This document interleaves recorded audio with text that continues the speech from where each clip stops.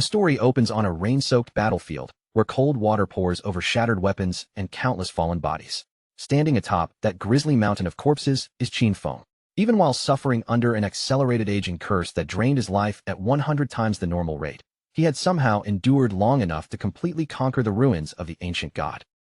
A woman approached through the rain with a dagger gripped tightly in her hand. Looking up at Qin Feng with a cold, almost mocking smile, she praised him for accomplishing something truly impressive. But her admiration held no warmth at all. With Qin Feng already weakened beyond recovery, she calmly announced that she would be taking the divine artifact known as the Eye of Judgment for herself. Covered in blood and barely clinging to life, Qin Feng struggled to lift his head. His fading eyes settled on the familiar woman before him as he painfully asked his sister, Qin Xiaoyu, why she had chosen to betray him. Qin Xiaoyu showed no trace of guilt. In an icy voice, she reminded Qin Feng that he had never been their parents' biological son. He was merely an adopted child they had taken into their home. Since the two of them shared no blood, Qin Xiaoyu had never truly regarded him as her brother. To her, the bond Qin Feng had spent years protecting had never meant anything in the first place. At that moment, a blonde-haired man named Song Fei stepped out from nearby. Glancing at the dying Qin Feng with open satisfaction, he remarked that Qin Feng had ultimately proven far more useful than expected.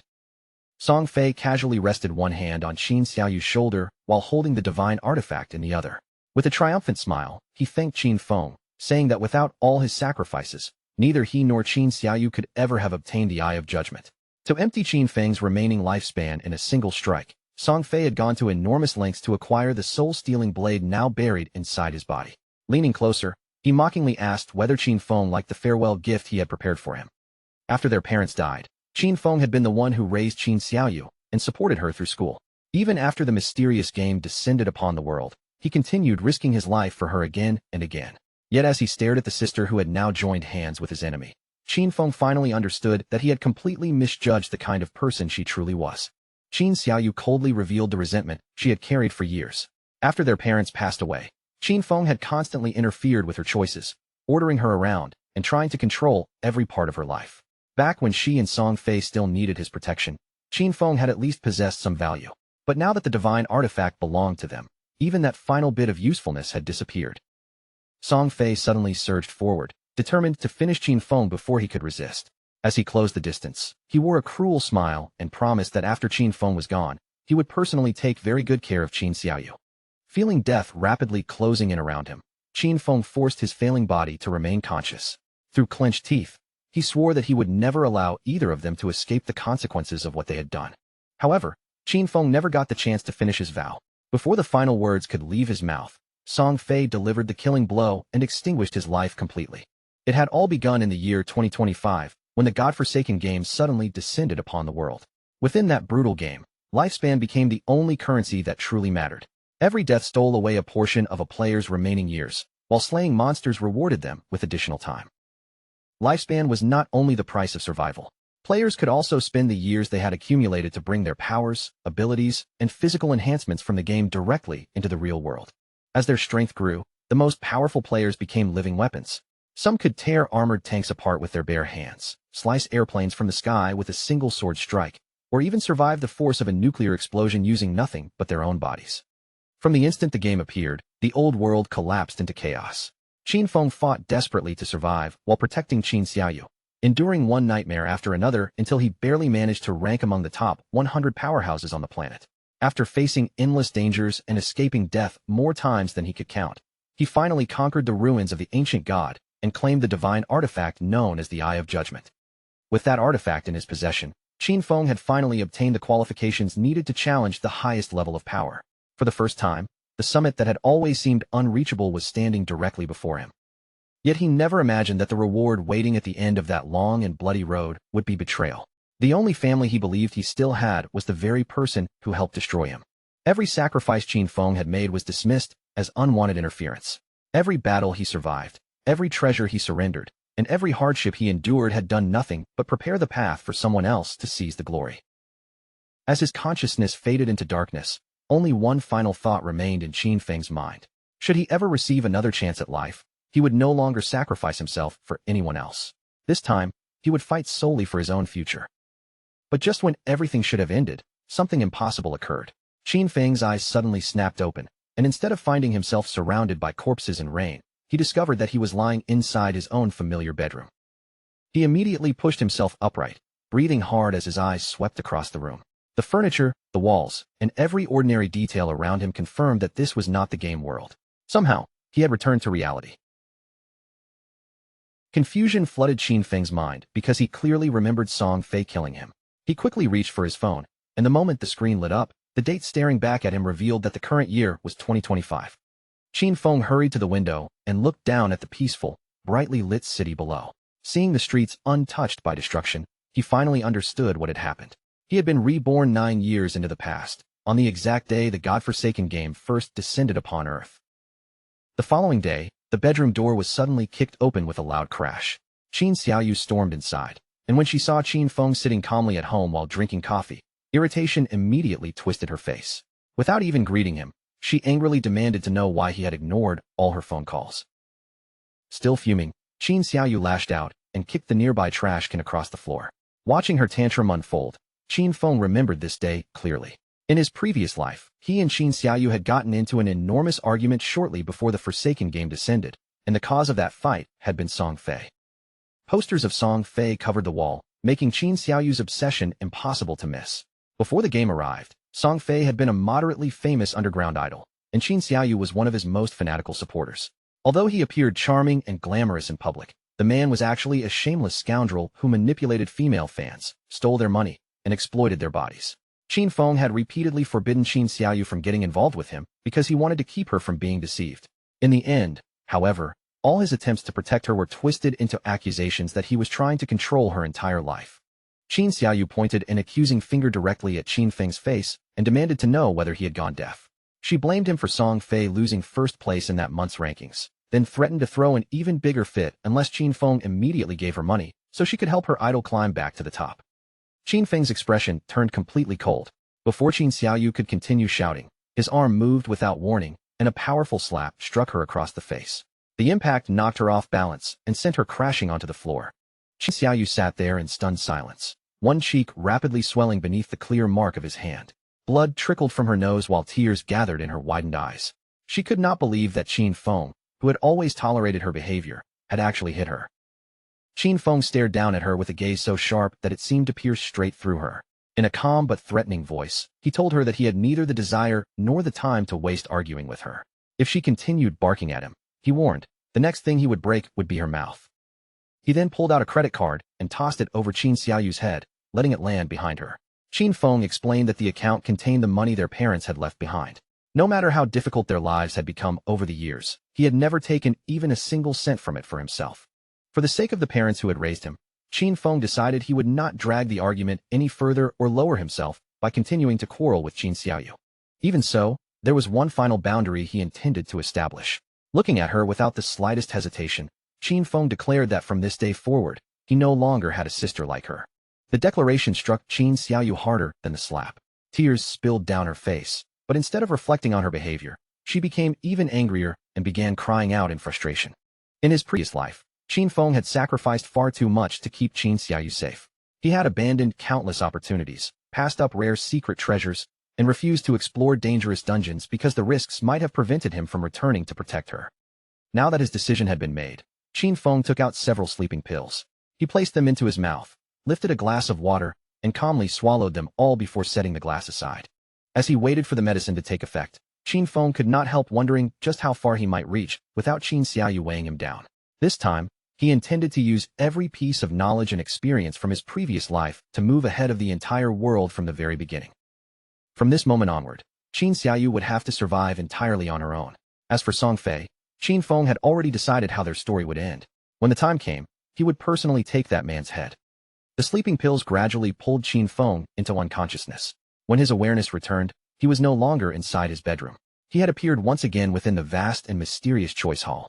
A strange sense of familiarity washed over him as he looked around the hall. During his first life, he had been so nervous upon arriving here that he spent several hours struggling over which profession to choose before finally leaving. This time, however, he knew exactly what awaited him, and he could not afford to waste even a moment. In his previous life, Qin Feng had selected the warrior class because he believed it was the best option for protecting Qin Xiaoyu.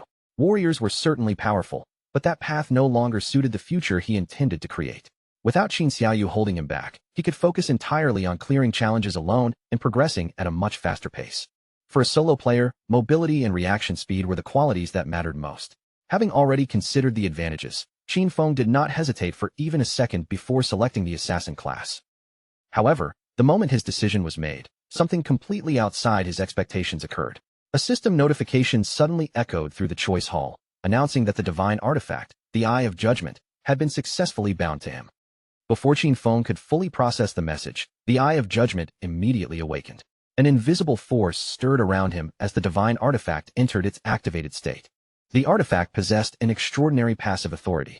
Whenever Qin Feng entered the Forsaken game, it would automatically grant him the highest rank profession and the highest rank talent available. Qin Feng stood frozen in disbelief as he realized that the Eye of Judgment had followed him through his rebirth and remained connected to his soul. Only then did he understand the artifact's true nature. Once it recognized an owner, stealing it meant nothing, because no one else could use its power. A thought suddenly crossed his mind. Perhaps the Eye of Judgment itself was the reason he had been reborn. Just then, dark shadows began gathering around Qin Feng's body. The black energy curled through the air like living smoke before sinking directly into his flesh. As more shadow poured into him, Qin Feng's entire body began undergoing a startling transformation. His hair rapidly turned pure white, while his physical form gradually dissolved into darkness, until he seemed to become a shadow himself. Qin Feng's appearance had been completely transformed by the power flowing through him. Shadow was the highest-tier hidden profession available to assassins, standing far beyond any ordinary class. It was nothing like the warrior profession he had chosen in his previous life, and merely awakening this hidden path had already filled his body with an astonishing amount of power. As Qin Feng examined his new profession, his eyes widened with sudden realization. Every standard profession carried an incredibly tiny possibility of evolving into a superior hidden class, but that probability was so low that most players would never encounter one in their entire lives. The authority of judgment, however, had turned that almost impossible chance into an absolute certainty. A system notification immediately appeared before him, revealing the true nature of the authority of judgment. It was the purest and most ancient primordial authority in the entire universe, a force whose power stood above both rules and order. Because Qin Feng had not yet obtained divinity, he could not consciously activate it for now, but its passive effects were already functioning without restriction. The information left Qin Feng staring in complete disbelief. In his previous life, humanity only learned about the power of order during the 7th year after the God-forsaken game descended. That discovery came after an overwhelmingly powerful player finally escaped God's abandoned realm and entered the realm of order. Even then, despite all the years that followed, not a single person had ever truly succeeded in obtaining the power of order for themselves. Qin Feng had never imagined that he would possess something even greater. His new journey had only just begun, yet he had already obtained a primordial authority capable of surpassing both order and the rules governing existence. Once he escaped God's abandoned realm, entered the realm of order, and acquired divinity, he would finally be able to activate that authority himself. In that instant, Qin Feng gained another major goal for this second life. With the profession selection process finally complete, another system prompt appeared in front of Qin Feng. Before he could officially enter the game, he was required to choose and register the alias he would use inside this world. Qin Feng paused briefly, considering what name would suit his new beginning. His profession had been born from darkness itself, and his body had already taken on the form of a living shadow. After only a moment of hesitation, he entered the alias Shadow. The instant the name was confirmed, a powerful teleportation force wrapped around Qin Feng. His surroundings blurred and vanished, and in the next moment, he was transported directly into God's abandoned realm. A ruined and desolate world unfolded before him, its broken land crawling with countless vicious monsters. Every creature wandering beyond the town walls was ready to rip players apart and devour the lifespan they carried. Players could leave the settlement, hunt those monsters, and earn lifespan that could be traded with others. However, dying inside the game came with a horrifying price. Half of both their tradable and non-tradable lifespan would be taken away. For now, Qin Feng had appeared inside Shell Town, one of the game's protected safe zones. No monsters were able to enter Shell Town, and players within its boundaries were forbidden from attacking one another. Lifespan was also consumed at only the normal 1x rate here, making the town one of the few places where newcomers could temporarily lower their guard. All around Qin Feng stood people who had been dragged into the game without warning. Some had merely lain down for a nap after finishing a meal, while others had fallen asleep from exhaustion after a long day of work. None of them expected to open their eyes and find themselves trapped inside this strange and terrifying world. Before long, nearly everyone nearby had turned to stare at Qin Feng. No one could identify his profession, and his unusual clothing looked completely different from the equipment they had received. Only after noticing the weapon at his side did several players guess that he might be an assassin. Qin Feng knew that powerful figures from country after country would soon emerge here, and their rise would completely reshape the order of the real world. If Qin Feng wanted to seize opportunities before those future powerhouses appeared, he could not afford to remain in town wasting time. Progress would never pause and wait for anyone, so every second he delayed could place him another step behind. At that moment, 3 men and an archer suddenly materialized inside the town through flashes of teleportation light. Players who died while hunting monsters outside would be forcibly returned to the safe zone, and judging from their frightened faces and furious shouting, this group had just suffered exactly that fate. They were both enraged and terrified by how powerful the wild monsters had been. One of them shouted that the monster had taken away their lives with a single bite. The enemy they had faced was only a supposedly weak level 1 crawler, yet even after attacking it together, they had managed to remove nearly 1/3 of its health. Now that all of them had died, each person's remaining lifespan had been brutally reduced by half. The shaken players turned toward their archer, Zhang Lizzie, and anxiously asked what they were supposed to do next.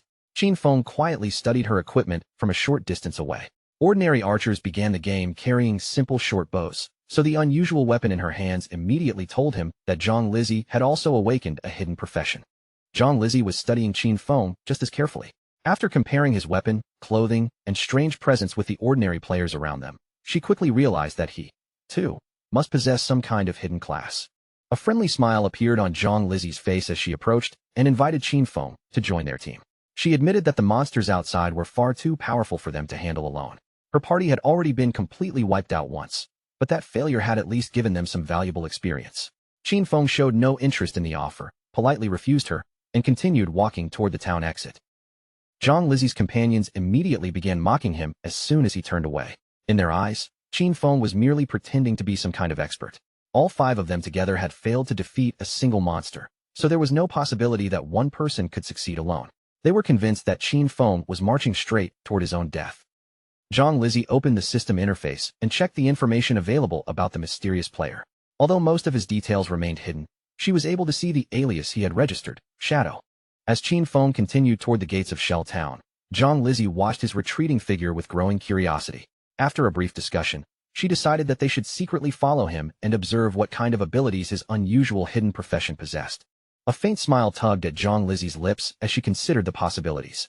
Even if Qin Feng failed, watching him might reveal new information about the monsters outside.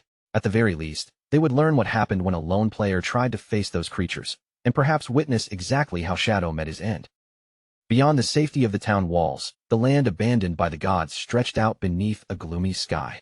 The ruined wilderness felt deeply unsettling, and danger seemed to be hiding behind every twisted tree, broken stone, and patch of darkness.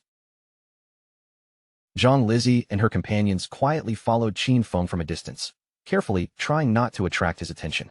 She still had no idea why she had been dragged into this world, but her many years of experience playing online games had helped her react quickly.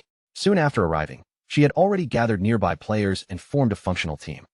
Unfortunately, their confidence had vanished the moment they stepped outside Shell Town. The very first monster they encountered had wiped out the entire group without giving them any real chance to fight back. After experiencing that crushing defeat firsthand, Zhang Lizzie was certain that such a creature could not possibly be defeated by an ordinary level 1 player.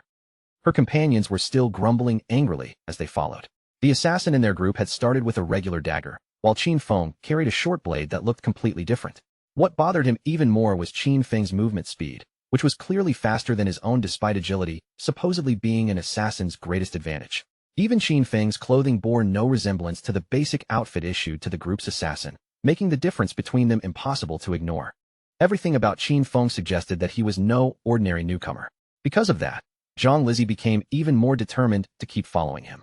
A player this unusual might reveal crucial information capable of helping her group survive and grow stronger.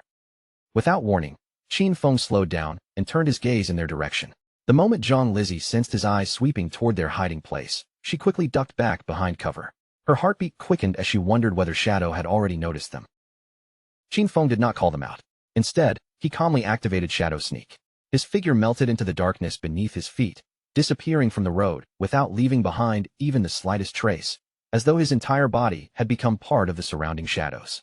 Zhang Lizzie and the others stared blankly at the empty space where Qin Feng had been standing. He had vanished directly before their eyes. The assassin in the group quickly recognized what had happened and explained that Shadow had used a stealth ability, an early assassin skill capable of granting temporary invisibility. With Qin Feng completely invisible, Zhang Lizzie abandoned the idea of following him any farther. She decided that their safest option was to return to Shell Town and search for another method of improving themselves. Venturing outside again was simply too dangerous.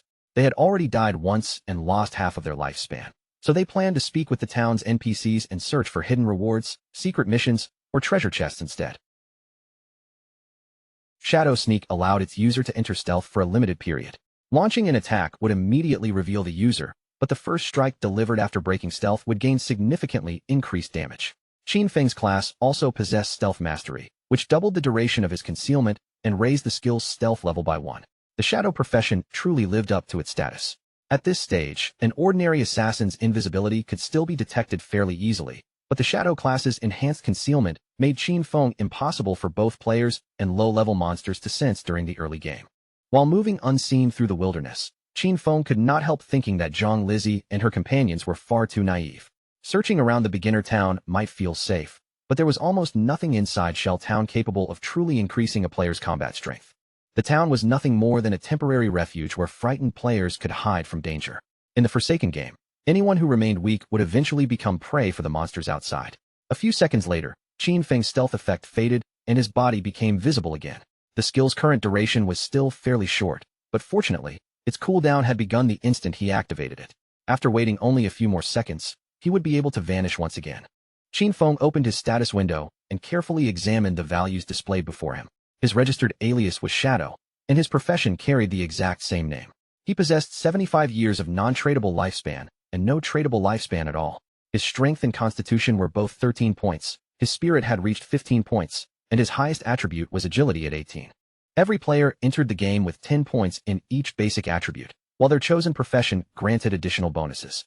In Qin Feng's previous life, the warrior class had increased only his strength and constitution by 3 points each. The shadow class was on an entirely different level. It had improved every one of his attributes, with agility alone receiving an enormous increase of 8 points. He also had 5 unassigned attribute points waiting to be distributed. Most new players would immediately invest those points into strength or spirit, hoping to raise their physical or magical attack power. However, Qin Feng knew from years of experience that doing so at the beginning of the game was a serious mistake. Without wasting even a moment, Qin Feng placed all 5 free points directly into agility. The number on his status window instantly rose from 18 to 23, giving his speed an even greater advantage over ordinary players. Agility was the most valuable attribute during the early stages. Regardless of how beginners distributed their points, the monsters outside possessed enough power to deal overwhelming damage with nearly every attack. The safest way to defeat them was not to endure their blows, but to avoid being hit altogether, and that required enough agility to greatly increase movement and reaction speed. Just as Qin Feng finished reviewing his strengthened attributes, something unusual in the nearby forest caught his attention. His eyes narrowed, and his focus immediately shifted toward the trees ahead. Partially concealed behind the trunk of a large tree was a monster. Its hunched figure remained low to the ground, and it seemed to be lingering there while absorbing something from the surrounding area.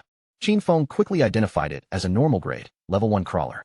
However, there was something abnormal about the creature's condition. The energy gathering around its body made it clear that the monster was currently in the process of evolving. Qin Feng immediately became cautious. As he watched the crawler continuously absorb traces of lifespan, the situation became obvious. This was almost certainly the same monster that had slaughtered Zhang Lizzie's group and taken the lifespan they lost upon death. The crawler suddenly sensed Qin Feng's presence and twisted its body toward him.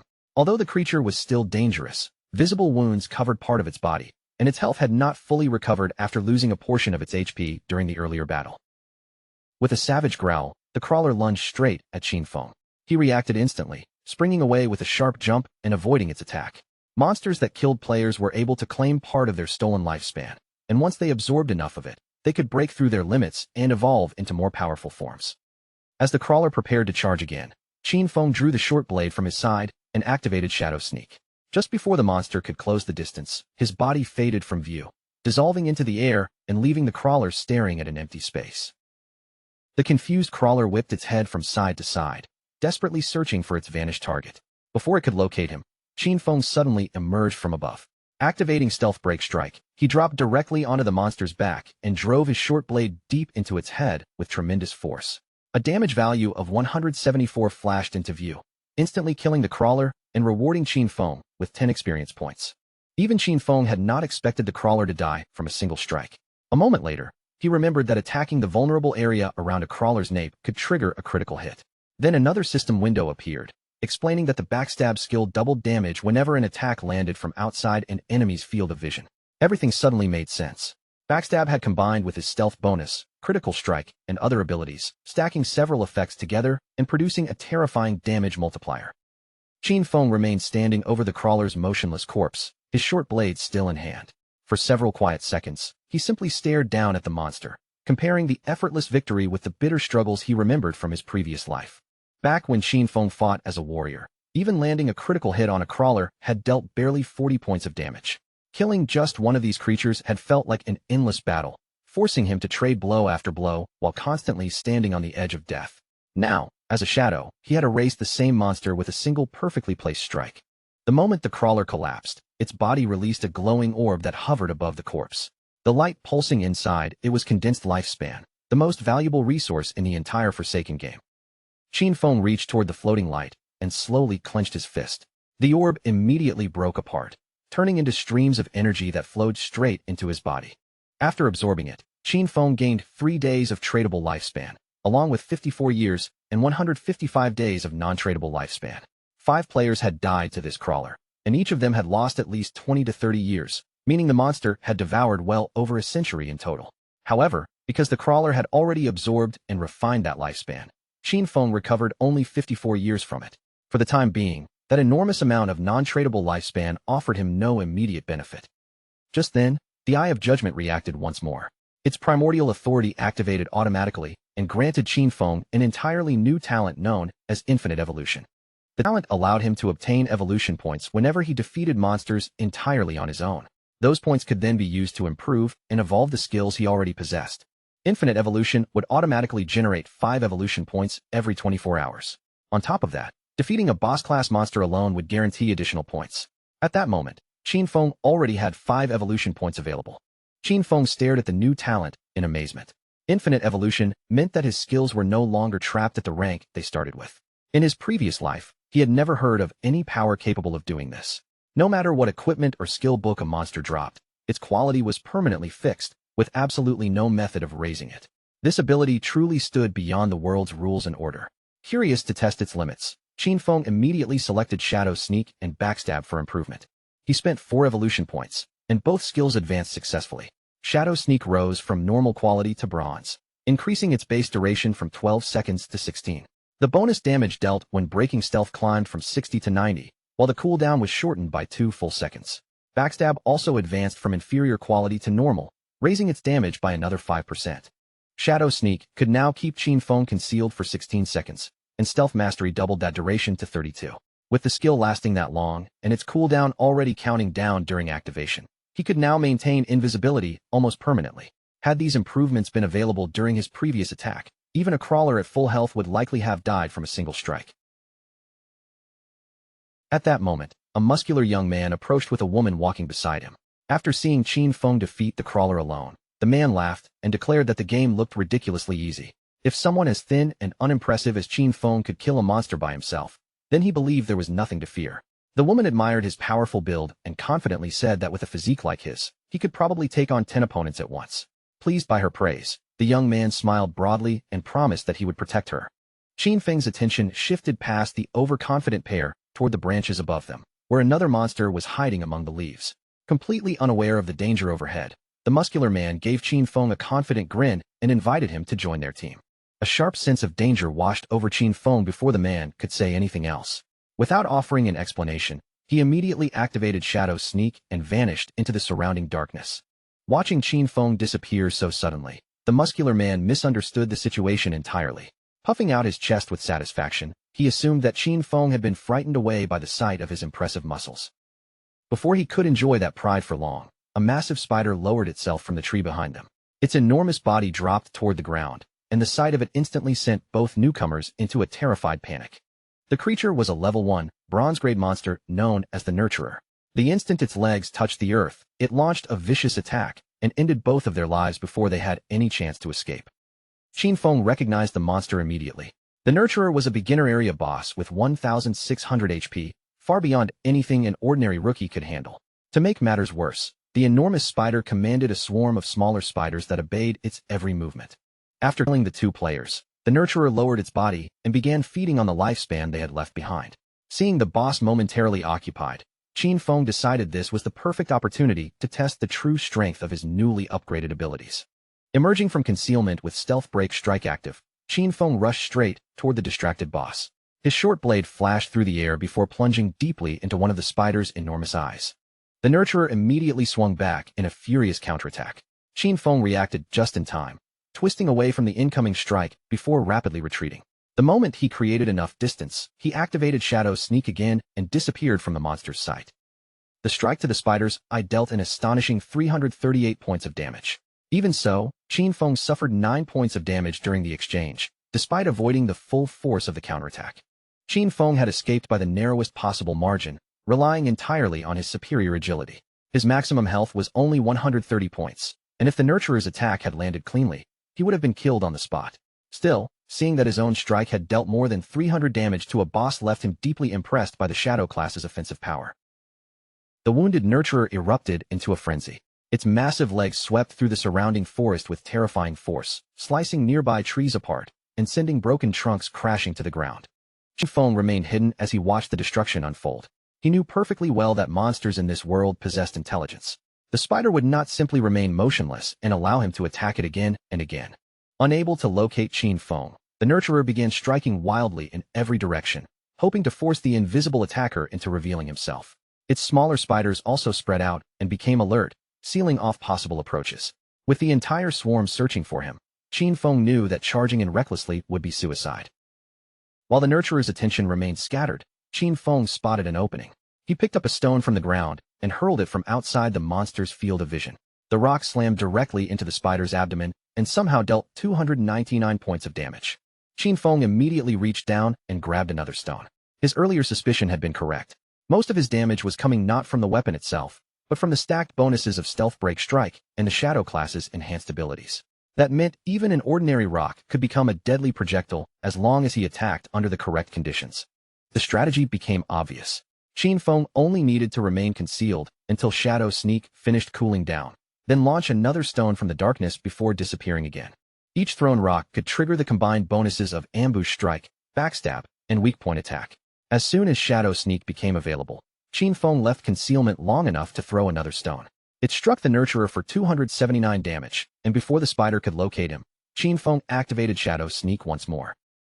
His plan was simple but brutally effective. He would stay invisible while waiting for Shadow Sneak's cooldown, emerge only long enough to attack, and then immediately return to the shadows. At the same time, the leaderboard inside Shell Town suddenly updated. A public announcement revealed that the player Shadow had defeated the bronze-grade boss known as the Nurturer. He had also become the first player to reach level 2, instantly taking the #1 position on the ranking list. The other newcomers stared at the announcement in disbelief. Most of them had already been killed by ordinary monsters, so they could not understand how someone had managed to defeat an actual boss so quickly. Zhang Lizzie and her companions were completely speechless when they saw Shadow's name at the top. Qin Feng had not only killed a boss by himself, but had also reached level 2 before everyone else. Their entire team could not even defeat a normal monster together, so they began wondering whether the ranking announcement had to be some kind of system error. The muscular man and the woman who had been slain by the giant spider soon reappeared inside Shell Town. When they saw the announcement stating that someone had killed the creature that destroyed them instantly, their faces filled with shock. Only then did they realize that Shadow was the thin young man they had encountered moments earlier in the forest. Back in the wilderness, a system notification confirmed Qin Feng's victory over the Nurturer. He received 300 experience points and 2 evolution points for defeating the boss alone. At the same time, Shell Town's level leaderboard was officially unlocked. Qin Feng also received 1 reputation point before turning toward the Nurturer's corpse and absorbing its remaining lifespan. The instant the giant spider died, all of the smaller spiders scattered into the forest. Watching them escape, Qin Feng felt a trace of regret. He should have eliminated the weaker spiders first and collected their experience before finishing the boss. Even so, the rewards were impressive. He gained 46 days of tradable lifespan, a bronze-quality skill book called Greedy Hand, and a corrosive dagger that provided 35 attack power and 4 additional agility points. Qin Feng immediately learned Greedy Hand. The skill could be used on defeated monsters and carried a 20% chance of producing an additional loot reward from their corpses. He was genuinely surprised that a mere bronze-grade boss had dropped such an extraordinary assassin skill. Greedy Hand could dramatically increase the amount of loot gained throughout the game. During the later stages, even a 20% chance of receiving extra rewards from a powerful boss would be incredibly valuable. Qin Feng remembered a player from the Godslayer Guild in his previous life, whose combat ability had been completely average. Yet because that man possessed Greedy Hand, he became one of the most sought-after players in the world and was constantly escorted by a personal bodyguard. A spark of excitement appeared in Qin Feng's eyes. Greedy Hand might currently activate only 20% of the time, but Infinite Evolution changed everything. By continuously improving the skill, he could raise not only its activation rate, but potentially the amount of additional loot it produced as well. The following morning, students filled the streets as they made their usual way towards school, completely unaware of how drastically the world had already begun to change. Walking beside Qin Xiaoyu, one of her friends asked whether she planned to call Qin Feng and apologize. She reminded Qin Xiaoyu that they had skipped an important exam the previous day, so they could secretly go support Song Fei, and she was certain Qin Feng had every reason to be furious. Qin Xiaoyu stubbornly refused, insisting that she had done nothing wrong. Because of Qin Feng, they had almost missed the entrance time for Song Fei's event, so in her mind, he was the one who owed her an apology. Her friend continued trying to reason with her, pointing out that Qin Feng had always treated her extremely well. She then noticed the swelling on Qin Xiaoyu's face and asked what had happened. Qin Xiaoyu refused to change her mind, complaining that Qin Feng did nothing but interfere with her personal affairs. As for the injury, she quickly invented an excuse and claimed that she had simply tripped and hurt herself. When the two girls entered the school building, they noticed a large crowd of students gathered outside one of the classrooms. Everyone was whispering nervously and trying to see what was happening inside. Unable to suppress her curiosity, Qin Xiaoyu's friend pushed through the crowd and stepped into the classroom. There, she saw Shang Wai lying before everyone as his body gradually became semi-transparent. One of Shang Wai's friends tried to explain what had happened, though his voice was filled with uncertainty. Shang Wai had said only moments earlier that he wanted to take a quick nap, but when the others turned around again, his body had already changed into this ghost-like state. The same phenomenon was not limited to their school. Reports were already spreading across the internet from countries all over the world. According to several experts, anyone who fell asleep would enter a semi-transparent condition resembling a ghost, but no one yet understood why it was happening. Qin Xiaoyu's friend immediately became alarmed. She pulled out her phone and decided to call her parents, warning them not to fall asleep. She also urged Qin Xiaoyu to contact Qin Feng and alert him, just in case he was in danger. Qin Xiaoyu coldly rejected the suggestion, declaring that she would rather see him dead than be the one to call him.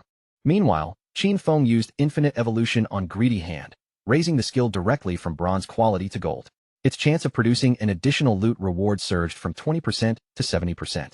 With the upgraded Greedy Hand now fully learned and active, Qin Feng's next use of the skill brought him 2 evolution points. Qin Feng clenched his fist and activated Greedy Hand on the defeated boss. Energy flowed out from the corpse, rewarding him with 2 evolution points and an additional 46 days of tradable lifespan. The result left Qin Feng more than satisfied. He now possessed 2 evolution points, while advancing Greedy Hand to its 3rd level required only 3. Once he gathered 1 more point, the skill's chance of producing extra loot could soon reach a guaranteed 100%. Qin Feng knew that the world's governments had likely begun recognizing the truth behind the strange phenomenon.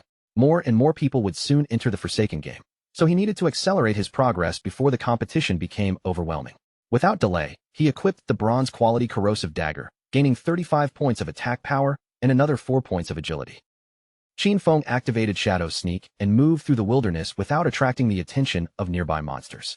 He knew it would not take long before humanity discovered that the skills and equipment obtained inside the game could be brought into the real world. The moment that knowledge spread, global society would descend into chaos. Extracting those powers required 2 conditions. A player had to reach level 10 and possess enough tradable lifespan to pay the cost. Hunting ordinary monsters would take far too long, so Qin Feng set his sights on finding stronger bosses instead. As Qin Feng moved deeper through the wilderness, the distant sounds of clashing weapons and frantic shouting reached his ears. Following the noise to the edge of a nearby cliff, he looked down and saw several players locked in battle with a level 2, bronze-grade sprint predator. Qin Feng had entered this area specifically to search for stronger bosses, and now a sprint predator had appeared directly in front of him. The timing could not have been better, so he remained above the battlefield and quietly observed the fight. The sprint predator suddenly lunged forward, but a player carrying a heavy shield and mace stepped into its path and blocked the strike without much difficulty. The moment Qin Feng recognized him as Wang Ming, a flicker of surprise crossed his face. He had not expected to meet this man so early, which meant the rumors from his previous life were true. When Wang Ming first entered the Forsaken game, he had somehow assembled an entire team of hidden class players, with all 6 members possessing rare professions. Wang Ming planted his feet firmly against the ground and activated Holy Barrier. Golden light burst outward from his shield, forming a glowing wall that forcefully repelled the charging monster and pushed it backward. His hidden profession was the Holy Shield Warrior, a defensive class with twice the basic attributes of an ordinary warrior. As though that advantage were not already powerful enough, Wang Ming had also awakened an innate skill capable of granting temporary invincibility. While the sprint predator was briefly thrown off balance, the female mage standing behind Wang Ming raised her staff. A blazing fireball formed before her and shot across the battlefield, exploding directly against the monster's arm. The mage possessed a hidden profession known as Prophet. This class allowed her spells to inflict twice the magical damage of a normal mage, and it also granted her the built-in skill Prophetic Fireball from the moment she entered the game. The team's archer was equally unusual, having awakened the hidden class known as Sharp-Eyed Shooter. It doubled the basic attributes of an ordinary archer and came with the rapid shot skill. Their priest had become an oracle priest, giving him twice the healing strength of a normal priest along with the ability to restore the health of several allies at once. The archer and mage launched their attacks together, sending arrows and flames toward the sprint predator from 2 directions. However, the creature slipped between the projectiles with frightening ease before charging straight at Wang Ming and forcing him to retreat several steps. Seeing their ranged attacks repeatedly miss, the archer's confidence quickly disappeared. Her hands tightened around her bow as she stared at the creature's movements, realizing that this boss was far faster than any of them had expected. The priest immediately cast a healing skill on Wang Ming, restoring the damage he had taken. Believing their formation could still hold, Wang Ming decided they would continue attacking while the healers constantly repaired their injuries, gradually wearing down the boss's health. From his position above the battlefield, Qin Feng immediately understood Wang Ming's strategy. The man planned to grind away at the monster's health little by little, which was certainly optimistic. Unfortunately, he had overlooked the greatest danger of fighting for too long in the wilderness. This was untamed territory filled with roaming creatures, and the noise of a prolonged battle would inevitably attract more enemies. Just as Qin Feng expected, movement appeared behind Wang Ming's formation, and 2 additional monsters emerged from the surrounding forest. Qin Feng recognized them at once as corruptors. These ordinary level 2 monsters were covered from head to toe in thick, dark brown mud, and unlike most creatures in the area, they specialized in launching attacks from a distance. The swordsman in Wang Ming's team reacted immediately. Drawing his weapon, he rushed toward the 2 newcomers and slashed fiercely at the corruptor standing closest to him. Judging by the swordsman's unusual equipment and movements, he clearly possessed a hidden profession as well. However, even with Qin Feng's memories from his previous life, it was a class he had never personally encountered before. The sword strike landed cleanly but caused only 33 points of damage. The swordsman's expression changed the moment he saw the number, and he quickly realized that the corruptor's defensive power was much higher than expected. Before he could pull back, the corruptor's swollen body convulsed. It opened its mouth and violently spat a thick stream of filthy mud directly onto the swordsman. The attack activated ground bind. The heavy mud wrapped around his legs and hardened against the earth, sharply reducing his movement speed and leaving him struggling to reposition himself. At the same time, the second corruptor turned its attention toward the mage. It charged after her relentlessly, forcing the frightened woman to flee across the battlefield with tears gathering in her eyes. Just as the corruptor was about to reach her, Qin Feng sprang down from above. His figure flashed past like lightning, and before anyone could clearly follow his movement, his blade swept through the creature's neck. The strike dealt 441 points of damage and severed its head in one clean motion, saving the mage and leaving the entire team frozen in shock. The attack had been so overwhelming that the level 2 corruptor died instantly. The mage stumbled to a stop and stared at the falling corpse, completely unable to understand who had intervened or whether some unseen player had chosen to help them.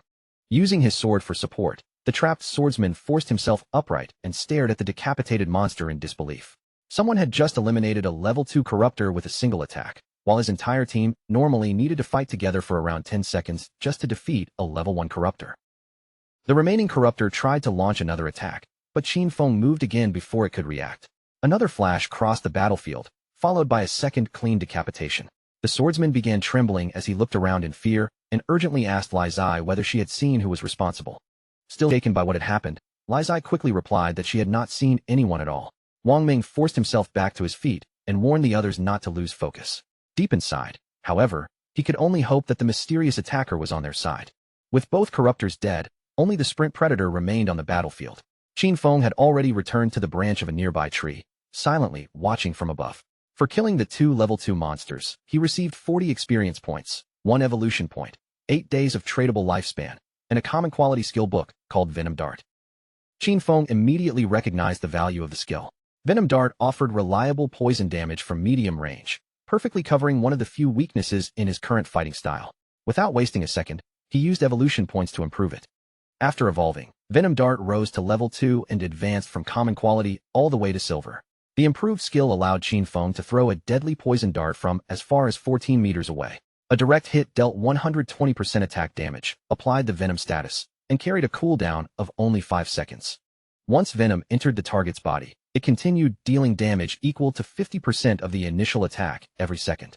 The poison remained active for 5 seconds, though multiple applications could not be stacked on the same enemy. Down below, the sprint predator charged once again. Wang Ming managed to raise his shield and block the initial impact. But during the struggle, one of the creature's sharp limbs slipped past his defense and stabbed deeply into his stomach. The pain caused Wang Ming's grip to fail, sending both his shield and mace crashing to the ground. The sprint predator immediately exploited the opening and drove another bladed limb into his body, making him cry out in agony. The archer began shaking uncontrollably as she watched their strongest defender being impaled. Their priest panicked as well, because Wang Ming was taking damage faster than his healing skills could possibly restore it. Realizing that his team was on the verge of being wiped out, Wang Ming forced out a desperate command. Ignoring his own condition, he told the others to abandon the battle and run while they still had the chance. Before anyone could move, a dart cut silently through the air. It buried itself deep in the sprint predator's head, and a massive damage value of 845 appeared above the creature. The mage and archer stared in complete disbelief. A single attack from an unseen source had instantly erased nearly half of the boss's remaining health. For a moment, both the sprint predator and Wang Ming twisted in pain. Wang Ming remained trapped beneath the monster's limbs, while the creature staggered as the poison spread through its body. Dark venom began seeping from the wound around the dart. The toxin pulsed through the sprint predator again and again, dealing repeated bursts of 324 damage until its legs finally gave way and its enormous body collapsed onto the ground. Because Qin Feng had inflicted more than 90% of the total damage, the system recognized the sprint predator's loot as his. The kill rewarded him with 600 experience points, raising him to level 3, along with 2 evolution points and 55 days of tradable lifespan. Qin Feng had not expected Venom Dart's damage over time to activate his class's passive bonuses, but the discovery completely changed his combat potential. While concealed by Shadow Sneak, he could remain invisible and continue throwing poison darts from a distance. At this point, almost nothing in the early or middle stages of the game could stop him. Several glowing rewards began materializing around the sprint predator's corpse. Wang Ming could only stare at the dead boss, still stunned by the overwhelming damage it had suffered. A few seconds later, the loot vanished from his sight as ownership was automatically assigned to Qin Feng. After receiving treatment from the priest, Wang Ming slowly climbed back to his feet. He looked toward Qin Feng's position and sincerely thanked him for intervening and saving the entire team. Qin Feng did not respond warmly to the gratitude. Instead, he calmly warned them that in the wilderness, trusting an unknown person so easily could be fatal. His blunt words immediately left everyone silent and surprised. Wang Ming accepted the warning without taking offense and thanked Qin Feng for the advice. He then told the others not to disturb him while he examined the boss's rewards. Before stepping away, Wang Ming added that Qin Feng could come find him in the future should he ever need assistance. Qin Feng gathered the dropped items while quietly reassessing Wang Ming. The man seemed far more trustworthy than most players, and more importantly, he had the support of Daxia's government and access to enormous resources.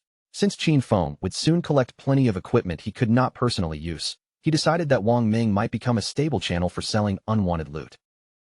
He activated Greedy Hand on the sprint predator's corpse.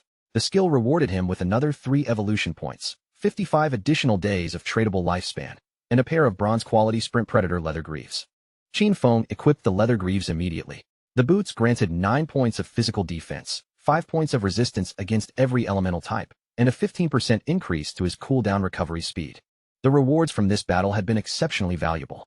Qin Feng had also collected several pieces of equipment and skill books meant for other professions, and his storage bag was gradually becoming full. Once he could carry no more, he planned to return to Shell Town and exchange everything he did not need for additional lifespan. A confident light appeared in Qin Feng's eyes as he reviewed his growing strength. Compared with the painful progress of his previous life, his development this time was already moving nearly 100 times faster. Not far from where Qin Feng stood, another group of players was struggling against a growing number of monsters. As more creatures emerged from the wilderness and surrounded them, the exhausted team realized that continuing the fight would only lead to death, so they immediately decided to retreat. Before they could escape the encirclement, the ground ahead of them trembled. A far larger monster emerged into view, blocking their path and towering over both the players and the smaller creatures around it. The terrified players turned to flee in another direction, but they were already too late. The enormous monster unleashed a mass of razor-sharp vines, which tore across the battlefield and pierced every member of the group, killing them all before anyone could get away. The defeated players reappeared inside Shell Town one after another, their faces filled with anger and helplessness. The monsters outside almost always traveled in groups, and whenever one of them was badly wounded, it would simply retreat before the players could finish it off. Rumor had it that reaching level 3 was the only way to leave the game, but after experiencing the wilderness firsthand, that goal felt almost impossible. Some players argued that their groups were simply too small. 3 people clearly were not enough, so they suggested forming parties of 6 or even 10. Another player immediately rejected the idea, saying he had personally watched a 10-person team get surrounded and completely wiped out. Large groups only attracted more dangerous enemies. Not long ago, 40 players had accidentally provoked a monster called the Curse Master, and with a single devastating attack, it had annihilated more than 30 of them. Zhang Lizzie and her companions also respawned inside the town after yet another failed hunt. The situation was becoming terrifyingly clear. Anyone who failed to reach level 3 would remain trapped inside the game indefinitely. They had all entered after falling asleep, which meant only their consciousness had been pulled into this world. If they could not escape, their real bodies would eventually weaken and starve to death. Zhang Lizzie clenched her teeth in frustration, unable to understand why the game had been designed to be so brutally difficult. One of her companions began to panic, reminding everyone that they had already died 3 times. Their non-tradable lifespan had fallen below 10 years, and if they continued at this rate, they might truly die in the real world. Zhang Lizzie could not confirm whether every warning was accurate, but one thing was certain: they could not afford another death. When Zhang Lizzie checked the leaderboard and saw that Shadow had already reached level 3, confusion spread across her face. While nearly everyone else remained trapped at the beginning, he had somehow advanced far ahead, which could only mean he had uncovered some hidden method or trick. The more she thought about it, the clearer her answer became. If Zhang Lizzie and her team wanted to escape the game alive, they needed Shadow to carry them until each of them reached level 3. Clenching one hand into a determined fist, Zhang Lizzie ordered her companions to spread the message throughout Shell Town. They had to find Shadow and convince him to help them level up. Once they returned to reality, she was prepared to reward him with 10 million in cash. Her teammates stared at her in disbelief, but Zhang Lizzie remained confident. In her mind, no ordinary person could possibly refuse that amount of money. Meanwhile, deep in the forest, Qin Feng swiftly eliminated another level 2 polluter. The creature collapsed beneath his attack, rewarding him with 20 experience points and 1 additional evolution point. After drawing the lifespan from the fallen monster into his body, Qin Feng checked his available evolution points. He had finally accumulated enough, so without hesitation, he spent all 5 points to evolve Greedy Hand once again. The skill's quality advanced from Platinum to Emerald. Its probability of producing extra loot surged to 160%, meaning it could now guarantee 1 additional reward and even had a chance to produce another. More importantly, every extra item obtained through the skill now carried a 20% chance of appearing 1 quality tier higher. Even Qin Feng was impressed by the new effect. The skill had already become absurdly powerful, and this was still far from its limit. If he continued evolving it, the chance of raising an item's quality could eventually climb to 100%, or perhaps even reach 200% and trigger more than once. Rain began falling across the forest, tapping against the leaves and darkening the soil beneath Qin Feng's feet. As he moved through the wet wilderness, something in the distance suddenly caught his attention. Wandering between the rain-soaked trees was the monster known as the Curse Master, the same terrifying creature the players in town had been discussing. The Curse Master was already a bronze-tier boss, but it was currently consuming vital energy in preparation for an evolution. Once the process was complete, it would advance into a far more dangerous silver-tier boss. After examining the creature, Qin Feng was not surprised that it had slaughtered a team of 40 players. A boss like this could easily destroy unprepared beginners. However, his inventory was already completely full. Even if he killed the Curse Master now, he would have no space to collect its rewards, so he quietly marked its location on his map instead.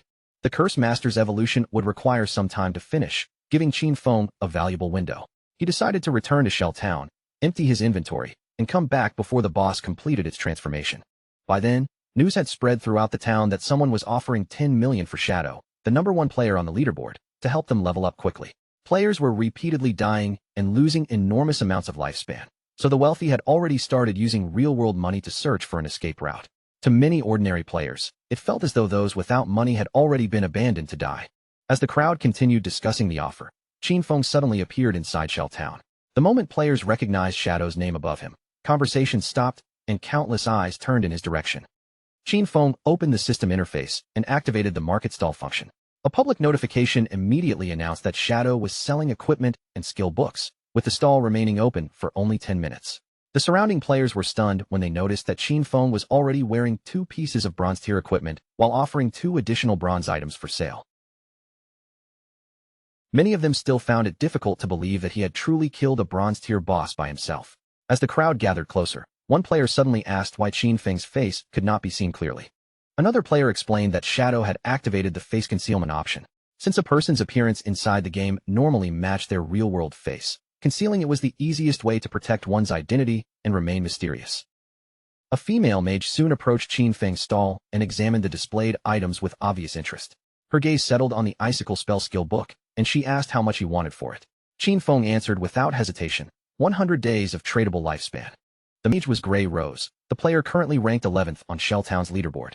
Like Qin Feng, she had also activated face concealment, hiding her true appearance from everyone around her. 100 days of lifespan was a heavy price, even for Grey Rose, so she asked whether Qin Feng could lower it. Qin Feng calmly explained that Icicle Spell was a common tier ability capable of greatly increasing a mage's farming speed during the early game. Considering the advantage it provided, 100 days was already an extremely favorable price. Grey Rose then asked whether she could pay him with real-world money instead. Qin Feng refused immediately. He advised her to use that money to purchase tradable lifespan from other players first, then return and exchange it with him. Unless someone offered more, he would hold the skill for her, but he would not hand it over until she produced the required lifespan. Grey Rose fell silent and began weighing the offer. Through the team channel, she asked her companions whether buying the skill was worthwhile.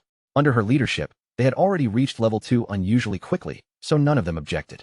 With Icicle Spell increasing their killing speed, they could reach level 3 and escape the game even sooner. Since survival came first, Grey Rose told her teammates to transfer their tradable lifespan to her and promised to repay them with cash once they returned to reality. After gathering the required amount, Grey Rose transferred 100 days of tradable lifespan to Qin Feng. Seeing that every member of her group had already reached level 2, Qin Feng estimated that they must have killed at least 30 or 40 crawlers. That meant their combined tradable lifespan should have been considerably greater than the 100 days she had just paid. Qin Feng completed the trade and handed over Icicle Spell. With the additional 100 days added to his account, his tradable lifespan increased from 268 days to 368. Just then, Zhang Lizzie pushed through the gathered crowd. The moment she spotted Shadow standing beside the stall, her expression brightened with relief and excitement. Wearing a confident smile, Zhang Lizzie presented what she considered an irresistible opportunity. If Qin Feng helped her and her companions reach level 3, she promised to pay him 10 million once they returned to the real world. The surrounding players reacted with immediate shock. 10 million was an amount most of them could only dream of earning, yet Zhang Lizzie had offered it openly in exchange for a simple leveling service. Qin Feng recognized her immediately.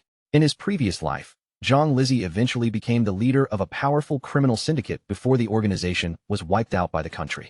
Still smiling confidently, she introduced herself as the daughter of the president of Daijong Industries. When Qin Feng showed no sign of believing her, she told him he could search for her identity himself. Qin Feng remembered the reports surrounding her syndicate all too well. Zhang Lizzie had allegedly used cash to tempt desperate people into selling their lifespan, then kidnapped them and forced them into labor. Those who resisted were said to have been murdered in the real world. Knowing exactly what kind of person stood before him, Qin Feng coldly rejected her offer. Zhang Lizzie admitted that Shadow was powerful inside the game, but reminded him that nobody yet understood how this world truly worked. She urged him to join her instead, promising a luxurious life filled with expensive cars, enormous houses, beautiful women, and anything else he desired. Qin Feng's expression did not change. He told her to stop obstructing his business. More than anyone present, he understood that ordinary money would soon become worthless, while tradable lifespan would rise as the only currency accepted everywhere. Zhang Lizzie's friendly expression disappeared, replaced by open arrogance. With a cold glare, she declared that if they were standing in the real world, she would have already taught him a painful lesson for disrespecting her. Qin Feng slowly turned toward her, his eyes carrying unmistakable killing intent. In a quiet and chilling voice, he warned that if she spoke one more word, he would kill her repeatedly until every last year of her lifespan was reduced to zero. The pressure in Qin Feng's gaze instantly crushed Zhang Lizi's confidence. She and her companions felt a cold fear spread through them, and without daring to argue further, they hurried away from the stall as quickly as they could.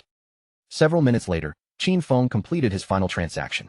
The last item sold from his stall was the bronze tier gleam robe, leaving his inventory nearly empty once again. After counting everything he had earned from the sales, Qin Feng's total tradable lifespan had risen to 546 days. With all of his unwanted equipment sold and enough inventory space restored, Qin Feng decided it was time to return to the forest and deal with the Curse Master. He activated Shadow's Sneak, and his figure quietly faded from view. No one in Shell Town understood it yet, but tradable lifespan could be used to extract skills and equipment from the game into reality. Once that truth became widely known, the Forsaken game would drag the entire real world into chaos. Wealth, family influence, and social status, the backgrounds people once took pride in, would soon lose their meaning. In the new world that was coming, only personal strength would matter. Far from Qin Feng's stall, Zhang Lizi and her teammates finally stopped running. Each of them bent over, breathing heavily after fleeing the area in panic. Still furious over the humiliation, Zhang Lizi complained that Shadow had not only rejected her offer, but had also threatened to kill her. Gritting her teeth, she swore that once she returned to the real world and uncovered his identity, she would find him and have him killed. While Zhang Lizi was imagining her revenge, a man named Mao Lijun approached the group. Most players knew him by his nickname, Lao Mao. Lao Mao introduced himself as a level 2 player and confidently claimed that he had discovered several useful tricks for progressing quickly inside the game. He then brought up the reward Shadow had refused. Lao Mao asked whether he could accept the 10 million offer instead, and personally help Zhang Lizi's team reach level 3. Zhang Lizi did not agree immediately. Watching him with a cautious expression, she asked exactly what he meant by these so-called tricks. Lao Mao explained that he normally kept his method secret, but because she was offering such a large reward, he was willing to make an exception. According to Lao Mao, the key to leveling safely was to invest every available attribute point into agility as soon as possible. With enough speed, players could run faster than the monsters, dodge their attacks, and gradually defeat them without suffering injuries. Zhang Lizi's eyes widened when she heard his explanation. She had done the complete opposite, placing all of her free attribute points into strength because she believed greater attack power would make leveling easier. After considering the proposal, Zhang Lizi agreed to hire Lao Mao, but reduced the payment to 5 million because he was clearly nowhere near as powerful as Shadow. Lao Mao accepted the lower amount without complaint. Even so, he could not help finding Shadow's behavior strange. No matter how strong someone was inside the game, refusing 10 million in real-world money made absolutely no sense to him. Meanwhile, Qin Feng finally reached the exact location he had marked on the map earlier. Remaining completely concealed in stealth, he studied the creature through the drifting haze and immediately noticed something different. The monster had already advanced into the silver rank, while the thick gray fog curling around its body made one thing obvious. It was still evolving. Without wasting a moment, Qin Feng activated his Venom Dart ability and quietly calculated the time he had left. Judging from the monster's current condition, it would need another 7 or 8 hours before completing its evolution and stepping into the gold rank.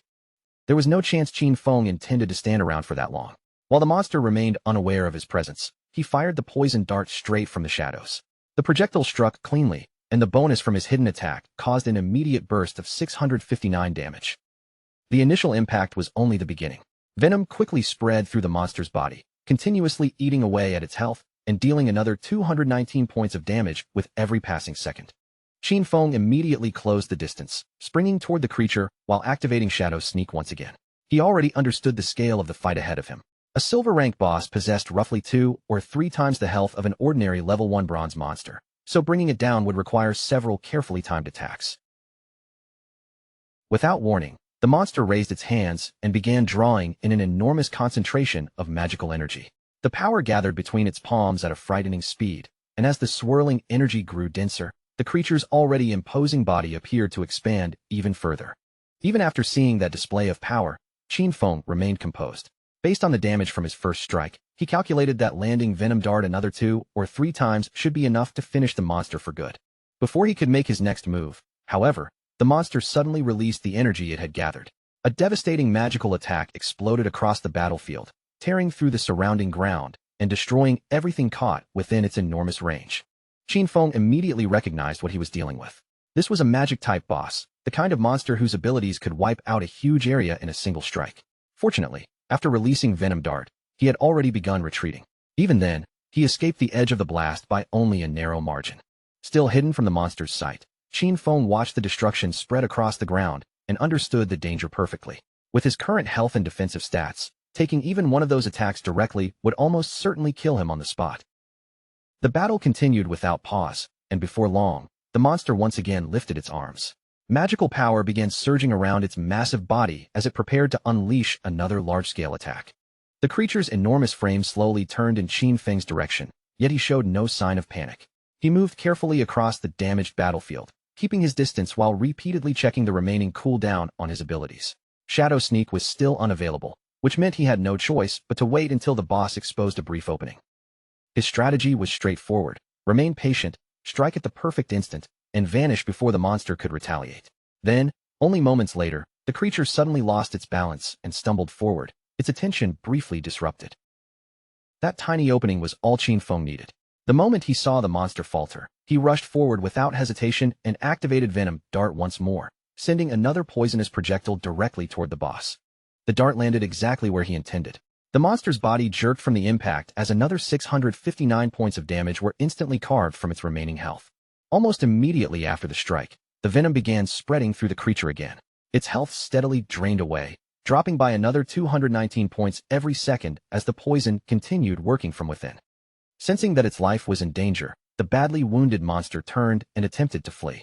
Qin Feng had no intention of allowing his prey to escape. However, he pursued it closely, his gaze locked firmly onto the creature as he waited for the final chance to strike. By that point, the boss was already on the verge of collapse. Its desperate attempt to run accomplished nothing, and with the poison still draining its health, escape had become completely impossible. In one swift burst of movement, Qin Feng disappeared from the ground. He reappeared directly above the creature's head, drove himself downward with tremendous force, and smashed the weakened monster face first into the earth. The moment the monster stopped moving, the system confirmed Qin Feng's victory over the silver-ranked boss. Notifications rapidly filled his vision one after another. He received a total of 1,800 experience points, instantly jumping from level 3 all the way to level 5. On top of that, he gained 4 evolution points and an astonishing 124 days of tradable lifespan. Seeing the rewards, Qin Feng could not help chuckling. A single boss had raised him by 2 full levels while also granting him valuable evolution points. As the defeated monster's enormous body dissolved and transformed into scattered loot, Qin Feng stepped closer and immediately activated his evolved skill, Greedy Hand. The air around the dropped items shimmered faintly before a system window appeared, confirming that Greedy Hand had successfully collected the rewards. The result exceeded Qin Feng's expectations. He received another 4 evolution points, along with an additional 124 days of tradable lifespan. With his gains doubled once again, Qin Feng's lips curled into a satisfied smirk. Receiving 2 additional bonuses so quickly was already impressive. After calculating everything, he realized that this single silver-ranked boss had ultimately brought him 12 evolution points and an incredible 372 days of tradable lifespan. Just as Qin Feng was absorbing the scale of his rewards, another system message suddenly appeared before him. Greedy Hand's secondary effect had activated, upgrading one of the looted items from silver rarity directly to gold. Qin Feng studied the notification with growing interest. A gold-tier item was no ordinary reward, and now he understood why Greedy Hand qualified as a Jade-level skill. It could improve loot beyond the quality it originally possessed. His attention then shifted toward the equipment scattered across the ground. The boss had dropped 7 or 8 separate pieces of gear, but Qin Feng's backpack had only 10 empty spaces remaining. Qin Feng let out a weary sigh as the problem became obvious. If he had to return to town every time he killed a boss, he would waste an enormous amount of valuable time traveling back and forth. A storage ring, or any similar item capable of expanding his inventory, would solve everything perfectly. Just as he reached toward one particular piece of loot to inspect it, the focus abruptly shifted back to Shell Town. Inside the town, the female mage from Wang Ming's party appeared in a sudden flash of light. As her feet touched solid ground again, visible relief spread across her face. She had finally made it back safely, and she knew it was largely thanks to Wang Ming's leadership. The remaining members of the party soon appeared behind her and immediately began thanking Wang Ming. They openly admitted that without him guiding the group, none of them would have reached level 3 or returned alive. Wang Ming simply brushed their praise aside, calmly insisting that their progress had come from everyone working hard together. The mage, however, still carried one frustrating regret. With a disappointed sigh, she admitted that she wished she had managed to add Qin Feng as a friend back in the forest. In her mind, perhaps he had refused because she had been completely covered in mud at the time. One of her teammates grinned playfully and reassured her that she looked far better in her new outfit. Surely, if she met that mysterious player again, he would not reject her a second time. While the group continued chatting, a loud system announcement suddenly echoed throughout Shell Town. The level rankings had been updated, and Shadow had now reached level 5. The announcement sent a wave of shock through every player in town. People could hardly believe that Shadow had gone from level 3 to level 5 in such a short time. The most reasonable explanation was that he had defeated an extremely powerful boss. One player pointed out that only 10 minutes earlier, he had personally seen Shadow casually selling equipment in the town square, yet now Shadow had already gained 2 more levels. Another man excitedly announced that his younger sister had just turned 18. If Shadow happened to like her, it would be an enormous blessing for the whole family, especially if he helped them level up. His friends immediately crushed that fantasy, reminding him that Shadow had rejected an offer worth 10 million in cash. Someone like that was unlikely to care about a random matchmaking proposal. Back with Wang Meng's party, the excitement of reaching level 3 quickly faded. They had only just celebrated their progress, yet Shadow had already surged 2 levels ahead, leaving the entire team uneasy about the widening distance between them. Wang Meng remained far calmer than the others. He told everyone to stop worrying about Shadow for the moment. Their immediate priority was to log out, return to the real world, and warn their families and friends about how dangerous this mysterious game truly was. One by one, their bodies began fading as the system confirmed the logout process. Before Wang Meng disappeared completely, he left the team with one final warning. If the real world was truly heading toward chaos, then they needed to make sure the people closest to them were prepared. The surroundings changed, and Wang Meng's awareness returned to the real world. The instant his eyes opened, an anxious voice rang out nearby, urgently calling for the captain. Wang Meng was not merely another ordinary player trapped inside the game. In reality, he served as a police officer and held responsibility for the people gathered around him. Several fellow officers rushed toward him, their expressions filled with genuine fear. One of them confessed that while Wang Meng had been unconscious, parts of his body had actually begun turning transparent. The horrifying implication was impossible to ignore. When someone died inside the game or exhausted all of their remaining lifespan, they did not simply log out. They vanished from the real world as well. As terrifying as that realization was, Wang Meng understood that they could not afford to stand there dwelling on it. There were far more urgent matters that needed immediate attention. He pushed himself upright at once and ordered everyone nearby to assemble. His serious expression made it clear that something extremely important had happened and that every officer needed to hear the full report. When someone asked Wang Meng to explain what had occurred, he began describing the mission from the beginning. He and his companions had formed a complete party, and every member possessed a hidden profession, giving them a major advantage over ordinary players. Even with that advantage, however, a single monster had nearly wiped out the entire group. They survived only because an unknown player named Shadow appeared at the last moment and rescued them. Wang Meng firmly confirmed that every detail in his report was accurate. He then revealed the most shocking part, Shadow's unbelievable rate of progression. At the moment Shadow saved their party, he was already level 3. Yet by the time Wang Meng and the others finally reached that same level, Shadow had advanced all the way to level 5, gaining 2 additional levels in an incredibly short period. The revelation immediately unsettled the senior officers in the room. One of them asked the question everyone was thinking. Did this mean Shadow had already become the strongest player in the entire world? More importantly, how had he managed to level up so quickly? As theories spread around the room, Wang Meng suggested that Shadow had probably defeated a high-level boss or accomplished something equally extraordinary. Another officer carefully considered Wang Meng's account and soon noticed something strange. Shadow had already reached level 3 when he rescued the party. If that was true, then why had he not logged out alongside the other level 3 players?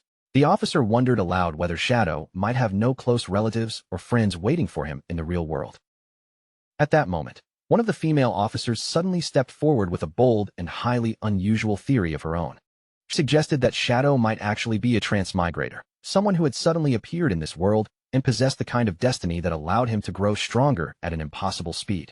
In the novels she had read, transmigrators were often orphans, which, in her opinion, might explain why Shadow had shown no urgency to return to reality. Her bizarre theory caused the entire room to fall completely silent.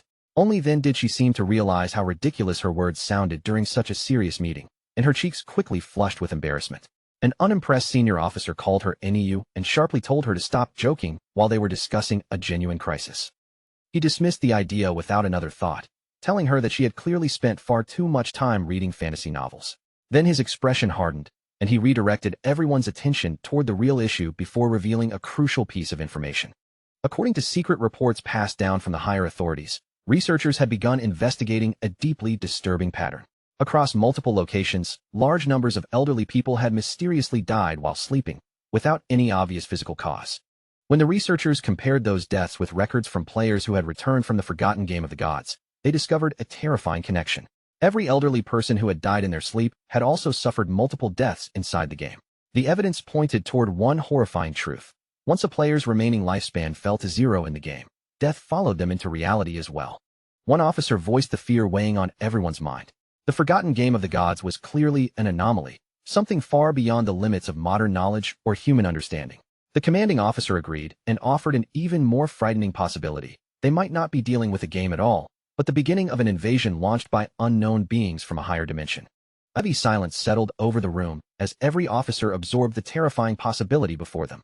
But the head officer had no intention of letting fear paralyze the meeting. Without wasting another second, he turned to the urgent orders handed down from above. The government had issued an emergency directive. Officers in every region were to organize local vanguard teams, enter the forgotten game of the gods, and uncover as much information as humanly possible. This crisis had already grown far beyond the responsibility of the police alone. The government was establishing a specialized force dedicated entirely to dealing with the strange new threat. And this was not happening in just one country. Nations across the world were racing to explore the game and understand its hidden rules. If their country fell behind, it could lose both its influence and its ability to protect itself. For the sake of national security, information had to be gathered, no matter the cost. With the situation made clear, the head officer announced his first official appointment. Anyu would take command of Team 1 and lead its operations inside the game. She accepted the responsibility immediately, her expression firm and without the slightest hesitation. Wang Ming was then assigned to serve as Anyu's vice captain. The two of them would also be allowed to personally select the officers who joined their unit. Wang Ming gave a serious nod, fully aware that the team they formed could play a crucial role in everything that came next. The head officer then shifted the discussion toward Shadow, the mysterious player Wang Ming had encountered inside the forest. From everything Wang Ming had reported, Shadow did not appear hostile or malicious. Because of that, Anyu and Wang Ming received another important assignment. Approach him carefully, earn his trust, uncover his real identity, and find a way to cooperate with him. He also explained why Anyu had been chosen to lead the mission. Her extensive knowledge of games, fantasy stories, and unusual fictional settings made her the most suitable person to investigate someone like Shadow. His rapid growth and extraordinary abilities sounded almost like something pulled from an ancient legend. The head officer hoped Anyu and Wang Ming could turn him into an ally, someone powerful enough to represent their interests within the game world. If they managed to bring Shadow onto their side, the information he possessed could provide an enormous strategic advantage. Meanwhile, the officers who remained outside the game would be responsible for maintaining order, controlling dangerous rumors, and preventing widespread panic among the public. With every assignment settled, the emergency meeting finally came to an end. Outside, the sun slowly sank beyond the city skyline, bathing the streets and buildings in a deep golden glow. As evening approached, the officers quietly began preparing themselves for the dangerous and uncertain challenges waiting ahead. By the following day, attention shifted to a high school classroom, where Qin Feng's younger sister sat silently at her desk, distracted by her own thoughts. All around her, students spoke excitedly about the latest developments surrounding the game. A nearby group was discussing Shang Wei, the student whose body had once begun disappearing. Against all expectations, he had reached level 3 and successfully returned to reality. One girl revealed an important detail he had shared. When several people from the same district fell asleep at roughly the same time, they would be sent to the same starter village. The discovery filled the students with both excitement and unease. One frightened girl insisted that she needed to bring her parents into the game with her. They knew nothing about gaming, and she feared they would be helpless if they entered alone. Another student quickly objected, arguing that involving their parents too soon would only increase the danger. Their best option was to become stronger first, so they could protect their families later. While the debate continued around her, Qin Feng's younger sister stared down at the phone resting in her hands. The longer she looked at the silent screen, the more irritated she became. Why had her brother still not contacted her? With something as enormous as the forgotten game of the gods suddenly affecting the entire world, she had expected him to send at least one message. Yet there was nothing, not even an apology for striking her earlier. That kind of silence was completely unlike him. In the past, whenever the two of them argued or she did something that upset him, Qin Feng would always be the one to find a way to restore the peace. He might lecture her or act annoyed, but eventually he would reach out. This time, however, the entire day had passed without a single apology or attempt to make amends. Their parents had never once raised a hand against her, yet her own brother had actually hit her. Still feeling wronged, she began defending her actions in her own mind. All she had done was skip class to attend Song Fei's concert. Was that really serious enough to justify such treatment? Her cheeks puffed out in a stubborn pout as she made a private decision. Unless Qin Feng called her and apologized at least 1,000 times, she would absolutely never forgive him. Her resentment did not last for very long, though. The instant her thoughts drifted toward Song Fei, the frustration on her face quickly gave way to bright, unmistakable excitement. Looking back on it now, she felt even more thankful that she had attended the concert the previous night. Once the forgotten game of the gods began affecting everyone's daily life, opportunities to see Song Fei perform might become extremely rare. A dreamy smile slowly spread across her face as she remembered the show and how close she had managed to get to him. In her imagination, Song Fei once again stood beneath the stage lights, dazzling the entire crowd with every movement. Merely recalling how incredible he had looked was enough to make her gush silently to herself. Then a sudden realization struck her. If every person entered the game world whenever they fell asleep, Song Fei would eventually be pulled into it as well. The thought immediately sent heat rushing into her cheeks. Her face turned bright red as she began imagining herself unexpectedly meeting Song Fei somewhere inside the game. Could this actually become the opportunity she had been waiting for? Perhaps fate itself was arranging a chance for the two of them to meet. The more she imagined it, the faster her heart began to pound inside her chest. Later, as she prepared to go to sleep, another thought suddenly crossed her mind. Shang Wei had managed to reach level 3 in an incredibly short amount of time. That probably meant he already understood the game far better than most beginners. If she wanted to perform well after entering, getting advice from him beforehand would be the smartest choice. Without hesitating, she picked up her phone and sent Shang Wei a message, asking whether he had any useful tips she should know before entering the game world. At that same moment, Shang Wei was spending time with several classmates when her unexpected message appeared on his screen. Shang Wei lowered his gaze to the phone, and a delighted smile immediately formed on his face. He could hardly believe what he was seeing. Someone like Qin Feng's younger sister had personally come to him for guidance. In his eyes, this was not merely a request for advice. It was a valuable opportunity, and he had no intention of letting it slip away. He quickly replied that she had contacted exactly the right person. According to Shang Wei, the most important secret at the beginning of the game was to place every available attribute point into agility. Without enough speed, she would never be able to escape powerful monsters and would simply die over and over again. She immediately asked whether that advice still applied if she chose to become a mage. Shang Wei confidently assured her that it did. Agility was useful for mages as well because it increased casting speed, which could make an enormous difference during the early stages. Still somewhat doubtful, she asked what she should do if increasing agility was not enough to help her win. Shang Wei told her there was no reason to worry. Once any player in their village reached level 5, the village teleportation formation would activate and connect the different starter villages. After that, she could join any available party and rely on the group to help her level up. He also promised that as soon as the teleportation circle opened, he would personally come and find her. Hearing that reassurance, she immediately felt much happier. Lying comfortably on her bed, she smiled to herself and thought about how useful someone like Shang Wei could be. Just like that, she had already found a person willing to help her inside the game. As drowsiness slowly pulled her toward sleep, another mischievous idea entered her mind. She would enter before Qin Feng, level up as quickly as possible, and become stronger than him. Then, when her brother finally joined, she would make sure he suffered. She would offer no guidance, no equipment, and no support at all. He could struggle on his own. Completely satisfied with her little plan, she closed her eyes and drifted off, eagerly awaiting the adventure ahead. Back inside the game, Qin Feng remained beside the pile of treasure left behind by the defeated boss.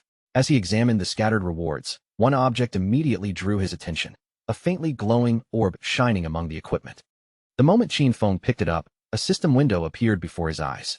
He had obtained the curse ring, a gold-tier piece of equipment. Its attributes were impressive. The ring had no class restrictions and granted 8 additional points to every attribute, along with 26 points of dark elemental resistance. Attacks that struck an enemy's weak point would also deal 1.5 times their normal damage. The only condition was that the wearer needed to be at least level 4. After reviewing the numbers, Qin Feng quickly recognized the ring's value. 8 points added to each of the 4 main attributes meant a total increase of 32 points, roughly comparable to gaining 3 additional levels. Its resistance to dark elemental attacks would also be useful against many dangerous enemies, while the increased weak point damage provided another powerful advantage. With benefits like those, Qin Feng had no doubt that the curse ring would become an extremely valuable piece of equipment throughout the journey ahead. Before he could spend much longer admiring the ring, another system notification suddenly appeared. This time, It informed him that he had acquired a new silver-tier assassin ability known as Instant Shadow Slash. The ability's information unfolded before him in detail. Once activated, Instant Shadow Slash would release multiple rapid slashes in a single direction, reaching targets up to 15 meters away. During the attack, the user would gain 5 seconds of temporary invincibility. Every enemy caught within the 2.1-meter-wide path would be struck 3 times, with each slash dealing 100 damage. Every hit would automatically count as a backstab, although the attack could not trigger weak point damage. After use, the ability would enter a 12-second cooldown. Qin Feng immediately understood how powerful the ability could be. It was a strong area of attack that could cut through several enemies at once, while the temporary invincibility gave him a way to avoid danger during the assault. He learned the skill without hesitation. Since he still had evolution points remaining, he then turned his attention toward one of his most important abilities, Greedy Hand. A system prompt deducted 8 evolution points in an instant. Under Qin Feng's gaze, Greedy Hand advanced beyond Jade rank and successfully evolved into a Diamond rank ability. The upgrade dramatically strengthened both of its effects. The chance of gaining additional loot after defeating a monster increased from 160% to 220%. At the same time, the probability of that bonus loot being improved by an entire rarity level rose from 20% to 40%. Qin Feng carefully considered what the new percentages meant. From now on, every defeated enemy would reliably provide 2 additional pieces of loot, effectively making each kill 3 times as rewarding as before. Refusing to leave his remaining points unused, he spent 3 more evolution points on Instant Shadow Slash. The system accepted the upgrade, reducing his balance until only a single evolution point remained. Instant Shadow Slash began evolving immediately. The ability rose from silver rank to gold rank, then continued upward until it finally reached platinum rank. Its effective distance expanded from 15 meters to 21 meters, allowing Qin Feng to strike enemies from much farther away. The duration of its protective effect also increased, now lasting 7 full seconds and giving him more time to remain beyond an enemy's reach. Instead of producing only 3 slashes, the ability would now unleash 5, cutting through every target within a widened path of 3.1 meters. Its cooldown dropped slightly from 12 seconds to 10.43 seconds, making it more efficient while still requiring careful timing. Most importantly, each strike now inflicted 200 damage, exactly twice its original power. Every one of those attacks would still be treated as a backstab, allowing the ability to trigger all related backstab effects even though it remained unable to strike weak points. After studying the improvements, Qin Feng was satisfied. The cooldown reduction was not especially dramatic, but the longer period of protection during the attack could become a decisive advantage in a dangerous fight. Qin Feng then turned his attention toward the remaining boss drops. Most of the equipment had little practical value to him, but one item immediately stood apart from the rest, a silver-tier warrior skill book called Battle Roar. Although he could not use the warrior ability himself, Qin Feng knew the skill book could be sold in exchange for a considerable amount of tradable lifespan. Just as he finished inspecting the last of the loot, a faint movement nearby caught his attention. Qin Feng turned toward the sound and saw 3 enormous creatures crawling steadily in his direction, their massive bodies closing in across the battlefield. He recognized them at once as level 4 limb crawlers, grotesque, dangerous monsters with twisted, oversized limbs. Yet instead of feeling threatened, Qin Feng saw their arrival as perfect timing. They would serve as ideal targets for testing the full power of his newly improved ability. Without giving the monsters any opportunity to surround him, Qin Feng immediately activated Instant Shadow Slash. His figure blurred and vanished into a streak of motion.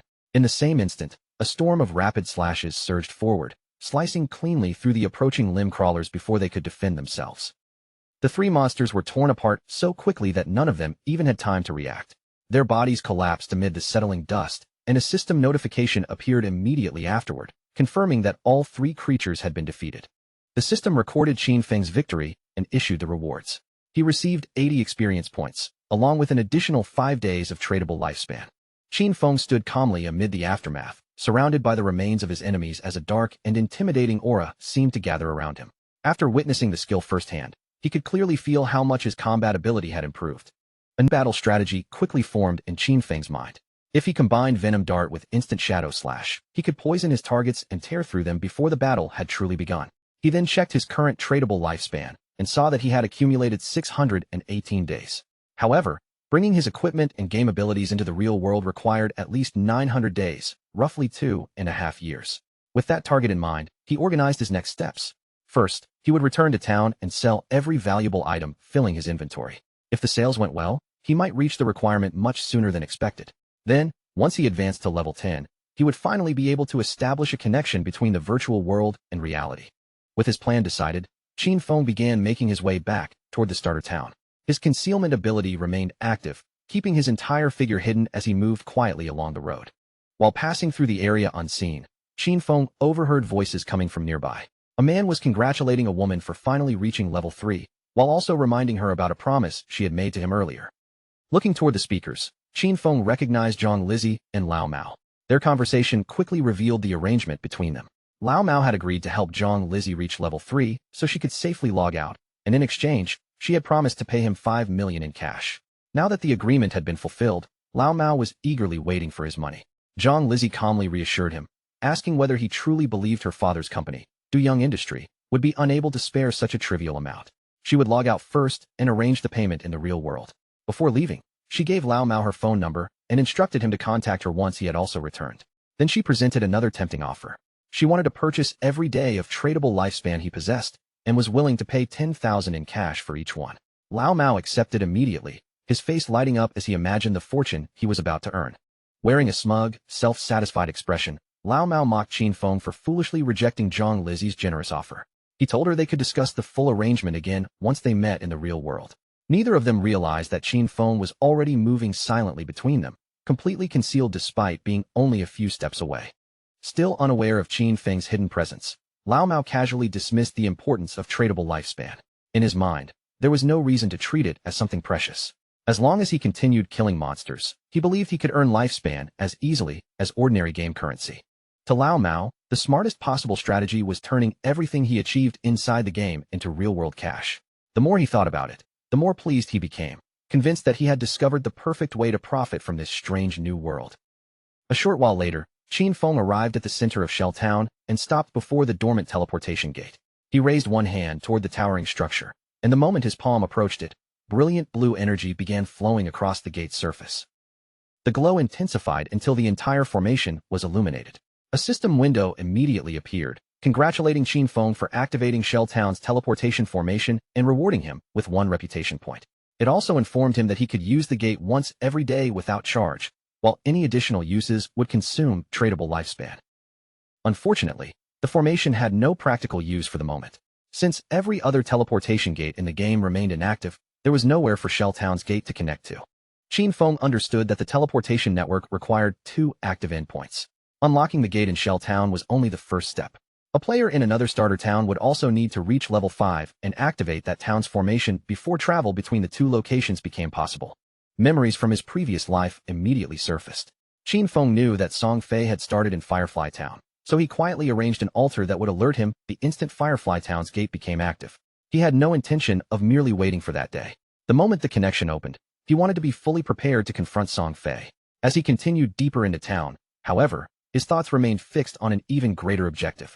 Teleportation between starter towns mattered to ordinary players, but Qin Feng knew the true struggle had not even begun. His real target was level 10. Only after reaching that threshold could he enter the god-abandoned realm and finally awaken the authority waiting for him there. When that happened, the true danger of the forgotten game of the gods would finally reveal itself. Not long afterward, Qin Feng opened another temporary shop. A system announcement instantly informed every nearby player that equipment and skill books would be available for only 10 seconds, with all items sold on a first-come, first-served basis.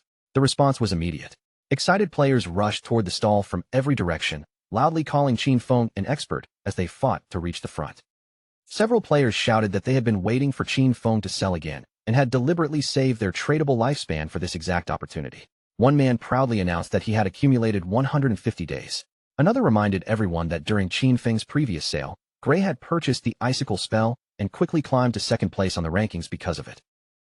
Amid the crowd, one thrilled warrior spotted a silver-tier skill book called Battle Roar. The instant he saw that it was restricted to the warrior class, he purchased it without even pausing to negotiate. A system notification appeared at once, confirming that the Battle Roar skill book had been sold for an enormous price of 300 days of tradable lifespan. The price left the surrounding players staring in disbelief. One person questioned whether a single skill book could possibly be worth 300 days. Another quickly called him ignorant and explained that Battle Roar could dramatically improve a warrior's monster farming efficiency. With that skill, the buyer could recover the entire 300 days in less than 2 days, making the purchase an extremely profitable investment. Once the crowd understood how valuable Qin Feng's merchandise truly was, whatever hesitation remained disappeared. The players surged forward even more desperately, each of them trying to buy something before every item vanished. Within only a few seconds, the stall had been completely emptied. Qin Feng calmly opened his system panel and reviewed the results. In roughly 1 minute, he had earned 650 days of tradable lifespan, while his displayed total had risen to 2,174 days. Even so, he was far from satisfied. Bringing all of his attributes, equipment, and abilities into reality would demand far more lifespan than this. Around him, disappointed players complained that they had not managed to purchase anything and anxiously asked whether he would return to sell again. Qin Feng gave them a simple confirmation that he would. Just as the crowd began settling down, a female player suddenly called out from nearby. She claimed to possess a valuable treasure and directly asked Qin Feng whether he was interested in making a deal. Qin Feng turned toward the voice and immediately recognized the woman standing before him. She was one of the players who had fought alongside Wang Meng's team in the forest. The system quickly displayed the details of the treasure she carried. It was a space ring containing 12 additional inventory slots. More importantly, the ring would not occupy any space inside Qin Feng's backpack or consume one of his normal equipment slots. For a brief moment, genuine surprise crossed Qin Feng's face. He understood the space ring's real value immediately. It was an exceptionally rare storage treasure that could expand a player's inventory without taking up either a backpack slot or a wearable ring position. Players could equip no more than 3 storage backpacks, which made an item like this almost priceless. Space rings technically had a chance of dropping from any monster, but that chance was so incredibly low that most players would never see one. The fact that this girl, whose profession was centered around profit, had obtained one so early was astonishing. Her luck was clearly abnormal. Qin Feng wasted no time asking for her price, already comparing it to what he remembered from his previous life. Back then, a 12-slot space ring could sell for a staggering 3,600 days of tradable lifespan. The girl's answer, however, caught him completely off guard. She did not ask for even a single day of lifespan. Instead, she wanted Qin Feng to add her as a friend and accompany her in defeating a boss monster. Qin Feng accepted the proposal immediately. A system prompt appeared between them, confirming that the player named Big Plum had successfully accepted his friend request.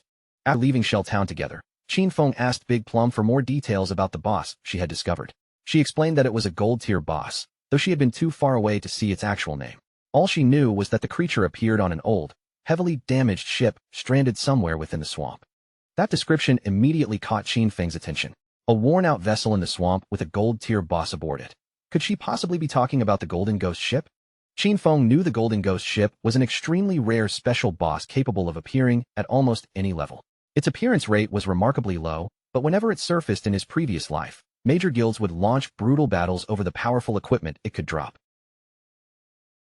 Merely discovering the Golden Ghost ship was enough to trigger a large-scale conflict.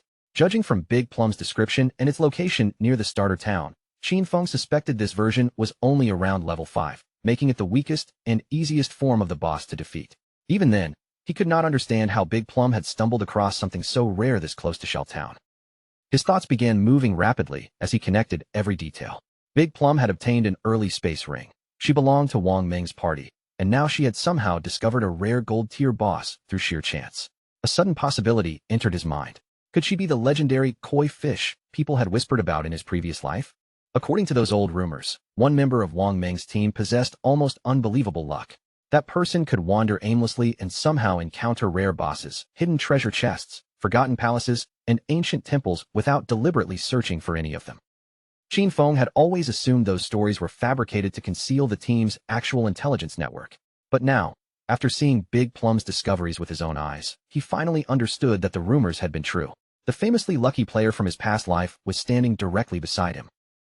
Lost in thought, Qin Feng continued staring at Big Plum as he considered what her existence might mean for the future. She eventually noticed his unwavering gaze, and a faint blush spread across her cheeks. Feeling awkward, she asked why he was looking at her so strangely. Qin Feng immediately returned to his senses, told her it was nothing, and redirected his attention toward the road ahead. As the two of them passed beyond Shell Town's main gate, neither noticed the hidden figure observing them from nearby. A bald player crouched behind a tree, keeping his body concealed while carefully tracking every movement they made. Elsewhere, a group of rough-looking players had gathered around a long-haired man, while numerous bald-headed followers stood listening to him with exaggerated respect. Speaking like an experienced commander, the man boasted about his past victories, including the time he had led his people to defeat the overlord of Sand City. He confidently promised that anyone who followed him would prosper inside this game. Before he could continue his speech, the bald scout rushed back and reported that their target had just left town with a woman. The long-haired leader immediately curled his lips into a mocking grin. To him, the news confirmed that Qin Feng was nothing more than an ordinary young man who could easily be distracted by a pretty woman. Laughing loudly, he called his followers together and ordered them to move out at once. Their chance to strike had finally arrived.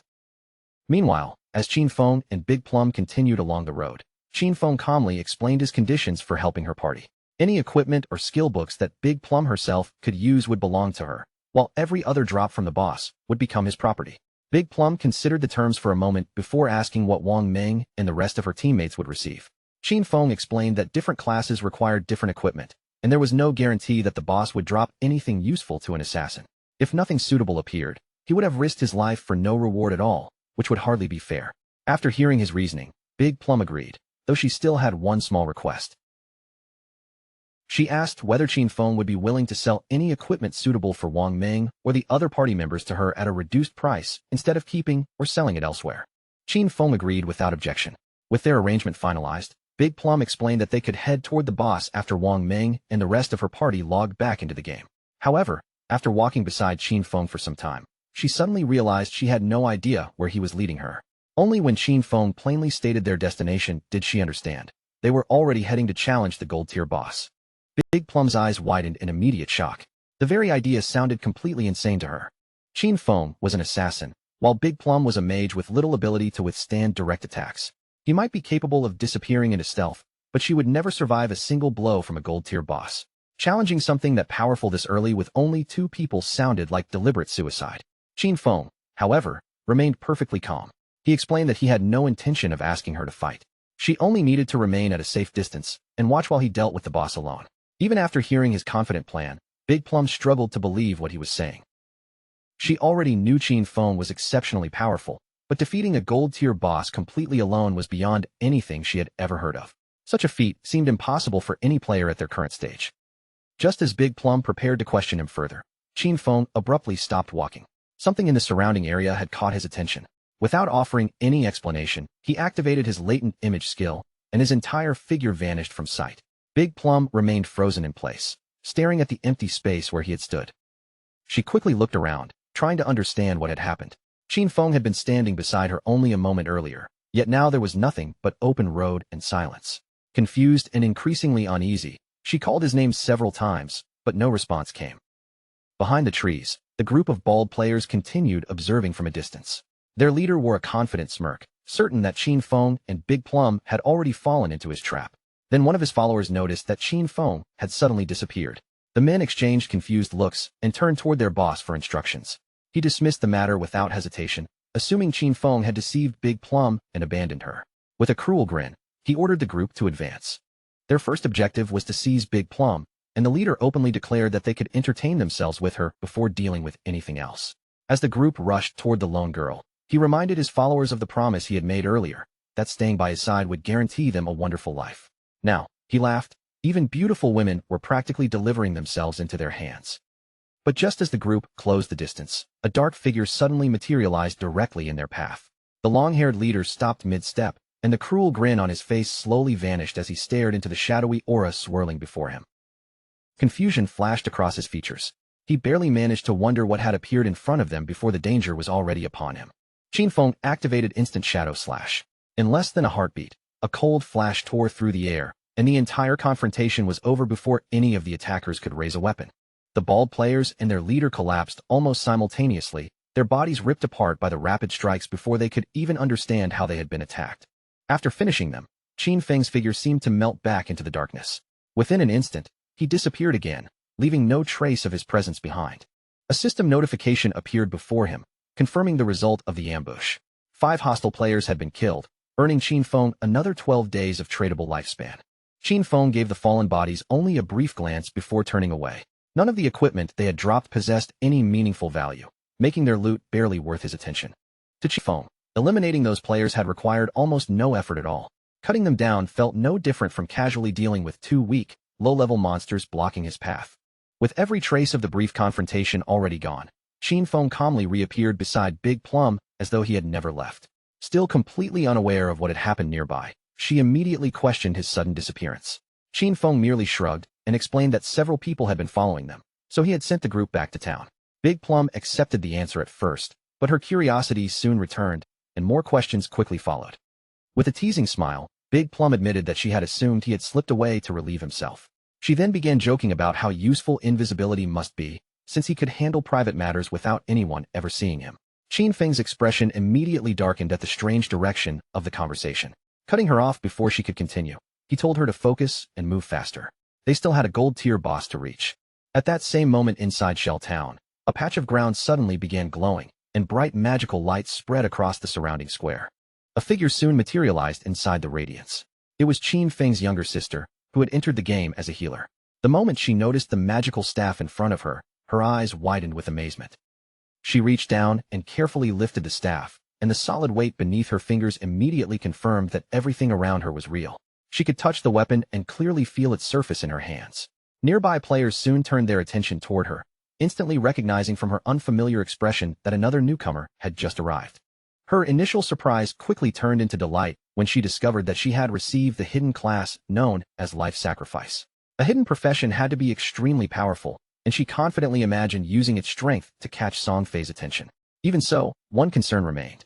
She had no idea where Song Fei had appeared, or whether he already knew the secret concerning how players were assigned to starter villages. The moment her thoughts shifted toward Qin Feng, irritation flared in her eyes. Her brother normally watched over her constantly, yet when the most critical moment arrived, he had proven completely unreliable. She quickly pushed him out of her mind. With a hidden class in her possession and Shang Wei already promising to help her level up, she had no reason to depend on Qin Feng anymore. From this point forward, he could take care of himself, because she certainly would not waste time worrying about him. Her gaze then landed on the public leaderboard. The moment she read the top entry, she froze in complete shock.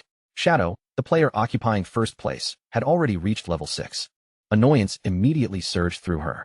Shang Wei was only level 3, yet he had spoken as though he were one of the greatest experts in the entire game. Clearly, Shadow was the truly powerful player. She quickly reasoned that following someone like him would allow her to level far faster than relying on Shang Wei. But that realization brought another problem to mind. Where was she supposed to find such an elusive expert? Not far from where she stood, a small group of players was gathered in a tense discussion. They looked increasingly worried because they had been unable to contact Swain, the healer assigned to their party. The group belonged to Wang Ming's team.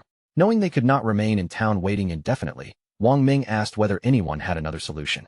One teammate pointed out that hunting monsters without a healer would be far too dangerous. Another admitted that they were not extraordinary experts like Shadow, who could farm enemies entirely alone, and suggested recruiting a different healer instead. While the party continued debating what to do, a cheerful voice suddenly greeted them from nearby. They turned toward the sound, and saw Qin Feng's younger sister standing there. To her, the situation could not have been more convenient. Wearing a friendly smile, she stepped closer and asked whether their team happened to need a healer. She then proudly revealed that she possessed the hidden class, Life Sacrifice.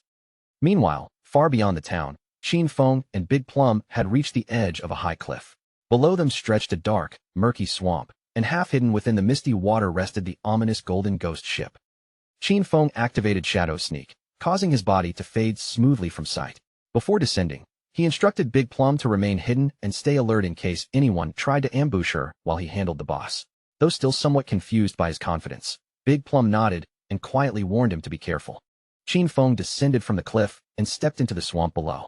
The moment he entered the area, a system window appeared, warning him that the influence of the golden ghost ship had transformed the surrounding swamp into a violent temporal domain where lifespan drained at 100 times the normal rate. Qin Feng immediately calculated the cost. With lifespan being consumed 100 times faster than usual, remaining inside the domain for 15 minutes would burn away the equivalent of an entire day. For most players, that pressure would be terrifying, but with Qin Feng's current reserves, the accelerated loss posed little real threat. The system then identified the golden ghost ship as a level 5 boss. Immediately afterward, something Qin Feng had not expected appeared before him, a countdown timer displaying 45 minutes and 25 seconds. Qin Feng was briefly surprised to learn that special bosses like this one had to be defeated within a strict time limit. Fortunately, the timer had only just begun, leaving him more than 45 minutes to finish the battle. That amount of time was more than sufficient. In Qin Feng's eyes, the boss would be dead long before the countdown came close to reaching 0. Without hesitation, Qin Feng activated Instant Shadow Slash. His figure surged forward like a bolt of thunder, and multiple violent slashes tore across the Golden Ghost ship in rapid succession, inflicting a combined total of 1,500 damage. While the boss was still struggling to understand where the sudden attack had come from, Qin Feng canceled Shadow's sneak and immediately launched a venom dart toward the vessel. The poisonous projectile struck the ship's bell with perfect accuracy. The impact triggered both a critical hit and the additional damage from breaking stealth with an attack. As venom began continuously draining the boss's health, Qin Feng immediately widened the distance between them. Defeating the Golden Ghost ship involved several difficult mechanics, and the first challenge was identifying its true weakness. Most players mistakenly assumed the vulnerable point was either the ghostly skeleton controlling the ship or the vessel's main body. In reality, the true weak point was the eerie ghost flame bell hanging at the front tip of the ship. The moment its hidden weakness was struck, the Golden Ghost ship became enraged. Its power spread outward through the swamp as it seized control of the surrounding water. The boss immediately prepared a massive area attack. The swamp churned violently, and towering pillars of water erupted upward one after another around the ship. Qin Feng advanced while weaving between the erupting pillars, carefully avoiding every strike. Their damage was abnormally high, enough that even an early-stage warrior wearing a complete silver armor set could barely endure a single hit.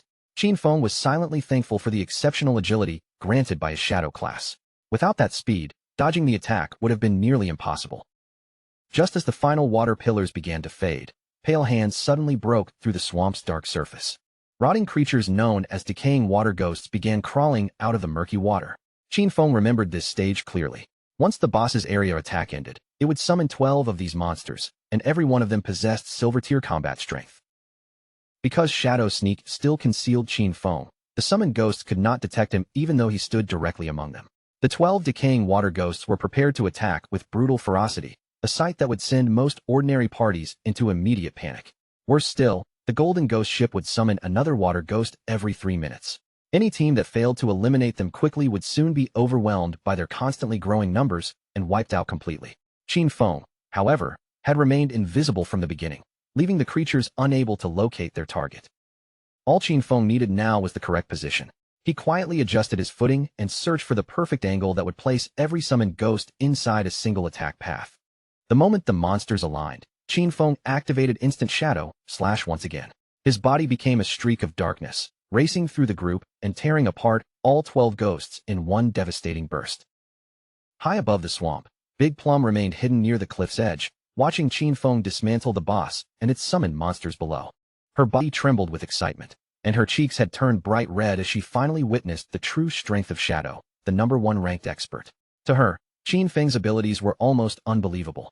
He appeared and disappeared without leaving the slightest trace, and within the blink of an eye, he had already removed more than half of the boss's health without allowing it any real opportunity to fight back.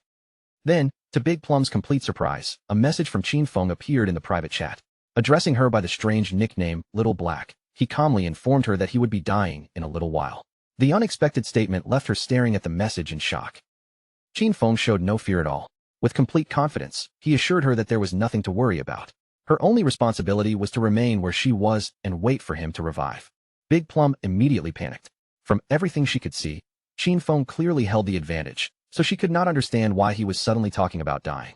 At the same time, she demanded to know who Little Black was. Qin Feng casually asked whether that was not her name. Big Plum indignantly corrected him, explaining that she was Big Plum, not Little Black, which sounded far more like the name of someone's dog. Elsewhere near the cliff, someone slammed a foot against the ground in fury. It was the long-haired leader Qin Feng had killed earlier, now returned with his entire team behind him. He was still enraged that he had been caught off guard so easily. In his supposed glory days, he claimed to have defeated legendary opponents one after another. Yet now he had somehow been humiliated by a mere little girl. One of his men soon came rushing back with exciting news. He had found the girl hiding on the cliff, while that bastard Shadow was down in the swamp challenging the boss entirely alone. The leader's confidence immediately returned. This time, he had brought his full team, and he was convinced they finally had enough strength to kill Qin Feng. Down in the swamp, the Golden Ghost ship had become completely enraged. The ghostly bell at the front of the vessel shone with increasingly intense light as the boss prepared its next move. The battle had now entered its fourth phase, the most dangerous and difficult stage of the entire Golden Ghost ship encounter. The boss raised its enormous oar, and violent waves immediately formed across the swamp. After its health dropped to the halfway point, it activated its massive soul surge attack. The towering waves spread rapidly through the swamp, rolling outward with overwhelming force. Watching from the cliff, Big Plum's eyes widened in terror as she saw the attack swallowing the battlefield below. Soul Surge immediately disabled Qin Feng's invisibility, forcibly exposing his position. At the same time, the swamp beneath his feet began to twist and bulge as something powerful gathered below him. In the next instant, an enormous pillar of water exploded upward and completely trapped Qin Feng's body. The attack struck with devastating force, instantly dealing 1,059 points of damage. The blow emptied his remaining health in a single moment. A system notification appeared immediately, formally confirming Qin Feng's death. As the death penalty took effect, Qin Feng lost 326 years of non-tradable lifespan, along with an additional 1,087 days of tradable lifespan. Watching from the cliff, the long-haired leader broke into a pleased grin. In his opinion, Qin Feng had become arrogant after hearing too many people call him an expert. Only a complete fool would believe he could challenge a gold-tier boss entirely alone, and now Shadow had supposedly paid the price for that arrogance. The moment Qin Feng's dropped lifespan appeared on the ground, the leader and his men charged toward it like starving animals. They had never imagined Shadow could possess so much wealth. Judging from the enormous glowing orb, they assumed it contained at least 100 days of lifespan. With the boss already badly wounded, they eagerly decided to finish it off themselves while also claiming every bit of lifespan Qin Feng had dropped. Yet the moment the group took one more step toward the swamp, the scenery beneath their feet abruptly vanished. In the next instant, they found themselves suspended high in the air, leaving their leader staring around in confusion, completely unable to understand what had just happened. Before any of them could react, the strange force finished carrying them away. The leader and every one of his men were forcibly teleported back to Shell Town after being killed. Frustration immediately spread through the group. They could not understand how the boss had been powerful enough to wipe them out so easily, especially when Shadow had already fought it down to half health by himself. Several men angrily complained that the instant they entered the swamp, the towering water pillar had killed them on the spot. With smaller monsters crawling throughout the area as well, the entire encounter seemed completely impossible for them to handle. Their leader clenched his teeth, refusing to accept such a humiliating defeat. They had already suffered heavy losses, and he was determined not to let everything end there. With anger burning across his face, he ordered his men to follow him and prepare for another attempt. At the same time, a figure leaped back down into the swamp. Qin Feng had already returned to the battlefield, but when he saw the large number of glowing lifespan orbs scattered across the ground, even he paused in confusion. Qin Feng immediately contacted Big Plum through the private chat, telling her that he had returned and asking why so many lifespan orbs had suddenly appeared below. Big Plum was surprised by how quickly he had come back. She explained that the lifespan belonged to a noisy group of players who had recklessly charged toward the boss, only to be wiped out together by its water pillar attack.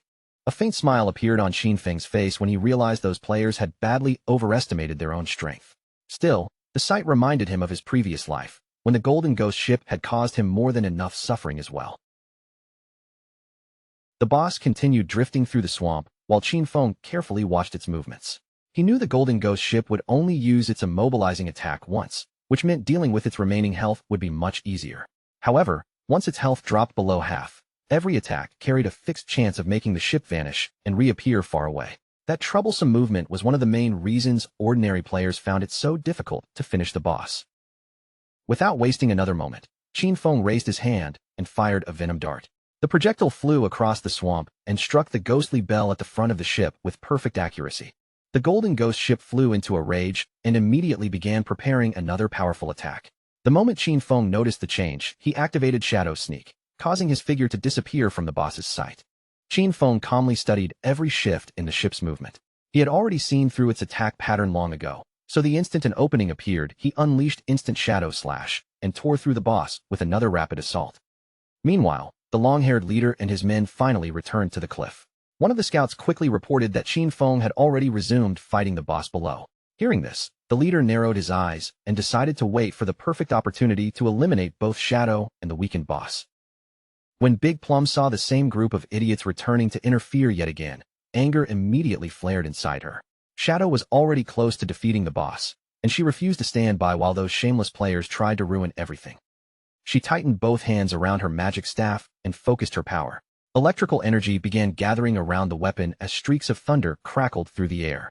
A brilliant bolt of lightning erupted from the tip of Big Plum's staff and crashed directly into the approaching men. Several of their bodies were instantly scorched black, while the surviving players froze in shock at the sudden attack. The leader spun around furiously and demanded to know who had attacked them. One of his men quickly raised a trembling hand and pointed toward Big Plum, revealing that she was the one responsible. With rage twisting his face, the leader grabbed his axe from the ground and ordered everyone to kill her. The moment Big Plum saw the group turning toward her, fear filled her eyes. Big Plum immediately turned and ran, shouting desperately for help as she fled across the cliff. The leader and his men charged after her, cursing loudly and swearing that they would kill her once they caught up. Not far from the chase, a man remained hidden behind a tree. Keeping his body pressed against the trunk, he silently watched Big Plum and the pursuing group draw closer. The hidden observer was not alone. Another man stood concealed behind him, watching the same scene. As soon as they realized Big Plum and her pursuers were heading directly toward their position, both men quickly withdrew behind the tree again. Back in the swamp, Qin Feng retreated several steps from the Golden Ghost ship while keeping his eyes fixed firmly on it. Judging from its rapidly falling health, the boss was finally approaching death. Even so, the battle had unfolded exactly as Qin Feng expected. Despite being only a level 5 boss, the Golden Ghost ship was still extremely difficult to defeat alone. His current damage remained relatively low, forcing the fight to drag on much longer than he wanted. That delay had already attracted numerous players who now stood nearby watching the battle. When Qin Feng glanced toward the cliff, he immediately recognized several of the spectators. They were the same players who had rushed into the swamp earlier and died beneath the boss's attack. He also noticed another group positioned beside the swamp. Their intentions were obvious. They planned to wait until Qin Feng finished killing the boss, then attack him while he was weakened and seize all the dropped treasure for themselves. The poison continued spreading through the Golden Ghost ship, steadily consuming the last of its health. Its eyes began glowing with an unnatural light, and only moments later, the enormous spectral vessel started fading from sight. A system announcement confirmed that Qin Feng had successfully killed the gold-grade Golden Ghost ship. He received 480 experience points, immediately rose to level 8, and gained 7 evolution points along with 216 days of tradable lifespan. Qin Feng activated Shadow Sneak the moment the boss fell, allowing his figure to disappear once more. The nearby ambushers had imagined a wonderful ending for themselves, but unfortunately, they had completely misjudged the situation. A server-wide announcement suddenly echoed through every region. Shadow of Shell Town had become the first player on the entire server to defeat a gold-grade boss and was awarded 3 additional reputation points. The announcement immediately captured the attention of every player in the surrounding area, drawing shocked reactions from all directions. No one seemed to know Shadow's real identity or how he had become so overwhelmingly powerful. Some players reacted with open anger, insisting that the first person to defeat a gold-grade boss should have come from Han City instead of Shell Town. Back in Shell Town, Wang Ming stared at the announcement in complete disbelief. It had not been long since he witnessed Shadow fighting a bronze boss alone, yet now Shadow had already defeated a gold-grade boss without a party. Wang Ming could not understand how the gap between Shadow and every other player had grown so enormous. Beside him, Qin Feng's younger sister looked at the ranking with renewed determination. Shadow truly was the strongest expert in the game. If she could convince him to help her level up, she might finally gain the chance to meet Brother Song Fei. As the Golden Ghost ship's massive form completely disappeared, glowing lifespan orbs and piles of valuable loot were left scattered across the dark surface of the swamp. The leader of the group hiding near the trees could not suppress a greedy smile when he saw the enormous amount of treasure. Shadow had vanished through invisibility without immediately collecting the drops, which convinced the man that Qin Feng had become wary of their presence. With a wicked expression, he ordered Guang to use his ability and expose Shadow's location. They would kill Qin Feng and claim every reward dropped by the gold-grade boss. Guang nodded and immediately raised his bow. After activating an ability called Phantom Horned Eagle, he released an arrow toward the swamp. Midway through its flight, the projectile transformed into the ghostly shape of a soaring eagle. The spectral eagle swept over the swamp before suddenly exploding in midair. Countless glowing feathers scattered from the blast and began drifting slowly across the entire battlefield below. Hidden within the swamp, Qin Feng carefully observed the falling feathers. He had not expected this hunter to acquire an anti-invisibility ability so early in the game. No wonder the group felt confident enough to kill him and steal his loot. Unfortunately for them, Qin Feng's assassin class naturally granted his stealth an additional level. Guang's detection skill was only level 1, making it completely incapable of breaking Shadow Sneak. After waiting and seeing no trace of Qin Feng, Guang confidently turned toward his leader. He declared that Shadow must have seen how many of them were present and fled in fear. The leader and his men cautiously began advancing toward the treasure. He ordered everyone to protect the area first, remain alert, and prepare for combat at any moment. The boss drops would remain bound to Qin Feng for 5 minutes. Once that ownership period expired, the loot would become available for them to claim. Proud smiles spread across their faces as they imagined taking everything for themselves. But just then, Darkness began gathering directly among them, and their confident expressions instantly turned to fear. Before a single man could react, Qin Feng surged forward like a bolt of thunder. His attacks flashed through the group in an instant, cutting down every last one of them before they could defend themselves. Once the battlefield fell silent again, Qin Feng calmly turned his attention toward the boss's treasure. Then a sudden question entered his mind. Where had Big Plum disappeared to? He decided not to worry about her for the moment and planned to search for her afterward. Right now, he had accumulated enough evolution points to improve Greedy Hand again. Rather than collecting the boss drops immediately, Qin Feng chose to evolve Greedy Hand first, so its strengthened effects would apply when he gathered the treasure. Greedy Hand successfully advanced from diamond quality to epic quality. It could still be used on defeated monster corpses, but its chance of producing additional loot increased from 220% to 300%. Even more impressively, every piece of bonus loot now had a guaranteed 100% chance of being upgraded by one full tier. With the evolution complete, Qin Feng reached toward the glowing treasure. He intended to take full advantage of that guaranteed upgrade, gathering the scattered light together and drawing every possible reward from the boss's remains. Greedy Hand immediately began absorbing the loot and pulling the surrounding light into Qin Feng's palm. As the rewards accumulated before him, a satisfied smile slowly appeared on his face. A brilliant glow erupted across the dark swamp. When Greedy Hand finished working, Qin Feng had obtained 21 evolution points, 648 days of tradable lifespan, and 2 rare special items known as Ghost Fire Bells. The moment Qin Feng saw the final rewards, his eyes widened with genuine surprise. Greedy Hand had not produced just one Ghost Fire Bell, it had given him 2 of them. The Ghost Fire Bell was an extremely valuable special item. Once equipped, it prevented Qin Feng from losing lifespan when he died, although the protection had a cooldown of 1,560 seconds. The item also possessed 2 abilities, one passive and one active. Its passive skill, Soul Absorption, increased the amount of lifespan dropped by defeated monsters by 20%. Carrying 2 Ghost Fire Bells at once doubled that effect. Its active skill, Soul Shock, allowed Qin Feng to ring the bell and immobilize every enemy within a 100-meter radius for 3 seconds, though the ability required 512 seconds before it could be used again. The Ghost Fire Bell was classified as an item rather than ordinary equipment, meaning it did not consume any equipment slots. Better still, both bells could be stored together inside a single inventory space, making them exceptionally convenient to carry.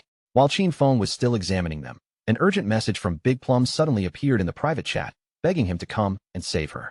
Qin Feng's relaxed expression immediately disappeared. Becoming alert at once, he urgently asked where she was. Unable to see where Little Black had gone, Qin Feng could not help feeling uneasy. He immediately tried reaching her through the voice channel, but instead of an explanation, all he heard were her terrified screams as she desperately warned the people around her not to come any closer. Little Black was trembling with fear because the leader and his men had already surrounded her and blocked every possible path of escape.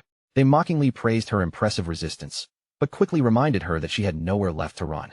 With disgusting smiles, they told her to stop struggling and come quietly, promising they would make her feel so good that she would practically ascend to heaven. Little Black tightened her fist until her knuckles turned pale. When she glanced over her shoulder, she realized that her heels were already at the very edge of the cliff. Even so, determination hardened in her eyes. No matter what happened next, she refused to let these bastards claim the kill. Without giving herself another second to hesitate, Little Black leaned backward and deliberately threw herself over the cliff. The sudden decision stunned the leader and every man beside him, leaving them frozen in place as they watched her vanish beyond the edge. Her body plummeted through the air at terrifying speed before slamming violently into the ground below. Agonizing pain tore through her entire body on impact, and a dark pool of blood quickly spread beneath her motionless form. Soon, Little Black's body began fading away, dissolving into the lifespan left behind after her death. The leader cautiously leaned over the cliff and stared down in confusion. Only then did he realize that she had truly chosen to jump, and even he had to admit that the woman had been unbelievably decisive. After reviving back in town, Little Black contacted Qin Feng and told him that he no longer needed to rush over and rescue her. She had already died and safely returned, and she was actually relieved that all the party's tradable lifespan had been placed with Captain Wang Meng beforehand. Hearing that she was safe, Qin Feng finally relaxed. He told Little Black to remain in town because he would soon return and hand some items over to her. Her mood immediately brightened, and she happily praised him for all the hard work he had done. Qin Feng gathered every bit of lifespan scattered throughout the surrounding area, completing what had turned into an enormous haul. His tradable lifespan had now climbed to an astonishing 3,115 days, while his accumulated evolution points had reached 21. Without wasting time, he decided to invest those points into evolving Greedy Hand. However, the moment he selected the skill, a system window appeared and informed him that Greedy Hand had already reached the epic tier. Any further evolution would require 10 times the usual number of evolution points. The system then asked whether he wished to spend 210 evolution points to evolve the skill again. Qin Feng showed no surprise when he saw the enormous requirement. He had already expected that further improvement would not be so simple. The higher a skill's tier became, the more evolution points it demanded for its next advancement. Since Greedy Hand was currently out of reach, he decided to leave it alone and focus on strengthening his offensive abilities first. Greater damage meant he could challenge more powerful bosses, and stronger bosses would naturally provide him with far more valuable loot. Concentrating on Instant Shadow Slash, Qin Feng poured his evolution points into the skill and pushed it directly from Platinum Tier to Diamond Tier. Its effective attack range expanded considerably, increasing from 21 meters to 27 meters, while the invisibility duration granted by the skill rose from 7 seconds to 9. The number of slashes delivered against every enemy along his path also increased from 5 strikes to 7, with the complete skill now lasting a full 10 seconds. Even the reach of each individual slash improved dramatically, extending beyond its previous length of 3.1 meters. The upgraded slash length ultimately reached 4.1 meters, and every strike now dealt 300 points of additional damage instead of the previous 200. After spending 10 evolution points, Qin Feng found that only 3 points remained. He then enhanced the beginner skill Backstab, causing it to leap straight from normal tier to gold while completely skipping bronze and silver. Its bonus damage also doubled, rising from 15% to 30% whenever Backstab was successfully triggered. Qin Feng was extremely satisfied with the results. After evolving Instant Shadow Slash twice, the skill's overall damage had practically doubled. Even when he was not already hidden, and without relying on the bonus from breaking stealth, the attack could still deal roughly 3,000 points of damage. If he emerged from stealth and successfully activated Backstab as well, the combined damage from all 7 slashes could reach somewhere between 6,000 and 7,000 points. Opening the system interface, Qin Feng carefully examined his abilities and reviewed everything he had gained. Under normal circumstances, a gold tier boss would only drop between 2 and 4 pieces of silver equipment, with merely a small possibility of producing a gold item. Yet thanks to Greedy Hand, his rewards had been completely transformed. He had obtained 11 gold tier pieces of equipment and skill books, 2 platinum tier items, and even 1 platinum tier skill book. It was an incredible haul, especially since 3 of those rewards were suitable for assassin class players. One of the most valuable items was the platinum tier ghost ship Dual Blades, a weapon created specifically for the assassin class. The paired blades provided 136 points of damage, 22 points of agility, a 24% increase in attack speed, and 17 points of armor penetration. A player needed to reach level 5 before equipping them. Their unique effect was even more unusual, allowing every ordinary attack to deal damage twice. Qin Feng immediately equipped the 2 daggers and tested their balance in his hands. Their special double hit effect was not especially useful to him, since he relied almost entirely on skills rather than ordinary attacks to deal damage. Even so, the weapons possessed an extremely high base attack and granted another 22 points of agility. Their attack speed bonus would also accelerate his skill execution and shorten the recovery between movements. Combined with their excellent armor-piercing attribute, the dual blades were far from useless. Next, Qin Feng equipped the gold-tier Ghost Fire Leather Armor. The armor provided 25 points of physical defense, 50 points of fire element resistance, and 14 points of damage blocking. More astonishingly, it directly granted him 419 additional health points. Like the dual blades, the armor could only be worn by someone who had reached level 5. Qin Feng stared at the armor's attributes in amazement. Leveling up had not increased his constitution at all, leaving his natural health at only 350 points. Yet this single piece of equipment added 419 health points by itself, giving him more health than his original total.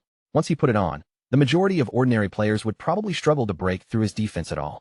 Through the system settings, Qin Feng chose to conceal the appearance of his defensive equipment and restored the simple starter outfit of the assassin class. To anyone looking at him directly, he would appear completely unequipped. They would need to open the game interface and inspect his information before discovering what he was truly wearing. And his upgrades were still not finished, because one final reward remained inside his inventory. When Qin Feng checked the last remaining item, he discovered that it was another skill book. The book contained a gold-tier assassin skill called Ghost Shadow Blur. It was a passive ability that permanently granted a 15% dodge rate, and whenever a successful dodge was triggered, the user would become immune to all incoming damage from that attack. Qin Feng was delighted to finally obtain a proper survival ability for the assassin class. However, he quickly remembered why most players considered this particular skill rather weak. Dodge rate was extremely difficult to increase in this world, and anyone who focused too heavily on raising it would inevitably fall behind in other attributes.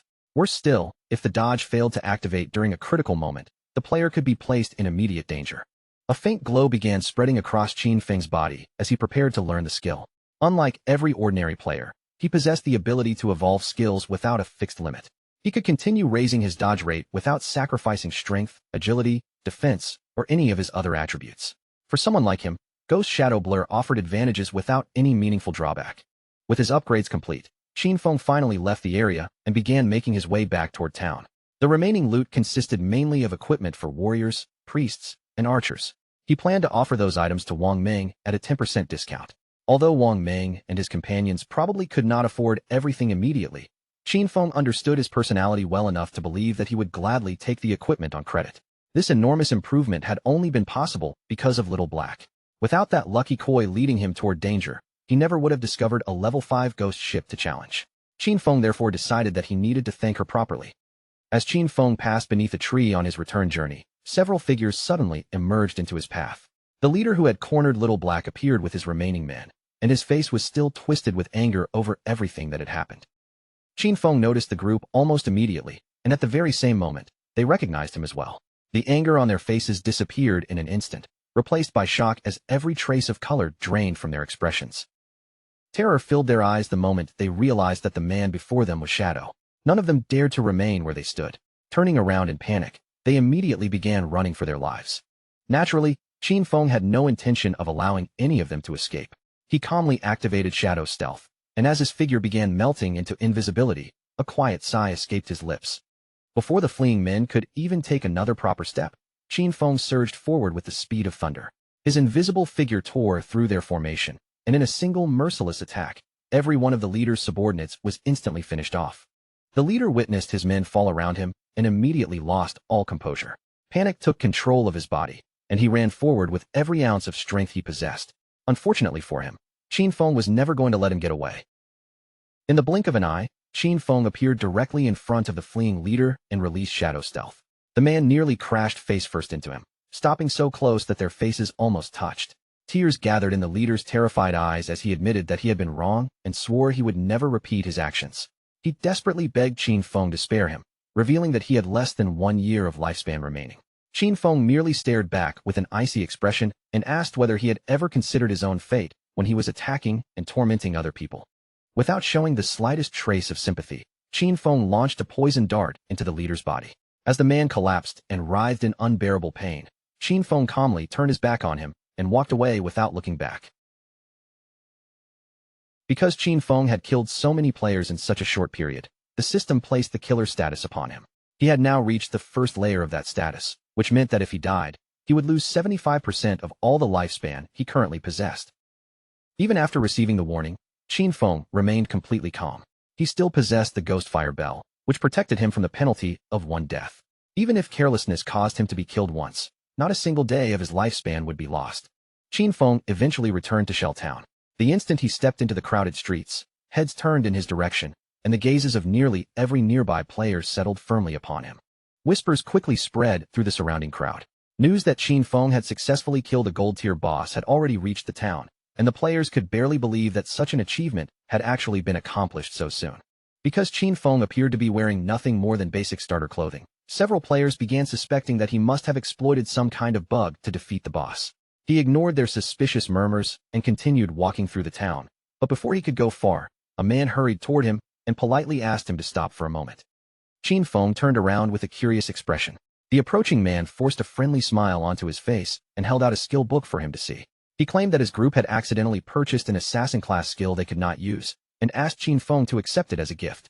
In exchange, he hoped they could pretend that the unpleasant incident between them had never happened. The system immediately examined the skill book and displayed its information.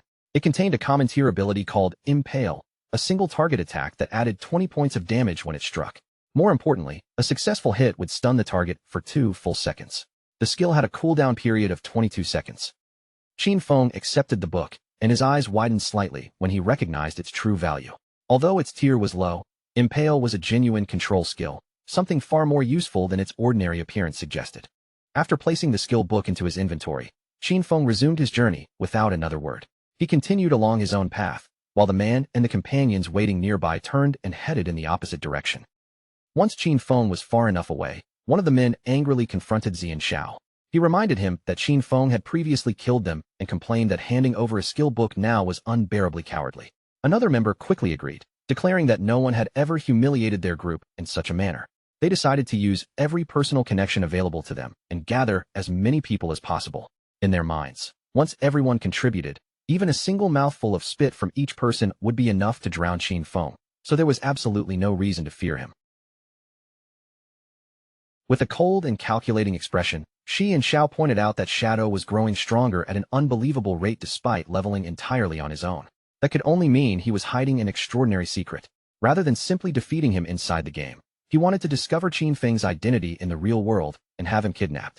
Once they captured him, they could force the secret out of him and perhaps even turn him into a slave who gathered lifespan for them continuously. The other man immediately praised Xiao Xiao, calling it an excellent plan. Xiao Xiao then decided to ask the family to send a woman who could approach Qin Feng and secretly draw information out of him.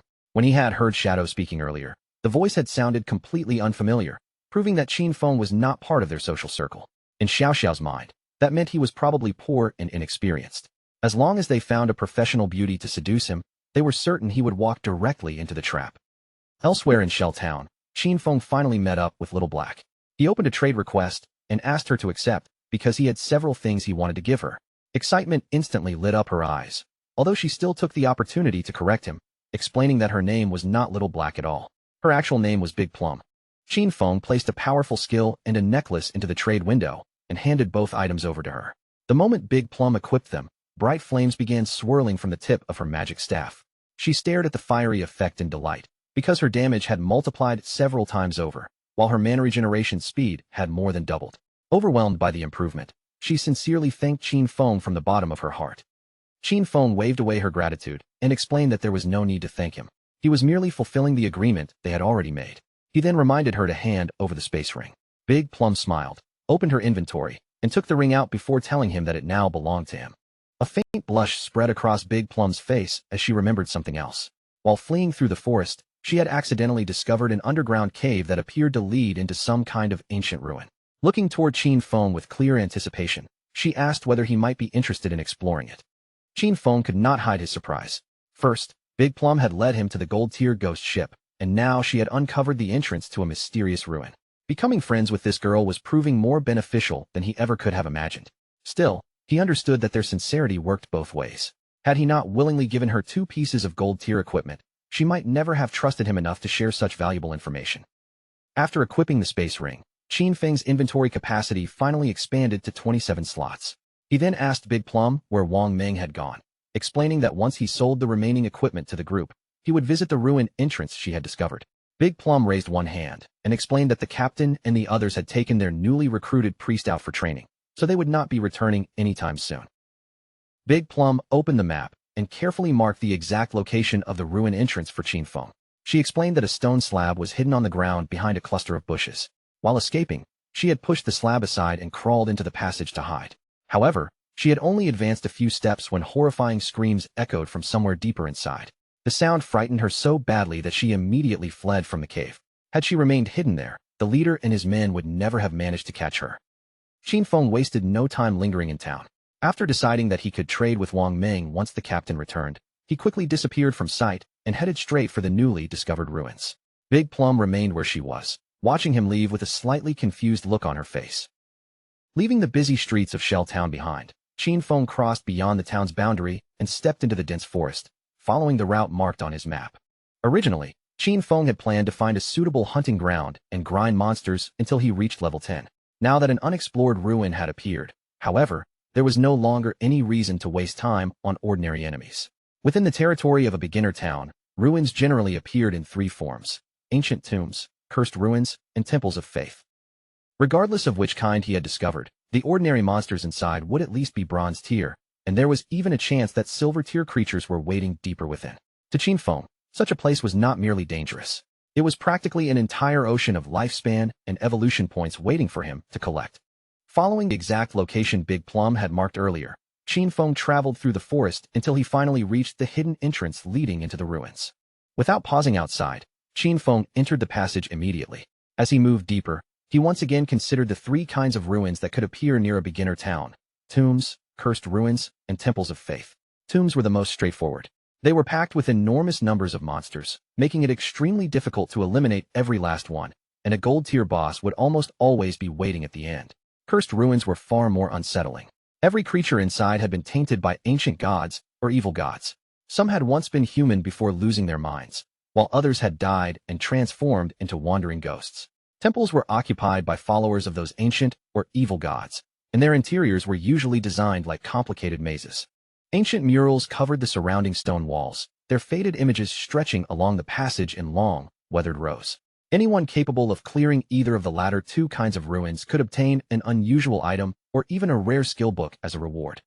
After studying the murals carved and painted across the walls, Qin Feng quickly recognized the nature of the place.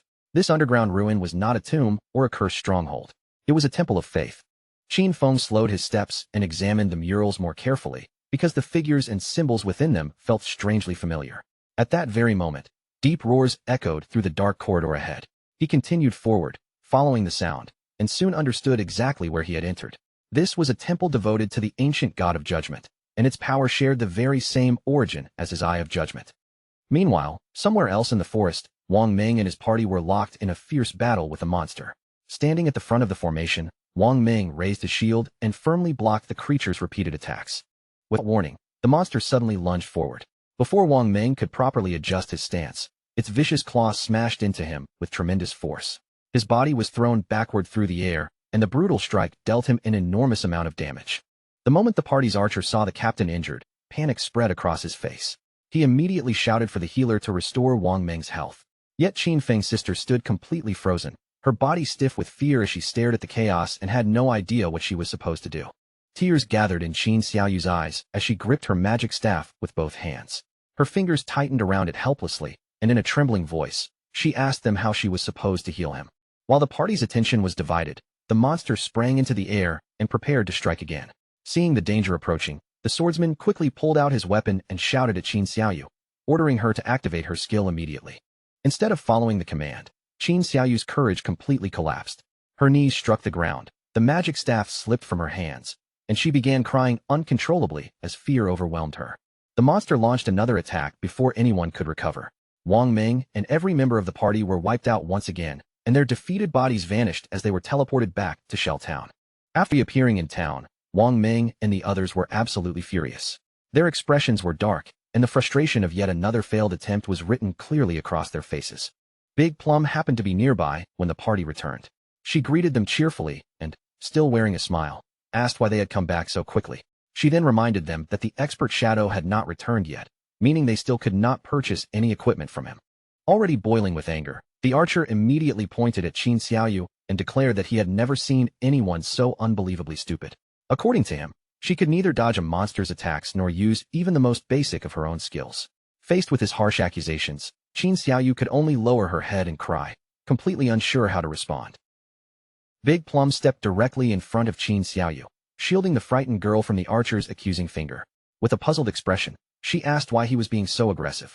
Qin Xiaoyu was a complete beginner, and this was her first time playing the game, so dying once was perfectly normal. The archer's eyes burned with rage as he demanded that Big Plum move aside, insisting that he was going to scold Qin Xiaoyu until she finally learned her lesson. The swordsman quickly explained that the problem was not a single defeat. Their party had already been killed 3 separate times in less than 1 hour. Hearing that number, Big Plum's eyes widened, and surprise spread across her face. A confident smile soon returned to Big Plum's lips. She lifted the necklace Qin Feng had given her and proudly displayed it to the group. She offered to accompany them on their next attempt, revealing that the expert had just given her 2 excellent rewards. With her strength now greatly increased, she believed that as long as she joined the party, they would not be wiped out again. Wang Ming stepped between everyone and firmly ordered the argument to end.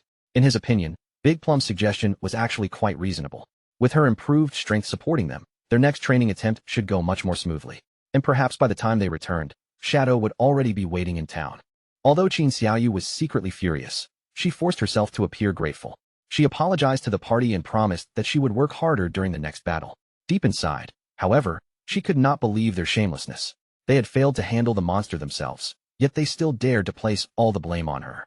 If these people did not have a connection to Shadow, she would never have bothered staying with them. The more she thought about it, the angrier she became. At the same time, Qin Feng continued exploring the underground temple. As he entered a new chamber, something unusual inside immediately caught his attention. Two strange creatures were kneeling on the floor directly ahead of him. The system quickly identified them as devout followers of the ancient god. They were known as the Judged, and both were level 10 monsters of the silver tier. Qin Feng narrowed his eyes as a suspicious light flickered within them. The sight of two powerful monsters kneeling so calmly before him was far too strange to ignore. Even so, he had no intention of carelessly trusting them. Without wasting another second, Qin Feng's expression sharpened, and he launched instant shadow slash directly at the two monsters. Qin Feng vanished into invisibility as the attack swept through them. When he turned to examine the damage, however, he discovered that their health had barely fallen. Even after emerging from stealth and activating backstab, he had only removed a small portion of their health bars. Qin Feng was not particularly surprised. These creatures were level 10 silver tier bosses, and the combined health of the two devout followers was already greater than that of the gold tier ghost ship he had previously defeated. Just as Qin Feng prepared himself for the next exchange, something unexpected happened. The unusual reaction of the two monsters immediately drew his attention and made him watch them more closely. Instead of attacking, both monsters lowered themselves and knelt before him once again. Qin Feng stared at them in confusion, because they were clearly bowing in his direction even though he remained hidden by stealth. He could not tell whether they had sensed the eye of judgment within him, or whether that connection was the reason they refused to fight back. Still observing them cautiously, Qin Feng asked whether they knew the path through the temple and told them to lead him forward. The two monsters slowly raised their heads, but rather than answering, they opened their mouths and released harsh, animal-like roars. From their broken reactions, Qin Feng finally understood their condition. These followers had already been corrupted, their bodies were decaying, and whatever sanity they once possessed had completely disappeared. They were no longer true believers capable of thought. They had become savage beasts driven only by the instinct to steal lifespan from living humans. At that moment, a strange light suddenly appeared within the monster's eyes. Both creatures raised their heads as if they had detected something beyond the chamber. A moment later, the two Judged abruptly turned their backs on Qin Feng. Without attacking him, they rushed out of the room and sprinted toward the corridor outside. A group of players had just arrived near the doorway of the chamber. The two monsters immediately sensed their presence and charged toward them at full speed. When the players saw the approaching enemies and checked their information, they were horrified to discover that both creatures were silver tier bosses. The group knew that they did not possess the strength to fight even one silver tier boss, much less two at the same time. Without hesitation, they turned around and attempted to flee from the ruin. Before they could escape, however, the monsters reached them. A cloud of poisonous mist burst across the corridor, covering the players and rapidly melting away their bodies before they could defend themselves. One after another, the players' bodies vanished, leaving glowing orbs of lifespan scattered across the floor. Qin Feng recognized them as members of Grey Rose's team, the same group led by the girl who had purchased Ice Spike from him earlier. He had not expected them to discover this ruin as well.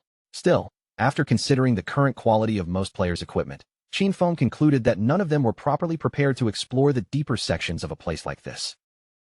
Qin Feng canceled his stealth and walked forward to collect the dropped lifespan. The moment he revealed himself, the two monsters once again turned toward him and lowered themselves to their knees. As he gathered the glowing orbs, Qin Feng discovered that Grey Rose's group had lost more than 100 days of tradable lifespan. He had not expected those players to be carrying so much wealth. After collecting everything, Qin Feng returned to the chamber and began examining it carefully. Several minutes passed as he searched the walls, floor, and surrounding corners, yet he found absolutely nothing.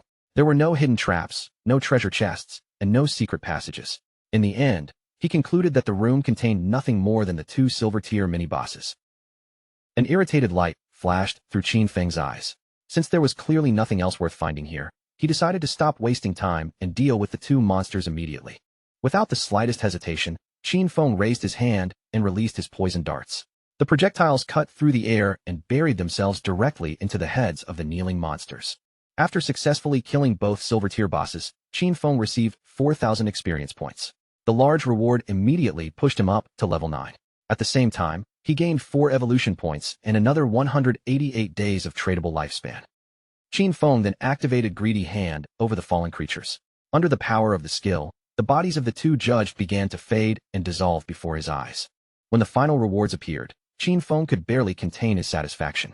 The epic tier version of Greedy Hand was completely outrageous. From only 2 silver tier bosses, he obtained 32 evolution points, 1,504 days of tradable lifespan, for pieces of gold tier loot, and 10 additional silver tier items. Qin Feng reached into the newly acquired loot and pulled out a pendant, allowing it to rest in the center of his palm. A pleased expression appeared on his face when he saw that it was a gold-tier accessory designed specifically for assassins. The item was called the Pendant of the Faithful. As an assassin-class accessory, it granted 15 points of agility and reduced skill cooldowns by 20%. Its unique effect was even more valuable, allowing the wearer to summon a silver-tier devout follower to fight on their behalf. The summoning ability had a cooldown of 6,000 seconds. Qin Feng tightened his fist around the pendant, clearly satisfied with its attributes. The 20% cooldown reduction alone would greatly improve his combat efficiency. His stealth skills cooldown would fall from 22 seconds to 19 seconds.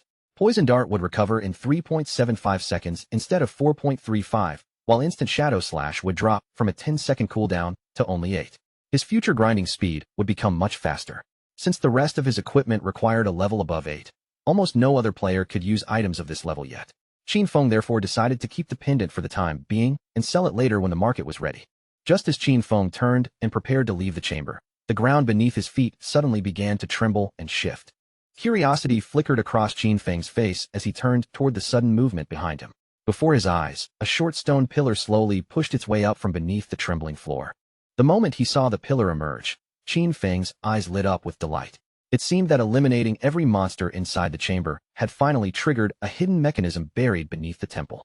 Rather than approaching carelessly, Qin Feng leaned closer and examined the stone pillar from every angle. After studying its structure and markings, he confirmed that it was indeed part of a concealed mechanism. Only moments later, the pillar's internal mechanism activated with a low rumble. The ground beneath Qin Feng shifted, and a square platform quietly formed directly under his feet. A heavy door embedded in the floor slowly opened beneath the platform. Then, little by little, the entire structure began sinking into the darkness below. Qin Feng immediately realized that he was standing on an ancient lift. After the platform had descended several meters into the underground shaft, the stone door overhead began sliding shut again, sealing the entrance and cutting off the light from the chamber above. Several long minutes passed before the descending platform finally came to a stop. Judging from the distance and the time it had taken, Qin Feng estimated that he had traveled at least 300 or 400 meters underground. The space before him was swallowed in darkness, and a cold, oppressive gloom seemed to hang in the air. Qin Feng remained alert, his gaze fixed firmly on the shadowy passage stretching ahead. Drawn the knowledge from his previous life, Qin Feng quickly recognized the structure surrounding him. He had reached a hidden maze constructed far beneath the main level of the temple. Qin Feng knew that ancient ruins had a small chance of containing concealed labyrinths like this one. He had explored many similar places during his previous life, so he understood that countless deadly traps would be hidden throughout the passages. As long as someone else moved ahead as cannon fodder, exploring the maze would not be especially dangerous. The real problem was that clearing it safely would consume an enormous amount of time. A confident gleam appeared in Qin Feng's eyes as he took out the Pendant of the Faithful. With his current attributes, activating even a single powerful trap could kill him instantly. Fortunately, the pendant allowed him to summon a silver-tier devout follower that could walk ahead and face those dangers in his place. Qin Feng stretched out one hand and activated the pendant's unique power. A pulse of energy gathered before him, and moments later, a zombie-like devout follower materialized on the cold stone floor. Pointing toward the dark hallway leading deeper into the maze, Qin Feng ordered the summoned creature to scout ahead. The devout follower slowly rose to its feet, turned toward the passage, and began walking forward without hesitation. Qin Feng folded his arms and watched the creature disappear into the corridor, unable to hide his satisfaction. Exploring a deadly maze became far easier when a summoned lackey could test the road first. Even so, danger could never be completely ruled out, so he decided to strengthen his passive dodge ability before continuing. Qin Feng invested 11 evolution points into Ghost Shadow Blur, pushing the skill directly from Gold Tier to Epic Tier. Its passive dodge rate soared from 15% to an astonishing 75%, and whenever a dodge successfully activated, he would become completely immune to the incoming damage. A 75% dodge rate was already absurdly high, especially without sacrificing any of his other attributes. After checking his remaining evolution points, Qin Feng realized that he still had exactly enough to advance Instant Shadow Slash to Epic Tier as well. Spending another 13 evolution points, Qin Feng evolved Instant Shadow Slash from Diamond Tier to Epic. The skill's range expanded to 30 meters, while its full duration increased to 12 seconds. He could now unleash 9 slashes instead of 7, and the cooldown settled at 8.8 seconds. Each slash widened to 5 meters, while the bonus damage per strike climbed from 300 points to 400. Qin Feng's eye shone as he considered the evolution rules more carefully. Advancing a skill from epic to legendary required 10 times the normal number of evolution points.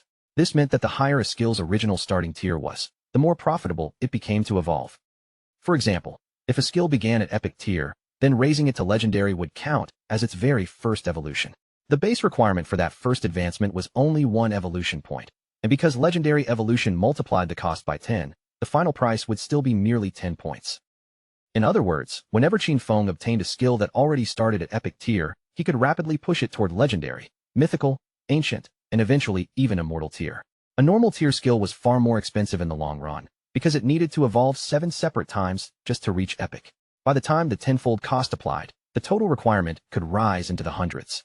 Fortunately, regardless of where a skill began, Qin Feng could still raise it to epic tier for comparatively few points. From this moment onward, every skill he truly used could be maintained at no less than epic tier. Qin Feng still had 11 evolution points left, and the only ability he could currently improve was his starter skill, Shadow Sneak. He spent 8 points, raising it from silver tier to platinum. The stealth duration increased from 16 seconds to 24, while the attack triggered when stealth was broken gained an additional 90 points, with the displayed value changing from 120 to 50. Its base cooldown also dropped from 26 seconds to 22. Thanks to Qin Feng's 35% cooldown reduction attribute, the actual cooldown became 16.3 seconds. Even then, he felt that the recovery time was still too long and the stealth-breaking damage remained underwhelming. Sooner or later, he would need to replace this skill. Further down the maze, the devout follower stepped onto an ordinary-looking stone slab. The instant its foot pressed down, a hidden trap activated, and an enormous boulder dropped from above without warning. The giant rock crushed the summoned creature beneath its weight, causing its broken body to dissolve into scattered light. With the follower destroyed, Qin Feng had no choice but to stop and wait for the pendant's cooldown before summoning another. The maze was both intricate and deadly, so this slow method was the only safe way to proceed. All he could do was remain patient and hope that something valuable waited at the end. Meanwhile, on the temple's upper level, a shield-bearing man and a hooded woman cautiously leaned their heads through the doorway of the chamber. After checking the area, the man turned toward his captain, Grey Rose, and reported that the 2 monsters had disappeared. Hearing this unexpected news, Grey Rose could not keep the surprise from showing on her face. The group carefully entered the room, and Grey Rose soon noticed that the lifespan they had dropped was gone as well. Someone had clearly killed the 2 monsters and collected everything left behind, though she had no idea who could have done it. The shield-bearer remarked that only the expert Shadow possessed enough strength to defeat 2 silver-tier bosses. Grey Rose felt that his conclusion made sense, and a wave of relief passed through her. At the very least, they would not be killed by those creatures again. Grey Rose rested one hand beneath her chin and recalled what they had witnessed earlier. When her party first arrived, they had briefly seen a figure who seemed to be communicating with the monsters. She could not confirm whether that person had been Shadow, nor did she know if he possessed some ability capable of enchanting bosses. But if he truly could control creatures of that level, then his power was far more terrifying and incomprehensible than they had imagined. At the same time, far below them on the temple's second layer, Qin Feng's newly summoned devout follower triggered another hidden mechanism and was killed by yet another trap. Beyond the destroyed summon stretched one final, narrow path leading toward a massive door. Qin Feng had already spent 3 full hours navigating the maze, and judging by the structure ahead, this should be its endpoint. Based on what he remembered from his previous life, exploring the same route with actual human lives would have sacrificed at least several hundred people. Once the pendant became available again, Qin Feng activated it without delay and summoned another silver-tier devout follower beside him. The creature immediately began walking down the long path toward the sealed door. This time, Qin Feng followed close behind, carefully watching both the floor and the surrounding walls. When they reached the end of the passage, Qin Feng pointed toward the enormous door and commanded the devout follower to open it. Obeying his order, the monster placed both hands against the door and pushed with all the strength it possessed. Yet the heavy structure refused to move even slightly. The follower strained so hard that its entire body began trembling under the effort. Suspicion filled Qin Feng's eyes as he watched. A silver-tier creature could not open the door no matter how much force it used, which meant ordinary strength was probably not the key. After a brief moment of thought, Qin Feng stepped past the struggling summon, approached the sealed entrance himself, and gently placed one hand against its surface. The instant his palm made contact, the massive door responded. With a deep grinding sound, it slowly began opening on its own, leaving Qin Feng staring at it in genuine shock. As the gap widened, a strange wave of air rolled outward from the hidden chamber. Thick clouds of dust and smoke followed, spilling through the doorway like a dark curtain. Cold sweat formed along Qin Feng's skin as he watched the smoke drift past him. His instincts immediately warned him that whatever waited beyond that door might not be safe. On the other side lay a vast chamber, filled with towering stone pillars. At the exact center of the room sat a treasure chest, its entire surface wrapped tightly in twisting vines covered with sharp thorns. Qin Feng cautiously entered the chamber and studied the chest from a safe distance. The thorny growth had nearly swallowed it completely, and a heavy lock secured the lid. More surprisingly, an unfamiliar NPC stood silently beside it. The NPC was a woman whose lower face had been hidden beneath layers of bandages. Qin Feng immediately asked the system to inspect her attributes, but for the first time, it failed to detect even the smallest piece of information. Qin Feng's eyes widened as the empty result remained before him.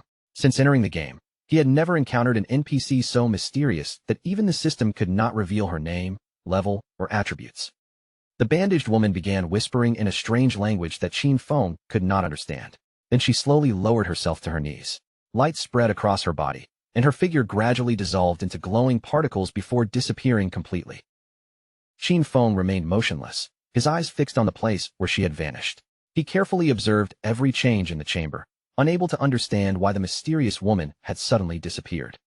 Moments later, the thorn-covered vines wrapped around the treasure chest began fading as well. One strand after another dissolved, slowly exposing the golden chest beneath them. Even with the vines gone, Qin Feng did not relax his guard. Although he had been unable to inspect the woman's information, he was certain that her strange reaction had some connection to the Eye of Judgment. The uncovered chest began radiating a brilliant golden light, and Qin Feng immediately recognized the aura of epic-tier items inside. Still, he refused to approach recklessly. Treasure chests in ancient ruins could easily be mimics, and even genuine ones might conceal lethal traps. Keeping a safe distance, Qin Feng pointed toward the glowing chest and ordered his summoned, devout follower to open it in his place. The monster stepped forward and obeyed without hesitation.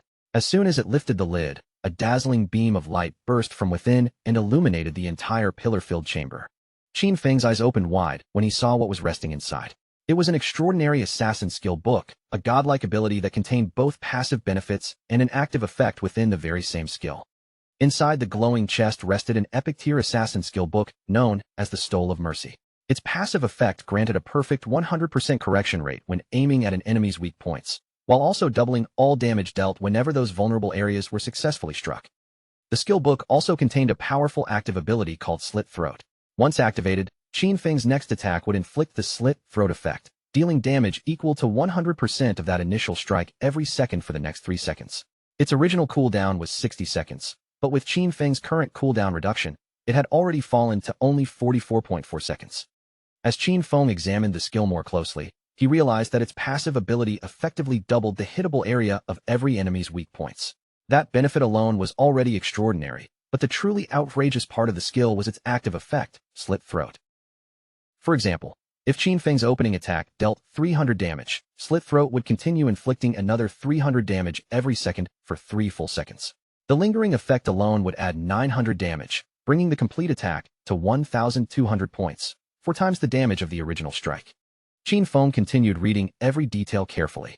Multi-hit abilities such as Instant Shadow Slash could strike an enemy many times, but Slit Throat would only calculate its effect from the very first hit. Even so, the skill was already epic tier, which meant he only needed 10 evolution points to push it into legendary tier. This single treasure had turned the entire expedition into an enormous harvest, because his burst damage had now increased several times over. With the treasure secured, Qin Feng turned toward the exit and began making his way back through the ruins. He knew this opportunity had only appeared because Big Plum had shared the location with him, so it was time to return and sell the remaining equipment to her party. Opening the voice channel, he asked Big Plum to tell Wang Meng to head back to town because he had items ready for him.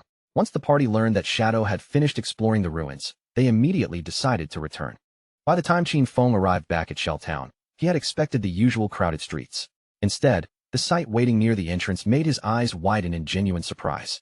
A huge crowd of players had gathered specifically to wait for Shadow's return.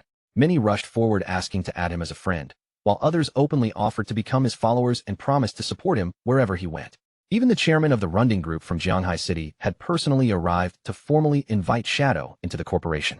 There were also fans who had traveled all the way from Firefly Town simply to greet him. The gathering was not limited to players from Shell Town. Groups from several different beginner towns had crossed over as well, all hoping to persuade Qin Feng to form a team with them. Seeing so many unfamiliar players in one place, Qin Feng immediately understood what had happened. The teleportation gates connecting the different towns had finally begun activating. That meant the path to Song Fei's Firefly Town was now open. Qin Feng had no interest in remaining trapped inside the noisy crowd. Without wasting another moment, his figure blended into the surrounding shadows and disappeared from everyone's sight. Hidden beneath his invisibility skill, Qin Feng quietly slipped away from the packed streets. Behind him, the waiting players immediately began arguing among themselves, each group blaming the others and assuming that Shadow had left because their constant harassment had annoyed him. After escaping the crowd, Qin Feng soon reached the place where Big Plum and Wang Ming's party were waiting. He approached Big Plum first and quietly drew her attention. The moment Big Plum recognized him, she raised one hand excitedly and called toward Wang Ming, informing the captain that the expert Shadow had finally arrived. As Qin Feng looked toward the gathered party members, one particular figure standing among them immediately caught his attention. That person was none other than his own younger sister, Qin Xiaoyu. Qin Xiaoyu turned toward him and revealed a sweet, friendly smile. Qin Feng, however, was immediately filled with questions. He could not understand how she had managed to enter Wang Ming's party, especially when her presence alone was enough to place the entire group in danger of being repeatedly wiped out. Qin Feng reminded himself to remain extremely cautious. Shadow had now become famous across multiple towns, so revealing his real identity would be far too dangerous. He still possessed no supernatural strength outside the game, and with so many people watching his every move, even an ordinary kitchen knife could easily kill him in the real world. Qin Xiaoyu's cheeks slowly turned red as she secretly studied Shadow from head to toe. Even without seeing his hidden equipment, she could sense how powerful he was. Compared with him, Wang Ming and the rest of the party seemed almost worthless. She immediately began imagining that if Shadow agreed to carry her, she might grow strong enough to reunite with Song Fei within only a few days. Qin Feng opened the trade interface and explained to Wang Ming that the equipment he had brought was perfectly suited to the classes within their party. The accompanying skill books would also raise their overall combat strength considerably. He set the initial total price at 220 days of lifespan. Wang Ming immediately felt pressured by the cost, because the items were all silver or gold tier and the party could not afford them at the moment. Qin Feng calmly told him that it was not a problem. They could take the items now and repay him later. Wang Ming looked at Qin Feng with complete sincerity and thanked him from the bottom of his heart. After receiving so much help, he genuinely did not know how their party could ever repay such generosity. He promised that if Qin Feng ever needed their assistance in the future, all he had to do was say the word. No matter what the request involved, Wang Ming and his companions would do everything within their power to help him. The party's swordsman eagerly equipped a shining gold-tier helmet, touching its surface in disbelief as he praised Shadow for being incredible. He had never imagined that he would obtain gold equipment this early in the game. Wang Ming also equipped his new items and learned a gold-tier skill that instantly tripled his damage output. Overcome with emotion, he could not stop tears from filling his eyes. Shadow had even allowed them to purchase everything on credit, proving that he truly trusted their party. Wang Ming searched through the remaining items in the trade, but no priest equipment appeared among them. Qin Xiaoyu watched in confusion, unable to understand why every other class had received something while she had been left empty-handed. The archer, already irritated with her, felt that she was fortunate enough simply to leech experience from the rest of the group. Refusing to give up, Qin Xiaoyu stepped closer to Qin Feng and introduced herself with a polite smile. She explained that she was the priest of Wang Ming's party, then directly asked whether he happened to have any suitable equipment for her. At that moment, a notification appeared before Qin Feng. The player named Little Graceful was requesting to add him as a friend. Qin Xiaoyu stared expectantly at Shadow, but when she saw his reaction, her eyes widened in sudden surprise. Qin Feng gave her nothing more than a cold, penetrating stare. Then, without accepting the friend request or answering her question, his body vanished into the shadows, leaving Qin Xiaoyu frozen in disbelief. Still staring at the empty spot where he had stood, Qin Xiaoyu asked in confusion where Shadow had gone. Wang Ming tried to comfort her, suggesting that Shadow probably had not obtained any priest items during this expedition and might bring something suitable next time. The archer bluntly exposed the truth, declaring that Shadow had clearly ignored her on purpose. Big Plum, meanwhile, watched with admiration and thought Shadow looked incredibly cool, appearing and disappearing as mysteriously as a dragon. Already some distance away, Qin Feng continued walking without turning back. Inside his inventory, he was actually carrying both a gold-tier priest staff and a gold-tier skill book meant specifically for priests. However, no matter how valuable those items were to a priest, Qin Feng had absolutely no reason to hand such precious rewards over to Qin Xiaoyu. As Qin Feng continued advancing, he would inevitably collect huge amounts of unused equipment and skill books. Selling every item one at a time would waste far too much of his energy. Wang Ming's connection with the authorities made his party the perfect buyer for large batches of loot. Qin Feng could not allow Qin Xiaoyu to damage that useful cooperation, so he needed to find another priest and replace her as quickly as possible. A serious light appeared in Qin Feng's eyes as one particular person entered his thoughts. He needed to locate little Zhu as soon as he possibly could. Little Zhu's real name was Guishu. In Qin Feng's previous life, she had become the manager of the Godslayer Guild and awakened the hidden priest class known as the White Avian Priestess. A white bird always accompanied her, providing both healing and powerful enhancements. Among every priest Qin Feng had ever known, she was the only one capable of defeating epic tier bosses alone. She had once been one of his strongest allies, and compared with someone like her, Qin Xiaoyu was nothing but complete trash. Qin Feng approached the newly activated teleportation gate and prepared to use it. He remembered that little Zhu, just like Song Fei, had also begun the game in Firefly Town. That made his destination absolutely perfect for accomplishing both objectives at once. As long as Qin Feng could find little Zhu, he planned to place her directly into Wang Meng's party and have her take over Qin Xiaoyu's position as their priest. With his decision made, Qin Feng activated the teleportation gate. Light surrounded his body, and in the next instant, he was transported away from Shell Town and sent directly to Firefly Town. When Qin Feng stepped out of the gate, Firefly Town spread out before him. Its atmosphere, layout, and surrounding scenery were noticeably different from the beginner town he had just left. As Qin Feng walked through the unfamiliar streets, he overheard two players rushing past him while speaking anxiously. They wanted to return to the battlefield as quickly as possible because the silver tier boss had already fallen below half health. If someone else stole the kill now, all their previous deaths would have been meaningless. One of the men angrily cursed Song Fei, complaining that the bastard had brought an enormous crowd of fangirls with him, making it impossible for ordinary players to compete. He could not understand how some insignificant celebrity had managed to gather so many brainless followers. Qin Feng had only just arrived in Firefly Town, yet information about Song Fei had already fallen directly into his hands. He quietly followed behind the two hurried players until they left town and entered a wide valley. According to the map, this was a level 5 hunting zone known as Wailing Valley. The main monsters roaming through Wailing Valley were creatures known as Ember Fiends and the Shackled. After traveling farther into the valley, Qin Feng began hearing the unmistakable sounds of combat ahead, shouted commands, colliding weapons, and repeated magical explosions echoing between the rocky walls. Qin Feng cautiously leaned out from behind the terrain and looked toward the battlefield.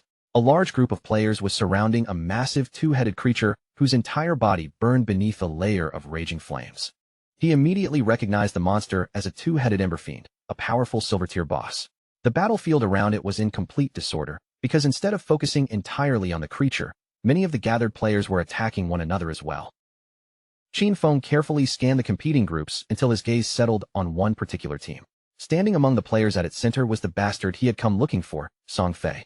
Two furious players stepped in front of Song Fei's group and raised their weapons. One of them accused Song Fei of ambushing him earlier and stealing his lifespan, swearing that he would kill him in revenge. Beside him, a shield-bearing player smiled confidently and asked whether Song Fei truly believed hiding behind a crowd of female mages would keep him safe. He then proudly revealed that he possessed a godlike anti-mage skill. The shield-bearer had barely begun taking his first step forward when one of Song Fei's female mages moved. She swung her magic staff with brutal force and crushed his head before he could even demonstrate the skill he had been boasting about.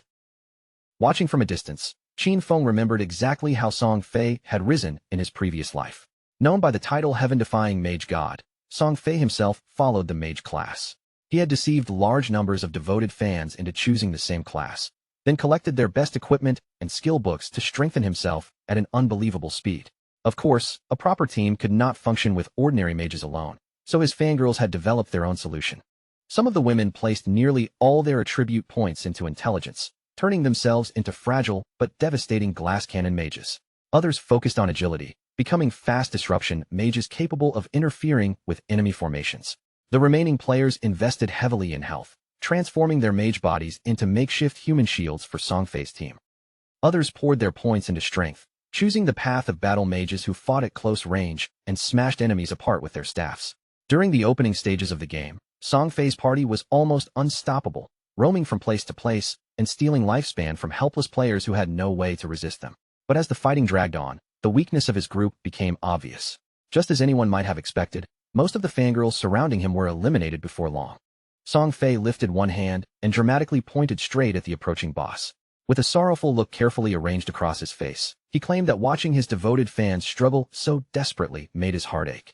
He wished the monster would hurry up and die so that everyone could finally rest, then shamelessly added that he dreamed of a loving world where violence no longer existed. The twin-headed Burfin began lumbering towards Song Fei's group, its massive body steadily closing the distance. One of his fans immediately insisted that this battle was nothing compared to the burden Song Fei himself had been carrying. In her eyes, he had already worked far harder than anyone else and should never be forced to endure such suffering. She thrust a finger toward the monster and declared that they had to kill it before it could lay a hand on their precious Song Fei. Without another moment of hesitation, Song Fei's fans raised their staffs and unleashed a barrage of spells at the monster. Their voices rang out over the battlefield as they vowed to defeat the boss and help Song Fei rise above everyone else as king. No matter where he chose to go from that day forward, they swore they would remain at his side and follow him without question. The monster suddenly threw back its heads and opened its enormous jaws. Flames gathered deep inside its mouths before erupting outward in a violent burst aimed directly at Song Fei. The blazing attack rushed toward him, instantly wiping the smug ease from his face and putting every nerve in his body on alert. Yet before the torrent of fire could reach him, one of Song Fei's fans rushed into its path without hesitation. She planted herself between him and the incoming flames, taking the full force of the attack with her own body and shielding him from every bit of damage. Song Fei quickly reached down and clasped the girl's fading hand, lowering his eyes as he forced a deeply sorrowful expression onto his face. Her body was already dissolving before him, scattering away piece by piece as her remaining lifespan vanished. Even with tears trembling in her eyes, she looked up at him and swore that she would willingly do absolutely anything for his sake. The chubby girl tightened both hands around her magic staff until her knuckles nearly turned white. She urged the others to turn their grief into rage, shouting that once they killed this hideous monster, Brother Song Fei would be able to climb into first place on the rankings.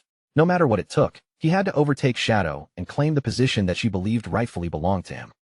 Her words instantly set the rest of the girls ablaze with excitement. One after another, they raised their weapons high above their heads and shouted grand promises into the air.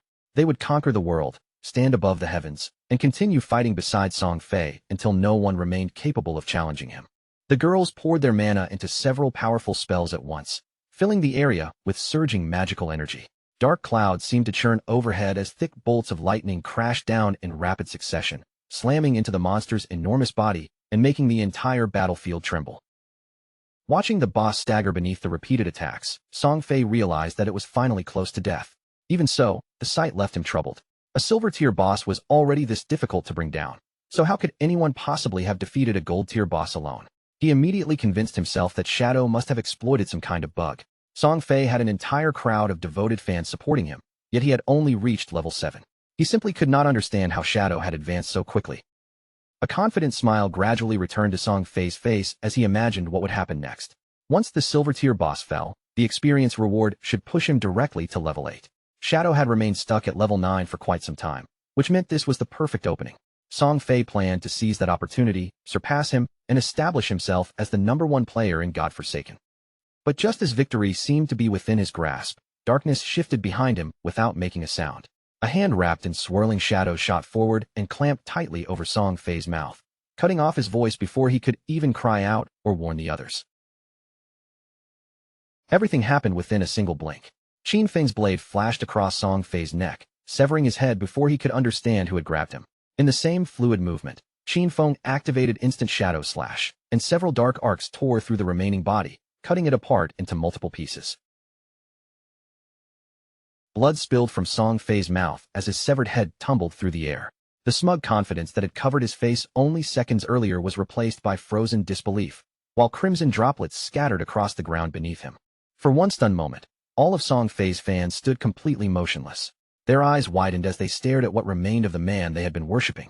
Yet before any of them could draw another full breath, Qin Feng had already shifted his stance and launched his next attack. Qin Feng moved with the speed and violence of a thunderbolt, becoming little more than a dark blur among them. His blade swept through the crowd in a chain of merciless strikes, slicing apart Song Fei's remaining fans and cutting through the weakened boss at the same time. A system window immediately appeared in front of Qin Feng, confirming that the silver-tier boss had been successfully defeated.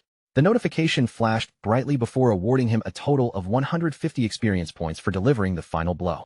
The massive boss crashed heavily onto the ground, and its enormous body began breaking down into pure lifespan. The surviving players could only stare in disbelief. Shadow had killed the creature with what looked like a single attack. Their own spells had barely inflicted around 100 points of damage at a time, while one slash from him had dealt damage in the thousands. The difference was overwhelming. Shadow's strength was at least 10 times greater than theirs. As the boss's corpse completely dissolved, glowing orbs of lifespan scattered across the ground. Qin Feng calmly deactivated his stealth skill and stepped back into view. The more observant players quickly realized that the terrifying strike had been an area of effect attack, which explained how Song Fei, his entire crowd of fans, and the boss had all died together. Once they recognized Shadow as the player who had claimed the world's first kill on a gold-tier boss, none of them dared approach the loot. They quietly backed away, deciding it was safest to leave everything to him. A moment later, the remaining players began loudly cheering for Shadow, praising him for avenging everyone Song Fei's gang had bullied.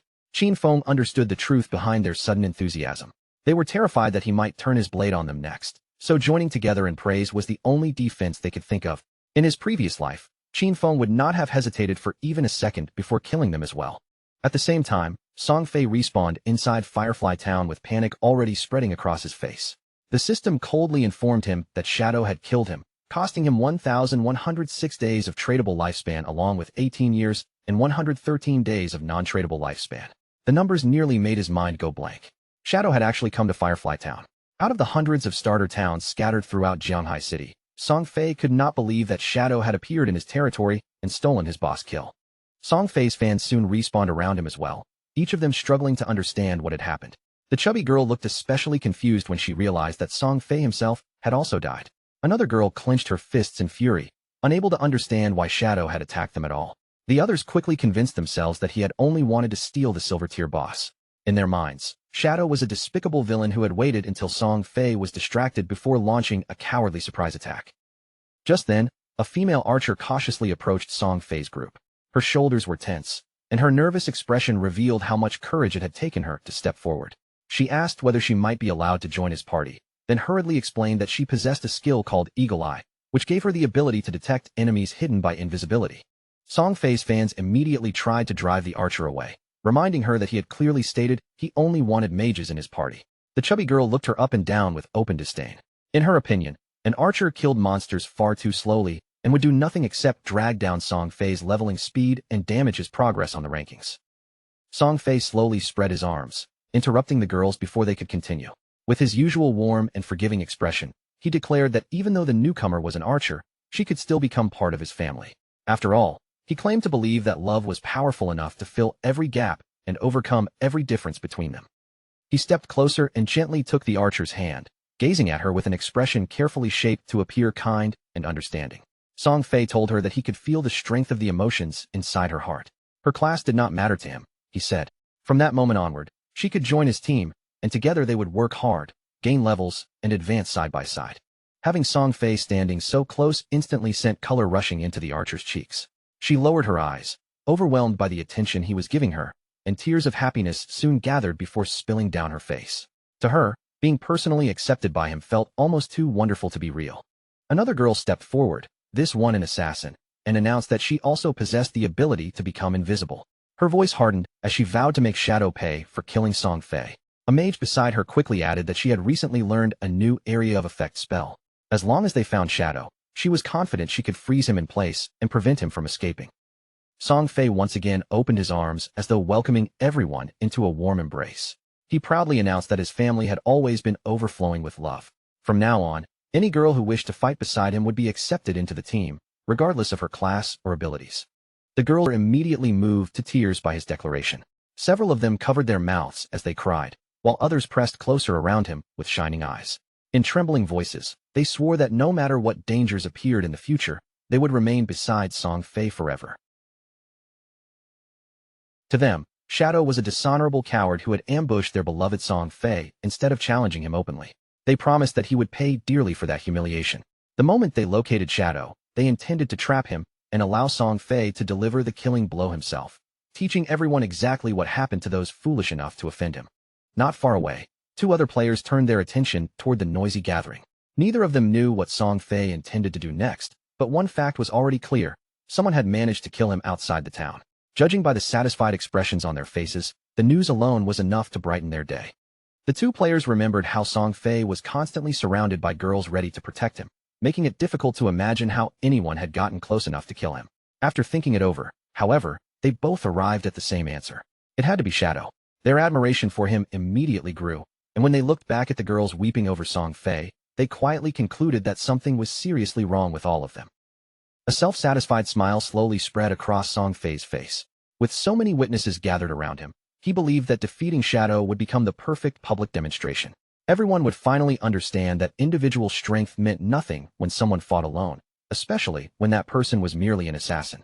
In Song Fei's mind, Shadow was nothing more than a fragile, underhanded killer who had foolishly dared to challenge a great and noble mage like himself. Meanwhile, back at the battlefield, Qin Feng reached toward the scattered rewards and activated Greedy Hand. The loot was gathered into his possession almost instantly.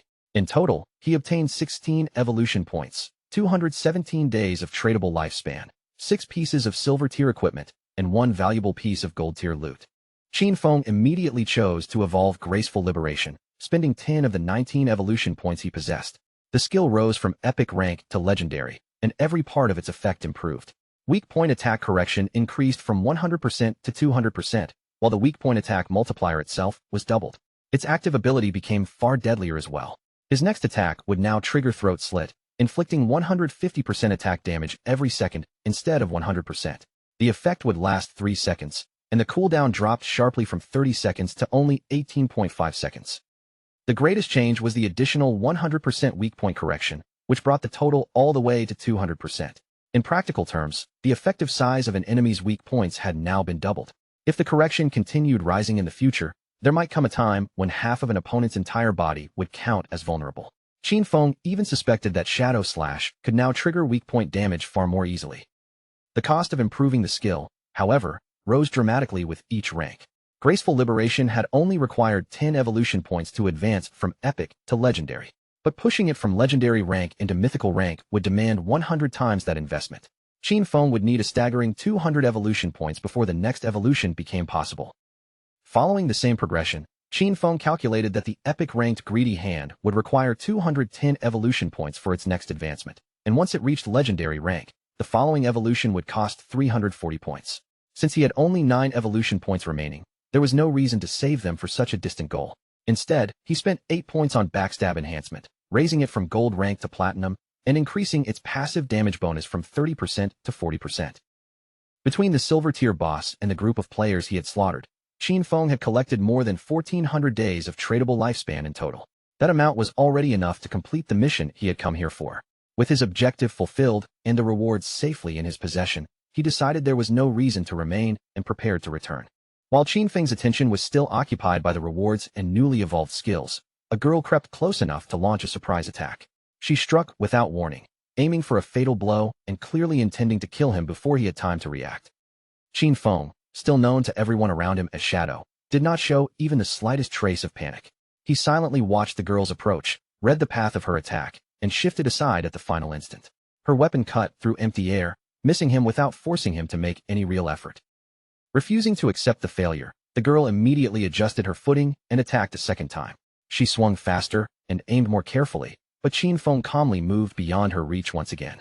The strike missed just as completely as the first, and he still looked entirely untroubled. The girl froze in disbelief after seeing her second attack fail.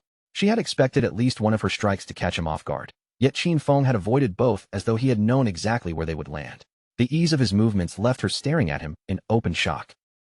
Realizing that continuing a direct exchange would only place her in greater danger, the girl stopped wasting time. She activated her stealth ability at once, and her figure blurred before disappearing completely from sight, leaving behind nothing but empty space. At that exact moment, movement appeared along the top of the nearby cliff. Song Fei's fans stepped into view one after another, spreading out across the high ground as they looked down at Qin Feng from above. Believing they had finally trapped him, the girls announced that there was nowhere left for him to escape. Song Fei's mages raised their staffs, magical energy already gathering around the tips, while the archer who had only just joined the party drew her bow and aimed directly at Qin Feng. Every face was twisted with anger as they repeated the same furious vow. They would avenge Song Fei no matter what it cost. Qin Feng reacted before any of them could release an attack. He activated stealth, and darkness immediately folded around his body.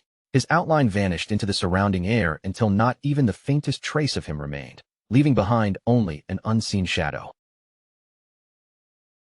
The moment Qin Feng disappeared, the newly recruited archer activated Eagle Eye. A sharp light flickered across her gaze as she searched the space below the cliff. With complete confidence, she warned the others that Qin Feng's invisibility would not protect him this time. Against her detection skill, hiding was completely useless. The archer released the bowstring, and the arrow immediately twisted into the shape of a translucent ghost eagle.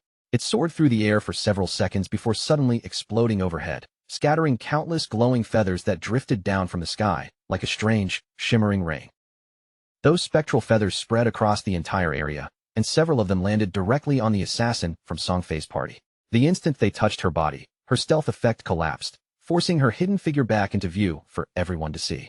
The chubby girl clenched her fist in excitement, completely convinced that they had finally exposed Qin Feng. Without taking another moment to confirm the target's identity, she shouted for the others to unleash their strongest abilities and attack with everything they had. Following her command, Song Fei's fans raised their weapons and released their most powerful skills at once. A dense storm of destructive magic came crashing down toward the exposed assassin. Seeing every spell aimed directly at her, the girl panicked and desperately tried to explain that she was not Qin Feng.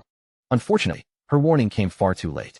Before the others could stop their attacks, the barrage struck her body head-on. A tremendous explosion erupted across the battlefield, swallowing her figure beneath surging flames, magical light, and flying debris. Instead of showing even the slightest sadness over killing one of their own, the chubby girl only became angrier. She coldly declared that the assassin did not matter because she was not even a mage, proving that her love for Song Fei had never been sincere. In her mind, being destroyed by their spells was nothing more than heavenly punishment for her false devotion. She then turned toward the archer and ordered her to summon the eagle again so they could continue searching for Shadow. The archer quickly nodded and prepared to activate her detection ability once more. But before she could release another arrow, the still-hidden Qin Feng pulled the ghost fire bell from his inventory and began shaking it in his hand. The bell's active ability, Soul Attack, was instantly triggered. Its invisible power spread across a radius of 100 meters, capable of completely immobilizing every enemy caught inside for 3 full seconds. The ability was extremely powerful, though it carried a lengthy cooldown of 521 seconds. Just before the archer could activate Eagle Eye again, an eerie aura suddenly wrapped itself around her body and the bodies of all her companions. Their limbs locked in place at the same moment, leaving them unable to move even a finger. None of the girls understood what had happened, and confusion immediately appeared across their frozen faces. Before any of them could even draw another breath, Qin Feng emerged from hiding. He activated Instant Slash and shot through their formation like a bolt of thunder. His blade flashed repeatedly, cutting every immobilized girl into pieces before a single one of them had the chance to react. Song Fei had been hiding safely behind a nearby corner throughout the confrontation. Hearing the sudden commotion, he cautiously stuck his head out and stared at the bodies in confusion, unable to understand why all his followers had died at once. His first thought was that Shadow must have done it, but he quickly rejected that possibility. In his mind, Shadow would have been forced to reveal himself the moment he attacked. Still concealed by stealth, Qin Feng silently moved closer until he was standing right beside him. Then Shadow's cold voice reached Song Fei's ears, arrogantly warning him that his death was already near. The instant Song Fei recognized that voice, his eyes widened with terror and disbelief, and his entire body began trembling uncontrollably. Song Fei did not waste another second. Acting entirely on instinct, he raised his staff and activated his defensive magic. A thick, powerful shield of energy immediately formed around his body, enclosing him in what he believed was complete protection. But Qin Feng did not attack the barrier with his blade. Instead, he flicked his wrist and launched a poison dart directly at Song Fei. To Song Fei's horror, the small projectile pierced through the magical shield with almost no resistance, causing the supposedly powerful barrier to crack and shatter into countless fragments. The poison dart struck Song Fei squarely in the center of his forehead. His body immediately collapsed backward onto the ground, and the unbearable poison spreading through him forced the bastard to scream and writhe in agony. Moments later, Song Fei's body began dissolving into glowing orbs of lifespan. Qin Feng finally deactivated his stealth and looked over the reward left behind. Seeing how much lifespan Song Fei still possessed even after dying again, he calculated that the man must originally have held more than 2,000 days of tradable lifespan. Once Song Fei's body disappeared completely, only the scattered lifespan remained behind. Qin Feng studied it for a moment and found the situation rather strange. None of Song Fei's fans had dropped any tradable lifespan at all. After thinking it through, he realized the obvious truth. The girls had already handed every tradable day they possessed over to Song Fei. A considerable amount of time had already passed since Godforsaken appeared, yet plenty of people still treated it as though it were nothing more than an ordinary game. The blind fanaticism of Song Fei's followers was honestly terrifying. It was also a waste from Qin Feng's perspective, because the tradable lifespan they had donated added up to several hundred years in total, and now most of it would eventually be absorbed by the monsters wandering nearby. Back in Firefly Town, Song Fei and his followers respawned once again. Song Fei was nearly trembling with rage. He had once possessed more than 2,000 days of tradable lifespan, but after being killed repeatedly, only 500 days remained. He turned toward the archer with a confused and furious stare, demanding to know why her detection ability had failed to locate Qin Feng. The archer nervously explained that she had indeed activated the skill exactly as promised. However, the only invisible target the ghost eagle had detected was their own assassin sister. The chubby girl opened her attribute panel and pointed out that stealth abilities possessed levels. She began to suspect that Shadow's stealth might be far higher than any of them had expected. The archer then revealed that Eagle Eye only had a counter-stealth level of 1. That meant it could expose targets using level 1 stealth, but anyone with a higher stealth level would remain completely invisible to her. Song Fei's frustration deepened as he listened. Shadow could appear without warning, kill them, and vanish again without leaving the slightest trace. Song Fei had no idea how anyone was supposed to defend against an enemy like that. Song Fei touched his face while trying to understand why Shadow continued targeting him. As far as he was concerned, he had never done anything to offend the man, and Shadow had already stolen the silver tier boss kill from him. There should have been no reason to attack again. Then another possibility entered his mind. Perhaps Shadow was simply jealous of his unmatched beauty and intended to keep killing him out of envy. Song Fei's fans immediately raised their weapons and suggested that, for everyone's safety, they should leave the area and continue leveling somewhere else. No matter which location Song Fei selected, every girl passionately swore that she would follow him without hesitation. Not long afterward, Qin Feng also made his way back into Firefly Town, returning to the crowded starter settlement while remaining alert for any sign of Song Fei's group. After searching through the town for some time, Qin Feng began to find the situation strange. Song Fei and all his followers had already disappeared. He could not tell whether they had traveled to another town entirely or simply logged out of Godforsaken to avoid him.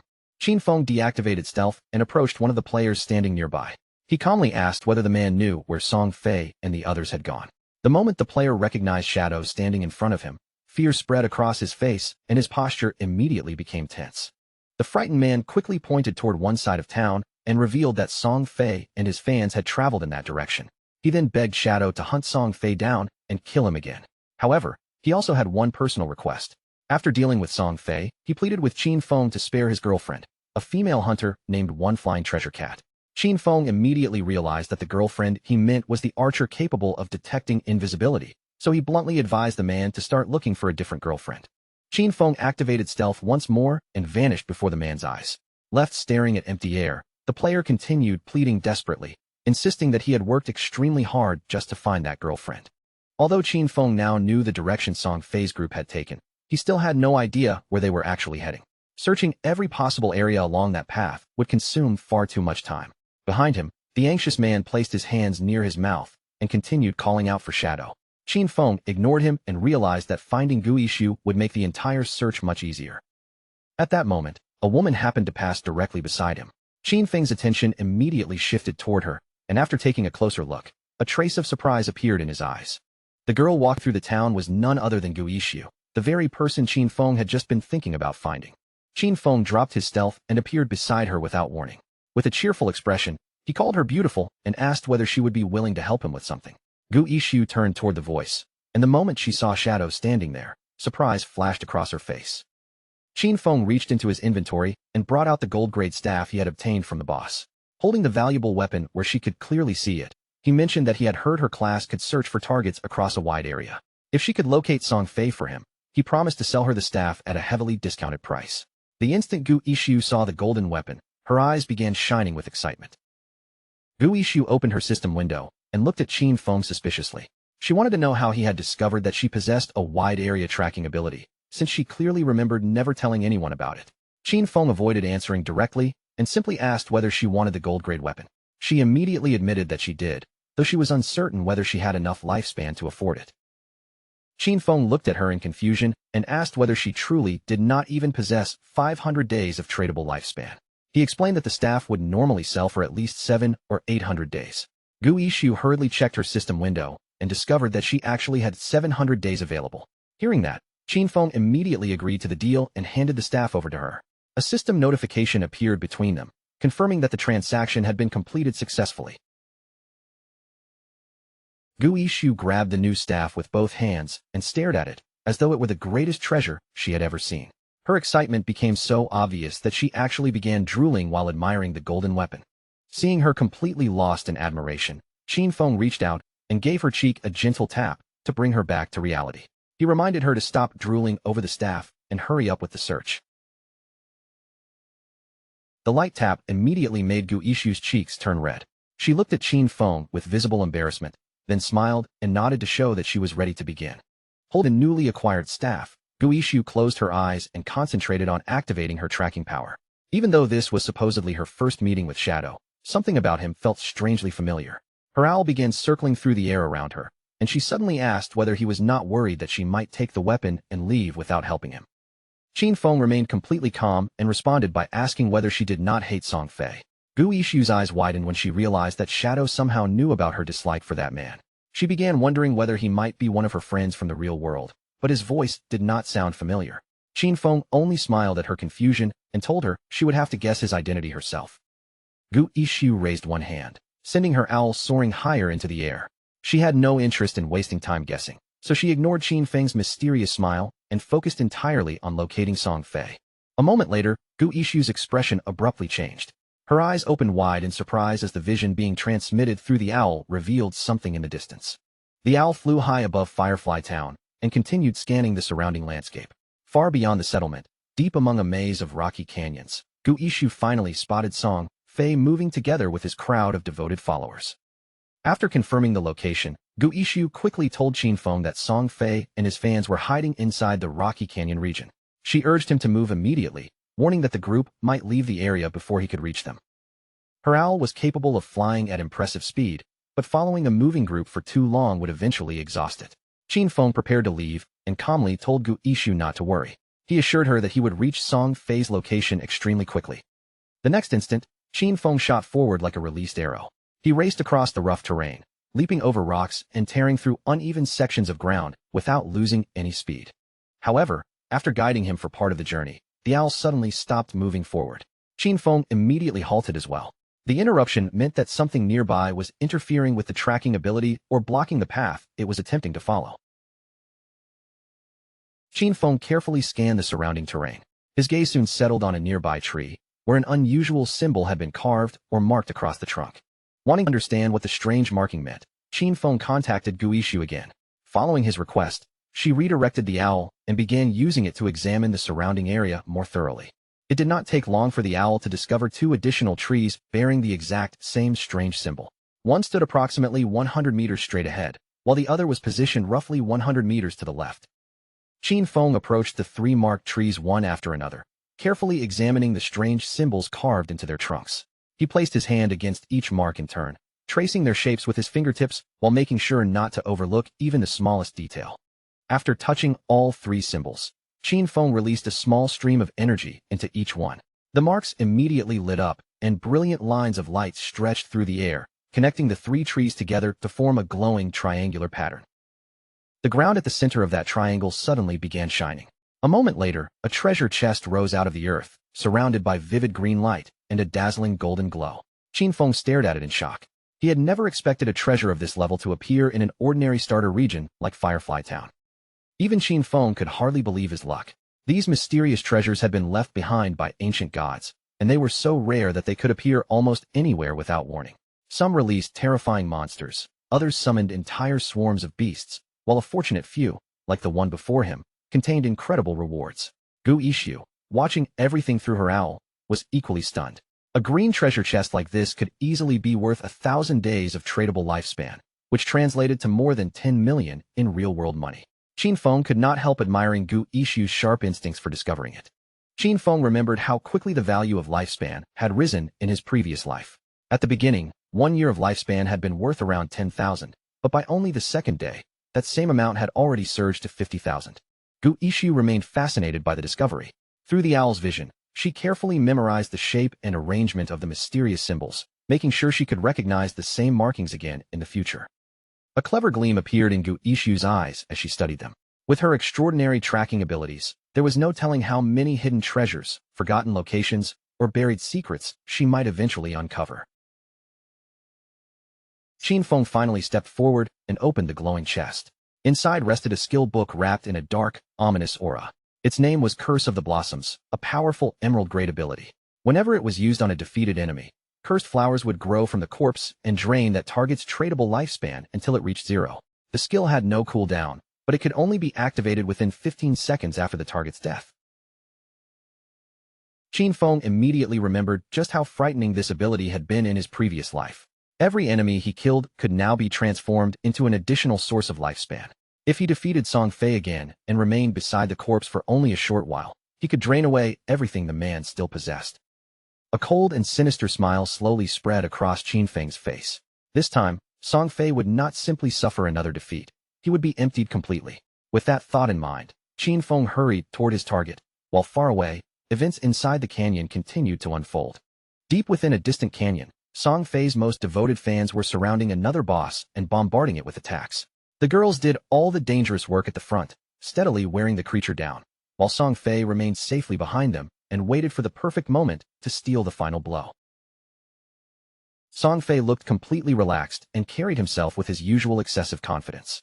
He was certain Qin Feng would never bother chasing them all the way into such a remote canyon. After all, Qin Feng had already taken a silver-tier boss from him and humiliated him twice in succession. Song Fei convinced himself that the matter should have ended there. Unfortunately for him, that assumption could not have been more wrong.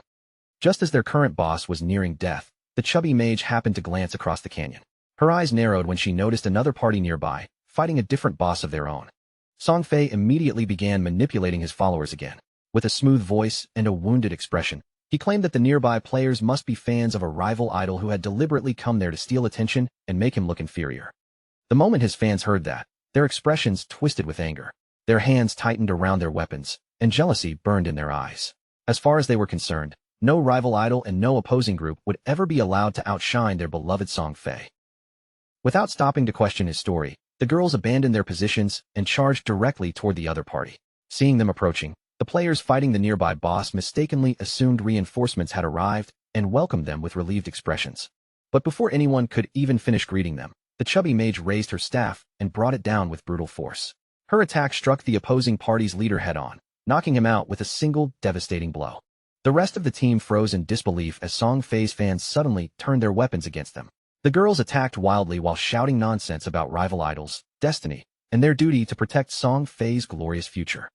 One confused player tried to demand an explanation, asking what they had done to deserve this attack. Before he could finish speaking, a spell slammed into him and silenced his question immediately. As the fight continued, Song Fei's fans grew even more ridiculous. Between attacks, they began reciting strange poems and exaggerated praises, speaking of Song Fei as though he were a divine being descended from the heavens. Once the opposing party had been completely wiped out, the girls respectfully stepped aside. They opened a clear path for their so-called Golden Prince, allowing Song Fei to walk forward and deliver the final strike against the weakened boss. Song Fei maintained his carefully crafted performance, acting deeply touched by everything they had done. He showered the girls with empty gratitude, inventing a dramatic story about how he had nearly been caught in a dangerous ambush. Then he praised them as brave heroes who had appeared at the perfect moment to save him. His meaningless compliments worked exactly as intended. The girls blushed, covered their smiles, and giggled among themselves, completely immersed in the imaginary world Song Fei had created for them. However, their celebration was about to end. At that very moment, a silent figure arrived at the edge of the canyon. Shadow stood above them, watching everything from the rocky ridge. Song Fei suddenly felt that something was wrong. A cold sensation crawled down his back, and the hairs on his neck rose as though an unseen danger had fixed its gaze directly on him. He instinctively began turning his head to look behind him, but by the time he reacted, the danger had already reached him. Qin Feng's sword flashed through the air like a blade delivering judgment. The strike arrived in an instant, too fast for Song Fei to defend himself or even understand what was happening. With one clean and effortless motion, Qin Feng severed Song Fei's head from his shoulders. The head flew aside, while the lifeless body collapsed heavily onto the canyon floor. Unlike the previous attacks, Shadow did not immediately turn around and leave after killing him. This time, he remained beside Song Fei's fallen body for a reason. Qin Feng knelt beside the corpse and activated Curse of the Blossoms. A massive crimson flower burst out from the center of Song Fei's chest. Its petals twisted and pulsed as though the plant were alive, steadily drawing every remaining drop of tradable lifespan out of the young troublemaker. Song Fei's fangirls stood around the corpse with their eyes stretched wide in horror. None of them could understand the enormous red flower growing from his body or what terrifying effect it was having on him. Moments later, Song Fei reappeared beside the resurrection portal in Firefly Town. Confusion and irritation covered his face as he once again tried to understand why Shadow refused to leave him alone. Following his usual twisted reasoning, he quickly decided that jealousy had to be the only possible explanation. Perhaps Shadow envied the attention Song Fei received from so many girls. Or maybe one of those fangirls was secretly someone Shadow cared about. Song Fei gradually convinced himself that Shadow's repeated appearances in Firefly Town were all part of some complicated revenge plan. While he was still trapped inside those absurd guesses, a system warning suddenly appeared. His face changed when he saw that his tradable lifespan was rapidly falling, disappearing far faster than the normal loss caused by death. At first, Song Fei assumed the rapid decline must be an additional penalty for dying too many times within such a short period. Before he could properly investigate the warning, flashes of light appeared around the resurrection portal. One after another, the members of his fan club began respawning beside him. The chubby mage was among the first to return. Still out of breath and visibly shaken, she hurriedly told Song Fei about the enormous red flower that had grown from his corpse and appeared to be draining away something extremely important. Song Fei finally connected the two events. The cursed flower and the rapid disappearance of his lifespan were both Shadow's doing. Somehow, the assassin had obtained a terrifying new ability capable of continuing to drain him even after death. The realization struck Song Fei with genuine fear, and he immediately ordered all his followers to log out. If Shadow kept killing them and using that cursed flower, their tradable lifespan might eventually fall to 0, and that would mean real death. Even while retreating, Song Fei continued playing the role of their caring leader. He called the girls his family and promised that he would return to the real world, find a way to extend their lifespan, and purchase powerful equipment using the lifespan they had saved. Still completely under his influence, the girls eagerly agreed, already imagining the day they would return with enough strength to crush Shadow. As Song Fei disappeared from Godforsaken, rage and frustration twisted his features. He refused to recognize what had happened as a true defeat. He had spent 2.5 years building his current position, and he could not accept being destroyed by some unknown player who had appeared from nowhere. In Song Fei's mind, money could overcome any obstacle. He only needed enough time to prepare.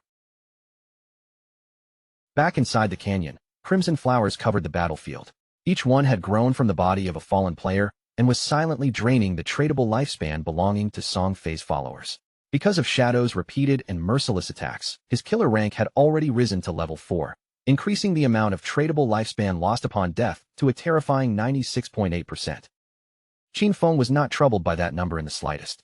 After checking his gains, he realized this single ambush had added roughly another 1,000 days to his lifespan. He owed it all to Song Fei and his deluded followers. They had spent their time fighting monsters, collecting rewards, and gathering lifespan, only to hand everything over to him in the end. However, the stream of energy did not continue forever. The red flowers gradually withered, and the lifespan stopped flowing into him. Qin Feng immediately understood that Song Fei's entire group had logged out to prevent any further losses. High above the canyon, the white owl continued circling through the sky in complete silence, observing the aftermath from a safe distance. Through the owl's eyes, Gu Yishu had witnessed the entire battle. Even she was left shaken by Qin Feng's overwhelming power. Watching the highest-ranked player fight with everything at his disposal was completely different from merely hearing stories about him. Qin Feng looked toward the owl and asked Gu Yishu whether Song Fei had truly logged out. She confirmed it with a nod, explaining that every member of the group had disappeared in order to protect whatever lifespan they still had left. Qin Feng calmly instructed her to continue watching the area. If Song Fei ever logged back into the game, he wanted Gu Yishu to inform him immediately. Gu Yishu wondered aloud whether that meant her assignment was finished, but Qin Feng told her to continue helping him a little longer. He then revealed that he had recently obtained a gold-tier priest skill called Sword of Divine Judgment. The moment she heard the name and rank of the skill, her curiosity was instantly awakened. She clearly wanted it, and Qin Feng noticed her interest right away. Qin Feng offered to sell her the skill for 500 days of tradable lifespan. However, he added that he would reduce the price by half if she agreed to one additional condition. Gu Yishu's eyes narrowed suspiciously, and she immediately warned him that she would never trade away her dignity, leaving Qin Feng completely caught off guard. Qin Feng hurriedly explained that she had misunderstood him entirely. He was not asking for anything improper. All he wanted was for Gu Yishu to join his party and serve as the team's primary healer. Hearing the actual condition, Gu Yishu finally relaxed and burst out laughing. She accepted the offer without hesitation, though she playfully warned Qin Feng that if his team turned out to be a complete disaster, she would hold him personally responsible. Shadow assured Gu Yishu that the others were dependable and that she would be joining a solid team. With the matter settled, he immediately opened his contacts and reached out to the rest of the group so they could gather without wasting any more time. Elsewhere in the game world, Wang Ming stood proudly over the corpse of a poisonous monster, pleased with the experience points he had earned from the difficult fight. However, the poison was still spreading through his body. He urgently called Zhao over, asking her to heal him and remove the toxin, but she remained frozen in place, completely unsure of what she was supposed to do. Wang Ming tried once again to remind her that priests possessed an ability specifically meant to cleanse poison. Before Zhao could properly understand his instructions, she hurriedly activated the skill, and somehow cast it on a nearby tree instead of Wang Ming, the person desperately waiting for treatment.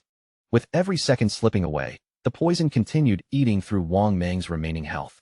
His legs finally gave out, and he collapsed onto the ground, dying from the toxin moments after defeating the monster.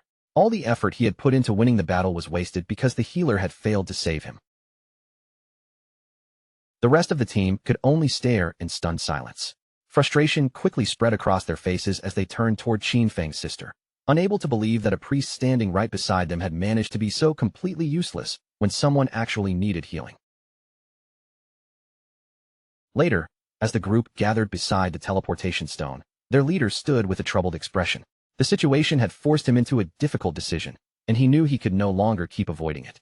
They desperately needed a new healer, but nearly every capable priest with a hidden class had already joined another party. Finding a replacement would not be easy, yet continuing with Zhao as their only support was clearly impossible. Zhao, meanwhile, remained completely unaware of how badly she had failed. Lost in her own fantasies, she imagined herself as the chosen one, a divine goddess destined to dominate this new world. She believed her rapid leveling proved that greatness awaited her, and she eagerly dreamed of joining Brother Song Fei and sharing in his future glory. Just as the team's mood reached its lowest point, a message from Shadow arrived for Wang Ming. The moment he read the news, the tension on his face disappeared and was replaced by a sudden burst of excitement. A healer with the hidden class White Bird Priest had agreed to join their party, and her abilities were useful in several other areas as well. This was exactly the opportunity they had been waiting for. Wang Ming immediately asked Shadow where the new member was located, and Shadow told him she was currently in Firefly Town. The area was not ideal for efficient leveling, but gathering everyone together and beginning to move as a proper team was far more important. Wang Ming readily agreed and prepared to travel to Firefly Town. Before the group could leave, however, he knew he still had to deal with the uncomfortable problem standing right beside them, Zhao. Choosing his words carefully, Wang Ming told her that the party planned to move into a higher-level region because Shell Town had become far too crowded. His tone remained polite, as though the change were simply a matter of finding a better place to train. He deliberately phrased everything in a way that made Zhao's lower level sound like the only reason she could not accompany them. Wang Ming hoped this gentle excuse would prevent her from realizing that the team was actually abandoning her because she could not perform her role. Before Zhao could give a proper response, the entire party quickly departed. Their hurried steps and relieved expressions made it obvious how happy they were to leave behind a healer who had repeatedly proven incapable of healing anyone. Zhao, however, did not appear offended in the slightest. Instead, she convinced herself that their departure was a blessing. In her mind, those players had never been strong enough to deserve a goddess like her. She decided that she would simply locate Shadow instead and force the game's strongest player to help her gain levels. Meanwhile, Wang Ming successfully reached Firefly Town. After searching through the busy streets, he soon found Shadow standing together with Guishu. As soon as they met, Wang Ming handed over the share of lifespan he had collected during their previous battle, settling what he owed without hesitation. With the rewards divided and the new team beginning to take shape, they prepared to move on. Wang Ming was already starting to understand just how difficult it would be to remain competitive in Godforsaken. While discussing their next plans, Wang Ming casually mentioned another potential ally, a captain who went by the name Yanyu. The instant Qin Feng heard that name, his footsteps stopped completely, and several memories flashed through his mind.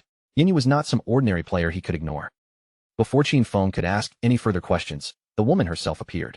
She approached with an easy smile and lifted one hand in a cheerful greeting, immediately drawing the attention of both men. Qin Feng stared at her in genuine disbelief. The woman standing before him was Yanyu, also known as Justice Execution, the only player in all of Godforsaken who possessed the hidden class Dragon Swordsman.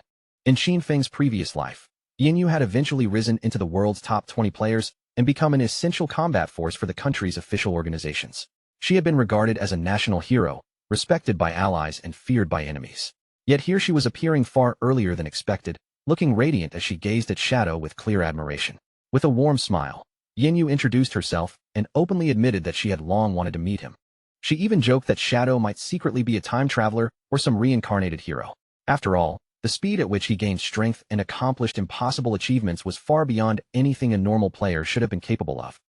Qin Feng remained silent as his thoughts returned to his previous life, when he and Yanyu had crossed paths much later under far darker circumstances. She had never been part of Wang Meng's team back then, making this early meeting an unexpected change. Qin Feng suspected that she already carried a considerable amount of tradable lifespan, most likely gathered with support from government organizations. Since dragon swordsmen were famous for their toughness and survival ability, entrusting such valuable resources to her was a sensible choice. Qin Feng quietly respected the judgment behind that decision. Yanyu did not waste time circling around her intentions. She directly told Qin Feng that if he obtained equipment he wished to sell, both she and the organization behind her would be interested in purchasing it. Her smile remained sweet, but her words carried a firm reminder that she was responsible for protecting the people of her city. Qin Feng saw no reason to oppose her, and both of them understood that cooperation would benefit everyone involved. He agreed, calmly observing that rejecting such a profitable arrangement would be extremely short-sighted. Although Yanyu appeared bright, friendly, and completely harmless, Qin Feng knew there was far more strength and authority hidden beneath that cheerful surface. Outside the game, Song Fei's devoted fans began logging out one after another, returning to reality after their disastrous encounter with Shadow. They had all seen the newly released official announcement, and its contents left them utterly horrified. The lifespan displayed inside Godforsaken was real, and once that number fell to 0, the player would also die in the real world. The archer was especially furious when the truth finally sank in. She had treated everything like an ordinary game and willingly transferred all her tradable lifespan to Song Fei. Now she understood that she had given away something directly connected to her actual life. Some members of the fan club discovered that they had only a few days of lifespan remaining. The assassin was in an even more dangerous position. She had killed several players and gained the killer status, meaning that if she died one more time, the lifespan penalty imposed on her would be doubled. The girls sat in stunned silence, unable to accept how much lifespan they had lost. They had only died 3 times inside the game, yet those few deaths had already brought several of them dangerously close to the end of their real lives. The chubby mage began reading through the warnings, and cold sweat quickly covered her face. As a tank mage, she had always rushed into the front line, killing numerous players while also dying again and again. Now, after checking the remaining number, she realized that she had only 1 day of lifespan left. The moment it reached 0, she would truly die. Just when panic was beginning to overwhelm her, another message caught her attention. Brother Song Fei was currently purchasing lifespan from his fans. Hope immediately returned to the chubby girl's face. She decided to find Brother Song Fei at once, completely convinced that he would never abandon such a loyal supporter and would certainly help her survive. She hurriedly changed her clothes and considered dressing entirely in Song Fei support merchandise from head to toe. The thought delighted her, and she eagerly prepared to meet the idol who, in her mind, would definitely rescue her. She even selected merchandise promoting his latest release, the Song Fei Ultra Thin Anti-Side Leak. After covering herself in Song Fei branded clothing and accessories, she rushed out of her home without wasting another second. From there, she began heading directly toward the location of his concert. Not far from her home stood another cluster of apartment buildings, their windows overlooking the surrounding streets. Inside one of those apartments, Qin Feng's sister had also logged out of Godforsaken. For several moments, she looked around in confusion, no longer entirely certain whether she had truly returned to reality or was still trapped inside the game. She picked up her phone and checked the latest lifespan prices. A smile immediately spread across her face when she saw that a single day could now be sold for 15,000. With more than 200 tradable days remaining, she believed she could instantly turn herself into a millionaire. Her excitement vanished the moment she saw another piece of news. Shadow had hunted down and killed Song Fei 3 separate times. Tears quickly filled her eyes, born from a mixture of sorrow and fury. She remembered the official warning that reaching 0 lifespan inside the game would cause a person to die in reality, which meant every attack against Song Fei had placed his actual life in danger. Even though she had once possessed 100 years of non-tradable lifespan, dying 3 times had reduced the amount to barely 12 years. Her thoughts immediately turned back to Brother Song Fei, and she could not understand why Shadow was targeting him so relentlessly. According to the group chats, Shadow had cut through dozens of people and killed Song Fei 3 times despite everyone protecting him. To her, that made Shadow both unimaginably powerful and terrifying beyond words. At that moment, the chubby girl began flooding the fan group chat with urgent messages. She announced that Brother Song Fei was facing a crisis and desperately needed the support of every loyal fan. She called for any sister living in Shanghai City to meet her and sell their tradable lifespan. Song Fei was currently at Dajiang Plaza, and he was offering an exchange rate of 1 day for 10,000. In her words, this was the perfect chance to become rich while also helping brother Song Fei survive. Qin Feng's sister immediately began getting dressed. She could hardly believe that brother Song Fei was at Dajiang Plaza, which was located only a short distance from her apartment. She told herself that she could not stand by and watch his lifespan run out. Thanks to Shadow and the other players helping her earn rewards, she had managed to preserve more than 200 tradable days. Just enough, she believed, to save brother Song Fei. Without hesitating any longer, she grabbed her belongings, left the apartment, and hurried toward Dajiang Plaza. Back inside Godforsaken, Qin Feng continued cutting through groups of monsters. None of the creatures in his path could offer meaningful resistance, and he slaughtered them one after another without much difficulty. A system window suddenly appeared before him, announcing that he had successfully reached level 10. His basic attributes increased by 2 points, and he also received 5 free attribute points that could be distributed however he wished. Reaching level 10 also unlocked the class promotion system. More rewards followed immediately. As the first player in the Jianghai City region to reach level 10, Qin Feng received 7 reputation points. As the first in the entire Great Xia Kingdom, he gained another 14. Finally, for becoming the first player anywhere in the world to reach level 10, he was awarded 21 additional reputation points. The system also announced that teleportation to the continent of Forgotten Gods would become available once 7 players in the Jianghai City region reached level 10. At the same moment, system announcements echoed through every starter town, informing all players that Shadow had become the first person to reach level 10. Players everywhere reacted with shock and admiration. Naturally, it was Shadow once again. He had already claimed the world's first kill on a gold-tier monster, and now he had become the first player worldwide to reach level 10. To them, his strength seemed almost impossible to measure. Rumors had also spread that this same top player had recently killed a minor celebrity several times. After hearing that the victim was Song Fei, many players agreed that he had probably deserved every death. Across the different starter towns, countless players vented their frustration after hearing the announcement. Many cursed in disbelief when they learned that Shadow was also from Great Xia. One player complained that even with the Hidden Smith class, he had only managed to reach level 8, while Shadow was already pulling impossibly far ahead. With nearly 1.5 billion people in Great Xia, everyone began wondering whether there truly was not a single person capable of catching up to him. Near a quiet shoreline, Qin Feng opened his skill panel and finally began spending the evolution points he had accumulated. He poured all 13 remaining points into Backstab Enhancement, reducing his balance to 0. The skill advanced from Platinum rank to Emerald, and its passive damage bonus climbed from 40% to 50%. Even after gathering slightly more than 7,000 days of tradable lifespan, Qin Feng still felt that the amount was nowhere near enough. To leave starter region, 7 players needed to reach level 10 before the teleportation portal to the continent of Forsaken Gods would activate. Qin Feng had already met the requirement himself, but the next highest level players were only around level 7. No matter how impatient he felt, he would still have to wait for the others to catch up. Since he could not travel to the next continent yet, Qin Feng decided to temporarily log out. There was an important matter waiting for him in the real world, and this was the perfect opportunity to deal with it. His in-game body scattered into drifting grains of sand and vanished from the shoreline. Several seconds later, Qin Feng opened his eyes back in reality. Almost immediately, a system prompt appeared before him, asking whether he wished to consume tradable lifespan to transfer his in-game abilities into the real world. Qin Feng accepted without the slightest hesitation.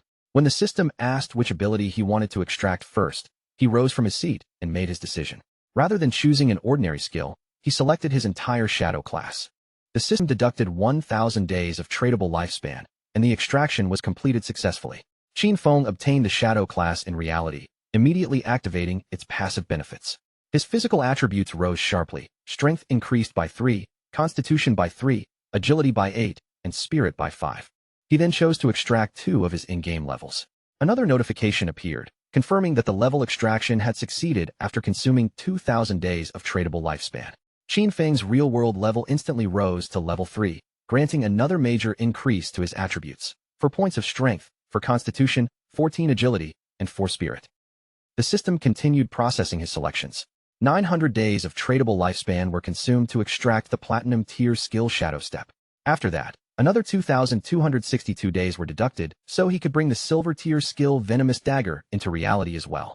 Qin Feng was satisfied when he saw that he still had 1,292 days of lifespan remaining, though that was no longer enough to extract anything else for the moment.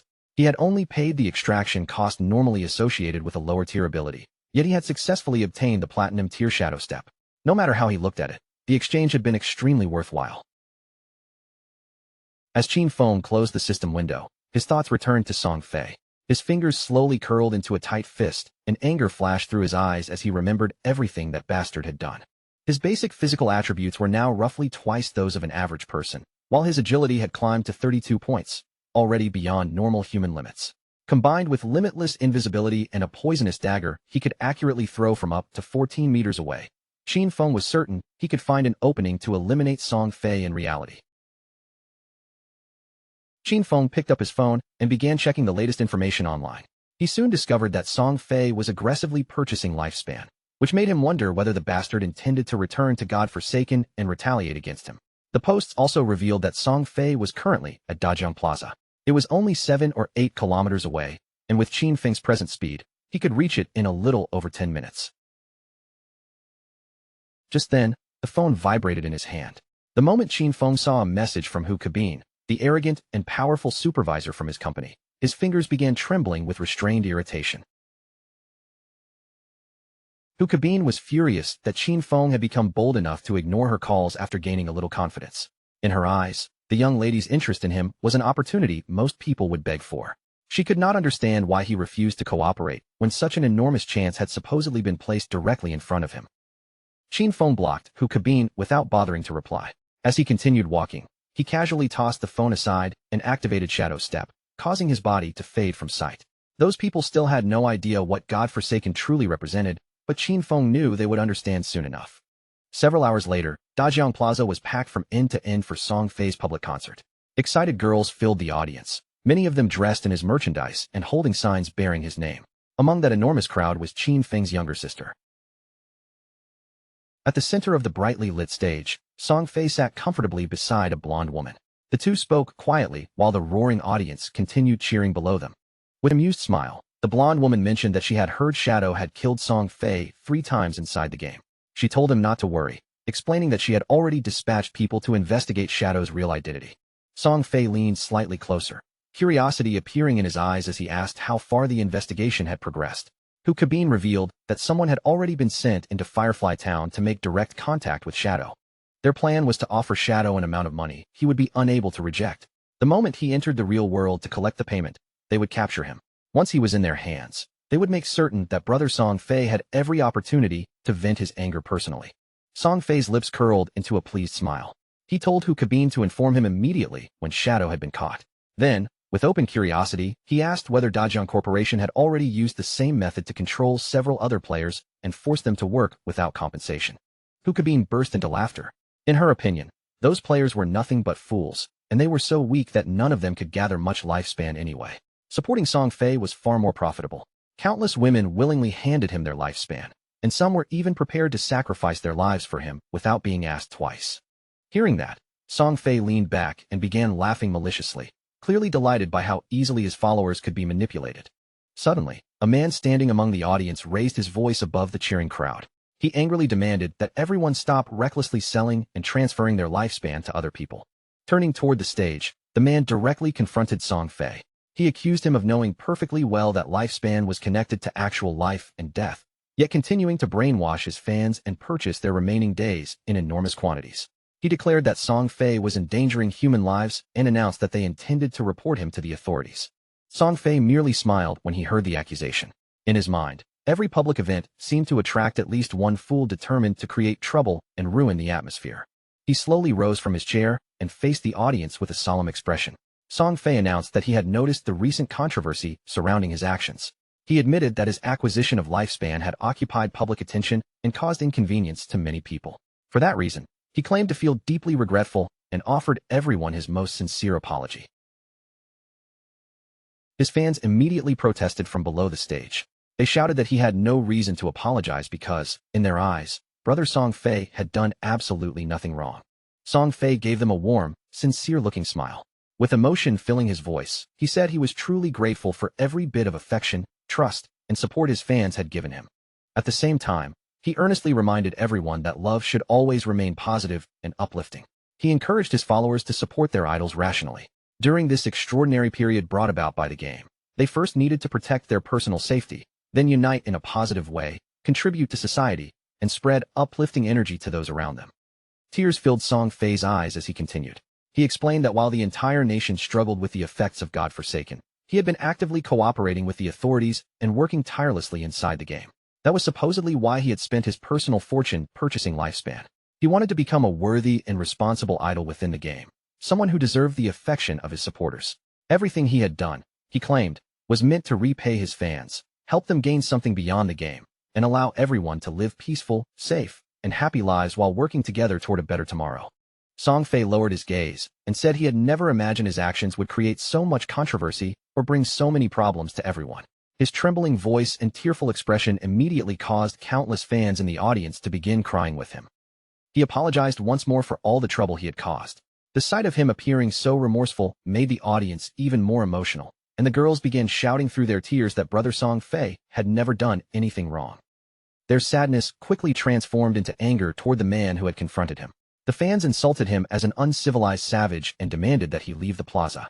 They insisted that they were helping Brother Song Fei voluntarily and warned him not to mock or insult the sincerity of their feelings. The chubby mage pushed through the crowd and climbed onto the stage.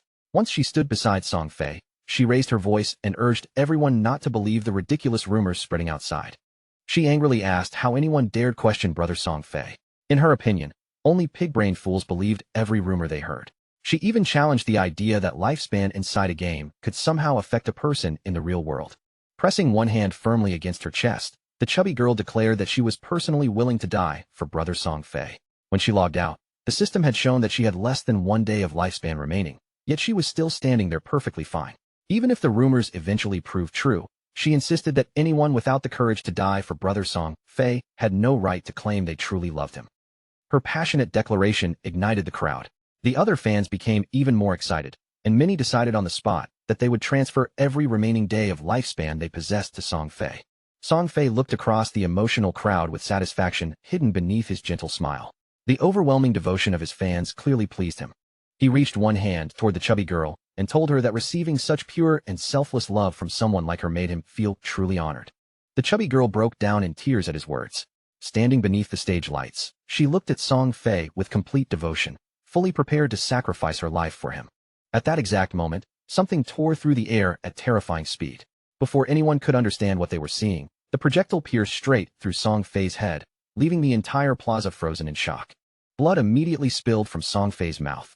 His expression went blank, and strands of his hair began drifting downward like dead leaves falling from a tree.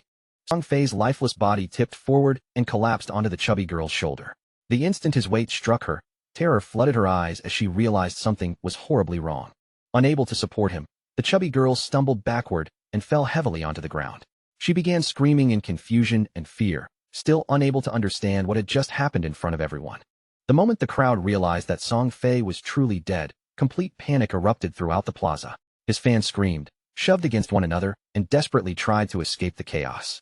The security guards immediately surrounded Hu Kabin and began escorting her away from the stage. Her composure shattered as she cried out and screamed at them in terror. Hu Kabin shouted that she had seen this kind of thing before. Whenever Song Fei died inside God-forsaken, his body became surrounded by lifespan orbs. She urged everyone to leave immediately, because the person who had killed him had clearly used an ability transferred from the game. A horrifying possibility struck Hu Kabin as she was dragged away. Could abilities from God-forsaken truly be used in the real world? How could something like that even be possible? She thought about the invisible attacker, the instant killing blow, and the ability to collect lifespan afterward. There was only one person she knew who could accomplish all of that. The killer had to be Shadow. At that exact moment, another dart tore through the air and buried itself in her head. She dropped dead before she could react, leaving every guard nearby frozen in stunned disbelief. Hidden among the shaken crowd stood Qin Feng, quietly watching everything unfold without drawing attention to himself. By the time dusk settled over the city, every major news channel was reporting the same horrifying story. Superstar Song Fei had tragically died in the middle of Dajang Plaza. The reports also revealed that Song Fei's most devoted fans had willingly sacrificed every remaining year of their lives. One after another, they collapsed beside his corpse, and the police investigation eventually confirmed that his death had been caused by supernatural abilities. As the grim report played, Qin Feng's sister and her friends stared at the screen with tear-streaked faces, their expressions filled with both grief and lingering fear. Qin Xiaoyu still could not accept what had happened. Only the day before, They had excitedly gone to Song Fei's concert, yet now, less than a day later, he was already dead. Her friend quickly connected the clues. Throwing knives and invisibility were clearly abilities from the godforsaken game. Remembering that Shadow had killed Song Fei 3 separate times inside the game, she began wondering whether Shadow had also been responsible for his death in reality. Qin Xiaoyu looked completely bewildered. She could not understand how abilities that existed inside a game could possibly appear in the real world. Even so, she refused to believe that Shadow had truly been the one who murdered Song Fei. But then she remembered how Shadow had repeatedly killed him inside the game. As that memory sank in, suspicion hardened into certainty. In her mind, Shadow was the only person who would have any reason to kill Song Fei in reality. Throwing knives and invisibility. Weren't those the signature abilities of an assassin? The more Qin Xiaoyu thought about it, the more certain she became. Shadow had to be the killer. Shadow had taken her beloved brother Song Fei away, leaving her entire world trapped in darkness. If he had truly discovered a way to bring game abilities into reality, then she would find him and get close to him. No matter how great the price, she would become stronger. From that day forward, revenge would be the only goal guiding her life. The taxi pulled over at the side of the road, and the two girls immediately opened the doors and stepped outside. Her friend noticed something was wrong and cautiously asked whether she was all right. Qin Xiaoyu said nothing at first, but the burning fury in her eyes gave away everything. All she wanted now was to kill Shadow with her own hands and avenge Song Fei. Meanwhile, completely unaware of the hatred now aimed at him, Qin Feng was sitting quietly inside a restaurant, calmly eating a bowl of noodles. Although players of Godforsaken were nearly invincible in the real world, their bodies still consumed energy. They could still grow hungry, which meant ordinary meals remained necessary. Just then, Qin Feng's phone began to ring. He unlocked the screen and found a newly arrived message warning him that Fat Who was furious. The man had already blocked both his phone number and WeChat, and unless Qin Feng returned immediately, he would be fired and lose his entire salary for the month. The message had come from Yang Xiaoya, a kind-hearted but physically delicate girl who was often bullied by others. In Qin Feng's previous life, she had eventually become a member of his Zhanshun guild as well. He calmly told her not to worry about him or the job and advised her to concentrate on leveling up inside the game instead. Yang Xiaoya was surprised and asked whether Qin Feng had also entered the game. She had heard that Godforsaken was incredibly difficult and that many players had nearly exhausted their lifespans already. Qin Feng explained that no matter which profession she had chosen, she should focus on increasing her agility during the early stages. She agreed to follow his advice, though she mentioned that the lifespan generated in the game was currently selling for an extremely high price. Curious about his own progress, she asked how far he had advanced and how much he had earned. Qin Feng casually replied that it was not much, since he had already spent almost everything. Qin Feng knew Fat Who was nothing more than a lackey.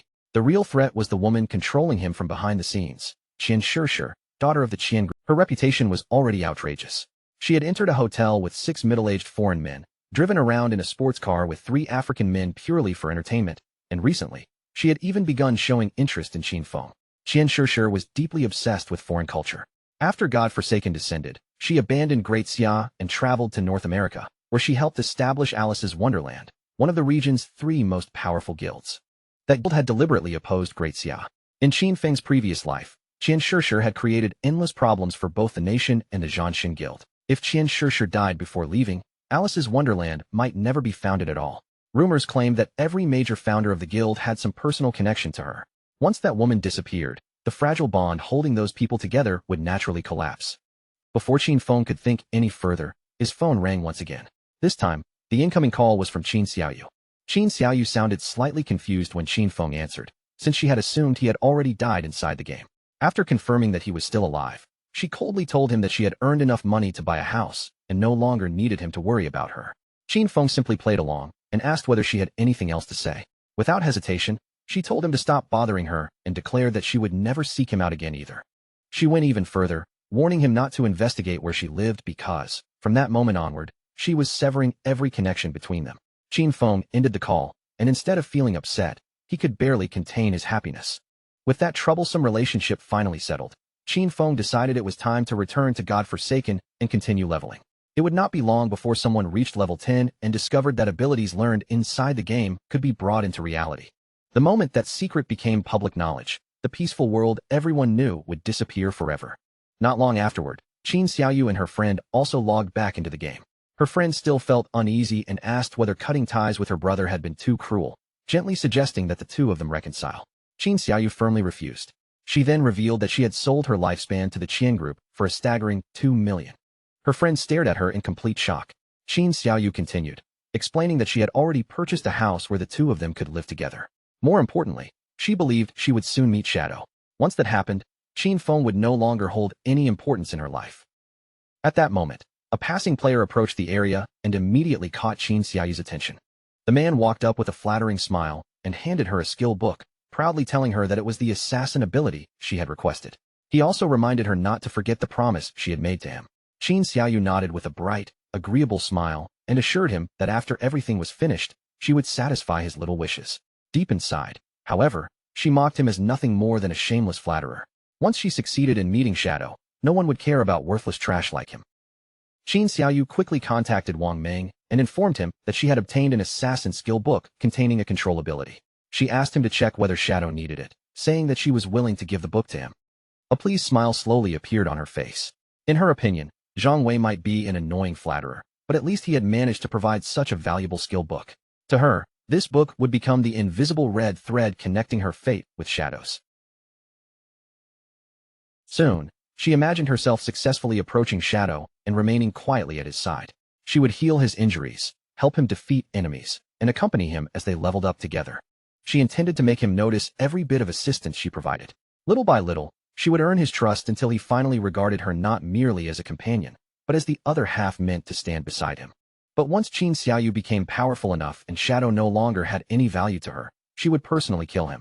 She would even tear out his eyes with her own hands, all for the sake of avenging her beloved brother Song Fei. Her fantasy shattered almost immediately. Wang Ming replied that Shadow considered the ability complete trash and had no need for it whatsoever. He told her she could keep the skill book or sell it herself for money. Sometime later, Shadow also logged back into Godforsaken. Almost immediately after entering, he heard the violent sounds of someone battling a boss nearby, and from the intensity of the commotion, the creature was clearly no ordinary monster. Qin Feng followed the crashing sounds through the area. When he reached the source, he spotted a man gripping a shield and desperately fighting against a terrifying boss covered in multiple arms. Realizing he could not win, the shield-bearing player turned and tried to flee, but his escape was hopeless. The monster caught him within moments and sliced his body into several bloody pieces. After taking a closer look at the creature, Qin Feng immediately recognized it. This was a golden arachnid, a level 8 boss of the gold tier. Even more dangerously, the golden arachnid possessed a level 2 anti-stealth ability, allowing it to detect enemies hidden from ordinary sight. That meant Qin Feng's invisibility would be completely useless while facing this particular opponent. The golden arachnid threw back its monstrous body and released a deafening roar. Qin Feng gathered his strength, burst from his hiding place, and launched an immediate attack. Shadow Slash flashed across the creature's body, carving through it and dealing several thousand points of damage in an instant. Qin Feng possessed a buff that doubled his damage whenever he attacked from outside an enemy's field of vision. However, because the golden arachnid could see through invisibility, that effect could not activate during this battle, causing his overall damage to drop considerably. Fortunately, the legendary effect of graceful liberation increased the golden arachnid's head and heart weak points by 200%. Of Shadow Slash's 9 consecutive strikes, 3 were judged to have landed directly on those vulnerable areas. Each one dealt triple weak point damage, perfectly compensating for the damage Qin Feng had lost from his inactive buff.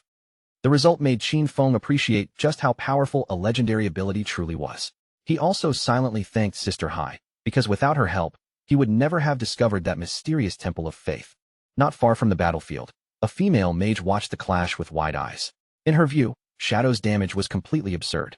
A single ability had already erased roughly 1/6 of the golden arachnid's entire health bar. Qin Feng followed up by flicking a venomous throwing knife through the air. The blade stabbed directly into the monster's head and instantly inflicted another 1,783 points of damage. Even so, the venomous throwing knife was still only a silver tier ability. Compared with Qin Feng's rapidly increasing strength and the tougher enemies he now faced, its damage was already beginning to fall behind. To make his invisibility even harder to detect, Qin Feng still needed to advance his profession and unlock a higher-level version of the ability. Before Qin Feng could make another move, the golden arachnid suddenly sprang forward, its enormous body rushing straight at him as it prepared to launch a vicious attack. The female mage immediately panicked when she saw the monster charging. Qin Feng, however, remained perfectly composed, and a confident gleam appeared in his eyes. The golden arachnid unleashed one. Mage and her companions stared in disbelief, unable to comprehend the speed unfolding before them. Yet they soon realized that speed alone could not explain it. Qin Feng's reactions were astonishingly sharp, and every movement suggested that he understood the boss's attack patterns almost perfectly. His movement speed was already nearly equal to the golden arachnids. Each time the monster attacked, Qin Feng shifted away at exactly the right moment, dodging as naturally as though he had battled this same boss countless times before. In his previous life, Qin Feng had traveled with Qin Xiaoyu, but she had barely been capable of protecting herself, much less healing him during battle. Forced to depend on his own ability to survive, he gradually sharpened his movement and evasion to an extraordinary level. After all, a warrior could not rely solely on enduring damage. Quick footwork and the ability to avoid fatal attacks were equally essential. A fierce light flashed through Qin Feng's eyes as those memories returned. That hard-earned skill was precisely how he had managed to climb into the world's top 100 despite possessing nothing more than an ordinary warrior class. Seeing an opening, Qin Feng surged forward and carved a rapid series of slashes across the boss's body. By the time he pulled away, the golden arachnid's health had already fallen below half. Qin Feng activated invisibility and vanished from sight once more. Compared with unusual bosses such as the golden ghost ship, whose attacks could not be avoided, the golden arachnid was far easier for him to handle. The mage's eyes widened in astonishment when she noticed that the once ferocious golden arachnid had actually turned around and begun trying to flee from Qin Feng. Qin Feng had no intention of allowing his prey to escape. He drew his dagger, closed the distance in an instant, and sliced directly across the monster's throat. As the golden arachnid collapsed, a system window appeared, confirming that he had killed a level 8 gold-tier boss and received 640 experience points, 7 evolution points, and 497 days of tradable lifespan. Without wasting a moment, Qin Feng activated Greedy Hand on the fallen boss. The ability rewarded him with another 21 evolution points and an additional 497 days of tradable lifespan. Qin Feng was delighted by the final rewards. One gold-tier boss had brought him a total of 28 evolution points and nearly 2,000 days of tradable lifespan, making the hunt more than worthwhile. Just when he thought the rewards were finished, another system window suddenly appeared. This time, he had obtained Blacklight Shield, an assassin skill. When activated, it converted his entire dodge rate into layers of damage reduction shields for 8 seconds. The skill had a 60-second cooldown and required level 8 to use. Under its original conversion rule, every 20% dodge chance created one shield layer. Once the duration ended, or once every shield layer was broken, the effect would disappear and his dodge rate would return to normal. Qin Feng could hardly believe such a valuable skill book had dropped. His epic skill, Phantom Blur, already granted him a 75% dodge chance. When paired with Blacklight Shield, that amount could be converted into 3 layers of damage reduction. With protection like that, he could challenge many powerful bosses without suffering even a single point of damage. Qin Feng immediately invested 6 evolution points into the new skill, raising Blacklight Shield from Platinum tier all the way to Epic tier. Its duration increased step by step, climbing from 8 seconds to 10, then 12, and finally 14 seconds. Its conversion efficiency improved as well.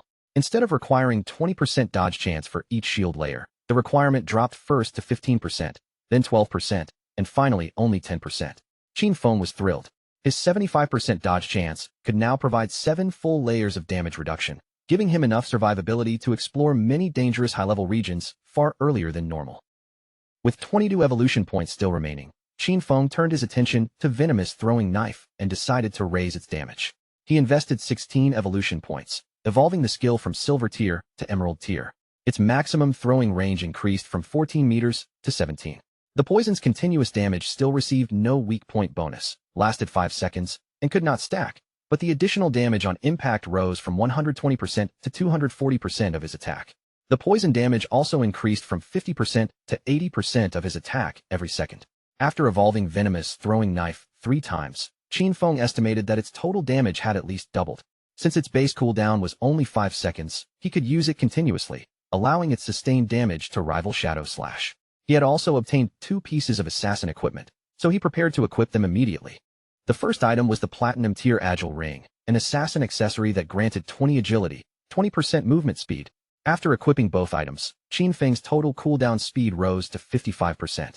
Shadow Slash, which originally required 12 seconds before it could be used again, now had a cooldown of only 7.7 seconds. His attributes also increased by 51 Constitution, 106 Physical Defense, and 1,517 health. The improvement was far from insignificant. With his current stats, he could survive 3 direct attacks from the Golden Arachnid without dying. Combined with the 7 protective layers from Blacklight Shield, his ability to stay alive had risen dramatically. Once the battle ended, The mage and her companions finally stepped out from where they had been watching. They praised Shadow excitedly, saying the gold-tier boss had looked completely helpless against him. None of them could believe he had defeated such a monster entirely on his own. The mage then asked whether he had obtained any equipment or skills suitable for her class, quickly adding that she was willing to pay for them. Qinfeng told her that he did have something for a mage, a gold-tier skill book called Frostball Bounce.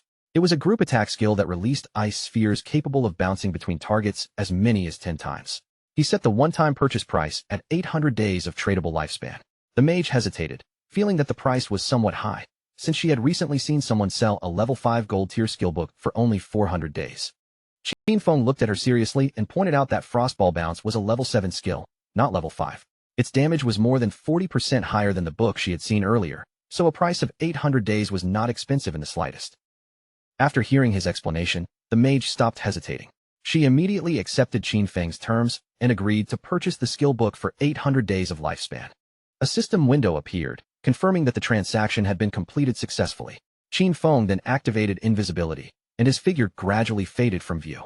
At this stage of the game, none of the bosses found around the beginner regions posed a serious threat to him anymore. He decided to return to town and publish a request for information about the locations of silver tier and gold tier bosses. With a steady supply of targets to hunt, he could keep gaining rewards while pushing his leveling speed to the absolute maximum. Before Qinfeng left, Wang Ming contacted him with an unexpected message. Qin Xiaoyu, the priestess from Wang Ming's team, wanted to give Shadow a skill book. Qinfeng found the offer rather interesting and began wondering exactly what kind of ability she intended to send him. Qinfeng was somewhat surprised that Qin Xiaoyu had suddenly offered him a skill book, especially when it was merely bronze tier. He was curious about the ability, so he considered taking a look. Still, Qinfeng was no fool. By now, nearly everyone suspected that Shadow had killed Song Fei, yet Qin Xiaoyu had chosen this exact moment to approach him with a gift. In the end, he rejected the offer while quietly wondering whether she wanted to establish a connection with him, avenge Song Fei, or perhaps accomplish both at once. Wang Ming passed Qinfeng's response back to her without softening it. Shadow considered the skill book complete trash, had no use for it, and suggested that she keep it or sell it herself for money. Qinfeng then told Wang Ming to meet him in town. He had several valuable items to sell, so Wang Ming needed to prepare a considerable amount of tradable lifespan beforehand. Wang Ming fell silent for a moment before looking at him with unusual seriousness. As he prepared to ask the question weighing on his mind, Qinfeng directly asked whether he wanted to know if Shadow had been the one who killed those people. Without attempting to avoid the subject, Qinfeng calmly admitted the truth. He was indeed the person who had killed them. Qinfeng regarded Wang Ming as a genuine friend, so he understood why the man had reached that conclusion. During the period when Song Fei was murdered, Shadow had remained disconnected from the game the entire time. Both the motive and the timing matched perfectly. The fact that Wang Ming was asking him directly also meant the authorities had already pieced together most of the truth. Qinfeng asked whether Wang Ming intended to arrest him. In roughly 2 hours, other players would begin reaching level 10, and once they discovered that game abilities could be transferred into reality, the secret would spread beyond anyone's control. Qinfeng saw this moment as the perfect opportunity to observe how the Great Xia government would respond, treating the situation as a test of their future relationship. After making his decision, Qinfeng returned to Firefly Town, where he soon reunited with Wang Ming and the rest of the group. And you studied him closely and asked whether he was truly admitting that he had personally killed Song Fei. Qinfeng gave a calm nod, confirming the accusation without showing the slightest trace of hesitation. A faint smile appeared on Yu's face. She explained that Qinfeng was indeed their primary suspect. However, they were also aware that Song Fei and Jiang Lai had acted against him with malicious intent. The Jiang Industries had even abducted and abused numerous players, forcing those victims to work against their will. Under those circumstances, Yu explained that Qinfeng's decision to kill the two men could, strictly speaking, be regarded as an act of self-defense. Qinfeng immediately understood their position. Since the authorities had been unable to uncover Shadow's true identity, they had chosen to maintain a temporary cooperative relationship instead of turning him into an enemy. In his previous life, Qinfeng had also worked closely with government officials, and his record had remained completely clean. This life, however, had already begun moving in a different direction. Qinfeng had directly killed both Song Fei and Jiang Lai. For the moment, Qinfeng decided to sell the platinum tier items he had no intention of using. Since Wang Ming's group was supported by the authorities, they could purchase equipment and skill books belonging to nearly any class. More importantly, they possessed enough resources to make the transaction worthwhile. Qinfeng opened the trade window and displayed his collection. The others immediately stared in disbelief when they saw multiple platinum tier pieces of equipment and skill books. Someone exclaimed that Shadow could not possibly have achieved the first kill of a platinum-grade boss. Yet they quickly rejected that idea, because no global announcement had appeared. Qin Feng casually explained that his luck had simply been decent and that he had discovered several treasure chests. Xiaozhu could verify his claim, since she had personally obtained an emerald-tier skill book as well. The mage quickly confirmed his explanation, telling everyone that she had watched Qin Feng open the emerald-tier treasure chest with her own eyes. Little Black immediately felt a trace of jealousy when she heard Qin Feng affectionately call the mage Xiaozhu. When speaking to her, however, he usually addressed her with nothing more personal than you. Noticing her reaction, Qin Feng jokingly decided to call her Little Blackie instead of Little Black. The new nickname only made her angrier, and she sharply told him that Little Black was already good enough. Wang Ming could only let out a helpless sigh, remarking that some people simply could not be compared with others. The contrast truly was frustrating. His group had struggled tremendously just to defeat a single silver-grade boss, while Shadow casually opened platinum-tier and emerald-tier treasure chests, as though such rewards were completely ordinary. Qin Feng then listed the prices for everything he intended to sell. The platinum-grade archer skill book had a fixed price of 2,500 days. The platinum-grade berserker weapon would cost 1,500 days, while the platinum-grade mage skill book was priced at 3,000. A package containing gold-tier equipment and skill books would cost 8,000 days. Including the rest of the platinum equipment and skill books, 25 items in total, Qin Feng offered them a discounted final price of 16,000 days. Wang Ming was stunned by the enormous figure and immediately turned to Enyu, telling her to pay whatever Shadow requested. He then asked whether she truly had no intention of bargaining. Enyu merely smiled and said the price was actually quite reasonable. She would also add the lifespan that Xiaozhu and Wang Ming still owed her from their previous purchases into the same transaction. The system soon confirmed that the deal had been completed. Qin Feng looked at Enyu approvingly and praised her as a true heroine, straightforward, decisive, and completely unwilling to waste time. Privately, Qin Feng knew that once a player possessed more than 10,000 days of tradable lifespan, the system would begin displaying the amount in years instead. 60 years amounted to roughly 22,000 days, and at the current exchange rate, that lifespan was worth approximately 400 million in cash. Even for the government officials of Jianghai City, spending that much represented an enormous financial burden. Still, the value they gained was far greater than the money they paid. With this collection of equipment and skill books, numerous teams under Jianghai's authority could begin developing ahead of schedule. Qin Feng understood that the stronger the government became, the more unnecessary disasters they could prevent in the future. Greater strength would also give Great Xia an important advantage during eventual confrontations with foreign powers. Once the transaction was finished, Enyu informed Qin Feng that Dejiang Industries was still holding several players captive. Her group was preparing to launch a rescue operation, and she directly asked whether Shadow was willing to join them. Qin Feng found the situation rather puzzling. He could not tell whether the authorities genuinely wanted to recruit him or were simply searching for a way to justify the fact that he had killed Song Fei. He refused to join their rescue operation, but before leaving, he decided to reveal something important. Their suspicions had been completely correct. He had indeed used abilities taken from the game to kill both Song Fei and Zhang Lai. The blunt confession instantly left everyone around him staring in shock. Qin Feng then explained the secret clearly. Once a player reached level 10 inside the game, they could spend their accumulated lifespan to extract a learned skill and bring that ability into the real world. Enyu immediately understood the danger behind his warning. That was likely why Dejiang Industries had suddenly begun purchasing large amounts of lifespan. Once their own players reached level 10 and transferred their powers into reality, any attempt to rescue the captives would face far stronger resistance. Seeing that she had grasped the situation so quickly, Qin Feng gave a satisfied look and decided it was time for him to leave. A moment later, Qin Feng's body melted into a dark shadow. His figure faded completely, and before anyone could react, he had already vanished from the area. After Qin Feng disappeared, Enyu's expression turned serious as she issued Wang Ming a new order. From that moment onward, their members would stop leveling as one group and split apart instead. Their 6-person squad was already too powerful for the nearby monsters, often destroying ordinary enemies with a single strike and wasting much of their combined damage. By separating and having each veteran lead a different team, they could greatly increase the group's overall leveling efficiency. Wang Ming nodded in agreement. Enyu then emphasized that their most urgent goal was to push every important member to level 10 as quickly as possible. Once the decision was made, Enyu instructed Wang Ming to log out temporarily and report the crucial information Qin Feng had just revealed. Elsewhere in Firefly Town, 2 nearby players noticed that Shadow had opened another roadside stall. This time, however, he was not displaying items for sale. Instead, he had posted a request to buy information. A system notice appeared above the stall, clearly announcing Shadow's offer. He would pay 30 days of lifespan for the coordinates of a silver-tier boss and 100 days for the location of any gold-tier boss. After reading the notice, one of the men standing nearby suddenly curled his lips into a confident smile, as though he had finally found an opportunity. The man stepped toward Qin Feng and delivered a message from his young lady. As long as Shadow agreed to help her level up, she was willing to pay 300 million in cash and even give him shares into Jiang Industries.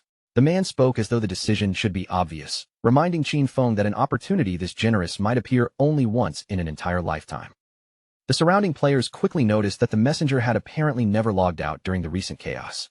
He clearly had no idea that Shadow had already killed both Song Fei and the young heiress of Dajiang Industries in the real world. Several people whispered among themselves, stunned to learn that the Dajiang girl was dead as well. Some had seen her before and muttered that, despite everything, it still seemed like a waste. The messenger's expression twisted with anger when he heard their words, but deep down, he knew Jiang Lai had brought the disaster upon herself.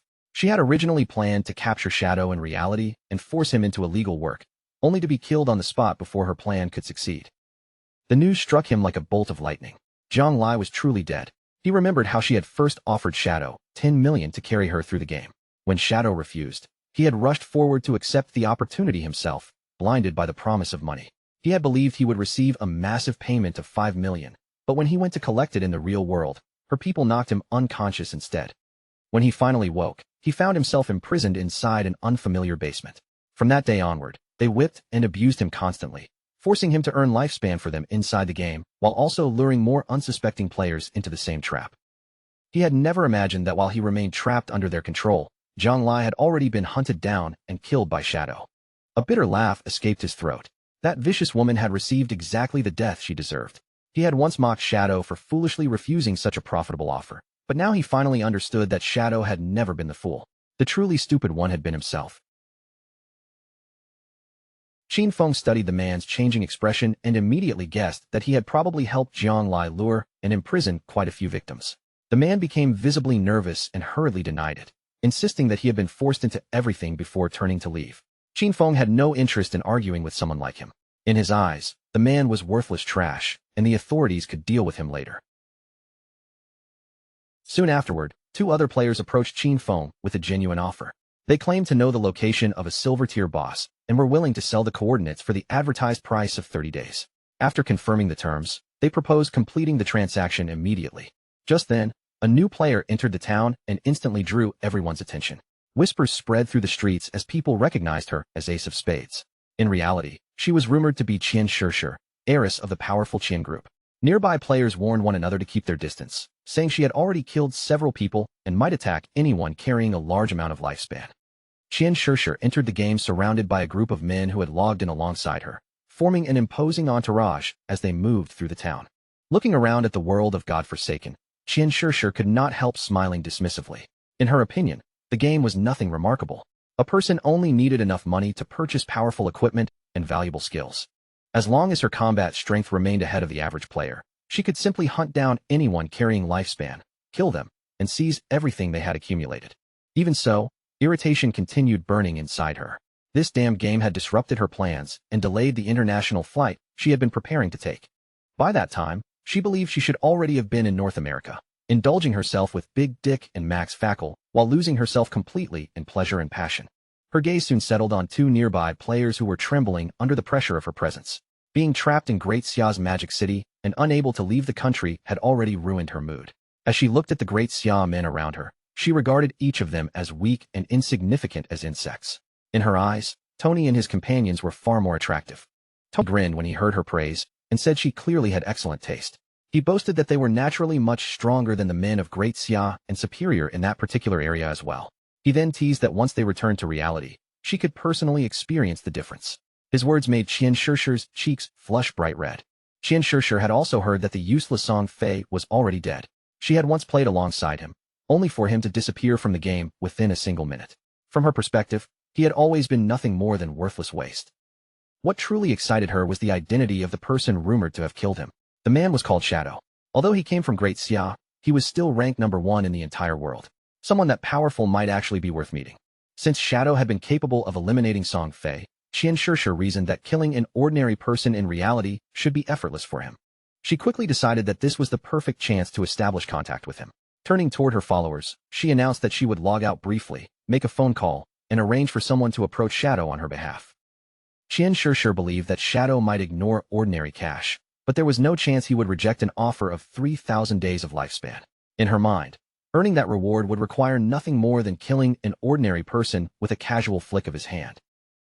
A quiet, sinister laugh echoed inside her thoughts. She had never forgotten the look on Qin Feng's face when he rejected her offer, and she coldly promised herself that he would soon be dead. At the same time, deep inside a forest, a player finished off a monster. The creature's corpse dissolved into tradable lifespan, while a healer standing behind him continued restoring the damage he had suffered during the fight. The exhausted man bent forward, struggling to catch his breath, before complaining to Qin Xiaoyu. He begged her not to be so extreme with her healing next time, saying he had nearly been sent off to meet his great-grandmother.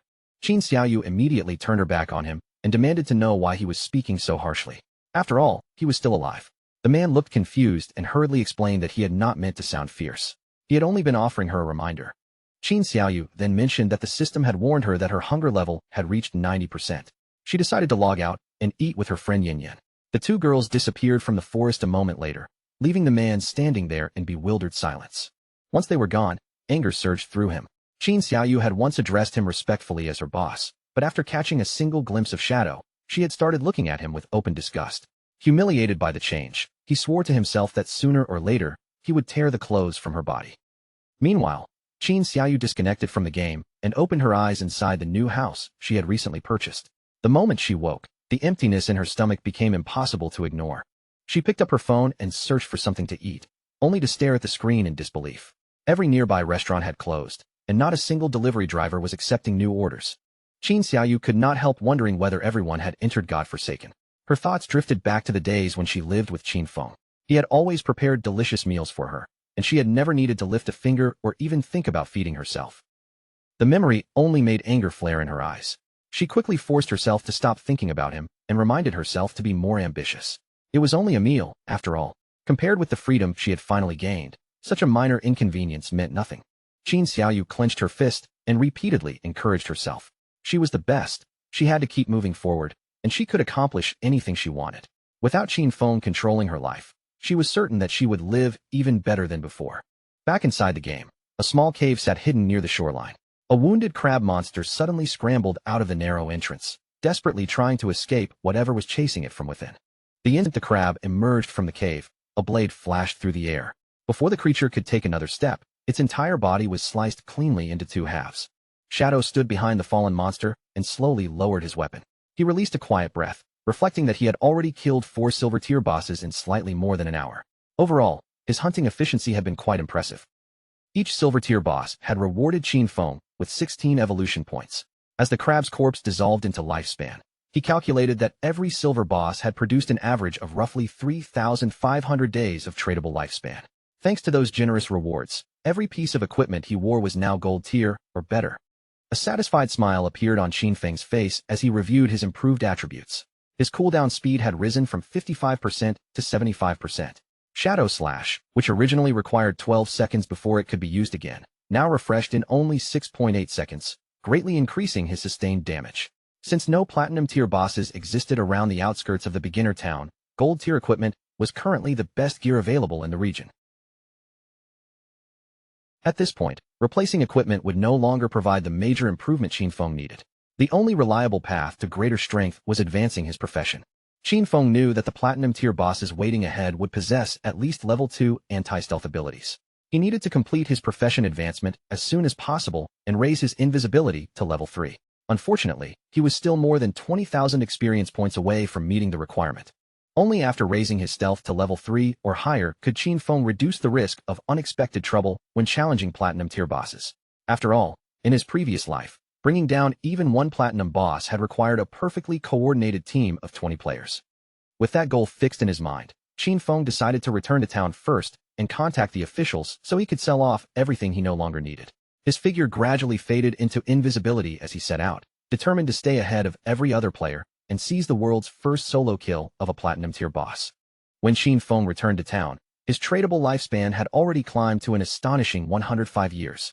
As he walked through the crowded streets, one player eagerly called out to him, asking Shadow to remember them the next time he obtained more equipment to sell.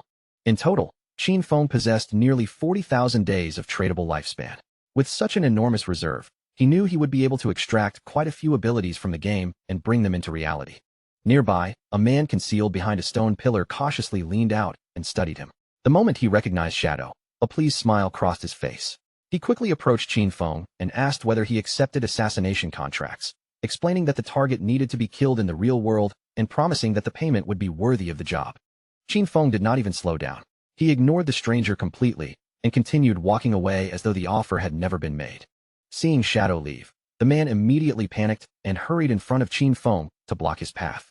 He insisted that the target was merely an ordinary person named Qin Feng and promised to provide the exact address. Since Shadow had already killed someone as powerful and famous as Song Fei, eliminating an ordinary man should be effortless.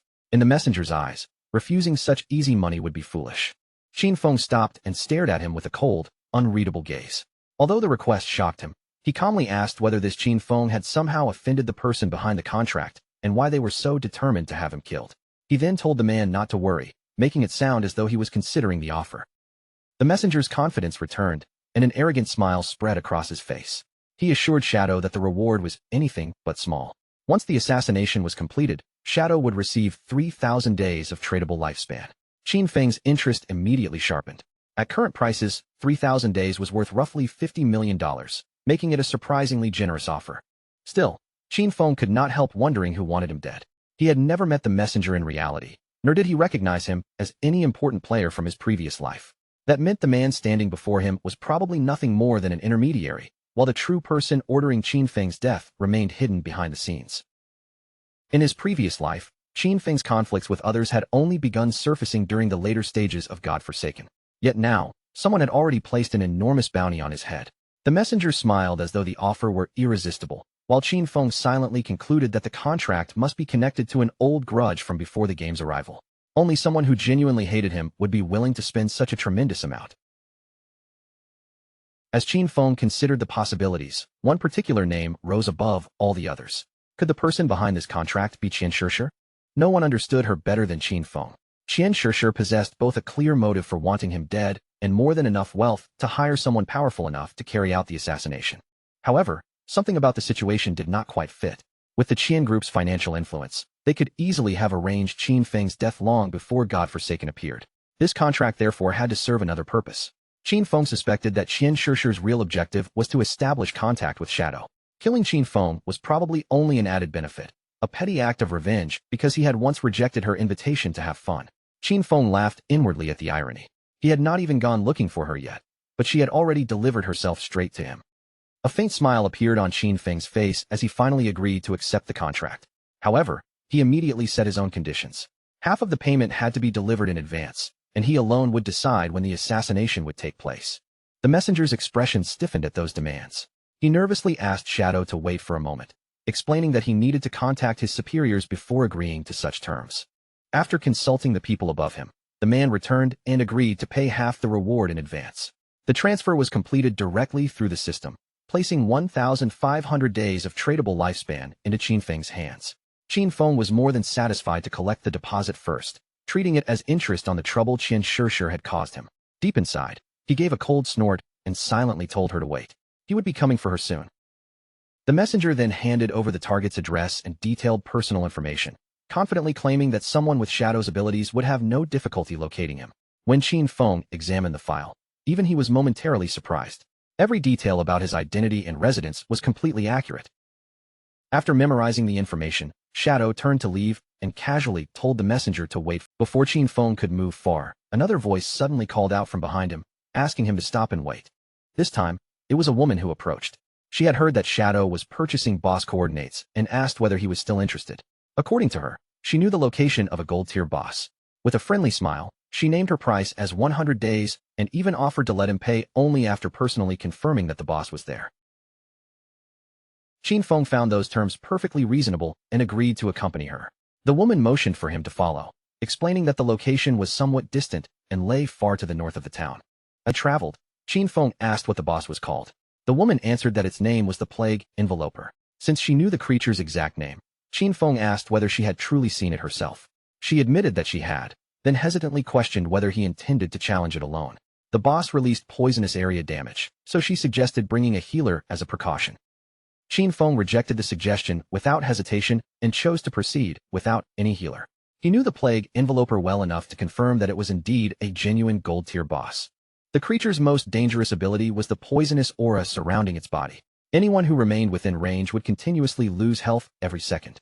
Normally, defeating such a boss required overwhelming it before the poison drained the entire team. For Qin Feng, however, killing it quickly would require nothing more than a few well-placed skills.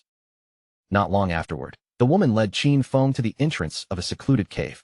She pointed into the darkness and explained that the boss was hidden somewhere inside. Her team had already cleared away all the ordinary monsters along the route, but they had been completely unable to defeat the boss itself. After saying this, she stepped forward and guided Shadow deeper into the cave. Inside, the tunnel eventually opened into a vast chamber. The woman raised her hand and pointed toward a strange tree standing in the center of a murky swamp, where thick poisonous mist drifted above the water. She quietly revealed that the tree-like creature was the plague enveloper. Seeing that she had told the truth, Qin Feng prepared to pay the promised lifespan. A system window appeared between them and confirmed that the transaction had been completed successfully. Qin Feng transferred exactly 100 days of tradable lifespan to the woman. As he studied the poisonous swamp, Qin Feng remembered that this type of continuous poison damage could actually be avoided through evasion. In that case, the 75% dodge rate granted by Phantom Blur would be extremely useful. The woman suddenly broke into a nervous sweat. With obvious fear written across her face, she confessed that there was something important she had to tell him. The entire situation was actually a trap. The moment Qin Feng began fighting the boss, another group would enter the cave and try to kill him. Worse still, those people possessed level 2 anti-stealth equipment. Qin Feng did not appear especially concerned by that information, but the woman continued. As part of the plan, she had been ordered to pretend to stand against the attackers so she could gain Shadow's trust and move closer to him. Their true objective was for her to uncover some clue about his identity in the real world. Qin Feng turned his gaze toward her and stared in silence. More than anger, his expression carried disappointment at how simple and childish their entire scheme had been. Under his steady gaze, the woman's face flushed and her nervousness became even more obvious. She quickly explained that she had also been forced into participating. She was revealing everything now because she wanted Qin Feng to deal with the person controlling the operation. They were blackmailing her in reality, and she wished for their deaths just as strongly as Shadow did. When Qin Feng asked who was behind the threat, the woman revealed the name Dongfeng Xian. She explained that Dongfeng Xian was also his in-game identity, and according to him, Shadow had already killed him once before.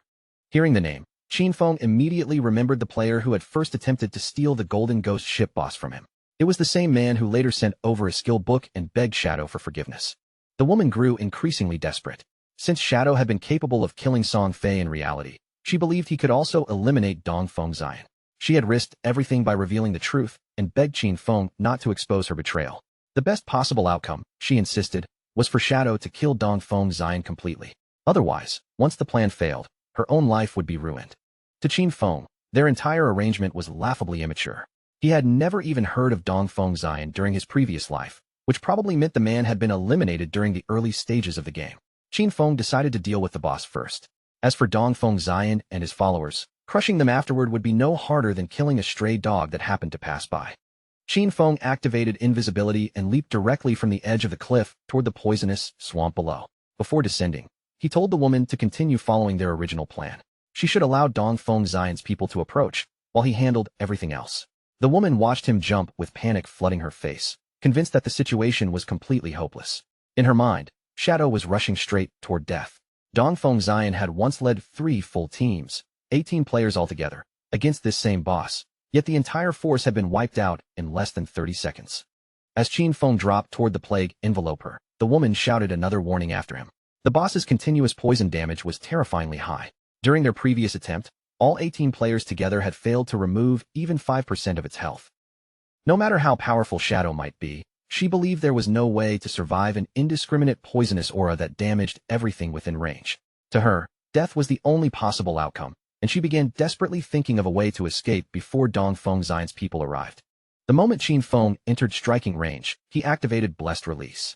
While the plague enveloper stirred and prepared to retaliate, he triggered Weakness Amplification, followed immediately by the Throat Slash effect. A sharp, determined light flashed in his eyes as every enhancement locked into place. Qin Feng burst forward and unleashed his attack without hesitation. A rapid chain of strikes tore into the boss, ripping away tens of thousands of health points in only an instant. Before the plague enveloper could properly respond, its enormous health bar plunged violently, dropping from full to well below the halfway mark. The woman stared down from above in complete disbelief. A single skill had erased nearly 2/3 of a gold-tier boss's health and inflicted more than 80,000 points of damage. The sight was so overwhelming that she could barely process what she had witnessed. As she watched the shattered health bar, only one impossible question remained in her mind. Was Shadow truly still human? In the next instant, Qin Feng vanished from beside the boss. Before the woman could locate him, he silently reappeared directly behind her. Fortunately, Blessed Release's active effect normally had a cooldown of 25 seconds. With Qin Feng's 75% cooldown speed bonus, that wait had been reduced to only 14.3 seconds. He deliberately chose not to finish the plague enveloper yet. Instead, he would leave it alive until Dongfeng Xian's people arrived and walked straight into their deaths, while his own abilities quietly finished cooling down. Not long afterward, footsteps and voices echoed through the cave. Dongfeng Xian and his men finally entered, all of them arriving with one clear intention: to surround Shadow and kill him. The leader swept an angry gaze across the cave and issued a ruthless warning to everyone present. Anyone who dared stand in their way would be killed without mercy. Snowy immediately drew her sword and moved forward as though she intended to block their path. Qin Feng watched with growing annoyance. Of all the people who could have appeared, it was this troublesome man again, and now he had become involved with Dongfeng Xian as well. Qin Feng wondered whether their plan, having Snowy pretend to resist the group, could truly succeed. More than 10 players were rushing toward them at once, and he had no idea whether Snowy's combat strength was actually enough to hold them back. Snowy raised her hand and activated her ability, causing a radiant golden shield to form in front of her. The moment Qin Feng saw its solid glow and overwhelming defensive presence, he immediately understood why Dongfeng Xian's group had specifically chosen her to play this role. With protection at that level, very few players in the early stages of Godforsaken would possess enough power to break through her defense by force. Dongfeng Xian's men charged forward without hesitation and began hammering the golden barrier with one attack after another, filling the cave with flashes of light and violent impacts. Qin Feng quickly pieced together how Snowy had obtained such an impressive ability. She must have encountered the blessing of an ancient god somewhere in the wilderness and received a gold-tier treasure chest as her reward. A cold seriousness entered Qin Feng's eyes. Activating Instant Shadow, he vanished from his position and swept through the attackers at terrifying speed, his blade carving across them before they could even react. In the blink of an eye, their bodies were sliced apart. With fury still burning in his gaze, Qin Feng followed up by activating Blooming Curse. Dark power spread across the fallen bodies, and one corpse after another transformed into eerie crimson flowers. Snowy stood frozen in horror. One ability had wiped out so many players at once, and now their corpses had become strange blood-red blossoms scattered across the cave floor.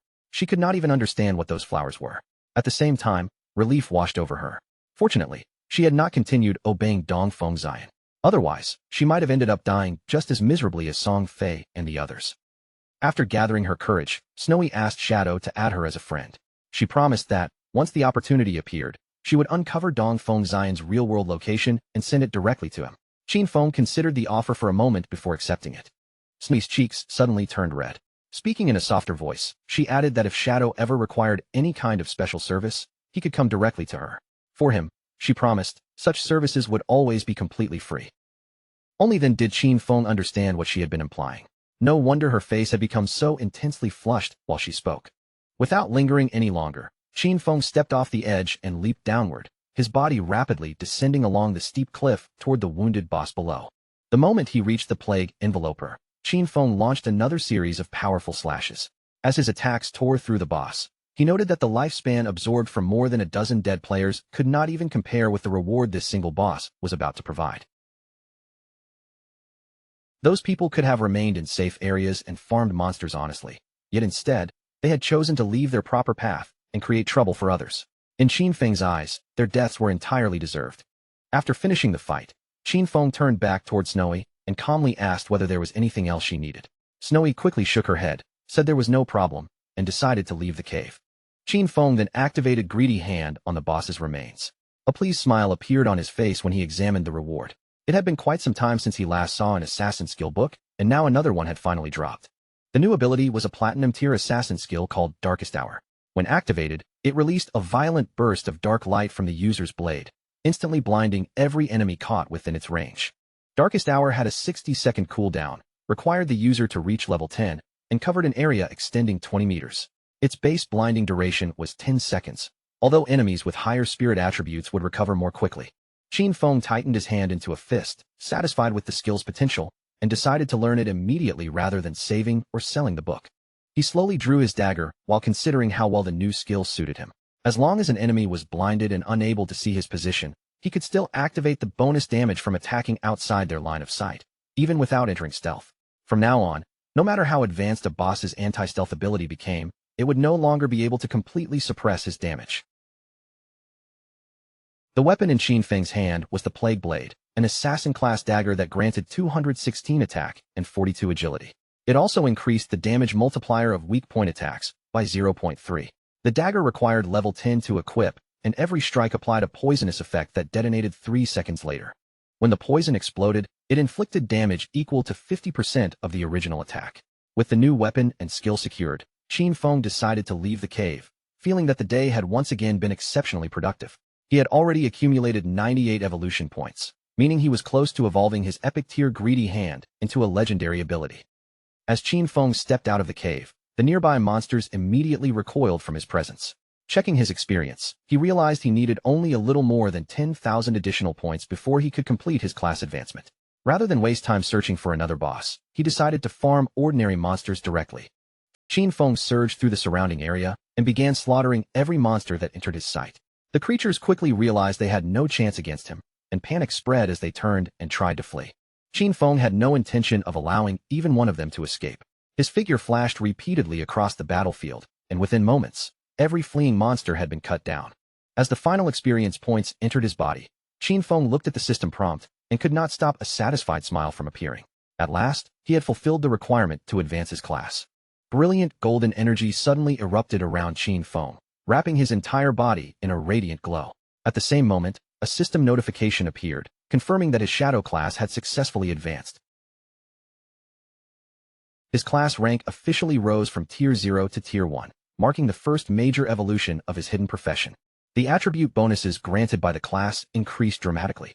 Strength rose from 3 to 9, Constitution climbed from 3 to 9, Agility jumped from 8 to 24, and Spirit increased from 5 to 15.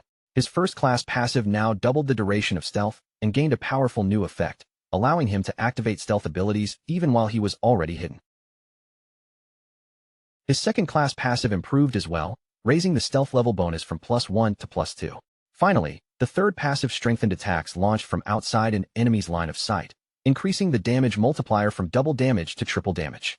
Qin Feng lifted one hand and examined it while absorbing the changes flowing through his body. Advancing to Tier 1 had tripled the attribute bonuses of his class. Even more importantly, he could now activate stealth while already concealed. As long as he reduced his cooldowns far enough, it would become possible for him to remain invisible permanently. On top of that, attacks launched outside an enemy's vision now dealt triple damage instead of double. Qin Feng could hardly imagine the later advancements. This was only Tier 1, yet the class was already displaying why it deserved to be called the strongest stealth profession. At that moment, a citywide system announcement echoed through Zhanghai. 7 players had already reached level 10. The teleportation formation leading to the abandoned Divine Continent would activate in 10 minutes, and every qualified player was instructed to prepare for departure. A ranking board appeared before Qin Feng. Shadow occupied first place, with Gray Rose directly behind him in second. Snowy Day, Black Elf Doll, Lai Zai, and Wang Ming were tied for third, while Huayu and Yuhan held fourth place. Qin Feng glanced at the time and saw that it was already 8:30 in the evening. He had not expected so many Zhanghai City players to reach level 10 this early. Nearly every name on the board was familiar to him. In his previous life, at this exact hour, the entire ranking had been dominated by foreign players. A serious light entered Qin Feng's eyes as he realized the consequences of his actions were already becoming visible. The equipment and skill books he had sold had accelerated the growth of Great Xia's players. Perhaps the world order from his previous life would truly change this time, and Qin Feng sincerely hoped that it would. Meanwhile, night had already fallen in the real world. Under the flashing lights of police vehicles, several men were being restrained and taken into custody. One officer reported that the main members of the Daijiang Industries criminal organization had all been arrested. However, 3 important suspects were still logged into the game. Because their physical bodies were currently in a state of non-existence, the police had no way to capture them and were awaiting further instructions from the commander. The commander praised the team for completing the operation successfully. He then ordered them to contact Yu and assigned her group the task of finding a way to force the remaining suspects to disconnect from the game. The commander explained that the method should work even if the criminals remained inside protected towns where other players could not attack them. Their real bodies would still experience hunger. His subordinate nodded, understanding immediately.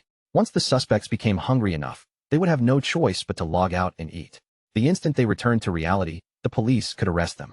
Everyone felt relieved that the operation had proceeded so smoothly, and much of the credit belonged to Shadow. He had not only supplied crucial information about Dajiang Industries' crimes, but had also warned the authorities that game abilities could be extracted into reality. Had Shadow delivered that warning even slightly later, the criminal leaders under Jiang Lai's command would soon have reached level 10 themselves. Once the people extracted their skills, any attempt to arrest them could have caused enormous casualties. Several countries had already suffered small-scale uprisings resulting in thousands of deaths. Fortunately, the squads sent into the game by the Zhanghai authorities were now gradually reaching level 10, largely because of the equipment and skills Shadow had provided. The officials fully understood that Shadow had become an irreplaceable talent for Great Xia. No matter what it took, they needed to find a way to bind him firmly to their side and keep him aboard the same warship. At the same time, Qin Feng returned to Firefly Town. The moment Snowy spotted him, she approached with admiration written across her face, saying she never expected him to be such a great hero who had freed the town from evil. Qin Feng frowned and asked what nonsense she was talking about, telling her to stop rambling and get directly to the point. Snowy playfully stuck out her tongue before smiling at him. She told Qin Feng there was no need to act modest, because the authorities had already released an official statement. Dajiang Industries and Song Fei had been exposed as the people behind the kidnapping, imprisonment, and murder of numerous players. The announcement also claimed that Shadow had killed Song Fei and Jiang Lai under official orders. Qin Feng fell silent after hearing that explanation. He had not expected the authorities to publicly clear his name so thoroughly. After considering it, Qin Feng then asked whether Snowy had discovered Dong Feng Xine's location in the real world. She explained that he still had not disconnected from the game and asked Qin Feng to remain patient a little longer. The moment she obtained the information, she promised to send it to him. Qin Feng continued walking through Firefly Town while organizing his priorities. Every other matter could wait. The most urgent task was entering the abandoned Divine Continent. Around him, many players were already moving through the town's ordinary teleportation arrays, but no one had yet been able to activate the formation leading to the continent. Once the continental teleportation matrix became available, Qin Feng stepped onto it and chose the abandoned Divine Continent as his destination. The territories surrounding Firefly Town were nothing more than beginner areas. In his eyes, the real game would begin only after reaching that vast new land. The nearby players watched the formation light up and immediately stared in confusion. They had clearly seen someone activate the array, yet there was not a single visible figure. One player quickly exclaimed that it had to be Shadow. Another man looked completely baffled, insisting that he possessed level 2 anti-stealth and should have been able to see him. Someone beside him immediately called him an idiot and explained the obvious answer. Shadow's stealth level had already surpassed level 2. Several seconds later, Qin Feng's hidden figure arrived on the abandoned Divine Continent. As he looked across the unfamiliar yet deeply familiar landscape, he found that everything was exactly as he remembered from his previous life. The vast land around him was completely silent and deserted. No matter where Qin Feng looked, there was not a single other player anywhere in sight. As Qin Feng carefully explored the surrounding streets, a hidden monster watched him from the darkness, its glowing eyes fixed firmly on his every movement. These shattered buildings were the familiar ruins of Zhanghai City. Whenever players from different cities entered the divine abandoned continent for the first time, they would appear inside the ruins corresponding to their own hometowns. Even more strangely, every road and district perfectly matched its real-world geographical location, though no one had ever uncovered the reason behind that mystery. The creature finally crawled out from its hiding place, no longer bothering to conceal itself. The moment Qin Feng sensed the movement behind him, he immediately turned around to face it. A massive worm-shaped monster burst into view, its twisted body rising above the broken ground as it opened its mouth and released a thunderous roar. Without giving Qin Feng any time to react, the monster launched a vicious attack. Its enormous body slammed down with terrifying force, shattering the ground and sending chunks of stone flying in every direction. But Qin Feng had already activated Shadow Blur. His figure flickered like a fading illusion, allowing him to slip away from the crushing strike before it could touch him. In the very next instant, Qin Feng activated Instant Shadow Slash. A cold flash swept past the monster, and before it could even turn, its huge body was cleanly sliced into two halves.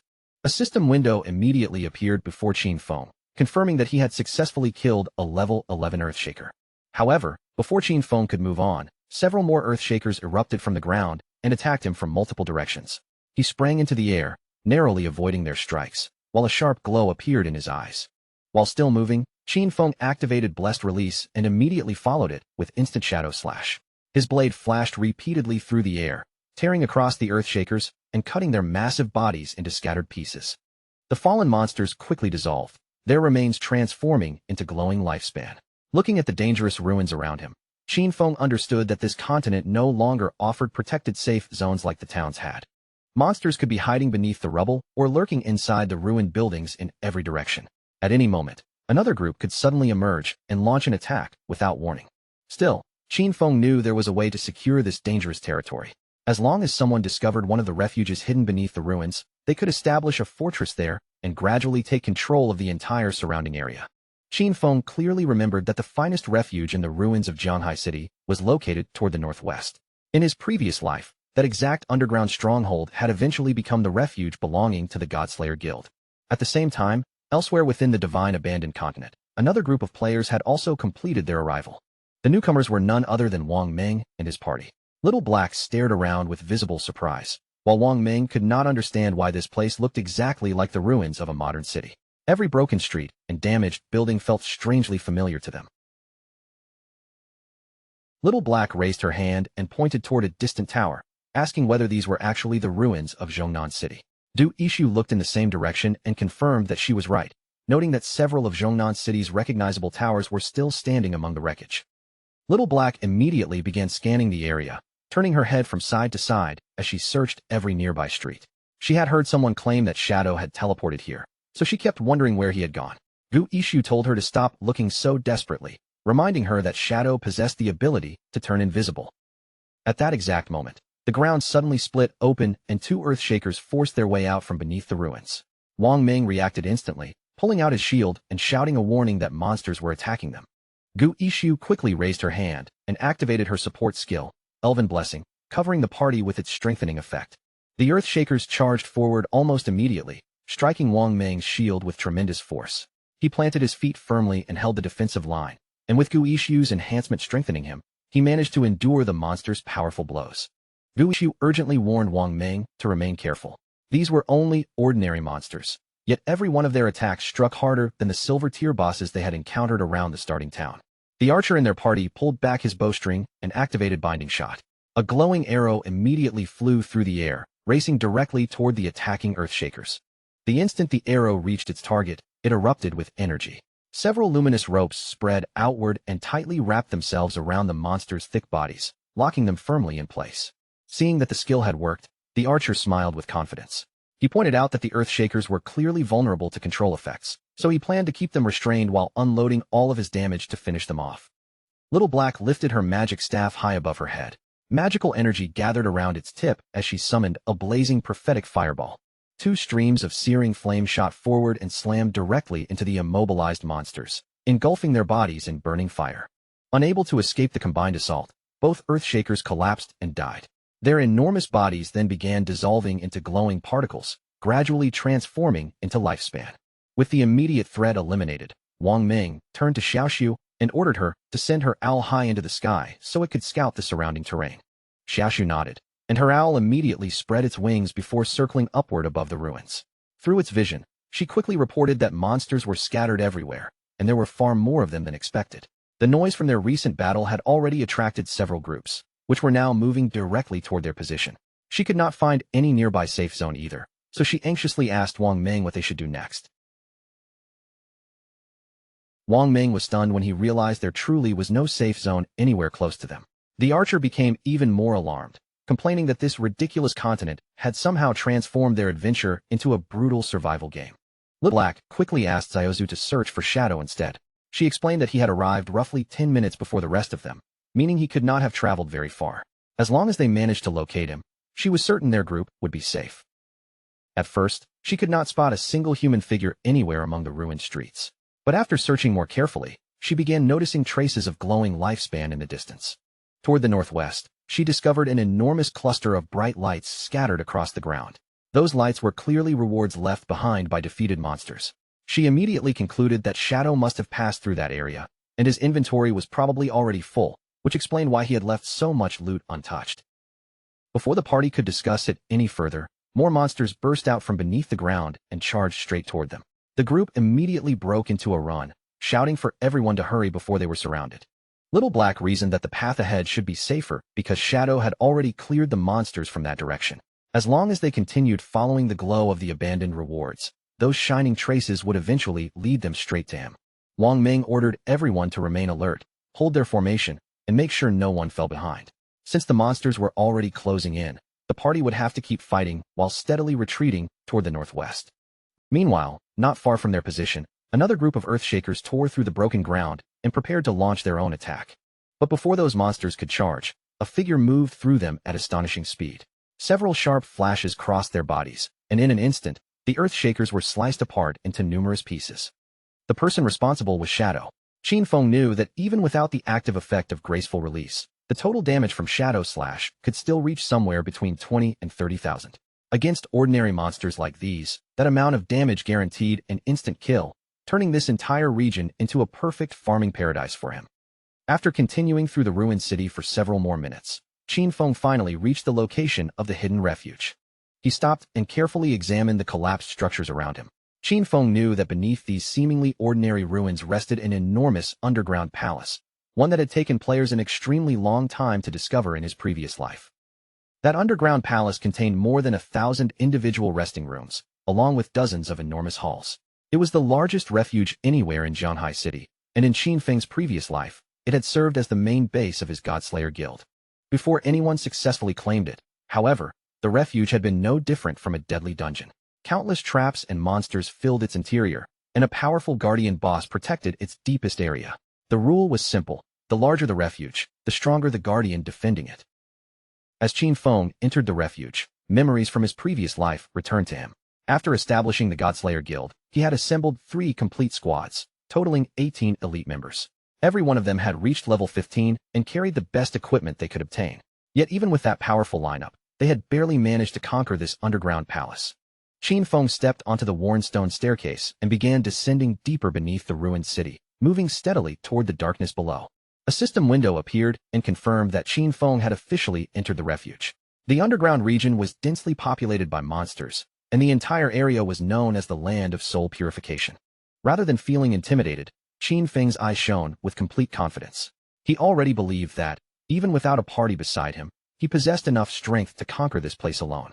Another system window appeared before him, explaining that whoever defeated the guardian of this area would gain the right to claim ownership over the entire region. The monsters inside immediately locked their attention onto Qin Feng. The moment they identified him as an intruder, they surged forward together and lunged at him from the darkness. Qin Feng remained perfectly calm as he drew his dagger and prepared to fight. With a single glance, he recognized the enemy before him as a level 12 gold-tier monster, an elemental spirit. Just before the monsters could close the distance and launch their attack, Qin Feng activated Darkest Hour. Their vision was instantly swallowed by darkness, and before they could recover, he followed with Shadow Flash Slash. His figure streaked through the hall like a black flash, and in the blink of an eye, every monster around him had been brutally cut down. Qin Feng immediately pressed forward without slowing down. He moved rapidly from one target to the next, carving apart every monster that entered his path. One after another, their shattered bodies dissolved into glowing lifespan, leaving bright orbs scattered across the floor behind him. A surge of excitement rose in Qin Feng's heart. As long as an enemy was blinded, every attack he delivered would receive a powerful damage increase. Under that effect, he did not even need to rely on his strongest skills. His ordinary attacks alone were enough to kill these level 12 monsters in a single strike. Still, clearing the 15 monsters inside this hall was only the beginning. The soul cleansing grounds contained dozens of enormous halls just like this one, along with more than 1,000 smaller rooms waiting deeper inside. A faint smile slowly formed on Qin Feng's face as he considered the scale of what lay ahead. Conquering the entire place was clearly going to be a massive undertaking. He lowered his gaze and carefully examined the lifespan glowing across the ground, judging the amount he had already accumulated from the monsters. Considering the enormous number of creatures hidden throughout the refuge, Qin Feng quickly reached a satisfying conclusion. Once he eliminated every monster inside, the lifespan and evolution points he gained should be more than enough to evolve Greedy Hand another time. Qin Feng looked toward the floor ahead of him, and the relaxed light in his eyes gradually sharpened into a serious, focused gleam. He knew exactly what would happen next. Once every monster in each section had been completely wiped out, the guardian of the soul cleansing grounds would finally reveal itself. Not long afterward, Two other players who had previously been inside a bookstore were suddenly teleported into the divine abandoned continent. The man stared at the unfamiliar surroundings with open confusion, unable to decide whether any of this was actually real. He questioned whether they had truly entered the divine abandoned continent. The girl beside him also looked unsettled, but for a different reason. The ruined streets around them felt strangely familiar, as though she had seen this place countless times before. After studying the broken buildings and surrounding roads more closely, the two of them finally recognized the truth. These ruins were none other than Chaoyu.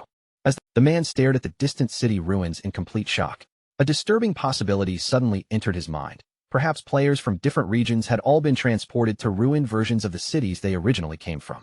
The girl found the idea equally strange, and she began wondering whether the locations of these ruined cities corresponded perfectly with their geographical positions in the real world. While the two of them were distracted by that realization, something quietly began approaching from behind.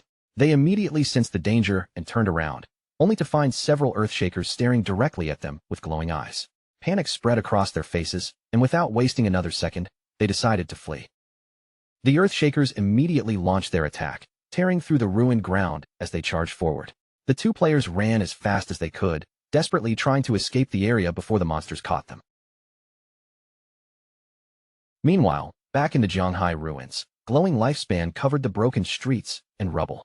Not far from that field of light, Wang Ming and the rest of his team were hiding beneath a collapsed section of debris.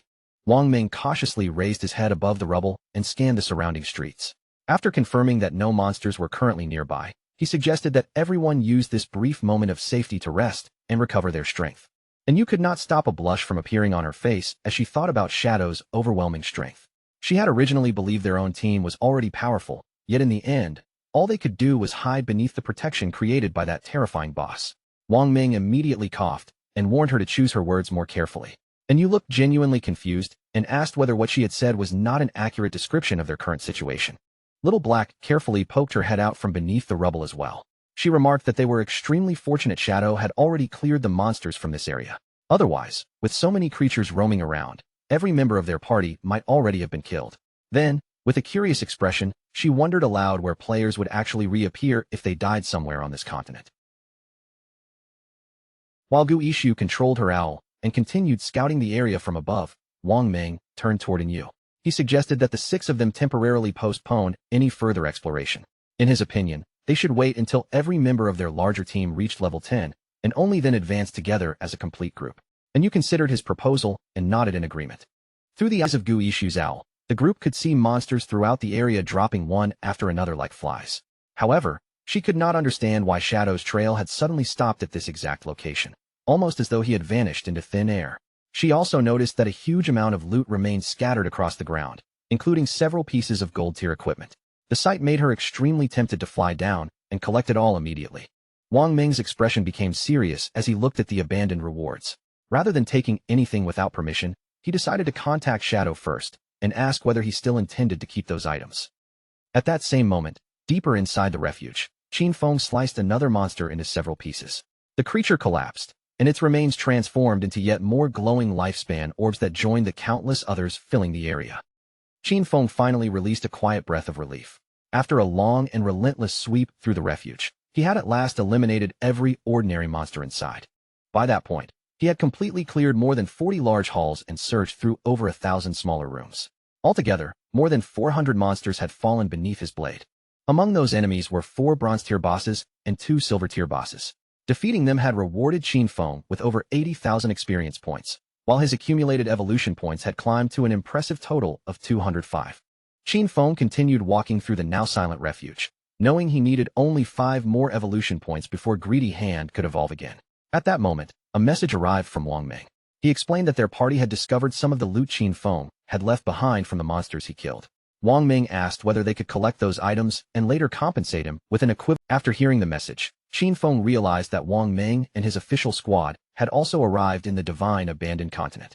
He saw no reason to refuse their proposal, so he gave them permission to gather the abandoned loot.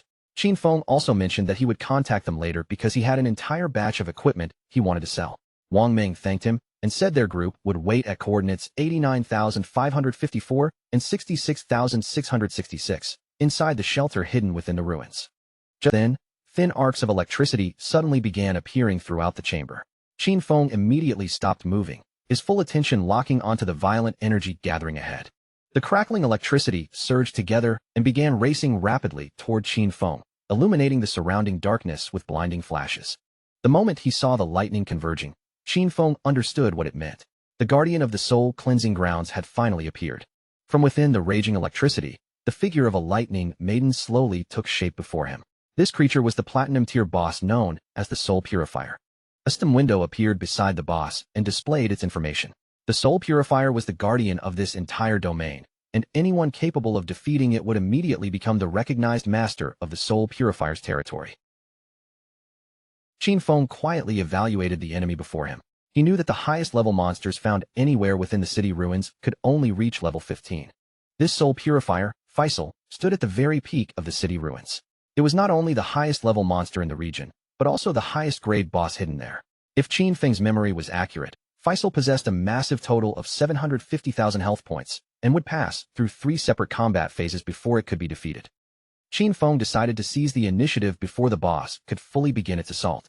He activated Instant Shadow Slash and struck first, but the attack barely seemed to affect the Soul Purifier's enormous health pool. Without hesitation, Qin Feng closed in and followed with Throat Slash. This strike landed more effectively, cutting into the boss and finally removing a visible portion of its health. The Soul Purifier responded by slowly raising one hand. Electricity twisted above its palm, rapidly condensing into a deadly spear of electricity. In the next instant, countless lightning spears appeared overhead and began raining down toward Shadow. Qin Feng immediately accelerated, weaving across the battlefield at high speed as each electrified spear crashed down around him. As Qin Feng dodged between the descending attacks, he clearly understood the danger. With his current defense and resistance to lightning, even a single direct hit from one of those attacks would almost certainly kill him. Any skill or attack released by a platinum-tier boss, or something even stronger, carried an innate hit correction. Against ordinary monsters, Qin Feng's current 75% evasion rate meant they had only around a 25% chance of striking him. However, the Soul Purifier's attacks still had at least a 50% chance of connecting. Fortunately, Qin Feng's agility had already reached 182 points. At maximum speed, he could run faster than 40 meters per second. As long as he remained completely focused on the lightning's trajectory, he could move away before each strike fully descended. A fierce light burned in Qin Feng's eyes as memories from his previous life returned. Back then, he and his guild had only barely survived this battle, relying heavily on the priest's protective shield and an incredible amount of luck. This time, however, Qin Feng had no intention of repeating that desperate struggle. He unleashed his full strength from the beginning, determined not to give the Soul Purifier even the slightest chance to control the battle. Under Qin Feng's relentless assault, the boss had already lost a full quarter of its health. The Throat Slash damage enhanced by Graceful Release, combined with Shadow Slash and the explosive effect of Plague Blade, had directly erased an astonishing 250,000 health points. Qin Feng knew the Soul Purifier was about to enter its second phase. Sure enough, the boss began summoning several spheres of condensed electricity. During this stage, it would become completely invincible while continuously producing lightning orbs and bolts across the battlefield. Qin Feng also knew the most important rule of this phase. The 3 lightning orbs had to be destroyed first.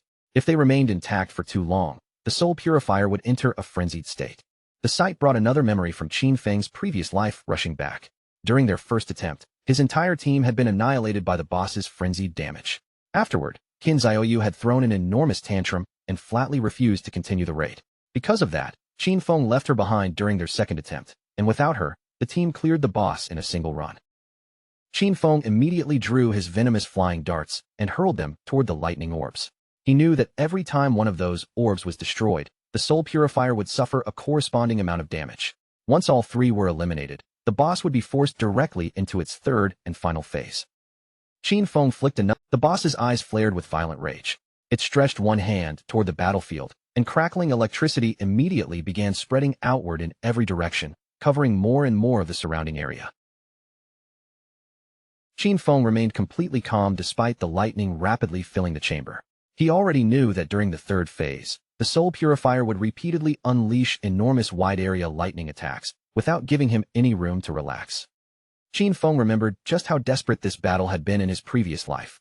Back then, the Godslayer Guild had outfitted every participating member with a complete set of lightning resistance equipment. They had also brought 4 priests and relied constantly on healing spells and protective shields. Yet even with all those preparations, the team had only barely managed to survive the boss's devastating final phase. This time, however, Qin Feng had no intention of going through that much trouble. He suddenly leaped high above the electrified floor, and as his body rose into the air, a dark defensive barrier rapidly formed around him. Qin Feng activated graceful release and immediately surrounded himself with the blacklight shield. Since violent lightning was continuously sweeping across the ground beneath him, he decided to abandon the floor entirely and launch his next attack from the air. Looking down, Qin Feng saw one lightning strike after another exploding across the entire chamber floor without pause. Rather than risk being caught inside that deadly field, he committed himself fully to an aerial assault.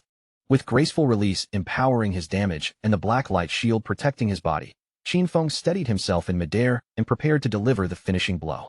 A fierce light of determination flashed through his eyes. He had already endured enough of the Soul Purifier's attacks, and he was ready to end the battle right there. Qin Feng activated Shadow Slash and shot forward with explosive speed. His blade swept across the boss in a single dark arc, cleanly severing the Soul Purifier's head from its body. With the Guardian finally defeated, Qin Feng descended from the air and landed steadily on the ruined floor as the electricity around him began to fade. A system window immediately appeared before him, confirming that he had successfully slain the Platinum-tier Soul Purifier Faisal. The rewards arrived one after another. Qin Feng advanced to level 11, raising each of his 4 main attributes by 4 points and granting him another 10 free attribute points. On top of that, he received 20 evolution points and an enormous reward of 1,520 days of tradable lifespan. A trace of satisfaction appeared on Qin Feng's face. By defeating Faisal, he had achieved the world's first kill of a platinum-tier boss and earned 10 reputation points. More importantly, ownership of the entire soul cleansing grounds now belonged to him. Glowing lifespan covered the ground around Qin Feng, but the refuge itself was far more valuable than any reward scattered across the floor. He understood that a hideout was not merely a place for shelter and item storage. Its greatest value was that it could eventually be extracted from the game and brought into the real world. That function would become essential after the game descended, because ordinary real-world weapons would gradually begin to corrode. The most destructive weapons would fail first.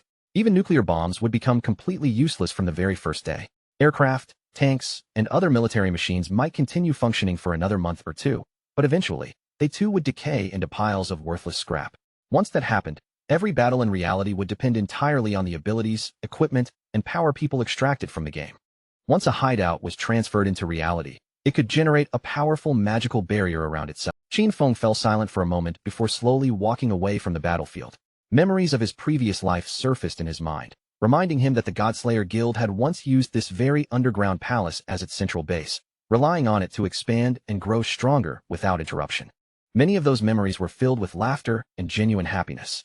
Yet Qin Feng had also watched countless people enter and leave the guild over the years, bringing ambition, schemes, betrayal, and layer after layer of deception with them.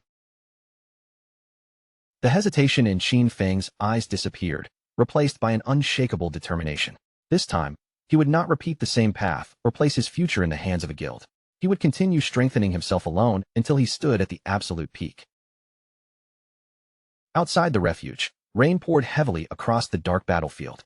Through the curtain of water, a towering monster tightened its grip on a massive axe and swung the weapon down with terrifying force. Qin Xiaoyu's friend threw herself onto the wet ground and narrowly rolled away from the descending blade. As she scrambled aside, she shouted for Qin Xiaoyu to move out of the way, her voice quickly turning into a desperate scream for help. Qin Xiaoyu failed to react quickly enough. The enormous axe tore straight through her position, and with one brutal strike, the weapon split her body cleanly in half. A moment later, Qin Xiaoyu respawned inside the town. A system notification appeared in front of her, informing her that the death had cost 14 years of non-tradable lifespan and another 2 days of tradable lifespan. Qin Xiaoyu stared at the notification in disbelief, horrified that she had died yet again. The tank in their party immediately erupted in anger, calling her an idiot and demanding to know how she had failed to dodge such an enormous and obvious axe attack from the boss. His insult instantly enraged Qin Xiaoyu. She snapped back, asking who he thought he was talking to like that. Since he was supposed to be their tank, she argued that it was his responsibility to hold the boss's attention.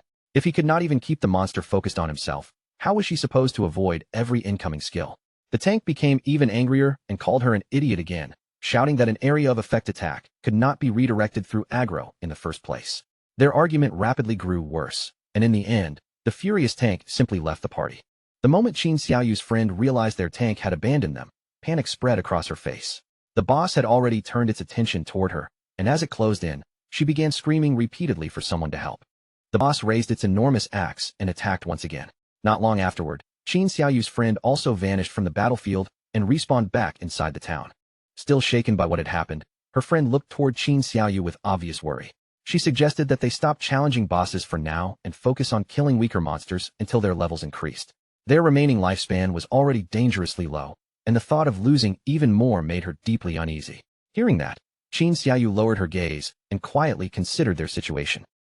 At that moment, a global system announcement appeared before every player. It declared that Shadow, a player from Jianghai City, had achieved the world's first kill of a platinum-tier boss and had been rewarded with 10 reputation points. Everyone nearby froze as their attention locked onto the glowing announcement. Many players could hardly believe what they were reading. The idea that someone had already killed a platinum-tier boss alone seemed completely absurd. Most of them had only just managed to reach the divine abandoned continent. Yet Shadow was apparently powerful enough to farm its monsters entirely by himself. Once again, the name Shadow spread through the crowd like thunder. Players everywhere began wondering who he truly was. The achievement was beyond anything they could imagine, especially when most people had not even encountered a single gold-tier monster yet. Whoever Shadow was, there was no doubt that his strength had already reached a terrifying level. Qin Xiaoyu stared at the announcement with a confused expression. She could not understand why everyone around her seemed so weak, yet Shadow was progressing at such an impossible speed. Her own group had nearly destroyed itself merely trying to defeat a silver-tier boss, so she could not imagine how Shadow had somehow secured the first kill of a platinum-tier boss. Back inside the refuge, Qin Feng began gathering the glowing lifespan orbs scattered around the chamber. Defeating the soul purifier had raised him to level 11. He knew that after reaching level 10, every new level granted 4 points to all 4 main attributes, along with 10 freely assignable attribute points. Without hesitation, he placed every free point into agility once again. With enough speed combined with his nearly endless invisibility, Qin Feng believed he could kill many powerful bosses without allowing them to touch him even once. What surprised him most, however, was the 20 evolution points awarded directly from the boss kill. That reward meant Greedy Hand could finally undergo another evolution. Qin Feng could not suppress his excitement as he examined the new benefits. The number of additional loot rewards had increased from 3 to 5, and the skill had also unlocked a separate storage space containing 100 slots. Evolving it had consumed 210 evolution points, leaving him with only 15 points remaining. Under the power of that enormous investment, Greedy Hand successfully advanced from the epic tier to the legendary tier. The legendary version of the skill now granted a 500% chance of producing an additional loot reward, and every extra item obtained through that effect had a guaranteed 100% chance of increasing by a full quality tier. The evolution also unlocked a new passive ability called Greedy Space, providing 100 dedicated storage slots for items. Qin Feng immediately activated his newly evolved legendary Greedy Hand and used it to collect the Soul Purifier's drops. The skill triggered at full strength, granting him 5 additional pieces of loot. Among the rewards, Qin Feng also received another 100 evolution points, raising his remaining total from 15 to 115. As he examined the system window, he discovered that the boss had dropped 2 pieces of assassin equipment and an assassin skill book. Unfortunately, his current level was still too low to equip or learn them, so he decided to place all 3 items inside the refuge warehouse for safekeeping. Qin Feng then summoned one of his devout believers. Once the figure appeared, he ordered it to search through the entire underground palace, collect every remaining piece of loot, and gather everything into a single organized pile. The devout believer immediately began carrying out the command. Watching it work, Qin Feng felt increasingly satisfied. With 115 evolution points still available, he could now strengthen several abilities that had not yet reached the epic tier. He first spent 42 evolution points on Shadow Stealth, evolving the ability 3 consecutive times until it finally reached the epic level. After reaching epic tier, Shadow Stealth's maximum duration increased from 36 seconds to a full 60 seconds. The attack used to break invisibility now dealt between 300 and 500 damage, while the cooldown fell from 22 seconds to only 15. Qin Feng then spent another 34 evolution points to evolve Backstab Enhancement twice, also raising it to epic tier and increasing its bonus backstab damage from 50% to 75%. Next, he invested 6 evolution points into Darkest Hour, advancing it through Platinum, Emerald, and Diamond before finally reaching Epic. The improved ability now released an explosive wave of dark light that blinded every enemy within an expanded 50-meter radius. Its base duration rose to 16 seconds, although opponents with a higher spirit attribute would remain blinded for a shorter period. For his final major upgrade, Qin Feng spent 33 evolution points and evolved Bloom Curse 3 times in succession, pushing the ability all the way to the legendary tier. The legendary Bloom Curse could now be activated on the corpse of a player within 60 seconds of their death. It also gained several terrifying new effects. The ability could absorb 50% of the target's remaining non-tradable lifespan, while simultaneously collecting any scattered spheres of non-tradable lifespan nearby. Once Bloom Curse completely drained a corpse, the body itself would disappear without leaving anything behind. Qin Feng's eyes widened as he read the final part of the ability's description. He had never expected Bloom Curse to gain the power to absorb non-tradable lifespan orbs directly. He immediately remembered the danger hidden inside many high-level regions and the frenzy zones created by certain special bosses. In those places, a player's lifespan could drain hundreds or even thousands of times faster than normal. Worse still, that consumption always targeted non-tradable lifespan first. Just then, Snowy contacted Qin Feng and congratulated him on achieving the first kill of a platinum-tier boss. After the brief congratulations, she revealed another piece of good news. The Eastern Sage had just logged out of the game. Snowy explained that she had heard the Eastern Sage's clan was gathering at the Jiangnan Hotel. Apparently, they had purchased a massive quantity of lifespan and planned to convert it into combat strength inside the game. While the devout believer continued stacking the collected loot nearby, Qin Feng praised Snowy for obtaining such valuable information. She quickly replied that there was no reason to thank her because gathering intelligence was exactly what she was supposed to do. Then her tone turned serious as she warned that Qin Feng had to defeat the Eastern Sage no matter what. If he failed, her own future would be doomed. Qin Feng calmly told Snowy not to worry and began transferring the gathered loot into greedy space. To his surprise, every item fit easily, and even after storing everything, half of the 100-slot space remained empty. The new storage ability was even more useful than he had expected. With the palace cleared and the loot secured, Qin Feng decided it was time to find Wang Ming and sell the entire batch of equipment to his team. When Shadow finally returned to the shelter, Yu and Little Black immediately recognized him. Their eyes widened with unmistakable joy as they watched him approach. Yu came so excited that she rushed directly toward Qin Feng with her arms opening as though she intended to embrace him. However, just before she could reach him, he raised one hand and stopped her in place. Without wasting time on greetings, Qin Feng went straight to business. He reminded them that the arrangement would be the same as always. He would set the price, and if they did not accept it, they were free to walk away. More than 30 of the items were ordinary-grade equipment and low-value bronze-tier pieces, so rather than pricing every item separately, he offered them a discounted package deal. The entire batch would cost exactly 950 days of lifespan. A faint mark from Qin Feng's palm still remained on Yu's face where he had stopped her, yet she only smiled and agreed without hesitation. She explained that the equipment they had collected earlier was worth roughly 1,000 days of lifespan. To keep the transaction simple, their team would round everything together and pay him 2,000 days for the entire batch. Qin Feng looked at her in confusion and immediately corrected the misunderstanding. This new batch contained silver dash, gold dash, and even platinum tier equipment, bringing its total value to nearly 18,000 days of tradable lifespan. Yu hurriedly opened the system window and began checking the contents herself. The deeper she scrolled, the wider her eyes became. She could hardly believe that platinum tier equipment was actually included. Even she possessed only a single gold tier item, so in her mind, only a true powerhouse would casually offer equipment of this quality for sale. Realizing how much these items could accelerate Jianhai City's development, she excitedly thanked Shadow again and again. Qin Feng calmly told her there was no need for so much gratitude, since both sides were simply helping each other. Little Black, however, stared nervously at the mountain of equipment and asked how Shadow could possibly have so many inventory slots. With a suspicious look, she even wondered whether he was secretly Doryman.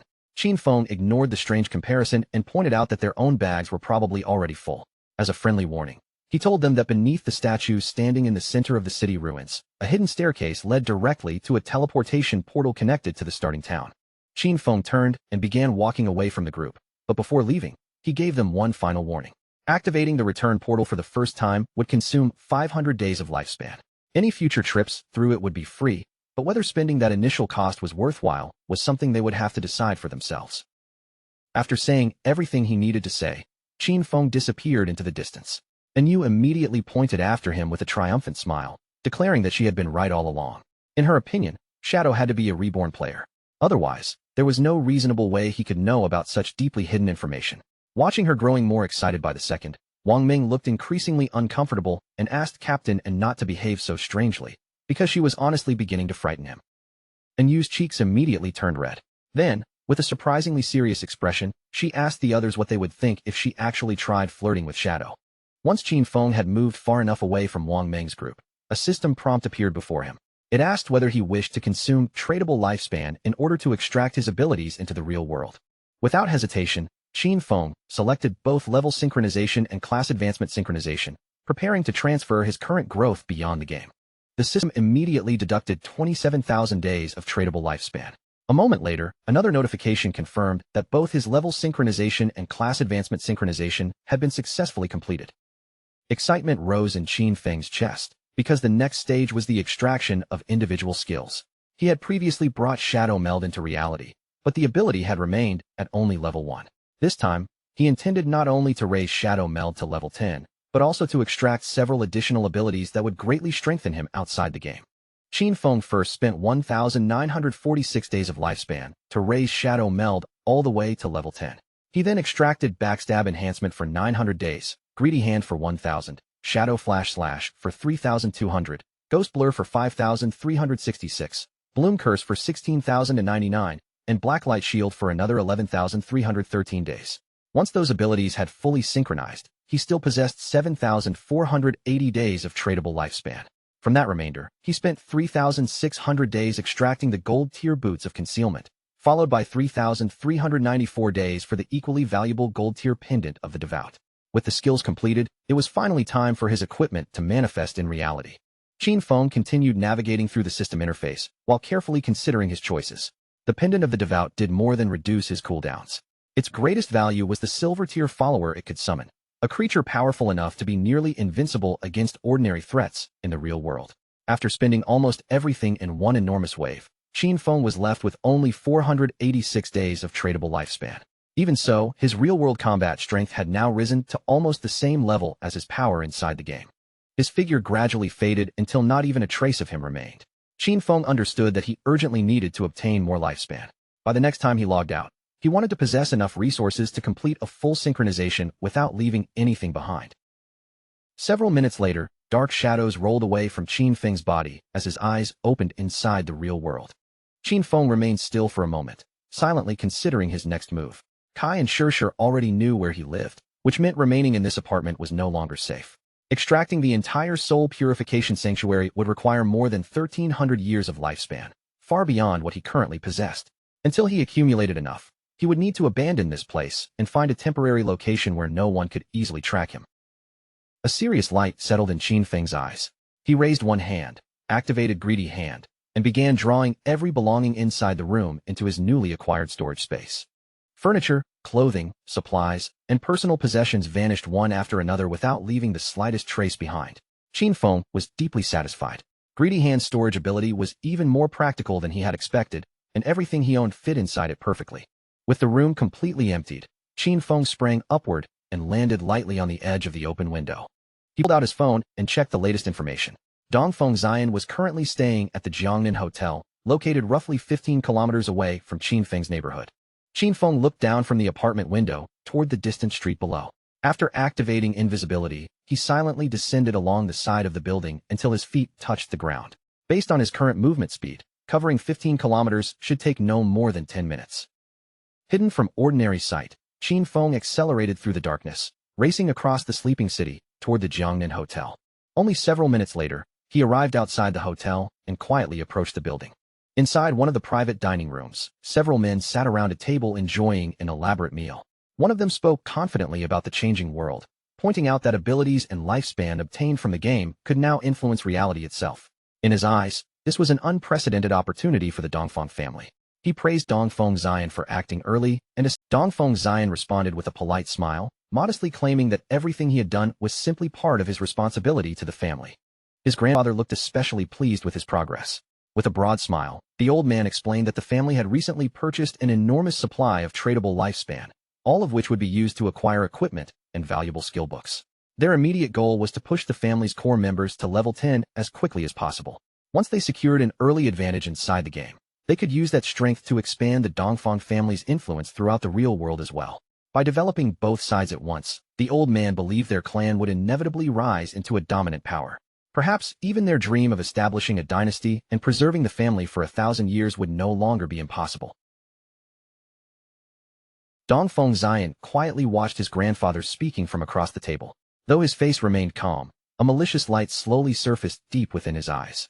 Inside his heart, Dongfeng Xian sneered at the old man. That wretched relic already had one foot in the grave, yet he still refused to surrender the position of clan leader and continued fantasizing about immortality. Dongfeng Xian had his own plan. He would capture Shadow, force him to reveal every secret he possessed, and then turn him into a tool for earning lifespan. Once Dongfeng Xian climbed to the top of the rankings and gained enough power, he would make certain that every person standing above him died. The grandfather eventually turned his attention back to Dongfeng Xian and asked how their operation against Shadow was progressing. Dongfeng Xian smiled and assured his grandfather that there was no reason to worry. He had already recruited a woman he considered trustworthy and ordered her to uncover Shadow's true identity. According to him, they should receive useful information very soon. The old man nodded, but firmly reminded him that Shadow had to be captured alive. If they forced such a powerful player to serve the Dongfeng family, the benefits he could bring to the clan would be immeasurable. Outside the dining room, Qin Feng had already silently eliminated the guards stationed near the hotel entrance. Completely unaware of the danger closing in, the Dongfeng family members lifted their glasses together and proposed a toast to their clan's resurgence. Their voices rose in unison as they proudly shouted, "Long live the Dongfeng family." Qin Feng's expression became increasingly serious when he noticed that these aristocratic families were already carrying firearms. Ghost Blur and Black Light Shield could greatly protect him, but neither ability guaranteed perfect evasion. More importantly, he had not extracted any defensive armor into the real world. If even one bullet struck his heart or pierced his head, death would be immediate and unavoidable. Since charging inside personally would create unnecessary risk, Qin Feng chose the safer option. He extended one hand toward the pendant of the devout and activated its summoning ability. A devout believer appeared before him, armed with razor-sharp claws for close combat and eerie green flames capable of striking enemies from a distance. Qin Feng gave the creature a simple and merciless command: enter the hotel and leave no one alive. As a silver-tier boss, the devout believer possessed tremendous resistance to physical damage. Even against sustained gunfire, it could continue fighting for a considerable amount of time. While the people inside remained distracted by their celebration, the devout believer reached the private dining room and slowly pushed open the door. The creature threw back its head and released a deafening roar. Every person around the table froze in terror, unable to understand how a monster from the game had suddenly appeared inside the real world. Its eyes lit up with a savage glow, and without giving anyone time to recover, the devout believer charged directly toward the gathering. Xioner immediately rose from his chair, his expression turning grim as he pointed toward the creature. The armed guards reacted to his command and aimed their guns at the monster. Unable to believe that a game creature had truly materialized before them, he urgently ordered the guards to open fire. A burst of bullets slammed directly into the devout believer's head. Yet despite the repeated impacts, the creature barely slowed down, and the gunfire caused almost no meaningful damage. The devout believer swept one powerful arm across the room. Its claws tore through one of the guards, killing him before he could fire another shot. It immediately lunged toward the second guard and drove its sharpened claw straight through the man's chest, dropping him beside the table. As the summoned monster slaughtered the guests one after another, cold sweat poured down Dongfeng Xian's face. The confidence he had displayed only moments earlier vanished, replaced by raw and uncontrollable fear. The devout believer turned toward Dongfeng Xian's grandfather and attacked him next. The old man recoiled in panic, desperately shouting for his guards and family members to save him. Dongfeng Xian did not even consider helping his grandfather. Without wasting a single second, he turned away from the chaos and sprinted toward the nearest exit. He never looked back as he fled. Only one thought remained in his mind. He had to escape the hotel as quickly as possible. As long as he survived long enough to enter the game again, he believed nothing in the real world could reach him. Terror filled Dongfeng Xian's eyes as he pushed himself to run faster. He desperately believed that once he reached level 10, extracted his own abilities into reality, and returned with real power, no person or monster would ever be able to threaten him again. But the moment Dongfeng Xian reached the entrance, he saw Qin Feng standing silently in his path. Before he could draw another breath or understand what was happening, Qin Feng moved. A single lightning-fast strike swept past, and Dongfeng Xian's severed head flew through the air. Blood burst from the open wound at Dongfeng Xian's neck as his body remained upright for one final instant. Qin Feng did not spare it another glance. He turned his back on the corpse and began calmly walking away. Dongfeng Xian's eyes remained wide with bewilderment. Even in his final moment, he could not understand how Qin Feng had found him or why death had arrived so suddenly. Not long after his body struck the ground, strange flowers began sprouting from the corpse. Their roots spread through his flesh as Bloom Curse silently activated. Qin Feng stopped and watched the flowers carefully as they completed their absorption. A system notification soon appeared, confirming that he had drained 27,000 days of tradable lifespan from Dongfeng Zion, along with an astonishing 482 years of non-tradable lifespan. Qin Feng's eyes lit up with unmistakable delight as he looked over everything he had gained. There was no question about it. This haul had been far better than he expected. Before his eyes, Xiener's lifeless body scattered into a bed of blooming flowers, leaving nothing behind. Qin Feng smiled in satisfaction, because this time, Blooming Curse had finally displayed its true value. The skill had done far more than erase the bodies and wipe away every trace of spilled blood. It had also drained every remaining drop of lifespan from Dongfeng Zion, pushing Qin Feng's non-tradable lifespan all the way up to an astonishing 2,327 years. With such an enormous reserve of lifespan now stored away, Qin Feng would no longer have to carry the same crushing pressure whenever he entered the dangerous rage zones in the future. Not long afterward, an alarm shout suddenly rang through the hotel. Someone urgently called for the police, claiming that both gunshots and terrified screams had just come from one of the private rooms. Qin Feng's expression immediately turned serious. At that exact moment, several police officers came sprinting toward the room after remembering that it was the private suite where the Dongfeng family had been holding their meeting. Everyone was certain that a shooting had taken place, yet the moment the officers rushed inside, they froze in complete shock. There were no bodies and no visible victims anywhere, making the entire situation feel almost impossible. One officer slowly swept his gaze across the ruined private room, unable to hide his confusion. Furniture had been overturned, objects were scattered everywhere, and the destruction clearly proved that a vicious battle had happened here. What made no sense was the complete absence of people. He immediately asked the others whether anyone had been seen leaving the hotel, but none of them had noticed a thing. The same unsettling question soon filled everyone's mind. Where had the entire Dongfeng family gone?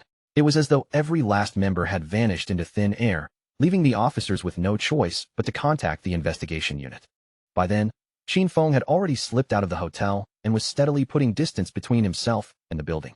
With the Dongfeng family dealt with, he turned his attention toward his next target, the Kane Corporation. Unfortunately, the corporation's main headquarters had relocated to North America before the game descended upon the world. For now, only the CEO's daughter, Qian Shishir, remained trapped inside the Demon City region, and Qin Feng needed to eliminate her before she managed to leave the country. The journey from Jianghai City to Demon City covered nearly 300 kilometers, placing his next destination far beyond the immediate surrounding area. Even with Qin Feng's incredible speed, covering that distance on foot would still take roughly 2 or 3 hours. To him, wasting that much valuable time simply was not acceptable. Rather than rush into such an inefficient journey, Qin Feng prepared to sleep. He knew he needed to come up with a faster and more practical way to make the trip. Once he returned to the godforsaken game, Qin Feng rose to his feet and quickly remembered that several silver and gold tier bosses were still roaming the ruins. Since they remained untouched, he decided to spend the time hunting them down and farming their rewards. Just then, Captain and Yu contacted Shadow, her voice overflowing with excitement as she announced that she had excellent news. Sister Hai had accidentally discovered the entrance to a tomb, but a gold-tier vengeful spirit was guarding the way, and their party was completely unable to defeat it. The unexpected news caught Qin Feng slightly off guard. Curious about how something so rare had been uncovered, he immediately asked Yu exactly how Sister Hai had managed to locate the tomb's entrance. Captain Yu explained that while their group was returning to the starting city, they had taken a small detour to avoid several minor monsters. After walking for a while, they suddenly realized that one member of the party had disappeared. They searched the surrounding ruins for quite some time before finally discovering that Sister Hai had fallen into a hidden pit. Worse still, the hole led into a special tomb region where the team communication channel could not function. When the rest of the party climbed down after her, they came face to face with a level 12 gold tier boss that immediately began chasing them. Fortunately, everyone ran fast enough to escape alive, and Yu added that they had already returned safely to Shell Town, and if Qin Feng wanted to investigate the tomb himself, she could send him its precise coordinates. Qin Feng could only marvel at Sister Hai's unbelievable luck. Somehow, she had discovered an entire tomb simply by taking one careless step while crossing the city ruins. Tombs were just like faith temples and curse ruins, extremely rare random events that appeared in the wild, so stumbling across one by accident was an almost ridiculous coincidence. He immediately asked Yu to send over the location. A moment later, the coordinates arrived, revealing that the tomb lay near the ruins surrounding Shell Town. Qin Feng thanked her and promised that if he found any valuable items he could not personally use, he would gladly sell them to her group. A faint smile appeared on Qin Feng's face as he considered the exchange. And Yu truly was clever, securing potential benefits for her team before he had even entered the tomb. Following the coordinates, Qin Feng eventually stopped in front of an enormous old well. He stared down at the wide opening with a puzzled expression, wondering whether this could really be the entrance. The well was so large and obvious that accidentally falling into it, while simply walking, seemed almost unbelievable. There was no doubt about it. Sister Hai was truly one of a kind. Without wasting even a second, Qin Feng stepped forward and leaped straight into the well. As darkness swallowed him, a system window appeared, welcoming him to the Tomb of Resentment and warning that all long-range communication would be blocked inside. Qin Feng landed steadily at the bottom of the shaft. After briefly examining his surroundings, he entered the narrow passage ahead and began making his way deeper through the tomb. Before he had gone far, an enormous figure emerged in front of him and blocked the corridor. It was the Wailing Spirit, a level 12 monster possessing the terrifying rank of Gold Tier. Qin Feng remained silent as his eyes carefully studied the boss from head to toe. He had never encountered this particular Wailing Spirit during his previous life, but its massive body and heavy weapon revealed plenty. Its attack power was almost certainly monstrous, its striking range was broad, and it clearly relied on devastating physical damage. That explained why Yu's party had fled the instant they saw it. The equipment and skill books Qin Feng had sold them provided very little additional defense. Even Wang Meng, a Holy Shield warrior who should currently possess around 5,000 HP, would likely lose at least half of his health from a single direct blow. As Qin Feng continued watching the towering creature, his expression grew increasingly cautious. He understood perfectly that if the Wailing Spirit's enormous axe landed cleanly on his body, death would be unavoidable. The moment an opening appeared, Qin Feng activated Blessed Release together with instant Shadow Slash. His figure flashed forward at terrifying speed, and the sweeping blades cleanly severed both of the monster's arms. Qin Feng already knew that the boss possessed extremely high defense, while instant Shadow Slash dealt only 80% of its normal damage. Even so, that reduction did not concern him. Once Blessed Release triggered its follow-up throat-cutting damage, the Wailing Spirit would have no chance of surviving. Just as Qin Feng believed the battle was over, one of the severed arms suddenly began crawling toward him on its own. The unexpected movement made his heart tighten with immediate alarm. Only moments later, the detached limb violently exploded. Qin Feng reacted at the last possible instant, throwing himself away from the blast zone before the force could engulf him. Landing at a safe distance, he stared back in surprise. It had been a corpse explosion. Qin Feng quickly admitted that he had been careless by failing to evade sooner. Fortunately, Ghost Blur had activated at the critical moment and protected him. Without that skill, the sudden explosion would have killed him on the spot. As the boss's remains dissolved and transformed into lifespan, Qin Feng recalled a similar incident from his previous life. Back then, a team had defeated an unidentified boss, and one excited member had rushed forward to loot the corpse. Without warning, the body exploded and erased him instantly. Some entire parties had even been wiped out by this same kind of trap, though corpse explosions usually appeared only on platinum tier bosses or stronger. Qin Feng had never expected a mere gold tier boss hidden inside this tomb to possess such a deadly self-destruction ability. Once he confirmed that no further danger remained, Qin Feng activated Greedy Hand and gathered every piece of loot scattered around the corridor. A stream of system notifications immediately appeared before him. For defeating the gold tier Resentful Ghost, he received 1,010 days of tradable lifespan and 20 evolution points. The boss also dropped the platinum tier skill book, Dark Knight Ringblade. Thanks to Greedy Hand, Qin Feng gained an additional 630 days of tradable lifespan, along with a platinum tier piece of equipment known as the Resentment Leather Armor. Qin Feng looked over the rewards with genuine surprise. This time, he had not received useless miscellaneous drops. The boss had actually given him both a skill book and a piece of equipment perfectly suited for his own use. According to the system description, Dark Knight Ringblade was a platinum tier skill designed for assassins. It infused the user's weapon with dark energy, striking every enemy within a 5-meter radius, while adding 500 points of dark elemental attack damage. The skill originally had a 10-second cooldown, but Qin Feng's bonuses reduced it to only 5.7 seconds, while the level requirement was 11. He was naturally delighted, because this was exactly the type of elemental attack his assassin class needed. Since the Shadow class gained more benefit from spirit than strength, Qin Feng's magical attack power already surpassed his physical attack. That made elemental abilities like Dark Knight Ring Blade an ideal match for him. From now on, increasing his spirit attribute would be essential if he wanted to draw out the skill's maximum damage. At present, Qin Feng had 9 points in strength, 9 in constitution, 24 in agility, and 15 in spirit. After letting out a slow breath, he decided to evolve Dark Knight Ring Blade all the way to epic tier and see how powerful it could become. Without hesitation, Qin Feng spent 6 evolution points, reducing his remaining total to 36. Dark Knight Ring Blade advanced step by step, rising from Platinum to Emerald, then Diamond, and finally Epic Tier. Once the evolution ended, its Dark Elemental attack radius expanded from 5 meters to 12, while its additional Dark attack climbed from 500 points to an impressive 1,300. The improvement was immediately obvious. After reaching Epic Tier, the skill could now strike everything within a 12-meter radius instead of only 5, and its bonus Dark Elemental attack had increased from 500 to 1,300 points. Even with those impressive numbers, Qin Feng's gaze remained serious. He understood better than anyone that because this was a large area attack, its concentrated damage against a single enemy was still limited. The total power of one activation could not compare with the devastating burst of Shadow Slash. However, when it came to wiping out large groups of weaker enemies, Dark Knight Ringblade was nothing less than a divine skill. Shadow Slash could cut across 5 meters, but its attack still traveled in a straight line. Dark Knight Ringblade, on the other hand, struck an entire surrounding area, making it vastly more effective whenever Qin Feng found himself encircled. The system then displayed the attributes of the Platinum Tier Resentment Leather Armor. It provided 55 points of physical defense, 45 points of resistance against every element, 42 points of damage block, and an additional 777 HP. The armor required level 11 before it could be equipped. It also carried a special effect called Resentment, which granted Qin Feng 30 points of base attack power whenever he was struck by an enemy. Qin Feng continued toward the enormous door at the end of the corridor while evaluating his new armor. The resentment effect itself was not especially useful to him, but the item's defense, elemental resistance, and damage block were all exceptionally high. It was more than good enough to replace the level 5 golden Ghostfire leather armor he currently wore.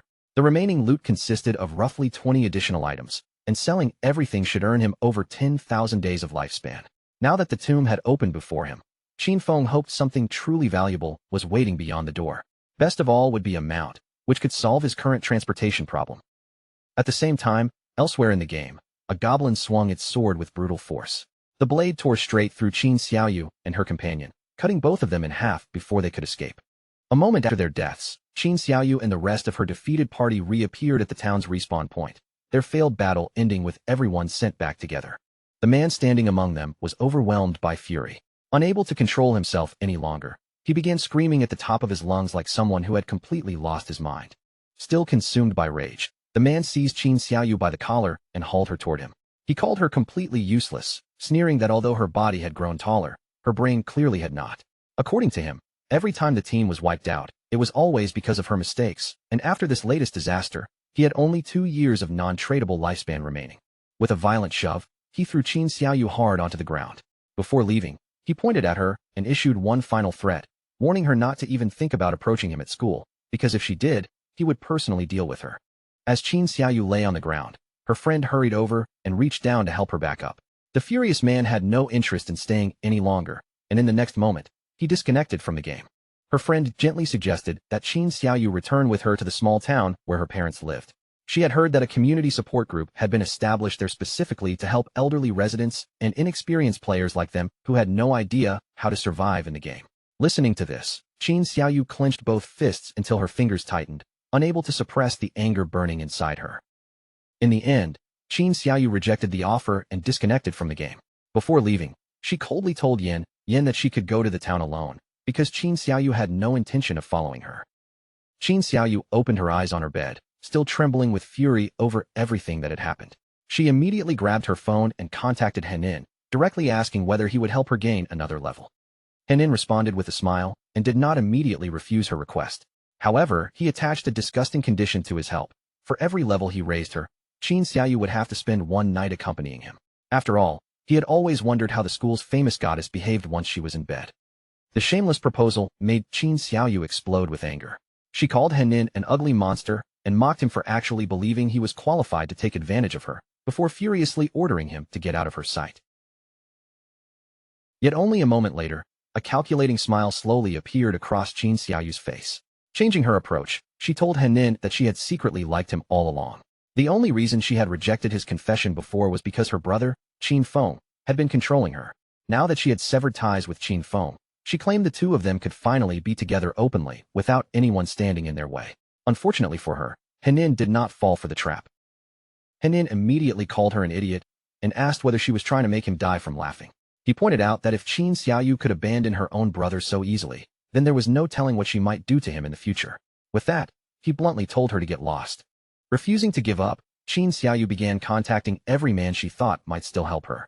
First, she messaged Sharp Young Master and invited him to come over to her house, keep her company, and help her level up while he was there.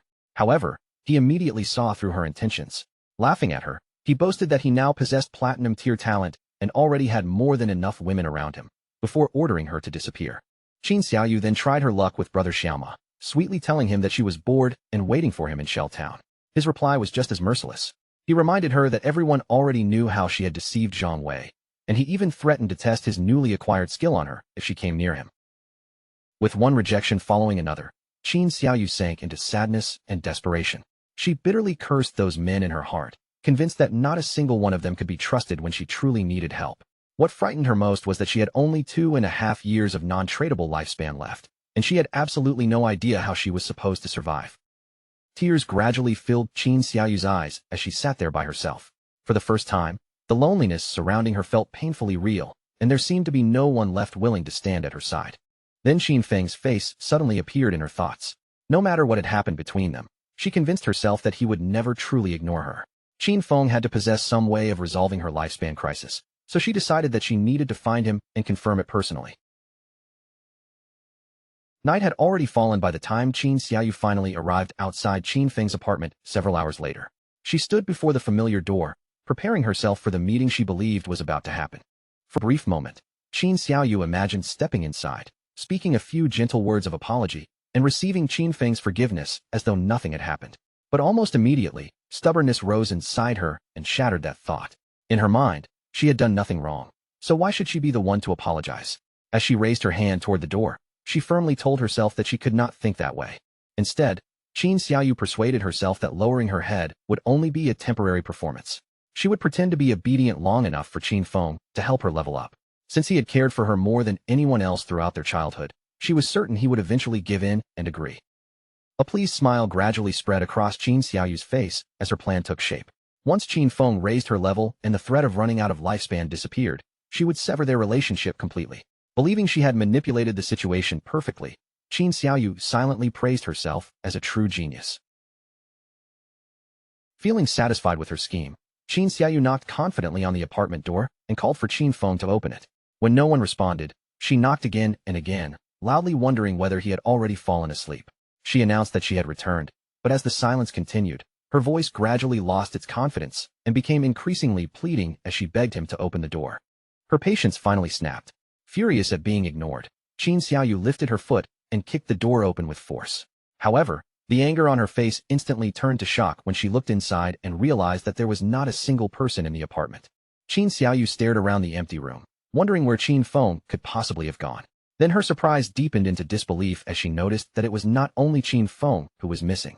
The bed, the table, his clothes, and virtually everything else inside the apartment had completely disappeared.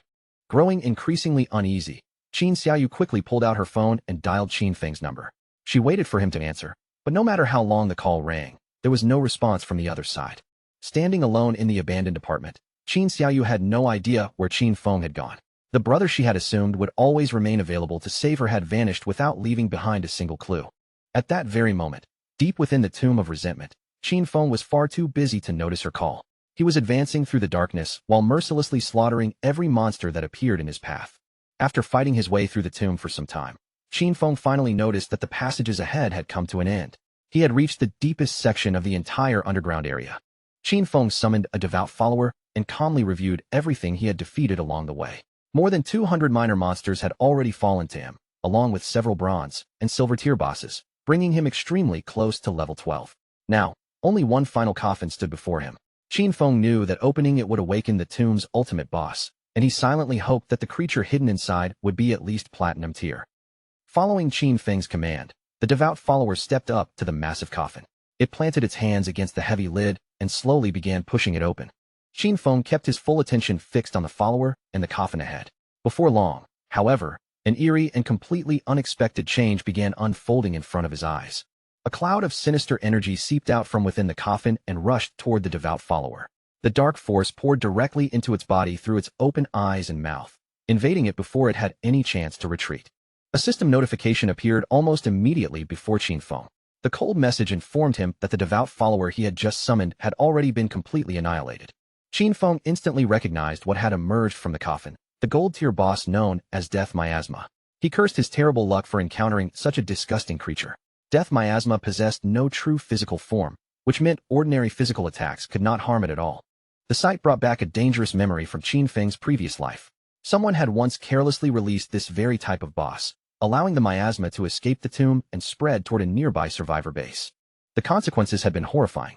Countless civilians who had no idea what was approaching were caught in the disaster, leaving enormous numbers of innocent people either dead or severely injured.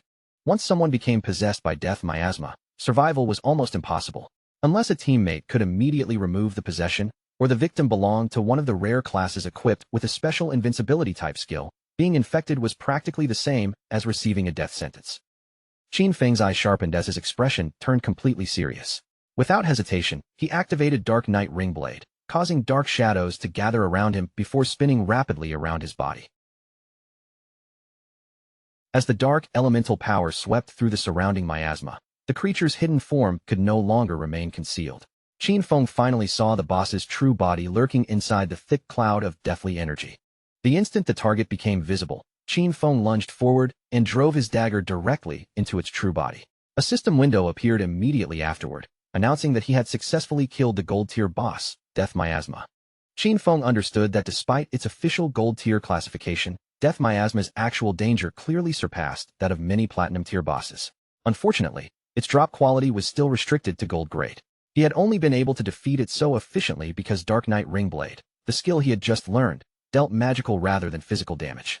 As the boss's remains condensed into a lifespan orb, Qin Feng activated Greedy Hand and collected the rewards. Qin Feng released a slow sigh while waiting to see what the boss had dropped. Clearing the entire tomb had required considerable effort, so at the very least, he hoped the final reward would include something truly valuable from the gold tier. The moment the reward appeared, Qin Feng froze in disbelief. Among the items he had obtained was an exceptionally rare treasure known as a Mount Bell. Shock quickly turned into excitement when Qin Feng realized that the boss had genuinely dropped a mount. This proved that Lin Lu's famous koi-like luck was not merely an exaggerated rumor. It was completely real. According to the system, the Ghost Nightwolf Mount Bell could summon a level 11 Ghost Nightwolf. The creature could fight beside its owner as a battle companion and could also be ridden as a mount, though the user needed to be at least level 11. Qin Feng clearly remembered that the Ghost Nightwolf was among the fastest mounts obtainable during the early stages of the game. The summoned Ghost Nightwolf was a level 11, gold-grade creature with extremely impressive attributes. It possessed 148 strength, 155 constitution, 135 spirit, and a remarkable 191 agility. The mount would gain experience alongside its owner and continue growing stronger over time. However, if the Mount Bell was ever traded to someone else, the Ghost Nightwolf's level would immediately reset to its original state. Its abilities were just as impressive as its attributes. While Qin Feng was mounted, the Ghost Nightwolf increased his movement speed by 245%. Its Nightwalk ability allowed it to remain permanently under level 1 stealth during nighttime. Launching an attack would break the concealment, but that strike would deal an additional 120 damage upon revealing itself, after which the mount needed 60 seconds to enter stealth again. Its second ability, Pounce, allowed the wolf to leap at a single enemy 3 times in rapid succession, with every hit adding 267 physical damage and carrying a 12-second cooldown. Finally, Wolf Howl granted all allied units 35 additional attack, 35 physical defense, and 35 resistance to every element for 180 seconds, though the ability required 600 seconds before it could be used again. After examining the complete list of abilities, Qin Feng understood that the Ghost Nightwolf was far more than a simple means of transportation. It was also a powerful battle pet capable of fighting and strengthening nearby allies. The permanent nighttime stealth provided by Nightwalk made the reward even more valuable. For someone like Qin Feng, who relied on speed, surprise, and assassination, obtaining a mount with its own concealment ability was an enormous gain. Night still covered the ruined landscape when Qin Feng climbed onto the Ghost Nightwolf's back. The dark beast carried him swiftly out of the ruins, and together they began racing toward his next destination. Qin Feng's objective was already perfectly clear. He needed to reach level 15 and gather enough lifespan to extract the Ghost Nightwolf from the game, turning the mount into something he could use in the real world. Once he disconnected, Qin Feng intended to head directly toward Demon City. There, he would eliminate Kane and Qian Shishir before they could develop into a future danger. cutting the entire threat off at its roots. As the ghost night wolf sped through Jianhai City, Qin Feng passed near the enormous Jianhai Coliseum. He remembered that the structure covered a massive area above ground and also extended across 2 additional underground floors, creating an intricate labyrinth beneath the arena. The enormous Coliseum was crawling with monsters from top to bottom, making it exactly the kind of hunting ground Qin Feng needed. With so many enemies gathered in one place, he could raise his level far faster than by searching the scattered ruins one group at a time. With a series of light, effortless leaps, the ghost night wolf scaled the towering outer wall of Jianhai Coliseum. The upper structure was packed with powerful monsters, their figures crowding the stone surface as the dark beast climbed steadily toward them. The moment Qin Feng appeared above the wall, the nearby monsters stopped what they were doing. One after another, they turned their heads and fixed their hostile gazes directly on him. Without slowing down, the ghost night wolf crouched low, gathered strength in its legs, and launched itself forward in one powerful jump. Qin Feng remained firmly seated on the beast's back as the 2 of them sailed through the air. From high above the Colosseum wall, they began descending straight toward the dense crowd of monsters below. A sharp light flashed through Qin Feng's eyes as he watched the enemies rushing closer beneath him. His expression hardened with determination, and he prepared to tear through the entire group the instant he landed. The moment he entered striking range, Qin Feng unleashed instant shadow slash. Blades of light ripped across the monsters in rapid succession, and he immediately began massacring everything surrounding him. Meanwhile, in another section of the ruined city, Yu was leading her own party through battle. With a swift movement of her sword, she delivered the final strike and killed one of the monsters blocking their path. The defeated creature collapsed before its remains dissolved and transformed into lifespan. Seeing the reward appear, Yu finally relaxed slightly and let out a quiet breath of relief. Her teammate, Ma Naoyang, the son of a department head in Jianhai City, immediately began applauding. He loudly praised Captain N, declaring that her damage was as terrifying as expected and that the Hidden Dragon Swordsman class was truly powerful. With obvious admiration in his voice, he even announced that Yu was undoubtedly the woman he had chosen for himself. Yu, however, remained focused on the battle. She pointed out that the gold-tier boss they had just defeated was only level 8, yet their entire party had still needed more than 10 minutes to bring it down. That made it even harder for her to understand how Shadow had managed to kill a platinum-tier boss completely alone. Ma Naoyang continued flattering her, but when Shadow was mentioned, his tone immediately became dismissive. He claimed Shadow was nothing more than a sneaky assassin who relied on stealth to slowly grind down stronger enemies. In his opinion, anyone who fought that way would never accomplish anything truly great. Secretly, Ma Naoyang felt pleased because Yu did not appear to have any powerful backing. With his status as the son of an official, he believed bringing her under his control would be effortless. Yu calmly turned his argument back on him, asking whether a mediocre archer like Ma Naoyang was not even better suited to hiding at a distance and slowly wearing down a boss. Her blunt response caught Ma Naoyang completely off guard, and he stumbled backward before dropping onto the ground on his backside. Trying to preserve his dignity, he insisted that he was an upright and honorable person who would never lower himself to such underhanded tactics. After regaining his footing, Ma Naoyang adopted a serious expression and lowered his voice. He revealed that he had heard terrible rumors about Shadow's character, including claims that Shadow was a ruthless killer in the real world. He also knew a hunter from the Metropolitan Police who had already obtained a level 3 anti-stealth skill. Ma Naoyang suggested that they set a trap, uncover Shadow's true identity outside the game, and then find a way to bring him under their control. According to Ma Naoyang, someone as dangerous as Shadow could only be considered trustworthy after being forced to work for their organization. Otherwise, incidents like what had happened with Song Fei and Zhang Lai would continue appearing one after another. Ma Naoyang complained that he was already tired of constantly cleaning up the trouble Shadow caused. Hearing this, Yu and Wang Meng exchanged a glance, and neither of them could hold back their laughter. They asked Ma Naoyang whether he truly still failed to understand the situation. Shadow had never begged them to clean up after him. In reality, they were the ones voluntarily handling whatever remained in his wake. Doing so was the only way to align their interests with his and preserve the possibility of future cooperation. They then reminded Ma Naoyang of what Shadow had already accomplished. The world's first kill of a gold-tier boss and the first kill of a platinum-tier boss, both achieved entirely on his own. Ma Naoyang's face darkened with fury. To him, Shadow was still nothing more than a fragile assassin who depended on remaining unseen. As long as their anti-stealth level could match Shadow's concealment, he argued there was no reason they could not control him.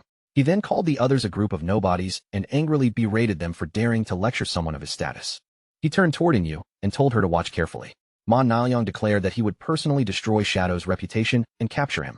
Once that happened, he claimed Yu would have no choice but to kneel before him, apologize for doubting him, and beg for his forgiveness.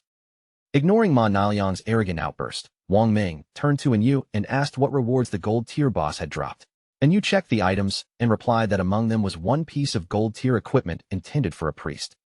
The remaining rewards consisted of one silver tier piece of equipment and a silver tier skill book. Yu rested her fingers against her chin as she thought about Shadow, who regularly sold their group multiple pieces of gold tier equipment and had even offered platinum tier items. She began wondering exactly how many bosses he had killed to accumulate so much valuable gear. Another possibility crossed her mind. Perhaps his talent specialized in treasure hunting, and those items had actually come from opening hidden chests. At that moment, Wang Ming's expression became unusually grave.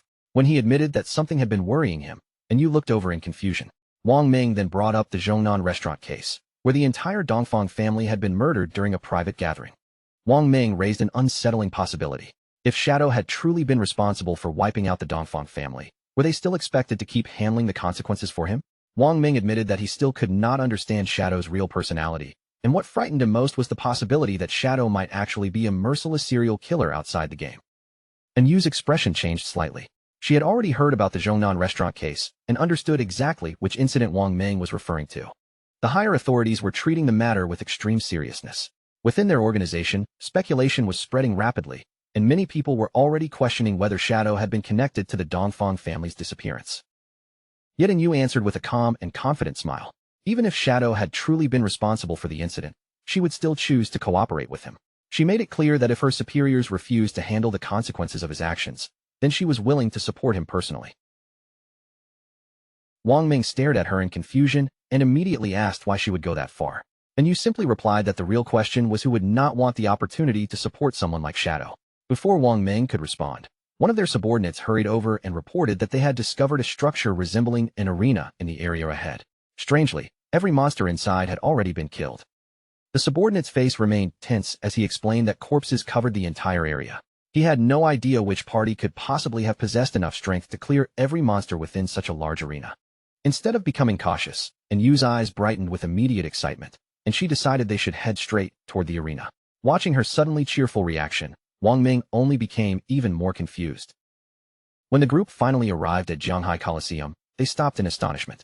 Huge quantities of uncollected lifespan were scattered across the ground, glowing among the remains left throughout the arena. The party was stunned by the incredible amount of loot spread before them. Judging from the battlefield, hundreds of smaller monsters must have been gathered here, leaving everyone wondering what kind of party could have cleared them all. Captain Yu, however, was already certain that Shadow had passed through the Colosseum. With that thought in mind, she suggested searching the surrounding area, believing they might still encounter him nearby. Ma Naoliang immediately questioned how Yu could possibly be so certain that Shadow was responsible. She answered that the reasoning was simple. Shadow occupied first place on the leaderboard, while their own party ranked directly behind him. Since even their group could not accomplish something on this scale, the person who had done it could only be Shadow. Ma Naoliang's face twisted with anger. He argued that he also possessed an invisibility ability and could have cleared the arena in the same manner, though it would simply have taken him longer. Yu paid little attention to his protest. With a faint smile, she contacted Shadow directly. Since he had apparently killed so many monsters, she assumed he must have collected plenty of equipment and skill books he could not use, so she offered to purchase those unwanted items from him. Just then, Ma Naoliang noticed something behind him. His eyes widened sharply, and the arrogance on his face disappeared in an instant. Qin Feng had silently arrived from the rear, seated on the back of the towering ghost night wolf. Neither Ma Naoliang nor the others had noticed his approach until he was already standing directly behind them. The sight of the enormous dark wolf frightened Ma Naoliang so badly that he lost his balance and fell onto his backside again. Yu reacted very differently. Her face lit up with excitement as she immediately asked Qin Feng where he had managed to obtain such an impressive mount. Qin Feng calmly explained that he had acquired the ghost night wolf because of the coordinates Little Black had given him. Without that location, he might never have discovered the tomb where the mount had dropped. Hearing Qin Feng credit her so openly, Little Black's cheeks immediately turned red. She lowered her gaze in embarrassment and quietly told him that there was no need to mention such a small favor.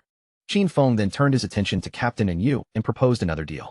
He offered to sell her every item scattered across the ground as one complete package, with the same conditions they had used before.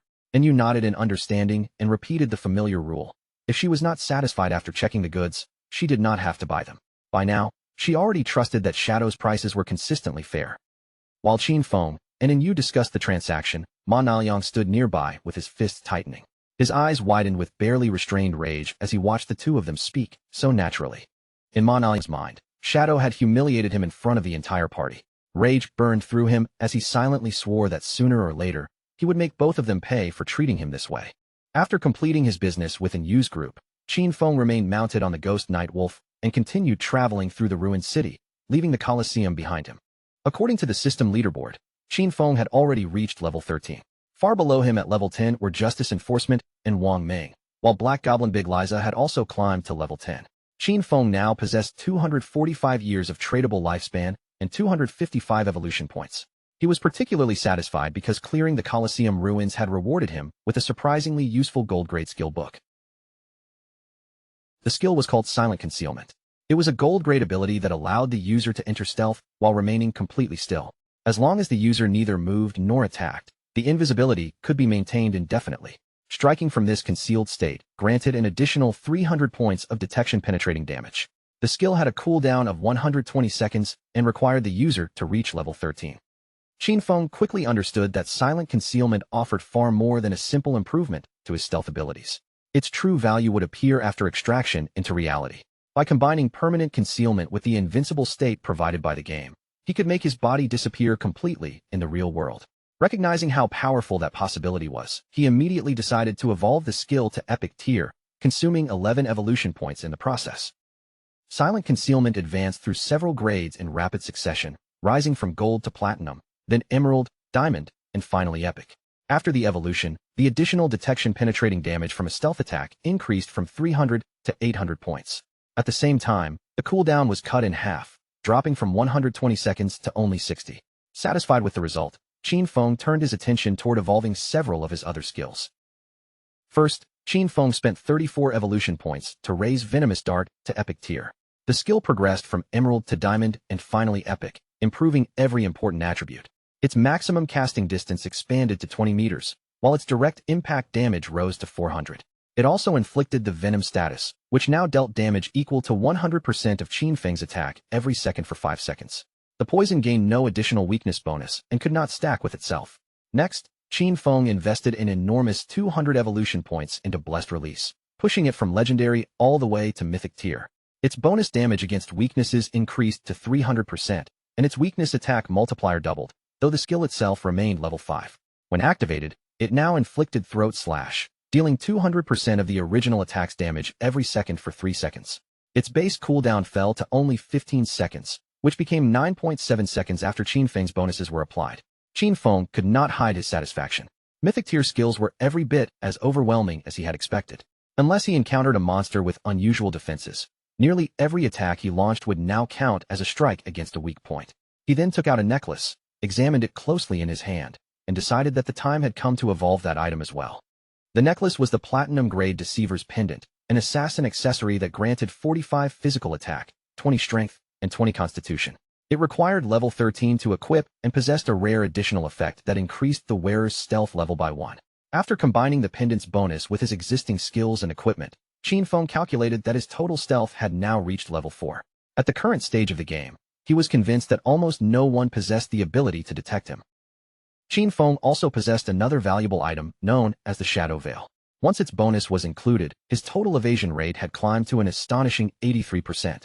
The Shadow Veil itself was gold-tier assassin equipment, granting 5 constitution, 5 spirit, and an additional 32% evasion.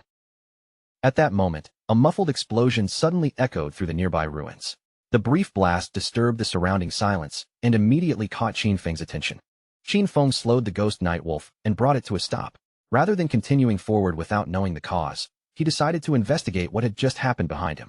As Qin Feng turned around and directed his gaze toward the source of the explosion, something unexpected began emerging from within the ruined surroundings. From the settling smoke emerged a gigantic boss with a terrifying mechanical form. Heavy chains served as both of her arms, and at the end of each one was a long, razor-sharp blade capable of slicing straight through anything nearby. The moment Qin Feng recognized that monstrous figure, his gaze sharpened. It was the Steel Saintess, and he immediately wondered which reckless fool had been insane enough to release such a dangerous boss into the ruins. Memory from Qin Feng's previous life quickly surfaced. Back then, the Steel Saintess had also appeared in the ruins of Zhanghai City, drawing more than 1,000 players into a massive hunt. Yet instead of defeating her cleanly, that disastrous battle ultimately caused over 4,000 deaths. The Steel Saintess was actually the guardian of a refuge known as the Church Sanctuary, the second largest safe haven within the Zhonghai ruins.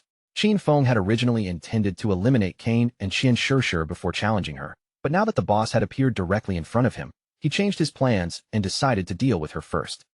With one powerful leap, the ghost night wolf sprang upward and landed on the roof of a nearby building. From that elevated position, Qin Feng could clearly observe the chaos unfolding below. The Steel Saintess began rotating her chain-like arms with terrifying force. Her bladed hands swept through the surrounding area in wide circles, instantly turning the nearby players into helpless targets. One unfortunate player was caught by the spinning blade and killed almost immediately. Seeing how effortlessly the boss had taken him down, the others finally realized that the Steel Saintess was far stronger than they had expected. However, they were given no time to retreat or reorganize. Before the players could properly react, the Steel Saintess violently swung both bladed arms again and began cutting through the rest of the group one after another. Watching from above, Qin Feng could already tell that these players intended to challenge the Steel Saintess directly. In his eyes, they were not being brave at all. They were simply overestimating their own strength by an absurd amount. Among them, one player charged forward while riding a large tiger and began confronting the boss head-on. Qin Feng recognized him immediately as Chen Wuming, the owner of the hidden paladin class. Chen Wuming had once been an old rival of Qin Feng. During their previous life, the two had fought each other repeatedly over a period of 9 years without ever producing a decisive winner. The man was both cunning and shameless, and whenever defeat drew near, he always escaped through some dirty trick. Qin Feng also remembered that the Steel Saintess had eventually been defeated by Chen Wuming's guild, the Ninth Sanctuary. That victory later gave rise to the famous saying, West/God, East Sanctuary, because the two powers separately controlled the western and eastern regions of Zhonghai City's ruins. When the Ninth Sanctuary first recruited members, every newcomer was forced to sign an extremely harsh contract. The agreement promised protection, but it also demanded a lifespan tax reaching as high as 50%. As a result, most ordinary members effectively became slaves, endlessly working to support the guild's stronger players. A delighted light flashed through Qin Feng's eyes as he watched Chen Wuming below. This unexpected encounter could not have been more perfect, and he silently promised himself that Chen Wuming would not be allowed to escape this time. Below, the Steel Saintess continued spinning her chain blades in enormous circles, keeping everyone's attention fixed on her. Taking advantage of the confusion, Qin Feng activated his invisibility and silently descended from the rooftop, landing close to the distracted boss. A cold and sinister gleam appeared in Qin Feng's eyes. Without wasting a single moment, he unleashed Dark Night Ring Blade, sending dark energy sweeping through the surrounding area and instantly killing the nearby players. Wrapped in a blood-red aura, Qin Feng spun rapidly among them as his attack tore through the group. Players fell one after another, and when Chen Wuming saw his guild members being wiped out so suddenly, his face filled with complete shock. The moment Chen Wuming realized that the attacker was Shadow, he demanded to know why Qin Feng was slaughtering his people. As far as he knew, there had never been any hatred or conflict between them. Before Chen Wuming could receive a sensible answer, Qin Feng appeared silently behind him with murderous intent burning in his gaze. In an icy voice, he replied that the reason was simple: he did not eat beef. Hearing that absurd answer, Chen Wuming's eyes widened with sudden fear. Qin Feng showed no interest in explaining further. With a cold, arrogant expression, he activated Instant Shadow Slash and killed Chen Wuming before the paladin could mount any meaningful resistance. Once Chen Wuming fell, Qin Feng calmly extended one hand toward the scattered corpses. A moment later, he activated Blooming Curse and allowed its power to spread across the battlefield. Not long afterward, the players Qin Feng had slaughtered reopened their eyes at the town's respawn point. One by one, they reappeared together after being forcibly sent back from the ruins. Chen Wuming was furious beyond words. He still could not understand what Shadow's refusal to eat beef had to do with any of them. Nearby, one of his subordinates began panicking after discovering that his lifespan had dropped all the way to 0. Chen Wuming immediately concluded that Shadow must have used some special ability on their corpses. He decided that the guild would gather its people and launch a counterattack, but before doing that, they first needed to find another location to level up and recover the lifespan they had lost. Among the defeated members who had respawned with Chen Wuming's party was Qin Xiaoyu, who had somehow joined the Ninth Sanctuary as well. Qin Xiaoyu could no longer hold back her tears. She cried while wondering why Shadow had deliberately targeted her, especially when the little lifespan she still possessed was already on the verge of running out completely. At the same time, a system notification appeared before Qin Feng. Blooming Curse had absorbed 4 days of tradable lifespan and 1 full year of non-tradable lifespan from Ziyaya. Realizing that Qin Xiaoyu had actually been part of Chun Wuming's group, Qin Feng could not help feeling pleased. His eyes brightened with satisfaction as he considered how little lifespan the skill had managed to extract from her. That tiny amount proved Qin Xiaoyu was already desperate enough to join the Knight's Sanctuary and accept the life of a disposable guild slave. As far as Qin Feng was concerned, this outcome was exactly what she deserved. Before Qin Feng could dwell on it any longer, the Steel Saintess suddenly launched an attack in his direction. The impact tore through the surrounding ruins and raised a thick cloud of dust and smoke around him.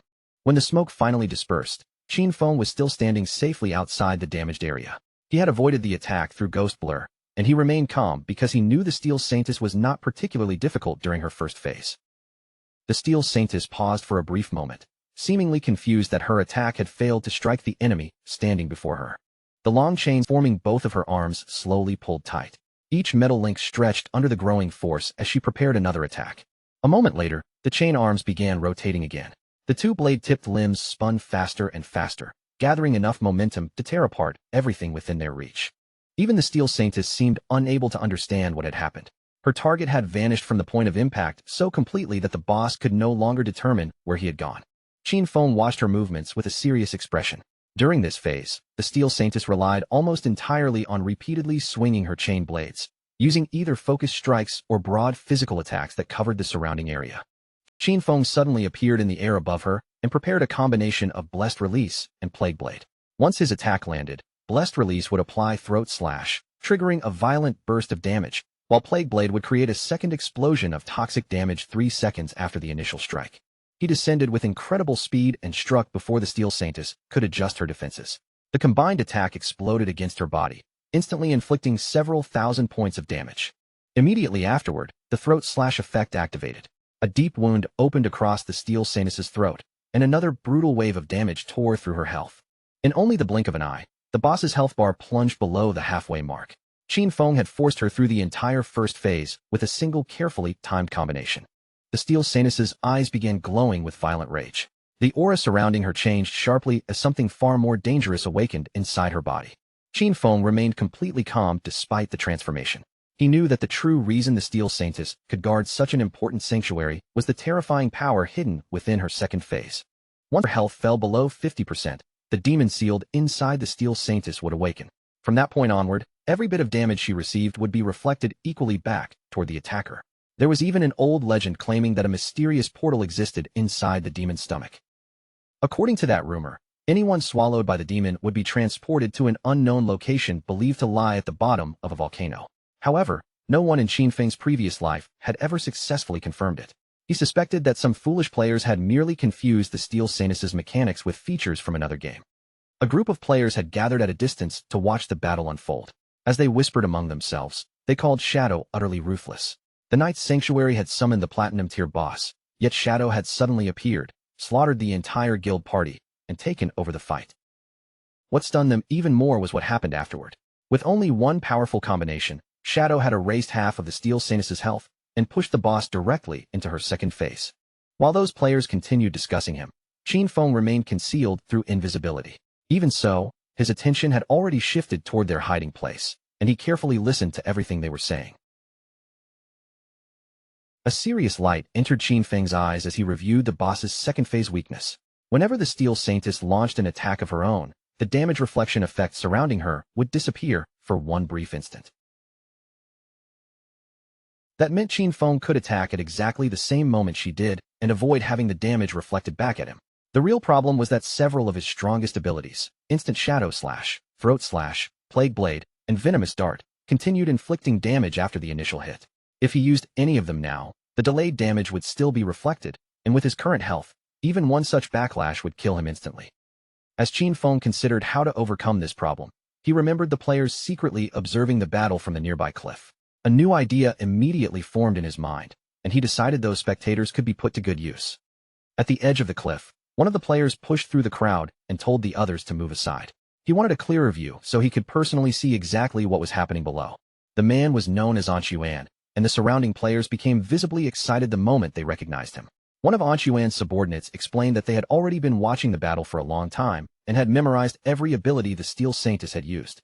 Fortunately for them, the boss appeared to possess only a small number of skills.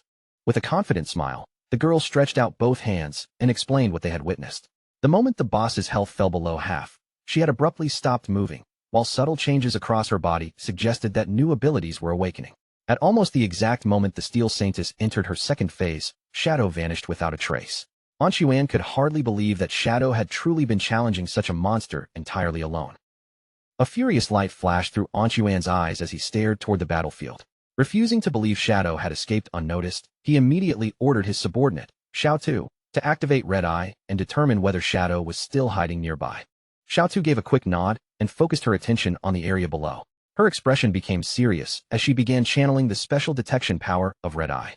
A small spectral rabbit materialized beside her and immediately darted toward the Steel Saintess. The tiny creature slipped close to the boss without making enough noise or movement to draw her attention. After searching the surrounding area, Xiao Tu admitted that she could not locate Shadow anywhere and guessed that he had already left. Seeing that even her level 3 anti-stealth ability had failed to uncover him, Anxuan reached the same conclusion. In his mind, there was no possibility that Shadow could possess level 4 invisibility, so he had to be gone. Certain that the battlefield was now free for the taking, Anxuan leaped from the building and descended toward the ground below. His sudden decision left Xiao Tu watching him with a slightly puzzled expression. Before landing, Anxuan looked back and instructed Xiao Tu to continue watching the entire area carefully. If Shadow returned or revealed himself, she was to warn him immediately without wasting even a second. Xiao Tu nodded to show that she understood. Anxuan then landed firmly on the ground, straightened his posture, and drew both swords as he prepared to confront the Steel Saintess himself. Excitement shone in Anxuan's eyes, and a confident smile spread across his face as he approached the Platinum-tier boss. Several nearby players whispered that he was clearly seeking death by challenging such a monster alone. However, one spectator quickly recognized him. He had personally watched Anxuan defeat a gold-tier boss in the starting town without suffering a single scratch. Anxuan possessed the Hidden Soul Warrior class, which granted 100% evasion whenever he successfully rolled. He was also the famous player known as Safety First, a former top global streamer in Souls-like games whose lightning-fast reflexes had earned him a massive reputation. The Steel Saintess quickly noticed the approaching challenger. Her hostile gaze shifted away from the surrounding ruins and locked directly onto Anxuan. Without hesitation, the Steel Saintess swung her razor-edged arms toward him. The chain-mounted blades tore through the air with enough force to slice apart anything caught in their path. Fortunately, Anxuan reacted at the final instant. He dropped his body low and slid across the ground, narrowly passing beneath the sweeping blades as they cut through the space where he had just been standing. The Steel Saintess immediately formed another pair of enormous arms from condensed energy and brought them crashing down to crush him. Anxuan rolled at precisely the right moment, slipping beyond the impact zone and avoiding the second attack without taking any damage. When the boss reached forward and attempted to seize him, Anxuan remained perfectly composed. He rolled once more, escaping her grasp and rapidly widening the distance between them. His subordinates erupted into excited praise as they watched him evade one deadly strike after another. They admired not only his remarkable technique, but also the discipline behind it. Anxuan never allowed greed to tempt him into squeezing in one unnecessary attack, and to them, that calm restraint made his performance look absolutely brilliant. One spectator smiled in amazement and declared that Anxuan was truly incredible, perfectly avoiding every attack the boss threw at him. Even more strangely, flashes resembling sword cuts kept appearing across the Steel Saintess's body, making him wonder whether the Soul Warrior class was really that powerful. The black-haired woman beside him explained that Anxuan's rolls activated the class's unique passive counterattack. Every successful dodge automatically struck the boss at the same time, which was why her health continued decreasing whenever he rolled. Xiao Tu smiled and clarified that perfect evasion was merely the foundation of Anxuan's strength. What truly distinguished him was the destructive offense hidden behind those movements. Every attack was delivered with force, precision, and flawless timing, allowing him to turn defense into a continuous assault. Dodging kept him untouchable, but his deadly combinations were what allowed him to end battles quickly. The Steel Saintess continued pursuing Anxuan relentlessly. Her blades and energy-formed limbs struck again and again as she desperately tried to catch the slippery opponent moving around her. Confidence brightened Xiao Tu's eyes as she revealed another advantage of the Soul Warrior class. Whenever Anxuan triggered a successful dodge during his roll, his next direct attack would ignore 50% of the target's defense. After avoiding another strike, Anxuan suddenly turned and planted his feet toward the boss. A powerful blue aura began rising from his body as energy gathered around both of his swords. The moment his subordinates saw the brilliant blue effect, their faces filled with anticipation. They recognized the preparation immediately and confidently predicted that the incoming blow would deal damage in the 4-digit range. An Xuan's eyes gleamed with excitement as the power reached its peak. He tightened his grip on both weapons, eager to unleash the devastating strike he had prepared. Before the Steel Saintess could react, An Xuan surged forward and released the attack. His movement resembled a graceful sword dance, with one fluid strike splitting into 3 overlapping shadows that flashed toward the boss like blazing shooting stars. Displaying complete mastery over his blades, An Xuan guided each strike through the openings in the Steel Saintess's defenses. The swords carved deep wounds across her body, and within a single instant, her health bar plunged to well below half. An Xuan's subordinates immediately burst into applause. Before any of them had fully realized what was happening, the Steel Saintess had already been reduced to only 1/3 of her total health. Believing victory was already assured, An Xuan casually turned his back on the boss. A proud, self-satisfied smile spread across his face as he accepted the admiration of everyone watching. But at that exact moment, a series of overwhelming slashes struck him from behind. More than 34,000 points of damage erupted at once, instantly erasing An Xuan's health and killing him before he could even understand what had happened. His subordinates immediately fell into panic. They could not understand how An Xuan had suddenly died when they were certain he had avoided every one of the boss's attacks. What confused them even more was that although his skills had clearly struck the Steel Saintess, her health had not decreased from that final blow, despite having fallen dramatically only moments earlier. Not far from the chaotic battlefield, Qin Feng stood silently in concealment. From his position, he had witnessed everything that had just unfolded. Qin Feng calmly looked toward the lifespan orbs left behind after An Xuan's death. A faint trace of amusement crossed his face as he silently thanked the fallen soul warrior for his contribution. An Xuan's constant desire to display his abilities had repeatedly provoked the Steel Saintess into attacking. Without realizing it, his flashy performance had created exactly the openings Qin Feng needed. Joy flickered through Qin Feng's eyes. While An Xuan had been dodging and showing off, Qin Feng had remained hidden and continuously struck during the brief moments when the boss's damage reflection disappeared. Together, those attacks had finally reduced her health to 1/3. The Soul Warrior's spectacular techniques had certainly caused respectable damage, but his arrogance ultimately led him straight to his own death. Because of the very mechanics that define the Soul Warrior class, An Xuan had never possessed a real chance of defeating the Steel Saintess. While rolling, he could not launch normal attacks, and whenever he stopped to strike, the boss reflected the damage back onto him. Against this particular enemy, his greatest strength had become a fatal curse. The Steel Saintess slowly began turning away from the battlefield. Qin Feng immediately fixed his gaze on her movement, watching closely as she shifted toward another direction. The instant Qin Feng understood what she intended to do, his expression tightened. This development was definitely not good. With her health reduced so severely, the Steel Saintess was attempting to retreat to the church sanctuary. If she successfully returned inside, her injuries would completely recover, and every bit of damage dealt so far would become meaningless. Qin Feng briefly turned his attention toward An Xuan's remaining subordinates. His gaze moved across their frightened faces before becoming increasingly serious. An Xuan's sudden death had clearly terrified the group, and Qin Feng doubted that any of them would dare attack the Steel Saintess again. But unless the boss launched an attack of her own, the reflection effect surrounding her would never temporarily disappear. With no one else willing to create an opening, Qin Feng knew it was time to fight seriously. Qin Feng leaped down and landed directly in front of the retreating Steel Saintess, blocking her path toward the sanctuary. No matter what happened next, he could not allow her to return and recover. The surrounding players stared in surprise when Shadow suddenly appeared. Compared with him, An Xuan now seemed like nothing more than a clown seeking attention. Shadow was the true monster on this battlefield, and the spectators finally realized that most of the wounds appearing on the Steel Saintess earlier had actually been his work. Xiao Tu was especially shocked. Her level 3 anti-stealth ability had failed to detect him at all, which could only mean that Shadow's concealment had already reached level 4 or even higher. One of the players suddenly noticed the lifespan orbs An Xuan had left behind.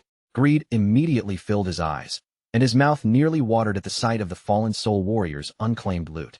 Quietly, he began looking for an opportunity to retrieve it. Determination flashed through Qin Feng's eyes as he activated Blacklight Shield.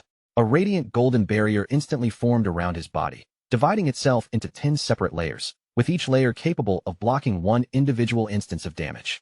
The Steel Saintess immediately focused on Qin Feng. Her chain-like arms shifted once more, transforming back into the deadly blade forms she had used earlier. She launched her attack without hesitation. The moment the blades began moving, Qin Feng recognized the brief opening he had been patiently waiting for. Qin Feng instantly activated Instant Shadow Slash. His figure blurred forward as 9 rapid strikes flashed across the Steel Saintess in quick succession. After completing the attack, Qin Feng stared closely at the boss while checking his defenses. Only 7 layers of Blacklight Shield remained.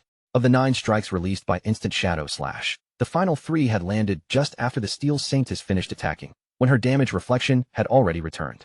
If the shield had not absorbed those 3 reflected hits, Qin Feng would have died immediately.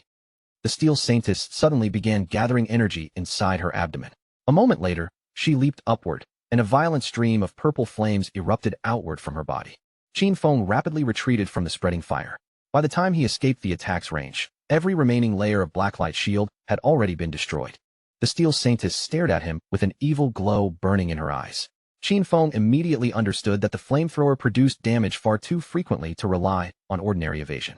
Even with an evasion rate exceeding 80%, the rapid flames had erased all 7 shield layers almost instantly. Had he reacted even half a second later, the attack would have killed him on the spot.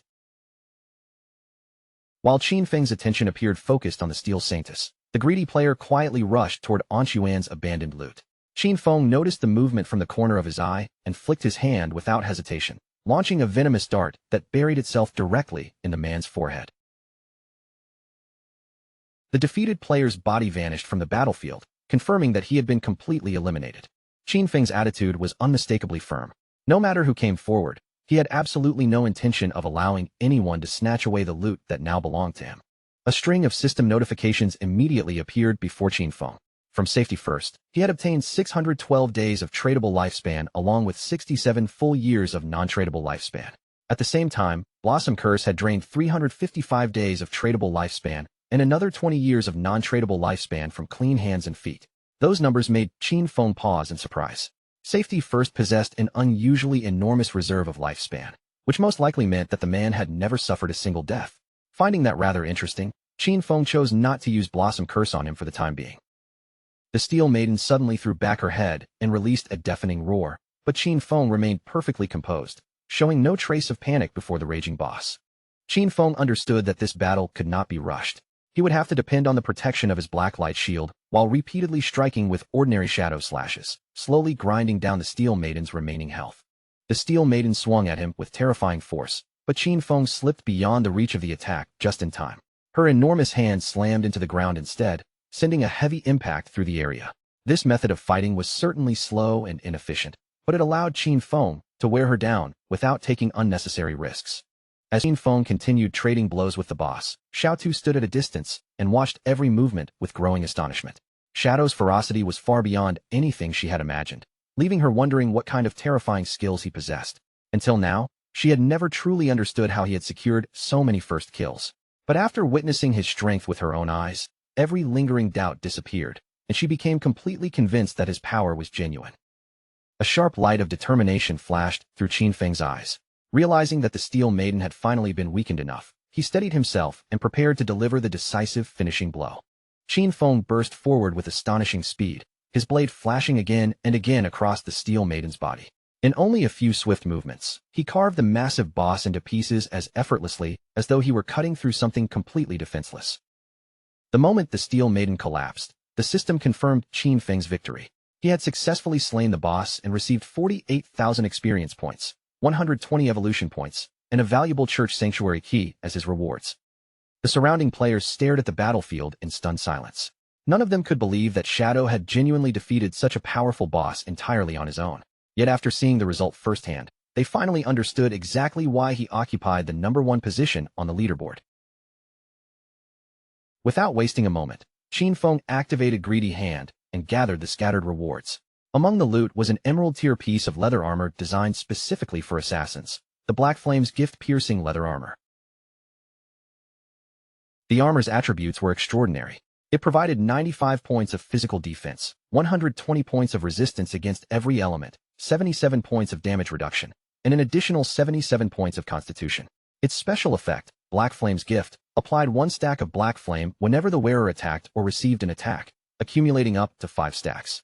Each stack reduced the affected target's defense and elemental resistance by 7%, though a note explained that the weakening effect would be reduced against bosses of Emerald tier or above. Qin Feng was extremely pleased. This single Emerald tier item offered stronger defensive power than the complete armor sets used by most other players. Better still, Black Flame's gift could continuously weaken an enemy's defenses and elemental resistances, making the armor far more practical and valuable than the equipment previously dropped by the Soul Purifier. Qin Feng also received an Emerald tier skill called Assassin's Instinct. Once learned, it allowed him to partially detect the faint outlines of invisible units and granted 2 additional levels of anti-invisibility. After examining its effects, Qin Feng immediately decided that the skill was worth evolving. The complete enhancement process consumed 33 evolution points, reducing Qin Feng's remaining total to 97. Assassin's Instinct advanced step by step through the Emerald, Diamond, and Epic tiers before finally reaching Legendary tier. As it evolved, the anti-invisibility bonus steadily rose from 2 levels to 5. Its new legendary effect also sharpened Qin Feng's ability to sense an opponent's weak points, granting a 50% modifier to critical hit damage. In other words, he now possessed a legendary anti-invisibility skill with level 5 detection and a massive critical damage enhancement.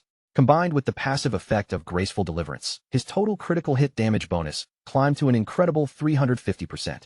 At this point, Qin Feng could accurately strike an enemy's weak points even with his eyes completely closed.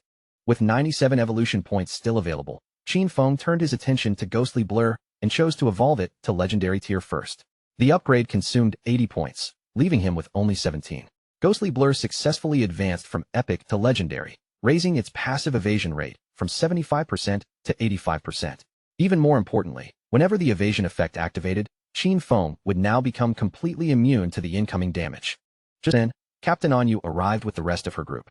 She greeted Qin Feng with an unexpectedly friendly attitude before immediately asking whether the boss had dropped anything valuable.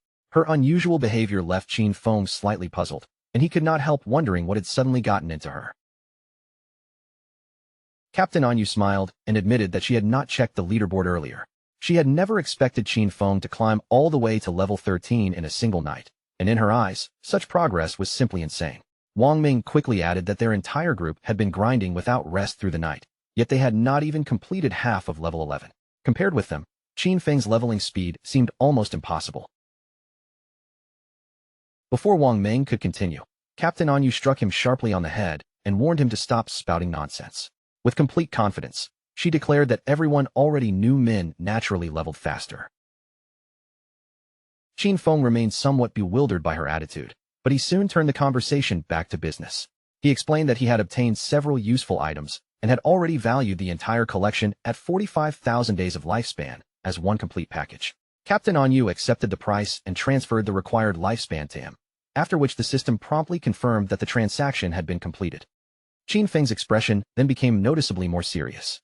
He revealed that he possessed another valuable item he might be willing to sell, but before showing it, he asked Captain Anyu whether she knew anything about hideouts. A knowing smile gradually appeared on Captain Anyu's face as she confirmed that they had already received information about hideouts. She explained that the ruins of Zhonghai City contained no true safe zones, forcing organized player groups to occupy hideouts and use them as permanent bases. Such locations could be used to stockpile supplies, and during critical moments, their magical defensive barriers could be activated to block external water invasions. Qin Feng immediately guessed that the information she had heard probably concerned the small hideout dropped by a golden tier boss. Captain Anyu nodded and explained that Qin Feng reached into his inventory and withdrew a gleaming golden key. Now that Captain Anyu clearly understood how valuable a hideout could be, he revealed that this was the key to the church sanctuary hideout, dropped by the Steel Maiden he had only just defeated. He went on to explain that the sanctuary occupied more than 800 meters of land. Rather than naming an immediate price, Qin Feng suggested that Captain Anyu return and discuss the matter with her superiors. Once they decided how much they were prepared to offer, he would consider whether selling the hideout was worthwhile. Captain Anyu and Wang Ming were both visibly stunned by the number. They understood that the larger a hideout was, the stronger its defensive abilities would be, and the more complete its internal facilities were likely to become.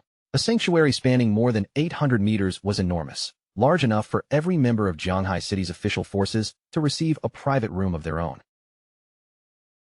Captain Anyu slowly extended her hand toward the golden key, curiosity filling her eyes. Unable to suppress her interest, she asked Qin Feng how much lifespan he intended to demand for a hideout of such an impressive size. Qin Feng refused to name a price immediately and told her to discuss the matter with the officials first so that he could hear their best offer. From his memories of his previous life, He knew this sanctuary could be sold for roughly 2,000 years of lifespan. If the government purchased it for that amount, then together with the lifespan he already possessed, Qin Feng would finally have enough to extract all his equipment, skills, and levels into the real world. A nervous look crossed Captain Anyu's face as she realized the significance of the deal. She quickly accepted Qin Feng's proposal and promised that she would report the existence of the sanctuary to her superiors immediately. Before Qin Feng could leave, Captain Anyu told him that there was one more matter requiring his assistance. They had just received alarming news from Dark Moon Town, where 7 gold-tier bosses had appeared together and already caused the deaths of many players. The officials were prepared to offer Shadow 10 full years of lifespan if he traveled there and eliminated all 7 bosses. Qin Feng considered the request for a moment before pointing out that 7 gold-tier bosses should not normally pose an overwhelming threat. Even if the creatures remained grouped together, the official forces ought to be capable of defeating them eventually. Since Captain Anyu had personally come to request his intervention, he immediately concluded that there had to be some unusual and especially troublesome complication. Clearly impressed by how quickly he recognized the hidden problem, Captain Anyu raised one hand and gave Qin Feng an approving thumbs up. Captain Anyu confirmed that his deduction was correct. Her team had managed to separate one of the 7 bosses from the others and successfully kill it, only for the creature to suddenly return to life. Even worse, the attributes of all 7 bosses surged dramatically at the same moment. Their strength rose so violently that the entire team was annihilated almost instantly. Qin Feng's eyes widened as soon as he heard that the dead boss had resurrected. A memory surfaced in his mind, the existence of rare group-type bosses that were linked together and capable of reviving one another. That possibility led Qin Feng to an even more important suspicion. These 7 bosses might be puppets created by the Cursed Slate, one of the mysterious ancient god slates. If an ancient god slate had truly appeared in Dark Moon Town, then there was no chance he would allow such a priceless opportunity to escape him. Qin Feng decided to depart immediately and asked Captain Anyu to send him the exact coordinates. She quickly provided the location and wished him good luck. In Qin Feng's opinion, Captain Anyu was surprisingly sincere. The loot from 7 gold-tier bosses alone could probably be sold for 40 or 50 years of lifespan, yet she had still offered him an additional 10 years as payment. Truthfully, the reward was extremely generous. Riding atop the Ghost Knight Wolf, Qin Feng raced through the ruined city toward his destination. As he passed an enormous statue, however, something nearby suddenly caught his attention, causing his eyes to widen in surprise. Not far from the statue, a group of players had surrounded a young woman and were viciously beating her. After taking a closer look, Qin Feng recognized the victim immediately. It was his own younger sister, Qin Xiaoyu. One of the women stepped forward with a cruel smile and delivered a heavy slap across Qin Xiaoyu's face. She accused the girl of being a shameless slut who had only just joined the guild, yet was already trying to seduce its leader. Qin Xiaoyu's face was covered in dark bruises, and tears streamed helplessly down her cheeks. The woman glared at her with open hostility and declared that this beating was merely a warning. Qin Xiaoyu had better stay far away from the guild leader, or the next time they met, the woman would completely destroy that pretty face of hers. The group showed no mercy whatsoever. They surrounded Qin Xiaoyu and continued striking and kicking her as she curled up beneath their relentless attacks. Watching from the rooftop of a nearby building, Qin Feng quickly understood what had happened. After joining the Knight's Sanctuary, Qin Xiaoyu had once again become entangled in the guild's petty internal conflicts. These meaningless struggles for attention and influence were nothing new to him. In his previous life, whenever his sister found herself trapped in situations like this, Qin Feng had always been the one who stepped in and resolved them for her. Qin Feng descended from the building and told Qin Xiaoyu that she should simply enjoy living her life alone. Meanwhile, she continued sobbing and begged the women to stop, crying that every blow hurt terribly and that she truly felt as though she were about to die. Her attackers ignored her pleas completely. They cursed her as a filthy slut, swore that they would kill her, and sneered that no one could possibly know how many men she had already seduced. Rather than approaching the group, Qin Feng entered the enormous statue standing at the center of Jianghai City's ruins. He remembered that a secret chamber was hidden beneath it, containing a passage that allowed players to return to the starter town. It was an obscure piece of information known by only a tiny number of people. As Qin Feng stepped into the hidden chamber, a glowing magic circle formed directly before him. He knew that using this teleportation route came at a steep cost. The first journey required 500 days of lifespan, the second demanded 1,000 days, and the third would consume 2,000, with the price doubling after every use. As more time passed, starter towns would gradually evolve into dangerous higher-level regions. Ordinary minor monsters would transform into powerful bosses, while rare hidden treasures would begin appearing throughout the area. The ancient god slate connected to the present situation was one such treasure, and Qin Feng had no intention of allowing an item that valuable to slip through his fingers. A system prompt appeared, asking whether Qin Feng wished to teleport back to the abandoned land of the gods, Dark Moon Town. The name immediately made him thoughtful. Dark Moon Town was supposed to appear during a much later stage, yet even in his previous life, he had never heard any information about it. Despite that mystery, Qin Feng did not hesitate and immediately confirmed the teleportation. The system deducted 500 days of lifespan as the required fee. A flash of light then enveloped Qin Feng's body, transporting him directly into Dark Moon Town. Upon arriving, Qin Feng found the town unexpectedly lively. Elderly men and women filled the streets, standing in small groups and chatting comfortably with one another. He looked around in surprise, having never imagined that this mysterious place would contain so many people, much less that the overwhelming majority of them would be elders. A short distance away, several players were gathered around an elderly woman, with one of them carefully helping her back onto her feet. The woman released a relieved breath after safely returning to the protected zone. The players then reminded her of their agreement. They had successfully helped her reach level 3, and during the process, she had earned 72 days of lifespan. Now that their part of the deal was complete, she only needed to hand over the tradable portion of that lifespan as payment. The elderly woman's face immediately twisted with anger, and she flatly refused to hand anything over. Raising her voice, she demanded to know why they were asking her for payment when they claimed to be part of a charitable organization that helped people level up for free. One of the players kept a patient smile and gently explained that they were not asking her to pay them any money. When they had formed a party earlier, a portion of the lifespan dropped by every monster they killed had automatically been distributed to her. His companion added that she only needed to return that shared portion, exactly as they had all agreed before setting out. Instead of calming down, the old woman became even more furious. She loudly insisted that she had never heard of any damned agreement and accused the young players of making the whole thing up. In her eyes, it was utterly shameless for a group of youngsters to surround an elderly woman and demand that she give them her money. The players hurriedly tried to settle her down, explaining once again that she had misunderstood them. They had helped her gain levels without charging a fee and only wanted the lifespan that had dropped from the monsters they personally defeated. Without joining their party, she would never have received a share of that lifespan or earned nearly as much experience. But the old woman refused to listen. She pulled away, screamed at them not to touch her, and began calling for help while accusing members of the Manhwa River Guild of publicly harassing her. At that very moment, a hand suddenly seized the old woman from behind. Before anyone understood what was happening, she was violently thrown onto the ground, leaving both her and the surrounding players staring in complete confusion. The person who had intervened was none other than Qin Feng. He reached down, grabbed the old woman firmly by the neck, and stared at her with an icy, murderous gaze. Then, drawing his dagger in one smooth motion, he ended her life without the slightest hesitation. The two players froze where they stood. Their eyes widened in disbelief as they tried to process what Qin Feng had just done, and within seconds, their confusion turned into outright shock. Several glowing lifespan orbs appeared where the old woman had fallen. Qin Feng calmly pointed out that her lifespan was now lying on the ground, so the two players could simply collect what they were owed. Their shock instantly turned into excitement, and they eagerly wondered what powerful expert had stepped in to help them. Qin Feng merely replied that it had been nothing more than a small favor. Without waiting for further questions, Qin Feng turned his back on them and calmly walked away. The two players rushed forward to collect the fallen lifespan, celebrating when they discovered that they had recovered all 72 days. They called after Qin Feng and thanked him repeatedly. As for Qin Feng, he found it extremely troublesome that ordinary fighting was prohibited inside the town.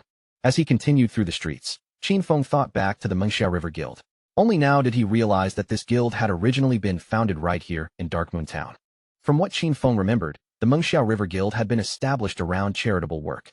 Its members helped elderly people survive in the abandoned land of the gods without demanding payment for their assistance.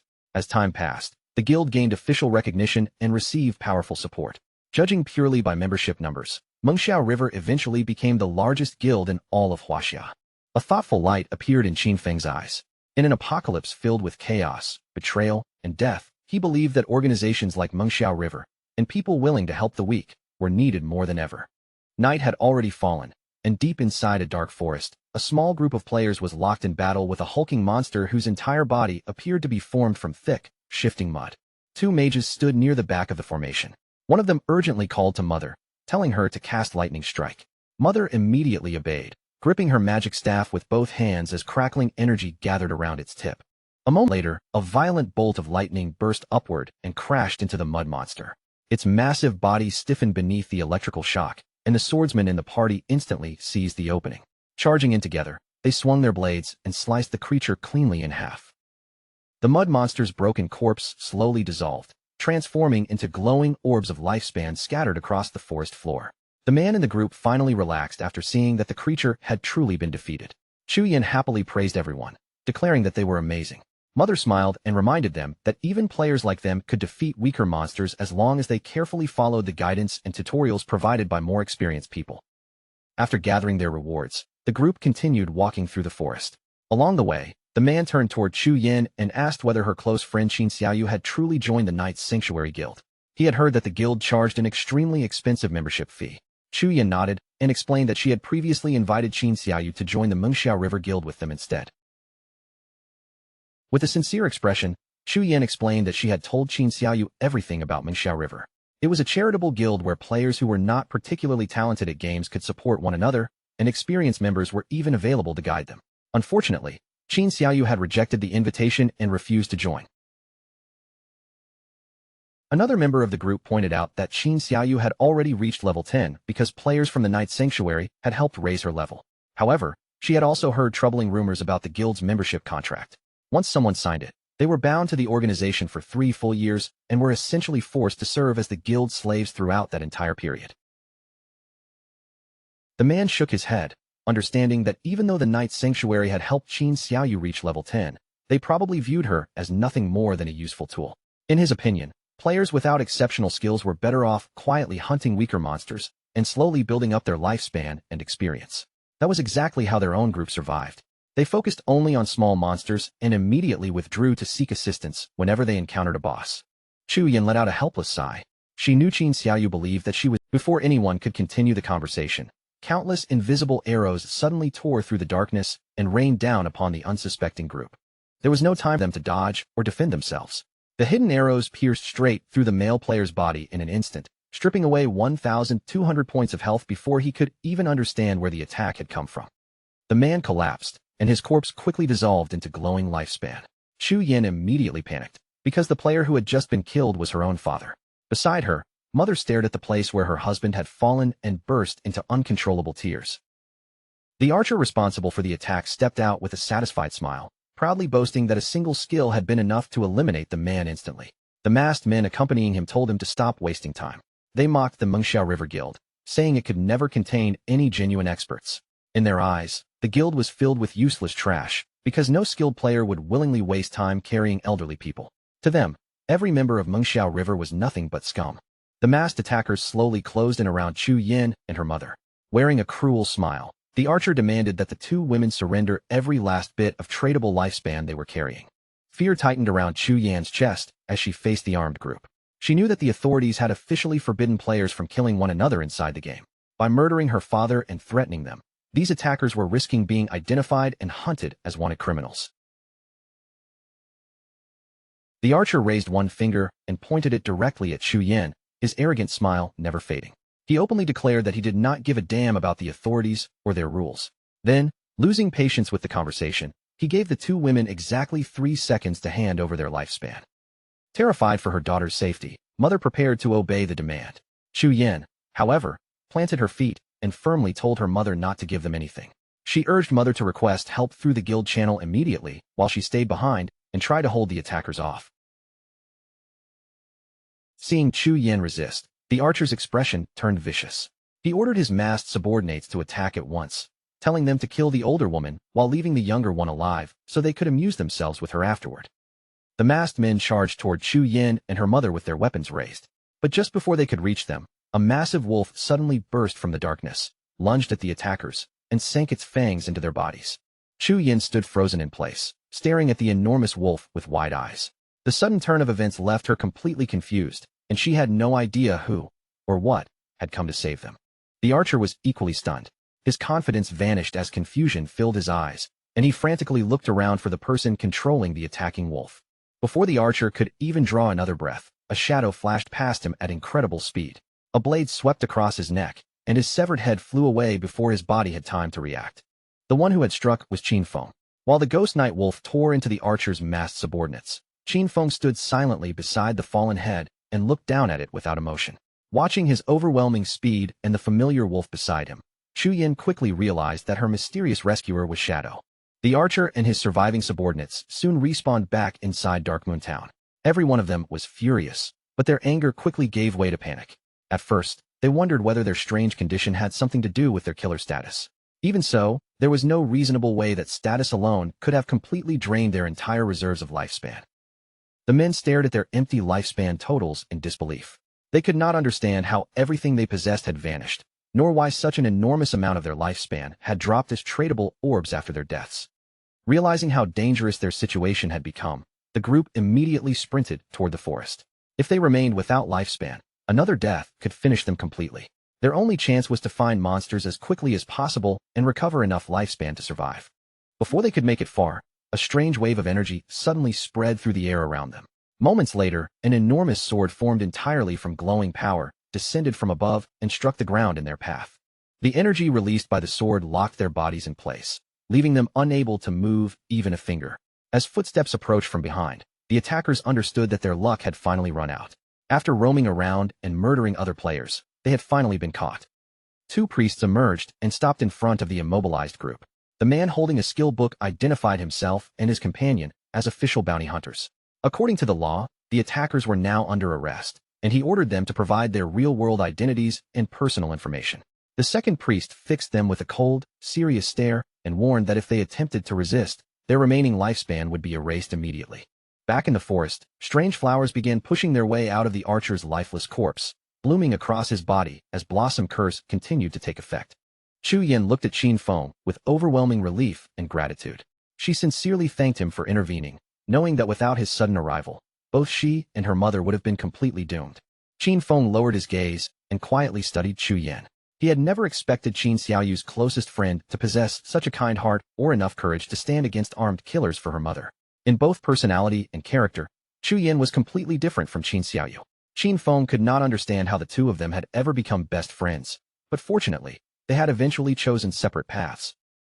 Before Chu Yin or her mother could say anything else, Qin Feng's figure vanished without leaving the slightest trace behind. The two women stared at the empty space where he had been standing, both of them confused by his sudden disappearance. Chu Yin bent down and picked up one of the glowing lifespan orbs, but uncertainty immediately filled her eyes. She could not tell whether the lifespan inside had belonged to her fallen father. Her mother looked around in confusion, wondering where the other attackers had gone, before asking how Shadow had managed to disappear so suddenly. Chu Yin admitted that she did not know.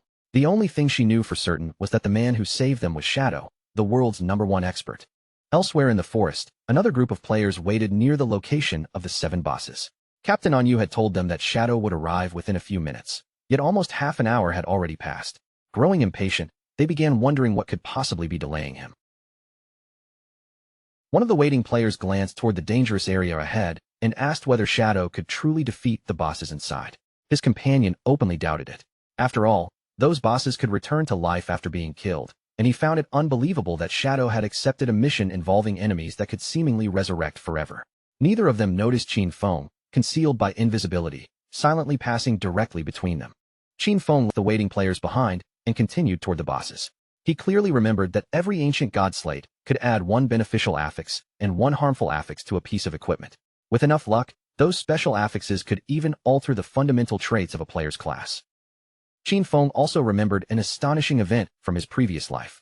The player ranked 7th in the entire world had once gathered 7 ancient god slates and used their combined power to summon the ghost of an ancient god, which then destroyed a legendary tier boss. Some of these bosses could conceal themselves completely, possessing stealth levels so high that ordinary players had no chance of detecting them. Anyone wandering too close could be killed instantly without ever seeing the attacker or understanding what had struck them. The group-type bosses created through an ancient god slate followed unusual battle mechanics unlike those of ordinary monsters. Every boss within the group possessed its own abilities, meaning no 2 encounters would necessarily unfold in the same way. Qin Feng looked ahead and spotted several monsters standing together, their eyes glowing with unmistakable malice. He knew that encounters involving an ancient god slate could take many forms. Sometimes, the bosses remained invisible behind terrifyingly high stealth levels, eliminating nearby players before their victims even realized they were under attack. In other cases, the apparent bosses were merely summoned creatures, while the true enemy was a summoner-type sorcerer hiding somewhere nearby. Unless that hidden caster was found and killed, the monsters confronting the players would continue respawning without end. According to everything the officials had learned, killing any one of the 7 bosses would cause it to revive. Worse still, every resurrection granted all 7 monsters another stack of a powerful berserk attribute. Official reports claimed that even eliminating a single boss was enough to trigger both effects. But Qin Feng considered another possibility. What would happen if all 7 were killed at precisely the same time? Would the resurrection mechanic still activate? It was an idea worth testing. Rather than entering the battle himself, Qin Feng decided to gather more information first. He equipped the follower's pendant and summoned a devout follower, intending to use the expendable servant to test the boss's strength and abilities. The devout follower immediately rushed straight toward the clustered bosses and launched an attack. Its strike connected cleanly, removing more than 1,400 points of health from its target. The eyes of one boss suddenly burned with rage as it turned its attention toward the devout follower that had dared to attack it. The enraged boss slowly turned around. Only a moment later, the devout follower's entire body exploded violently, disappearing before it could make another move. Even after destroying the summoned follower, the bosses barely reacted. None of them spared the unfortunate creature another glance, as though killing it had required no effort whatsoever. Qin Feng's expression became serious as he assessed the results of the test. All 7 bosses were level 10, and none possessed any form of damage reflection. Their overall attributes were intimidating, but only around twice as powerful as those of ordinary gold-tier bosses. That meant they were dangerous, yet still within a range he could handle. Having confirmed their basic strength, Qin Feng finally made his move. He activated Shadow Ring Blade, causing a strange crimson energy to spread outward and engulf the entire area around the 7 bosses. Before the enemies could properly respond, Qin Feng followed up by releasing his poison darts. The projectiles streaked through the air and buried themselves directly into the bosses' throats. The 7 bosses collapsed almost together, and their corpses gradually began fading away. Yet Qin Feng frowned when he saw that not a single piece of loot had appeared, leaving him uncertain whether the battle had truly ended. At that moment, the disappearing remains suddenly gathered together. The bodies of all 7 bosses began merging, twisting into one another as they formed an entirely new and far more powerful monster. The newly formed creature towered over the battlefield with a gigantic body. The instant its transformation was complete, it lowered itself and charged directly toward Qin Feng with overwhelming force. Qin Feng immediately raised his guard. His guess had been correct. Killing all 7 monsters simultaneously had prevented the ordinary resurrection cycle and pushed the encounter into its next phase. As the massive creature approached, Qin Feng noticed that strange symbols covered nearly every part of its body. The giant swung at Qin Feng, but he moved aside and avoided the crushing blow. While dodging, he studied the markings and instantly recognized them as ancient god script. By separating the individual symbols, deciphering their meanings, and arranging them in the proper order, he uncovered the monster's true name, Euthos, the Calamity Ancient God. Euthos continued closing the distance, but Qin Feng hesitated because the correct method of fighting it remained unclear. Then a possibility entered his mind. Perhaps he needed to strike the symbols across the boss's body in the exact order indicated by the ancient god characters.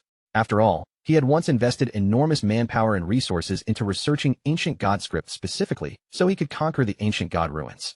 Qin Feng slipped past another attack and immediately put his theory into practice. He first struck the symbol carved into Euthos's leg, then moved upward to slash the marking on its arm, before finally attacking the character positioned across its chest. The moment the third symbol was struck, poisonous energy began pouring from the boss's enormous body. Euthos threw open its mouth and released an agonized roar that echoed throughout the surrounding valley. Cracks spread across the creature as its massive body started breaking apart piece by piece. It then lost its balance and collapsed into the water below. Qin Feng remained on high alert, unsure whether this destruction meant victory or the beginning of another transformation. Before the water could settle, several coffins suddenly rose from beneath the surface. At the same time, the remains of Euthos began floating above the water, shifting and changing shape once again.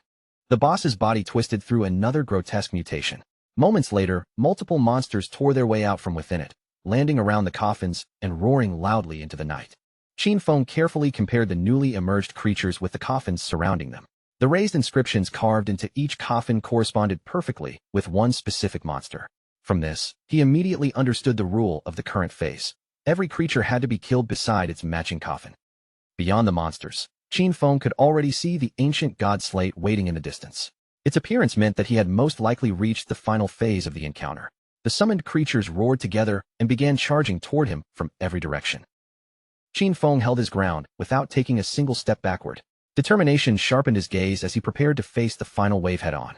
Above the battlefield, flocks of crows suddenly swept across the night sky, circling over the valley where Qin Feng was fighting for possession of the ancient god slate. The violent disturbance immediately drew the attention of every player nearby. Confused and curious, they tried to determine whether the trembling beneath their feet was an earthquake or a sign that the 7 bosses had entered a berserk state. Unable to ignore the movement coming from the valley, several groups decided to approach and investigate. One of the team's mages looked around impatiently and demanded to know where Shadow was. Her companion doubted he would appear at all, insisting that there was no possible way for one player to defeat bosses like these. Before the mage could reply, the swordsman's eyes suddenly widened, and he urgently called for everyone to come closer and look. When the group reached the battlefield, they found the entire area completely empty.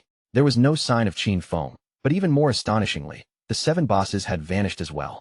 The players could only stand there in shock, unable to understand what had happened. They cautiously walked through the abandoned battlefield and noticed deep cracks spreading across the ground. Some began wondering whether the earthquake itself had somehow killed the bosses. Just then, Captain Anyu contacted the group and ordered everyone to withdraw, explaining that Shadow had already handled the entire situation. The players stared at one another with eyes full of disbelief.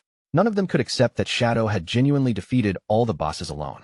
The coffins were now empty, and the heavy chains surrounding them had been shattered.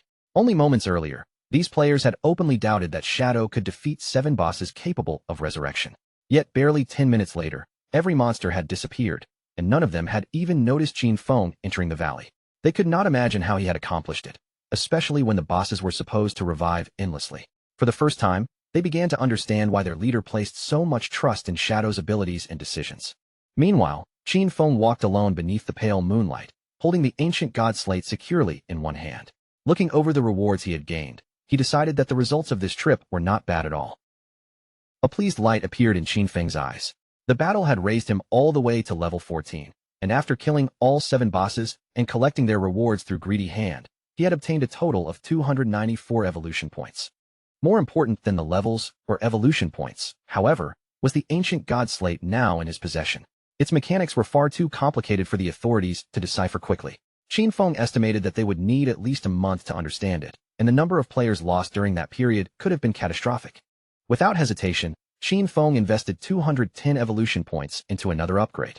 Once the process was complete, he still had 115 evolution points remaining. His Shadow Flash successfully evolved from epic to legendary tier, bringing enormous improvements to every part of the skill. The maximum blink distance increased to 40 meters. The following stealth effect could now last for 15 seconds, and the cooldown was reduced to only 8 seconds. With its new 8-second cooldown, Shadow Flash could now release 9 rapid slashes across a wider 6-meter area.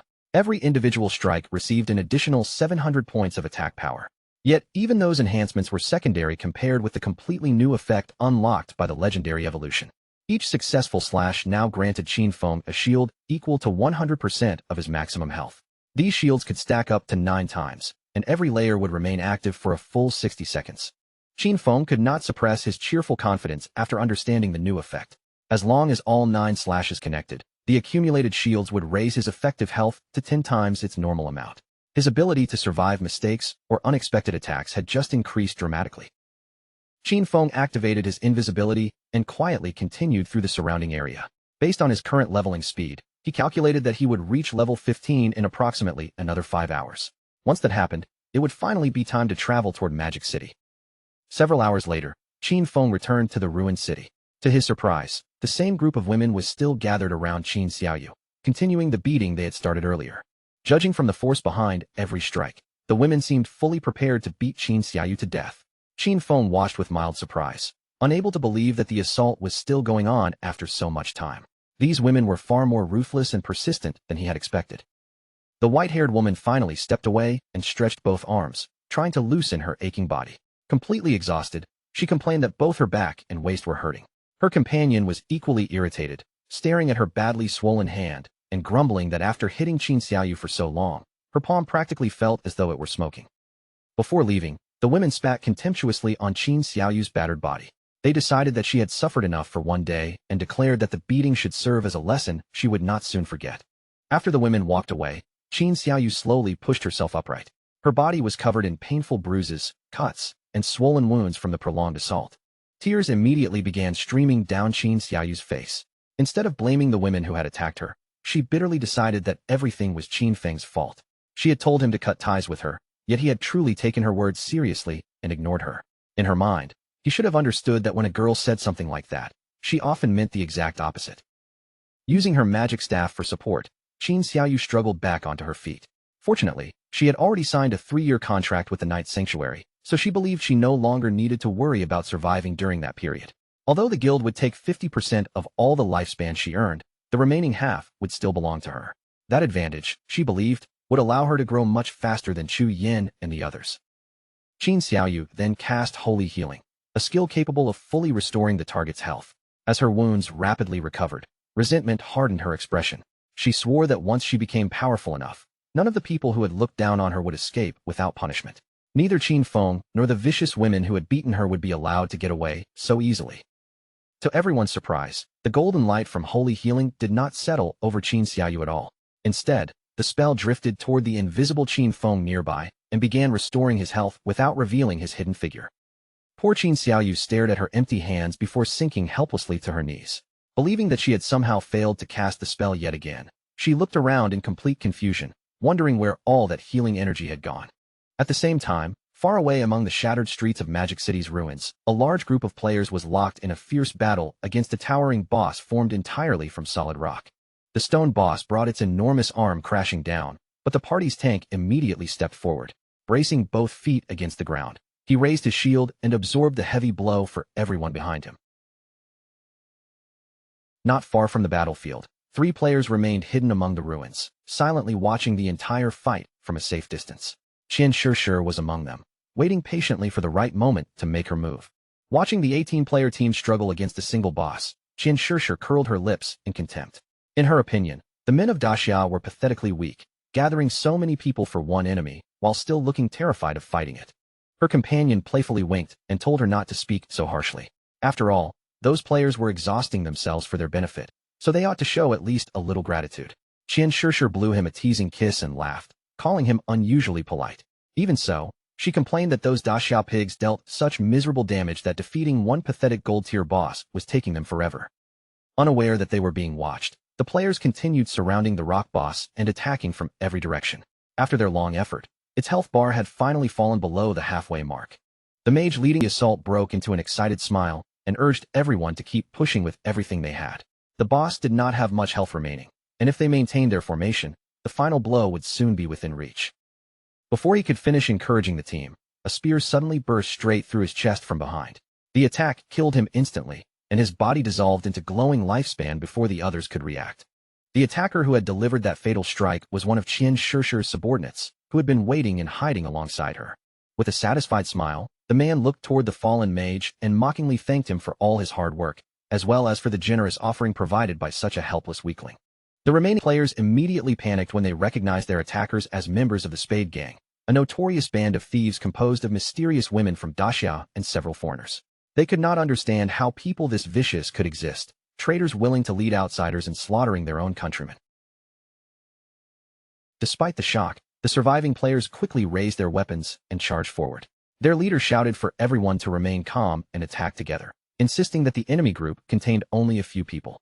Seeing that the players still dared to resist, Qian Shishir's expression turned vicious.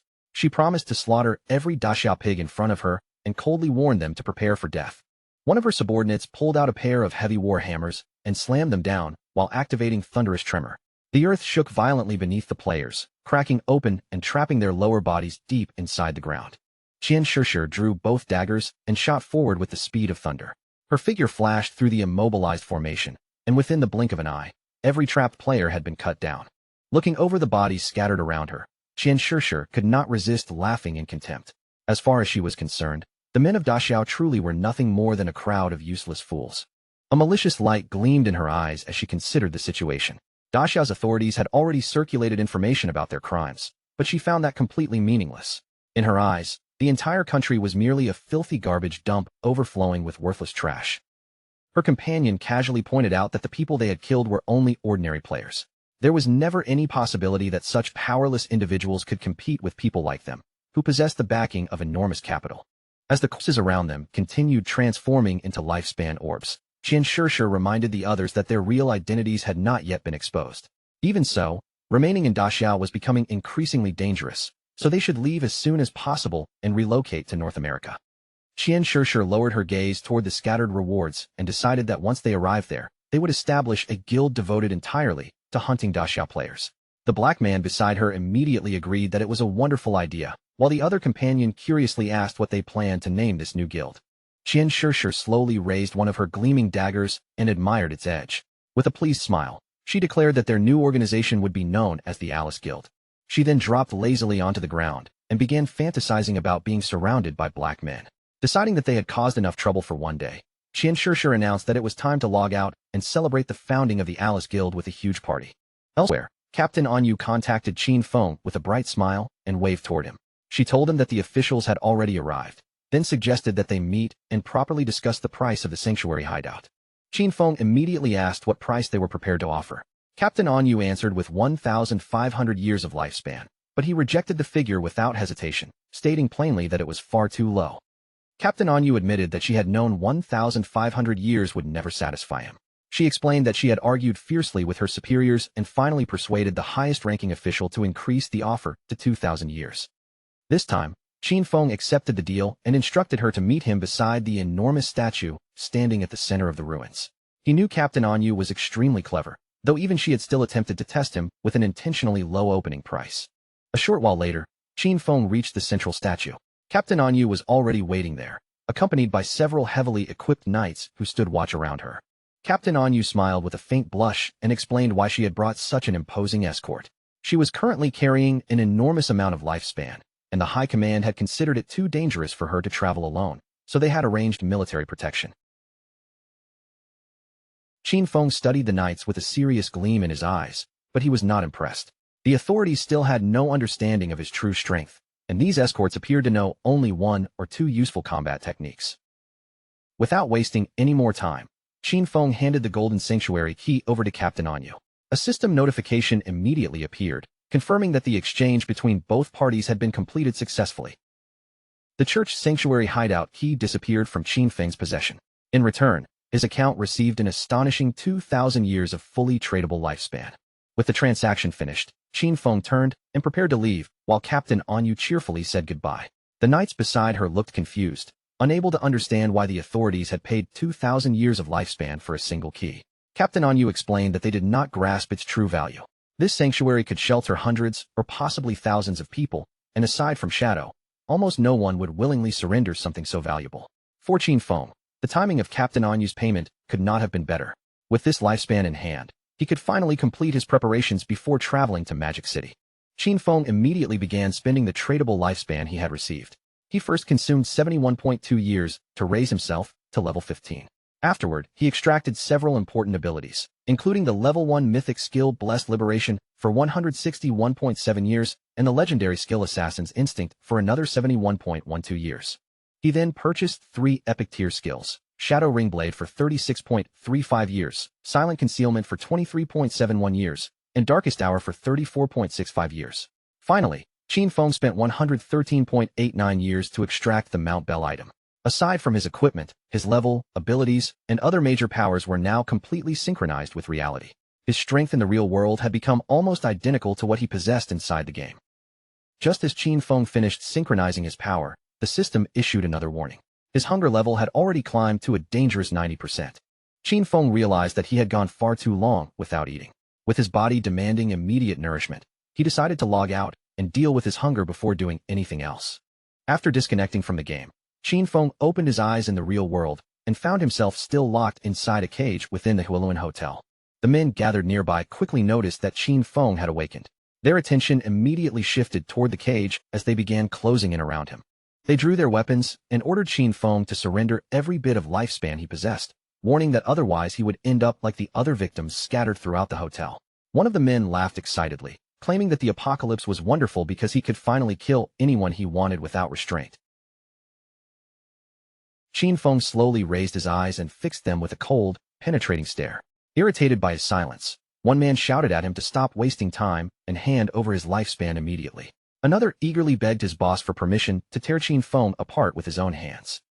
The man holding the baseball bat mistook Qin Feng's calm silence for terror.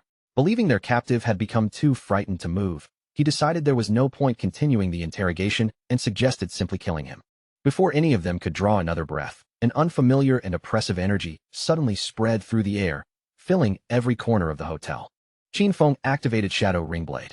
The released power swept violently through the building, and only moments later, the entire hotel began breaking apart and collapsing into countless shattered pieces. After dealing with the men, Qin Feng found a packet of instant noodles and picked it up. He now understood that the more power he synchronized into reality, the greater his body's energy requirements became. At his present level of strength, ordinary food was no longer capable of properly satisfying his needs. Qin Feng began eating the instant noodles despite knowing they would barely fill him. At the same time, he considered his next objective. Once he eliminated Qian Shishir and destroyed her newly formed Alice Guild, he would need to find a way to obtain the divine gifted book. After finishing his temporary meal, Qin Feng mounted his wolf and set out. He knew Qian Shishir was exceptionally cunning and far more difficult to track down than Song Fei. Fortunately, he still possessed a method to draw her into the open. The Kill Qin Feng mission he had previously accepted could be used as bait. Still far from satisfied by the instant noodles, Qin Feng headed toward Magic City with hunger gnawing at him. Along the journey, he planned to search for something more substantial to eat. At that very moment in Magic City, Qian Shishir was already holding an enormous celebration.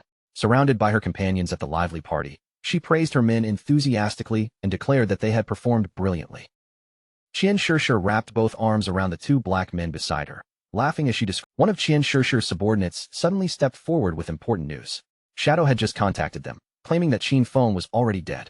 He wanted Qian Shishir to meet him in the real-world Magic City, where he would personally deliver Qin Feng's severed head and collect the remainder of his payment.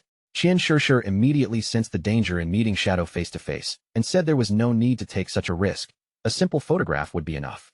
However, her subordinate explained that Shadow refused to use a phone because he feared the authorities might track his location through it. A slow smile spread across Qian Shishir's face when she realized that Shadow also appeared to be hostile toward the authorities. Their pursuit of her group had grown increasingly aggressive lately, and if she could seize this opportunity to recruit Shadow into the Alice Guild, then those Daxia pigs would no longer pose any real threat. With that thought in mind, she decided to arrange a small performance and test exactly where Shadow's loyalties truly lay. Qian Shishir decided that before meeting Shadow in reality, she would first see him inside the game. After sending him a set of coordinates, she traveled to the ruins and contacted Tian Xinjian. Her voice immediately turned sweet and affectionate as she asked whether he was there and told him how much she had missed him. Then, lowering her tone playfully, she said she needed a favor from him, something involving a living person. At that moment, Qin Feng was seated in meditation, his body perfectly still. He had activated silent concealment, a skill that allowed him to remain permanently invisible as long as he did not move. When he saw that Qian Shishir wanted to meet inside the game first, he silently acknowledged how cautious and clever she was. The coordinates she had chosen led to Spectre Academy, a location that happened to be fairly close to where he currently was. Qin Feng entered the game without hesitation. Since Qian Shishir had gone to such lengths to arrange this meeting, he was curious to see exactly what kind of trick she planned to play. Several hours later, Qin Feng arrived within the Magic City ruins and approached Spectre Academy. Still completely hidden by invisibility, he quietly dismounted from his wolf and began observing the area without revealing his presence. Just then, a group of government agents emerged and surrounded Qian Shishir. They announced that the authorities had successfully tracked down the Spade Gang and confirmed her identity as Spade A. With their weapons ready, they ordered her to surrender immediately and abandon all resistance. Otherwise, the authorities would have no choice but to respond with military force. Qian Shishir showed no fear at all. Instead, she smiled at Tian Xinjian and told him to return to his Daxia superiors with a message they should remember clearly. The Spade Gang no longer existed. From that moment onward, her organization would be known as the Alice Guild. She deliberately displayed her figure before them and proudly declared that the Alice Guild had one particular specialty: hunting down and killing the men she contemptuously called Daxia dogs. Tian Xinjian and the agents standing behind him could not stop themselves from blushing at her shameless display. Their embarrassment quickly turned into fury. They cursed Spade A for her outrageous arrogance and swore that the officers of, rather than becoming intimidated, hidden nearby beneath the protection of his invisibility, Qin Feng silently watched the entire confrontation unfold from beginning to end. Seeing that Qian Shishir remained every bit as defiant as before, Tian Xinjian clenched his fist until his knuckles tightened. His expression hardened as he swore that this time, he would personally place her under arrest. Qin Feng immediately recognized Tian Xinjian and recalled the role he had played in his previous life. Tian Xinjian was a famous informant who had secretly supplied intelligence to the Alice Guild, surviving until the 7th year after the game began before finally falling. What Qin Feng found interesting was that Qian Shishir and Qiu Haonan had already begun cooperating this early. He now understood that the confrontation before him had been deliberately arranged to test Shadow. If he stepped in to protect Qian Shishir, he would openly become an enemy of the authorities. But if he refused to intervene, she would most likely never agree to meet Shadow in the real world. Having made his decision, Qin Feng leaped from his hidden position and began descending rapidly from above, his concealed figure cutting silently through the air. Qin Feng activated Shadow Ring Blade, deciding that this was the perfect moment to demonstrate his supposed sincerity. A strange crimson aura spread across the area and wrapped itself around Tian Xingjian and his men, steadily draining away their health as they stood trapped within its range. Moments later, the system issued its confirmation. Qin Feng had successfully slain Tian Xingjian along with every agent who had accompanied him. Qian Shishir and the remaining members of her group stared at the fallen officers in confusion. The sudden attack had happened so quickly that none of them had fully understood who was responsible. Once the officers' corpses dissolved into glowing lifespan orbs, Qin Feng finally released his concealment and appeared directly before Qian Shishir's group. Standing calmly among the scattered rewards, he introduced himself with a single name, Shadow. Qin Feng walked closer to Qian Shishir without showing the slightest tension. After stopping in front of her, he offered a brief greeting and formally introduced himself as the man she had been waiting for, Shadow. Qian Shishir's eyes widened the instant she saw him. Excitement rushed across her face, and a deep blush spread over her cheeks as she stared at him with open admiration. To her, Shadow was simply far too cool. Powerful, mysterious, and ruthless. He was exactly the kind of man she adored. Her excitement suddenly gave way to dramatic tears. Qian Shishir complained that it was such a terrible shame for an extraordinary man like Shadow to be one of those Daxia pigs. She could not understand why someone so powerful had to come from Daxia, and she bitterly cursed the nation, insisting that its people did not deserve a man like him. Qian Shishir's subordinates were equally stunned by what they had witnessed. Qin Feng's attack had inflicted more than 40,000 points of damage, a number far beyond anything they could imagine. Realizing that this was the true strength of the world's #1 player, they quickly stepped forward and greeted him with obvious respect. Before the two men could finish speaking, Qin Feng moved with the speed of a thunderbolt. 2 rapid strikes flashed through the air, killing both of them instantly. Their bodies collapsed and immediately transformed into glowing orbs of lifespan. Qin Feng looked at the fallen men with an indifferent, almost icy expression. He casually claimed that he had not understood what they were saying, but judging by their tone and behavior, he had naturally assumed that they were insulting him. Qian Shishir stood frozen in shock. She hurriedly explained that the two men had not been insulting him at all. They had merely stepped forward to greet him and show their respect. Qin Feng continued pretending that the entire thing had been an innocent misunderstanding. He offered a casual apology, then suggested that to prevent anything similar from happening again, everyone should speak the Daxia language while standing on Daxia territory. With unnecessary interruptions handled, Qin Feng announced that it was time to complete their transaction. However, before discussing any further details, he coldly ordered Qian Shishir to put on some proper clothing. Qian Shishir smiled and covered her exposed chest while asking about Qin Feng's severed head. Deep down, she thought Shadow was an extremely strange man. Even so, that unusual attitude only made her like him more. Shadow calmly assured her that Qin Feng's head was currently in his possession. He explained that there was no way to bring a real human head into the game, but if she was willing to meet him outside, he could personally show it to her in the real world. Qian Shishir opened the system's transaction window and looked at Shadow with complete confidence. After witnessing his overwhelming power with her own eyes, she decided there was no reason to doubt him. A man as powerful as Shadow, she believed, had no need to lie over such a simple matter. The exchange was completed, and Shadow immediately received 1,500 days of fully tradable lifespan as payment. With the rewards safely transferred, Qin Feng turned away and prepared to leave. Before he could disappear, however, Qian Shishir quickly called out and asked him to wait. Wearing an inviting smile, Qian Shishir proposed that they establish a long-term partnership. Shadow possessed unmatched killing ability, while she had more than enough money to fund him. She then revealed that she already had another assassination target in mind. If he was interested in accepting the job, she invited him to visit her home that very night. Qian Shishir playfully stuck out her tongue, her face turning bright red as she leaned toward him. In a deliberately suggestive tone, she promised that once he arrived, she would satisfy any request he might have. Qin Feng showed a trace of genuine curiosity. Rather than responding to her flirtation, he directly asked who the new assassination target was and how much she intended to pay for the job. As her figure began fading from the game, Qian Shishir suggested that they save the details for an in-person conversation. She assured him that the next payment would be several times greater than what he had just received. Before logging out completely, She told Shadow that she would be waiting for him that night at Magic City's port. Qin Feng's expression became serious after hearing the meeting location. He immediately wondered whether Qian Shishir's residence at the port might actually be the yacht she owned. At the same time, near the statue and not far from where the meeting had taken place, Tian Xingjian and the agents who had been killed finished respawning. Tian Xingjian was furious and loudly cursed Shadow, convinced that the man would eventually betray the authorities completely. Even so, from his perspective, their operation had succeeded. Qian Shishir had now established a connection with Shadow. Tian Xingjian believed the fools in Jianghai City deserved much of the blame, since their repeated conflicts with Shadow had helped push him toward the end. He immediately ordered Lin Qingyu to lead the others in recovering their dropped lifespan, warning that another confrontation might begin very soon. The white-haired woman, Lin Qingyao, answered with a quiet nod. Inside the game, Lin Qingyao used the nickname Late Night Drizzle. As she considered what had just happened, a grim possibility formed in her mind. Shadow might truly have allied himself with Spade A. If that were the case, then they would need to discover some way to eliminate him, even if attempting it cost them their own lives. Late Night Drizzle lowered her eyes toward her own hand and sank deep into thought. She understood all too clearly how enormous the difference between her and Shadow had become. During the entire attack, she had not even managed to glimpse the outline of his body before everything was already over. Several hours later, deep in the middle of the night, a hooded man arrived at Qian Shishir's yacht. Keeping his face concealed beneath the hood, he introduced himself as Shadow and stated that he had come to meet Spade A. The guard stationed near the vessel immediately recognized the name and understood that their expected guest had finally arrived. The guards informed Shadow that they had been awaiting his arrival and that the yacht was already prepared to depart.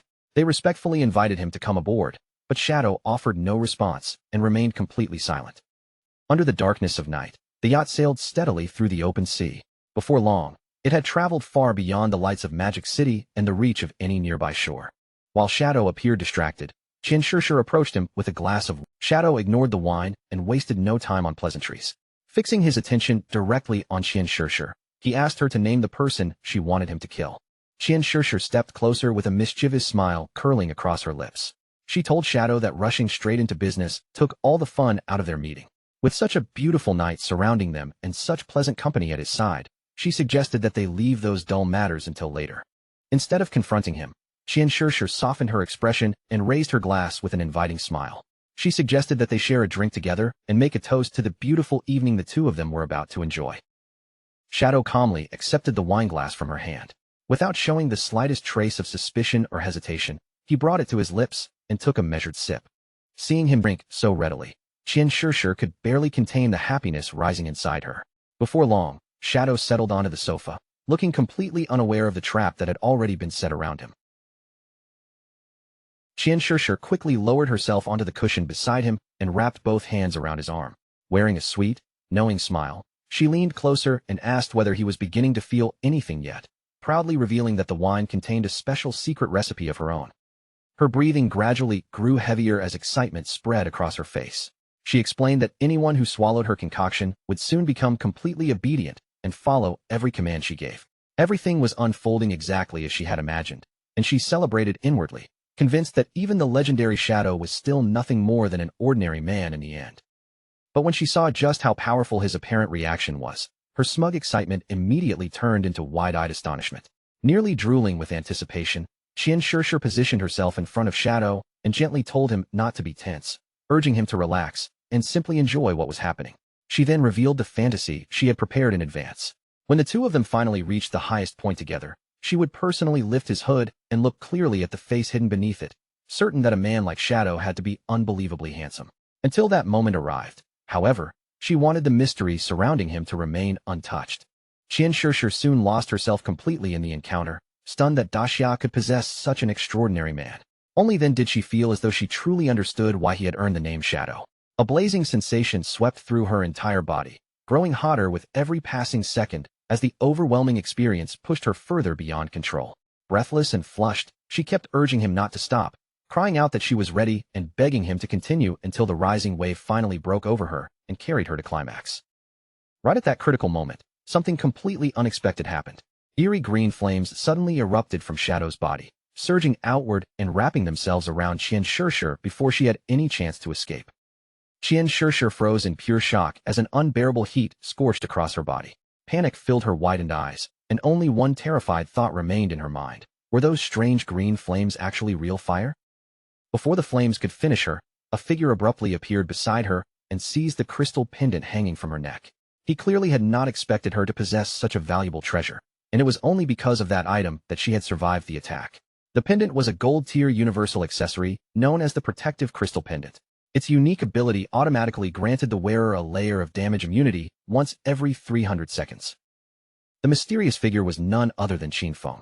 A suffocating pressure rolled from his body as he fixed Qian Shishir with a cold, penetrating stare that seemed to see straight through her. Her face went pale with disbelief. She could not understand why Qin Feng was standing there, because she clearly remembered watching Shadow kill him. Qin Feng finally gave her the answer, and the truth was devastatingly simple. There had never been two separate mysteries to solve. Qin Feng himself was Shadow. Terror instantly overtook Qian Shishir. She scrambled away from the hooded Shadow still seated on the sofa, staring at him with eyes stretched wide as the horrifying realization settled over her. The hooded man on the couch had never been Qin Feng at all. He was merely a devout follower Qin Feng had summoned in order to impersonate Shadow in his place. Judging from the follower's delighted expression, he had thoroughly enjoyed every moment of his time with Qian Shishir. The proud and arrogant Qian Shishir from only moments earlier disappeared without a trace. She dropped to her knees before Qin Feng and repeatedly smashed her forehead against the floor, no longer caring about dignity or appearance. With her voice trembling, she begged Qin Feng to spare her life and admitted over and over that everything had been her fault. In desperation, she offered him every year of tradable lifespan she possessed and swore that she would become his slave. She promised he could command her however he wished, as long as he allowed her to keep breathing. Qin Feng showed no interest in her desperate promises. Instead, he coldly asked about the 5 foreign players who had been accompanying her. Tears flooded Qian Shishir's eyes as she lowered herself even further. She began barking like a frightened little dog and pitifully called him daddy, asking whether he would let her live if she gave him the information he wanted. She did not even get the chance to finish her bargain. Qin Feng reached forward and snapped her neck in one merciless motion. As her body twisted in agony, he took the phone from her possession and searched through it, quickly discovering that the 5 foreigners were no longer aboard the yacht. With Qian Shishir dead, Qin Feng successfully collected a total of 659 years of tradable lifespan from her. He had originally hoped to trap all 5 foreigners and eliminate them in a single sweep, so learning they were gone was rather disappointing. Still, there was no point dwelling on it. His next move was to use Qian Shishir's phone to contact the authorities while he remained close to her luxurious yacht. Soon, the roar of engines cut across the dark water as several police boats raced toward the yacht at full speed.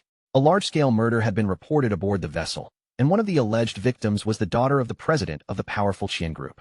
According to the anonymous informant, the abilities used by the killer closely resembled Shadow's skills from the game, making his identity almost impossible to doubt. Because of the seriousness of the case, an investigation team was immediately sent to secure and examine the yacht. Qiu Haonan was among the officials riding on those approaching boats. In his eyes, Shadow was a lawless monster who respected neither order nor human life. Such a senseless massacre was not merely a crime. It was a deliberate challenge to the laws of their entire country. Once he boarded the yacht, Qiu Haonan planned to use his tracking ability on the bodies. The moment Shadow's position was confirmed, every officer would unleash their full firepower and erase him on the spot. More than anything, Qiu Haonan swore that he would avenge his beloved Shishir. Within seconds, the police boats spread out across the water and completely encircled Qian Shishir's yacht, cutting off every visible path of escape. The officers immediately began examining Qian Shishir's remains. Their preliminary inspection determined that she had died from a severe fracture of the cervical spine. They also discovered unidentified DNA traces inside her mouth, along with obvious burn injuries across her body. Enraged by what he saw, Qiu Haonan cursed Shadow under his breath, accusing him not only of murdering Qian Shishir, but of humiliating her even after death. Qiu Haonan placed one hand directly against Qian Shishir's corpse and activated a special ability called Last Words of the Deceased. By making physical contact with a victim's body, the skill could reveal the killer's current location for 5 full minutes. Gritting his teeth, Qiu Haonan swore that he would personally see the murderer captured and forced to answer for every crime.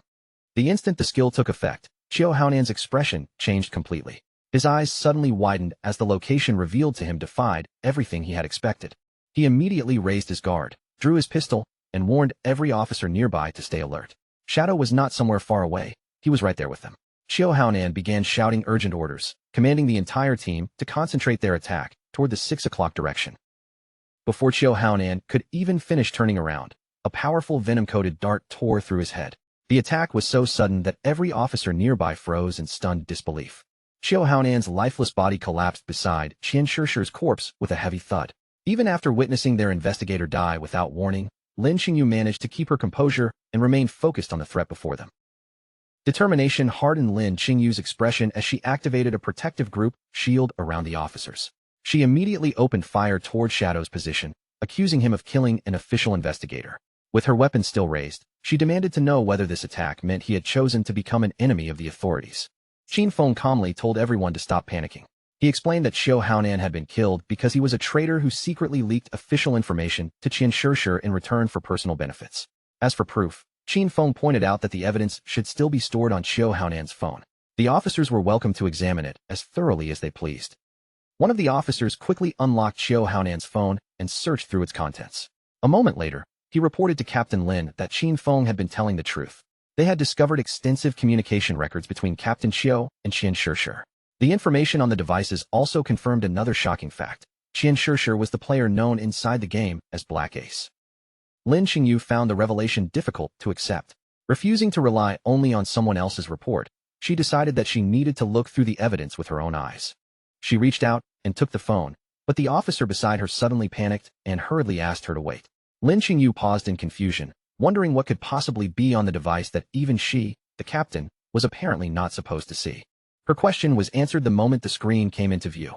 Lin Xingyu's eyes widened as she found herself staring at a photograph of Xiao Haonan and Qian Shishir locked in an intimate kiss. Curiosity pushed her to open the photo gallery, but the images waiting inside made her entire face turn as red as a tomato. The gallery was filled with private photographs of Xiao Haonan and Qian Shishir together. Standing awkwardly beside her, the nervous officer could only remind Captain Lin that he had already tried to warn her. After seeing the messages and photographs for herself, Lin Xingyu could no longer deny the truth. Every accusation Shadow had made was accurate, and the hidden structure behind the entire incident finally became clear to her. The previous time Shadow had killed them inside the game, it had merely been a performance designed for Qian Shishir to witness. By putting on that display, he successfully earned her confidence and encouraged her to seek him out in the real world. Once he located her, he dealt with her personally. Then, after reporting the murders to the authorities, he drew Xiao Haonan into the same trap and eliminated the corrupt investigator as well. With a single calculated plan, Shadow had quietly helped the authorities remove two major threats at once. The officer beside Lin Xingyu finally asked why she was still staring so intensely at the photographs on the phone. Only then did she pull herself from her thoughts. Shadow's ability to manipulate every person and event had left her deeply shaken. She now understood that if someone this terrifying ever truly became hostile toward the authorities, the consequences would be beyond imagination. A moment later, Lin Xingyu remembered that she had personally fired at Shadow only a short time early. Lin Xingyu lowered her weapon and faced Shadow with unmistakable gratitude. She sincerely thanked him for exposing Xiao Haonan's betrayal and helping them resolve the case, then apologized for recklessly shooting at him before learning the truth. Without pausing to reconsider, Lin Xingyu turned the gun toward herself and pulled the trigger. The bullet struck her own leg, and the surrounding officers immediately erupted into panic at the shocking sight. Despite the pain spreading through her wounded leg, Lin Xingyu remained upright and quickly told the alarmed officers not to worry about her. Tears gathered in her eyes as she looked toward the place where Shadow stood. She told him that by taking the bullet herself, she had now repaid the shot she had fired at him earlier. Then, enduring the pain, she respectfully asked him to continue cooperating with the authorities in the future. One of the officers hurried over and supported Lin Xingyu as she struggled to remain standing. He told her that there had been no reason to take such an extreme precaution. Lin Xingyu, however, replied that none of them truly understood Shadow's personality. Under circumstances like these, acting too carefully was still far better than carelessly creating an enemy they could never afford to face. Unknown to the officers, Qin Feng was still nearby, concealed by his invisibility ability and silently observing everything. He had already recognized Lin Xingyu as the player called Late Night Drizzle. She had deliberately shot herself just to make certain she would not be viewed as his enemy. Such decisiveness was exactly what one would expect from the woman destined to become a leading figure among Magic City's official forces. Meanwhile, back inside the game world, movement stirred near the distant ruins. Several hostile monsters emerged from the surrounding area and began closing in on a small group of players. The player carrying the shield immediately stepped forward. Qin Xiaoyu lifted her friendly-looking staff and hurriedly activated a healing ability. Unfortunately, her aim was so disastrously clumsy that the glowing spell landed on one of the monsters instead of her injured teammate. Strengthened by the accidental healing, The creature lunged forward and sank its teeth into the shield-bearing player. Staring in disbelief as she healed the wrong target yet again, he angrily shouted that she was just as useless as always. Warm healing light continued pouring into the monster's body, restoring its strength instead of saving her teammate. At the same time, another creature lunged onto the helpless player and began tearing into him right in front of Qin Xiaoyu. The disastrous fight did not last much longer. Within moments, both Qin Xiaoyu and her unfortunate companion were completely eliminated from the battlefield. After respawning once again, Qin Xiaoyu stood there with tears welling in her eyes, utterly unable to understand what had just happened. She had not seen anyone attack them, so her mind immediately jumped to Shadow. She wondered whether he kept targeting her because he had somehow discovered that she intended to avenge Brother Song Fei. Her companion responded by slamming a fist against the top of her head. Calling her a complete idiot, he demanded to know why someone like Shadow would waste time personally hunting her. He then explained that they had actually been wiped out by the Platinum-tier boss, Headless Assassin Xiaoluo, before asking whether she had ignored every system notification that appeared. A swollen bump now rose from Qin Xiaoyu's head as she clutched it in pain. Still furious, the man explained that Xiaoluo had only attacked because Qin Xiaoyu's badly aimed healing spell had accidentally provoked the boss. He then swore that if the guild leader ever placed her in his team again, he would kill himself on the spot rather than suffer through another disaster like this. Before he could calm down, a heavy presence suddenly descended nearby. The moment the man recognized the approaching boss, all the anger vanished from his face and was instantly replaced by panic. A strange and oppressive aura rolled from Xiaoluo's body as she appeared behind them. Realizing that the boss had followed them even after they respawned, the man immediately turned his back on Qin Xiaoyu and sprinted away without the slightest hesitation. Qin Xiaoyu remained frozen for a heartbeat, her eyes widening with fear as the danger finally sank in. This situation was clearly far worse than she had imagined. Meanwhile, night had already settled over the city. Far from the ruined battlefield, a grand mansion stood beneath the darkness, its quiet exterior hiding the fury erupting inside. Without warning, a plate piled with fruit was hurled across the room. It smashed against the floor, scattering broken porcelain and fruit in every direction. The person responsible was a red-haired woman gripping a phone tightly against her ear. Her face twisted with rage as she berated the officials on the other end of the call, calling every one of them useless. They had been handed a perfect opportunity to eliminate Shadow, yet they were simply abandoning it. Whatever excuses they tried to offer, she had no interest in hearing them. Shadow had slaughtered members of her Dongfang clan, and she refused to let their blood be shed without repayment. The people she was speaking to had spent years infiltrating the government, only to prove completely worthless when the most important moment finally arrived. She ordered them to make Shadow pay for everything he had done, no matter the cost. Standing behind the furious woman was a young boy holding a whip in one hand. She turned toward him and reminded him that Shadow had killed his father-in-law, then sharply demanded to know why he was still hesitating instead of seeking revenge. Behind the boy lay a badly wounded woman, her eyes still glowing with wicked confidence despite her condition. The boy looked toward his mother and calmly revealed that he had already devised a plan capable of killing Shadow. His mother's anger gave way to curiosity. She asked her son, Nantian, exactly what kind of plan he had created, reminding him that the godforsaken game only allowed adults over the age of 18 to enter. Since he was still underage, he could not personally confront Shadow inside the game. Nantian's eyes gleamed with confidence as he explained that entering the game was unnecessary. Even if he could not fight Shadow directly, he could still defeat him with his intelligence. Since Shadow had a habit of killing those who provoked him, Nantian planned to send several people to anger him and then lure him toward his father's fireworks factory. Everything inside the factory would be prepared beforehand. The moment Shadow arrived to kill the bait, they would detonate the entire building at once. Tens of thousands of fireworks would erupt together and transform the factory into Shadow's enormous funeral pyre, allowing the whole world to witness his death. Better still, even if the scheme failed, Shadow would have no way to trace the operation back to their family. A pleased smile gradually spread across the mother's face. Looking at Nantian, she decided that they had not done such a poor job raising him after all. She then turned toward Chu and coldly mocked him, saying that even her young son had proven more useful than he was. Chu did not argue with her insult. Instead, he warned that the entire operation had to remain completely secret. The authorities' official position was still to recruit Shadow rather than destroy him, and neither his eldest brother nor his second brother would support such a reckless assassination attempt. After hearing his warning, the red-haired woman abruptly ended the phone call. Since the officials refused to act and others within the family would oppose her, she decided she would personally handle the matter herself. She then walked closer to Nantian and shifted her attention toward the woman tied up behind him. After examining the captive's battered condition, She asked her son why the woman still refused to surrender her lifespan. Nantian apologized with an embarrassed expression. Blushing slightly, he rubbed his cheek and admitted that he had lost control for a brief moment and accidentally killed the woman before she could hand over anything. At the same time, back inside the godforsaken game and deep within the ruins of Magic City, the boss pursuing Qin Xiaoyu and her companion suddenly attacked. Just as the two players were about to escape, Xiaoluo moved with the speed of thunder and sliced them apart before either could react. Qin Xiaoyu stared in horror, unable to comprehend how any boss could move so unbelievably fast. Moments later, their bodies dissolved and transformed into glowing orbs of lifespan. Nearby players immediately noticed the sudden deaths and began shouting in alarm. Since none of them had seen the attacker, they concluded that an invisible player had killed the pair instantly, and in their minds, the only possible culprit was Shadow. Before those players could even catch their breath, Xiaoluo struck again.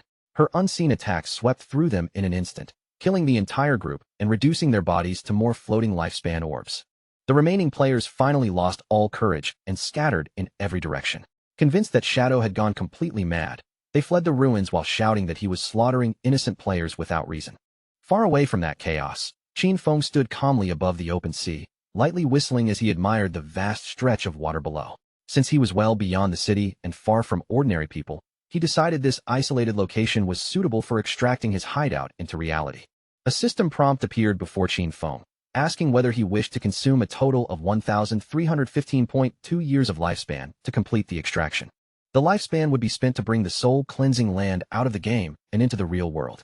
Because the hideout was an underground structure, before the process could begin, the system issued one final warning. Any existing material overlapping with the hideout's extraction area would be completely obliterated, and Qin Feng was required to confirm that he still wished to proceed. Qin Feng lowered his gaze toward the depths beneath the sea and calmly gave his confirmation. Moments later, an enormous magical formation began glowing across the surface of the water. The ocean suddenly split apart, as if divided by an invisible force. Between the towering walls of seawater, the soul-cleansing land emerged from below and was successfully extracted into reality. Qin Feng watched the completed hideout with a serene expression. With that matter settled, he decided the time had finally come to begin searching for the divine book. After logging back into the game, Qin Feng was immediately contacted by Wang Meng. Someone had reported Shadow for indiscriminately murdering players throughout Magic City. However, Wang Meng already knew Qin Feng could not be responsible, because Shadow had not even been online when the killings began. After investigating the reports, Wang Meng discovered that the true attacker was a platinum-tier boss named Headless Assassin Xiaoluo. Her stealth level was so high that none of the players in the ruins could see or track her. With the casualties continuing to rise, Wang Meng asked Qin Feng whether he could deal with the boss. Back in the ruins of Magic City, Xiaoluo continued moving unseen through the battlefield. Player after player fell beneath her attacks, leaving the ground covered with nothing but glowing lifespan orbs. Anshuan crouched behind a pile of broken rubble, struggling to suppress the fear spreading across his face. He could not understand what kind of monstrous boss they were facing, especially when even his level 3 anti-stealth ability failed to reveal her. After being completely overshadowed by Shadow during the incident with the Iron Saintess, Anshuan had already been left deeply frustrated. Even so, Anshuan forced a confident smile and claimed that the boss's invisibility was the only real problem. If he could simply see her, he insisted that he would be capable of restraining Xiaoluo by himself. He even boasted that if Shadow appeared, he too would be helpless against the Headless Assassin. Yan Yin immediately panicked and warned Anshuan to lower his voice before his bragging attracted the boss directly toward them. Yan Yin then suggested that they quietly move toward higher ground. From an elevated position, they would have a clearer view of the surrounding ruins and a better chance of spotting any unusual movement. Anshuan began creeping forward as quietly as possible, carefully placing each foot between the scattered debris. Unfortunately, he stepped directly onto a banana peel lying on the ground. His foot shot forward, and the poor man crashed onto his back, while angrily wondering who could possibly have thrown a banana peel there. Before he could finish complaining, however, danger arrived. Xiaoluo flashed through the area like a bolt of lightning and sliced Yan Yin and the accompanying subordinate cleanly in half. They're still lying on the ground. Anshuan stared in disbelief. In a single instant, the invisible boss had wiped out every subordinate who had been standing beside him. Without wasting even a second, Anshuan reached out and snatched one of the nearby lifespan orbs. But the moment he turned around, his body stiffened. Xiaoluo was standing directly before him. The boss slowly raised one arm, preparing to finish him with another strike. Rather than showing fear, Anshuan forced himself upright and loudly challenged her, shouting that he was not afraid of her at all. As Xiaoluo gathered herself to attack, An Chuan suddenly threw his body into a desperate roll. A second later, panic crossed his face when he realized he had dodged far too early. With no time to think of another strategy, An Chuan simply continued rolling. He tumbled across the ground again and again, refusing to stop long enough for the boss to strike him. After several frantic rolls, confusion began replacing his fear. An Chuan's eyes widened as he wondered what Xiaoluo was waiting for and why she still had not attacked him. Unable to trust the strange silence, An Chuan kept circling around the boss by rolling non-stop. He pushed the ridiculous maneuver to its absolute limit until the entire ruined battlefield seemed to spin around him and dizziness overwhelmed his senses. At last, An Chuan stopped rolling and struggled to steady himself. Through his blurred vision, he noticed something confusing. The boss's figure seemed to be fading away right in front of him. An Chuan was now so dizzy from the endless rolling that he could barely keep his eyes focused. Everything around him swayed and blurred, leaving him unable to see clearly what was actually happening. After gathering enough power for the attack, Xiaoluo unleashed her anti-stealth strike directly at the disoriented An Chuan. Still dizzy from rolling across the ground, he could not react in time, much less dodge again, and the full force of the technique struck him head-on. The impact ended the fight instantly.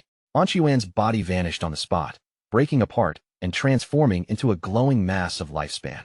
While Xiaoluo's attention remained fixed on the opponent she had just eliminated, a dark figure quietly began emerging behind her. Shadow had finally chosen that exact moment to make his move. Without any warning, Qin Feng appeared in the air directly above Xiaoluo. Activating true anti-stealth strike, he dropped down with terrifying force and drove his dagger deep into her back. The blow inflicted more than 28,000 points of damage, killing the Platinum Tier boss in a single attack. Qin Feng had moved so quickly that Xiaoluo never sensed him approaching, nor did she have enough time to turn her head before dying. As her information appeared before him, he could not help feeling slightly surprised when he noticed that the boss's name was Xiaoluo. A few minutes before Qin Feng arrived, the guild members gathered throughout the ruined city had surrounded poor Qin Xiaoyu and pointed accusing fingers at her.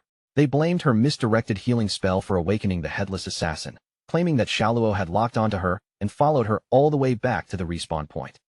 Qin Xiaoyu stood beneath their angry stares with tears filling her eyes. Her shoulders drooped as she tried to explain that none of it had been intentional and that she had never meant to provoke the boss. Two furious players immediately told the guild leader that their teams would never accept someone as dangerous as Qin Xiaoyu. With her around, they might suddenly die without even understanding what had killed them. The guild leader quickly ordered everyone to lower their voices, sharply asking whether they wanted their shouting to attract Xiaoluo back to them.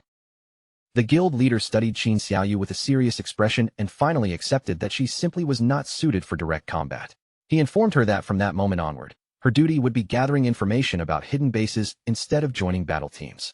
If she discovered a gold-tier hideout, she would receive 3 years of lifespan, while locating a platinum-tier hideout would earn her 10 years. Thinking back, he remembered how excited they had been when they first discovered that she possessed a hidden class, believing the guild had uncovered a priceless treasure. Pointing toward Qin Xiaoyu, the guild leader added that he would personally provide her with 1 year of lifespan every day from now on. Since she died so frequently, allowing her limited lifespan to keep disappearing would be far too wasteful. A system window immediately appeared before her, announcing that she had received 2 days of tradable lifespan. Her remaining balance had now risen to 2 days, 13 hours, and 32 minutes. Overwhelmed with gratitude, Qin Xiaoyu sincerely thanked the guild leader from the bottom of her heart. The other women in the guild immediately burned with jealousy when they witnessed the exchange. In their minds, Qin Xiaoyu had somehow turned her terrible luck into an advantage, and they became convinced that this had been her plan all along, so she could meet the guild leader every single day. Cursing that little vixen Xiaoyu under their breath, they declared that they would start doing the same thing. At that moment, glowing lifespan began rising from somewhere nearby, drawing everyone's attention. One of the players suddenly noticed that the boss's displayed name was Xiaoluo. Hearing that unfamiliar name, the guild leader and the surrounding members exchanged curious, confused looks. A short while later, Xiaoluo's lifeless body appeared on the ground before them. Then Qin Feng stepped into view behind the fallen boss and silently fixed his gaze on the guild leader. The guild leader and every man standing beside him froze in place. Their eyes widened, their jaws dropped, and none of them could hide their shock at seeing Shadow suddenly appear before them. Without pausing for even a second, the guild leader turned with a furious expression and slammed a heavy blow onto the head of one of his own men. Just then, a strange current of energy gathered around Qin Xiaoyu. The air surrounding her began twisting and warping unnaturally, leaving her staring around in complete confusion. Qin Xiaoyu's eyes widened with both fear and surprise as the distortion intensified. Neither she nor any of the nearby players understood what was happening around her. The guild leader reacted without wasting a moment. He rushed forward and kicked Qin Xiaoyu hard in the backside, launching her away from the rest of the group. Instead of falling normally, Qin Xiaoyu's body suddenly floated upward through the air. She waved her arms helplessly and screamed for someone to save her. At that exact moment, 3 headless assassins appeared around the airborne Qin Xiaoyu and surrounded her from different directions. The sight immediately captured Qin Feng's full attention. An Xuan and the others, who had been watching from behind cover, panicked when they saw 3 bosses appear at once. A closer look revealed that there were actually 4, and then 5, with one of them having already been instantly killed by Shadow. Only then did they understand why Xiaoluo had seemed to appear everywhere throughout the ruins. There had never been just one of her, but numerous identical clones. Suspended helplessly in the air, Qin Xiaoyu began crying out for assistance, her tear-filled eyes darting around in desperation. The moment she spotted Shadow nearby, hope returned to her face, and she immediately believed that she had been saved. Qin Xiaoyu stretched one hand toward Qin Feng and begged him to rescue her, desperately calling him Brother Shadow. But hearing the word brother from the mouth of someone who had once betrayed him caused a cold fury to flare within Qin Feng's eyes. The headless assassin clones closed in from every side, raising their weapons and preparing to strike Qin Xiaoyu at the same time. Before their attacks could land, Qin Feng activated his newly acquired Shadow Dash. His figure flashed through the air in the blink of an eye, and a storm of slashes tore through the clustered bosses, along with the unfortunate Qin Xiaoyu caught between them. Qin Xiaoyu stared in stunned disbelief as her body was cut apart. Even at the moment of death, she could not understand why Shadow had chosen to kill her as well. A system notification immediately informed Qin Feng that he had killed headless assassin Xiaoluo and Qin Xiaoyu. From the battle, he received 48,000 experience points, 20 evolution points, and a total of 1,520 days of tradable lifespan. As countless lifespan orbs rained down through the air, Qin Feng turned his back on Qin Xiaoyu's fading remains. Without the slightest warmth in his voice, he simply remarked that she had been unlucky. Qin Feng activated Greedy Hand and gathered all the scattered loot toward himself. He quickly realized that the 1,520 days of lifespan had come from Xiaoluo herself, while the boss had also dropped a large collection of additional glowing orbs. Those were the non-tradable lifespans she had recently absorbed from other players but had not yet finished digesting. Captain Anyu and Wang Meng soon appeared nearby. With a bright smile, Captain Anyu greeted Qin Feng and offered to purchase any items he did not need. Qin Feng could not help feeling mildly surprised, wondering how Captain Anyu and Wang Meng always seemed to appear wherever valuable loot was involved. Remaining calm, Qin Feng told them that they had arrived at exactly the right time. He knew another location containing worthwhile rewards, and if their offer was generous enough, he could lead them there. He instructed Wang Meng and the other men to accompany him, but specifically stated that Captain Anyu could not come. Her expression immediately darkened as she demanded to know why she was being excluded. Qin Feng raised one finger and pointed directly toward Wang Meng. He then clarified his meaning in a completely matter-of-fact tone. To be precise, no women were allowed to join them. Captain Anyu's cheeks reddened as she deliberately emphasized her attractive figure and asked the great boss why he was treating her this way. Pretending to be deeply hurt, she accused him of discriminating against women and joked that she had even considered seducing him, only to discover that he apparently preferred men. Qin Feng answered by lightly knocking her on the head. He then explained that outside the northern gate of the ruined city stood a tower of divine authority. Anyone who completed its challenge could obtain valuable rewards, but the NPCs inside held a deep contempt for women. If even one woman joined the team, the difficulty of the entire challenge would increase tenfold. Xiao smiled as she said goodbye to Qin Feng and wished him good luck, while her companion watched him with open admiration. Captain Anyu turned away in fury, loudly condemning the tower's NPCs as sexist trash. She swore that once she became strong enough, she would return and kill every one of them. Still fuming, she told Xiaohei that they would explore the nearby mountain, hunt some monsters, and vent her anger there instead. Qin Feng instructed Wang Meng and his men to follow him, and a system message immediately announced that Shadow had sent them a party invitation. One of Wang Meng's subordinates became visibly nervous, admitting that this was his first time joining a team with the legendary Great Boss. Wang Meng quickly scolded him and reminded everyone that this was a rare chance to study Shadow's movements and learn from him directly. In the next instant, Qin Feng had already opened a huge distance between himself and the group. Wang Meng's men stared in panic, unable to understand what they were seeing. Shadow appeared to be walking at an unhurried pace, yet even while running at full speed, they could not keep up with him. They began wondering how they were supposed to learn anything when his agility was so overwhelmingly high. While continuing toward the tower, Qin Feng opened his system inventory and examined the recent drops. More than 20 different items had appeared, and among them, 2 were equipment and skills specifically suited for an assassin. The first was the Emerald Tier Forest Bone Blade, a weapon designed for assassins. It provided 388 points of attack power and 125 points of armor penetration, while also increasing strength by 39 and agility by 48. The weapon required level 15 to equip. Its unique effect doubled the wielder's movement speed for 5 seconds after dealing damage, and while that speed boost remained active, it also granted a 30% evasion rate. Qin Feng drew the Forest Bone Blade from its sheath and examined the weapon with obvious satisfaction. Its attack power was nearly 80% higher than the Plague Blade's 216 points, and it also provided armor penetration along with substantial bonuses to both strength and agility. No matter how he looked at it, the weapon was excellent and absolutely worth equipping. The second reward was the Platinum Tier Skill Shadow Blade.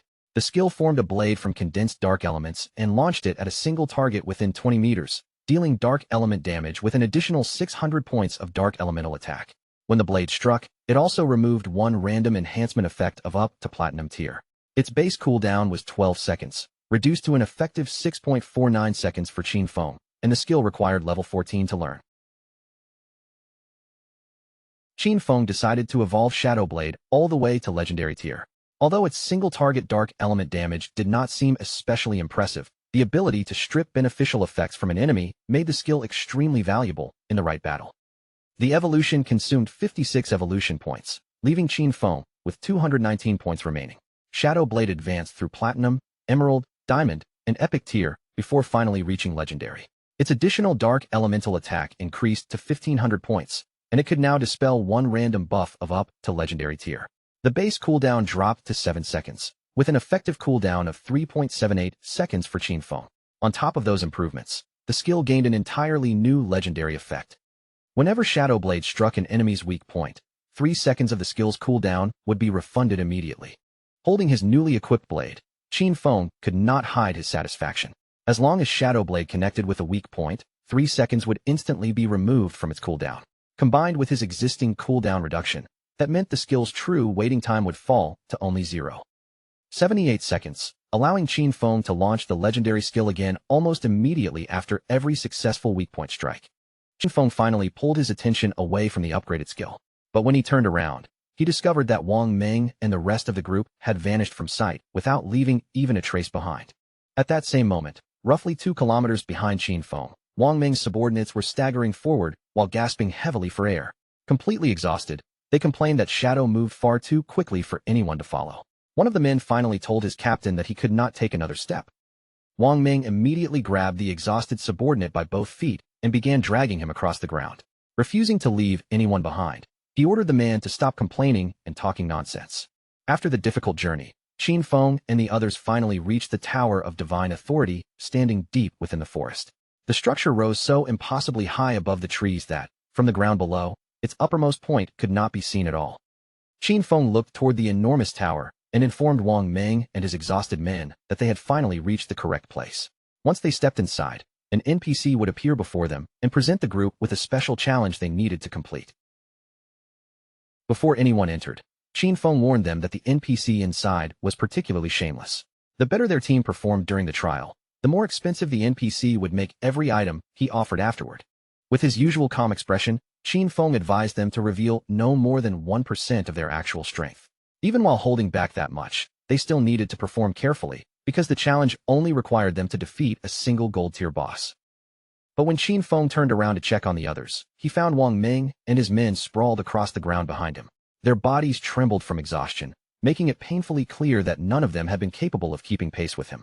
Wang Meng's face was drenched in sweat, and every breath came out in a heavy gasp.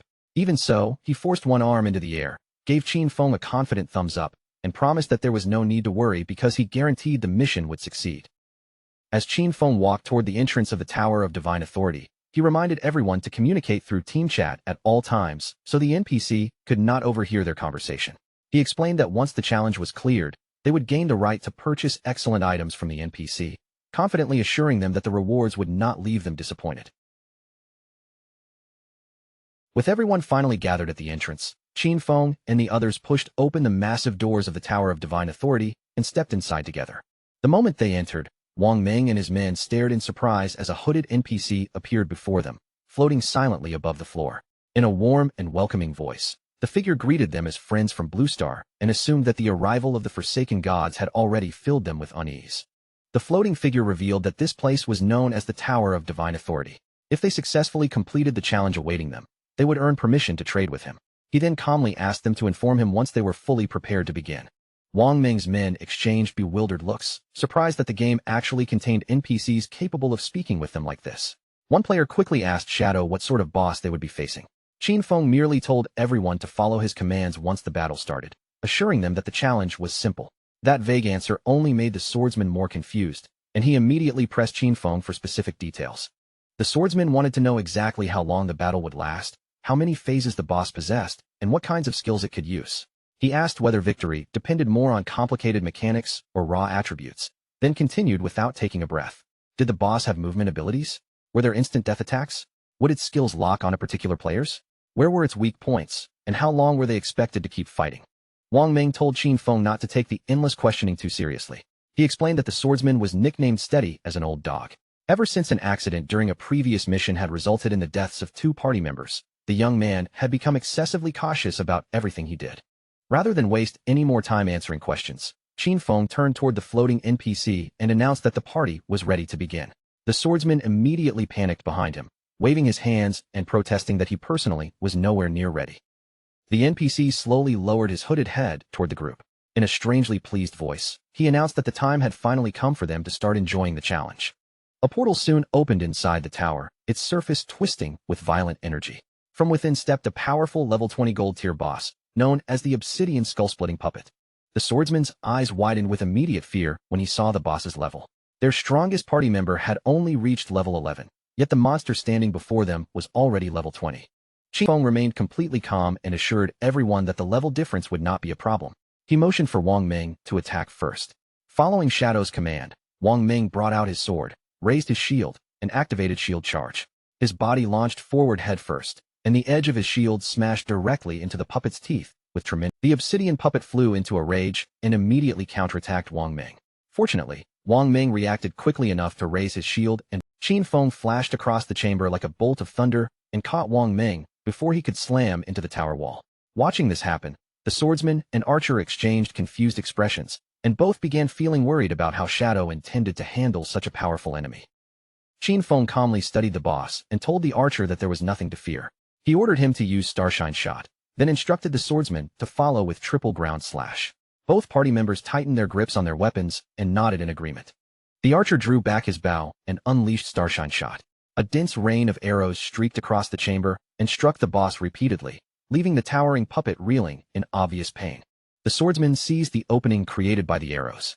Moving as swiftly as the wind, he closed the distance and delivered a series of controlled, yet powerful slashes directly into the boss's lowered guard. Blood began spilling from the puppet's open mouth as the attacks tore into it. Enraged by the damage, the boss raised its arms and brought them crashing down against the ground with violent force. A crushing aura erupted around the puppet's body. At the same time, an unnatural black energy began gathering around the swordsman's position. The moment Qin Feng saw the change, he understood that the boss had entered its berserk state. Qin Feng immediately told the group that he would handle the berserk effect himself. He also warned everyone to stay far away from the patches of black oil spreading across the floor. The swordsman dropped low and hurriedly crawled away from the dark energy forming around him. On the opposite side of the chamber, the archer twisted aside at the last possible moment and narrowly avoided one of the puppet's incoming attacks. Qin Feng sprang high into the air, gathered dark energy into his hand, and hurled his newly upgraded shadow blade straight toward the raging monster. The condensed blade crossed the distance so quickly that the boss had no opportunity to react. It struck the puppet directly in the face and exploded with enough force to deal more than 4,500 points of damage. Instead of calming down, the injured puppet threw back its head and released an even louder roar. Qin Feng immediately triggered Shadow Blade's special effect, stripping away the enhancement and forcibly dispelling the boss's berserk state. Wang Meng could not help smiling when he saw how little damage Qin Feng appeared to be dealing compared with his legendary reputation. It almost looked as though Shadow had removed his equipment before entering the tower. The swordsman brightened with excitement and praised Qin Feng's acting, pointing out that he had remained near the edge of the fight for most of the battle. From the NPC's perspective, Shadow probably looked like a completely inexperienced beginner. The archer became increasingly curious and asked Qin Feng how he had learned that the NPC raised his prices whenever players performed too well. What puzzled him even more was how Qin Feng could possibly have discovered such a hidden rule in the first place. Qin Feng paused as though considering the question before explaining that the game contained countless secrets waiting to be uncovered. A great deal of valuable information remained buried throughout the ruins. He told them that they should regularly ask themselves whether they had truly made an effort to explore and whether their personal knowledge of the game had actually increased. The archer and swordsman both fell silent after hearing that answer. They stared at Qin Feng without knowing how to respond, unable to tell whether he had genuinely explained anything at all. While the party remained distracted by the conversation, the obsidian puppet opened its enormous mouth. Flames gathered deep inside its throat as it began charging a rapidly growing fireball. The fireball expanded little by little, becoming hotter and more powerful with every passing second. Qin Feng warned the group that the boss was about to rotate clockwise while spraying fire across the room. He ordered everyone to dodge carefully, explaining that anyone caught standing in the black oil when the flames reached it would burn to death within only 3 seconds. Wang Meng and the others immediately scattered across the chamber to avoid the coming flames.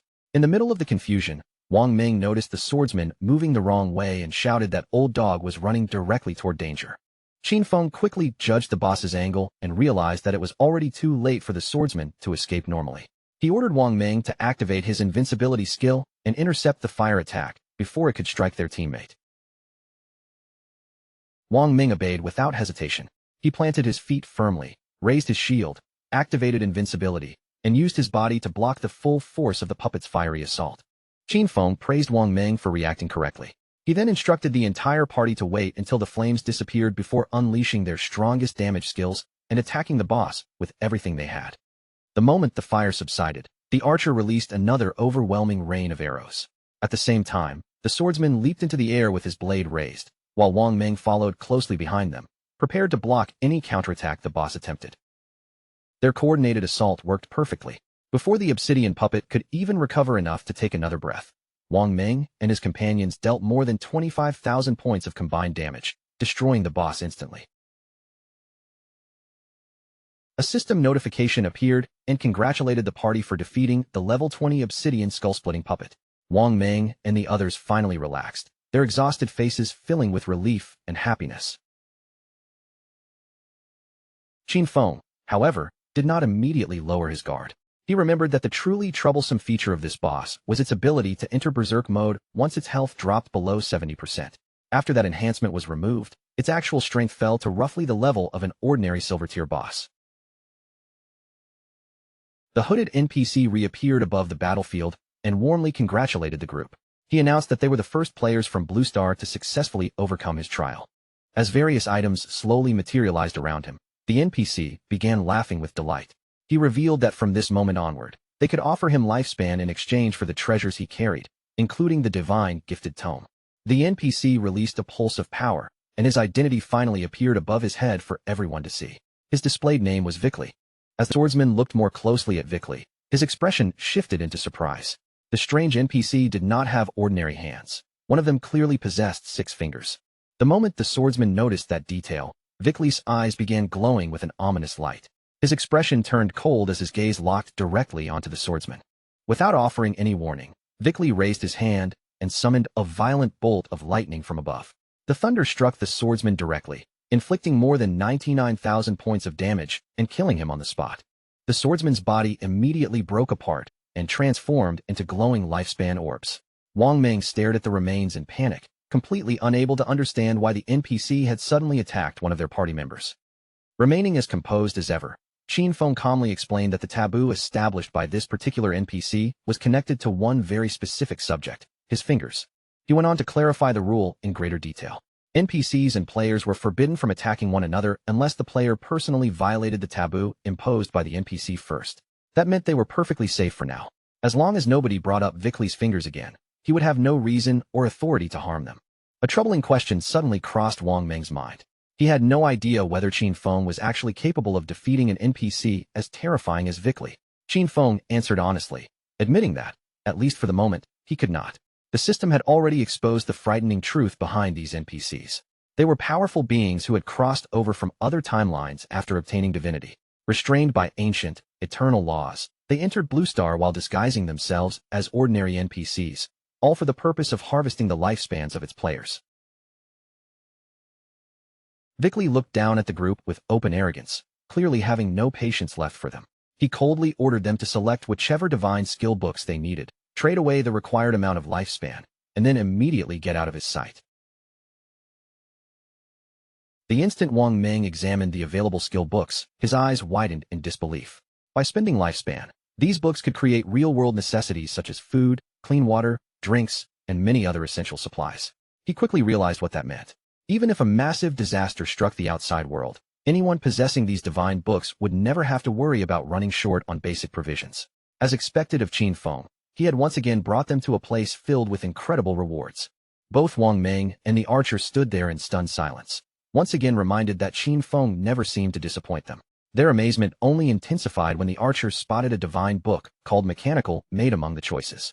The moment he understood what it could provide, he became eager to purchase it without the slightest hesitation. Qin Feng handed over 9,000 days of tradable lifespan and received all 9 of Jianghai City's divine books in exchange. Together, those books were more than enough to cover his everyday needs in the real world. However, convenience was not his only reason for buying the complete collection. The Tower of Divine Authority contained a special achievement that rewarded reputation points, and Qin Feng had no intention of leaving without claiming it. After completing the exchange, Qin Feng calmly informed Vickley that he intended to challenge the highest difficulty entirely on his own. Vickley stared at him with visible confusion. Judging from the performance Qin Feng had displayed earlier, he believed the young man would struggle to clear even the first level. Yet here he was boldly asking for the most difficult challenge available. Rather than becoming offended, Qin Feng grew curious and asked exactly what the highest difficulty involved. Vickley explained that the tower's challenge was separated into 5 difficulty levels, with the 5th level standing at the very top. The enemy itself would remain the same golden-grade obsidian skullbreaker golem they had already faced. However, on the 5th difficulty, its attack power, total health, defense, and skill cooldown speed would all receive an enormous 500% increase. Wang Meng and the archer nearly let their jaws hit the floor when they heard the number. A 500% increase was completely absurd. They had already been pushed to their limits simply trying to dodge the golem's attacks before, so neither of them could imagine Shadow surviving against a version 5 times stronger. Worse still, with its health and defense raised to such a ridiculous level, defeating it could take an eternity. One small mistake during the battle would likely mean instant death. Vickley fixed his gaze directly on Qin Feng, studying him as though he were already looking at a dead man. He issued one final warning. If Qin Feng died during the challenge, every bit of lifespan he dropped would become Vickley's property. With that condition made perfectly clear, the NPC asked whether he was still certain about accepting the challenge. Qin Feng paid no attention to the threat or the consequences behind it. Without showing even a trace of hesitation, he gave a firm nod, making it unmistakably clear that he still intended to proceed. A glowing sphere of magic began gathering above Vickley's hand as he happily accepted what he considered a generous gift of free lifespan. In his eyes, the players of Blue Star had grown far too arrogant despite the game having only just begun. Challenging him under these conditions was not bravery at all. They were practically rushing forward and begging to die. Magic surged through the chamber, and the boss they had defeated earlier was forcibly brought back to life. The golden-grade obsidian skullbreaker golem rose once more, but this time every aspect of its strength had been amplified by a terrifying 500%. Qin Feng quietly drew his dagger and prepared himself. He already knew that Vickley possessed the ability to strengthen the creatures he summoned, and a 500% enhancement was nowhere near his true limit. In Qin Feng's previous life, when he had finally defeated Vickley, the NPC had strengthened his summons by as much as 2,000%. Compared with that nightmare, this challenge was the perfect opportunity for Qin Feng to test the full power of his newly acquired weapon. Qin Feng opened the battle by flicking a poison dart directly at the enormous golem. The moment it struck, Black Flame's gift activated, weakening the target's defense and every one of its elemental resistances by 7%. Immediately afterward, the Emerald Bone Blade's special effect awakened as well, doubling Qin Feng's movement speed for the next 5 seconds. The golem responded by unleashing a violent wave of flames toward him. Yet just before the scorching attack could reach Qin Feng's body, his figure vanished from the spot, without leaving so much as a shadow behind. The boss hesitated, momentarily distracted as it tried to understand where its target had gone. In that brief opening, Qin Feng suddenly appeared behind it. He sprang onto the creature's massive head and drove his dagger deep into its skull, instantly triggering the special effect of the Emerald Bone Feather. A tortured roar erupted from the powerful monster as the blade pierced through its head. Before the golem could retaliate, Qin Feng vanished once again, his speed increasing by another 100% for 5 seconds. Watching him move so quickly that their eyes could barely follow, Wang Ming and the archer could only stare in complete shock. At first, the two of them assumed Qin Feng had activated his invisibility skill again. They even wondered how its cooldown could possibly have become so short. However, after watching more carefully, they finally understood the truth. Shadow had not used invisibility at all. His raw movement speed had become so extreme that, to anyone watching, it merely looked as though he was disappearing from existence. Seeing that the battle had reached the right moment, Qin Feng activated Blessed Liberation. The effect empowered his next strike, ensuring that the attack would trigger the devastating throat-slash effect upon landing. Qin Feng immediately followed with Shadow Dash, his body surging forward with the speed and violence of a thunderbolt. A chain of attacks tore through the boss and dealt more than 100,000 points of damage. At the same time, the repeated strikes continued stacking Black Flame's gift, reducing the golem's defense and all of its elemental resistances by a staggering 64%. Even after Qin Feng unleashed some of his strongest abilities, the monster's health bar had only fallen by a limited amount. Instead of becoming discouraged, he looked genuinely pleased.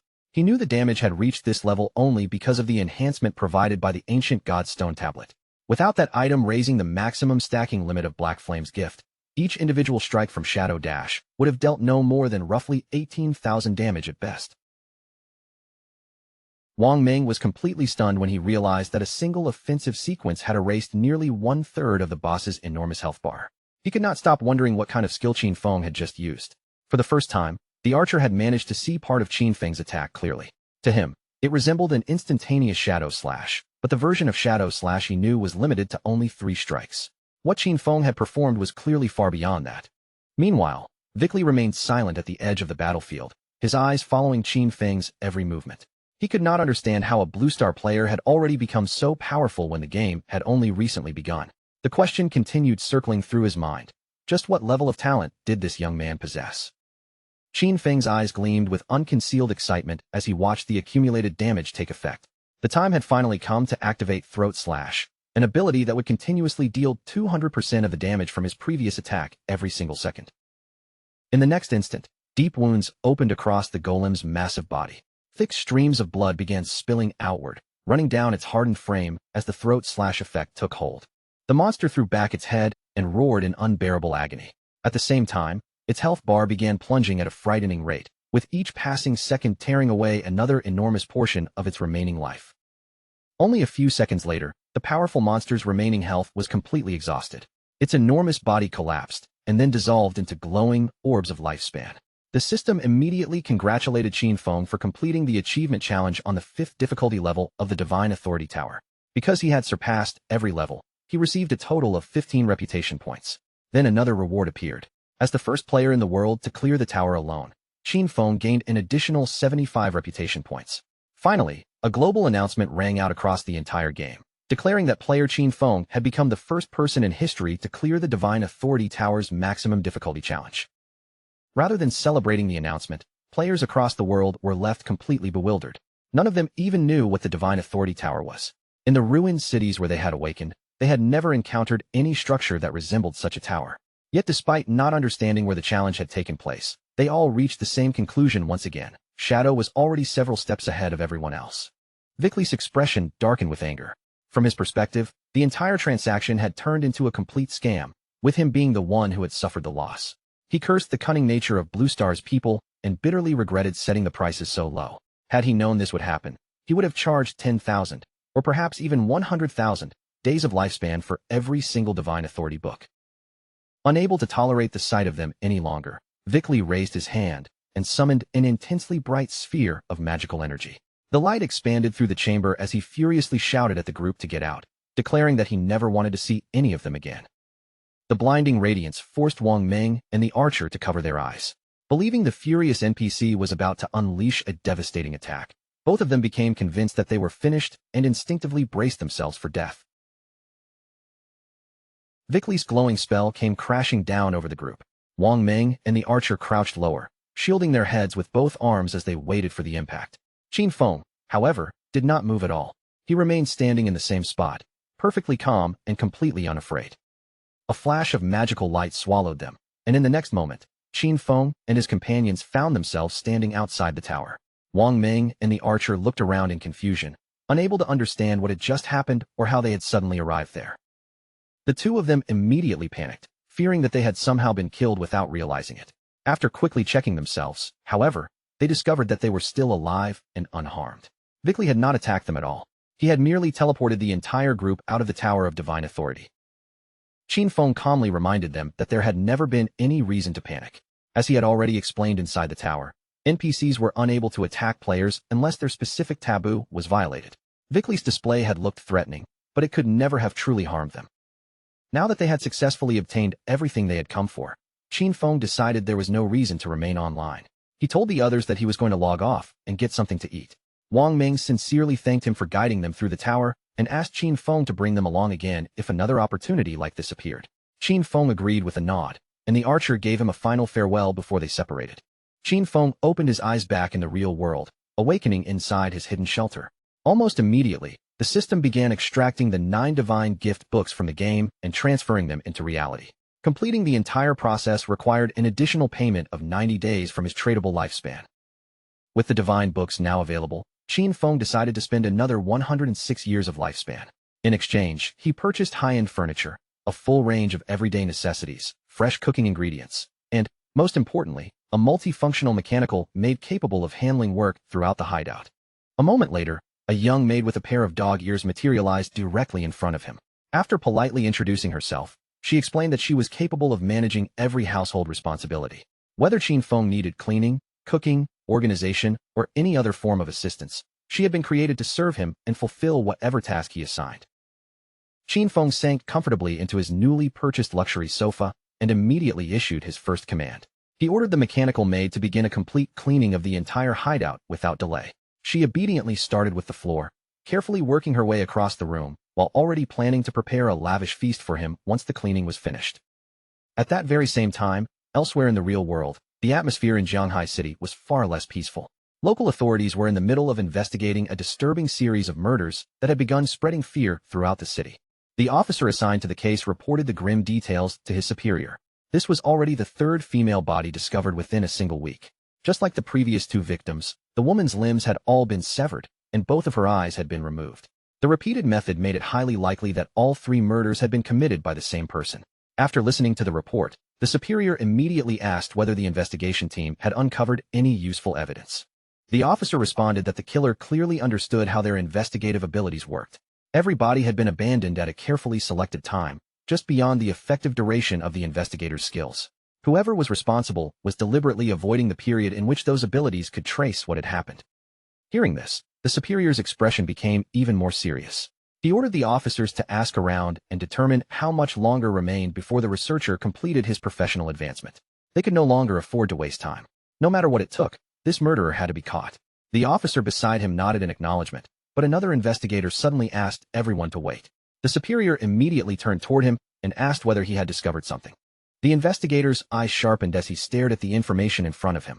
He had noticed an alarming pattern. Shadow's login and logout times matched precisely with the estimated times when each of the girls had been murdered.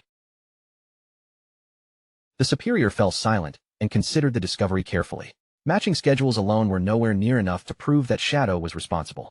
The officer acknowledged that point, but argued that the coincidence still gave them a possible direction from which to begin investigating. He added that rumors were already spreading throughout the city, accusing Shadow of being the murderer and claiming the authorities were deliberately covering for him because they feared his overwhelming power. The superior raised one hand and stopped Xiaoma before his suspicions could go any further. He reminded the officer that Shadow might have humiliated him in front of Anyu, but personal resentment could not be allowed to influence an official murder investigation. Their conclusions had to be based on evidence, not anger or wounded pride.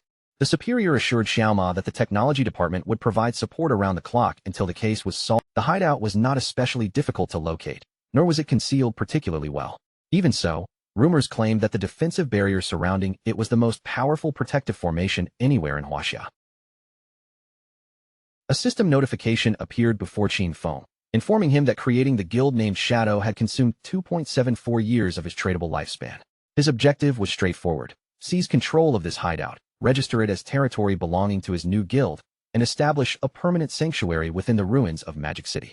Qin Feng immediately leaped forward, already thinking about the advantages this place would provide. Sanctuaries were connected through teleportation, meaning that once this one belonged to him, traveling between Magic City and Jianhai would become far quicker and much more convenient.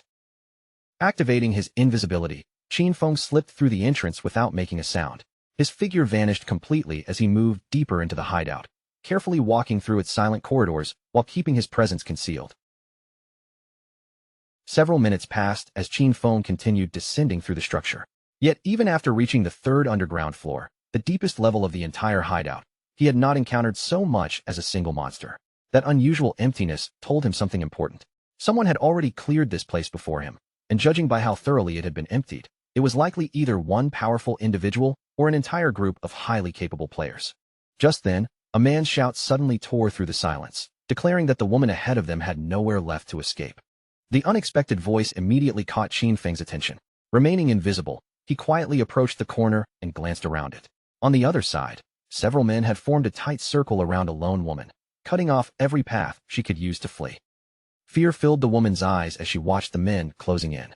Her body tensed, and she desperately warned them not to take another step toward her. They were standing on a narrow bridge, and the woman had already been forced all the way to its edge. Behind her, a blazing river of lava churned below, leaving her with nowhere else to retreat. One of the men smiled and told her not to be frightened, because they had no intention of killing her, at least, not yet. Dongfang Yu had ordered them to capture her so that his son could personally show her some affection. The man demanded that she reveal where she was hiding in the real world.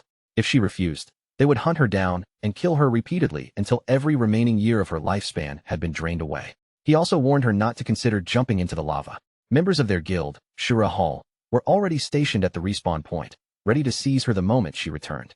The orange-haired man stepped forward with a relaxed smile and suggested that they settle the matter through a simple deal. He reminded the woman that she had already killed Dongfang Yu twice inside the game. Based on the lifespan dropped from those deaths, he estimated that she must have taken no less than 30 years from him. The woman said nothing, her expression tightening as countless thoughts raced through her mind.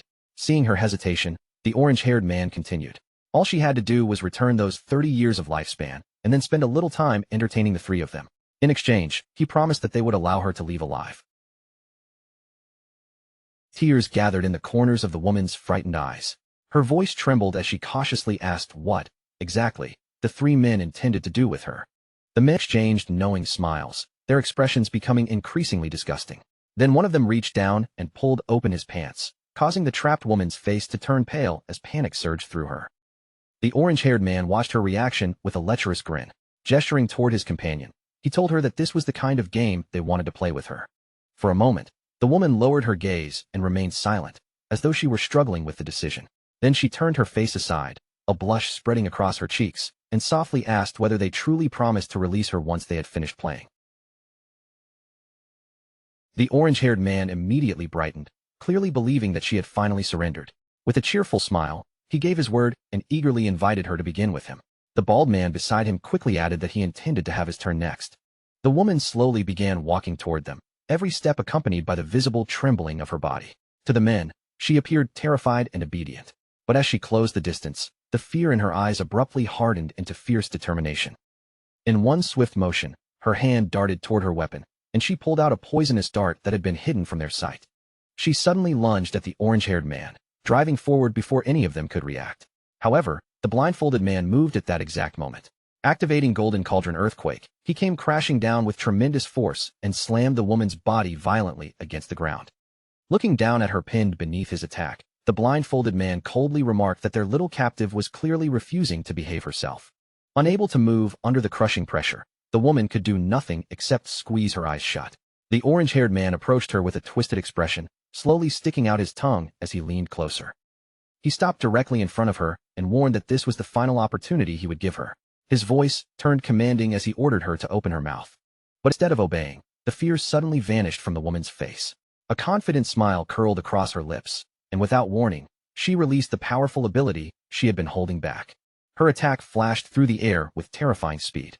Before the bald man or the orange-haired man could defend themselves, both of their bodies were sliced cleanly in half.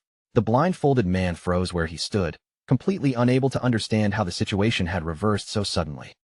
His eyes widened behind the cloth covering them, and disbelief spread across his face as he stared at what remained of his two companions. Nothing about what he had witnessed made sense to him. One moment the woman had been helpless beneath his skill, and the next, both of his allies had been instantly killed. Before the blindfolded man could even draw another breath, a long strip summoned by the woman shot through the air and coiled. Still observing from behind the corner, Qin Feng immediately recognized the fighting style she had displayed. There was no mistaking that unusual weapon or the way she controlled it. Her profession was chainblade. After eliminating the three disgusting men, the woman walked over to the orange-haired man's fallen body. Still burning with anger, she raised her foot and mercilessly crushed his most vulnerable area. The corpses soon dissolved into glowing orbs of lifespan, leaving no bodies behind.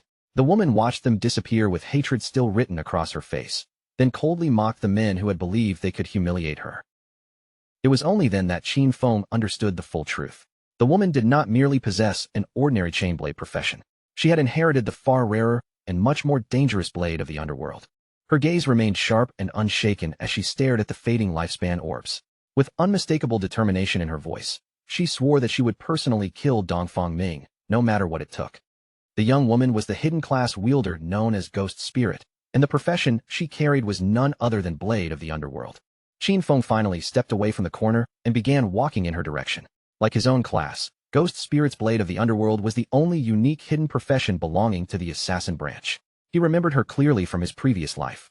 At her peak, she had risen into the ranks of the 10 most powerful individuals in the entire world.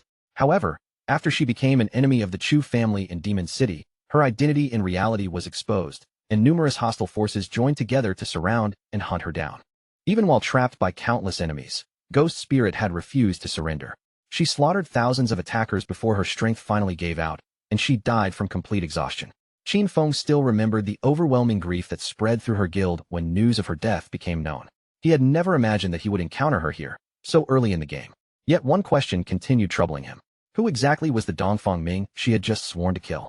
According to what Qin Feng remembered, he himself had been the one who later wiped out the entire Dongfang family. Qin Feng deliberately canceled his invisibility and allowed his figure to appear in the open. The sudden movement immediately attracted Ghost Spirit's attention, but the expression she turned toward him was anything but welcoming. Ghost Spirit instantly raised her guard and prepared to strike. After what had just happened, she naturally assumed Qin Feng was another companion of the 3 men she had killed. Qin Feng calmly denied the accusation, telling her that he had no connection whatsoever to those bastards. Ghost Spirit had no patience left for explanations. Her expression hardened, and she suddenly charged toward him while ordering him to prepare for death. Qin Feng, however, remained exactly as composed as always, showing no alarm as she rushed straight at him. With fury blazing across her face, Ghost Spirit activated her signature ability, Underworld Chainblade, directing its full power toward Qin Feng. In less than the blink of an eye, the long strip shot forward and began winding itself around Qin Feng's body, tightening rapidly as though just as the restraint was about to close around him. Qin Feng's entire body dissolved into darkness. He transformed into a shadow and disappeared from the spot without leaving the slightest trace, causing confusion to flash across Ghost Spirit's face. Before she could figure out where he had gone, Qin Feng silently reappeared directly behind her. Choosing to play along with her hostility, he spoke from only a short distance away. The sound of his voice coming from behind made Ghost Spirit's eyes widen with both surprise and sudden fear. Realizing that Qin Feng had slipped past her defenses and entered striking range, Ghost Spirit immediately recognized the danger. She pushed off the ground and jumped away, rapidly creating distance between them. Without wasting another second, she activated Shadow Stealth. Her physical form melted into a dark silhouette, and then even that shadow faded away until she had vanished completely from sight. Qin Feng's eyes shifted slightly in surprise when he realized that Ghost Spirit had successfully concealed herself. Her invisibility was clearly far more advanced than what an ordinary assassin should have possessed at this stage.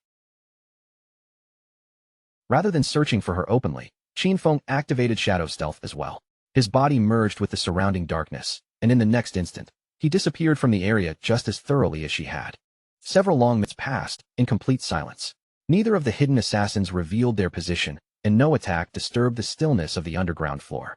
As the silence continued, Ghost Spirit became increasingly confused. She could not locate Qin Feng anywhere. The Blade of the Underworld granted her an innate level 4 anti-stealth ability, which should have allowed her to expose nearly any invisible opponent at this point in the game. Yet Qin Feng remained entirely beyond her perception. That impossible result forced a startling possibility into her mind. Could the man she had attacked actually be Shadow? Not long afterward, Qin Feng quietly canceled Shadow Stealth. His figure emerged without warning directly behind Ghost Spirit, so close that his sudden presence immediately drew her attention. The moment Ghost Spirit heard Shadow's voice behind her, Panic rushed through her body. What frightened her most was not simply that he had found her. Even while she remained protected by level 4 stealth, Qin Feng could still see her position with perfect clarity. Ghost Spirit realized that ordinary attacks would never be enough against Qin Feng. Her expression sharpened as she finally decided to fight seriously, unleashing her strongest ability, Evil Ghost Soul Chase. The long paper strip immediately began glowing with an eerie light. At the same time, a tiny pink flame appeared above Qin Feng's head, marking his position even as he activated Shadow Stealth and vanished once again. Qin Feng did not relax merely because his body had disappeared. Keeping his guard raised, he quickly retreated to create distance. To his surprise, however, the blade changed direction and continued chasing him, leaving even him briefly confused. After watching its movements more carefully, Qin Feng quickly understood the ability's true purpose. This was no ordinary flying blade. Once it locked onto a target, it could accurately trace that person's position wherever they moved. Determination burned brightly in Ghost Spirit's eyes. She might have been unable to see Qin Feng through his concealment, but her weapon did not need her vision to pursue him. Once Evil Ghost Soul Chase selected its target, escape was supposed to be impossible. Qin Feng accelerated and attempted to shake the weapon off, but every movement proved useless as the blade followed him without hesitation. He quickly realized that Ghost Spirit's hidden class possessed an ability capable of ignoring stealth levels entirely. She truly was anything but ordinary. Still, Qin Feng was far too cunning to continue fleeing in a straight line. He abruptly changed his path and began circling tightly around Ghost Spirit. By the time she understood what he was trying to accomplish, his trap had already taken shape. Ghost Spirit refused to surrender so easily and tried to turn around and catch him. But the weapon continued following Qin Feng's circular route, and before she could stop it, the glowing strip wrapped tightly around her own body, binding her limbs and leaving her completely immobilized. Qin Feng calmly grabbed the paper strip and lifted the restrained Ghost Spirit into the air. He finally told her his true identity. He was Shadow, not someone Dongfang Ming had sent after her. If he had genuinely intended to kill her, she would have died long before realizing he was there. With no way to break free, Ghost Spirit reluctantly chose to believe him and demanded that he put her down. Rather than releasing her immediately, Qin Feng went straight to the question that mattered most. He asked whether the Dongfang Yu she had mentioned belonged to the Dongfang family of Zhanghai City. Still hanging upside down from the strip, Ghost Spirit gave him a small nod. She confirmed that Dongfang Yu did come from that family, but added that the woman had already married into the Chu family, so her connection with the Dongfang household was no longer particularly close. Qin Feng immediately understood what must have happened. A fish had slipped through the net. Apparently, Dongfang Yu had not been present in Zhanghai City when he wiped out the rest of the Dongfang family. Ghost Spirit's eyes suddenly widened as she processed his words. Only then did she realize that the person responsible for annihilating the entire Dongfang family had been Qin Feng himself. Her surprise quickly turned into open excitement. If Shadow had destroyed the Dongfang family, then he and Dongfang Yu were already enemies. Ghost Spirit immediately urged him to let her down, declaring that the enemy of her enemy was naturally her ally and that the two of them could cooperate. Qin Feng loosened his grip and released the paper strip without warning. With nothing supporting her any longer, Ghost Spirit dropped straight to the ground beneath him. Cooperation, however, was not Qin Feng's immediate concern. Before agreeing to anything, he wanted to know the truth, so he asked Ghost Spirit why she was so determined to kill Dongfang Yu. At the mention of that name, Ghost Spirit clenched her teeth so tightly that her jaw trembled. Hatred and grief surfaced in her expression as she revealed that everything she was doing was to avenge the murder of her family. Then, with a heavy voice, she began recounting the painful story behind her revenge. Before the arrival of the godforsaken game, Dongfang Yu had driven while intoxicated and struck Ghost Spirit's mother, killing her in a traffic accident.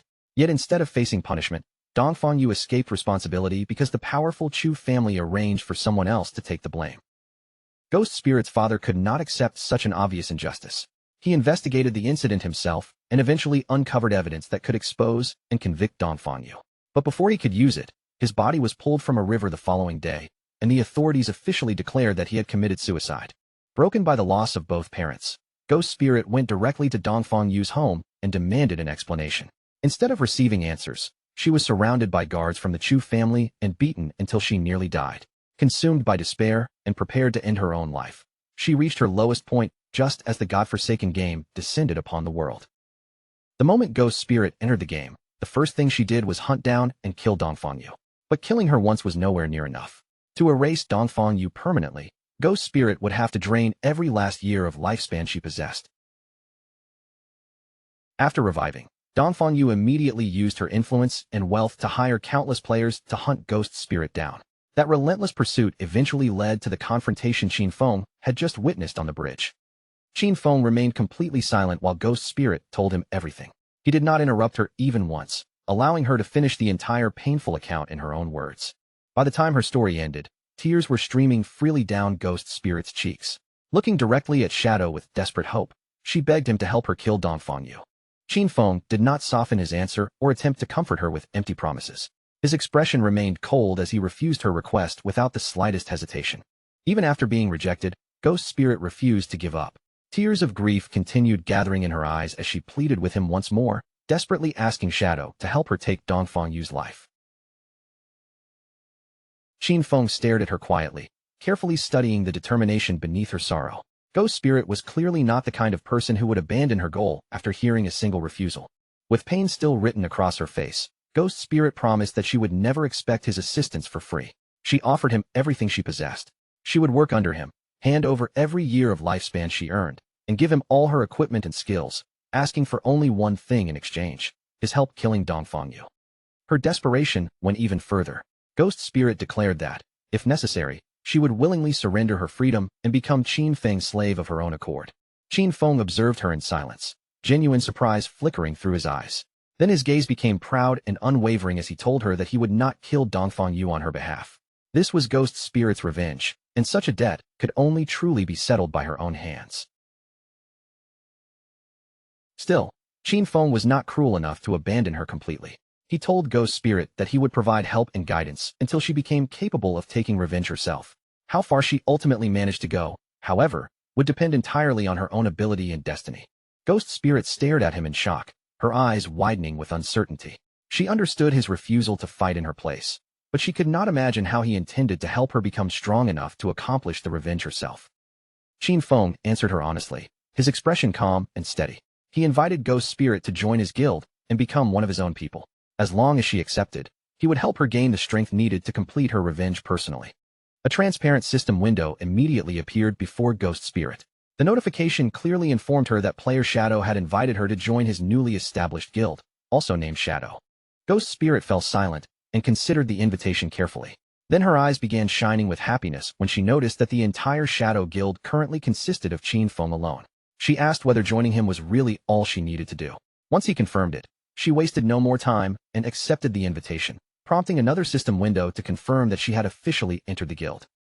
Qin Feng then accepted the friend request Ghost Spirit had sent him. Pleased that she had agreed to follow his guidance, he told her that there was now only one immediate task she needed to complete: her class advancement. Turning his back toward her, Qin Feng explained that she would have to discover for herself what class advancement involved and how it could be completed. He would not give her every answer. Once she successfully advanced her class, she could come and find him again. Still kneeling on the ground, Ghost Spirit raised her head, and fierce determination began glowing in her eyes. Qin Feng gave her one final warning. If she could not overcome even this challenge by herself, then she had no hope of completing her revenge and should abandon it now. Qin Feng activated Shadow Stealth and silently disappeared from the area. As he left, he reflected on the limitless potential of the blade of the Underworld class. With only a small amount of proper guidance, Ghost Spirit could undoubtedly rise far beyond the level she had reached in his previous life. After leaving Ghost Spirit behind, Qin Feng continued deeper into the underground structure until he finally arrived at the very heart of the Evil Spirit Academy. Waiting there was a level 15 boss, a grotesque woman surrounded by several floating spiritual heads. The system identified her as Stana, the platinum-grade aberrant witch. After observing her form and position, Qin Feng quickly determined that she was the guardian protecting the Evil Spirit Academy. Qin Feng launched his attack without giving the boss any time to react. In the blink of an eye, he leaped into the air and unleashed Dark Knight Ringblade. The strike tore into Stana, dealing 26,000 damage while successfully triggering Weak Point Strike. As Qin Feng landed lightly back on the ground, memories of the battle's mechanics surfaced in his mind. During Stana's first phase, only one of her 4 spiritual heads would become active, while her main body remained completely immune to physical damage. Because of that immunity, Qin Feng could only rely on elemental abilities, which dealt somewhat less damage than his strongest physical attacks. Qin Feng summoned a shadow blade into his hand, confidence shining in his eyes. He possessed the pale white bone blade, which greatly increased his movement speed, and his shadow blade ability had another crucial advantage. its cooldown reset every time the attack successfully struck a target. Taking full advantage of that effect, Qin Feng began summoning shadow blades one after another until hundreds of them filled the air around him. He then launched the entire barrage at Stana, driving the blades deep into one of her spiritual heads and dealing more than 200,000 damage. With an endless stream of elemental blades firing from his position, Qin Feng had effectively transformed himself into a mobile Gatling gun. It did not take long for the golden spiritual head to reach its limit. Under the relentless bombardment, it exploded into countless fragments. Qin Feng remained perfectly composed, already remembering what would happen next. During the second phase, 3 of Stana's heads would awaken and attack at the same time. Stana's eyes flared with intense rage as the destroyed head vanished. Her furious gaze immediately locked onto Qin Feng, identifying him as the sole target of her hatred. Moments later, the 3 awakened spiritual heads opened their glowing eyes and began firing rapid bursts of energy. Stana twisted and danced wildly across the battlefield, causing the beams to sweep through the surrounding area in a chaotic storm of indiscriminate attacks. For an ordinary player, avoiding such a dense barrage would have been nearly impossible. But to Qin Feng, the seemingly chaotic pattern was not especially difficult to read or evade. With little effort, Qin Feng slipped between the incoming energy blasts and avoided every attack aimed at him. The moment he found an opening, he launched another wave of shadow blades and drove them into the boss's spiritual head, dealing more than 200,000 additional damage. As Anna twisted in agony beneath the relentless assault, Qin Feng descended lightly to the ground. Without even looking back at the wounded boss, he turned away with complete confidence, knowing the battle had already reached its conclusion. With a casual motion, Qin Feng released one final shadow blade behind him. The weapon pierced Stana's body, and a massive explosion immediately tore through the chamber, blowing the platinum-gray boss apart. The system confirmed that he had slain the aberrant witch Stana, awarding him 50,000 experience points along with the platinum-tier hideout key to the Evil Spirit Academy. Qin Feng's eyes widened slightly when another system notification appeared, informing him that he had finally met the requirements for class advancement. Without hesitation, he chose to proceed. Darkness surged around his body as his shadow class advanced from Tier 1 to Tier 2. The transformation caused every class-based attribute bonus to rise dramatically. Strength increased from 9 to 27, Constitution from 9 to 27, Agility from 24 to 72, and Spirit from 15 to 45. This advancement had effectively tripled every attribute bonus provided by the Shadow class. Qin Feng immediately felt the difference as his Strength, Constitution, Agility, and Spirit all soared, raising his attack power, defenses, elemental resistances, and every other combat-related statistic. His non-tradable lifespan had now surpassed 4,510 years, while his tradable lifespan exceeded 566 years. Even more importantly, he unlocked his 4th class passive, allowing him to attack without leaving stealth while still receiving the bonus damage normally triggered when stealth was broken. Qin Feng's gaze shifted toward the golden key on the ground, and satisfaction shone brightly in his eyes. His class bonuses had tripled, and attacking would no longer expose his position. The Tier 2 Shadow class was not merely a simple improvement. It completely overturned the usual rules of combat. Several minutes later, outside the Evil Spirit Academy, a group of familiar figures returned. The moment Ghost Spirit saw them approaching, alarm flashed across her face. She had not expected those men to dare come back so quickly. They were the same men Ghost Spirit had killed earlier, but this time, the 3 of them had not come alone.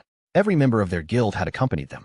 The bald man smiled coldly and admitted that he had been careless before because he had not known she possessed a chain blade. Beside him, the orange-haired man confidently revealed that he had summoned the entire Shura Palace Guild. With so many players surrounding her now, he wanted to see where she could possibly escape. The bald man wasted no time and charged straight at Ghost Spirit, his weapon already raised to strike. With a vicious expression, he warned that he would not treat her as gently as he had before. Ghost Spirit's face tightened as she realized how dangerous the situation had become. Activating Earth Slash, the bald man leaped upward and brought his heavy axe crashing toward the ground. The attack descended with tremendous force, but Ghost Spirit reacted at the last possible moment, throwing herself aside and narrowly avoiding the blade. Confidence returned to Ghost Spirit's eyes as she immediately activated Shadow Stealth. However, just as her body began fading into darkness, someone hurled a flash grenade directly in front of her. The grenade exploded with an overwhelming burst of white light, forcing her concealment to collapse as she raised both hands to shield her blinded eyes. The bald man seized the opening without hesitation. Stepping forward, he drove a powerful kick into Ghost Spirit and sent her crashing onto the ground. He planted his boot arrogantly against her head, pressing her face down while wearing a smug smile. The bald man declared that this time, he would teach her a lesson she would never forget. Even while pinned beneath him, Ghost Spirit showed no intention of surrendering.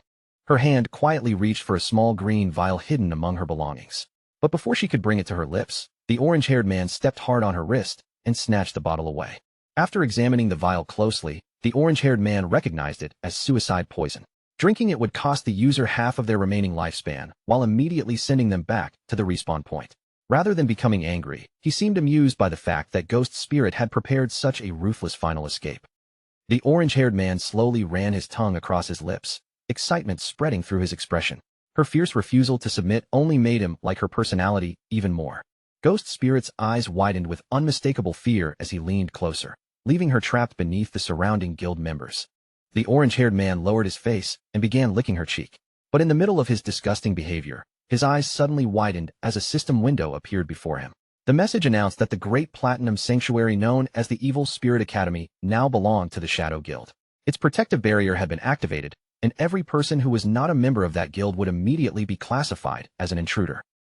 The sanctuary's defense system activated at once. Before the intruders could even react to the warning, a massive bolt of lightning descended from above and struck the gathered members of Shura Palace. In less than a heartbeat, every intruder caught inside the sanctuary was annihilated. Their bodies vanished and transformed into scattered, glowing orbs of lifespan. Ghost Spirit stared at the scene in astonishment.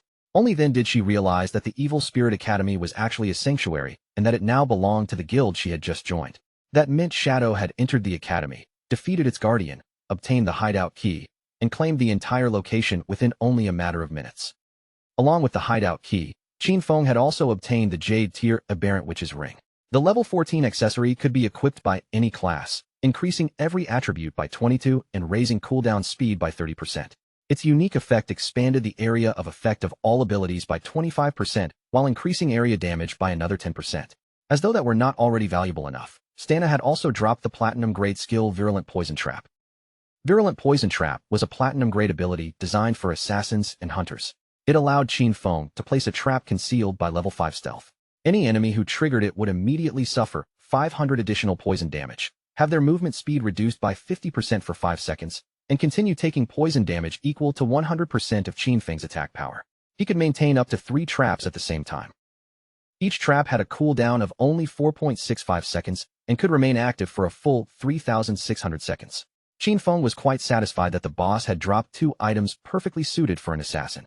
The ring was especially useful because both Instant Shadow Slash and Dark Knight Ringblade were area of effect abilities, meaning its bonuses would provide an enormous improvement to his combat power. Qin Feng's eyes brightened further when he noticed that he had accumulated 363 evolution points, exactly enough to upgrade Backstab Enhancement to Legendary Grade. He immediately spent 340 points, leaving only 23 behind. The skill evolved from Epic to Legendary, and its passive bonus for attacking an enemy from behind increased from 75% additional damage to a full 100%. The Legendary effect provided an even greater advantage. While Qin Feng remained in stealth, every attack he dealt would automatically be treated as a backstab, regardless of the direction it came from. Combined with the permanent stealth granted by his advanced shadow class, this constant backstab bonus dramatically increased both his destructive power and his ability to survive prolonged battles.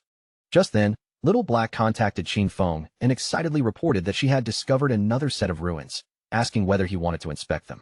When he asked where she was, she told him she was currently inside the Zhanghai City ruins. Around the entrance of an ancient temple, they had found stone murals that closely resembled those from the beginner village ruins. Qin Feng became curious and asked why they had not explored the place themselves. Considering their current progress, their group should already have been capable of fighting a platinum-grade boss.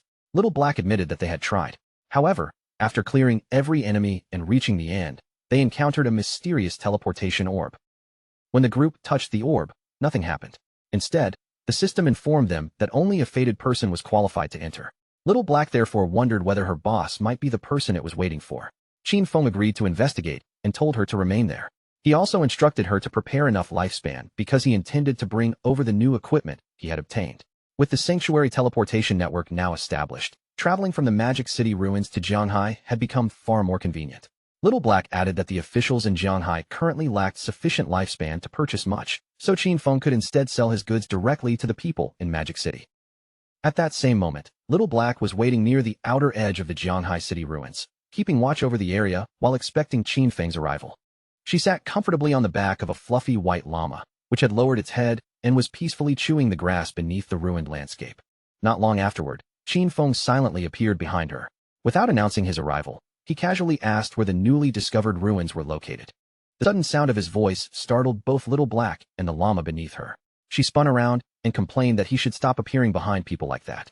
Qin Feng had frightened her deliberately, but he calmly lied and promised that he would be more careful the next time.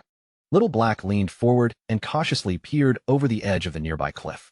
Pointing into the depths below, she explained that the entrance to the ruins was located at the very bottom. When Qin Feng asked how they had managed to discover such a hidden place, she sighed and told him it was a long story. Turning toward the white llama, Little Black explained that she had originally come across the creature in this area and had managed to obtain it as her personal mount.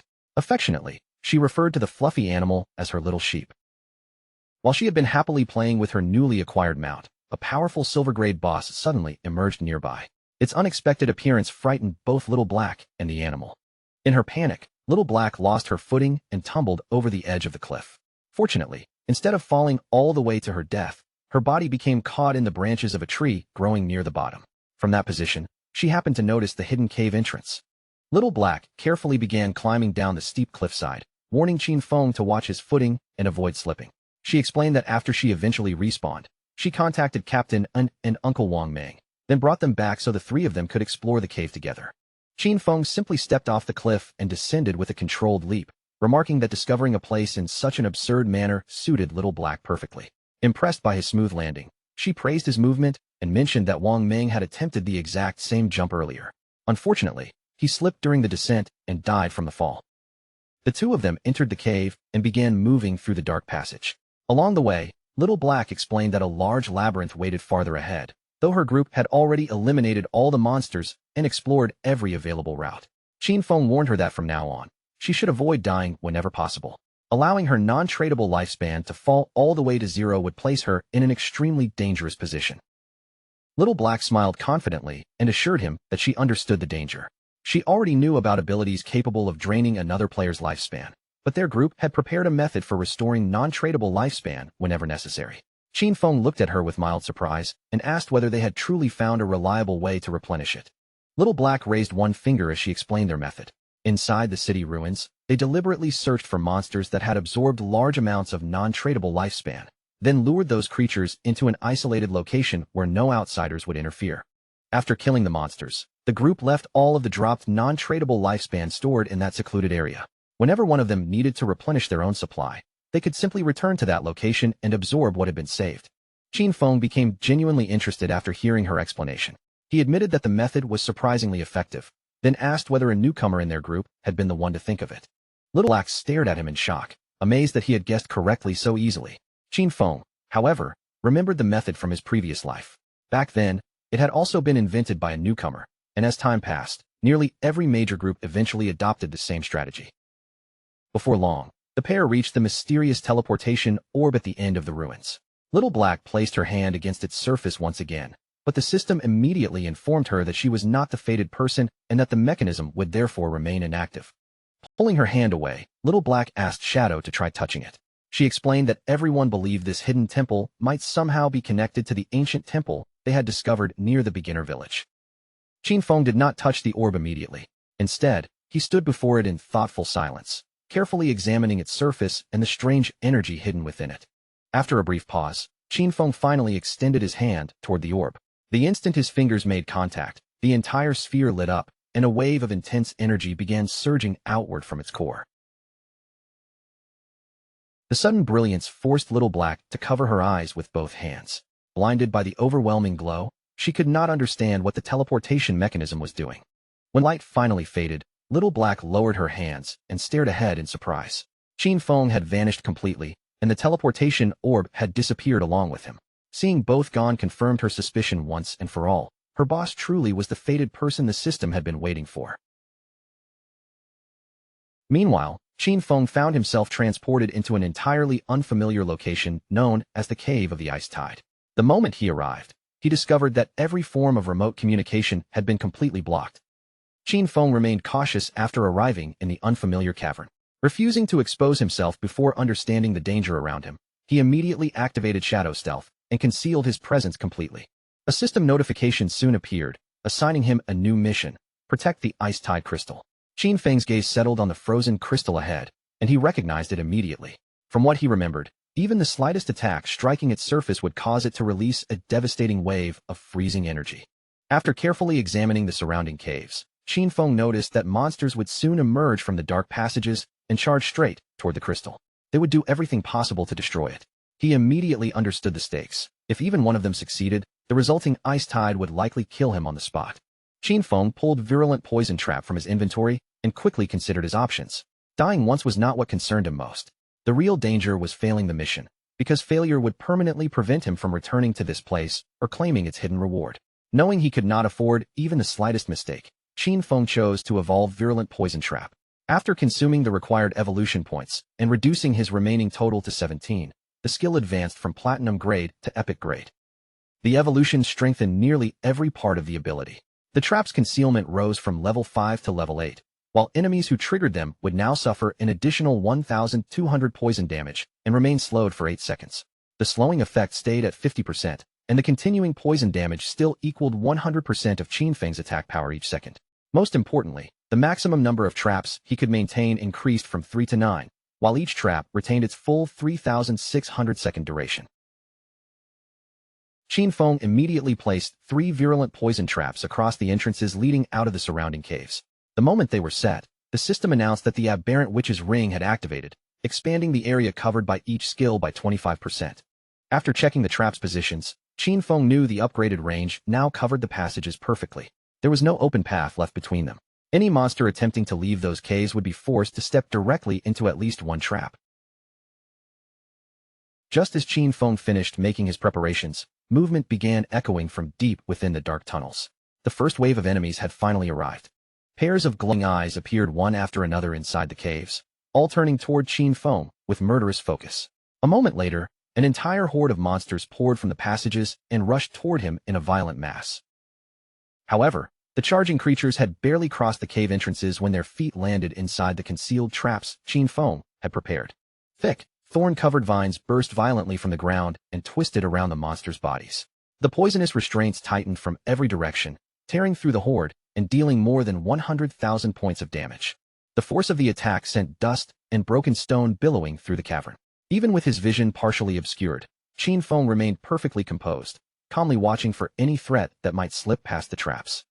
At that exact moment, an arrow suddenly tore through the rising dust and flew directly toward Qin Feng's position. The sharp whistle of the projectile immediately caught his attention. Qin Feng's expression turned serious as he recognized the unexpected attack approaching through the haze. Just before the arrow could pierce him, Qin Feng raised his hand and summoned a defensive shield.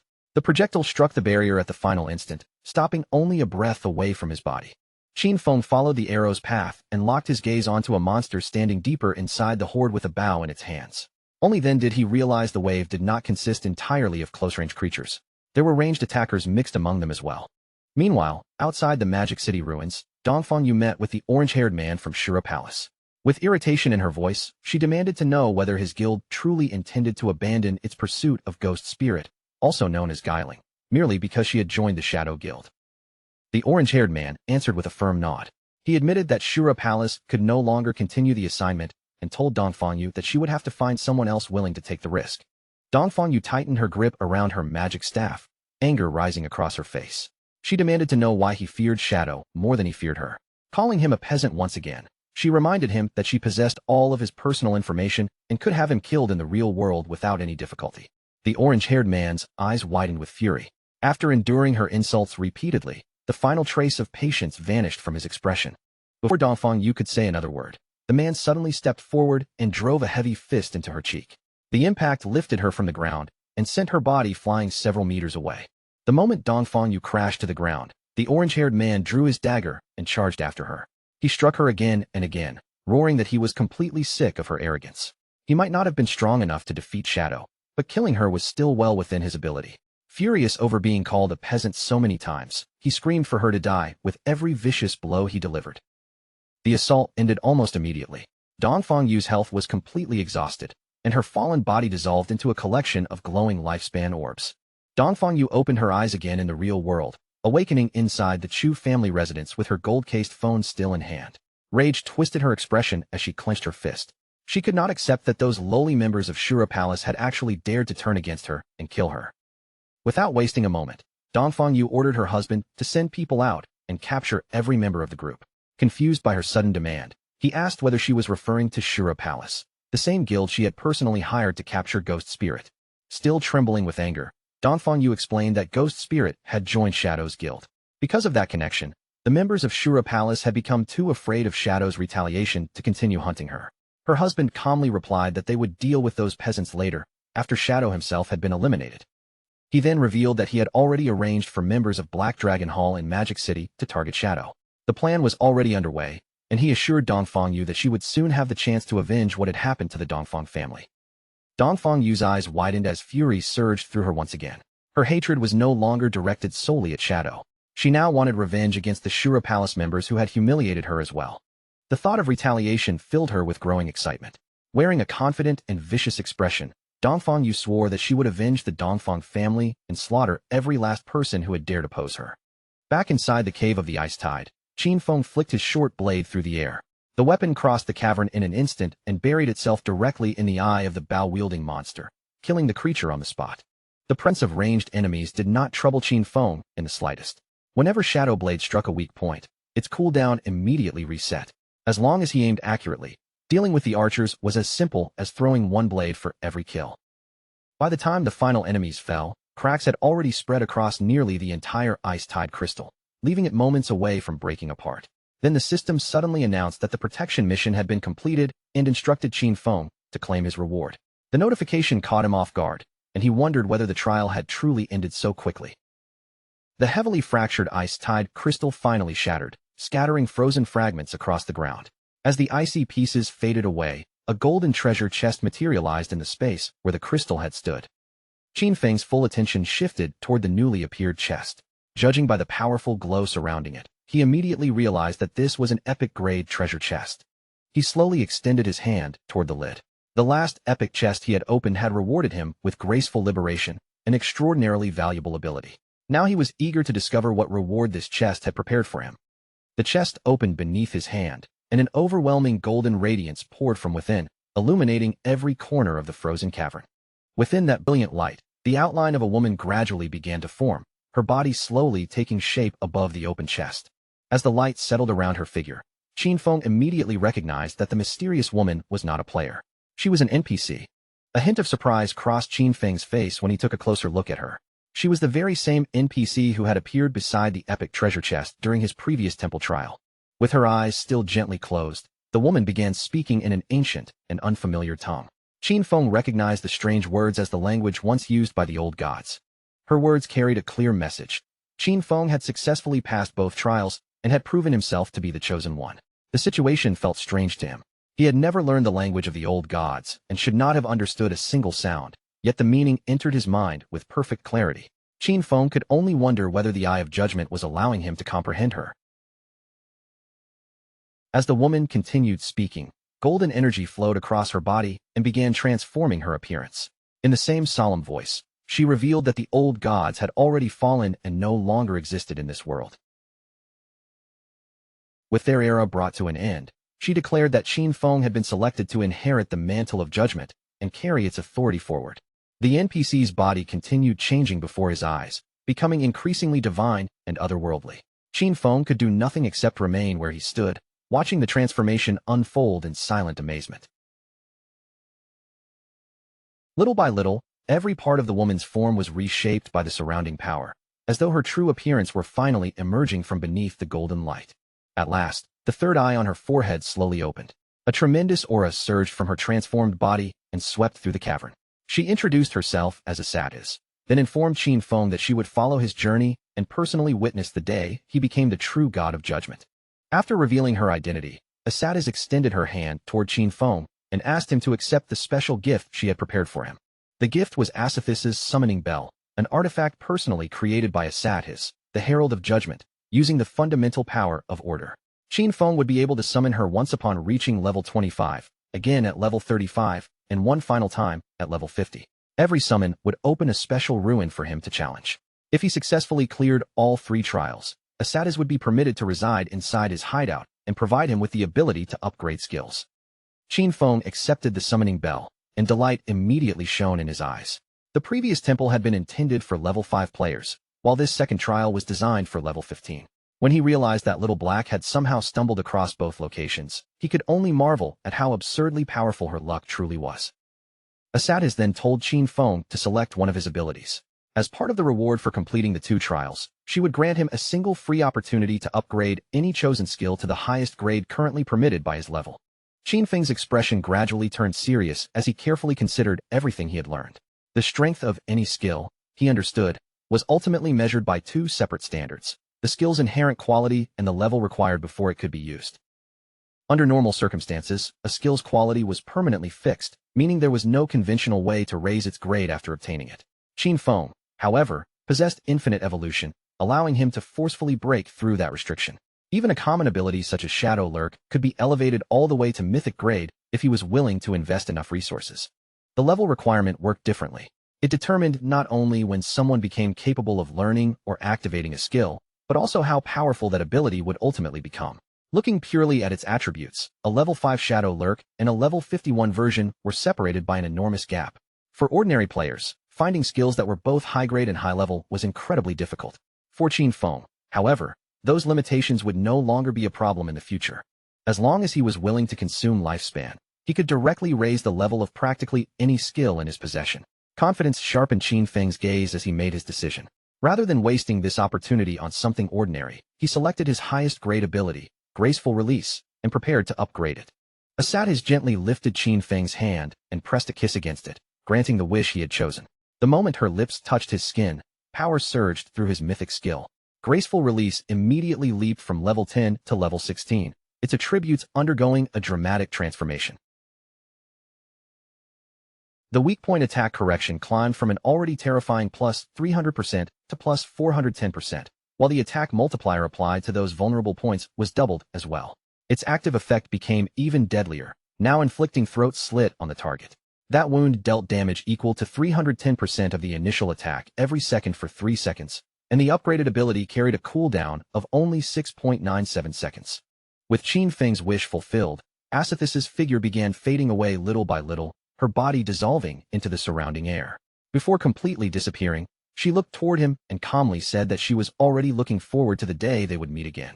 Once Asadis had vanished, a brilliant blue portal formed directly in front of Qin Feng.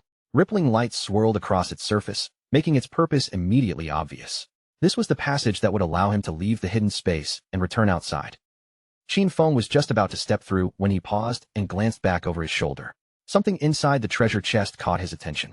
Realizing that one final item had been left behind, he turned around, reached into the chest, and pulled it out before departing. What he obtained was the Epic Tier Bafich's equivalent exchange agreement. It was a pair of epic-grade leg armor designed specifically for assassins and required level 15 to equip.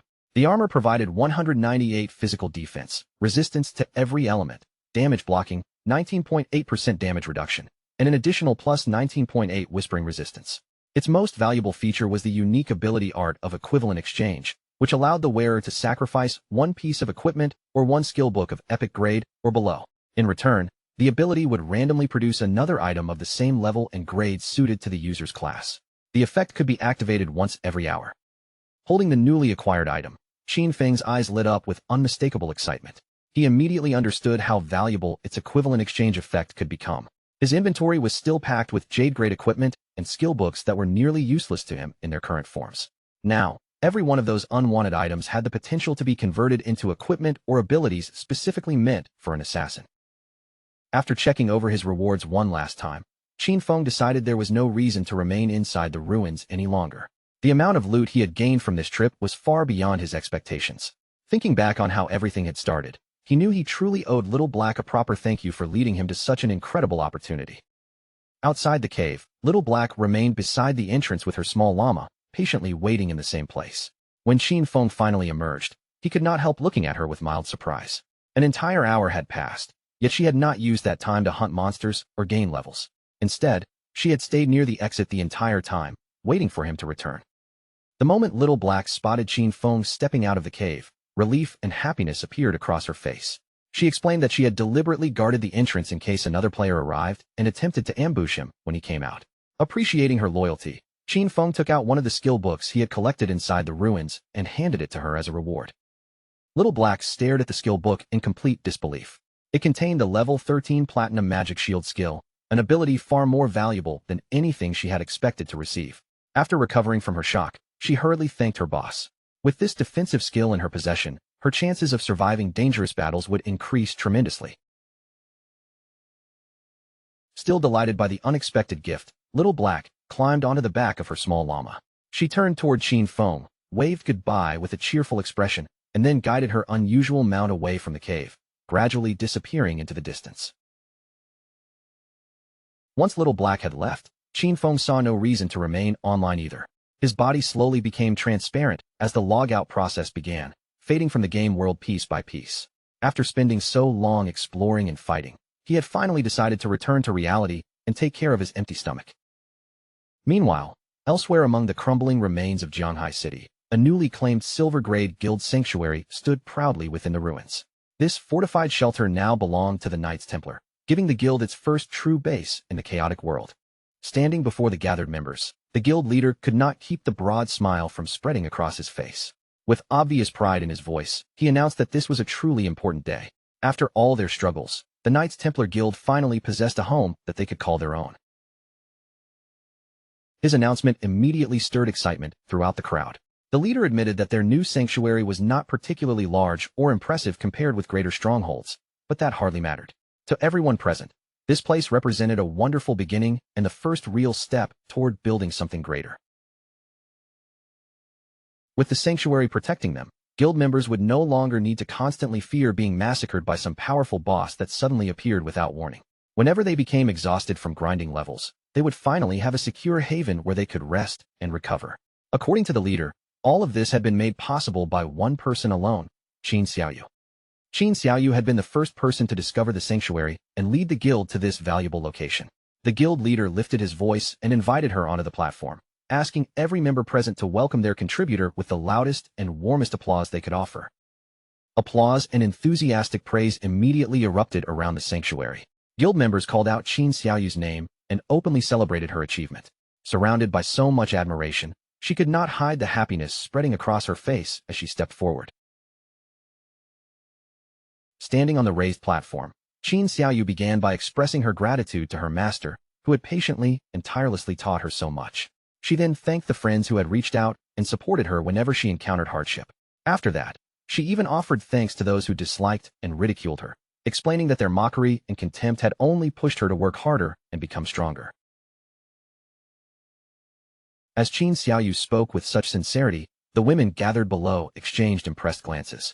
Hearing how she had turned both kindness and hostility into motivation, they could not help feeling genuinely proud of everything she had managed to achieve.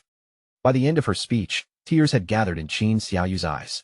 Her voice grew more emotional as she offered her final thanks to her father and mother.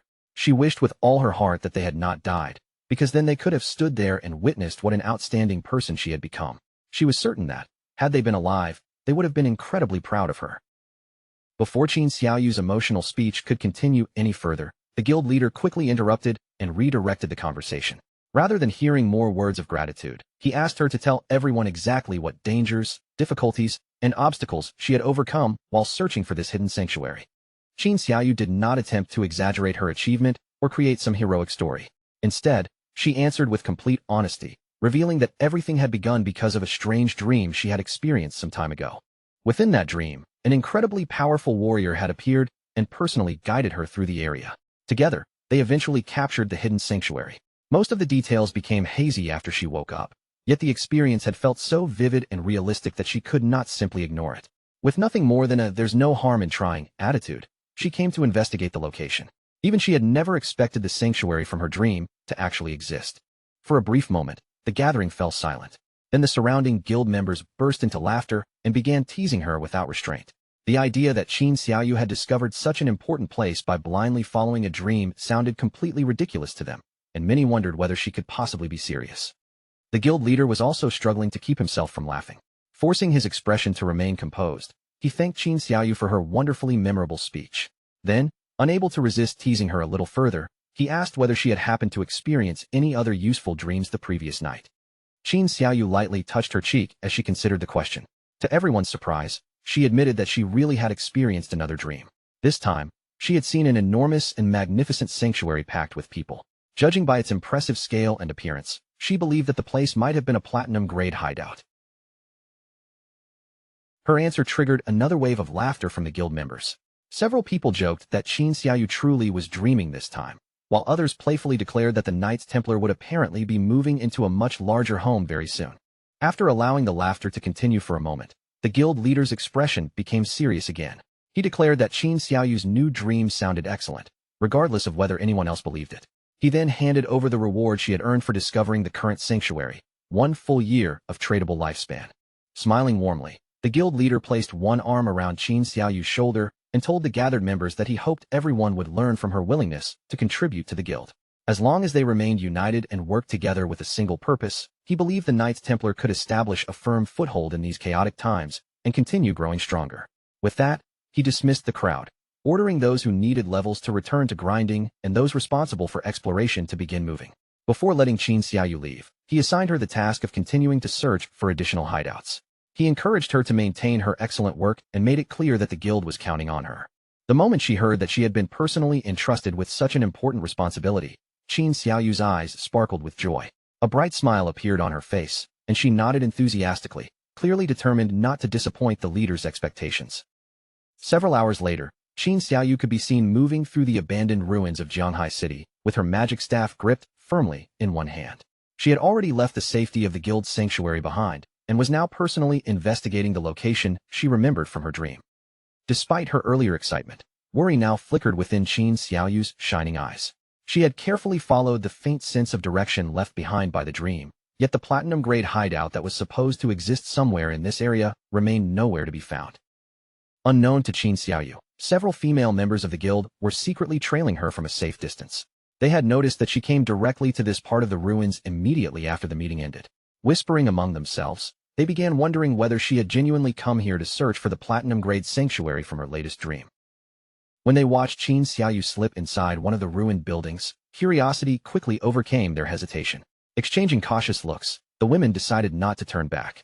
Keeping their footsteps quiet, they followed her through the entrance to see where she was going. Inside the building, Qin Xiaoyu soon discovered a narrow tunnel and cautiously made her way through it. The deeper she traveled, the more uneasy she became. Parts of the passage looked strikingly similar to what she had seen in her dream, yet other details felt completely unfamiliar. To make matters worse, a persistent feeling crawled across her back, warning her that someone might be following behind her. Qin Xiaoyu stopped for a moment and tightly closed her eyes. After releasing a slow breath, she gathered what courage she had and forced determination into her heart. She reminded herself that she was not some helpless beginner. She was a life priest, the holder of a rare hidden class, and surely nothing inside this tunnel could easily harm her. After reassuring herself, Qin Xiaoyu finally opened her eyes again. All of her newly gathered courage vanished in an instant. Directly in front of her stood a grotesque monster, and from within its gaping mouth, several unnatural eyes stared straight back at her. The horrifying sight completely overwhelmed poor Qin Xiaoyu. Her body stiffened, her face drained of color, and no coherent words could escape her throat. All she could do was unleash a terrified scream that echoed sharply through the dark tunnel. Strangely, the creature did not immediately attack Qin Xiaoyu. It knocked her violently onto the ground and rushed past her instead, charging directly toward the section of the tunnel where the guild women following her had concealed themselves. The hidden women immediately fell into panic when the monster came racing toward them. None of them recognized what kind of creature it was, and its revolting appearance made their stomachs turn. Shouting over one another, they demanded that everyone surround the disgusting thing and kill it as quickly as possible. Before the women could organize themselves or form any kind of proper strategy, the creature struck. Several tentacles whipped outward and tightly coiled around one of the guild members, locking her body in place. Then the slimy appendages extending from the monster's mouth were forcefully shoved straight into the trapped woman's mouth. The horrifying process lasted only an instant. The captured woman's body visibly weakened as strength rapidly drained from her limbs. The creature was not merely injuring her. It was absorbing every remaining trace of her lifespan and stripping it away until almost nothing was left. The other women finally understood what they were witnessing. This monster could drain their lifespan and kill them without giving them any chance to resist. Terrified screams erupted throughout the tunnel, and without wasting even a single second, the surviving guild members turned around and fled as fast as their legs could carry them. Unfortunately for them, the creature had no intention of allowing its prey to escape so easily. Still lying on the tunnel floor, Qin Xiaoyu gradually regained consciousness when the desperate screams reached her ears. Confusion and terror covered her face as she slowly turned her head toward the noise. The sight waiting behind her made her blood run cold. The grotesque monster was holding the guild women captive and mercilessly draining away their lifespan. Qin Xiaoyu reacted almost instantly. Keeping her breathing as quiet as possible, she pushed herself off the ground and slipped away without making a single sound, desperate to put as much distance as she could between herself and that horrifying creature. As she fled through the dark passage, a winding spiral staircase suddenly appeared ahead of her. Qin Xiaoyu did not stop to think or even glance behind her. She rushed onto the steps and hurried downward as fast as her trembling legs could carry her. In her panic, Qin Xiaoyu missed one of the steps beneath her feet. Her body pitched forward without warning, and she tumbled down before crashing headfirst onto the hard ground at the bottom. The impact sent a sharp wave of pain through her body, immediately bringing tears to the corners of her eyes. Grimacing as she slowly raised her head, Qin Xiaoyu carefully studied the unfamiliar surroundings, wondering where her desperate escape had brought her. Directly in front of Qin Xiaoyu stood a large, tightly sealed door. Its silent presence dominated the space, making it impossible for her attention to settle anywhere else. The moment Qin Xiaoyu recognized the entrance, her eyes widened with astonishment and she froze in place.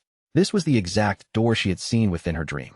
After searching for so long, she had finally discovered the platinum-grade hideout. Realizing how important this was, she knew she had to inform the guildmaster immediately.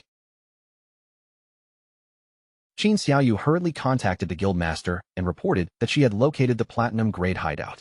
Her announcement caught the leader by surprise, but he quickly recovered and ordered her to remain exactly where she was. He was already gathering guild members and heading toward her position. He then told Qin Xiaoyu to join his party so they could track her location directly. After accepting the invitation, she assured them that she would stay beside the entrance and wait for their arrival. Just as Qin Xiaoyu finished sending the message, an unsettling noise echoed from behind her. Her eyes widened with fear, and her body stiffened as she slowly turned around. There, standing only a short distance away, was the sinister monster, staring directly at her with a twisted smile stretched across its face. Terror surged through Qin Xiaoyu, but she clenched her teeth and forced herself not to collapse. She repeatedly told herself that she could not be afraid. She had already come this far, and if she remained brave, she could fight this creature. No matter how frightening it looked, she convinced herself that she could definitely defeat it.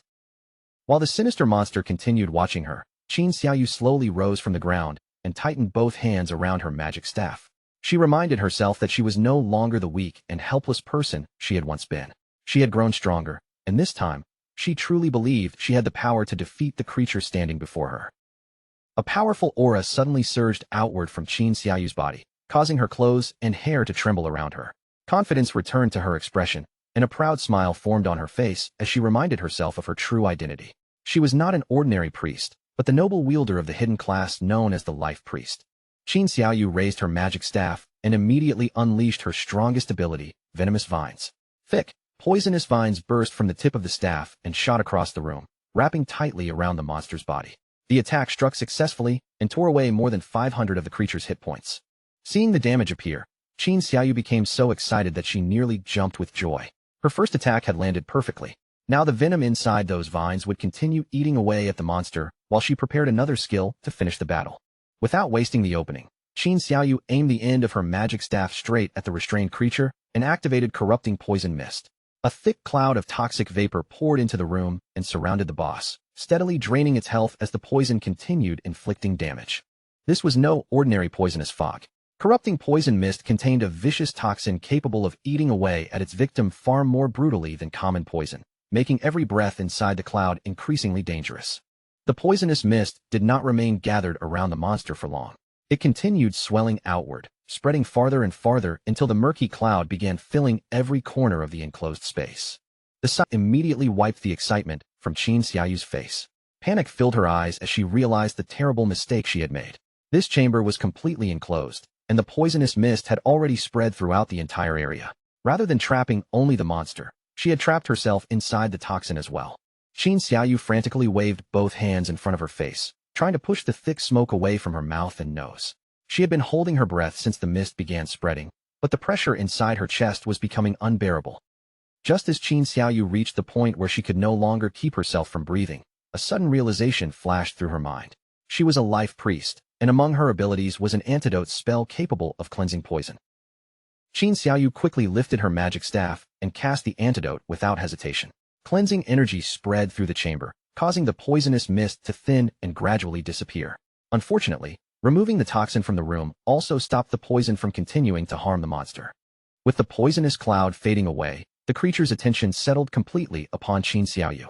It stared at her in silence, and another disturbing smile slowly spread across its grotesque face. Tears gathered in Qin Xiaoyu's frightened eyes as she struggled to remain standing. Before the antidote could fully cleanse the room, however, she accidentally inhaled a small amount of the lingering poisonous mist.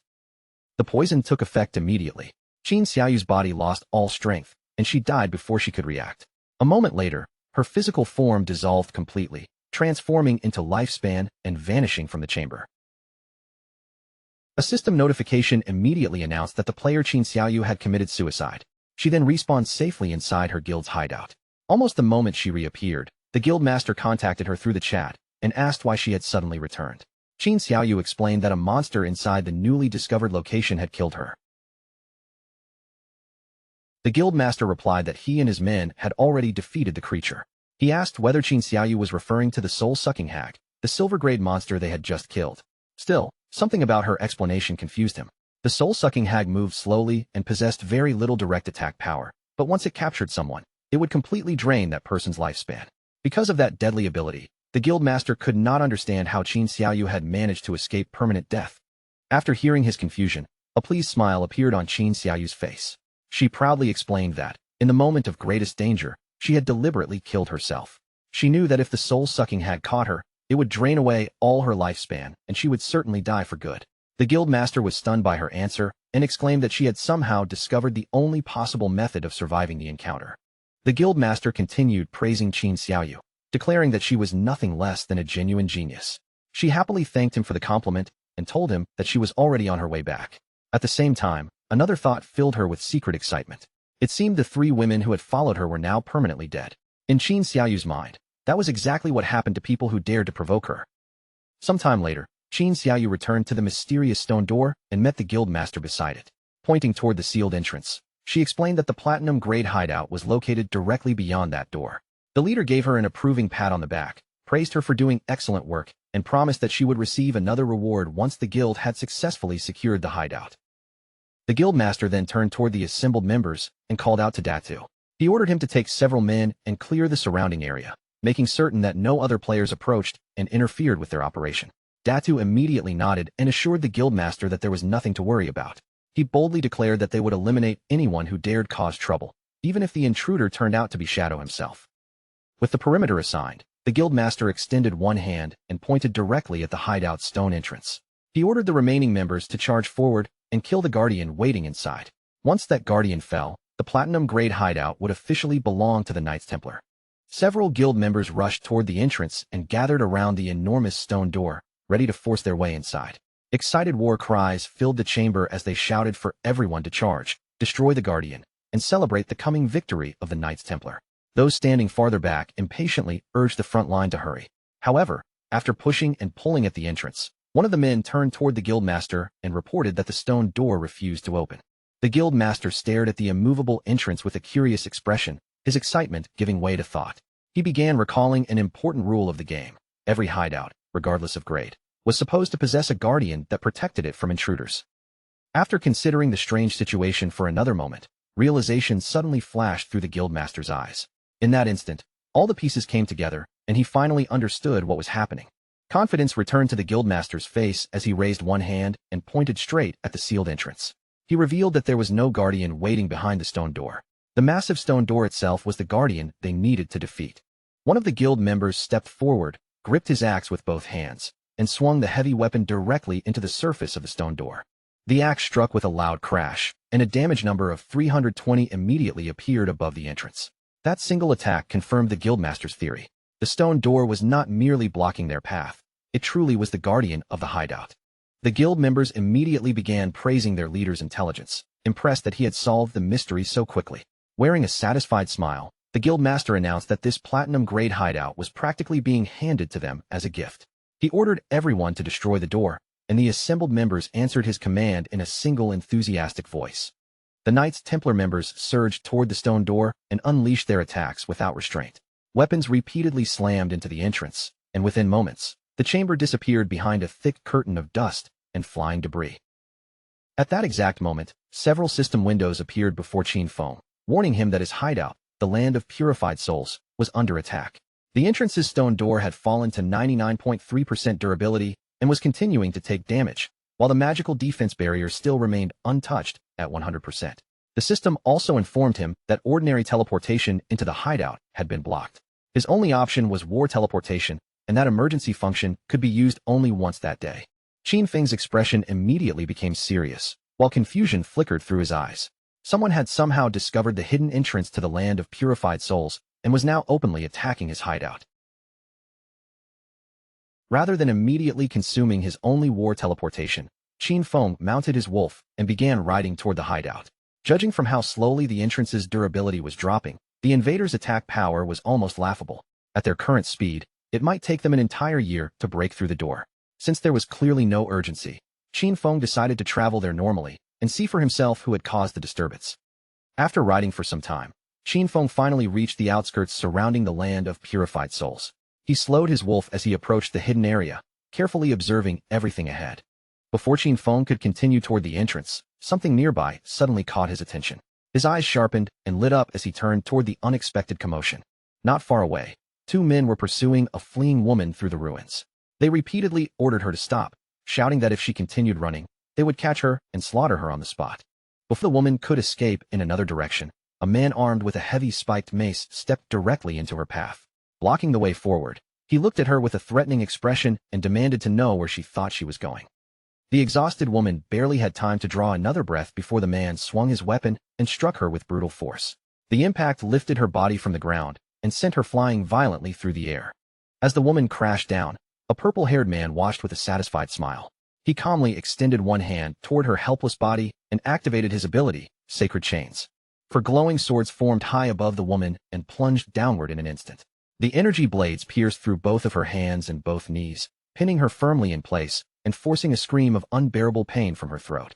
One of the men stepped closer and coldly reminded the woman that she had already been warned. This entire area had been claimed by their guild, the Knights Templar. He then demanded to know whether she had honestly believed she could ignore their warning and force her way into guild territory. Despite the pain and danger surrounding her, the woman raised her head and met them with a serious gaze. She insisted that she had only been passing through the area and had never attempted to force her way anywhere. From her perspective, the truth was obvious. The Knights Templar members were merely inventing an excuse so they could rob her. Qin Feng immediately recognized the woman pinned helplessly before those men. It was Yang Xiaoya, one of his former colleagues from the company. From what he remembered, she had always been a kind-hearted girl, and she had even gone out of her way to warn him about trouble in the past. After hearing that the surrounding territory had been claimed by a guild, Qin Feng quickly connected the pieces. The people attacking the land of purified souls had to be members of the Knights Templar. Meanwhile, the purple-haired man stared down at Yang Xiaoya arrogantly and declared that if they said she was trespassing, then that was exactly what she was doing. A lecherous smile crept across the purple-haired man's face as he reminded his companions that, according to their usual rules, he would be taking the first turn. Another man immediately laughed and stepped forward, claiming that this time, he intended to cut ahead of him. Before any of them could move closer to Yang Xiaoya, a figure flashed through the area with the speed of thunder. A cold streak of light swept past, and in the very next instant, all three men's heads were severed cleanly from their bodies. The person who had appeared so suddenly was none other than Qin Feng. Qin Feng turned his full attention toward Yang Xiaoya, studying her closely as an eerie glow began shining from his eyes. She stared back at him in complete shock, wondering whether the man before her was really Shadow. Yet almost immediately, doubt surfaced in her mind. Those eyes felt far too familiar. They looked exactly like Qin Feng's. Without saying a word, Qin Feng casually lifted one hand and snapped his fingers, activating one of his abilities. The skill was Blooming Curse. Brilliant crimson spider lilies immediately burst from the bodies of the three fallen men, their glowing petals spreading across the ground as the flowers drained away every trace of lifespan still remaining within the corpses. Qin Feng stood silently among the blooming red flowers and waves of crimson energy. Despite the gruesome sight surrounding him, his expression remained calm, serious, and completely undisturbed. A short distance away, Yang Xiaoya could only watch him with stunned eyes. The longer she looked at that familiar gaze, the stronger the strange feeling in her heart became. Unable to hold back any longer, she quietly wondered aloud whether the man standing before her could actually be Qin Feng. The lifespan orbs extracted from the three dead men rose into the air and were pulled toward a swirling vortex of blue energy. One after another, they vanished into the spinning light until not a single orb remained. Yang Xiaoya stared at the now empty space and murmured that everything had disappeared. Her mind raced as she tried to understand the unbelievable scene she had just witnessed. For a moment, she could not stop thinking about how closely Shadow's glowing eyes resembled Qin Feng's. Still, she quickly dismissed the thought as nothing more than coincidence. If Qin Feng truly were the overwhelmingly powerful Shadow, there was no way he would allow his younger sister, Qin Xiaoyu, to remain in the Knights Templar, a guild where ordinary members were treated little better than slaves. Not long afterward, Qin Feng arrived outside the land of purified souls, where the Knights Templar members had gathered around the entrance to his hideout. The moment the Knights Templar Guild Master and his players noticed Shadow approaching, their hostility vanished. The entire group erupted into an almost fanatical welcome, shouting excitedly and cheering for Big Brother Shadow, as though they had just seen their greatest idol. Trying to appear friendly, the Guild Master hurriedly explained that several of his men had just attempted to rob another player. He then thanked Shadow with exaggerated enthusiasm for arriving at the perfect moment and personally teaching those troublemakers a lesson. The Guild Master went on to explain that ever since Shadow had rescued them from the Headless Assassin, every member of the Knights Templar had become one of his devoted admirers. He continued pouring out shameless praise, claiming that the Knights Templar now followed Shadow's positive example and was working hard to become a bright and righteous guild. Only after finishing this long string of flattery did he finally ask why Shadow had personally come all the way to visit them. Qin Feng paid no attention to the Guildmaster's enthusiastic compliments. His glowing eyes remained cold as he went straight to the matter at hand, asking whether the Knights Templar was currently attacking a hideout. The Guildmaster's smile immediately stiffened. Surprise and nervousness flashed across his face as he stammered, asking how Shadow had learned about it. After hesitating for a moment, he cautiously wondered whether Shadow had also taken an interest in the hideout they were trying to capture. Qin Feng's glowing gaze swept calmly across the gathered players. Then, in an even and emotionless voice, he revealed the truth. The hideout they had been attacking belonged to him. The declaration struck the Knights Templar Guild Master like a bolt from the sky. His entire body froze in place, and for several seconds, he looked almost as though he had turned into stone, unable to process what he had just heard. The guild members standing behind him were no better. Every one of them stared at Qin Feng with widened eyes and hanging jaws, completely speechless from the overwhelming shock. Cold sweat began pouring down the guildmaster's face as he desperately tried to find some contradiction. He nervously pointed out that Shadow's hideout was supposedly located in Magic City, and as far as he knew, a player could only own one hideout. At that moment, one of his subordinates leaned close and whispered a crucial detail into his ear. Although an individual player could normally possess only one hideout, a guild established by that player could also own a separate hideout of its own. Qin Feng calmly confirmed the man's explanation. Without the slightest change in his expression, he stated that he possessed hideouts in both Magic City and Zhanghai City. As those words sank in, a horrifying realization slowly dawned upon everyone present. They had not stumbled upon some unclaimed sanctuary waiting to be conquered. They had been trying to invade the private territory of Shadow, the most powerful player in the entire world. Terror washed over the Knights Templar members as they looked upward in despair, feeling as though the sky itself was collapsing on top of them. Qin Xiaoyu stood among them with tears gathering in her eyes, unable to believe what she was hearing. She could not understand how this hideout possibly belonged to Shadow. After all, Shadow had never once appeared in the mysterious dream that had supposedly guided her to this place. Now that the hideout's true owner stood directly before him, the Knights Templar Guildmaster abandoned every trace of dignity. He bent deeply at the waist and began groveling before Qin Feng, frantically explaining that they had no idea the territory belonged to him. He desperately asked what they could possibly do to make amends. Qin Feng, meanwhile, calmly examined a holographic panel displaying the hideout's current condition and pointed out that they had been attacking his entrance for quite some time. Repairs to such a gate, he added coolly, would not be cheap. With a cold expression and no hint of mercy in his voice, Qin Feng stated the compensation he expected from them: 500 full years of lifespan. The guildmaster let out a horrified scream at the astronomical demand. The pressure was simply too much for him to bear, and his eyes rolled back before he dramatically collapsed unconscious, leaving his terrified subordinates shouting his name. One of the guild members quickly caught the unconscious guildmaster and held him in his arms. Looking up at Qin Feng's imposing figure, the man pleaded desperately, asking whether there was any possibility of lowering the compensation. Qin Feng looked down at him coldly and asked whether he had any idea how much it cost to repair a gate of this level. When the subordinate timidly admitted that he did not know, Qin Feng immediately told him to shut his mouth. A short while later, The Knights Templar Guildmaster slowly regained consciousness. His expression was still dazed as he muttered about the outrageous price, wondering what terrible thing he had done to deserve such a devastating disaster. Then, without warning, the despair on his face twisted into violent rage. He sprang to his feet, rushed toward Qin Xiaoyu, and seized the front of her robes with both hands. The Guildmaster furiously blamed Qin Xiaoyu for everything that had happened. Shaking her by the collar, he screamed that she was clearly trying to ruin him and dragged the entire Knights Templar Guild down with him. Qin Xiaoyu lowered her head with shame written across her face. Rather than defending herself, she quietly accepted his accusations, admitting that the entire situation was her fault and that she had recklessly dragged everyone else into the disaster. Gathering her courage, Qin Xiaoyu turned toward Qin Feng and took full responsibility before everyone present. She begged him to punish her alone instead of the guild, promising that she would obey any command he gave and was even willing to pledge her life to him. She swore that she would become Qin Feng's servant and hand over every bit of lifespan she earned from that day forward until the entire debt had finally been repaid. Still facing Qin Feng, Qin Xiaoyu continued pleading without hesitation. She offered to endure any punishment he considered appropriate, whether he chose to beat her, curse her, or mistreat her, as long as he agreed to spare the Knights Templar from destruction. The Guildmaster and the surrounding Knights Templar members watched her in stunned silence. Despite their earlier anger, they could not help feeling deeply moved by Qin Xiaoyu's willingness to sacrifice herself for the entire guild. Qin Feng, however, ignored Qin Xiaoyu's desperate offer completely. His glowing eyes remained fixed on the Knights Templar Guildmaster, as though she had not spoken at all. Then Qin Feng calmly spoke a single name, Chen Wuming. The Guildmaster's face instantly drained of color. Chen Wuming was his identity in the real world, and pure terror seized him as he stammered in disbelief, unable to understand how Shadow could possibly know his true name.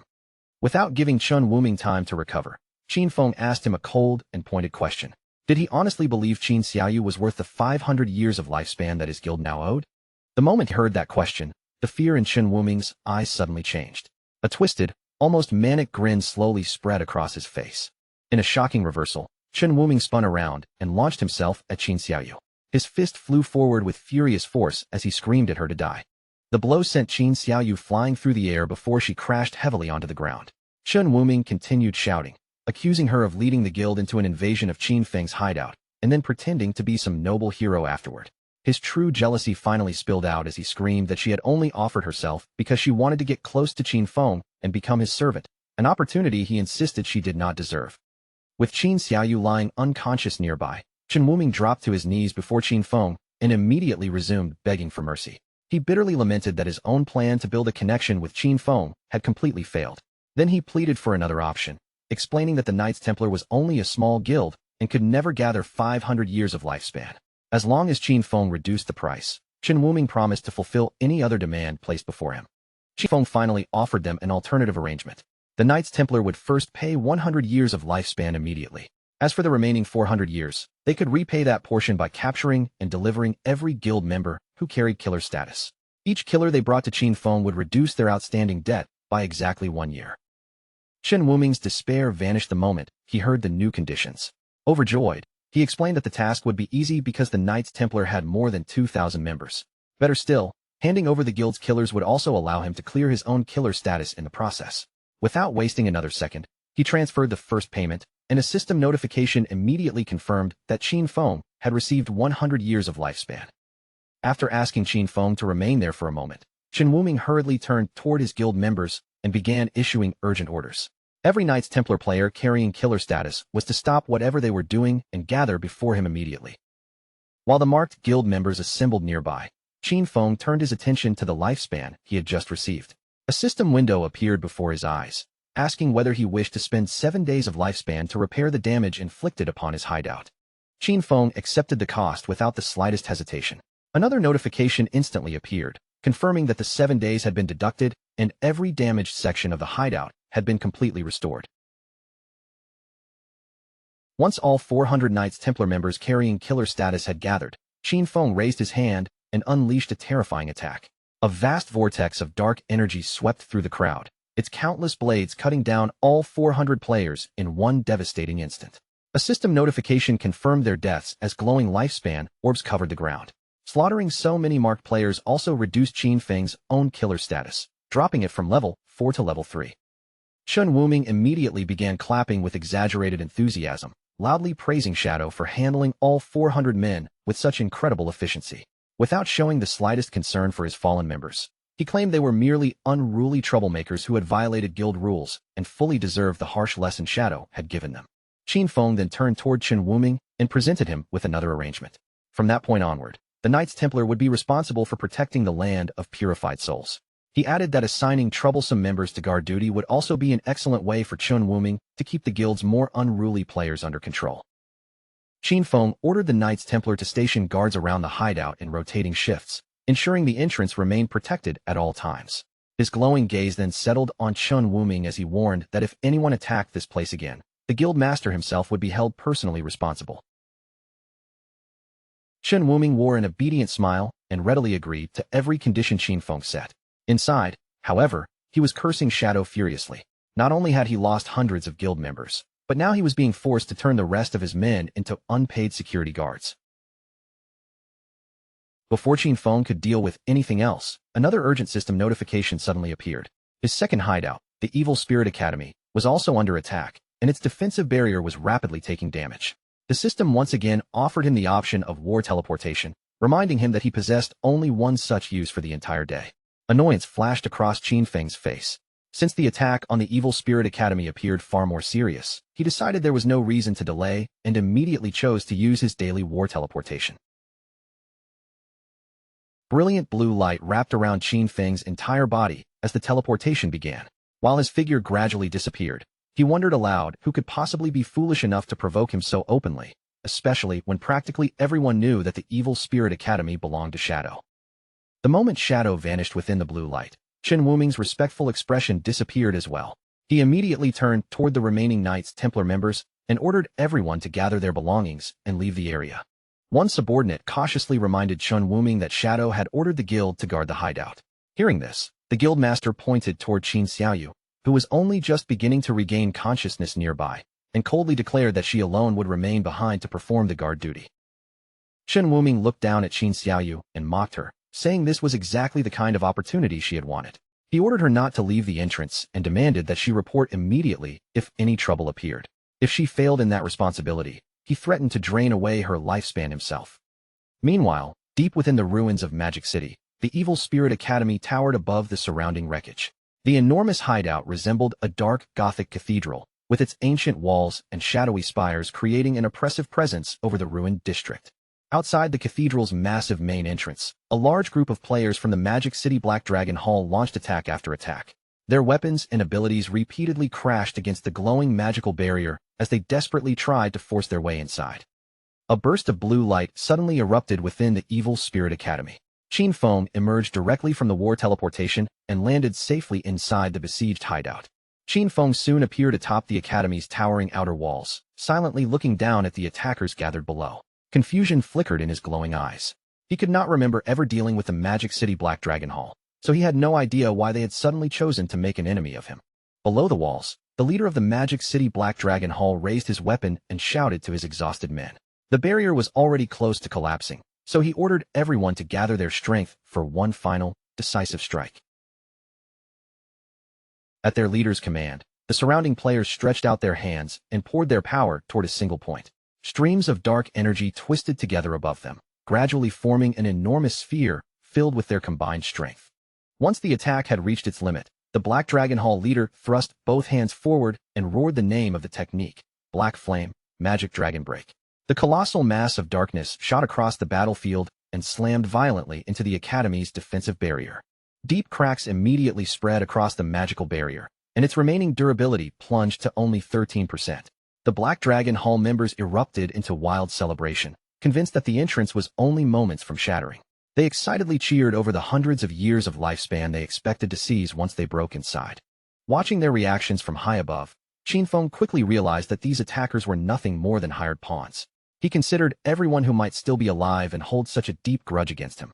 It did not take long for one name to surface in his mind, Dong Fengyu. Just as the Black Dragon Hall prepared to launch another assault, a strange and unfamiliar sound suddenly rolled across the battlefield. The celebrating players immediately fell silent and began looking around in alarm. When they finally raised their heads, their expressions changed completely. An enormous ethereal dragon was descending from the sky, its translucent body stretching across the darkness as it approached the battlefield from above. A mysterious wave of energy swept outward from the dragon and passed directly through the attackers. The moment it touched them, their bodies became rigid. Fear and confusion filled their faces as their eyes began swirling in a dazed, hypnotic pattern. None of the Black Dragon Hall players could move even a finger. Trapped within the strange paralysis, they could only stare helplessly as one of their companions struggled to lift his hand and point frantically towards something even higher in the sky. Directly above the immobilized crowd, a gigantic meteor wrapped in raging flames was plunging toward the earth. Its burning mass grew larger with every passing second as it fell straight toward their position. The fiery celestial body smashed into the ground with overwhelming force. A deafening explosion tore through the area, and a towering sea of flames swallowed the helpless Black Dragon Hall members before any of them could escape. One heavily built player clenched his teeth and braced himself for death. Yet when the fire finally cleared, he was astonished to discover that he was still standing. Laughing in relief, he proudly announced that the meteor had dealt only 3,000 damage and boasted that his high-health build had saved his life. His celebration ended before the laughter could even leave his mouth. A sudden strike severed his head from his shoulders, and dark tendrils immediately wrapped around the remaining body. Within moments, the corpse was completely consumed and disintegrated into nothing. After the battlefield fell silent, another group of players arrived near the Evil Spirit Academy. They stopped in shock when they discovered the Magic City Black Dragon Hall members scattered dead across the area, and they immediately began wondering who could have wiped out the entire group.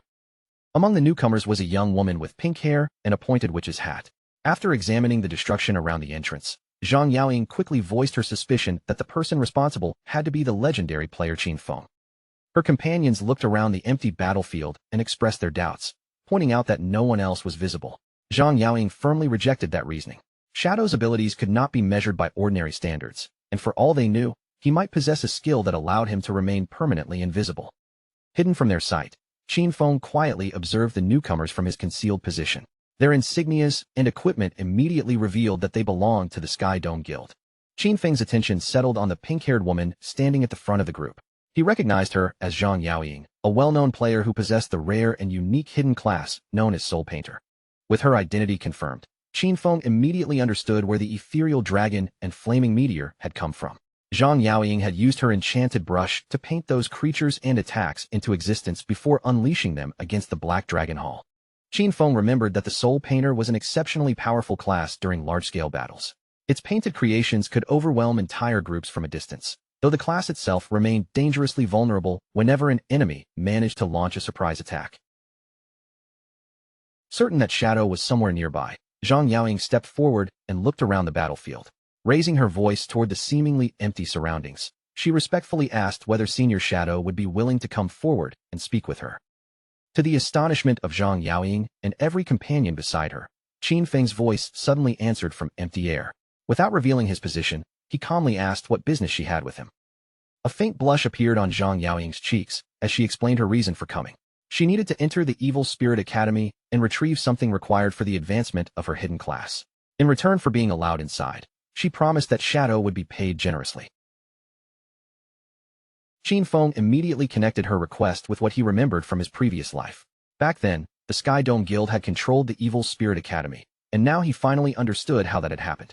Zhang Yaoying must have discovered the hideout while completing this advancement quest. Once again, his actions had altered the course of history.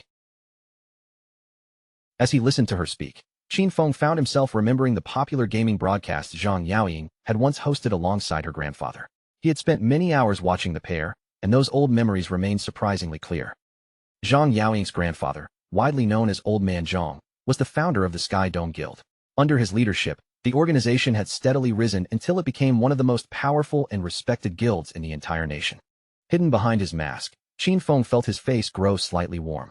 He silently admitted that the reason he knew so much about Zhang Yaoying and her grandfather was quite simple. Before his rebirth, he had genuinely been one of their fans. Qin Feng pushed those old memories aside and quickly made his decision. He told Zhang Yaoying and the others to come inside so they could discuss the matter properly.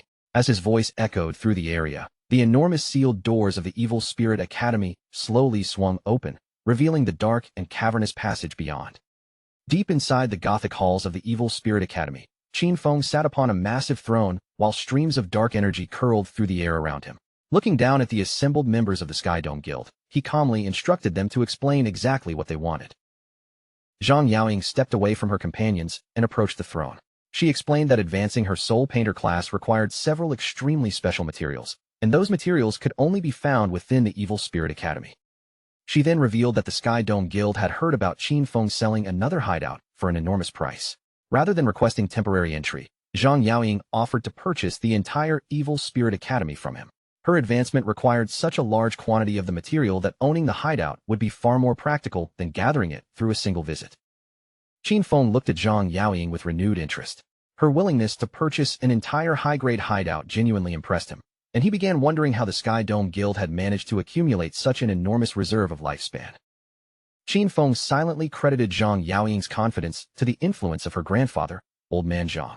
Even so, he made it clear that the Evil Spirit Academy was not something he intended to sell.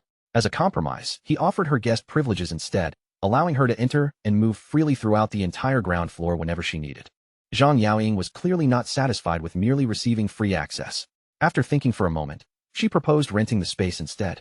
She offered Qin Feng an astonishing 500 years of lifespan in exchange for exclusive use of the Academy's first floor for the next 3 years. Qin Feng did not answer immediately. Sitting quietly upon the throne, he studied Zhang Yaoying and carefully considered the unusually generous proposal she had placed before him. He had already offered to let her enter the ground floor for free and collect whatever materials her advancement quest required. Yet she still insisted on paying such an enormous price.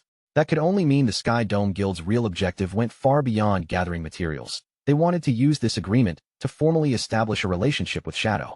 Almost as though she had seen through Qin Feng's thoughts, Zhang Yaoying smiled and immediately added another condition, hoping to make the agreement even more tempting.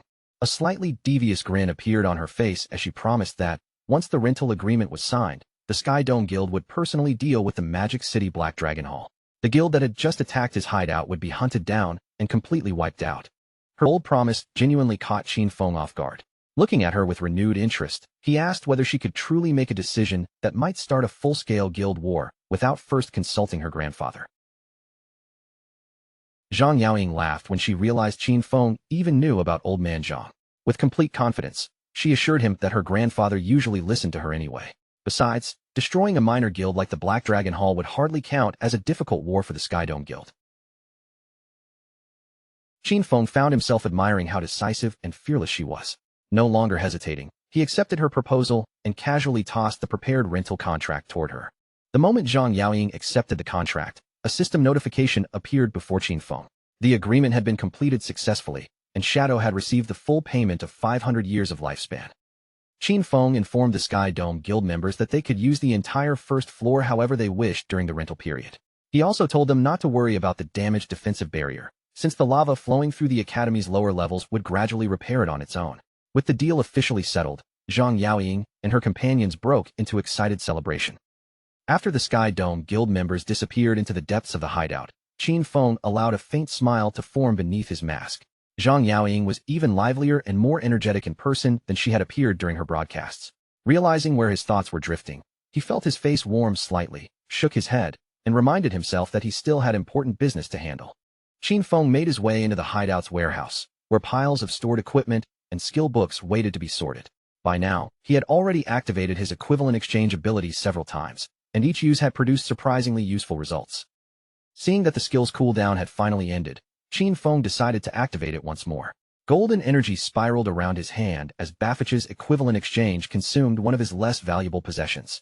A system notification announced that he had lost a wisdom training scroll, but in return, he obtained Scarlet Blade, a powerful Jade-tier finishing skill designed specifically for assassins. Scarlet Blade delivered an extremely destructive close-range strike, making it ideal for finishing an enemy at point-blank range. Even more importantly, the ability restored Qin Feng's health by converting a large percentage of the damage it inflicted into healing. Qin Feng's eyes brightened with pleasant surprise as he examined the new skill. Obtaining a limit break finisher was not merely another small improvement. It represented a major increase in his overall combat power. Limit break finishers were feared for good reason. These ultimate abilities possessed enough explosive power to reverse a losing battle in a single moment, allowing their users to overwhelm enemies who might otherwise have been impossible to defeat. After comparing the numbers, Qin Feng discovered that Scarlet Blade's base damage was already more than twice as high as that of his strongest legendary grade skill, and that was before he had applied any upgrades or bonuses. Recognizing the skill's enormous potential, Qin Feng immediately invested evolution points and raised Scarlet Blade from Jade tier to Legendary tier. Both its damage and healing effects increased dramatically. After calculating the bonuses from his equipment and other enhancements, he estimated that a single strike could now inflict more than 100,000 points of damage. Qin Feng still had plenty of evolution points remaining, so he selected another one of his essential abilities. He poured 500 points into his passive stealth skill and evolved it all the way to Mythic Grade. Besides raising the strength of his concealment, the evolution granted a powerful new passive effect. While hidden, his lifespan consumption inside dangerous regions would be reduced by 90%. Satisfaction gleamed in Qin Feng's eyes as he read the new effect. With his lifespan draining at only a fraction of the normal rate, entering and exploring high-level rage zones would become far safer and much less costly. Now that Shadow had reached level 17, he finally met the requirements for the new Jade tier equipment he had gathered during his recent adventures. One item after another was equipped onto his body: a new veil, a pair of gloves, upgraded boots, and a powerful ring. Each piece added a noticeable increase to his attributes, pushing his already formidable stats even higher.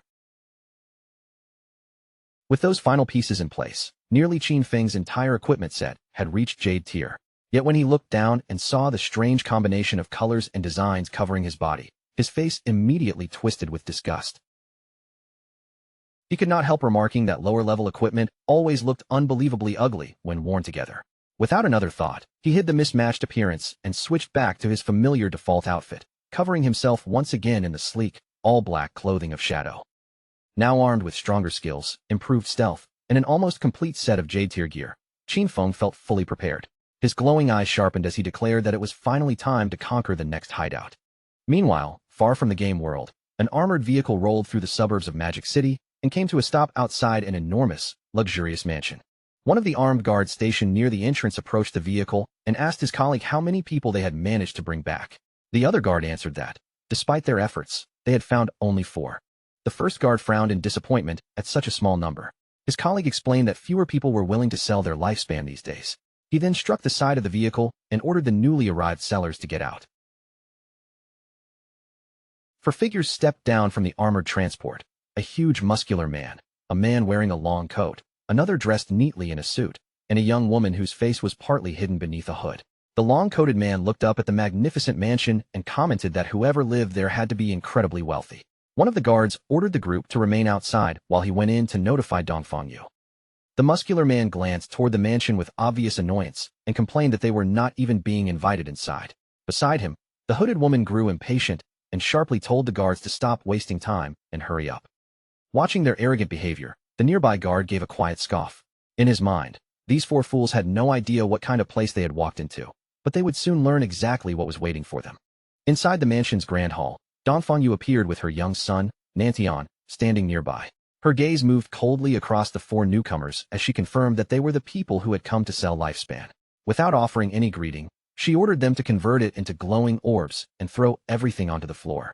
The muscular man stared at her for a moment before a mocking smirk spread across his face. He asked whether she was joking, pointing out that none of them had seen so much as a single coin of payment. Dongfang Yu's expression instantly darkened. A threatening glow appeared within one of her eyes as she repeated the command in a colder voice. If they valued their lives, they would hand over the lifespan immediately and stop asking questions. The moment her warning left her lips, armed guards emerged from multiple corners of the hall. Within seconds, the 4 supposed sellers had been completely surrounded, with numerous gun barrels aimed directly at their bodies. The man in the suit slowly raised both hands as though surrendering, though the relaxed look on his face suggested he was not truly frightened. In a deliberately confused tone, he asked Dongfang Yu what all of this was supposed to mean. Then his confusion vanished, replaced by a sinister grin. Looking around at the surrounding weapons, he asked whether Dongfang Yu intended to rob them, the same way they themselves had robbed so many other people. Before the suited man could finish speaking, one of the mansion's guards lunged toward him. Yet instead of panicking, the 4 intruders reacted with complete confidence, and the sudden reversal left Dongfang Yu staring in shock. The man in the long coat revealed his class as an insect manipulator. With a sweep of his arm, countless glowing insects poured into the hall and swarmed around him. Wearing a greedy smile, he declared that they had clearly stumbled upon an exceptionally fat sheep. At the same time, an unnatural light began shining from beneath the hooded woman's shadowed face. She ordered her companions to clean this beautiful woman out completely, making it clear that they had come to rob Dongfang Yu and everyone inside the mansion instead. Gunfire erupted across the hall as Dongfang Yu's guards opened fire from every direction. The muscular intruder stepped forward and summoned an enormous golden shield. The platinum tier ability, Golden Round Wall, spread out before the group and blocked every incoming bullet. The guards continued firing in frustration, but none of their shots could penetrate its powerful defense. Once the barrage had been stopped, the muscular man bent his knees and launched himself high into the air. He then came crashing back down, slamming the huge golden shield into the floor and releasing a violent shockwave throughout the hall. At the same moment, the man in the suit moved with astonishing speed and flexibility. Bullets tore through the space around him, but he twisted, leaned, and stepped between them so smoothly that not a single shot managed to touch him. Sliding gracefully across the polished floor, the suited man raised one hand and shaped his finger like the barrel of a gun. A concentrated beam of energy burst from his fingertip, struck one of the guards, and killed him within a fiery explosion. The suited attacker possessed a hidden class known as the one-handed gunman. His fingers functioned like deadly firearms, allowing him to launch multiple kinds of ammunition and energy attacks without carrying an actual weapon.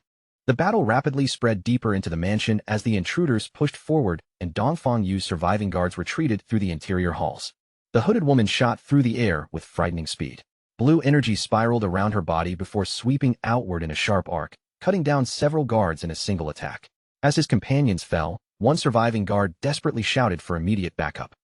A manic grin stretched across the hooded woman's face as she fixed her glowing eyes on Dongfang Yu.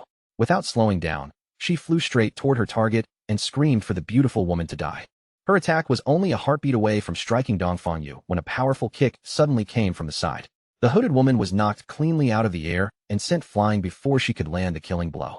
Before Dongfang Yu could press the attack, a towering figure stepped forward to shield her.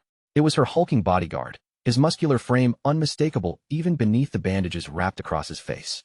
With a sweep of his arm, he stirred the surrounding energy into a violent vortex, forming a protective barrier around his mistress.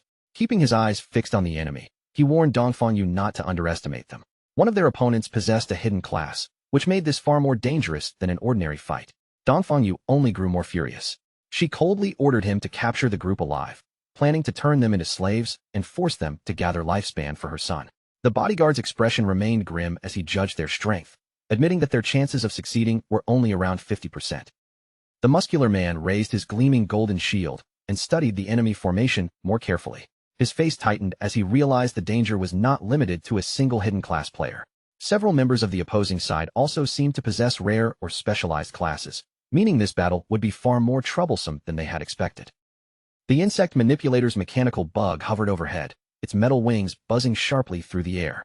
Across from him, Dongfang Yu's fearsome bodyguard stood motionless inside a thick swirl of purple miasma, while the fallen guards lay scattered around his feet. Without showing the slightest panic, he calmly examined the 4 lifespan sellers before him. From their weapons, armor, and practice formation, he quickly understood what kind of people they were. They worked as a team, specifically targeting wealthy victims, and they had equipped themselves with deadly one-strike skills along with gear capable of resisting bullets. Rather than becoming alarmed by what he saw, the bodyguard appeared almost entertained. Judging from their confidence and polished equipment, he guessed they had used this same method successfully many times before. The insect manipulator, dressed in a long coat, responded with an equally confident smile. Facing the bodyguard directly, he said he only hoped Dongfang Yu's group had managed to gain enough levels and equipment from the game. Otherwise, the coming fight would hardly be exciting. The bodyguard remained planted in the middle of the battlefield, his broad shoulders relaxed as the sinister purple aura rolled around him in heavy waves. Despite being surrounded by several dangerous opponents, he did not retreat even half a step. His calm posture made it clear that their threats had failed to shake him. A mocking scoff escaped the bodyguard's mouth. Looking at the confident group in front of him, he dismissed them as nothing more than a pack of arrogant children who had grown far too proud of their limited strength. The insect manipulator's smile vanished as he abruptly declared that the battle had officially begun. Thrusting one hand forward, he commanded his mechanical insect to attack and shouted for the bodyguard to die. The bug's body lit up at once, releasing a dazzling yellow beam that tore straight across the battlefield. Yet just before the blast could strike, the bodyguard's figure blurred. Moving at a speed that seemed impossible for someone of his size, he slipped completely out of the beam's path. Before anyone could even track his movement, the bodyguard suddenly appeared beside the speeding insect. He lifted one hand into the air and, with terrifying precision, snatched the mechanical creature out of its flight path, as though he were catching an ordinary housefly. Every member of the seller group froze in disbelief. The insect manipulator stared at the captured machine with wide eyes, unable to accept what he had just witnessed. He shouted that his insect could fly at 200 kilometers per hour. No normal person should have been able to follow its movement, much less reach out and seize it with a bare hand. The bodyguard answered with nothing more than a low grunt. A strange cloud of purple gas suddenly burst from behind him, spreading through the air with a foul and ominous hiss. At the same time, his fingers tightened around the mechanical insect. Metal groaned inside his grip before the entire machine was crushed into twisted fragments, leaving the watching sellers completely stunned. Without sparing the ruined insect another glance, the bodyguard opened his hand and let its broken remains fall beside his feet. Then, as casually as if he were crushing a piece of trash, he brought his boot down and ground the shattered parts into the ground. Only then did the bodyguard reveal that their escape had already been cut off. While they had been focused on the confrontation, he had quietly spread a barrier around the entire area, sealing everyone inside before the real battle had even begun. The purple aura surrounding the bodyguard suddenly surged upward, twisting around his enormous frame like poisonous smoke. In a steady voice, he finally revealed the name of his unique hidden class, Fartmaster, the source of plague itself. His power existed to spread pestilence beyond anything ordinary humans could produce. As the foul energy thickened around him, he lowered his body slightly and gave the enemies one final warning. Well then, I'm coming. A dangerous light flashed through the Fartmaster's eyes. Dongfang Yu's bodyguard leaned forward, his muscles tightening beneath his clothes, and announced that his attack was about to begin. The ground beneath him cracked as he launched himself into the air with astonishing force. His huge body rose far faster than anyone expected, catching the muscular shield bearer on the opposing side completely off guard. While still airborne, the bodyguard twisted his hips and drove a powerful high kick toward the muscular man. The shield bearer quickly planted his feet and raised his defenses, shouting for the bodyguard to come at him. With absolute confidence, he dared the attacker to test the strength of his so-called iron wall defense. The muscular man braced for the incoming kick, but the true attack came from somewhere far less expected. The bodyguard suddenly clenched his buttocks and released a devastating compressed air cannon. The blast struck with explosive force, smashing straight through the golden shield as if it were made of glass. The defender was hurled backward and slammed violently into the ground. Seeing the shield bearer knocked down, the insect manipulator immediately turned toward his remaining companion. Panic sharpened his voice as he shouted for the one-handed gunman to open fire before the bodyguard could attack again. The one-handed gunman raised his weapon and unleashed a rapid volley of glowing energy shots. Blast after blast streaked toward the airborne bodyguard, filling the space around him with deadly light. Yet the massive man twisted between them with astonishing ease, avoiding every single shot without suffering so much as a scratch. Believing he had finally cornered his target, the gunman sneered and continued firing. He mocked the bodyguard for leaping into the air while fighting someone armed with a gun. With no ground beneath his feet and nowhere left to dodge, the gunman declared that the reckless jump had been nothing less than suicide. But the muscular bodyguard was far from trapped. Drawing his bandaged arms inward, he adjusted his body in midair and violently clapped his buttocks together. The impact produced a thunderous sonic boom, sending a compressed wave of sound ripping across the battlefield toward the gunman. The sonic blast struck the one-handed gunman head-on before he could react. His glasses shattered instantly, fragments scattering away from his face as the force tore through him. His body went limp in the same moment, and he was killed on the spot. A moment later, the bodyguard landed beside the fallen gunman and looked down at the corpse with mild disappointment. He remarked that the man's cultivation level must have been pitifully low. Otherwise, there was no way he would have died from something as simple as a single sonic boom. The insect manipulator watched his companion collapse, and every trace of confidence drained from his face. Terror took over immediately. He spun around and tried to flee, but before he could take more than a step, a large hand shot forward and closed around his head, stopping him cold. The bodyguard lifted the trembling insect manipulator as the man frantically begged to be spared. Despite the fear in his captive's voice, the bodyguard remained strangely calm. He assured the man that he was not going to kill him. 2 members of their group were already dead, while 2 remained alive. That was exactly half, meaning he had successfully fulfilled the 50% success rate he had promised Dongfang Yu. Still holding the frightened man by the head, the bodyguard casually glanced around the sealed area. He then asked what had happened to their stealthy companion. His earlier burst of gas should have stunned everyone nearby, yet one member of the group seemed to have disappeared without leaving a trace. The insect manipulator hurriedly explained the misunderstanding, his words tumbling out in panic. The hooded woman had never been part of their group in the first place. His other 2 brothers had already been killed, and none of them even knew who that woman was.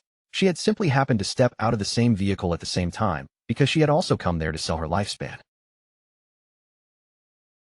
Far away on the outskirts of the ruined magic city stood the magic leaning tower. Its enormous structure tilted at a dramatic angle, closely resembling the ancient Leaning Tower of Pisa. Above the tower's highest point, a radiant purple magic circle floated in the sky, casting an eerie glow over the surrounding ruins. Among the broken buildings of the abandoned city, shadows form slowly appeared. His body was faint and semi-transparent, giving him the appearance of a ghost drifting silently through the desolate landscape. Shadow approached the entrance of the Leaning Tower and immediately noticed that something was wrong.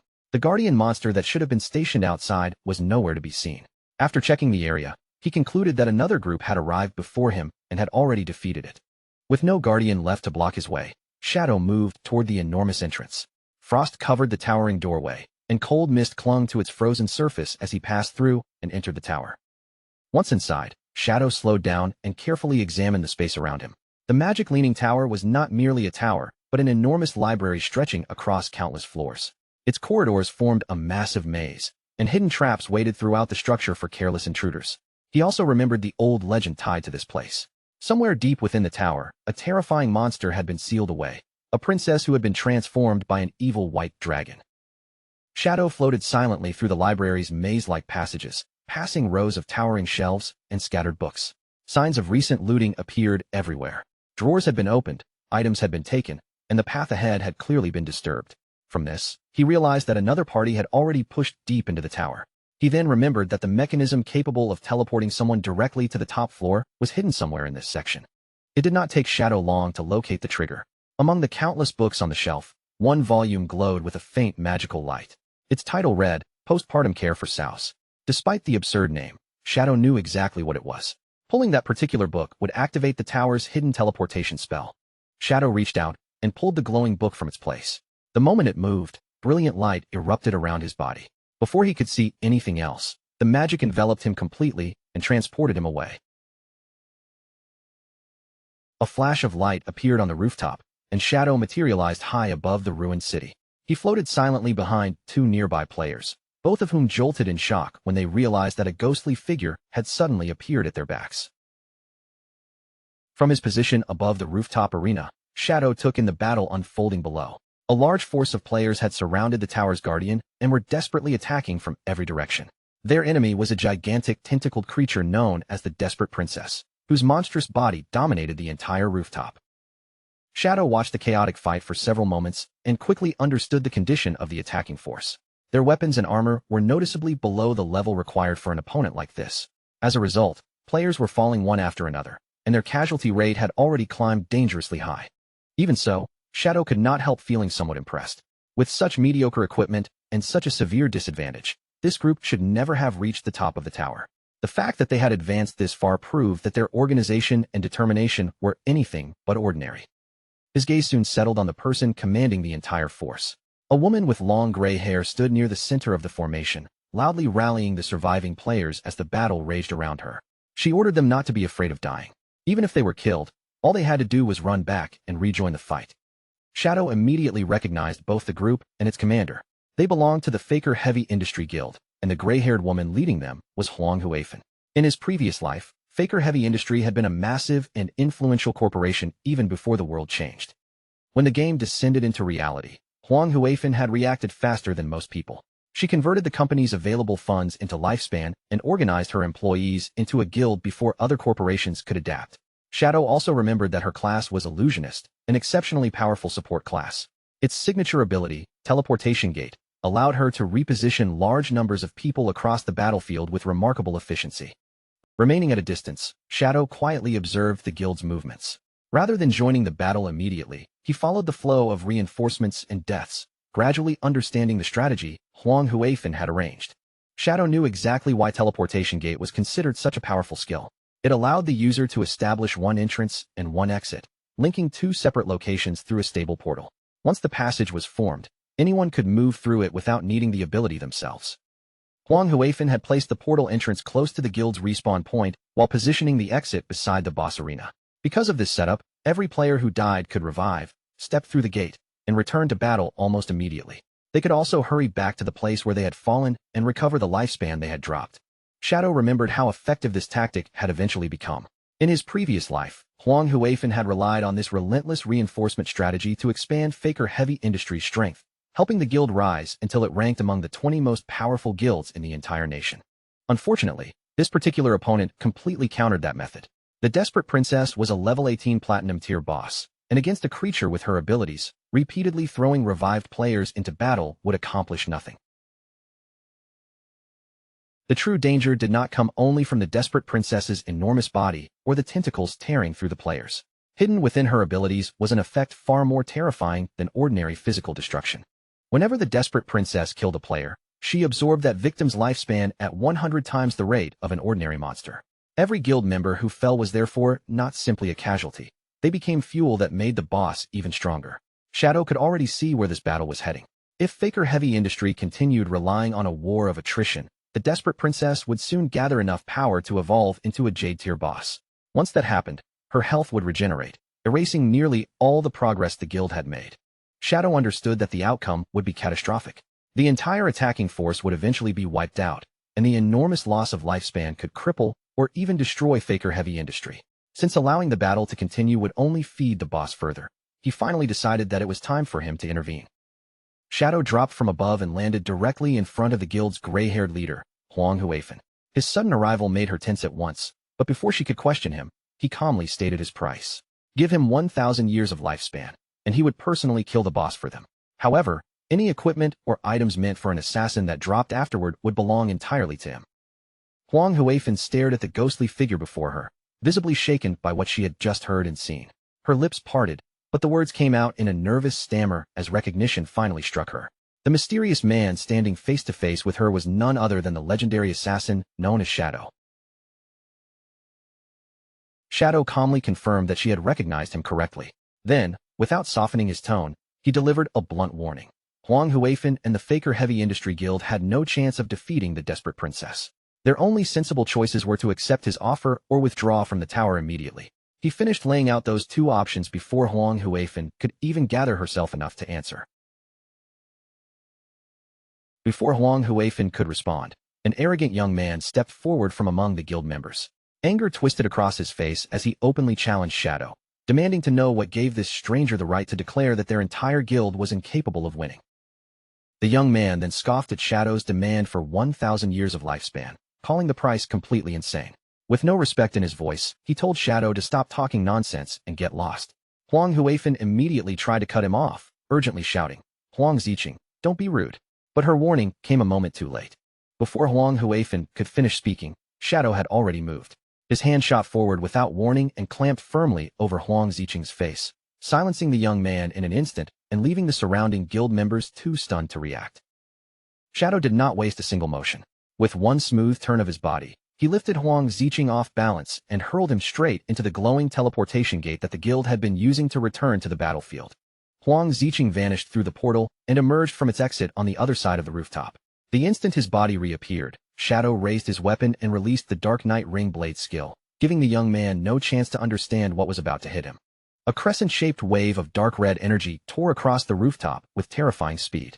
It sliced Huang Ziqing cleanly in half before continuing into the teleportation gate itself, shattering the portal and scattering its magical light.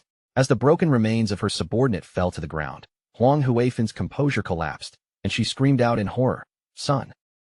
Huang Huifan spun toward Shadow, grief and fury flooding her expression. She demanded to know why he had destroyed the portal that her entire strategy depended on. She admitted that her son had spoken disrespectfully and offended him, but even then, she argued that teaching him a simple lesson should have been more than enough.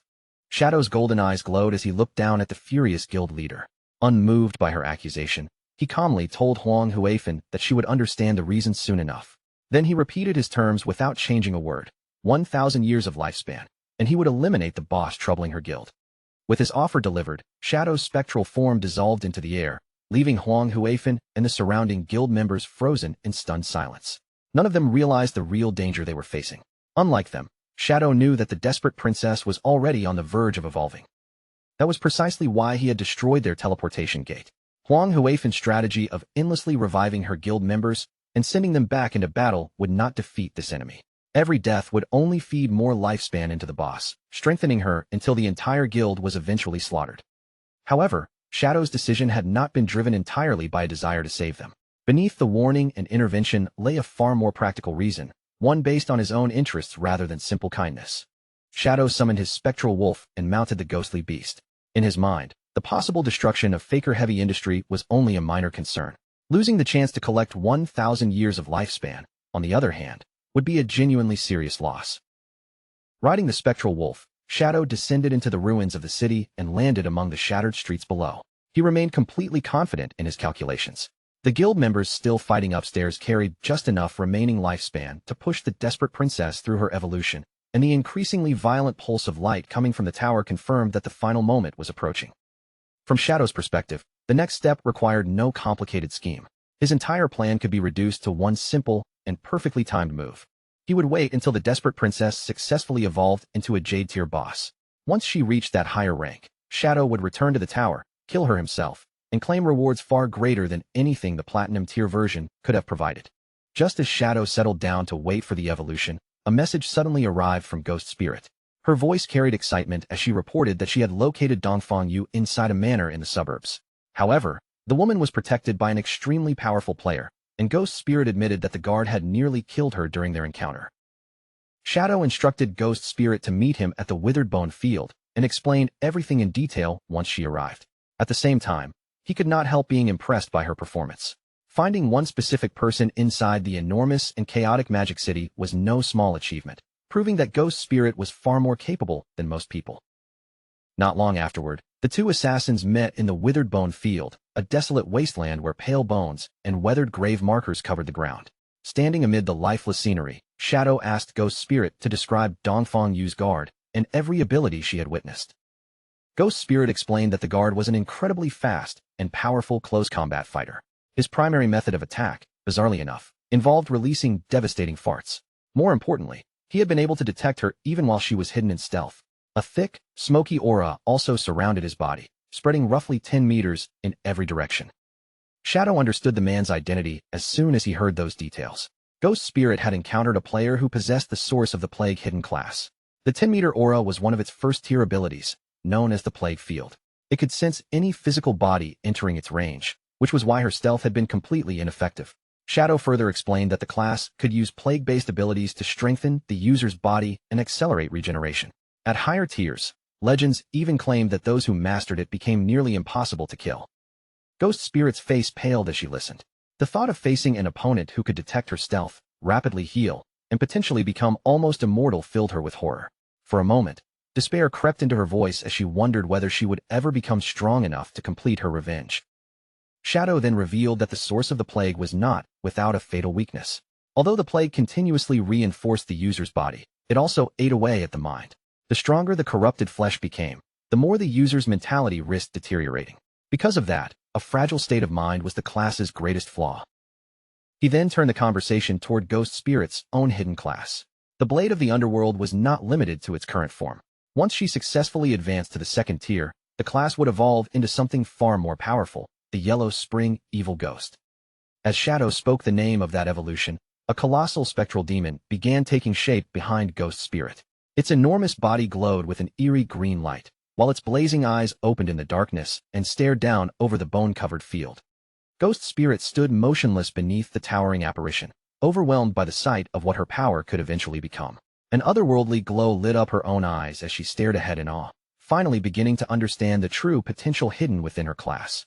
Amid the silent graves and scattered bones, Shadow advised Ghost Spirit to focus on advancing her class to Tier 2. Remaining at her current level would only keep her trapped beneath the limits she had already encountered. Evolving into the Yellow Spring Evil Ghost was not merely one possible option. It was the path her abilities were truly meant to follow. Ghost Spirit looked at Shadow with open amazement. She could understand him recognizing a common class, but his knowledge of her abilities, weaknesses, weapon, and future evolution seemed far too precise. Unable to contain her curiosity, she asked how he could possibly know so much about the Blade of the Underworld. Shadow gave no direct answer. Instead, he bent his knees and leaped upward, landing lightly on the top of a massive tombstone that rose above the surrounding field. Standing high on the weathered stone, Shadow looked down at Ghost Spirit and told her that the mysteries of the game were far deeper than she currently understood. He encouraged her to remain persistent and never rush her progress. Only by building an unshakable foundation could someone eventually rise to true greatness. Ghost Spirit absorbed every word, and a fresh wave of determination filled her. Looking at Shadow's overwhelming strength, she believed she finally understood the secret behind it. Power like his could only have been forged through endless persistence, discipline, and constant hard work. Shadow explained that the graveyard surrounding them was the ideal location for Ghost Spirit to gain levels. The monsters there respawned quickly, allowing her to fight without long interruptions, and the energy they carried could also help upgrade her class weapon, the Underworld Chainblade. Still, he warned her not to underestimate the area. Every creature in the field was an elite monster, possessing 3 times the health, defense, and attack power of an ordinary enemy. Noticing the concern in Ghost Spirit's expression, Shadow told her that elite monsters were not as impossible to handle as they appeared. As long as someone... To prove his point, Shadow launched himself from the tombstone and dropped directly into a cluster of monsters. He moved through them with effortless precision, targeting their vulnerable points one after another.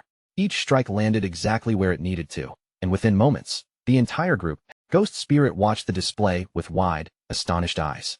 Shadow's speed, control, and overwhelming efficiency left her completely stunned, and a faint blush rose across her face as she continued staring at him. Before Ghost Spirit could fully recover from what she had witnessed, Shadow appeared beside her once again. In a firm voice, he urged her to give this training everything she had. If she truly wanted to follow her revenge through to the end, then she could not hold anything back. She would have to wager everything on becoming stronger. After leaving her with those words, Shadow's body was wrapped in a sudden burst of blue energy. The light flashed across the graveyard, and in the next instant, he vanished completely, leaving Ghost Spirit standing alone among the bones and monsters. Ghost Spirit remained where she was, silently thinking over everything Shadow had said. One detail continued to trouble her. For the briefest instant, when he spoke about revenge, she had sensed an intense killing intent coming from him, so sharp and unmistakable that there was no possibility she had imagined it. Meanwhile, far away in the ruined remains of Zhanghai City, the sun was slowly sinking toward the horizon. Its fading light stretched across the broken streets and collapsed buildings, covering the devastated city in the dim colors of evening. Little Black sat on the ground to recover her strength, leaning heavily against the warm side of her white llama. After spending so long exploring the ruins, exhaustion had caught up with her, and her tired posture made it clear that she desperately needed a break. Her stomach growled, reminding her that she had not eaten in quite some time. Little Black pulled out her map and carefully checked the remaining area. Although hunger and fatigue tempted her to stop, she realized that only a small portion of the region remained unexplored. Gritting her teeth, she decided to endure a little longer and finish the job. While Little Black rested beside the llama, something unusual on the ground caught her attention. Lying among the dust and debris was a strange fruit with a dark surface, and a faint glow pulsed from inside it. Curiosity immediately replaced some of her exhaustion. Little Black leaned forward, picked up the mysterious fruit, and turned it over in her hand. Looking at its shape and dark skin, she thought it resembled an unusually glowing plum. Without pausing to question whether the unknown fruit might be dangerous, Little Black opened her mouth and took a large bite. Its sweet flavor spread across her tongue, and her eyes lit up with delight when she discovered that it was unexpectedly delicious. Before she could take another bite, a system notification suddenly appeared in front of her. It announced that she had gained 50 experience points. Little Black stared at the message in amazement, hardly able to believe that eating one ordinary-looking fruit had directly increased her experience. Little Black quickly lifted her head and searched the nearby ground. That was when she noticed the fruit in her hand was not alone. A long trail of identical dark, glowing fruits stretched away through the ruins, forming an easy path for her to follow. Her exhaustion was forgotten at once. Little Black excitedly followed the glowing trail, picking up and eating the fruits one after another as she moved forward. Each delicious bite triggered another notification, rewarding her with 50 more experience points every single time. Little Black's happy feast was suddenly interrupted when an urgent message arrived from Captain Anyu. Anyu told her to come to the corrupted coast as quickly as possible. A man named Manling had been captured by a boss, and the situation was extremely serious because he was carrying more than 500 years of lifespan. With so much at risk, the group desperately needed Little Black's help. Little Black quickly pulled out her map and checked her current position. After comparing the markings, she replied that she was already somewhere near the corrupted coast. Captain Anyu told her not to wander off and instructed her to wait right where she was, promising that the rest of the party would reach her very soon. Still tracing the line of faintly glowing fruit, Little Black lowered herself and crawled along the uneven ground. Under her breath, she complained about Mei Niaoyang, grumbling that he was completely useless and always causing trouble for everyone else. Yet her irritation did not last long. The moment another delicious fruit appeared ahead, all thoughts of him vanished from her mind. By the time night settled over the ruins, Little Black had followed the trail all the way to the crest of a hill. She pulled herself over the final slope, lifted her head, and abruptly froze. The strange sight waiting below was nothing like what she had expected to find. The glowing fruits had guided her straight to the bleak and lifeless corrupted coast. At the very end of the trail sat a tiny creature resembling a slug, its small body resting quietly on the barren ground. From the way the fruits were scattered behind it, the creature seemed to be the source of everything Little Black had been happily eating. But the harmless-looking slug was not the only thing below. Nearby towered an enormous, swollen monster, its bloated body covered with several hideous mouths lined with razor-sharp teeth. One of its massive hands held a tiny humanoid creature that kicked and screamed helplessly while the giant raised it toward its body. Little Black stared down from the hill with fruit juice still smeared around her lips. Her eyes widened at the sheer size and grotesque appearance of the creature. A chill crept through her as she wondered just what kind of terrifying boss had appeared in this place. Her gaze then shifted toward the ground beside the monster. Two players lay there without moving, their bodies sprawled across the desolate coast. Little Black studied their faces and suddenly recognized one of them as Mei Naliang. At that moment, Little Black understood that this grotesque giant had to be the boss Captain Anyu had warned her about. As she continued watching, the creature sat in front of an enormous bowl and brought the struggling humanoid closer. Then, without hesitation, it sank its teeth into the smaller creature. A system window immediately appeared before Little Black's eyes, revealing the monster's identity. The creature was called the Spirit Devourer, and it was a level 20 Jade grade boss, an enemy far beyond anything an ordinary party could confront safely. The Spirit Devourer tightened its enormous fingers around the creature in its grasp. With one brutal squeeze, the smaller monster was crushed inside its fist, its struggles ending instantly beneath the overwhelming force. Little Black watched the scene unfold in horror. Only then did she realize that the Spirit Devourer had not captured a player at all. The screaming figure in its hand had been another monster, and the boss was preparing to eat its own kind. The Spirit Devourer opened its fist and tossed the blood-soaked remains into the massive bowl before it. It then began stirring the mangled pieces together, mixing them into a revolting meal while wet. Gruesome sounds carried across the coast. Captain Anyu and the rest of her party finally reached the hilltop, where they found Little Black crouched and silently watching the monster below. Anyu hurried to her side and asked whether she had already spotted Mei Naliang and located the boss responsible for capturing him. The entire party gathered along the ridge and stared down at the horrifying creature. Wang Meng's face changed immediately as he shouted that it was actually a Jade-grade boss. Captain Anyu grimaced in disgust after seeing it eat another monster, while Little Black calmly took another bite from the glowing fruit in her hand and mentioned something strange she had noticed. For reasons none of them understood, the Spirit Devourer had not attacked any of the nearby players. Captain Anyu raised a hand and warned everyone to remain still and keep observing instead of rushing forward. Their current equipment was nowhere near sufficient for fighting a Jade-grade boss, so they would need additional reinforcements before making any move. The party remained hidden on the hill and continued watching the Spirit Devourer from a distance. Their confusion only deepened when the enormous creature lowered its body and settled into an unusually deep squat, its bloated frame tensing as though it were preparing to do something. They exchanged uneasy glances, wondering what the boss could possibly be doing. One member of the party hesitantly suggested that it might be defecating. A moment later, their worst suspicion was confirmed. Glowing purple fruits began dropping from the creature's rear one after another, and Little Black screamed in utter disbelief. The group cautiously examined one of the newly produced purple orbs. Its smooth surface, dark color, and rounded shape looked strangely familiar. After staring at it for several seconds, they realized that it looked exactly like an ordinary plum. A horrifying realization slowly dawned on Little Black. Her trembling eyes moved from the half-eaten fruit in her hand to the squatting Spirit Devourer below. The delicious plums she had been following and eating were actually the monster's feces. Color drained from her face while Captain Anyu and Wang Meng stared at her in speechless shock. Little Black's mouth opened in a soundless scream as the fruit slipped from her fingers and fell to the ground. Her mind raced wildly as she tried to understand what she had swallowed. The horror finally broke through, and she began panicking aloud, forcing Captain Anyu and Wang Meng to hurriedly grab her and desperately urge her to keep quiet. Unfortunately, Little Black's outburst had already echoed across the open coast. The Spirit Devourer stopped what it was doing and slowly turned its enormous head toward the hill. Its attention locked directly onto the hidden party. The colossal boss rose above them like a living mountain.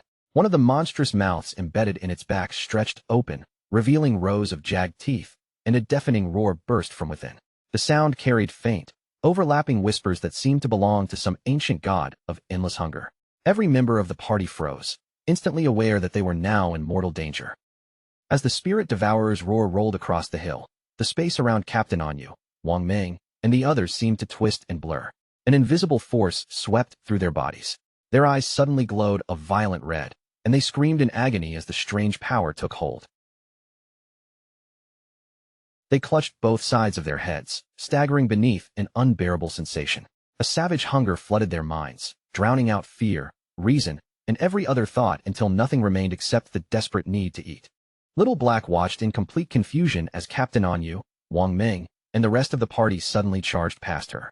Their faces had become wild and frantic, and they moved with such crazed desperation that they no longer seemed aware of anything around them. They ignored the spirit devourer entirely and sprinted straight toward the enormous bowl at its feet. Inside was the bloody mixture of flesh and remains the boss had been preparing, yet the party rushed toward it as though it were the finest meal they had ever seen. With ravenous expressions, they plunged their bare hands into the revolting mixture. Blood and gore coated their fingers as they shoved fistful after fistful into their mouths, repeatedly muttering that they were starving and needed more food. As the group continued devouring the disgusting meal, their bodies began changing unnaturally. Their stomachs expanded, their limbs thickened, and their faces grew round and swollen. Within moments, each of them had become visibly bloated. From her hiding place, Little Black stared at her companions in horror. She cried out that they had all gone completely insane and were eating until their bodies became obese. Then another unsettling question entered her mind. Why was she the only person who had not been overwhelmed by the same monstrous hunger? The answer to Little Black's question arrived almost immediately, and it was far more horrifying than anything she could have imagined. The spirit devourer stepped toward one of the party members, who had already swollen into a heavy, bloated shape. The boss effortlessly lifted him from the ground and raised him toward one of the enormous mouths gaping open across its back. Before the helpless player could struggle free, the spirit devourer shoved his entire body into the waiting mouth. Its jaws snapped shut, and the man disappeared completely as the monster swallowed him whole. Seeing the player vanish between those teeth, Little Black finally understood the boss's terrifying ability. She screamed that the spirit devourer deliberately drove people to overeat, then selected and devoured whoever had become the fattest. Panic surged through Little Black as she realized that even their elite team was completely powerless against this monster. They could neither resist its strange influence nor defeat it in battle. With no other choice remaining, she concluded that only one person might still be able to save them. Little Black immediately contacted Shadow and hurriedly explained the situation. They had encountered a Jade-grade boss known as the Spirit Devourer, Undali Gyre, and Captain Anyu and Wang Ming were already on the verge of being eaten. Her voice shook as she begged him to help before it was too late. The moment Shadow heard the monster's name, his entire demeanor changed. He instantly recognized it as the bloodline creature he had been searching for and silently marveled that Little Black truly was his lucky star. Without hesitation, he ordered her to send him the exact coordinates and told her he was coming immediately. At that moment, Shadow was standing before the entrance of a cave glowing with mysterious light. He had already obtained the keys to 3 other platinum-grade hideouts within Magic City, but the appearance of the bloodline monster changed his priorities. He decided to deal with the Spirit Devourer first, especially since the desperate princess should nearly be finished evolving by now. A short while later, Shadow reached the corrupted coast. Little Black rushed over to greet him, relief spreading across her frightened face the moment she saw him. Shadow immediately asked where the Spirit Devourer was, and she raised one hand and pointed toward the area just ahead. Little Black frantically told Shadow that Captain Anyu and Wang Ming had already been swallowed, begging him to rescue them before they were digested. As she spoke, the massive Spirit Devourer lowered itself into another deep squat, its swollen body straining as if it were about to defecate once again. To their absolute disgust, a large translucent purple orb emerged from the boss's rear. Suspended inside the glowing sphere was Mei Naoyang, his face pressed against the surface and twisted in pure horror as the orb dropped into view. Even Shadow was briefly stunned by the sight. Little Black pointed at the orb and cried out that the monster had actually excreted Mei Naoyang. Her panic intensified as she wondered whether Captain Anyu, Wang Ming, and the others would soon be expelled in exactly the same humiliating condition. Shadow calmly explained how the Spirit Devourer's abilities worked. It was a servant of an ancient god of gluttony, and its roar carried a whisper capable of driving players into uncontrollable hunger. The more those victims ate, the more bloated their bodies became. Once they were sufficiently fattened, the boss swallowed them and slowly digested the lifespan stored within them. Shadow continued by revealing that only one known method could protect someone from the gluttonous whisper, eating the Spirit Devourer's excrement. He admitted that the idea was disgusting, though he had heard the purple fruit supposedly tasted quite good. Then he turned toward the unaffected little black and began asking whether that meant she had eaten it. Mortified and already close to tears, she immediately cut him off and begged him not to say another word. Still kneeling on the ground, Little Black tearfully pleaded with Shadow to stop talking and rescue her friends. Shadow gave no reply. In the next instant, he launched himself forward, his body streaking toward the pulsing purple orb that held Mei Naliang captive. Shadow caught the orb cleanly before it could hit the ground. Yet instead of breaking it open and freeing Mei Naliang, he twisted his body and hurled the entire sphere directly back toward the towering spirit devourer. The translucent orb flew through the air with Mei Naliang's terrified face still visible inside. It slammed squarely into the spirit devourer's large, soft belly, sinking into the bloated flesh with tremendous force. The spirit devourer recoiled and released a deafening roar of pain. At the same time, thick white liquid burst violently from the many mouths covering its back, spraying through the air as the creature's body convulsed. The heavy impact forced the boss to vomit up everyone it had swallowed. Captain Anyu, Wang Meng, and the remaining party members shot out from its gaping mouths and crashed together in a messy heap. Their bodies were covered from head to toe in sticky slime, but every one of them was still alive. With the trapped players safely expelled from the monster's body, Shadow finally turned his full attention toward the boss. Brilliant yellow light ignited within his eyes, while a dense and powerful red aura surged around his entire figure. Shadow immediately activated his mythic skill, Graceful Release, and followed it with the legendary Instant Shadow Slash. Countless brilliant blue blades of energy formed above the spirit devourer before raining down in a violent storm. Each slash tore deeply into the Jade-grade boss, producing devastating damage numbers in the tens of thousands. As the spirit devourer reeled beneath the barrage, Shadow glanced at his finisher gauge and saw that it had finally filled to the limit. The timing could not have been better. Rather than letting the opportunity pass, he decided this Jade-grade boss would make the perfect target for testing just how destructive his ultimate skill truly was. Shadow released his ultimate attack, the Scarlet Blade. A colossal sword made entirely of crimson energy formed high above the battlefield, its enormous edge blazing with terrifying power. In the next instant, it descended vertically through the spirit devourer, cleaving straight across its swollen body and dealing an unbelievable 1,032,015 points of damage in a single strike. A global system announcement immediately rang out, declaring that Shadow of Great Xia had achieved the world's first kill of a Jade-grade boss. Watching from the edge of the battlefield, Little Black stood with her mouth hanging open in complete disbelief. When she saw the damage number had surpassed 1 million, she screamed that Shadow's strength was beyond insane. News of Shadow's victory spread across the world in an instant, throwing players from every nation into an uproar. Some bitterly predicted that Great Xia would now rise rapidly in power because of him. Others shamelessly attempted to claim a connection to Shadow, with one furious player even insisting that his ancestors had originally come from their country. Meanwhile, golden light poured over Shadow's body. Shadow immediately understood the significance of the reward. Bloodlines belong to a rare and special system. When a bloodline matched its user properly, the benefits could be enormous. It could reshape the player's attributes, strengthen their abilities, and increase their overall combat power by a staggering amount. A sharp glow appeared in Shadow's eyes as he made his decision without hesitation. He selected the option to activate the Spirit Devourer bloodline immediately. The moment the bloodline awakened, a violent purple aura erupted around Shadow and surged upward from his body. Its power fundamentally changed the efficiency of his attributes. Each point of strength now granted 3 points of physical attack, while every point of constitution provided 50 health and 5 physical defense. Agility became 32% more effective, and each point of spirit now supplied 3 elemental attack and 5 elemental resistance. The bloodline also granted Shadow 2 entirely new abilities. The first was Spirit Devour, a skill that allowed him to consume abilities belonging to his own class in exchange for improving his attribute corrections. The only drawback was severe. Using it would increase his appetite by 200%. The second bloodline ability was called Big Mouth. By activating it, Shadow could create an enormous mouth formed from energy and use it to swallow incoming enemy projectiles. Once absorbed, part of the projectile's damage would be converted into healing for his own body. Shadow quietly considered the possibilities opened by these two abilities. Spirit Devour was especially interesting. If consuming unwanted skills could permanently raise his attribute corrections, then even seemingly worthless abilities might become valuable resources for strengthening him. Attribute correction represented how efficiently a player's basic stats were converted into actual combat power. Under normal circumstances, for example, Every single point of strength gave Shadow 3 points of physical attack. Conveniently, the Spirit Devourer had dropped a bronze tier ability called Poison Blade. Shadow considered the skill nearly useless if learned normally, but its low value made it the perfect material for testing Spirit Devour. Shadow activated Spirit Devour and crushed the Poison Blade skill icon in his hand. The system immediately confirmed that the ability had been consumed.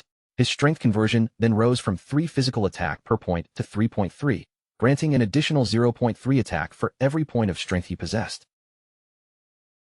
At first, Shadow felt slightly disappointed. Devouring an entire bronze tier skill had only increased the conversion rate by 0.3. But then an important realization struck him. The consumed Poison Blade had not simply disappeared. It had been transformed into a passive ability, which meant it could still be evolved.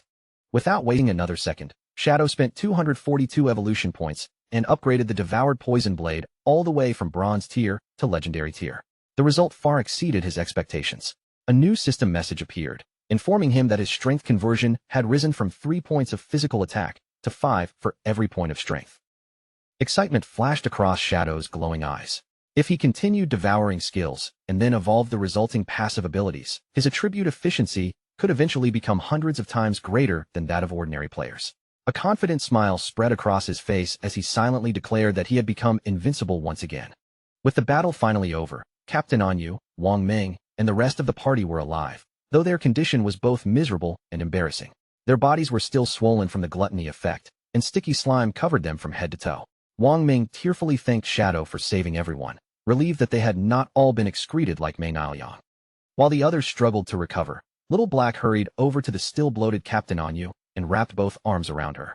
Trying to comfort her, Little Black earnestly insisted that Anyu remained beautiful regardless of how large the boss's effect had made her.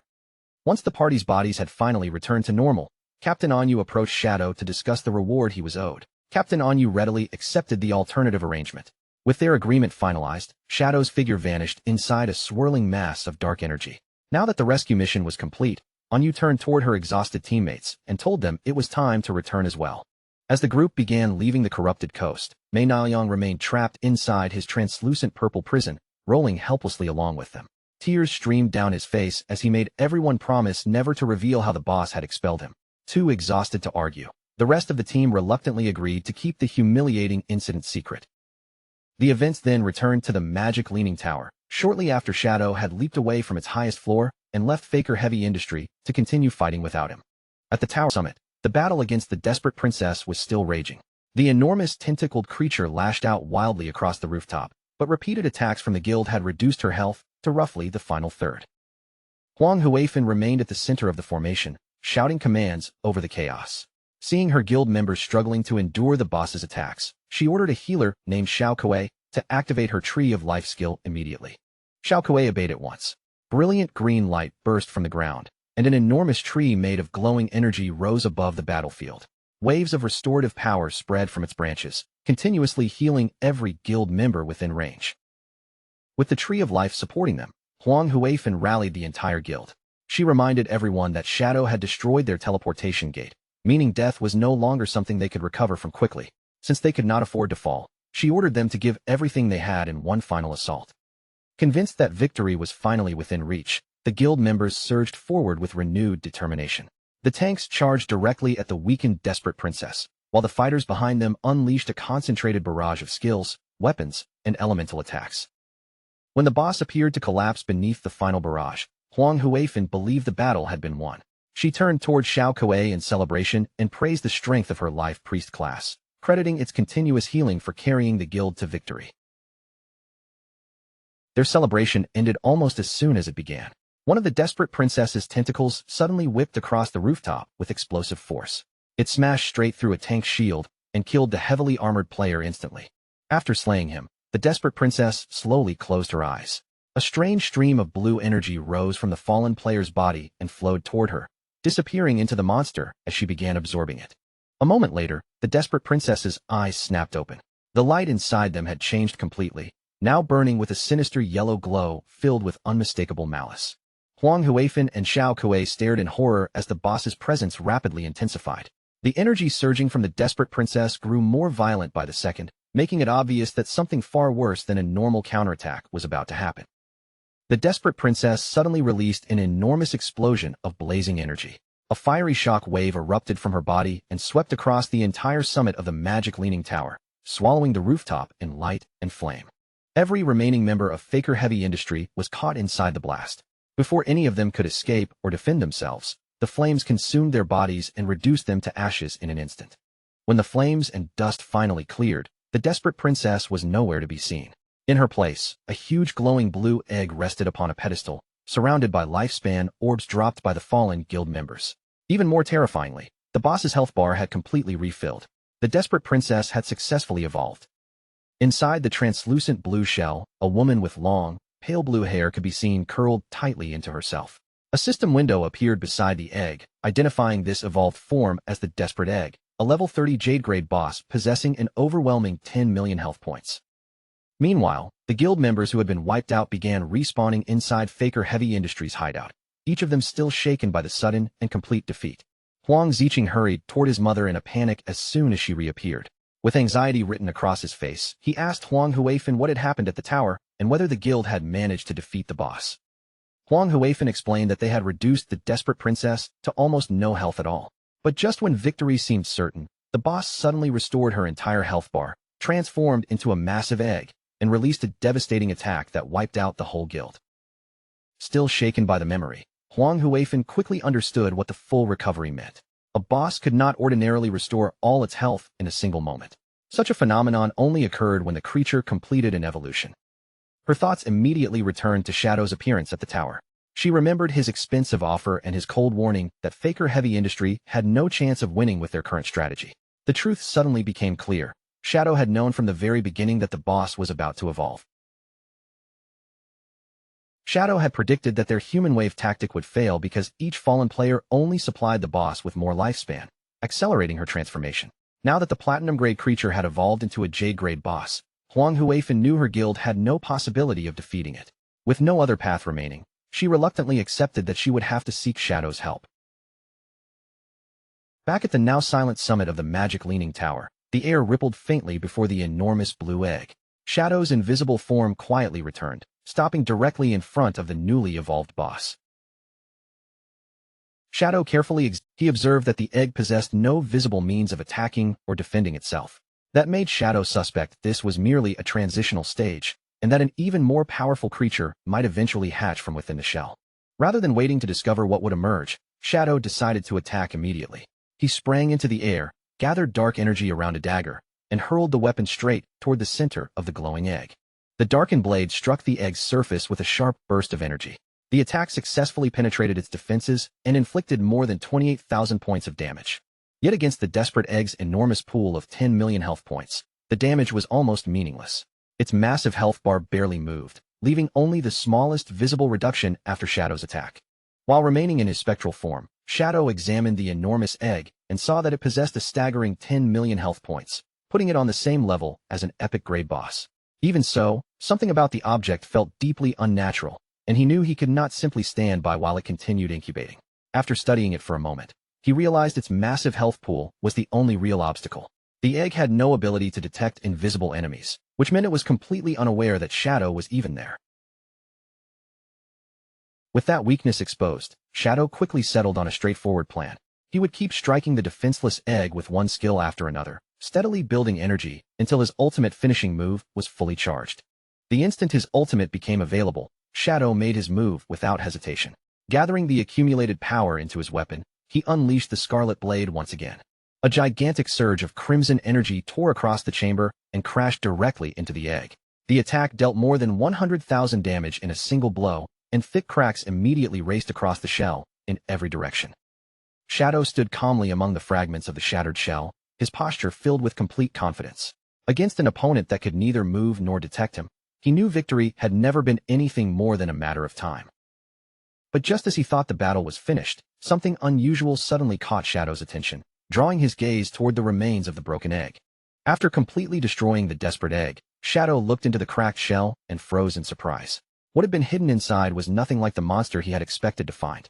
Instead of another terrifying creature, an unconscious young woman lay motionless on the floor, her long, pale blue hair spreading around her body. A system window identified her as the desperate princess, yet her status was shockingly weak. She was only level 1 and possessed a pitiful total of 10 health points. Shadow materialized beside the fallen girl and stared down at her in confusion. This fragile human appearance had to be the princess's true form, which seemed to confirm the old legend about a princess cursed by a white dragon. However, the sight of her 10 health points created an uncomfortable question. To officially defeat the boss, was he really expected to kill this completely defenseless girl? Shadow summoned his dagger and raised it, preparing to bring the strange battle to an end. Yet before the blade could fall, he stopped, his hand hovering in place as he reconsidered the unsettling situation before him. That brief moment of hesitation turned out to be crucial. Without warning, the sky above Shadow twisted into a dark, violently swirling vortex, while fierce arcs of blue lightning flashed through its depths. Shadow looked upward in disbelief as an enormous skeletal dragon forced its way out of the portal. Its massive bony frame emerged piece by piece, filling the air with an overwhelming and terrifying presence. A system window appeared and confirmed the identity of the new enemy. This creature was Ates, the cursed white dragon, a horrifying level 100 monster classified at the mythical grade. The moment the desperate egg was destroyed, Ates, the enormous cursed white dragon, descended from the portal overhead. Without giving Shadow any time to recover, the skeletal beast immediately launched a devastating attack straight toward him. Shadow could barely believe what he was seeing. A mythical-grade boss had appeared out of nowhere, and he could not understand why such an overwhelmingly powerful monster had suddenly entered the battle. As Ates threw back his skeletal head and released a thunderous roar, the pieces finally came together in Shadow's mind. This was a hidden boss, and the legend of the princess who had been cursed by a white dragon was not merely an old tale, it had been true all along. Meanwhile, the desperate princess remained on the ground in her restored human form. Her eyelids slowly trembled, and after lying unconscious for several moments, she finally began to awaken. Shadow watched closely as the princess lifted herself from the floor. Her body rose gently into the air, and she began floating upward toward the enormous head of the skeletal dragon. She flew directly toward Ates, but rather than attacking the monster, she reached out without fear. When she arrived before him, the princess wrapped her arms tenderly around his massive snout. Tears streamed down the princess's face as she held the dragon close. Then her body began to burn away before Shadow's eyes, the outer form gradually disappearing until a brilliant red heart was revealed inside her chest. Still pressed against the dragon's face, the princess completely dissolved in a sudden burst of radiant light. The glow rapidly expanded outward, swallowing Ates's gigantic skeletal body within its brilliance. Under the spreading light, the cursed white dragon's enormous skeleton began breaking apart and crumbling into nothing. Shadow could only stare in confusion as the beast vanished, leaving behind a single glowing red heart, suspended silently in the air. The floating heart slowly drifted toward Shadow, and a system message appeared before him. It announced that he had successfully prevented the resurrection of an ancient god named Cthulhu and had acquired the heart of the curse. The item presented two possible choices. He could use it, sacrifice his lifespan, and become Cthulhu's servant, or he could destroy the heart and receive a mythical-grade item instead. Shadow carefully considered both possibilities. Using the heart might grant him several incredibly powerful new abilities, but the item's description made the danger equally obvious. This was not a harmless source of strength, but a parasitic curse that could eventually allow Cthulhu to consume him entirely. After weighing the potential reward against the horrifying consequences, Shadow decided the risk was far too great. Without wasting another moment, he chose to destroy the heart of the curse immediately. Shadow tightened his grip around the pulsating organ and crushed it in his hand. The moment it broke apart, the heart erupted into a dazzling explosion of brilliant light. Even Shadow was caught off guard by the sheer intensity of the blast. The blinding radiance surged around him from every direction, completely swallowing his body before he had any chance to react. When the overwhelming light finally faded, Shadow discovered that he had been transported somewhere else. He still appeared to be standing atop the magic leaning tower, yet the surroundings carried a strange difference he could not immediately explain.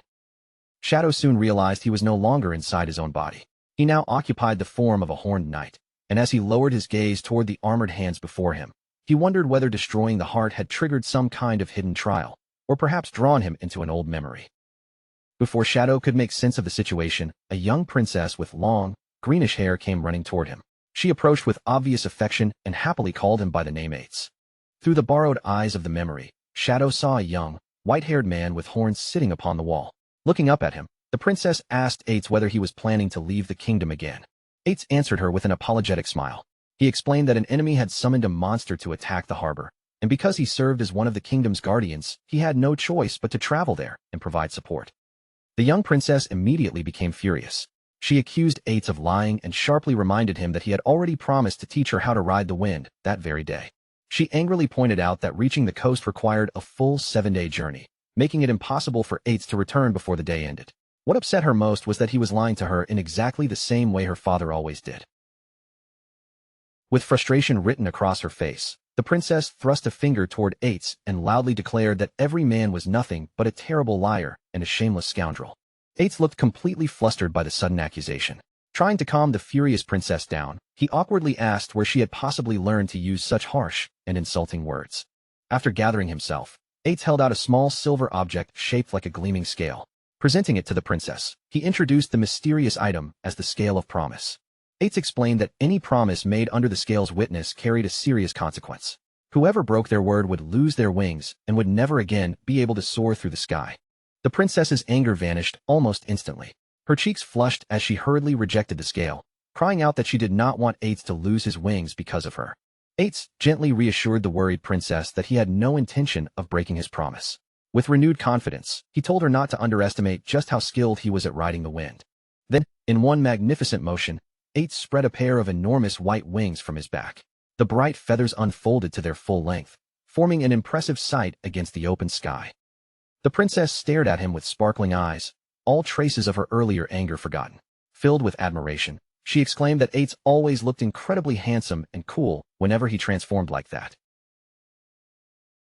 Before departing, Ates promised that he would return in time to share dinner with her.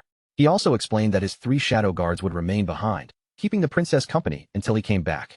With those final words, Ates pushed off the wall and launched himself high into the sky. As his white wings carried him into the distance, the princess waved after him and called out, wishing him a safe journey. Watching Ates disappear beyond the horizon filled the princess with fresh determination. Since he was working so hard to protect the kingdom, she declared that she could not allow herself to fall behind. The princess immediately ordered the 3 shadow guards to follow her. With great enthusiasm, she announced that they were going to gather ingredients and prepare a grand dinner for Ates' return. By then, Shadow finally understood what was happening. He was witnessing a memory preserved within the heart of the curse, allowing him to see the distant past once shared by the desperate princess and Ates, the white dragon. The memory continued through a series of warm moments from the princess's day with the shadow guards. She cheerfully gathered mushrooms beneath the forest trees, stumbled across a strange-looking rabbit, and later sat beside a quiet lake to fish. All of it unfolded within their peaceful kingdom, while the magic leaning tower remained visible in the distance. Much later, the princess returned looking thoroughly exhausted from the day's work, yet her face remained bright with happiness. With obvious pride, she revealed the enormous feast she and the shadow guards had prepared. Beaming proudly beside the table, the princess began introducing each of the unusual dishes she had made. Among them were steamed rock and a volcanic ash pizza, and she confidently explained that every strange creation on the table was one of Ates' favorite foods. With the feast ready and every dish arranged across the table, the princess waited eagerly for Ates, certain that he would return before long and share the meal she had prepared for him. But the hours continued to slip away, and darkness gradually settled over the kingdom. Still waiting beside the untouched feast, the exhausted princess eventually lowered her head onto the table and drifted into sleep. Sometime later, an elderly attendant approached and gently stirred her awake. In a soft voice, he reminded her that the night had grown very late and that she should return to her room to rest. By now, even the food spread across the table had gone completely cold. The princess jolted upright, stunned when she realized just how much time had passed. Her sleepy expression vanished at once as she frantically questioned the attendant, demanding to know where Ates was and why he still had not returned. The attendant's face grew solemn as he delivered the troubling news. According to the latest reports arriving from the front lines, the battle had become extremely dangerous, and General Ates would most likely be unable to return on schedule. The princess immediately rejected that possibility. She insisted that Ates was the kingdom's mighty guardian, a warrior so powerful that any enemy standing before him would be no different from a helpless lamb awaiting slaughter. However, the attendant's expression only became graver. He explained that the enemy nation had sacrificed tens of thousands of lives in order to summon a nightmare from the depths of the sea. The creature was said to be as enormous as an entire city, its body covered in countless writhing tentacles and staring eyes. It was so horrifying that merely looking upon it could shatter a person's mind and drive them insane. As those terrifying details sank in, the princess's absolute confidence finally began to waver. Worry clouded her face as she realized that even someone as powerful as Ates might be trapped in a desperate battle against such an unnatural monster. Then, Without warning, the princess's eyes widened in terror. The scale of promise clutched in her hand suddenly cracked apart and shattered. She instantly understood what that meant. Eights had failed to return as promised. Panic seized her as she remembered that if he did not come back before midnight, the scale's curse would strip away his wings forever. The princess grabbed the elderly attendant, Scholar Lu Wan, and desperately begged him to bring her to her father. As a dragon knight, the king might know some way to remove the curse of the scale of promise before it was too late. Ignoring Scholar Lu Wan's flustered complaints, the princess seized his arm and dragged him along at full speed. She anxiously explained that if Eights suddenly lost his wings in the middle of battle, he would be left defenseless and almost certainly doomed. The princess rushed down the corridor and burst through a nearby door, only to stop dead in her tracks. Standing calmly inside the room was Eights himself, completely unharmed and looking as though nothing terrible had happened. Eights turned toward the breathless princess with a calm expression. Seeing the fear written across her face, he simply asked why she had come rushing in with such overwhelming panic. Relief flooded through the princess so suddenly that she could no longer hold herself back.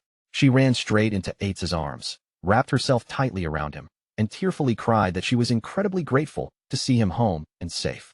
Eights gently returned her embrace and reassured her that he had come back because he would never forget the promise they had made.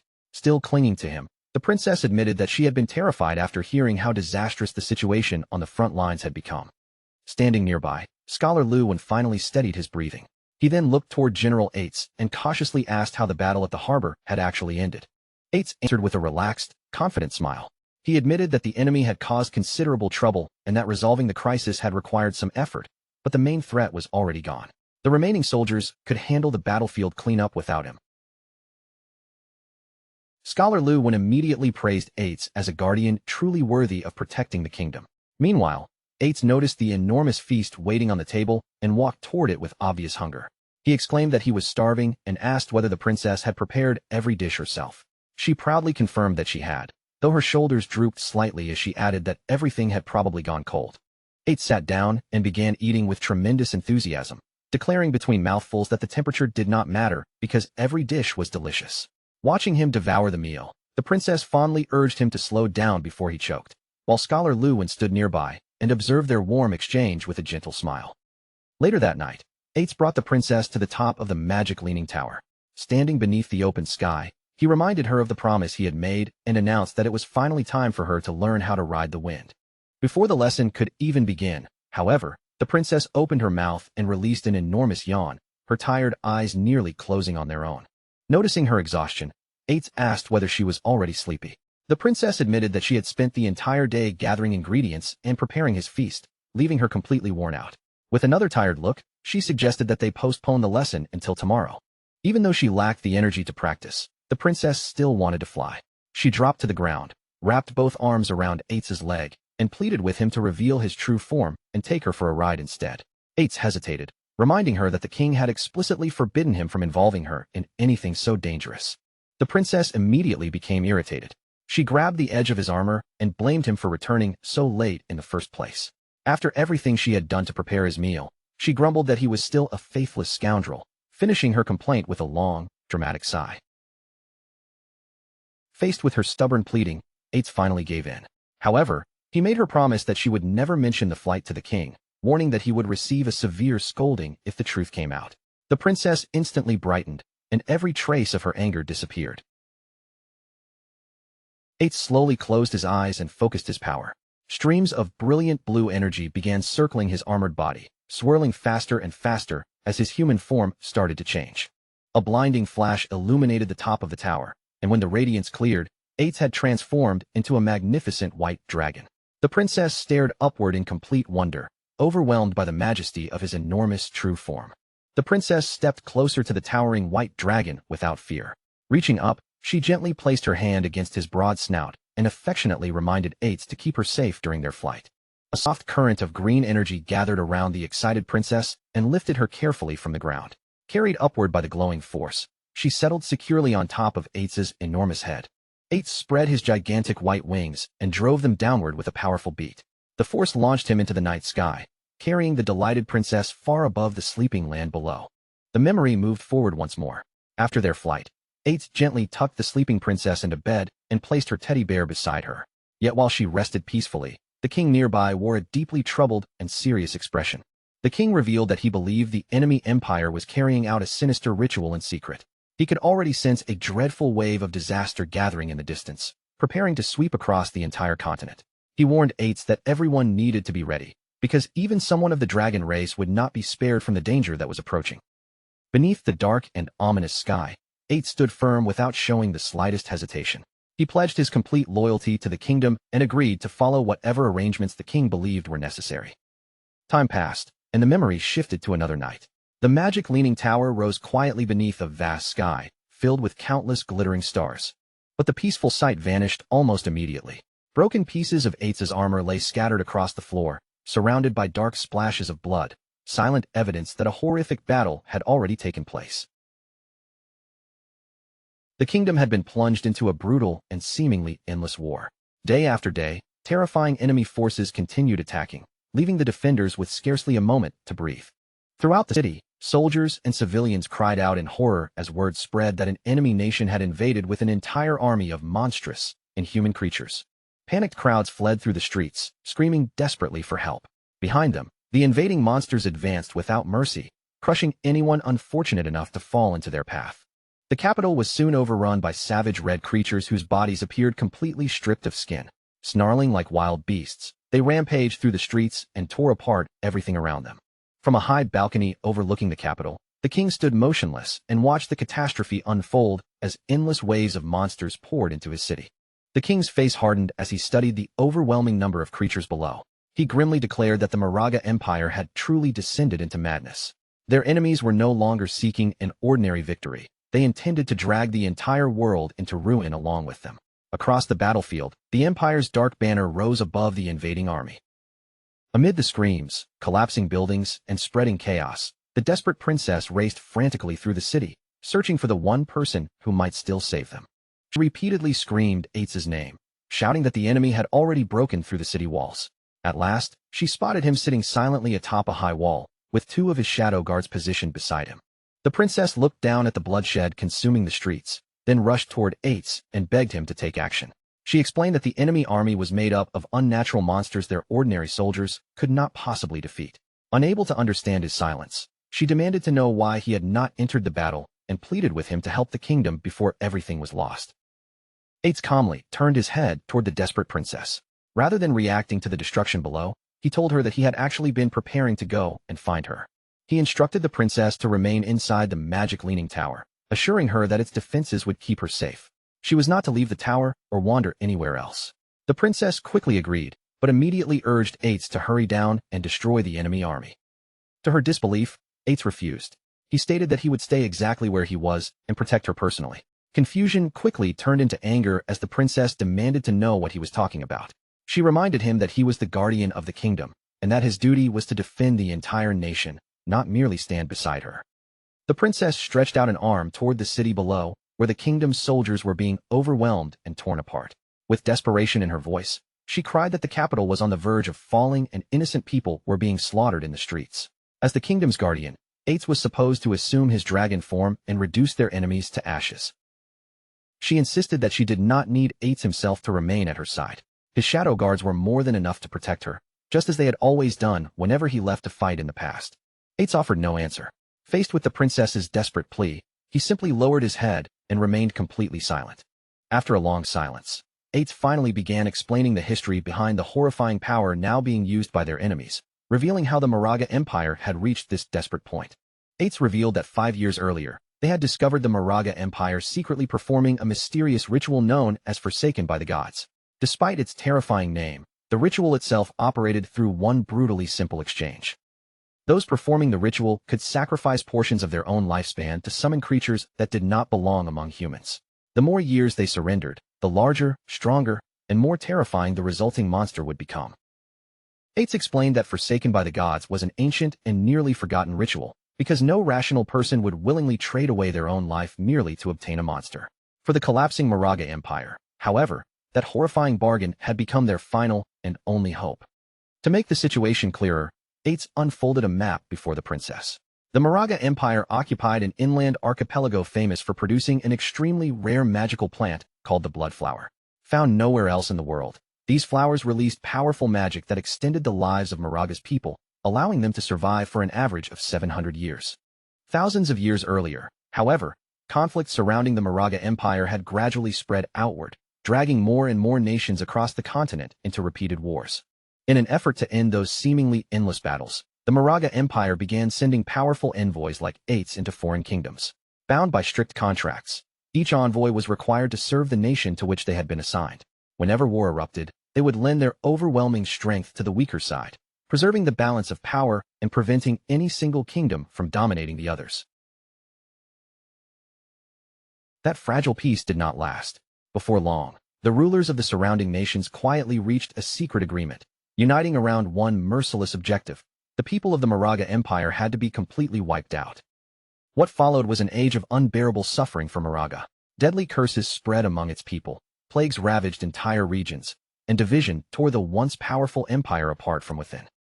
When the final petal of the last blood flower withered and died, a devastating avalanche swept across the dying land.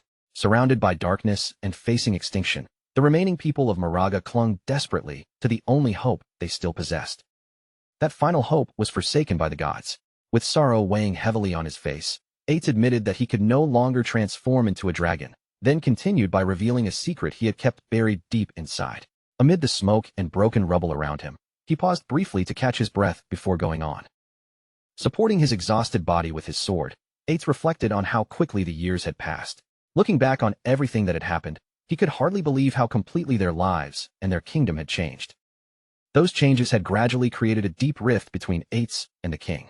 After taking the throne, the king had been forced to make painful choices that Eights could neither accept nor fully understand. With sadness in his eyes, the king had eventually concluded that Eights would never truly understand the hearts of humans. At the same time, ordinary humans could never completely understand a being like Eights. Even so, the affection they both shared for the princess had given the king a renewed sense of hope, briefly bridging the distance that had grown between them.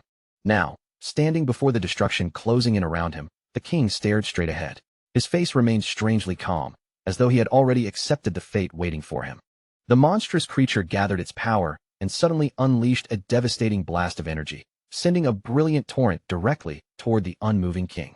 The blinding light swallowed him completely, and within moments, the king's body vanished inside the overwhelming attack. In his final thoughts, regret consumed him as he realized that everything he had believed and chosen had been terribly wrong. A colossal explosion then tore through the heart of the castle. Stone, fire, and debris erupted into the sky, announcing to everyone across the capital that their king had finally been defeated. From high atop the magic leaning tower, the desperate princess saw the distant explosion bloom above the castle. Her eyes widened in horror, and a shocked cry escaped her as the blast illuminated the ruined capital. Standing beside her, Eights watched the destruction with unsettling calmness. He quietly stated that the capital had fallen, adding that the invading monsters would soon turn their attention toward the tower. Almost as though his words had summoned them, a massive swarm of dark-winged creatures descended from the sky. One of the shadow guards immediately shouted a warning, announcing that the monsters were closing in. The flying creatures crashed violently against the tower, only to slam into a glowing blue barrier surrounding its walls. Ripples of magical energy spread across the shield each time another monster struck it. Eights reassured the frightened princess that the magic leaning tower was protected by an exceptionally powerful barrier. No matter how many monsters attacked, breaking through those defenses would be nearly impossible. Just then, a badly injured Scholar Luwen appeared along the edge of the tower wall. The princess turned sharply toward him, stunned by his sudden arrival, and called out his name in disbelief. Barely able to remain standing, Scholar Luwen leaned heavily against his staff for support. Between strained breaths, he told Eighth that he had come under the king. The princess stared at the scholar's wounds in alarm, unable to ignore how severely injured he was. Eighth immediately accepted the escape plan, explaining that he would use his wind magic to send both of them to the designated location. He then asked whether their contacts were prepared. Scholar Luwen confirmed that everything had already been arranged, but before he could continue, the princess interrupted them. Confused and increasingly frightened, the princess demanded an explanation. With grief weighing heavily on every word, Scholar Luwen finally told her that her father, the king, had fallen in battle. She froze in complete shock as he explained that, before his death, the king had arranged for her to escape into a neighboring nation where she could remain safe. Fighting through her disbelief, the princess anxiously asked whether Eights would be leaving with them. Eights turned toward her with a gentle but sorrowful smile and asked where someone like him could possibly flee. The monsters swarming below were his own people, the people of Moraga. That made him an enemy in the eyes of every human nation, and no matter where he tried to hide, humans would eventually find and kill him. Ates knelt along the edge of the tower wall and looked down upon the endless horde filling the ruined city. Accepting what awaited him, he declared that wherever a knight fell would become the tomb of a dragon. This kingdom was where he belonged, and he intended to remain there protecting it until the last of his lifespan had drained away. The princess listened to his solemn declaration in silence. Gradually, the grief trembling across her face hardened into fierce determination, and a new resolve began burning in her eyes. Without warning, she summoned her wind magic and tore herself away from Scholar Luwan. A powerful current carried her through the air and brought her racing back toward Ates. The princess landed directly in front of him and boldly declared that if Ates intended to stay, then she would become his dragon knight. This kingdom was her home as well, and she would stand beside him to defend it. Proudly insisting that she had already perfected her wind riding skills, she eagerly asked what they needed to do in order to form an official contract. Ates raised his head and stared at her, completely stunned. Her unwavering loyalty left him speechless, and for several moments, he could do nothing but look into her determined eyes. Deeply moved by her decision, Ates reached out and enclosed the princess's hand within his armored palm. A tender yet sorrowful smile crossed his face as he quietly agreed to grant her request. He then produced the familiar silver scale of promise and held it between them. Ates explained that the scale would serve as the contract binding them together, just as it had witnessed their promises in the past. The princess's face immediately brightened, delighted that forming their pact would be so simple. Smiling with complete trust, she began sealing the contract and happily declared that from that moment onward, the two of them would remain together forever. Before she could finish, Ates quietly interrupted her and completed the promise himself. But the words he chose carried a heartbreaking meaning. Their contract would ensure that they never saw one another again. The princess's joyful expression collapsed in an instant. Her eyes widened with shock, and she stared at Ates in disbelief, unable to understand why he would make such a cruel promise. Before she had time to question him, Ates released an enormous burst of wind magic. The violent current swept both the princess and Scholar Luwan from the tower, launching them far away from the battlefield. As the powerful wind carried them into the distance, Ates called out to Scholar Luwan and entrusted the princess's life and safety entirely to him. The princess struggled helplessly against the current, screaming Ates's name with confusion and betrayal in her voice. She could only watch as the tower and the man she trusted grew farther away. Left alone upon the wall, Ates stood surrounded by spiraling wind magic and urged her to keep going. With quiet pain in his voice, he insisted that her rightful place was not beside a dragon's tomb. Then everything took a horrifying turn. Scholar Luwan's eyes suddenly blazed with an unnatural red glow, and without warning, he drove his hand straight into the princess's chest. He tore out her still beating heart, while coldly telling her that she did have somewhere she belonged, a place meant for humans. From the tower, Ates witnessed the betrayal and froze in absolute horror. At the same time, the princess stared at the bloody heart in the scholar's hand, her face filled with disbelief as her life was violently stolen from her. As Scholar Luwan's own body began to fail, he gasped out one final warning to Ates. With the last of his strength, he told him to remain careful, revealing that the people of Moraga were not the only ones who had been cursed. A grotesque red growth spread rapidly across Scholar Luwan's face, swallowing his human features. Then a gigantic tentacled monster burst out from his body, seized the princess's heart, and greedily devoured it. Laughing cruelly, the creature mocked Ates over the delicious flesh and lifespan it had consumed. It then asked whether murdering the person he loved was fitting revenge for the pain Ates's dragon flames had inflicted upon it in the past. Ates remained completely motionless, staring at the creature in stunned silence. Seeing his horrified reaction only made the tentacled monster laugh even more wildly. The creature raised the princess's lifeless body while displaying her blood-covered heart before the white dragon. With sadistic delight, it taunted Ates once again, asking whether killing his beloved was enough to repay the agony caused by his dragon flames. Then, in one final act of cruelty, the monster tightened its hand around the princess's heart. Blood spilled between its fingers as the organ was crushed completely inside its clenched fist. Rage exploded across Ates's face as he and his two remaining shadow guards turned toward the abomination. Their eyes burned with fierce, vengeful light, and every trace of hesitation vanished as they prepared to avenge the fallen princess. One of the guards, the Shadow of Sorrow, dissolved into a spiraling vortex of darkness and shot downward to catch the princess's falling body. At the same time, the second guard charged the monster head-on, slashing wildly through its writhing tentacles and cutting them apart one after another. The creature merely laughed and dismissed the furious assault as completely meaningless. Nearby, the Shadow of Sorrow dropped to one knee, carefully cradling the princess against its armored chest, while a protective blue glow wrapped around her motionless body.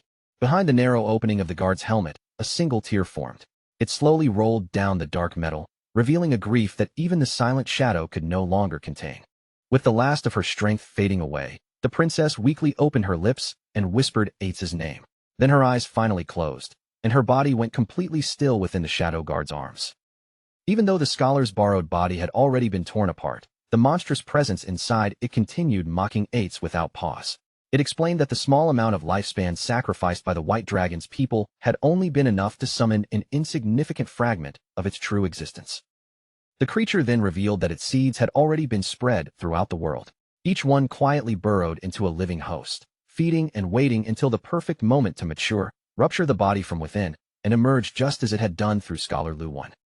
Cthulhu continued tearing at Eitz's mind, coldly reminding him that the monsters now overrunning the world had all been born from the sacrifices made by his own Moraga people. It went even further, pointing out that Eitz himself was already deeply cursed and could lose control at any moment. According to Cthulhu, he had always known that the princess he loved was destined to meet a tragic end. Cthulhu savored Eitz's helplessness, suggesting that he had never possessed the power to save her and might even have become the monster that killed her with his own hands. The ancient entity delighted in the emotions tearing through him: hatred, grief, fury, and despair, calling every one of them wonderfully intense. Then Cthulhu's tone shifted, offering Eitz a path to change everything. It formally declared itself an ancient god of overwhelming power and claimed it could hear his heart pounding violently inside his chest. Cthulhu promised not only to help him destroy the monsters and defend the kingdom, but also to bring the princess back to life, allowing the two of them to remain together forever. According to Cthulhu, accomplishing all of that required only one simple exchange. In return for victory, resurrection, and eternal companionship, Eitz merely had to surrender his heart. Kneeling alone atop the high wall, with dark-winged monsters circling through the ruined sky around him, Eitz was left staring into an impossible decision that offered no painless outcome. He weighed the two paths before him. He could reject the bargain and leave the princess dead inside a tower that would eventually be overrun and devoured by monsters, or accept Cthulhu's offer, revive her as his dragon knight, and protect the kingdom beside her for all eternity. Speaking through its rapidly collapsing host, Cthulhu urged Eitz to choose quickly. The body containing its fragment was fading with every passing second, and the opportunity before him would soon disappear forever. At last, Eitz reached his decision. With no other path left that could return the princess to him, he prepared to make the greatest and most irreversible sacrifice of his life. A wet, sickening burst of blood splashed across the stone beneath him. Nearby, the surviving shadow guard turned toward Eitz in alarm, stunned by what its master had chosen to do. Driven by grief, desperation, and love, Eitz plunged his hand into his own chest and tore out his still-beating heart. As blood poured from the wound, Cthulhu praised him with cruel satisfaction, declaring that he had finally made the correct choice. Cthulhu announced that it would place a divine blessing upon Eitz's heart. The organ rose from his blood-covered hand and floated into the sky, surrounded by a brilliant eruption of energy, destined from that moment onward to continue beating for eternity. The entity explained the terms of their pact in full. The princess would receive Eitz's heart and awaken once more with its tremendous power inside her. Although Eitz himself would be left without a heart, he would neither die nor collapse into a mindless beast. The glowing heart descended from above and sank directly into the princess's chest. As its light spread through her body, Cthulhu proclaimed that Eitz would now become a guardian dragon, eternally bound to remain beside the resurrected princess. Eitz gritted his teeth and let out a tortured grunt as the promised transformation began. At that same moment, a colossal pillar of purple energy erupted from the top of the magic-leaning tower and pierced the darkened sky. His body twisted violently beneath the surging power. Armor, flesh, and bone distorted into an enormous new shape until Eitz had become a terrifying skeletal dragon towering above the ruined capital. The transformed dragon raised his skull-like head and unleashed a thunderous roar. Blue flames spiraled around his massive frame, forming a blazing aura that shook the air surrounding the tower. Now possessing his monstrous new body, Eitz pushed away from the tower wall and launched himself into the open sky. Empowered by Cthulhu as a guardian dragon, Eitz swept across the battlefield and released a devastating torrent of fire upon the monsters swarming below. With that first attack, his eternal vigil over the revived princess had begun. As the skeletal Eitz poured his fiery wrath across the battlefield, Cthulhu's voice echoed through his mind, calmly savoring the destruction unfolding beneath the dragon's wings. The dragon flames showed no distinction between enemy and ally. Everything below was consumed, burning away the invading monsters and the kingdom's surviving citizens together in the same merciless inferno. Cthulhu told Ates that his new strength was now sufficient to erase the entire kingdom. Trapped within his destructive transformation, the white dragon continued attacking until the capital itself disappeared beneath waves of fire. Only then did Cthulhu reveal the true horror hidden inside their bargain. Every year of lifespan taken from those who died within Ates's flames was being gathered and redirected toward one carefully chosen destination. Purple lightning crashed down upon the scorched magic leaning tower, and in that blinding instant, the real purpose behind the slaughter was finally exposed. Back atop the tower, the resurrected princess suddenly screamed in unbearable pain. With Ates's cursed heart now beating inside her chest, darkness began spreading through her body as the transformation took hold. Shadowy energy burst violently from the princess in every direction. Grotesque limbs and tentacles grew from the surrounding darkness, swallowing her human form until an enormous monster completely enveloped her, turning the princess into its living core.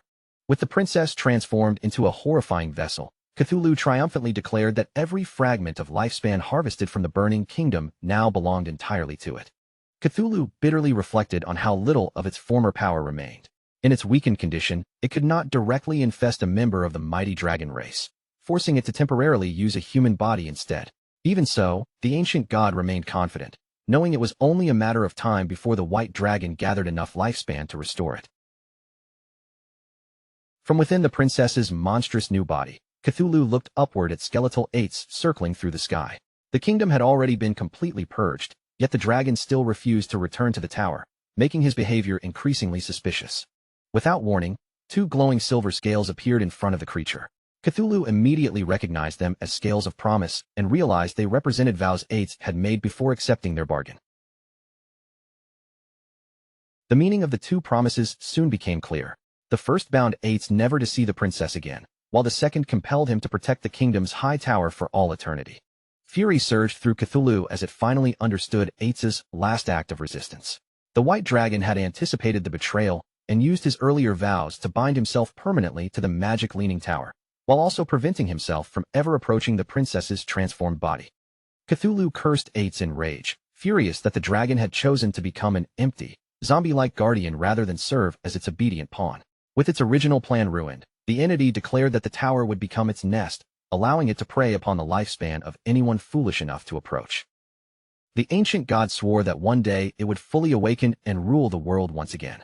With that vow lingering over the ruins, countless ages passed, while the lonely magic leaning tower continued standing in silence. The ancient vision finally dissolved, and the world around Shadow returned to the present atop the magic leaning tower. Shadow reappeared on the deserted rooftop, with faint purple energy still flickering around one hand. As he absorbed the tragic history he had just witnessed, he could not help wondering whether those vivid events had merely been elaborate background lore created for the game. Yet something deep inside him rejected that explanation. Every face, emotion, and moment had felt far too real, and the account of the monster's origins resembled genuine history rather than a fabricated legend. Before Shadow could think any further, spirals of dark purple energy suddenly materialized around his body and began circling him. A system window appeared and congratulated him for acquiring a new mythical-grade skill known as Shadow of Sorrow. When activated, the ability created 3 Shadow clones for 7 seconds, each capable of copying his skills and dealing 100% of his normal damage. Its description carried an even heavier meaning. These shadows had originally been created by the White Dragon Ates, who spent enormous mental strength maintaining them for 15 years so they would never disappear while protecting what mattered most to him. Shadow raised his hand and studied the purple energy flowing around his fingers, immediately recognizing the power he had witnessed within Ates's memory. The implications left him stunned. For 7 seconds, the 3 clones could fight alongside him at full strength, effectively multiplying his total damage output by 4. Only then did he truly understand how terrifying a mythical-grade skill could be. More system notifications rapidly appeared, delivering the remaining rewards from the completed trial. Shadow received the key to the Magic Leaning Tower's hidden area, advanced to level 19, and obtained a large collection of evolution points, equipment, and skill books. Among the rewards, Shadow also discovered a gate key and an old map leading to a level 20 region called the Withered Bone Ruins. The unfamiliar name immediately caught his interest, because he had never encountered or even heard of such a place before. Shadow carefully unrolled the weathered map and located Withered Bone City on an island surrounded by an inland sea. The moment he saw its position, the pieces connected in his mind. Judging from everything revealed in Eitz's story, this forgotten island must once have belonged to the fallen Moraga Empire. Now convinced that the mysterious region was connected to the White Dragon's lost homeland, Shadow felt his excitement rise. A place tied to Moraga's forgotten history was bound to conceal even deeper secrets and far rarer treasures. Since the area was intended for level 20 players and he had already reached level 19, he decided he would head there as soon as possible. Before setting out, however, Shadow raised the ornate golden key he had obtained from the magic Leaning Tower. After examining its intricate surface, he decided that selling the key to the tower's hidden base would be the best move. Elsewhere, inside the headquarters of the Faka Heavy Industry Guild, the atmosphere remained heavy after the guild's recent and humiliating defeat. Huang Huifan and the surviving guild members had gathered inside to discuss what they should do next. One member admitted that they had no realistic chance of defeating the newly discovered Jade Grade boss. After considering their limited options, he suggested that contacting Shadow for assistance might be their only way forward. Huang Huifan released a long, exhausted sigh before reluctantly agreeing. She planned to reach out to her contacts in Zhanghai City, since several of them had maintained a reasonably good relationship with Shadow and could serve as intermediaries between the two sides. Before she could put that plan into action, Shadow silently materialized directly behind her. Huang Huifan stiffened in shock as his voice suddenly came from over her shoulder, calmly telling her there was no need to involve anyone else because they could simply negotiate the trade face-to-face. Every guild member nearby spun around in alarm, including Huang Ziqing, none of them having sensed Shadow's arrival. Several shouted his name in disbelief, while Huang Ziqing immediately grew furious. Accusing Shadow of sneaking into their base like a thief, he demanded to know what he had come there for. Shadow turned and walked a few relaxed steps away, showing no concern over their hostility. He reminded them that if he had entered with murderous intentions, everyone in the room would already be dead. He then offered a casual warning. Their hideout's barrier could be opened from outside, which was exactly how he had walked in unnoticed. Still recovering from the surprise, Huang Huifan asked what kind of trade he intended to propose. Shadow glanced back and lifted the decorated golden key between his fingers. He explained that it unlocked the magic Leaning Tower's hidden base and asked Huang Huifan whether her guild had any interest in purchasing it. The entire room fell silent as the guild members recognized the key. Their expressions quickly changed from confusion to disbelief, because possessing it could only mean one thing. Shadow had somehow defeated the Jade Grade boss that their entire team had been powerless against. Huang Huifan's hesitation disappeared immediately, and she eagerly accepted the offer before asking Shadow to name his price. Without changing his expression, Shadow replied that his terms were the same as before, 1,000 years of lifespan. Huang Huifan was prepared to accept the amount, but Huang Ziqing suddenly exploded with anger. He shouted that Shadow was completely shameless and accused him of having planned this entire situation from the very beginning. Jabbing an accusing finger toward Shadow, Huang Ziqing loudly explained his theory. Shadow had attacked him first, destroyed the guild's portal, prevented their reinforcements from arriving, and indirectly caused their entire team to be wiped out. Now, after taking the boss for himself, he had returned pretending to be their savior while demanding an outrageous price for the key. Huang Ziqing declared that he had never encountered anyone so despicable. Huang Huifan sharply ordered her son to close his mouth, but Huang Ziqing stubbornly refused. He tried to convince her that Shadow was deceiving them, insisting that the key should rightfully have belonged to their guild. In his eyes, there was no reason to let Shadow profit from the losses they had already suffered. Shadow remained completely unbothered by the shouting. Looking directly at Huang Ziqing, he calmly asked what arrangement the young man believed would be more appropriate. A greedy grin immediately spread across Huang Ziqing's face.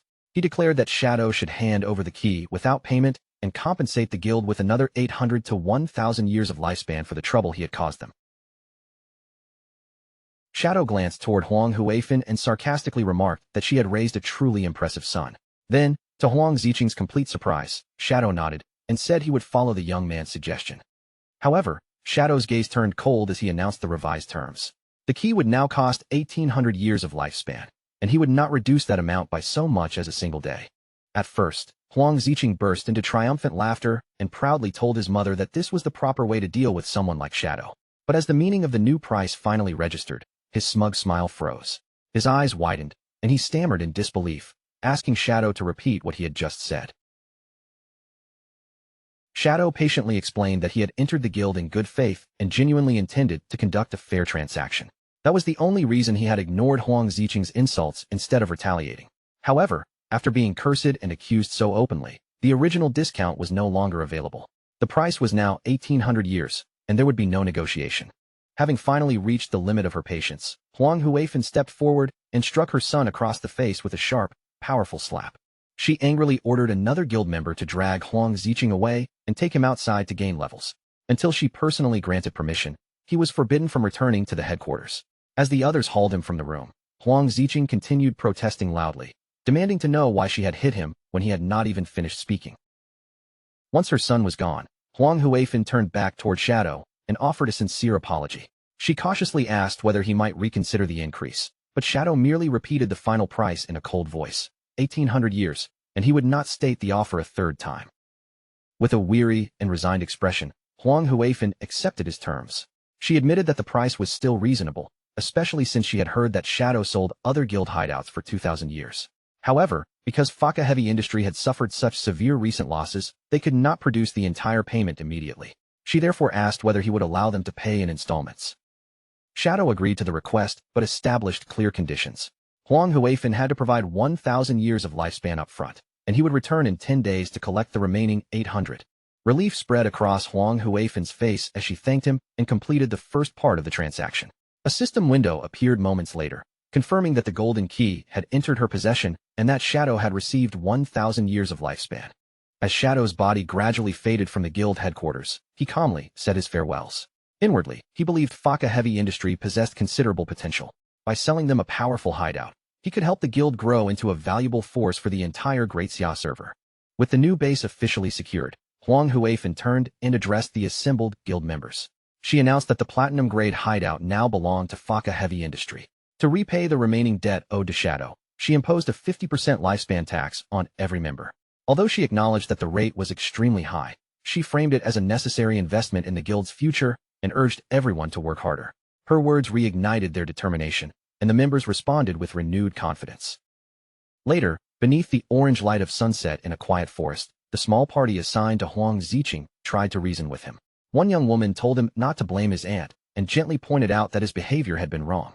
Huang Ziqing immediately dismissed her words with irritation. Turning away, he muttered bitterly that sooner or later, he would force Shadow to pay for humiliating him. Their argument ended abruptly when one member spotted movement among the trees. A silver-grade boss had appeared nearby, the terrifying human-faced Spider Emperor. The party instantly drew their weapons and prepared for combat. While the others rushed forward to engage the enormous spider, Huang Ziqing remained safely behind them. His teammates called out that the boss used powerful poison and warned him to keep a detoxification spell ready. Huang Ziqing casually replied that he understood. But instead of supporting the group, Huang Ziqing waited until everyone was distracted by the boss. Then he turned around and fled deep into the forest, abandoning his teammates in the middle of the dangerous battle. As he ran between the trees, Huang Ziqing cursed the others for being idiots, deciding they could handle the boss without him. He felt especially disgusted by the girl who had tried to lecture him and wondered what his mother had been thinking when she attempted to bring the two of them together. After reaching an isolated spot, Huang Ziqing crouched behind the cover of the forest and allowed his resentment to boil over. In his mind, the entire guild was filled with cowardly rats who only knew how to grow stronger through slow, safe methods. None of them understood that true power came from seizing every opportunity, regardless of the danger. Shadow, he concluded, must have followed that same ruthless path, which explained how he had become so powerful. A sinister smile crept across Huang Ziqing's face. His guildmates believed he was reckless and foolish, but he scoffed at the thought of challenging Shadow without first preparing a proper plan. Reaching into his storage, he summoned an ornate black vase marked by a single glowing red eye and proudly revealed that it was a treasure he had obtained from a jade-grade chest. A system window identified the mysterious object as the abyssal vase.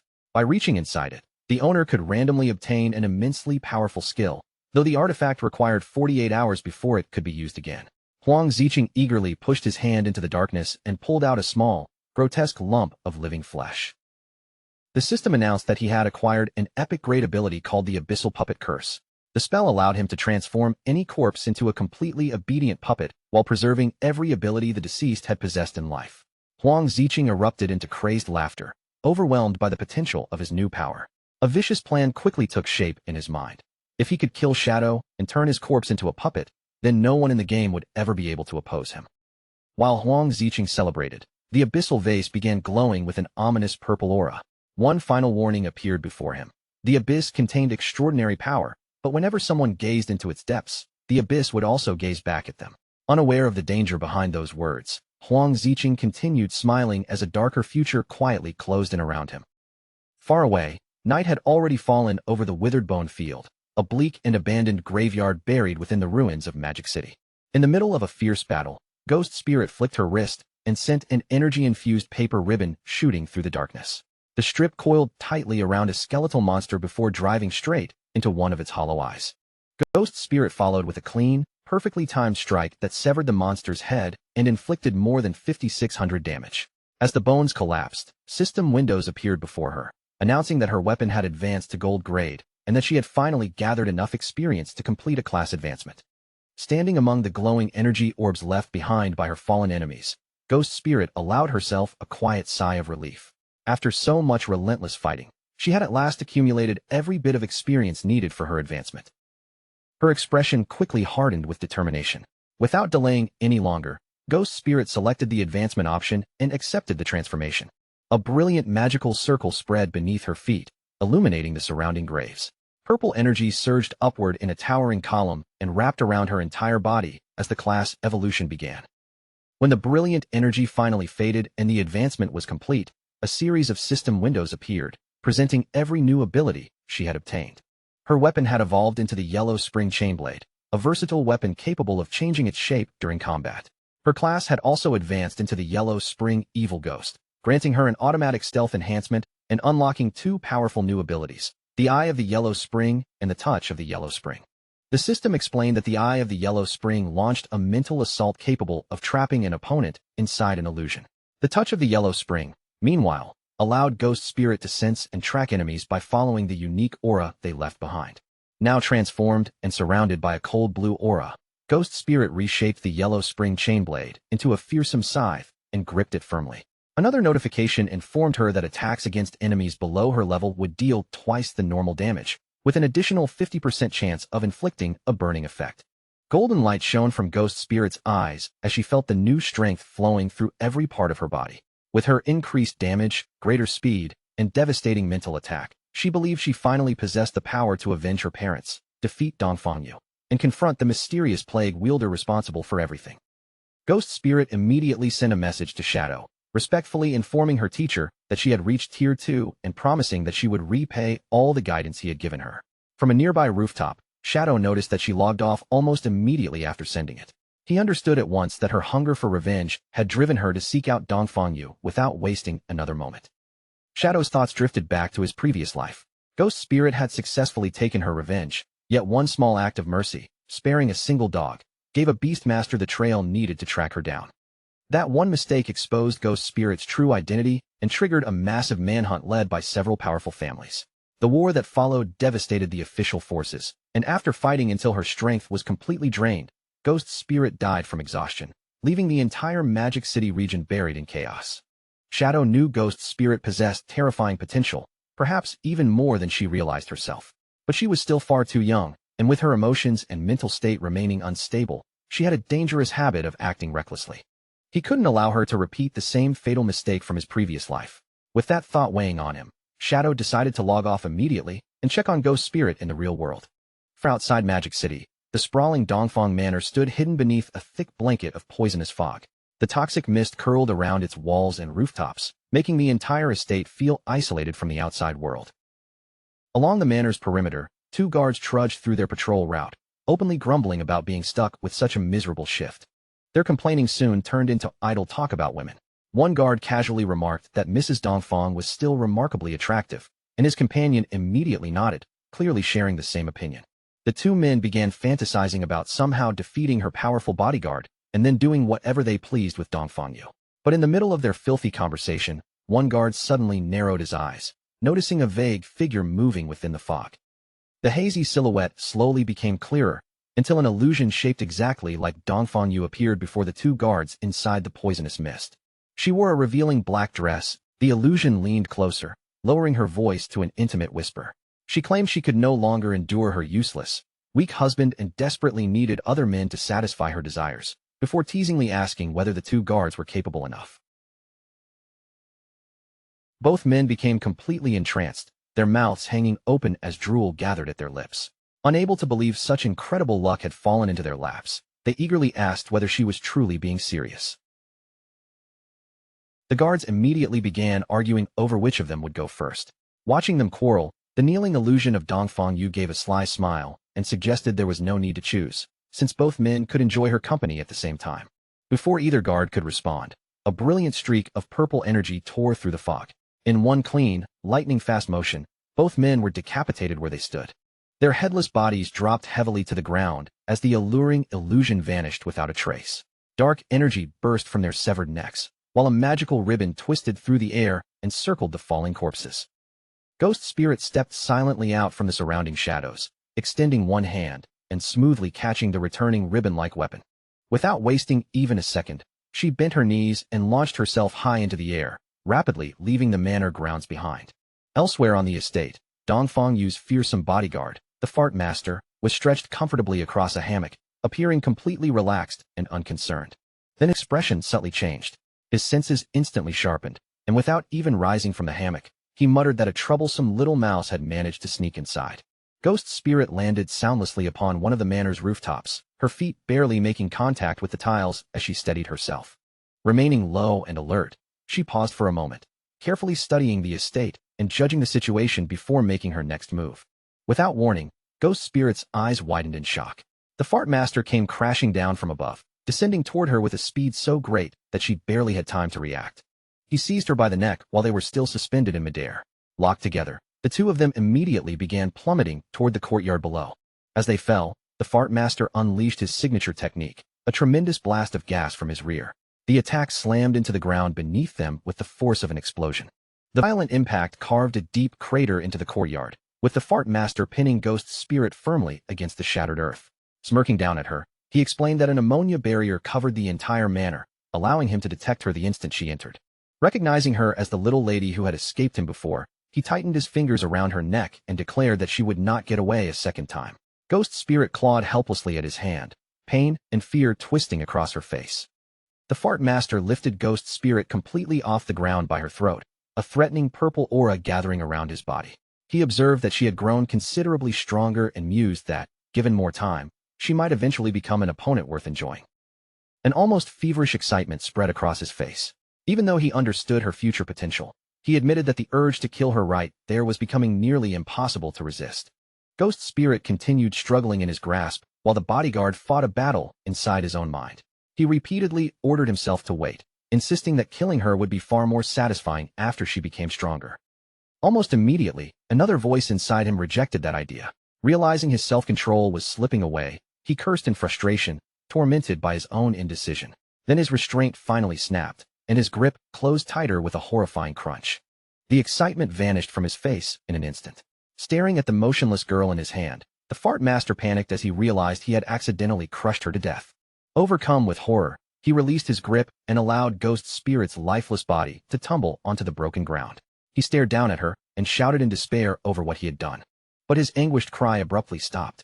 A sharp purple claw made entirely of energy suddenly pierced straight through his chest from behind, leaving him frozen in place. The Fart Master slowly turned his head in disbelief and saw the real Ghost Spirit standing directly behind him, her arm driven through his back. The corpse he had just dropped into the crater had never been her real body. It was only a decoy.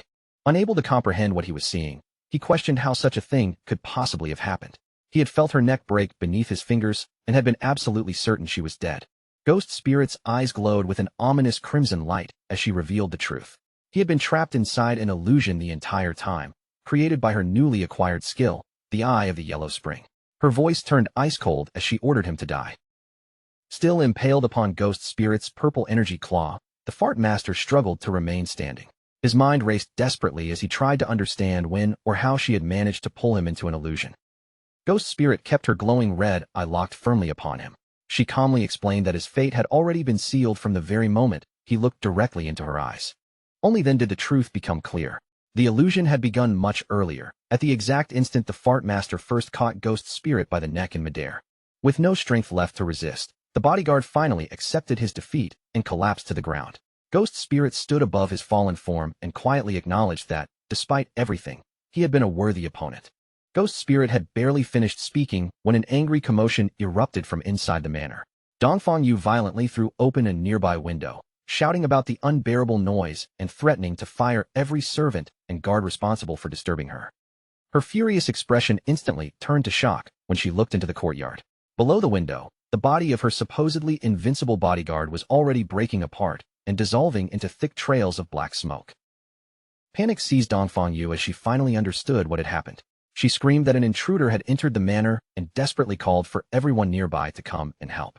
Armed guards immediately flooded into the manor's main hall, weapons drawn and bodies spread into defensive positions as they hurried to protect Mrs. Dongfang. Their orders were clear: keep Dongfang Yu safe, while searching every corner for the intruder.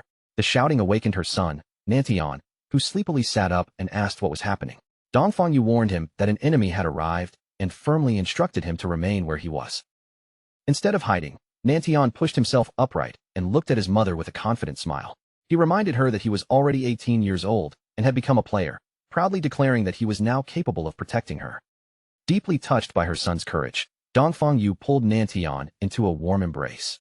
Holding him close, she emotionally wished that his father could have been even half as caring and dependable as he was. As mother and son remained close and shared a brief kiss, the window behind them slowly shifted. Its hinges released a faint creak that cut through the tense silence of the room. Both of them jolted in alarm and immediately pulled apart. Dongfang Yu spun toward the half-open window and sharply demanded that whoever was hiding there reveal themselves. Outside the room, the hallway had already fallen deathly silent. The guards who had been stationed there now lay scattered across the floor, their bodies steadily dissolving into pools of dark shadow. Dongfang Yu stared at the lifeless guards in utter horror, unable to understand how every last one of them had been killed so quickly. Her thoughts spiraled wildly as she wondered whether Shadow had somehow uncovered their secret plan to ambush him. At that exact moment, Ghost Spirit's spectral figure silently emerged behind Dongfang Yu. Her cold voice drifted across the room as she calmly asked what kind of plan Dongfang Yu was talking about. Dongfang Yu spun around in alarm and found herself facing a mysterious hooded figure. Fighting back her panic, she demanded to know who the intruder was and why she had attacked them, insisting that there had never been any feud between them. Ghost Spirit remained perfectly calm beneath her hood. Rather than answering directly, she quietly asked whether Dongfang Yu truly failed to recognize the person standing before her. A threatening crimson glow ignited within Ghost Spirit's eyes. She fixed that terrifying gaze on Dongfang Yu and ordered her to look carefully, search her memories, and remember exactly who she was. Recognition finally struck Dongfang Yu, draining the color from her face. She realized that the attacker was the same girl she had believed to be gone forever, and she cursed in disbelief upon discovering that Ghost Spirit was still alive. Dongfang Yu barely had time to process the truth before a violent surge of energy shot through her body, impaling her before she could make even the slightest attempt to escape. As Dongfang Yu collapsed, Ghost Spirit stood above her with cold fury burning in her eyes. She condemned the fallen woman as a demon and mercilessly ordered her to die. Inside the bedroom, Nantian and his small dog trembled beneath the covers, hiding together in terror. Ghost Spirit then revealed the reason she had come. Dongfang Yu had murdered her parents, and now she would make the woman die before her own son's eyes. Broken and weeping on the floor, Dongfang Yu understood that there was no longer any chance of survival. She accepted the death awaiting her, but through her tears, she begged Ghost Spirit for one final mercy, not to harm Nantian.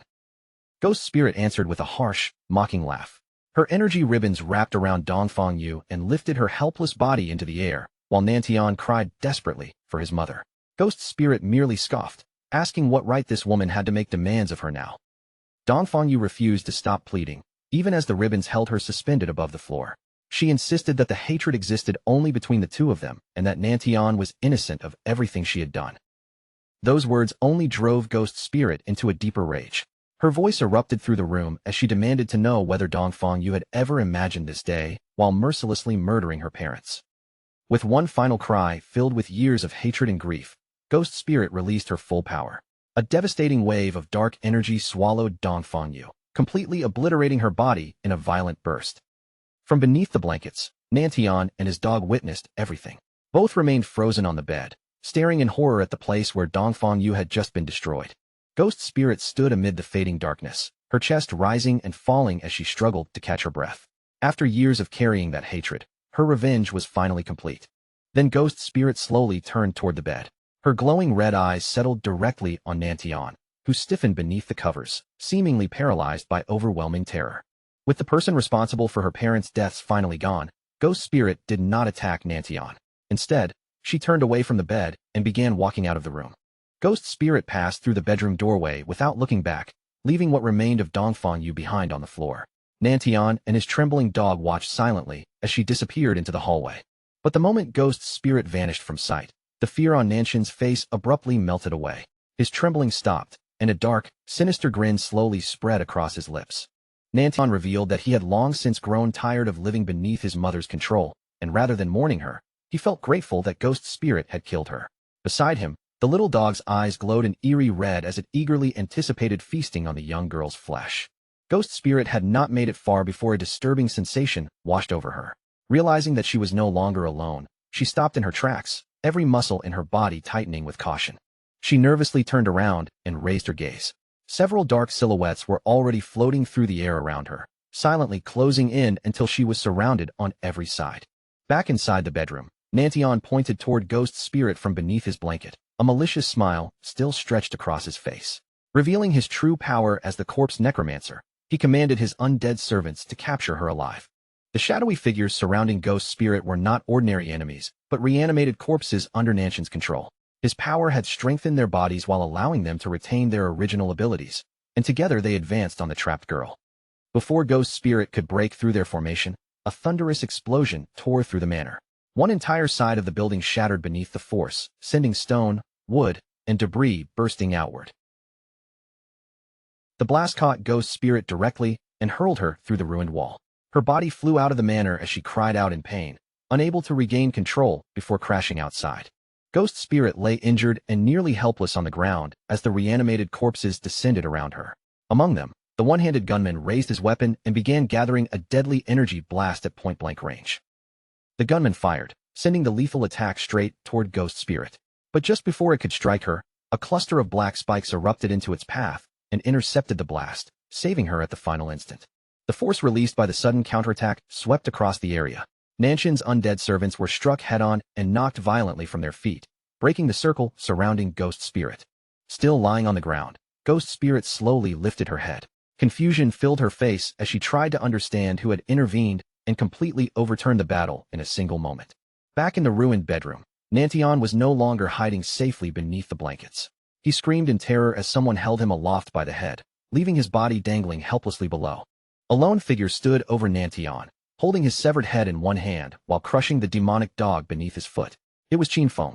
Looking directly at Ghost Spirit through the shattered wall, he gave her one cold lesson. Showing mercy to an enemy was no different from being cruel to oneself. Ghost Spirit remained sprawled on the ground outside, staring up at Qinfeng through the broken opening in the manor. Still uncertain about the identity of the person who had saved her, she cautiously asked who he was. Standing partly concealed by the shadows, Qinfeng repeated that an enemy should never be shown mercy. He then activated his blooming curse on Nanshan's decapitated remains, causing crimson spider lilies to burst from his head and spread outward. Ghost Spirit finally understood that Qinfeng was the one who had rescued her, while also allowing her to finish taking revenge with her own hands. A faint blush colored her cheeks as she sincerely thanked him and addressed him as master. Crimson flowers soon surrounded Ghost Spirit in every direction, transforming the blood-stained ground into a field that reflected the vengeance she had carried for so many years. At last, the emotions she had been suppressing began to overwhelm her. Tears streamed down Ghost Spirit's face as relief and grief struck her all at once. Her voice trembled as she finally said aloud that she had avenged the deaths of her parents. As the flowers drained away the remaining life force, a system notification confirmed that 788 years of tradable lifespan had been absorbed. Qinfeng approached Ghost Spirit and asked what she intended to do now that her revenge was complete. Left without any purpose, she admitted that she did not know and quietly considered dying so she could reunite with her parents. Qinfeng responded sternly, telling her that revenge inevitably left emptiness behind, and that she should have prepared herself for that outcome. He warned that if she truly intended to surrender to despair, then he had nothing more to tell her. But there was still one important truth she needed to hear. Qinfeng revealed a vision of the vast game world before her. He explained that the godforsaken game concealed countless mysteries, and somewhere among its endless secrets, there might even be a method capable of resurrecting the dead. He told Ghost Spirit that anyone who continued moving forward would eventually encounter limitless possibilities. But if she insisted on treating revenge as the final destination of her life, then nothing he said would ever reach her. Qinfeng turned his back to her and placed the choice entirely in her hands. If Ghost Spirit wished to leave the past behind and keep moving forward, she needed only to follow him. but the final decision belonged to her alone. Ghost Spirit remained still for a moment, silently considering his words. Then fresh determination appeared in her eyes. She pushed herself to her feet and hurried after Qin Feng as he crossed the moonlit field. Back in the real world, the night continued to hang over the vast streets and towering buildings of Magic City. Qin Feng brought Ghost Spirit to his hidden base, the soul-cleansing land. The two of them found themselves inside an enormous, otherworldly space that rippled and shimmered like a boundless expanse of water. Ghost Spirit looked around the strange, ethereal surroundings and asked where Qin Feng had taken her. He calmly explained that this mysterious place served as his personal hideout in the real world. Qin Feng guided her deeper into the soul-cleansing land until they reached the entrance of an extraordinarily luxurious mansion. Ghost Spirit stopped before its towering doors, visibly stunned by the grandeur of the residence. The moment they entered, Qin Feng's maid stepped forward and respectfully welcomed her master home. Ghost Spirit stared at the woman in surprise, clearly not expecting Qin Feng to have a maid waiting for him. Qin Feng instructed the maid to prepare dinner for two. Seeing Ghost Spirit's confusion, he casually explained that she was not an ordinary human servant, but a being created through the power of the Divine Authority Book.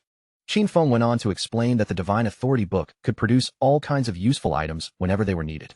He promised that, before long, he would take Ghost Spirit to challenge Magic City's Tower of Divine Authority, giving her the chance to obtain a book of her own. Deeply grateful for everything he had done, Ghost Spirit sincerely thanked her master once again. Sometime after Qin Feng and Ghost Spirit had departed, the focus returned to the Chu family manor in Magic City, where an urgent disturbance had already thrown the entire estate into chaos. A frantic man charged into the manor, loudly ordering the personnel behind him to move faster and begin the rescue immediately. His voice shook with panic as he declared that, no matter what happened, his wife could not be allowed to come to any harm. The man was Chu Kunshan, Dongfang Yu's husband and a military staff officer. As he hurried deeper into the estate, confusion churned through his mind. His wife had called him in terror, desperately begging for help, but he could not imagine who would dare attack her at such a late hour. Shadow was the first person Chu Kunshan suspected. Racing through the manor entrance, he anxiously wondered whether their secret plan involving the fireworks factory had somehow been exposed, though he quickly forced himself to dismiss that possibility. Inside the damaged manor, Chu Kunshan's personnel had already begun examining every corner of the crime scene. Some gathered around the enormous crater outside, while others searched the strangely empty bedroom for any trace of the missing residents. One officer approached Chu Kunshan with a grim expression and reported what they had discovered. There were unmistakable signs that a fierce battle had taken place, yet despite searching the entire property, they had not found a single person anywhere. Chu Kunshan's composure rapidly collapsed. He demanded to know where his wife, his son, the household guards, and all the servants had gone. The officer could only confirm the horrifying truth. No one remained inside the manor, and not even a single corpse had been left behind. Fury surged across Chu Kunshan's face as the meaning of those words sank in. It was exactly like what had happened to the Dongfang family. An entire household had disappeared without leaving behind the slightest trace. The terrible possibility that both his wife and son were truly gone struck Chu Kunshan like a physical blow. His body staggered backward, his face twisting in denial as he desperately refused to accept the conclusion forming in his mind. His grief quickly erupted into tearful rage. Chu Kunshan screamed that Shadow must have murdered his family, then furiously demanded that an arrest warrant be issued at once so Shadow could be captured immediately. Lin Qingyu, who had been quietly observing the investigation, finally stepped forward and asked how he could possibly be certain Shadow was responsible. Chu Kunshan snapped back that the answer was obvious, since Shadow had also killed his wife's relatives, the Dongfang family. Lin Qingyu remained completely unmoved by his anger. She calmly pointed out that there had never been any solid evidence proving Shadow was responsible for the Dongfang family incident, making his attempt to connect that case with his wife's disappearance extremely weak. Her gaze sharpened as she pressed him further. Lin Qingyu asked whether he possessed information the authorities did not, then suggested that perhaps his family had secretly formed a grudge against Shadow, and this incident was nothing more than retaliation. That suggestion struck directly at Chu Kunshan's nerves. His expression darkened with fury as he warned Lin Qingyu to choose her words carefully, then demanded to know whether she truly thought she could interrogate a military staff officer. Lin Qingyu met his threatening glare without the slightest hesitation. In an even, controlled voice, she told Chu Kunshan that using his position to intimidate her would accomplish absolutely nothing. She then revealed that, only recently, members of the Sky Dome Guild had captured several people belonging to Magic City's Black Dragon Hall and turned them over directly to the authorities. During interrogation, those captured men had confessed that Chu Kunshan was the one who ordered the assault on Shadow's hideout. They also admitted to a second scheme, luring Shadow into a fireworks factory and killing him by detonating the entire facility in one enormous explosion. Lin Xingyu explained that the authorities had originally intended to arrest everyone involved at the factory itself. However, now that Dong Fengyu had vanished, she was officially suspected of fleeing to avoid justice. Lin Xingyu then accused Chu Kunshin of abusing his authority and conspiring to carry out a terrorist attack, ordering him to accompany them for questioning. Two officers immediately stepped forward and seized Chu Kunshin by the arms. Completely stunned by the sudden turn of events, he struggled violently against their grip and demanded to know what they thought they were doing. Chu Kunshin glared furiously at Lin Xingyu and shouted that she had lost her mind. He accused her of colluding with some worthless guild and questioned how she dared use their testimony to arrest a government official. As the officers tightened their hold, Lin Xingyu calmly replied that his official rank meant nothing to her, because she stood only on the side of justice. Chu Kunshin continued thrashing in their grasp, screaming at them to release him immediately. Lin Xingyu coolly advised him to stop resisting and cooperate with the investigation. If the evidence eventually proved him innocent, she said, he would be perfectly free to return and settle the score with her afterward. Before he could respond, Lin Xingyu delivered one final piece of chilling news.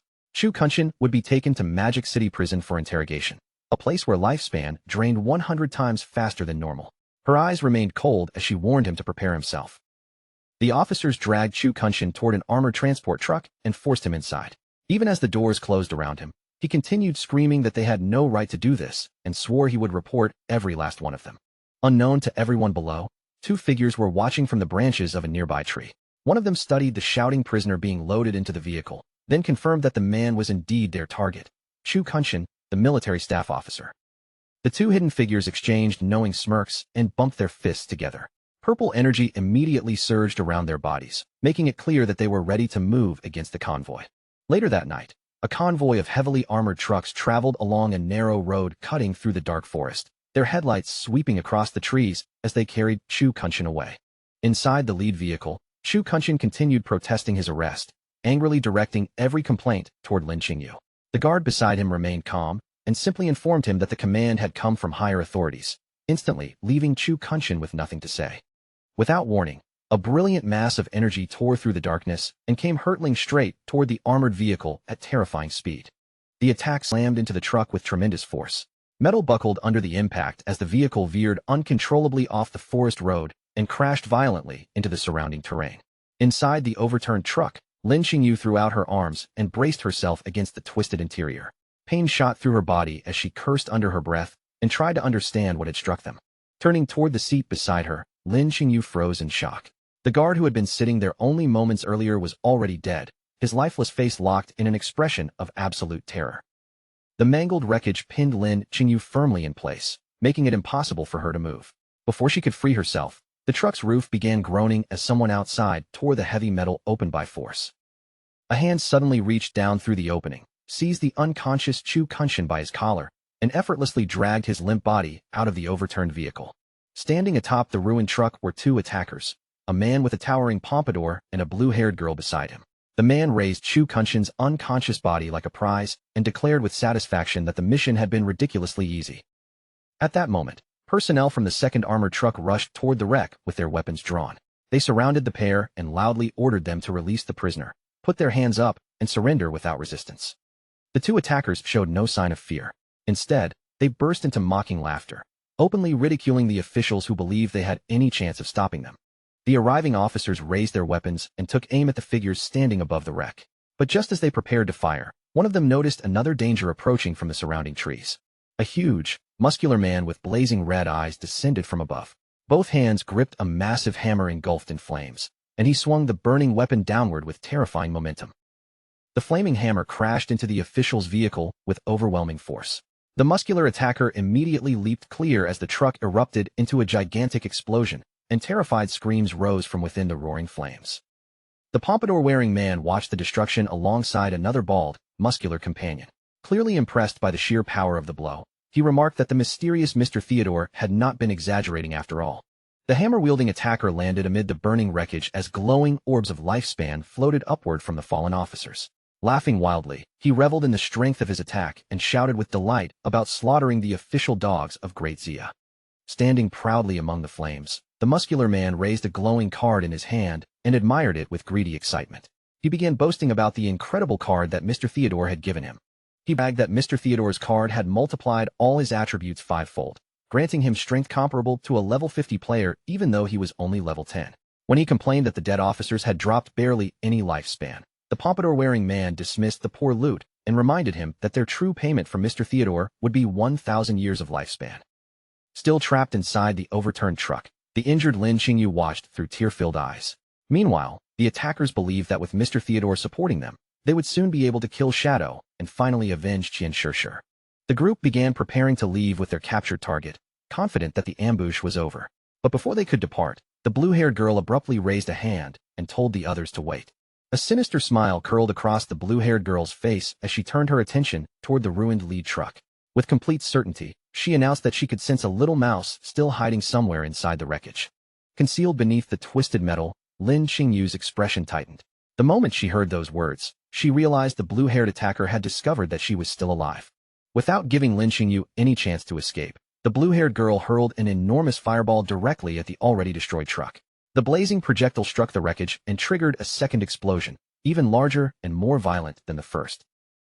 With a cruel smirk still spread across her face, the blue-haired woman declared that not a single one of those official dogs would be allowed to leave the forest alive. As the group casually walked away from the burning wreckage, the woman complained that the men were still obsessing over Qian Shishir, teasingly asking whether she herself was not beautiful enough. The pompadour-haired man burst out laughing and explained that although she was certainly cute, Qian Shishir had been their longtime partner, and helping an old companion take revenge was simply their tradition. With their business finished, the attackers slipped deeper into the darkness. Their figures passed behind a nearby tree and soon disappeared completely into the night. Not far from the ruined convoy, a naked and badly battered Lin Qingyu secretly watched them leave. As she studied their retreating silhouettes, she finally realized that these attackers were surviving remnants of the Alice Guild. Her passive ability, Killing Intent Perception, revealed even more. The group had been sent by a man named Theodore to seize Chu Kunshan alive. Knowing her entire squad had already been wiped out, Lin Qingyu understood that this information had to be reported immediately. After leaving the real world behind, Shadow brought Ghost Spirit into the game and led her through the ruined remains of Magic City, where the towering structure known as the Tower of Divine Authority stood waiting for them. Seeing Ghost Spirit's surprised expression, Shadow explained that the NPC guarding the tower was commonly called Old Mom. Her true identity, however, was Queen Vier of the Waning Moon. Shadow then told her the tragedy behind Queen Vier's madness. She had personally witnessed the brutal murders of both her son and daughter, and the unbearable trauma shattered her mind. Ever since then, she had lived beneath the delusion that her children were still alive, often assigning players quests that were nearly impossible to complete. However, there was a way to take advantage of that delusion. Shadow revealed that whenever a young man and woman entered the tower together, Queen Vier might mistake them for her long-lost children. If that happened, the challenge would become much easier, and the rewards would improve considerably. Shadow then gave Ghost Spirit an instruction that left her staring at him in horror. The moment they entered, she had to call the NPC Mom.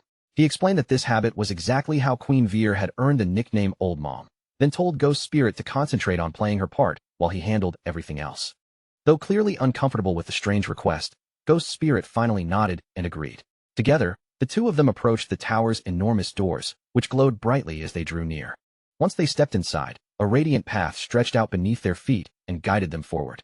At its end, Queen Vier waited within a vast, ethereal space filled with shimmering stars. The moment Queen Vier saw them, tears of joy filled her eyes.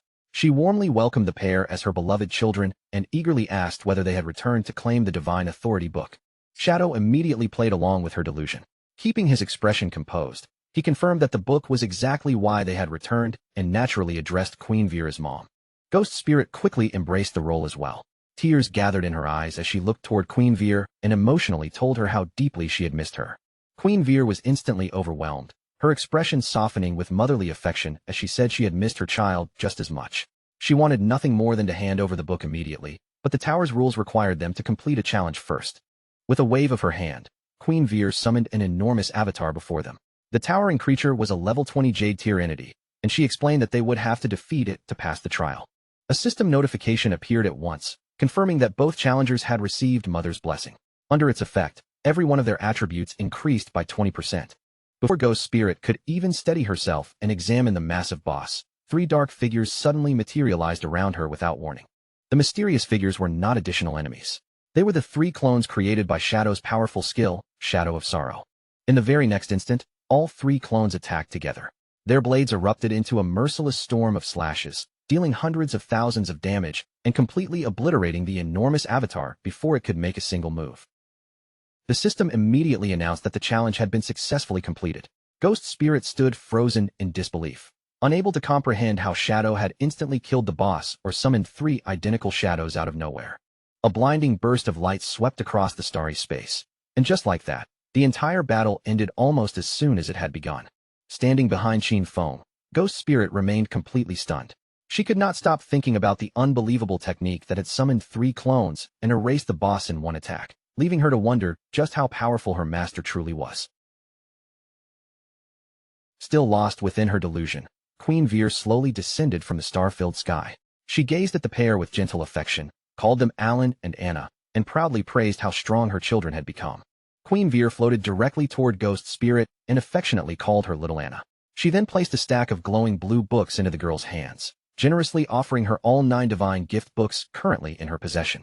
Ghost Spirit continued playing the part without hesitation. She threw her arms around Queen Veer, allowed tears to run down her cheeks, and repeatedly thanked Mom for the precious gifts. Qin Feng watched their embrace with a heavy expression. He knew Queen Veer would willingly give everything she had to the children she imagined before her. In his previous life, countless players had exploited that love, demanding item after item until she sacrificed all her own lifespan to create them and eventually died. After giving Ghost Spirit the books, Queen Veer turned her affectionate gaze toward Qin Feng and asked whether there was anything he wanted as well. Qin Feng answered by requesting the divine book of the communication bracelet. Queen Veer looked genuinely apologetic as she admitted that she did not currently possess that particular book. Even so, she immediately offered to spend her own lifespan and create one for him on the spot. A requested book gradually materialized in the air. A system window appeared before Qin Feng. It confirmed that he had obtained the divine book of the communication bracelet, while also deducting 150 days from his lifespan. Queen Veer smiled warmly when she realized what Qin Feng had done. She was deeply touched that her son had willingly paid with his own lifespan instead of allowing her to consume hers. Qin Feng gently told her to preserve her remaining lifespan, then turned and prepared to leave. Queen Veer wished both children a safe journey and reminded Anna that whenever danger appeared, she should remain close to her older brother and allow him to protect her. Hearing those words, Ghost Spirit glanced toward Qin Feng and felt heat rise into her cheeks. Looking at him from behind, she quietly thought that he really did seem like the right age to be her older brother. Ghost Spirit hurried forward to catch up with him. Wearing a playful smile, she asked whether she should continue calling him master from now on, or begin calling him brother instead. Qin Feng abruptly stopped walking. When he turned around, his expression was terrifying, and an ominous glow burned within his eyes as he stared directly at her. In an icy voice that left no room for argument, Qin Feng told Ghost Spirit that she could call him absolutely anything she wanted, anything except brother. Ghost Spirit recoiled slightly, shocked by the harshness of his response. As Qin Feng turned and continued walking, she awkwardly agreed, all while wondering why that simple title bothered him so deeply and whether the word was connected to some painful past. Before Ghost Spirit could think about it any further, Captain Anyu contacted Shadow through voice chat and asked him to share his friends list. Shadow did not understand the strange request, so Anyu quickly began explaining the situation. A serial killer had recently appeared in Zhanghai City, leaving 7 victims behind. Even worse, rumors were now spreading throughout the city that Shadow himself was the murderer. Anyu explained that the estimated times of death for every victim happened to match the periods when Shadow had logged into the game. Because the murderer had carried out each killing with extreme precision, more and more people had begun suspecting him. Even so, Anyu assured him that she and the members of her squad knew he would never lower himself to committing such senseless murders. Shadow immediately recognized the most important detail. If someone was deliberately timing the murders according to his exact login schedule, then the information could only have leaked from someone with access to his friends list. Shadow mentally reviewed every possible suspect: Anyu's squad, Radiant Martial Virtue, Milky Snow, Old Man Zhang and his granddaughter from the Sky Dome Guild, as well as Ghost Spirit from his own guild. He then asked where the victims had been found. Anyu replied that the bodies were scattered throughout Zhanghai City and asked whether he intended to investigate personally. Shadow confirmed that he would, leaving Anyu visibly relieved. She promised to send him the complete case files, confidently saying that with his ability, he would probably catch the true killer within minutes. After ending the call, Shadow turned toward Ghost Spirit and ordered her to log out of the game immediately, explaining that he had a new mission for her. Back inside Qin Feng's mansion hideout in the real world, he handed Ghost Spirit the divine book of the communication bracelet, which would allow them to contact each other across the boundary between reality and the game. He also gave her the Ghost Night Wolf mount to assist in tracking down the murderer.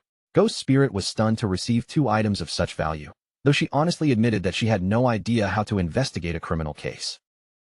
Qin Feng calmly explained the logic behind his decision. He had already examined everyone on his friends list and believed none of them were responsible. However, because Wang Meng and the others routinely reported information to the authorities, he suspected that a mole within the police was secretly leaking his login times. He told Ghost Spirit that she was the best person for this assignment because her touch of the yellow spring could follow a target through traces of aura or scent. Qin Feng sent the case files directly to her and instructed her not to think too rigidly, but to use her abilities as flexibly as possible. Determination immediately replaced the uncertainty on Ghost Spirit's face. Clenching her fists, she vowed that she would uncover the truth and find the real murderer behind the killings. Meanwhile, inside a hotel room somewhere in Magic City, Tony and the blue-haired woman dragged the bound Chu Kunshin inside and threw him roughly onto the floor.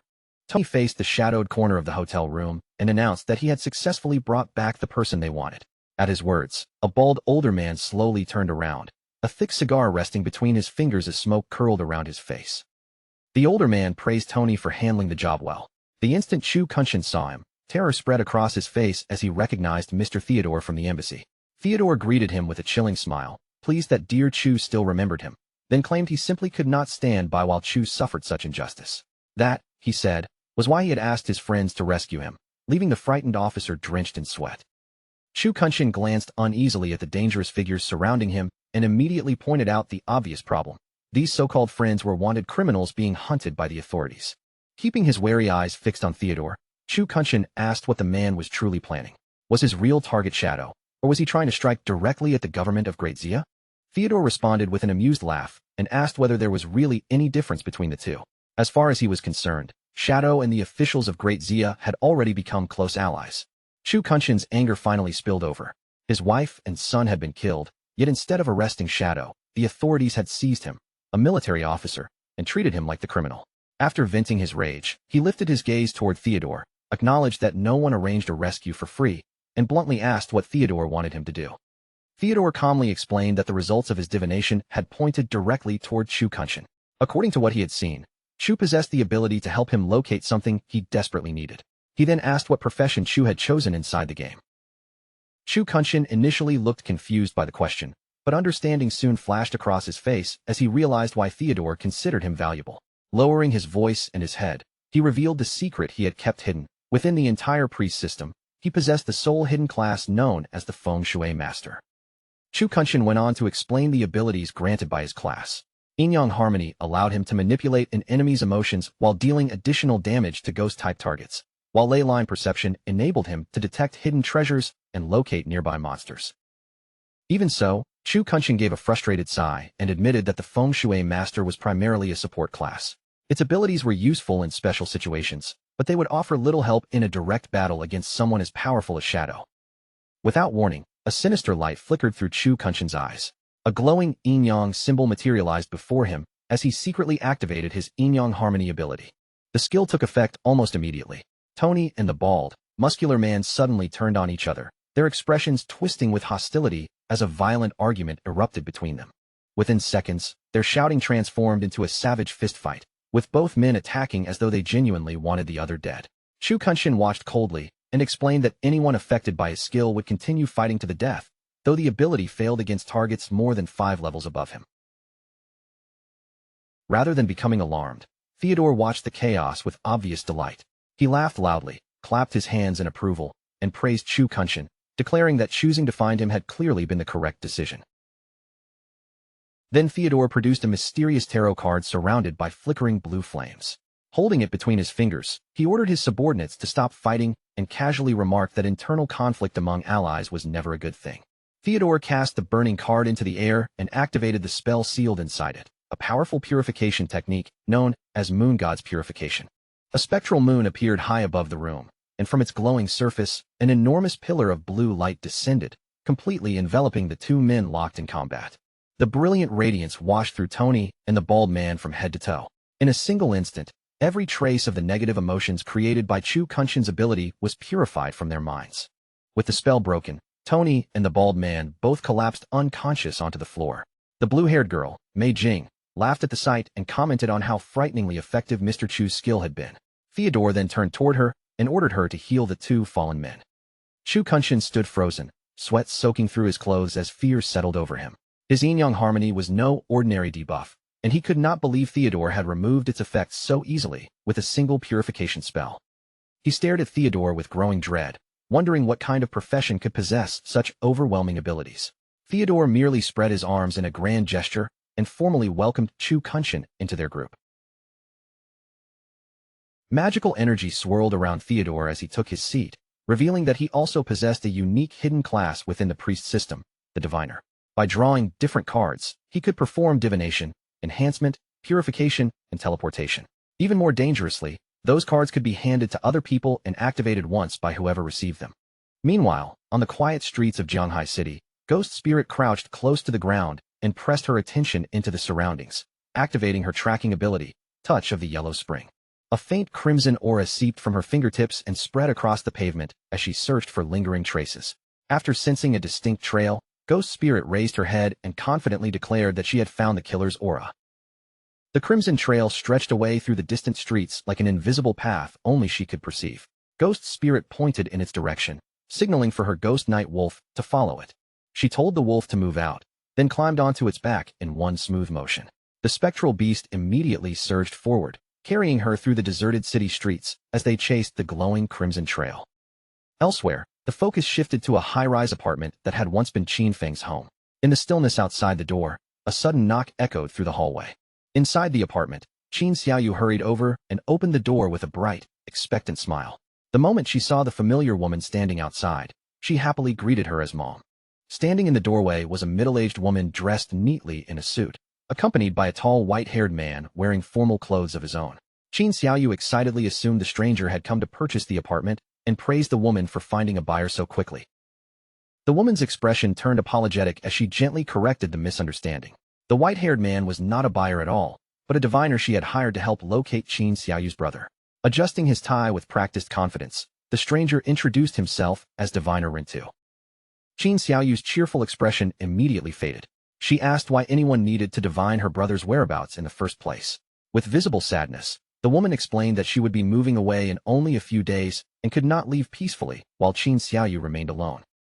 Caught completely off guard, Qin Xiaoyu asked why the move had been decided so suddenly. The woman explained that Jianghai City's authorities had extracted a platinum-grade hideout known as the Church Sanctuary and invited the Mengsha River Guild to relocate there for protection. The woman gestured toward Rintu and urged Qin Xiaoyu to accept his assistance, assuring her that his divinations were extremely accurate. Rintu stepped forward in agreement and tried to persuade her, claiming Qin Feng was dependable and would surely help if she approached him sincerely and begged properly. Qin Xiaoyu folded her arms across her chest and rejected the offer with open irritation. She thanked the woman for caring, but firmly declared that she needed no such help. After 19 years, she said bitterly, if Qin Feng had decided he did not want her, then there was nothing more to discuss. She demanded to know what purpose finding him would serve now. Deep down, however, Qin Xiaoyu had an entirely different concern. She was currently guarding Shadow's hideout and saw him frequently, and she remained convinced that Shadow would eventually recognize her value and allow her to join his guild. The woman sighed helplessly, clearly accustomed to Qin Xiaoyu's stubbornness. She advised her to at least give the divination a chance, then excused herself to begin packing. When she departed, Rintu stayed behind inside the apartment.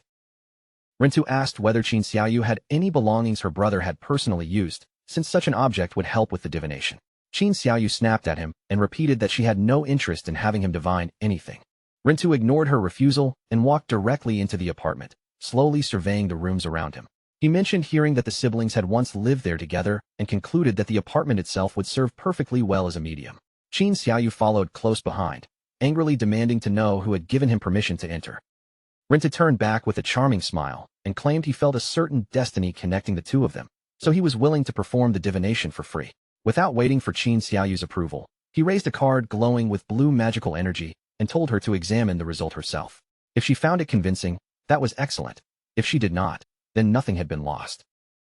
Blue light gathered above the card, forming a large holographic tarot image that floated silently in the air before Qin Xiaoyu. Rintu activated the divination card, and its surface shifted into a disturbing vision. Within the image, a dark human figure lay motionless far beneath the surface of a deep and endless sea. Wearing a carefully regretful expression, Rintu interpreted the vision for Qin Xiaoyu. He informed her that her brother had already been burned to death, and that his remains had ultimately sunk into the ocean, leaving Qin Xiaoyu staring at him in complete shock. The claim could not have been further from the truth. At that very moment, the real Qin Feng was comfortably relaxing on a sofa inside his hidden base, while Qin Xiaoyu's shock rapidly transformed into blazing fury. Inside her mind, Qin Xiaoyu furiously cursed Qin Feng as useless trash for dying so easily. In her opinion, he should have survived long enough for her to become powerful and personally trample him beneath her feet. Outwardly, Rinta maintained his solemn expression and offered Qin Xiaoyu a few carefully spoken words of condolence for her supposed loss. Rinta then smoothly changed the subject, mentioning that he had heard Qin Xiaoyu maintained contact with Shadow. He claimed his divination had already revealed Shadow's current location and asked whether she wished to accompany him there. Producing a golden card, he explained that he could teleport her directly to Shadow in an instant. With calculated kindness, Rinta suggested that although Qin Feng was dead, Qin Xiaoyu could simply recognize Shadow as her new older brother, allowing everyone to be happy. Qin Xiaoyu agreed without hesitation. Internally, she scoffed that Qin Feng had escaped too easily by dying, but decided it no longer mattered because Shadow would certainly protect her. The moment she accepted, Rintu activated a glowing blue magic circle beneath their feet, and both of them vanished from the apartment. When the light faded, Qin Xiaoyu and Rintu rematerialized inside a dark, filthy room. Rusted equipment and abandoned surfaces surrounded them, making the place resemble a laboratory that had been deserted for years. Qin Xiaoyu looked around the gloomy room in confusion and immediately asked where Shadow was. Rintu's friendly act disappeared as he slowly removed his suit jacket, and with a menacing expression, he coldly replied that he should be the one asking her that question. Before Qin Xiaoyu could react to the sudden change in his behavior, Rintu stepped forward and drove a vicious right hook directly into her face. The impact snapped her head sideways and sent blood spraying from her mouth. Without giving her a chance to resist, Rintu seized Qin Xiaoyu by the ankle and lifted her completely off the ground. Her body swung upside down beneath his grip as he coldly demanded that she reveal everything she knew about Shadow. Dangling helplessly in the air, Qin Xiaoyu trembled from head to toe as frightened tears poured down her face. Barely able to form the words, she stammered that she did not truly know Shadow at all. Rintu immediately called her a liar, reminding her that she had personally claimed to guard Shadow's door and see him regularly. Before Qin Xiaoyu could explain herself, he drove a vicious fist straight into her stomach. Still hanging defenselessly upside down, she took the full impact and instantly lost consciousness. Seeing her go limp so quickly, Rintu complained that she had fainted far too easily.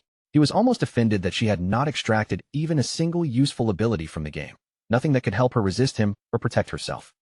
Rintu grabbed the unconscious Qin Xiaoyu and dragged her carelessly across the hard floor. While hauling her along, he spoke into his phone and informed the person on the other end that the prey had been secured. Barely containing his sadistic excitement, he asked when he would finally be allowed to act, grumbling that his blade was already thirsting for blood. Once inside, Rintu tossed Qin Xiaoyu's limp body onto a cold metal table as though she were nothing more than an object. He then checked his phone and saw a message from his boss, warning him not to kill her until further instructions arrived. Rintu clicked his tongue, visibly irritated by the restriction. That disappointment did not last long. A sinister smile crept back across Rintu's face, and a red glow flickered within his eyes. Drawing out a sharp scalpel, he decided that even if killing her was forbidden, no one had said he could not take his time playing with her. Meanwhile, inside a restroom, Officer Xiaoma quietly considered the situation. 2 entire days had passed, yet there had still been no report of Shadow logging out of the game. As Xiaoma stepped out of the restroom, he continued turning the facts over in his mind.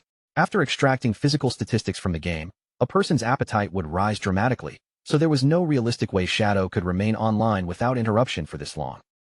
That left Xiaoma with only one reasonable conclusion. Captain Anyu had deliberately stopped reporting Shadow's activity because she had already begun to suspect that someone else was committing the murders and using Shadow as a convenient scapegoat. Sayama entered the main police office with measured steps, but his thoughts were anything but calm. Realizing that the situation might soon slip beyond his control, he decided he needed to accelerate his plans. A malicious shadow spread across Sayama's face as he imagined the outcome he desired. If the public could be convinced that Shadow was a bloodthirsty serial killer, fear and anger would quickly consume the city. He laughed to himself, certain that once public opinion erupted, the authorities would be forced to eliminate Shadow whether the accusations were true or not. Elsewhere in the city, the massive paws of the ghost night wolf touched down lightly against the pavement. Despite the mount's imposing size, its landing made almost no sound. Ghost Spirit remained seated upon the wolf's back, her gaze fixed ahead. After finally reaching the location she had been searching for, she calmly declared that she had arrived. A thin stream of crimson energy twisted through the air like a lingering trail.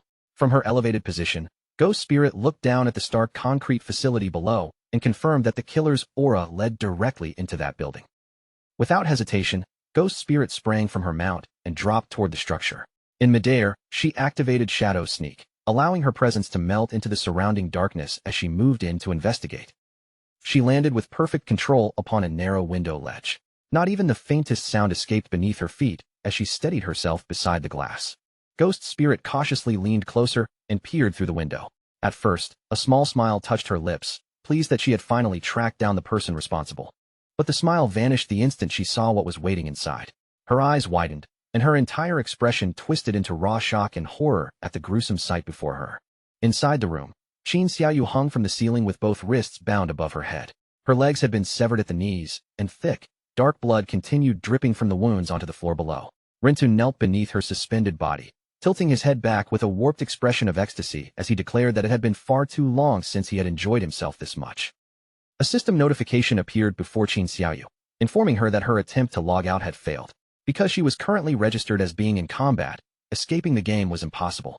Fresh tears streamed down Qin Xiaoyu's cheeks as the meaning of that message sank in. She could not disconnect, she could not run, and there was no obvious path out of the nightmare surrounding her. Her exhausted body remained suspended from the ceiling, held up only by the restraints cutting tightly around her wrists. She could do nothing but hang there helplessly. Below her torn clothing, both of her legs ended at the knees. The severed wounds had been wrapped in rough, crudely applied bandages that did little to hide the brutality of what had happened. Qin Xiaoyu's agonized screams echoed throughout the room, while Rintu's crazed laughter rose from beneath her.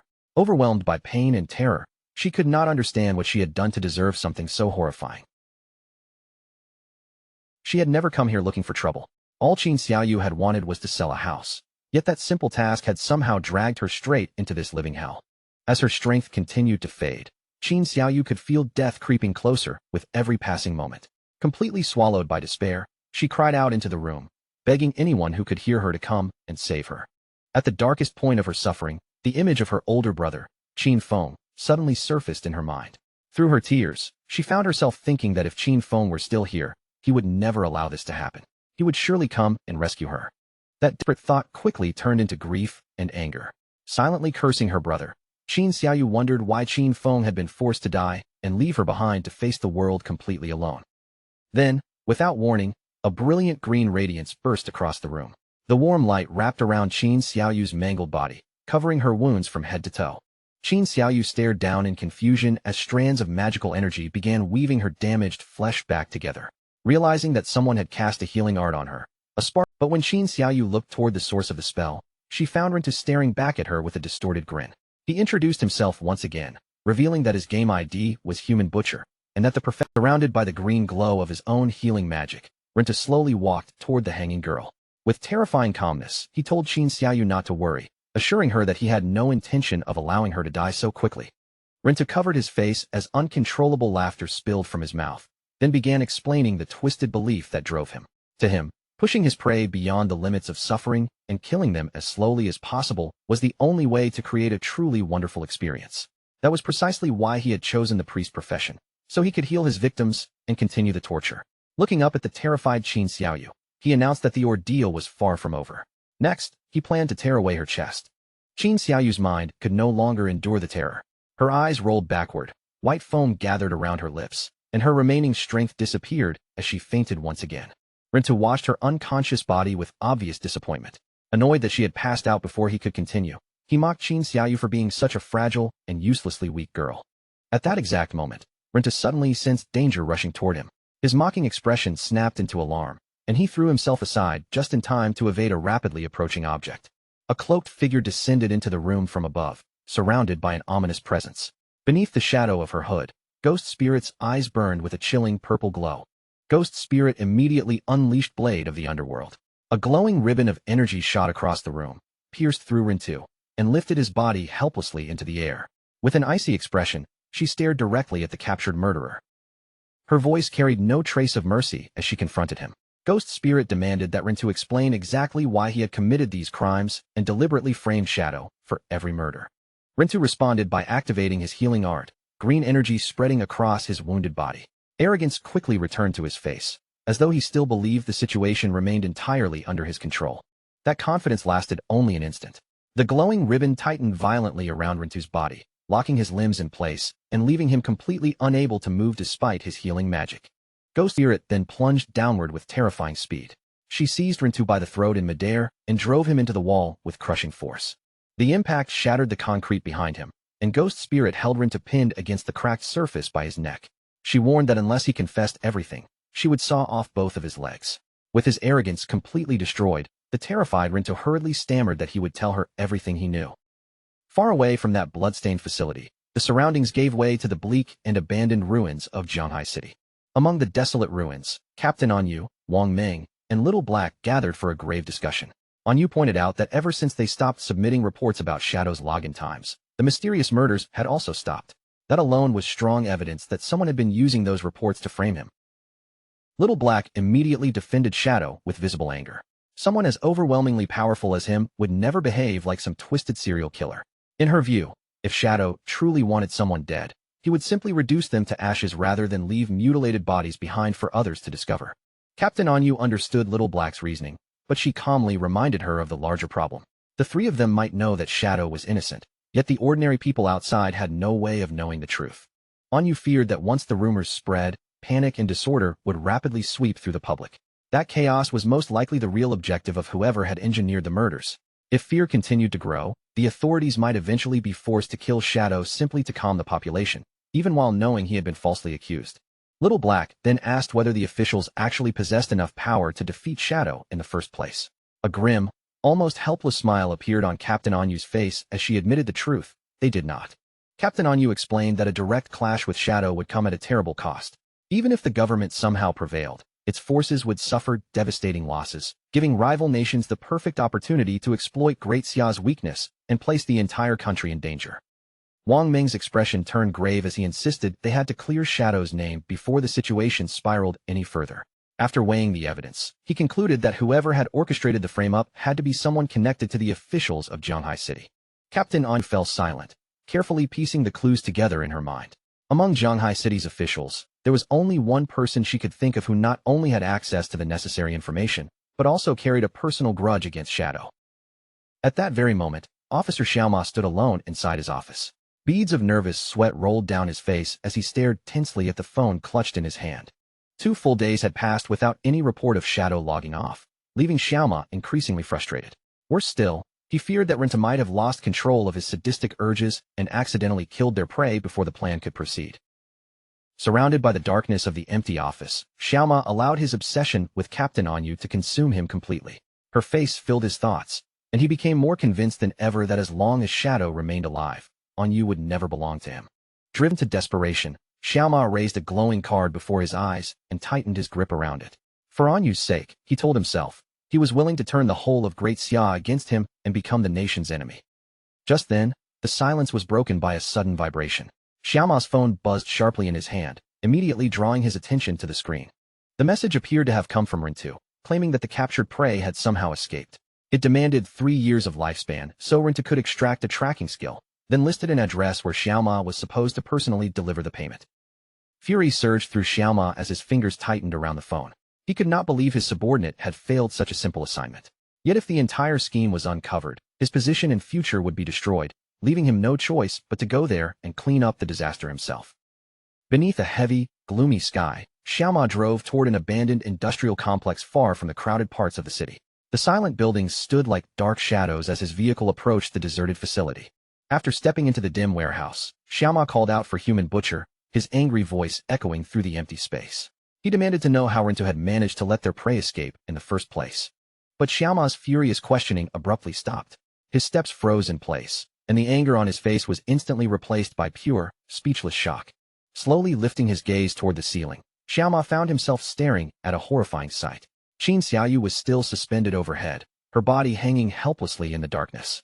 Even more alarming was the figure hanging beside her. Rintu, the very hitman Xiaoma had hired to carry out the murders, had also been tied up and was dangling there unconscious. Before Xiaoma could understand what had happened or make a move to escape, a brilliant streak of purple energy suddenly tore through the darkness and shot straight toward him. The glowing energy transformed into a long ribbon that coiled around Xiaoma's body in an instant. It tightened around his arms and torso, locking him firmly in place before he could resist. With a violent pull, Xiaoma was lifted from the ground and turned upside down, left hanging beside Qin Xiaoyu and Rintu. Panic overwhelmed him as he shouted at the approaching figure to release him, arrogantly demanding whether she had any idea who he was. Ghost Spirit slowly emerged from the surrounding shadows, her eyes burning with a threatening red glow. In a calm voice, she said she knew exactly who he was, Ma Naoyang, the son of Jianghai City's mayor. Rintu had already confessed everything, including how Ma Naoyang ordered him to murder people and abandon their bodies specifically during Shadow's offline hours, making every killing appear connected to Shadow. Ghost Spirit then thanked Rintu for honoring his promise and successfully luring the true mastermind into the warehouse. With a swift movement, she severed the restraints holding him. Looking down at the fallen killer, she said that as a reward for cooperating, she would grant him one more opportunity to enjoy himself. Rintu climbed unsteadily to his feet as waves of purple energy surged around his body. His eyes looked completely deranged, as though his remaining reason had vanished. Ghost Spirit ordered him to kill Ma Naoyang however he pleased, and Rintu responded with crazed giggling, eagerly thanking the young miss for such a generous opportunity. Still completely trapped under Ghost Spirit's control, Rintu received an even clearer command. He was to kill Ma Naoyang using his favorite method. Laughing like a madman, Rintu agreed without hesitation and turned toward Ma Naoyang, telling him that struggling would only make things worse. Ma Naoyang screamed in terror as Rintu suddenly lunged forward with a scalpel raised in his hand. Wearing a twisted smile, Human Butcher mockingly apologized to Boss Ma, claiming that under the circumstances, he simply had no other choice. Still suspended and unable to move freely, Ma Naoyang stared down in horror. The scalpel flashed beneath the warehouse lights as its sharpened edge came directly toward his exposed throat.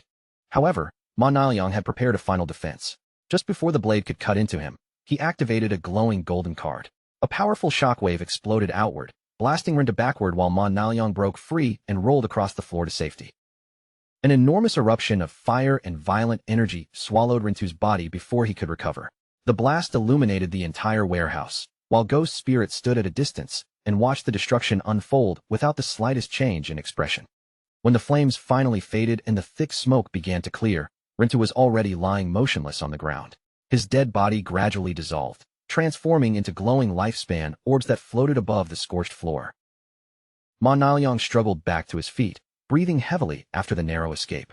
As he glared at Ghost Spirit through the drifting smoke, he finally realized that this mysterious woman had to be Shadow's disciple. Consumed by rage, Ma Naoyang slapped another glowing golden card directly onto his forehead. The power of the sun god poured into his body, granting him an enormous increase in agility that would last for 2 minutes. A golden crossbow materialized in his hand, and he furiously declared that he would kill both Shadow and his disciple. Propelled by his newly enhanced speed, Ma Naoyang shot into the air faster than the eye could easily follow. While leaping across the warehouse, he raised the golden crossbow and fired a rapid barrage of energy arrows straight at Ghost Spirit. Ghost Spirit remained completely composed as the glowing projectiles rained toward her. She slipped between the arrows with smooth, precise movements, calmly weaving through the explosions that erupted all around her. Ma Naoyang desperately continued his attack, trying to keep her trapped beneath the non-stop barrage. But Ghost Spirit suddenly activated her stealth ability and vanished from sight. Floating in midair, Ma Naoyang looked around in panic, realizing she possessed the same assassin abilities as Shadow, and that he had completely lost track of her. Without warning, several purple energy ribbons burst out from the surrounding darkness. Before Ma Naoyang could turn or defend himself, the ribbons pierced through both of his arms and twisted tightly around his body, instantly taking away his ability to move. Ma Naoyang screamed from the overwhelming pain as the ribbons dragged him higher into the air, leaving him suspended beside the other captives. Ghost Spirit reappeared beneath him and looked up coldly, asking whether he was truly the one who had dared to harm her master. Her eyes now glowed with an icy purple light as she continued staring him down. Ghost Spirit pointed out that someone as weak as Ma Naoyang could never have obtained such powerful card abilities by himself, then demanded that he reveal the identity of the person supporting him from behind the scenes. Tears streamed down Ma Naoyang's face as pain overwhelmed what remained of his courage. Unable to endure any longer, he confessed that the foreigners connected to Qian Shishir had approached him first. According to Ma Naoyang, those foreigners supplied him with the powerful cards and asked him to cooperate in killing Shadow. They had also promised him that an extremely influential figure was standing behind them and supporting the entire operation. Ma Naliang continued sobbing as he insisted that was truly everything he knew. Beyond those details, he claimed he had never been told anything more about their plans or the identity of the powerful backer. Desperate to survive, Ma Naliang began begging Ghost Spirit for mercy. He promised that if she spared his life, his father, the mayor of Shanghai City, would give her anything she desired in return. Ghost Spirit offered no reply to his desperate bargaining. She simply turned her back on him and muttered in an irritated voice that he was far too noisy. Behind her, the purple ribbons suddenly constricted with brutal force. Ma Naliang's screams were cut short as his body burst apart in a violent shower of blood, killing him instantly. With her eyes still glowing coldly red, Ghost Spirit walked away from the remains without looking back. In her mind, she remembered the lesson her master had taught her clearly: never allow even a single enemy to escape. As she prepared to leave the warehouse, Ghost Spirit paused and glanced back toward Qin Xiaoyu. The young woman was still hanging unconscious from the ceiling, her severed legs leaving her body in a pitiful and horrifying condition. Ghost Spirit felt a trace of sympathy for the injured girl, but she did not personally take her away. Instead, she decided to leave Qin Xiaoyu for the authorities to discover and rescue, believing that whether the girl ultimately survived would depend on her own fate. Not long after Ghost Spirit disappeared, police vehicles arrived outside the abandoned industrial facility. The officers had been directed there by an anonymous report revealing the warehouse's location. The police rushed through the warehouse entrance, only to freeze in shock at the gruesome sight waiting inside. The moment they spotted the badly injured Qin Xiaoyu, one of the officers urgently shouted for a healer to be brought in immediately. The officers quickly began identifying everyone at the scene. One of the dead men was confirmed to be Ma Naliang, while the other, Rintu, remained unidentified for the moment. Qin Xiaoyu was still trapped in a deep coma, but the healers determined that her condition was not currently life-threatening. As the investigation continued, one of the captains suddenly raised his voice and called the others over. He had discovered a message left behind inside the warehouse. 2 mobile phones had been driven directly into the concrete wall, with a written message displayed above them. It declared that the serial murders had been committed by the 2 dead men in order to frame Shadow. The phones contained the supporting evidence, while the injured girl served as a living witness. At the bottom was a peculiar signature, doing good deeds without leaving a name. After examining the phones, the officers uncovered records that confirmed the entire conspiracy. Ma Naliang had worked together with Rintu to murder innocent people and placed the blame on Shadow. Even more disturbingly, they discovered that a mole within the police department had been secretly leaking Shadow's login times to Ma Naliang. Enraged by the betrayal, the captain immediately ordered his officers to identify and arrest the traitor. Meanwhile, back in the real world, Qin Feng sat comfortably before a table buried beneath an enormous spread of food. He was enjoying the massive meal when his phone suddenly rang, and the caller displayed on the screen was Captain Anyu. The moment Qin Feng answered, Captain Anyu eagerly shared the latest development. Her voice carried obvious excitement as she revealed that the investigation into the serial killings had finally achieved a major breakthrough. Qin Feng calmly pretended to know nothing and casually asked whether they had already identified the murderer. Anyu confirmed that Ma Naliang and Rintu had been exposed as the culprits, though both men had already died before the authorities could arrest them. Anyu went on to explain that the police had recovered solid evidence along with a surviving witness. Unfortunately, the young woman had lost both legs and remained unconscious, so they would have to wait until she awakened and gave her testimony before officially closing the case. Hearing this, Qin Feng quietly praised Ghost Spirit in his heart for carrying out the assignment perfectly.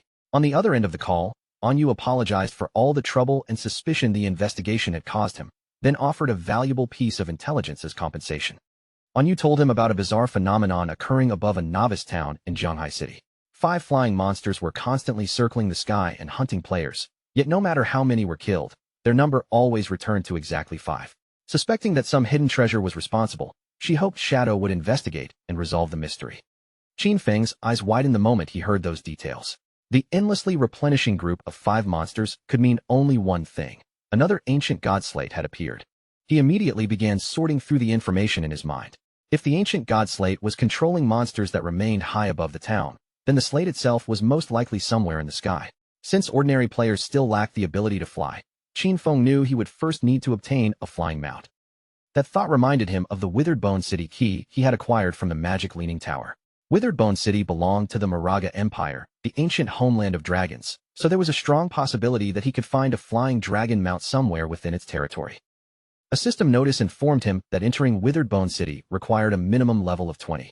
Qin Feng checked his current status and found himself sitting at level 19. With only a single level separating him from the destination, he decisively prepared to enter the game and finish the job. After returning to the game as Shadow, he teleported directly to the outer beach of Withered Bone City. A desolate coastline stretched before him, littered with enormous bleached skeletons, while far across the dark water, a forbidding castle loomed over a lonely island. The instant Shadow arrived, scattered points of light caught his attention. Numerous lifespan orbs were lying across the barren ground, clear evidence that other players had fought, and most likely died, there not long before him. Shadow's gaze immediately sharpened when he sensed movement nearby. Without revealing his presence, he slipped behind one of the massive skeletons and quietly observed the disturbance from cover. In the distance, an enormous skeletal lobster stood upright on its rear legs, towering over a group of struggling players. Its bony jaws opened wide before spraying streams of corrosive green acid directly toward them. Among the trapped players were Lin Qingyu, Late-Night Drizzle, and a broad-shouldered bald man. Lin Qingyu stared in alarm as clusters of glowing green acid bubbles drifted closer, threatening to surround her from every direction. The bald man in her party suddenly stepped forward with complete confidence.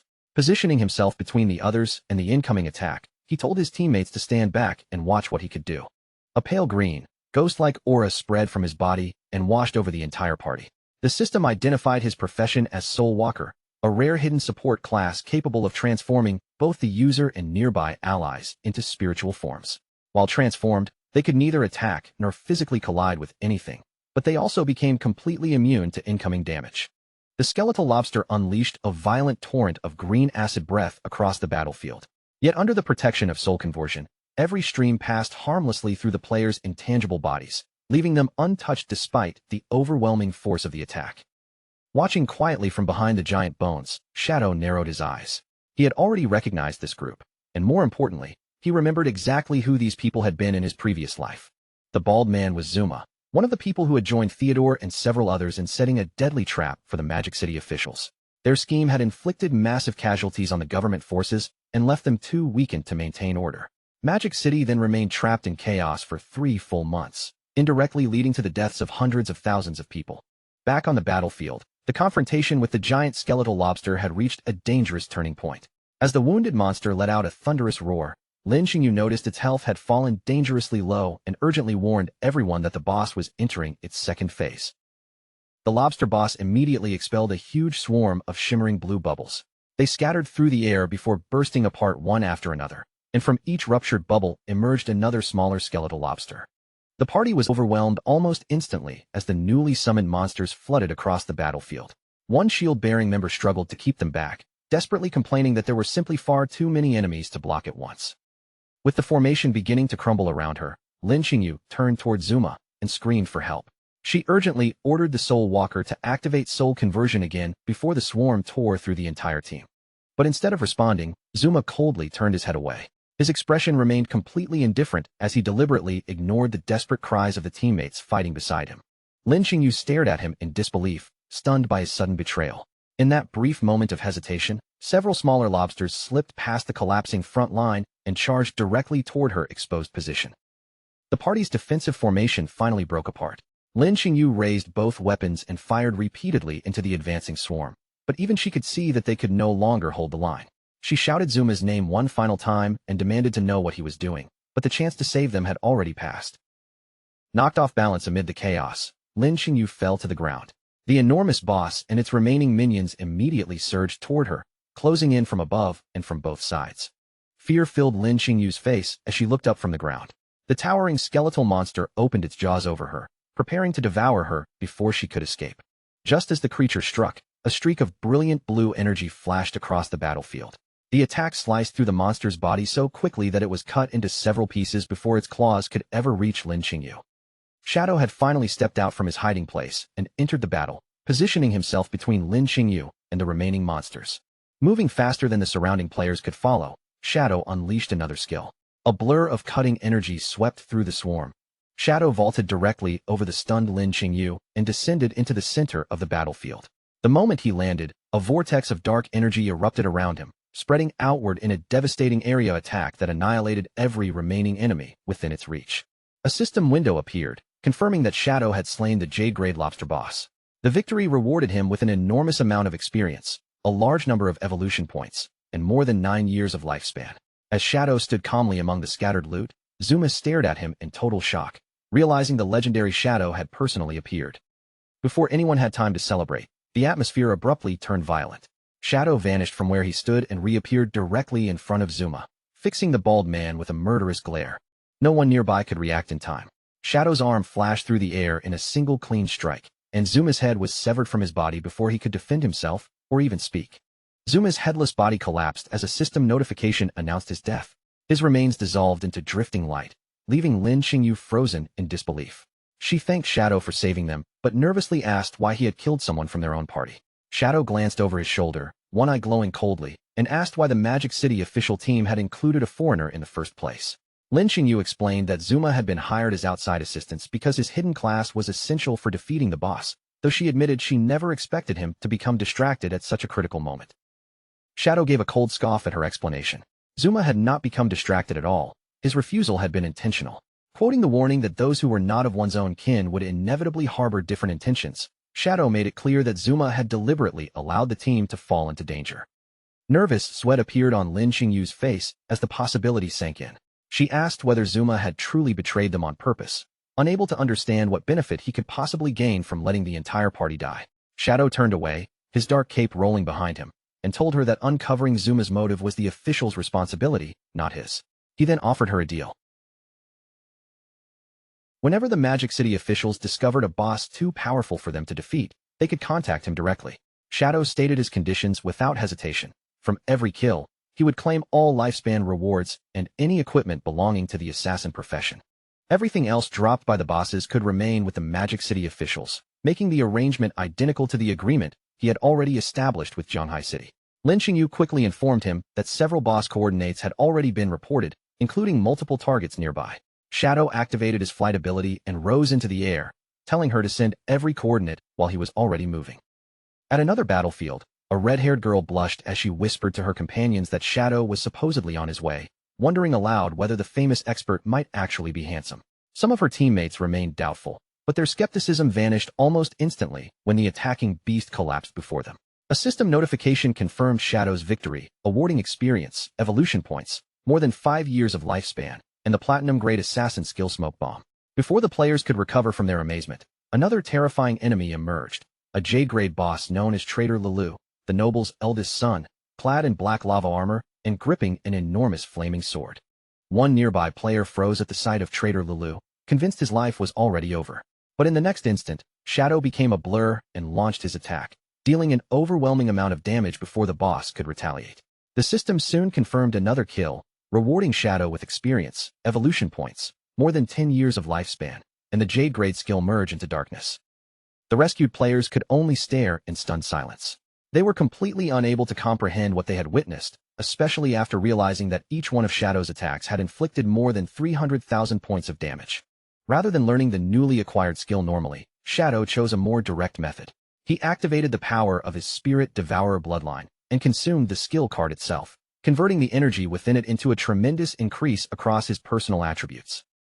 A system notification immediately confirmed the result. By devouring the legendary skill, Shadow had significantly strengthened both his elemental attack power and his resistance against elemental damage. Continuing onward, Shadow noticed that the path ahead began descending at an unusually steep angle.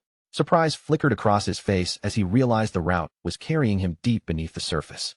While advancing through the dark, jagged stone corridor, he gradually understood what the passage had been built to accomplish. The tunnel stretched beneath the ocean floor, forming a hidden connection between the mainland coastline and the isolated island in the distance. Shadow continued through the seemingly endless underground passage until a faint opening finally appeared ahead. Shadow stepped through the cave mouth and emerged into a bleak landscape battered by wind and storms. High above him, a ruined black castle stood upon the edge of a towering cliff, its broken silhouette repeatedly illuminated by violent streaks of lightning. A system notification welcomed Shadow to the Moraga Empire's withered Bone City ruins, then immediately issued a severe warning. The entire location was classified as a berserk area, where every player's lifespan would drain at 100 times the normal rate. Standing at the edge of the island, Shadow gazed across the black, restless water and quietly admired the brilliance of the tunnel's hidden design. The sight stirred a memory from his previous life, when a notorious madman had once ranted endlessly about a secret passage buried beneath the sea. Back then, no one had taken the man seriously. Most players simply laughed at him, assuming he had confused this world with the map or setting of some completely different game. But now that Shadow had personally crossed the underwater passage, the truth was impossible to deny. That so-called madman had never been speaking nonsense at all. Every word of his strange story had been real. Leaving the coastline behind, Shadow advanced into a lifeless forest filled with withered trees and bones scattered across the dark soil. He had barely gone far when the ground beneath his feet suddenly began shaking with violent force.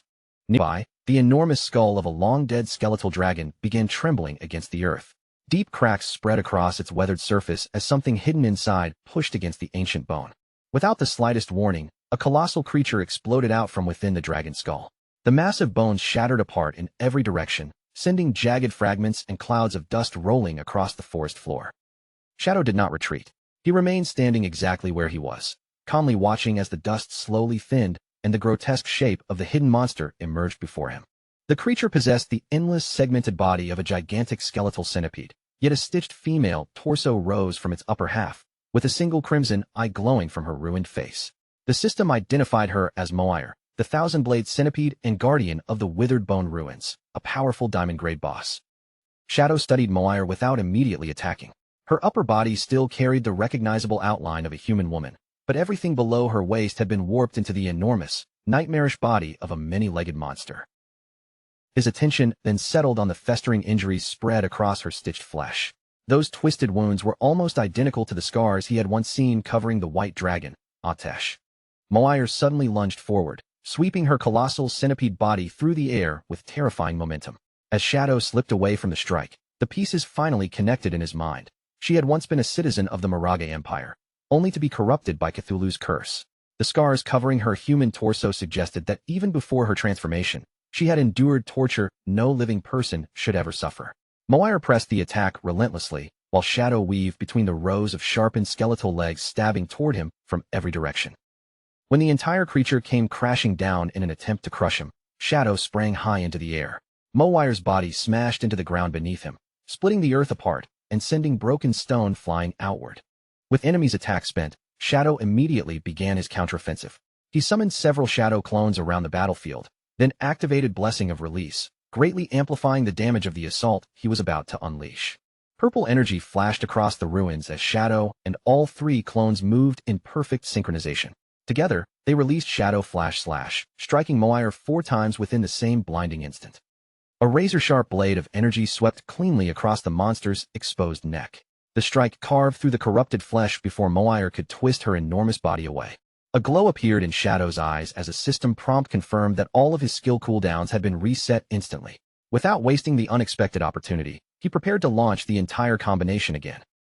Shadow activated Blessing of Release for a second time. A wild, crimson aura erupted around Moire's towering body, surrounding the cursed guardian with chaotic waves of destructive energy. The 4 shadows spread into position around the boss, sealing every possible escape route. Moving as a single unit, they formed the final arrangement for one last overwhelming attack.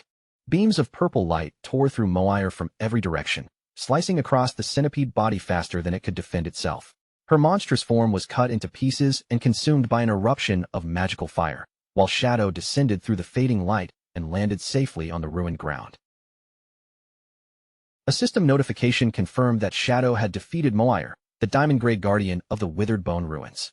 The kill granted him a huge amount of experience, numerous evolution points, more than 10 years of tradable lifespan, and several additional items. Shadow lowered his gaze toward the fallen guardian and solemnly told her to rest in peace. As the corrupted body faded, the spirit of the beautiful woman Moire had once been briefly appeared in its place. She offered him a peaceful smile, finally released from the curse that had tormented her, before dissolving into softly glowing lifespan orbs. After putting the diamond-grade guardian to rest, Shadow continued deeper into the barren territory. In the distance, he lifted his eyes toward the ruined castle perched high upon the cliffs, its dark towers wrapped in lightning and storm clouds. Without breaking his stride, Shadow raised one hand and released a long-range strike.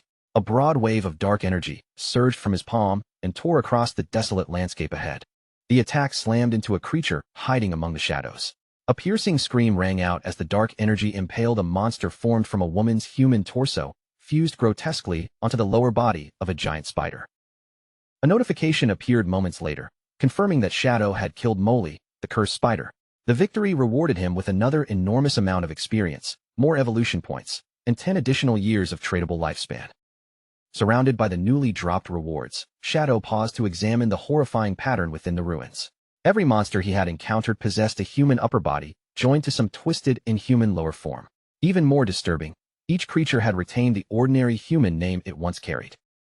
His gaze shifted toward another enormous dragon skull resting among the debris. Even the bones of the dead creatures in this place had not escaped the corruption.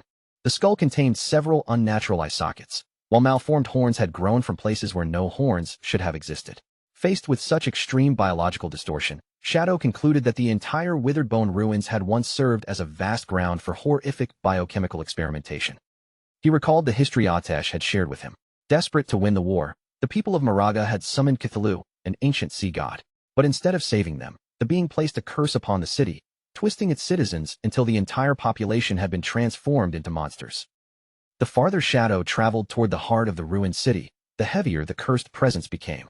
Its oppressive force thickened around him with every step, growing more intense as the city center drew closer. Then, without warning, an enormous shadow appeared overhead. Something massive came plummeting out of the storm-darkened sky directly toward the road in front of him. A gigantic golem covered in rough stone armor crashed into the earth with tremendous force. Dust and shattered rock burst outward as the towering creature planted itself firmly in Shadow's path. The system quickly revealed the enemy's identity. It was Ma Run, former commander of the Royal City Guard, a level 25, platinum-grade boss. Fiery light pulsed through the cracks running across Ma Ren's stone body. Beneath the rocky shell, magma-like energy flowed and glowed as though the entire golem contained a burning furnace. Shadow tilted his head upward to take in the giant's full height, yet his expression showed little concern. What puzzled him more was how the commander of a royal guard had ended up as nothing more than a relatively low-level platinum-grade boss. Ma Run raised one enormous stone arm above his head. Red energy gathered around the clenched fist, illuminating the golem's massive frame with a threatening glow. The commander drove its fist downward with enough force to shake the entire area. Shadow easily leaped clear of the impact, landing beyond its reach as the ground split open beneath the golem's crushing blow. Shadow immediately answered the attack by summoning his Shadow Blade. He surged toward Ma Run and delivered a powerful slash directly across the giant's hardened stone body. Damage numbers appeared above the boss, but something strange happened at the same moment. The force of the strike seemed to rebound, triggering an unexpected reflected damage effect. A sharp burst of pain tore through Shadow's own body. To his surprise, the exact amount of damage he had just inflicted upon Ma Run had been returned to him instantly. Shadow dropped back to the ground and steadied himself, his expression becoming far more serious. After that single exchange, he immediately understood how dangerous the golem's hidden ability truly was. Staring into Ma Ren's glowing red eyes, Shadow identified the effect as damage reflection. The Royal City Guard commander possessed nearly 10 times the health of an ordinary platinum-grade boss, along with a terrifying attribute that reflected 100% of all received damage back at the attacker. Shadow grimly realized that without the black light shield already protecting him, the damage from that single slash would have killed him outright. This cursed land was clearly far more dangerous than it first appeared, and even he could not afford to act carelessly. Shadow bent his knees and launched himself high into the night sky. His dark figure rose against the pale moon, leaving him suspended far above the stone giant. To survive the reflected damage, he pushed his defenses to their limit. 10 separate layers of black light shield formed around his body, stacking together into a dense protective barrier. From his position in the air, Shadow summoned and fired 10 shadow blades in rapid succession. The dark projectiles rained down toward Ma Ren one after another as his strategy took shape. Rather than relying on a single overwhelming strike, Shadow used repeated low-damage attacks to build energy for his ultimate ability.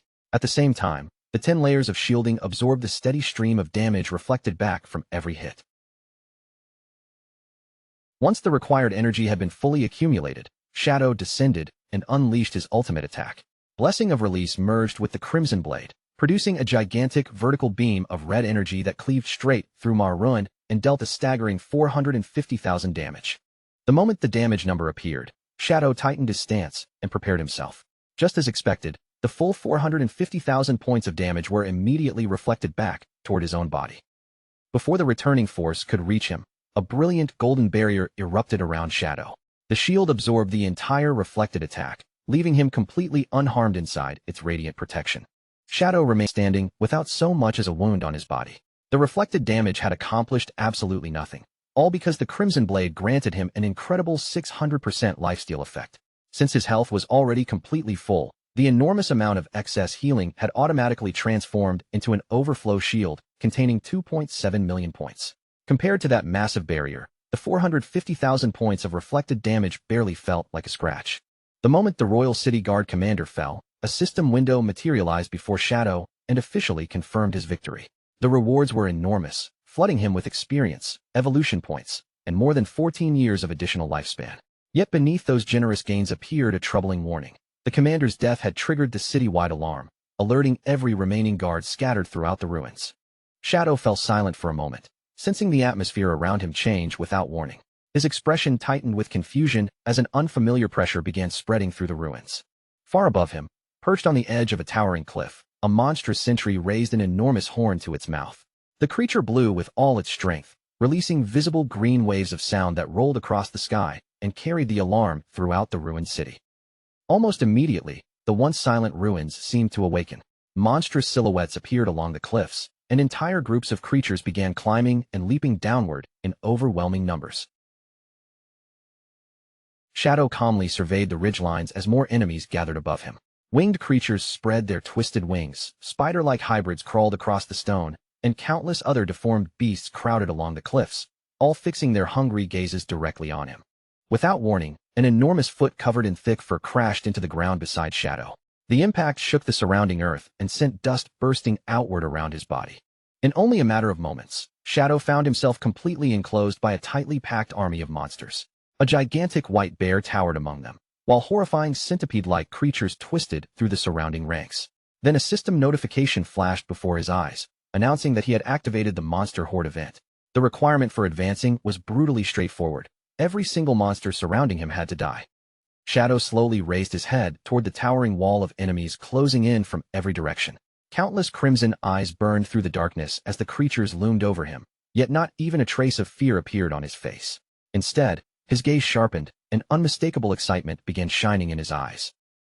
A quiet laugh escaped Shadow as he took in the impossible number of enemies surrounding him. Rather than seeing the situation as a crisis, he found it strangely refreshing. This was precisely the kind of overwhelming battle he had been hoping to experience. The monsters hesitated when they heard their supposed prey laughing in the middle of their encirclement. Several of them exchanged puzzled glances, unable to understand why the lone human before them was not shaking, begging, or collapsing in terror. Shadow suddenly vanished from where he stood, moving with the violent speed of an incoming storm. His Dark Knight ring blade swept through the first wave in a flashing arc, cutting apart rows of monsters before they could even react. A system message appeared immediately after that single attack, confirming that 32 enemies had already been killed. Shadow gave the remaining horde no opportunity to recover from the opening strike. He immediately activated Shadow of Slaughter, causing patches of darkness beneath his feet to twist and rise. One after another, shadowy clones emerged from the ground and took their places beside him, ready to tear through the army together. Moving as though they shared a single mind, Shadow and his newly summoned clones unleashed Shadow Flash/X4 at the exact same instant. For violent surges of purple energy exploded across the battlefield, ripping enormous gaps through the monster ranks. By the time the light faded, his kill count had already rocketed to 165. Wild beams of energy tore across the battlefield, slicing cleanly through anything unfortunate enough to stand in their path. Lion men, shark-like hybrids, and other grotesque creatures were dismembered beneath the relentless barrage. Shadow never slowed his advance, descending into the remaining ranks while releasing another devastating Dark Knight Ring Blade X4 attack. Dark magic swept over the battlefield in enormous waves, and every swing of Shadow's weapon sent the number of dead climbing higher. His kill count quickly reached 518 as the battle transformed into a completely one-sided massacre. System notifications crowded his vision faster than he could read them, while the total leapt from 600 to well beyond 2,000 in only a few seconds. The slaughter continued without pause, and before long, Shadow's kill count surged beyond 8,000. Across the ruined battlefield, thousands of glowing lifespan orbs rose from the fallen army, illuminating the darkness until the entire area shimmered beneath their ghostly light. At last, the noise of battle disappeared, and silence settled over the ruins once again. Shadow stood alone amid the devastation, his eyes still glowing with a deep purple light. He had killed exactly 10,086 monsters. A system window then confirmed that every enemy had been eliminated and that the route leading to the withered Bone City ruins core was finally open. After wiping out an army of more than 10,000 monsters, Shadow remained standing in the middle of an endless sea of radiant particles. Another notification confirmed that the path toward the Withered Bone Ruins core had been unlocked. All around him, countless lifespan orbs floated through the air like glowing stars left behind by the dead. Despite the breathtaking number of orbs surrounding him, Shadow looked noticeably disappointed. He questioned why the reward was so small after killing such an enormous army. Then the explanation became clear. The curse had been continuously consuming the citizens' life force, and even after those people became monsters, that relentless drain had never stopped. Before Shadow could dwell on the disappointing reward, the floating orbs suddenly began moving. They spun around him in widening circles, their light gathering into a brilliant current of magic as the countless particles slowly joined together and started forming a solid structure. The concentrated light surged outward over the enormous chasm, stretching farther and farther into the distance. Within moments, the accumulated lifespan of the dead had shaped itself into a radiant bridge connecting Shadow's position to the ominous castle waiting on the opposite side. Shadow stepped onto the bridge created from the lingering light of the fallen citizens. The instant his foot touched its glowing surface, a powerful golden aura erupted around his entire body, catching him completely by surprise. A system window appeared and informed Shadow that he had received the blessing of the Withered Bone citizens. Grateful that he had finally released them from their cursed existence, the liberated souls granted him a special buff that gave him a chance of obtaining dragon power while battling inside the city. Shadow lifted his glowing hand and examined the golden energy coating it, remarking that this new power was rather interesting.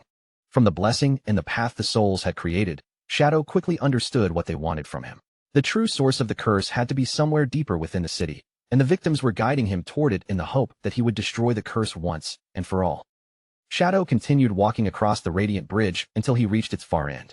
Waiting there was a massive black pit, its opening surrounded by flesh-like tissue and darkness, making the entrance resemble the gaping maw of some enormous living creature.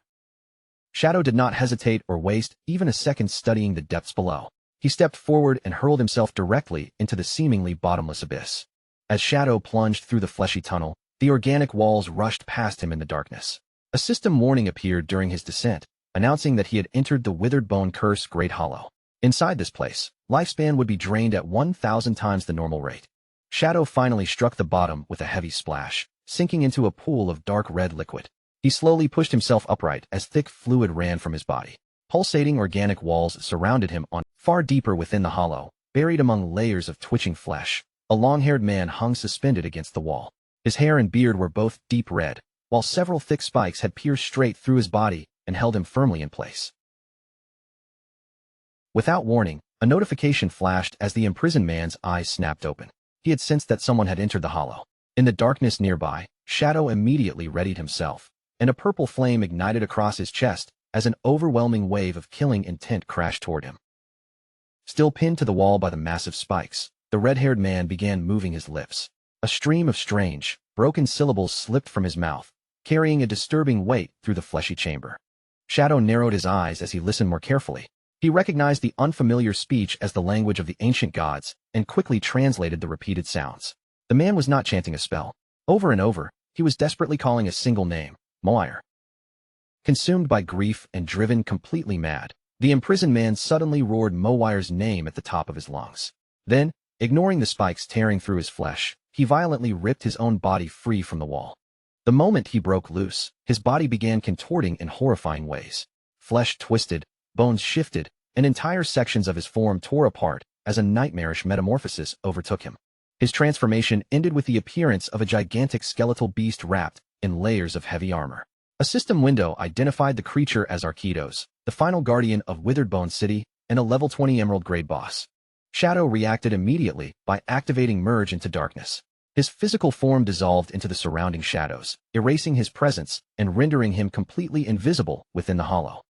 Yet before Shadow could take advantage of his concealment, Arkitos twisted toward his exact location.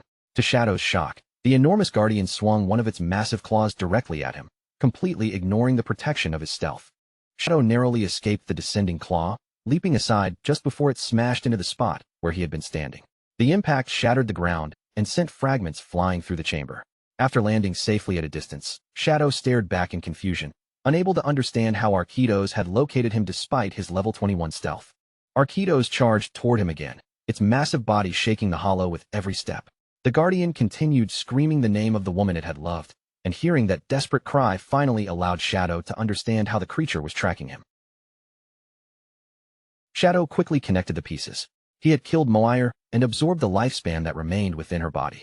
Arquitos was not actually seeing through his invisibility. Instead, it was sensing and following the lingering traces of Moire's soul that were now contained inside him. While keeping his distance, Shadow carefully studied the spikes covering Arquitos' armored body. Their shape and arrangement looked exactly like the spikes worn by the Royal City Guard commander he had defeated earlier. Shadow brought out his shadow dagger and held it ready between his fingers. Based on the identical armor, he suspected that Arquitos might possess the very same troublesome passive ability as the fallen commander. To test that suspicion, Shadow launched an attack and struck Arquitos directly. The exact amount of damage he dealt was reflected back toward him in the same instant. Fortunately, the golden shield surrounding his body absorbed the returning blow before it could reach his health. That brief exchange gave Shadow the proof he needed. Arquitos, just like the Royal City Guard commander, possessed the passive ability known as dangerous damage reflection. Arquitos threw back its enormous head and released a deafening roar that shook the entire hollow. Purple energy surged violently across its armored body as the Guardian activated its power and began summoning reinforcements. The fleshy ground surrounding Shadow suddenly bulged and split apart. One after another, enormous blue eggs erupted from beneath the organic surface, rising in every direction until they had formed a complete ring around him. Shadow's expression turned serious as he examined the blue eggs enclosing him. He immediately noticed that they also carried a damage reflection effect. From their appearance and the energy inside them, he concluded that allowing them to hatch would unleash a group of extremely dangerous elite-level monsters. To test how much punishment the eggs could endure, Shadow flicked one of his shadow daggers toward the nearest target. The blade struck cleanly and dealt more than 3,000 points of damage, giving him an immediate measure of the egg's durability. The targeted egg finally shattered, but Shadow immediately calculated how costly that result had been. Destroying just one required the equivalent of 3 dagger attacks, meaning the reflected damage would consume 3 separate layers of his blacklight shield. Since restoring even a single layer took 2 full seconds, he realized there was no possible way to destroy every egg before they began hatching. With no practical way to destroy every egg before they opened, Shadow stopped wasting time on an impossible task and chose to let the creatures hatch. He kicked off the ground and launched himself high above the fleshy battlefield, using the elevation to gain a better position while preparing to confront whatever emerged from those shells. As Shadow reached the peak of his jump and began dropping toward Arquitos, he glanced at the power building within him. His ultimate ability had finally finished charging, giving him the perfect opportunity to strike before the newly summoned creatures could interfere. Shadow released the fully charged Crimson Blade without holding anything back. A colossal beam of crimson energy tore downward through the hollow and crashed directly into Arquitos, erupting with overwhelming force as an astonishing 450,000 points of damage appeared above the Guardian. Shadow touched down without making a sound, his posture calm despite the violent blast behind him. The enormous healing generated by his life steal had already overflowed into a thick golden barrier, wrapping his entire body in a powerful layer of protection. While Shadow remained completely unharmed inside the glowing shield, every blue egg surrounding him cracked open at almost the exact same moment. The shells split apart violently, and from within each one, a huge monstrous claw punched its way into the open air. A swarm of cursed young dragons burst free and rushed upward, their twisted wings beating against the damp air of the hollow. Each creature was a level 20 emerald-grade monster, and their piercing screeches echoed through the chamber as they circled above Shadow and prepared to descend on him. Shadow dropped back into the pool of dark red liquid, sending ripples spreading around his boots. He lowered himself into a steady crouch and raised his gaze toward the newborn horde, calmly positioning himself to meet their attack head-on. The instant the cursed dragons entered his range, Shadow unleashed the Dark Night Ring Blade. A violent vortex of dark energy expanded around him, catching the creatures in its spinning current and tearing through their bodies. Nearly 30,000 points of damage struck every dragon trapped inside the attack. The entire clash ended almost as soon as it began. Shadow remained standing calmly within his golden barrier while the last dragon fell from the air. A notification confirmed that all 9 had been killed, and Shadow remarked that with his blood shield protecting him, their reflected damage was hardly something worth fearing. As the 9 cursed dragons died, their physical bodies broke apart into drifting particles of light. One after another, those particles condensed into luminous lifespan orbs and floated above the red pool.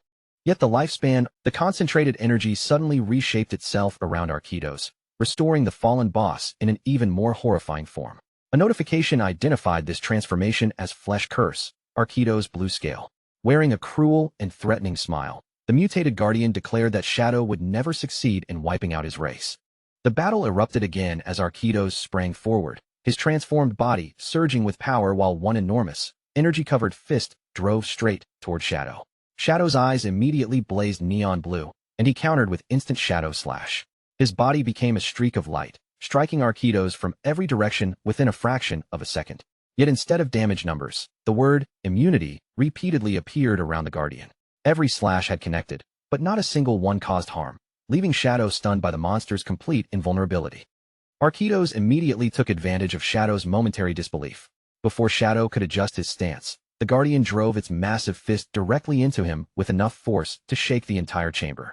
The blow hurled Shadow across the hollow like a projectile. Nearly 30,000 points of damage tore through his defenses as he crashed through the air, and the impact erupted into a huge explosion that scattered red liquid and broken flesh in every direction. Shadow forced himself to regain control while the golden blood shield around him splintered and finally shattered. Listening closely to Arkidos' guttural words, he translated the ancient speech and understood the Guardian's declaration. As long as its bloodline and soul continued to exist, its homeland would never be allowed to fall. Arkidos stood at the center of the surging purple energy, towering over the chamber as it proclaimed that Withered Bone City could never be conquered. Shadow stared back with a puzzled expression, unable to ignore how unusual the Guardian's words sounded. Under ordinary circumstances, only monsters of epic grade or higher possessed true intelligence and the ability to speak. Arkidos, however, was merely an emerald-grade boss, yet it had somehow preserved its memories, consciousness, and sense of purpose. Arkidos paid no attention to Shadow's confusion. The Guardian raised its arms and gathered thick streams of dark energy into a dense sphere, chanting that it would defend its city, its empire, and every last one of its people. Once the sphere had reached its limit, Arkidos unleashed Demon Dragon Cannon. A towering column of destructive energy erupted vertically through the hollow, tearing upward with enough power to annihilate everything caught in its path. Shadow reacted the instant the attack was released. He pushed off the ground and shot high into the air, clearing the destructive beam just before it consumed the place where he had been standing. The moment Shadow landed, he retaliated with a Shadow Blade, sending the dark attack sweeping toward Arkidos. Once again, it accomplished absolutely nothing. The Guardian simply walked through the energy without slowing down, protected by the same complete immunity. Shadow cursed under his breath, realizing that he had to find a way to break that invulnerable shield before he could deal any real damage. Arkidos then activated an even more disturbing technique. Strips of raw flesh rose from the ground and twisted together into the shape of a gigantic rib cage, snapping shut around Shadow before he could escape. The system identified the structure as Flesh Prison, and a countdown immediately appeared as Shadow's remaining lifespan began dropping one full year at a time. Cold sweat formed across Shadow's face as he watched the number continue to fall. For the first time in the battle, the danger felt immediate and impossible to ignore. Shadow quickly realized that Arkidos was not merely damaging him, it was directly siphoning away his life force. He recognized the power as an ability belonging to the evil god Cthulhu. The situation had become critical because Flesh Prison was an unavoidable attack that ignored every form of defense. A thick tendril of living flesh connected Arkidos to Shadow and continued feeding on him, making it clear that his entire accumulated lifespan would soon be drained away. Just when escape seemed impossible, a violent surge of red energy burst from Shadow's body and flooded the Flesh Prison. A notification announced that dragon power had been triggered. At the same time, the system detected that Shadow possessed Etia's ability, Shadow of Slaughter. That connection immediately granted Shadow a new enhancement known as Etia's Flame of Nirvana. When he read its effect, he finally discovered the answer to Arkidos' invulnerability. The sacred white flame ignored all physical defenses and barriers, burning the enemy's soul directly while inflicting tremendous damage. Orange dragon fire ignited within Shadow's eyes as the new power flowed through his body. In that instant, he understood that this soul-burning flame represented the true strength inherited from the dragon race. Shadow launched his counterattack by activating the dragon-enhanced Shadow of Slaughter. Dark clones emerged around him once again, but this time their bodies were wrapped in brilliant holy fire. Together, they descended upon Arkidos from multiple directions. Shadow immediately followed with Dragon, instant Shadow Slash. His figure vanished into a blinding streak and carved through the air at incredible speed. The white flames cut directly into Arkidos' soul, and the Guardian's supposedly unbreakable immunity finally shattered. With the invulnerability gone, the attack struck Arkidos for real. Tens of thousands of damage points appeared in rapid succession, while the flame of nirvana clung to the guardian and inflicted an intense, continuously worsening burn. Architos screamed in agony as the white flame spread across its enormous body and consumed its soul from within. Knowing it was nearing death, the guardian desperately called upon Cthulhu, begging the evil god to grant it more strength. Architos cried out that it could not die, insisting that the dragon race still depended on it for survival. Shadow remained perfectly calm as the spirit of Etias appeared behind him, blazing with sacred power. He then told the dying guardian the truth it refused to face. Architos had never protected its people. By summoning Cthulhu, it had condemned the entire city to suffer beneath an eternal curse. Shadow fixed Architos with a cold, unwavering stare. He ordered the guardian to feel the full power of the flame of nirvana and allow its purifying fire to cleanse away every sin it had committed. Shadow raised his weapon and released the finishing attack, Dragon, Crimson Blade. A colossal crimson beam erupted forward and swallowed Architos completely, striking the guardian for nearly 500,000 points of damage. The final guardian vanished inside the overwhelming blast, its body and soul reduced to ash beneath the dragon flame. A system window confirmed Architos' death and awarded Shadow 1,000,000 experience points, 120 evolution points, and almost 40 additional years of lifespan. Shadow slowly descended through the fading light as glowing victory messages surrounded him on every side. Another reward notification granted him 60 evolution points, nearly 40 years of lifespan, and a diamond-grade item known as the Bone Spike. As the dragon power enhancement gradually faded from his body, Shadow began examining the results of the battle. The enormous reward of 1,000,000 experience points confirmed that the monsters throughout the city had been funneling their accumulated power into Architos. However, the lifespan reward was strangely small, amounting to only 39.8 years. Shadow suspected that Cthulhu had already stolen the overwhelming majority of the city's lifespan for itself. Before Shadow could investigate further, the red liquid beneath him began bubbling violently. A grotesque treasure chest, covered in flesh-like material, slowly emerged from the pool. A system message then informed him that using dragon power during the battle had unlocked a hidden reward. The strange chest opened with a wet creak, releasing a burst of golden light into the hollow. Resting inside were two radiant items, a withered bone rune and an epic-grade mount bell. Shadow picked up the rune and carefully inspected its information. It served as a key to the tomb of the withered bone god, and the description revealed that collecting 3 of these runes would grant him access to the hidden ruin. He then lifted the golden bell and turned it over in his hand. Intrigued by the fact that it was an epic-grade mount item, Shadow decided to activate it immediately and discover what kind of creature it could summon. The moment the bell was activated, an enormous winged skeletal dragon materialized before him. Its vast bones cast long shadows across the chamber as a system window identified it as Osiris, the king of scavengers. The creature was a level 20 epic-grade entity that had now become permanently soulbound to Shadow. Osiris had once served as one of the city's guardians, but it now belonged to Shadow as both a flying mount and a combat companion. Beyond its own strength, the skeletal dragon also possessed the ability to summon smaller bone dragons into battle. To Shadow's surprise, Osiris was capable of intelligent speech.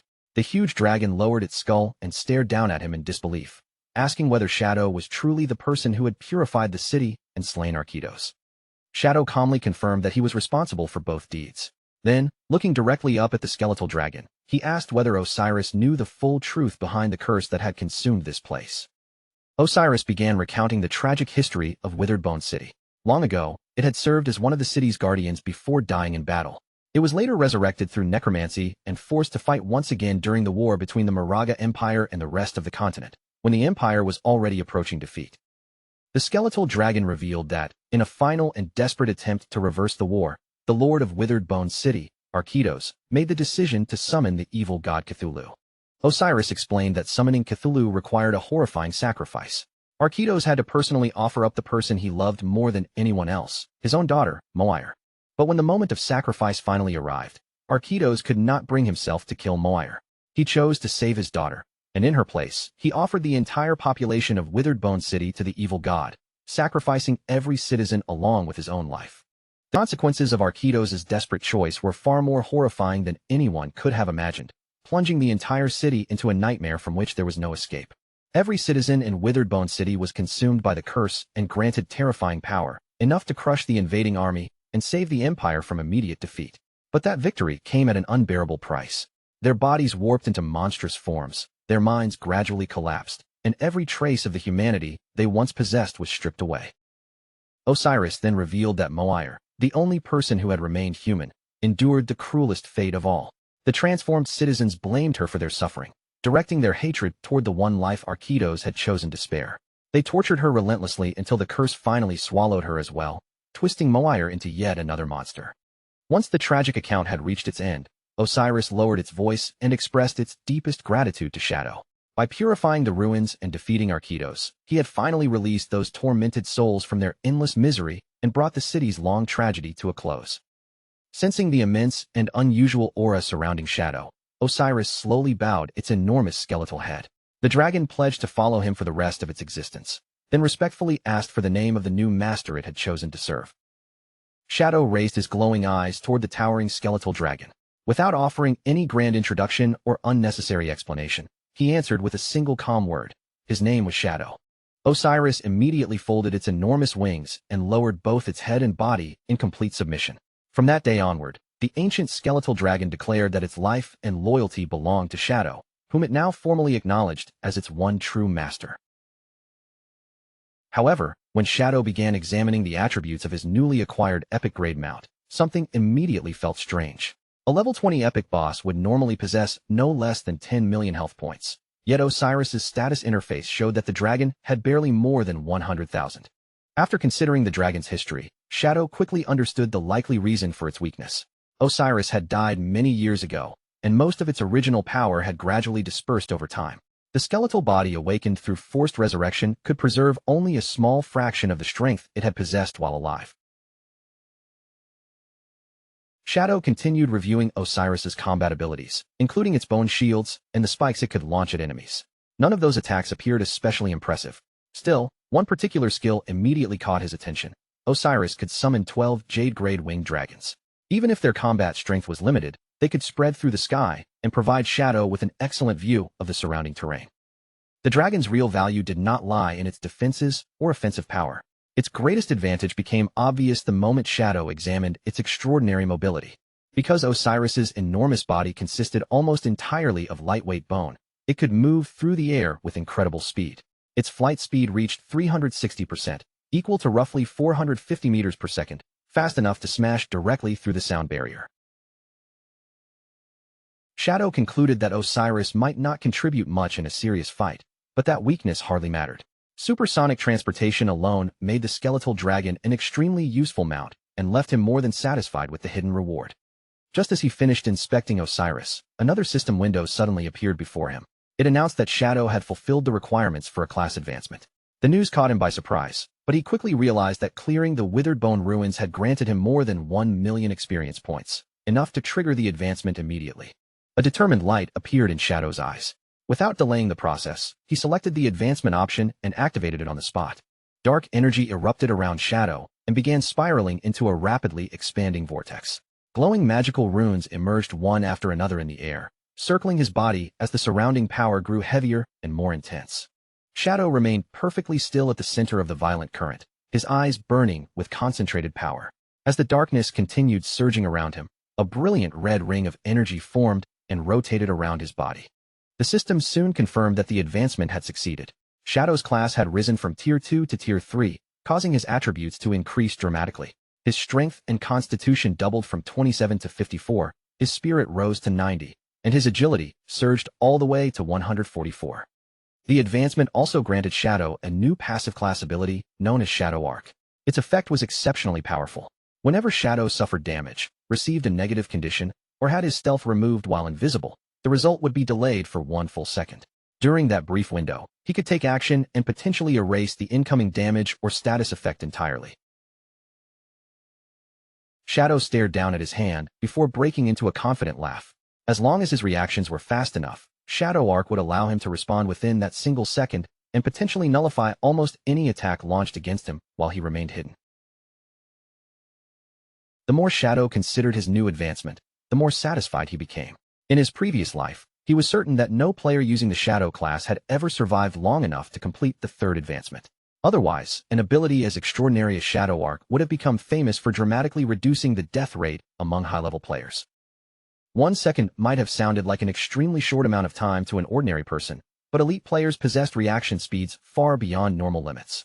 For someone at that level, A single second was long enough to activate several abilities, reverse a dangerous situation, and completely change the outcome of a battle. With the class advancement settled, Shadow turned his attention back toward the remaining rewards. He opened his hand, and a mass of glowing crimson energy gathered above his palm before revealing the diamond-grade weapon he had obtained. The system identified the weapon as the Spike of the Skeleton, a powerful dagger capable of greatly increasing both physical and elemental attack power. More importantly, it possessed a special effect that could break through an enemy's defense and elemental resistance. Shadow equipped the dagger immediately and felt its power settle into place. Between the Tier 3 class advancement, his greatly improved attributes, and the new diamond-grade weapon, his overall strength had risen by an enormous amount. Now ready to leave the cursed ruins behind, Shadow gave Osiris the signal to move. The skeletal dragon sprang into action, and with a light, controlled leap, Shadow landed gracefully on top of its enormous skull. Before setting off, Shadow decided to test whether his invisibility could also conceal the mount beneath him. He activated Merge into Darkness, allowing shadowy energy to spread outward across both himself and Osiris.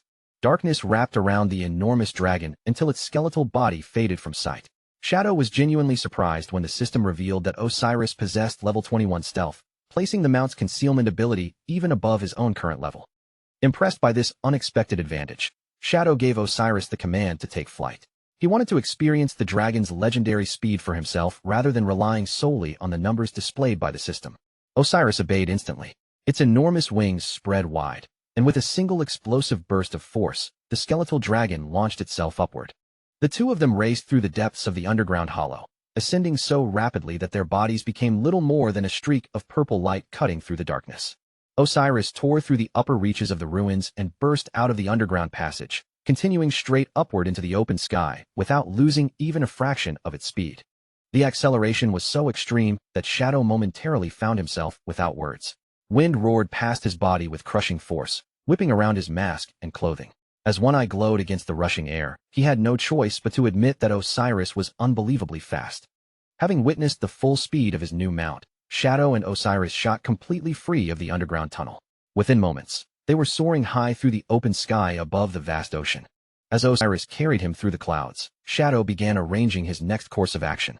Captain Anyu had previously mentioned a location where both a flying monster and another ancient god slate had been discovered, so Shadow decided that would become his next destination. His plan was to return to the Magic City ruins first, and use the teleporter there to travel to Lucky Town. Shadow remembered that his original journey from the Magic City to Withered Bone City had required several exhausting hours of travel. Far below Shadow's flight path, a party of adventurers was fighting its own battle inside a dense forest.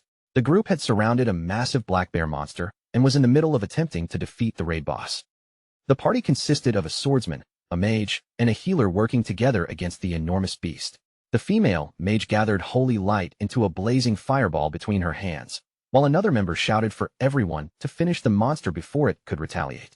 Before anyone could launch the final attack, an enormous shockwave suddenly ripped through the forest. Osiris had flown directly over them at supersonic speed, and the pressure created by its passage tore across the battlefield like an invisible explosion. The violent wind struck the adventurers and the black bear at the same time. Every member of the party was ripped off their feet, while the enormous monster was thrown sideways and sent tumbling helplessly across the forest floor. When the wind finally subsided, the female mage lifted her head and looked around in complete confusion. The swordsman appeared even more bewildered. By pure accident, the shockwave had hurled the boss directly onto the point of his sword, killing the massive black bear instantly. Completely unaware of, or simply unconcerned by, the chaos left behind in the forest, Shadow continued racing toward his destination. Thanks to Osiris's incredible speed, the return journey to the Magic City ruins took only 10 minutes instead of several hours. Meanwhile, among the abandoned streets of the Magic City ruins, an emotional confrontation was unfolding between a couple. The man tightly held the woman's hands and begged her to forgive him, confessing that he had cheated on her only once with another man while insisting that she had remained in his thoughts the entire time. The woman stared into his eyes and demanded that he promise to sever every connection with the other person forever. The man immediately agreed, and the two embraced before sharing a passionate kiss, openly declaring their love for one another. Their intimate reunion lasted only a moment. Without warning, an overwhelming pressure descended from the sky, violently interrupting the couple before either of them could understand what was happening. The crushing force slammed the man face first into the pavement and flattened his body against the ruined street. The woman was struck by the same pressure a moment later, leaving both of them pinned helplessly to the ground. Shadow calmly stepped down from the skeletal dragon after it landed. His boot touched the pavement only a short distance away from the crushed couple beneath him. With Osiris's gigantic skeleton looming behind him, Shadow briefly touched the surface of his mask.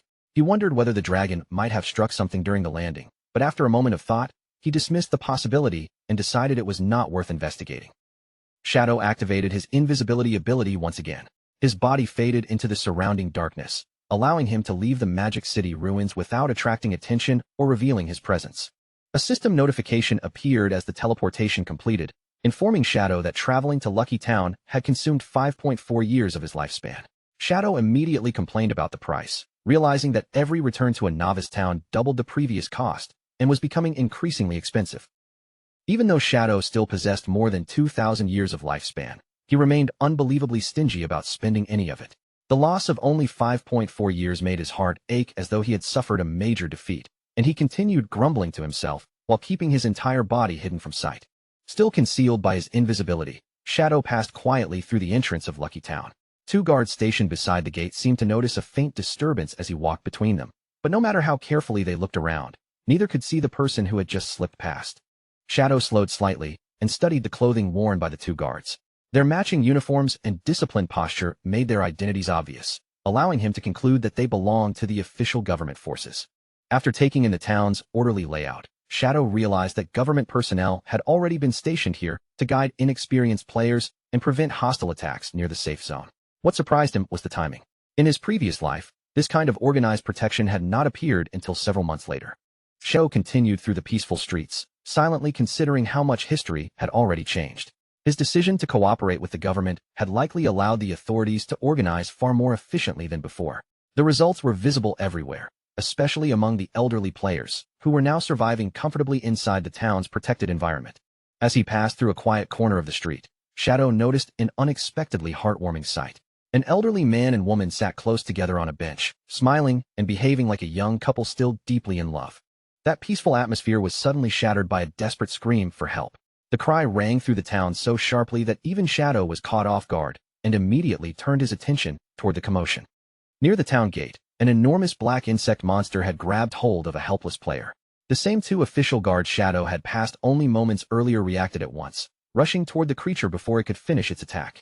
The female guard opened the magic book in her hands and rapidly cast a defensive spell. A radiant holy shield formed around the captured player just in time, intercepting the insect's strike and protecting the victim from further harm. At the same moment, the male guard charged straight at the monster while angrily cursing it. He planted his foot, launched himself high into the air, and brought his weapon down in a powerful leaping slash that dealt more than 1,600 points of damage.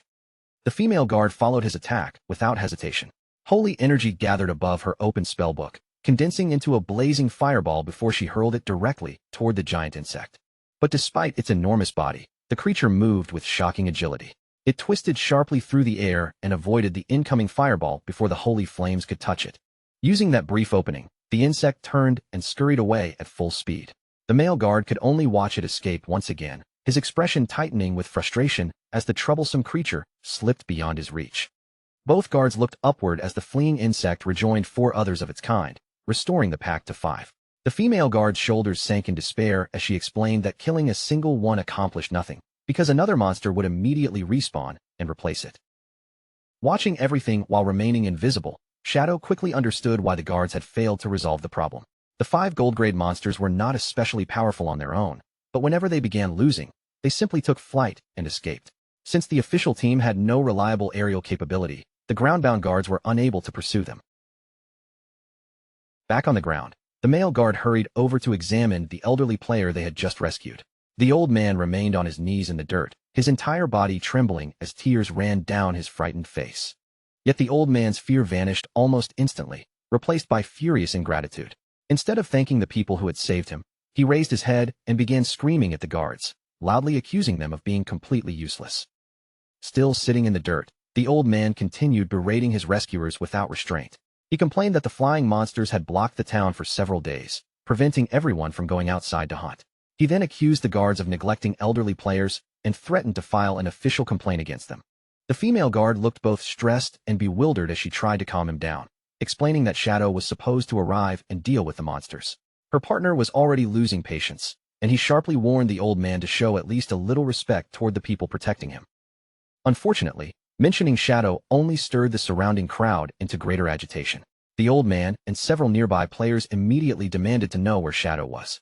They mocked him for acting like some important big shot, claiming he was taking far too long to handle nothing more than a few bosses. The crowd grew increasingly hostile, shouting that someone as powerful as Shadow should already be helping them. A bald elderly man pushed forward and complained that he was waiting for his son to go farm lifespan, accusing Shadow of wasting everyone's valuable time. Within moments, the confrontation began spiraling completely out of control.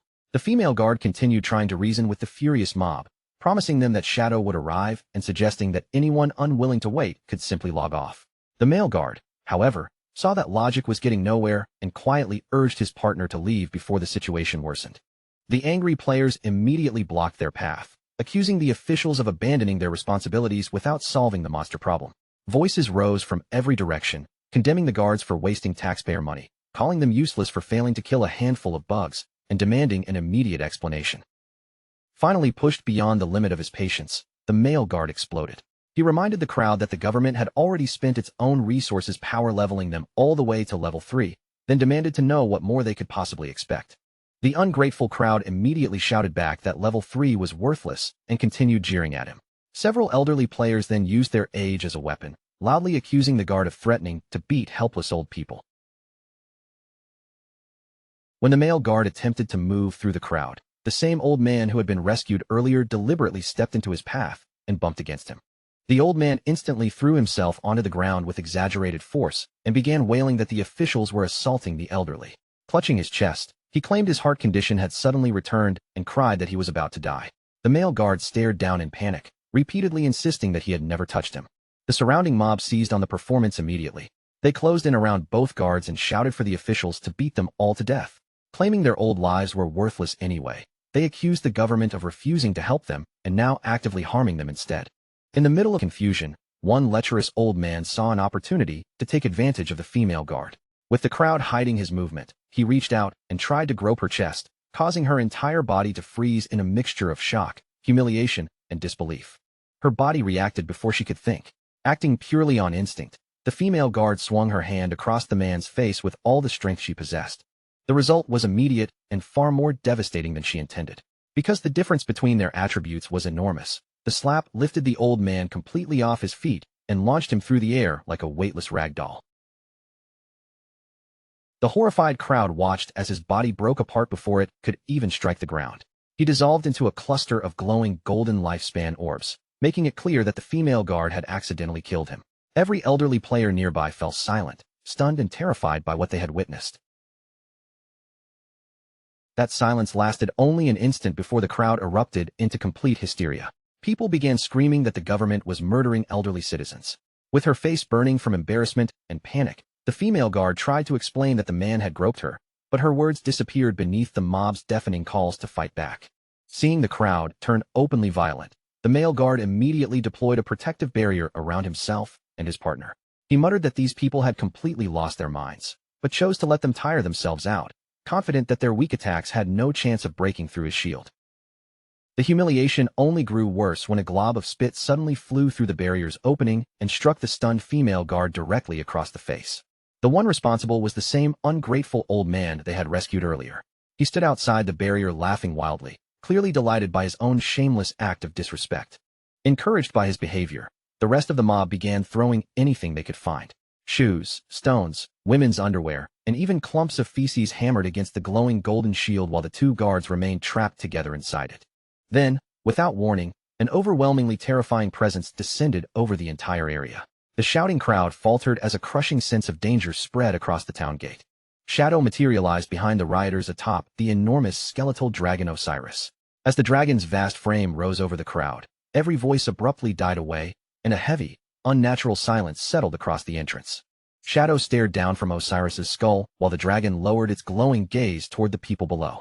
Their eyes burned with cold light, and the deathly aura pouring from them made the entire crowd feel as though they had already stepped into a grave. Neither Shadow nor Osiris offered a single word of warning. In the next instant, the skeletal dragon released a tremendous burst of wind toward the gathered mob. The force struck like a natural disaster. The elderly players were ripped from the ground and hurled away like dry leaves caught inside a violent storm, completely powerless to resist the blast. Their bodies flew uncontrollably through the air before smashing into the surrounding trees with bone-crushing force. A moment later, the shouting vanished completely, leaving the forest in absolute silence. Protected inside their barrier, the two official guards stared outward in disbelief. The furious mob that had surrounded them only seconds earlier was gone. In its place floated dozens of golden lifespan orbs, proving that Shadow had wiped out the entire group in a single instant. Far above Lucky Town, Shadow remained balanced on Osiris as the massive skeletal dragon climbed toward a swirling orange vortex in the sky, leaving the stunned guards and silent battlefield far below. Shadow soon spotted the targets he had come to find.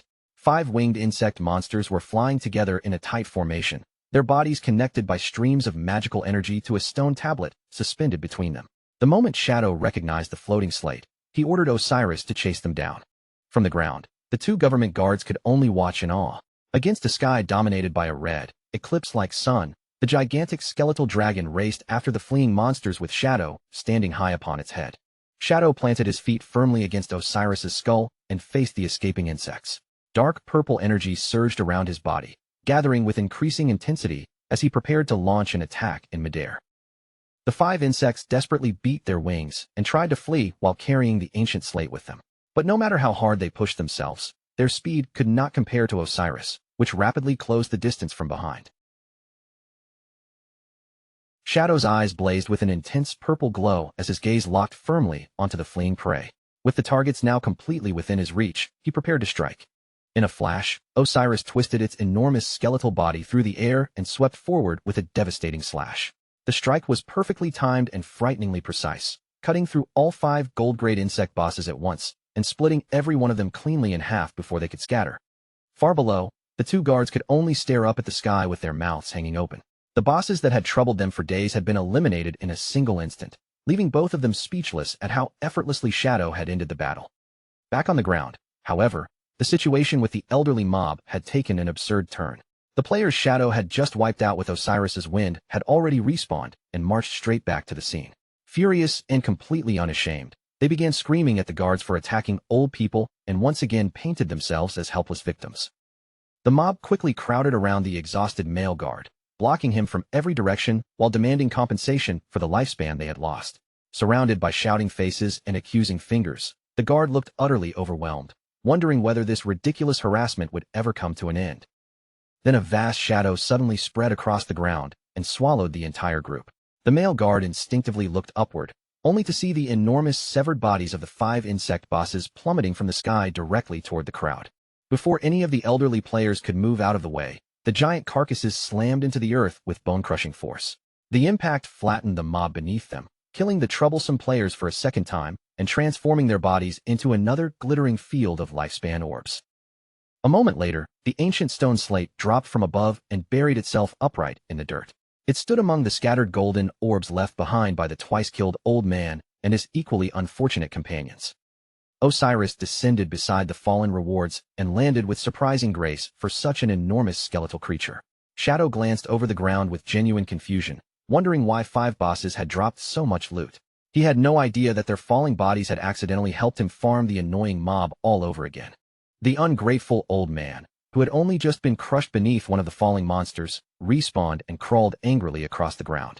Rather than showing the slightest gratitude, he pointed a trembling finger at Shadow and shouted about the danger of falling objects, demanding to know whether there was any law left in the world. Shadow ignored the old man's ranting and calmly crouched down to retrieve the stone slate. Refusing to be dismissed, the old man pushed himself upright and confronted him directly. He shouted that he was still speaking and demanded proper respect, arrogantly claiming that he had eaten more salt in his life than Shadow had ever eaten rice.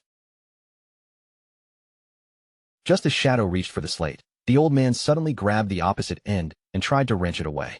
He screamed in Shadow's face, asking whether he had gone deaf.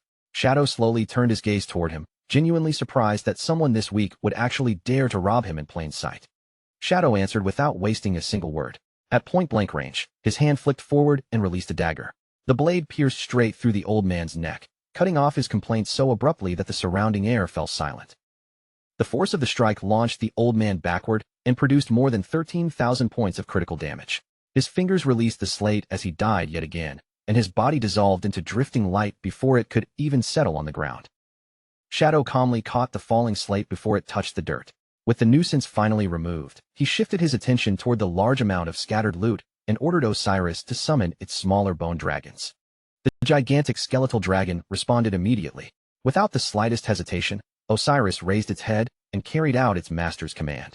A swarm of small black skeletal dragons soon descended from the sky, their bony wings beating rapidly as they spread across the area.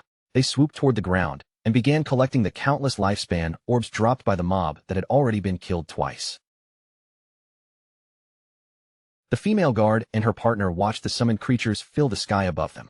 Both looked completely confused, unable to understand why Shadow had suddenly called forth so many small dragons or what he intended to do with them. Meanwhile, back at the town gate, the ungrateful old man had respawned for a third time. Standing before the guards and the returning mob, he thrust out an accusing finger and announced that he had finally uncovered the truth. According to him, the officials were secretly working with Shadow to murder innocent players and steal their belongings. The female guard stared at him as though she could not believe what she was hearing. The old man then launched into an exaggerated performance, clutching his head and screaming as though he had suffered an unbearable loss. Without a shred of shame, he lied that he had been carrying 1,000 years of lifespan and claimed Shadow had stolen every last year from him. The female guard's anger exploded at the shameless accusation, and sparks of electricity seemed to crackle from her furious eyes. She shouted back, demanding to know who he thought he was fooling. The old man stubbornly insisted that his son had given him the lifespan, then accused her of defending Shadow only because she wanted a share of the stolen reward. Turning away from the guards, the old man began stirring up the crowd. He promised that if everyone helped him force Shadow to return his supposed 1,000 years, he would reward each person with 1 year of lifespan.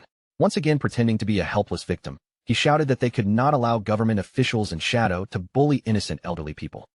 The promise of easy lifespan immediately overwhelmed the crowd's judgment. Blinded by greed, the surrounding players agreed to support him and began shouting in unison, demanding that Shadow return the stolen lifespan and give them back what they claimed was rightfully theirs. The male guard clenched his teeth so tightly that his jaw ached.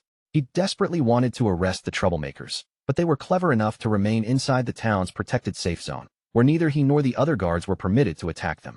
Led by the shameless old man, the elderly players raised their fists above their heads and shouted with growing excitement. Greed shone across their faces as they loudly demanded a share of the lifespan that had never existed in the first place. Without warning, the small bone dragons dove straight into the middle of the crowd. Their sharp claws closed around the elderly players and lifted them from the ground before anyone had time to understand what was happening. The entire mob was hoisted helplessly into the air, their arms and legs dangling beneath the dragons. The old man looked upward in terror, struggling wildly as he demanded to know where these monsters had suddenly come from. The bone dragons continued climbing until they were high above Lucky Town. Carrying the screaming players over the outer wall, they transported the entire mob beyond the protection of the safe zone. The old man thrashed in their claws and frantically shouted for help, repeatedly demanding that they let him go. The skeletal dragons obeyed his words with perfect literalness. All at once, their claws opened, releasing the elderly players and sending the entire group plummeting toward the ground outside the town. As the earth rushed toward him, the old man's face twisted in panic. He screamed that he had not meant for the dragons to release him at that exact moment. But by then, there was nothing beneath him except empty air. Shadow walked calmly through the town gate, while bodies crashed into the ground behind him one after another. The female guard watched him with reddened cheeks as he casually explained that the safe zone only prevented players from directly harming one another. It did not stop the laws of physics, which meant gravity remained perfectly capable of killing them. With a cold and level gaze, Shadow informed the two guards that his bone dragons would remain stationed around Lucky Town. Whenever unruly players caused trouble, the dragons would simply carry them outside the safe zone. Whether the guards chose to arrest and imprison those people or allow them to fall was entirely up to them. He then confirmed that the 5 bosses in the sky had been eliminated and turned to leave. The male guard suddenly called after him, pointing toward the large amount of loot still scattered across the ground. As Shadow's body began dissolving into teleportation light, he simply told the guards to keep everything as a gift.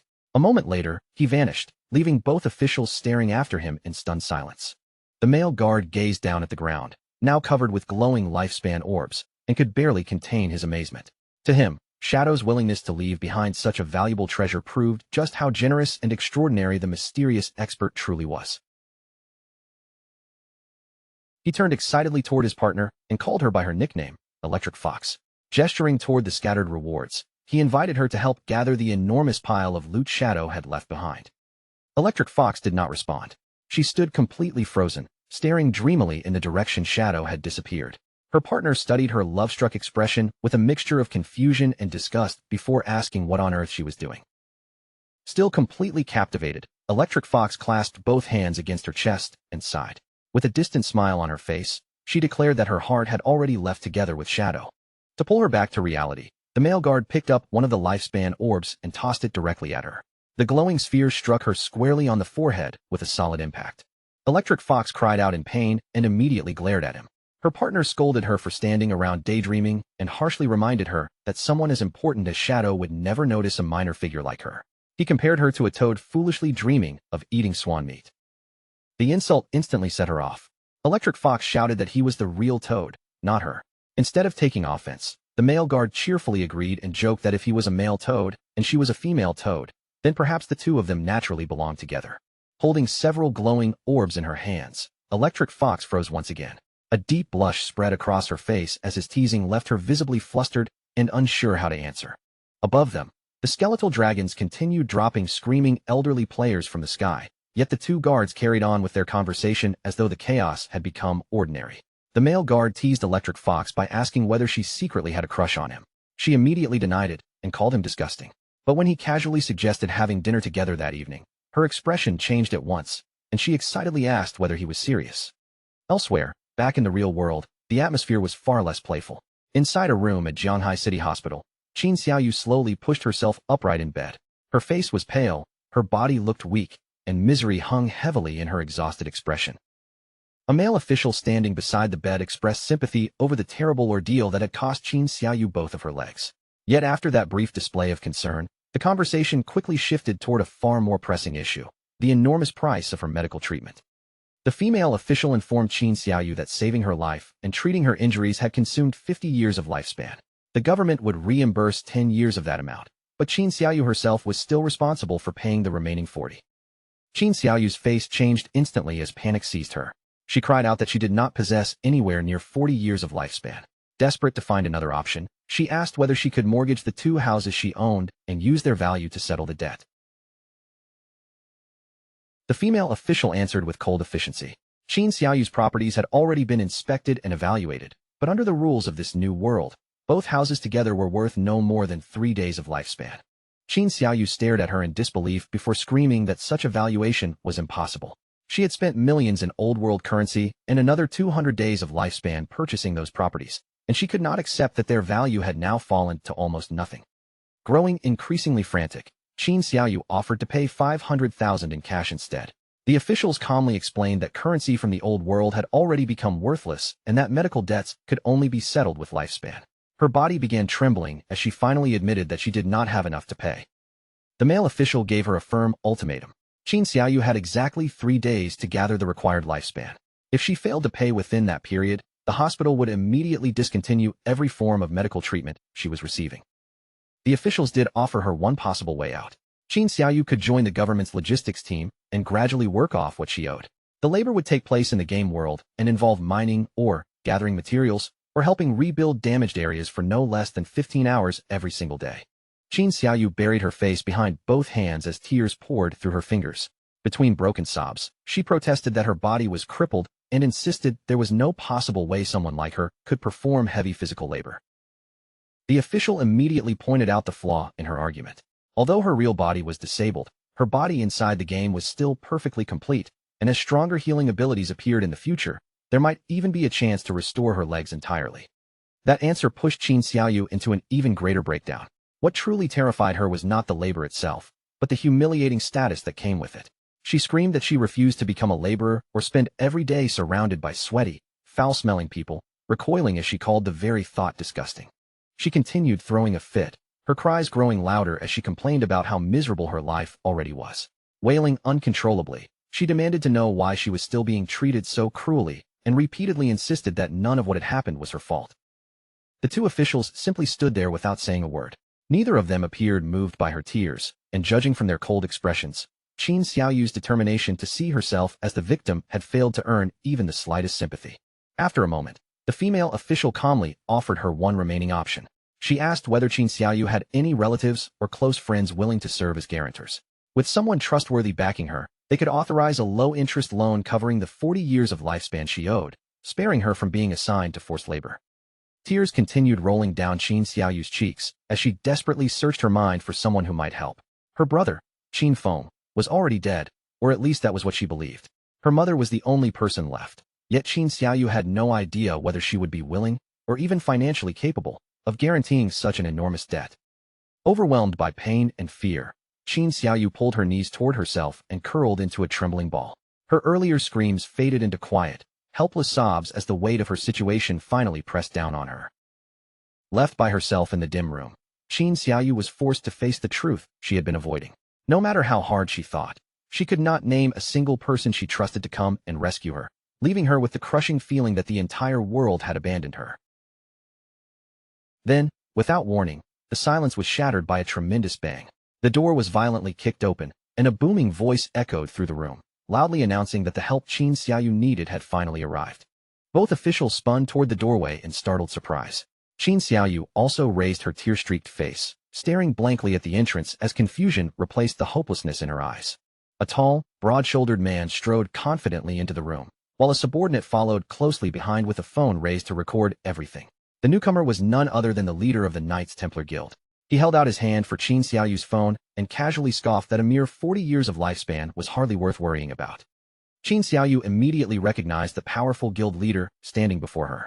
His stern face softened into a seemingly warm smile as he told her that the moment he heard about the terrible disaster she had suffered, his heart had ached for her. A transaction notification suddenly appeared on Qin Xiaoyu's phone, and her eyes widened as color rushed into her cheeks. The Knights Templar Guild leader had transferred a full 100 years of tradable lifespan to her. Completely overwhelmed by such apparent generosity, she could barely form the words as she stammered out her thanks. The guild leader casually lowered himself onto the edge of her bed and wrapped one arm around her shoulders as though they were already family. He told Qin Xiaoyu there was no need to thank him and promised that, should she require even more lifespan, he could continue arranging loans for her. But as she looked over the transaction details, her gaze stopped on one alarming condition: a 30% annual interest rate. Noticing her hesitation, the guild leader brushed the matter aside with complete ease. He explained that the 30% interest was simply the price of having him act as her guarantor. Then, wearing his most charming smile, he urged Qin Xiaoyu not to worry about money, and to concentrate only on receiving treatment and recovering as soon as possible. With his arm still resting around her, he proudly declared that the Knights Templar Guild would always be her strongest support and the only home she truly needed. Qin Xiaoyu's eyes filled with grateful tears as she looked up at him in admiration and thanked him again, never realizing that his kindness had just trapped her inside a brutally predatory contract. When the Knights Templar Guild leader finally rose to leave, his subordinate kept the phone trained on him, carefully recording every gesture.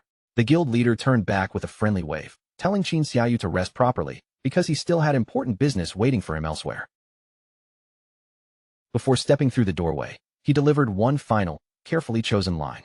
In a warm and reassuring voice, he promised Qin Xiaoyu that no matter when she wished to return, the doors of the Knights Templar Guild would always be open and waiting for her. Once the room fell quiet again, Qin Xiaoyu remained on the bed with tears streaming down her face. Yet the hopelessness from moments earlier had vanished. Her cheeks flushed with emotion, she tightened one hand into a determined fist and vowed that she would work harder than ever, completely convinced by the guild leader's carefully performed act of kindness. The instant he stepped outside the room, however, the guild leader's gentle expression disappeared. His subordinates gathered around and showed him the footage they had recorded. After reviewing it, he nodded in satisfaction and ordered them to edit the video properly before releasing it to the public. As the group moved through the hospital corridor, the guild leader gave precise instructions on how the story should be presented. The finished video had to dwell on Qin Xiaoyu's misery, making her situation appear as tragic as possible, while emphasizing that when everyone else refused to help her, the Knights Templar Guild alone had stepped forward. A sinister smile slowly spread across the guild leader's face as his real intentions finally surfaced. Qin Xiaoyu had already caused the guild a significant loss, so he planned to turn her suffering into a powerful advertisement for attracting new members. In his eyes, exploiting her tragedy was simply the best way to squeeze value from something otherwise useless. Pausing near the corridor windows, the guild leader cast his gaze across the sprawling city outside. His publicity scheme was already in motion, so he announced that it was time to enter the game. The appointed hour for his meeting with Shadow had finally arrived. The surroundings shifted into the virtual world, where the Knights Templar Guild's hidden base stood among the shattered ruins of Shanghai City. Broken buildings surrounded the stronghold, while a glowing blue energy barrier stretched over the area, sealing the hideout safely within its protection. Deep inside the grimy and poorly maintained base, the mighty guild leader was seated on a toilet. With his elbows relaxed and his attention fixed ahead, he casually scrolled through the information floating across a holographic interface. He quickly noticed that countless online posts were angrily cursing Shadow. Amused, he laughed and remarked that Shadow had clearly managed to offend an incredible number of people.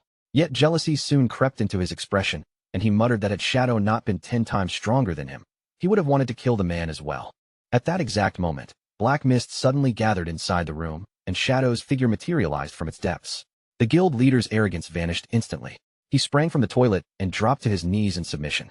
When Shadow asked whether the slaughterers were prepared, the guild leader eagerly replied that everything had been ready for ages, and that he had only been waiting for Big Brother Shadow to arrive. Desperate to please him, the guild leader swept one hand toward the toilet and respectfully invited Shadow to take the seat. Shadow did not even glance at it. In a cold, impatient voice, he rejected the ridiculous offer and ordered the guild leader to bring out the people he had requested. The guild leader immediately gestured toward a massive crowd of players who had been bound together nearby. With obvious pride, he presented 200 slaughterers, every one of them marked by a red name, and informed Shadow that the entire group had been gathered specifically for him to dispose of. Shadow gave a casual acknowledgement, accepting the guild leader's offering without displaying the slightest excitement. He then strode past the kneeling man, his attention already fixed on the bound red-named players ahead. Without wasting a single second, Shadow released a terrifying surge of dark energy. Invisible blades swept through the crowd in an instant, slicing all 200 slaughterers apart before they could react. The guild leader could only stare in stunned admiration as their bodies were ripped into pieces by a force he could not even see. As the prisoners died, their shattered forms dissolved and transformed into a vast sea of glowing lifespan orbs. A system notification appeared, confirming that Shadow's slaughter value had dropped by 2 full layers. Surrounded by the drifting lights, Shadow calmly told the guild leader that the debt between them was now settled, then turned away to leave. Realizing Shadow was about to disappear, the guild leader hurried after him in alarm. Unwilling to let such a valuable connection walk away so quickly, he called out loudly and begged Shadow to stop, claiming that he had an urgent matter to report. The guild leader cautiously asked whether Shadow had offended anyone recently, then projected a viral news post onto a holographic screen. The article prominently displayed the face of the ungrateful old man from Lucky Town, accompanied by outrageous headlines accusing Shadow of murdering an elderly man, deceiving innocent people, and colluding with corrupt officials. One glance was enough for Shadow to recognize the troublesome man he had dealt with before. However, just as Shadow was about to dismiss the report, his sharp gaze caught another notification displayed along the edge of the holographic screen. Something about that second headline immediately seized his attention. It was the promotional article the guild leader's team had only just created. Its dramatic headline announced that a pitiful young woman had been brutally mutilated and lost both legs, only for the Knights Templar Guild to offer her generous aid. Beside the headline was a photograph of Qin Xiaoyu crying, and the moment Shadow saw her face, he froze in genuine shock. Shadow blurted out Qin Xiaoyu's name as recognition struck him. The wounded victim whom Ghost Spirit had rescued from the serial killer Rintu was actually his own sister, Qin Xiaoyu. A quiet chuckle escaped him as he reflected on just how small the world could be and how absurdly incredible this coincidence truly was. Shadow kept that discovery entirely to himself. He merely gave a brief acknowledgement, saying that he understood, before vanishing without another word. Completely unaware of what Shadow had realized, the guild leader remained beside the toilet, bowing enthusiastically as he shouted for his big brother to take care of himself and visit again whenever he had the chance. High above Shanghai City, Shadow rode through the sky on the back of his skeletal dragon, Osiris, while opening a communication channel to his disciple. He ordered Ghost Spirit to locate and eliminate whoever was spreading the malicious rumors online, deciding that such a minor nuisance was beneath his personal attention.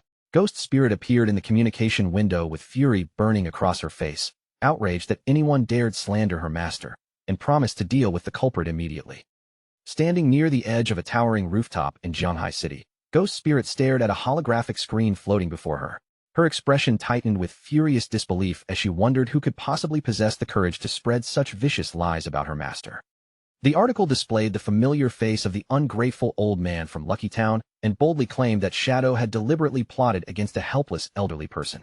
The accusation alone disgusted Ghost Spirit, and the more she looked at the old man's face, the more repulsive she found him. Her expression turned completely cold. Without hesitation, Ghost Spirit reached up and drew her hood over her head, partially concealing her face as she declared that she had already memorized the culprit's appearance. Ghost Spirit immediately launched herself from the edge of the building. Purple energy streamed behind her body as she vowed to drag the offender to justice. Diving headfirst through the open air, she glided swiftly between the towering skyscrapers and headed directly toward her target. Elsewhere, the view shifted to a residential complex known as Lakeview Garden. Within the quiet neighborhood stood the home of a man named Feng Xiaoying, where an angry confrontation was already beginning outside his front door.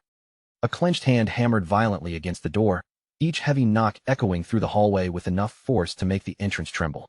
Outside stood a furious young man named Ma Dagon, accompanied by a woman and their severely injured child, who hung limply while drool ran from his mouth. Ma Dagon shouted for Feng Xiaoying to come outside, accusing Feng's dog of knocking his son down the stairs and leaving the child paralyzed. His voice shook with rage as he screamed that Feng could never escape responsibility for what had happened.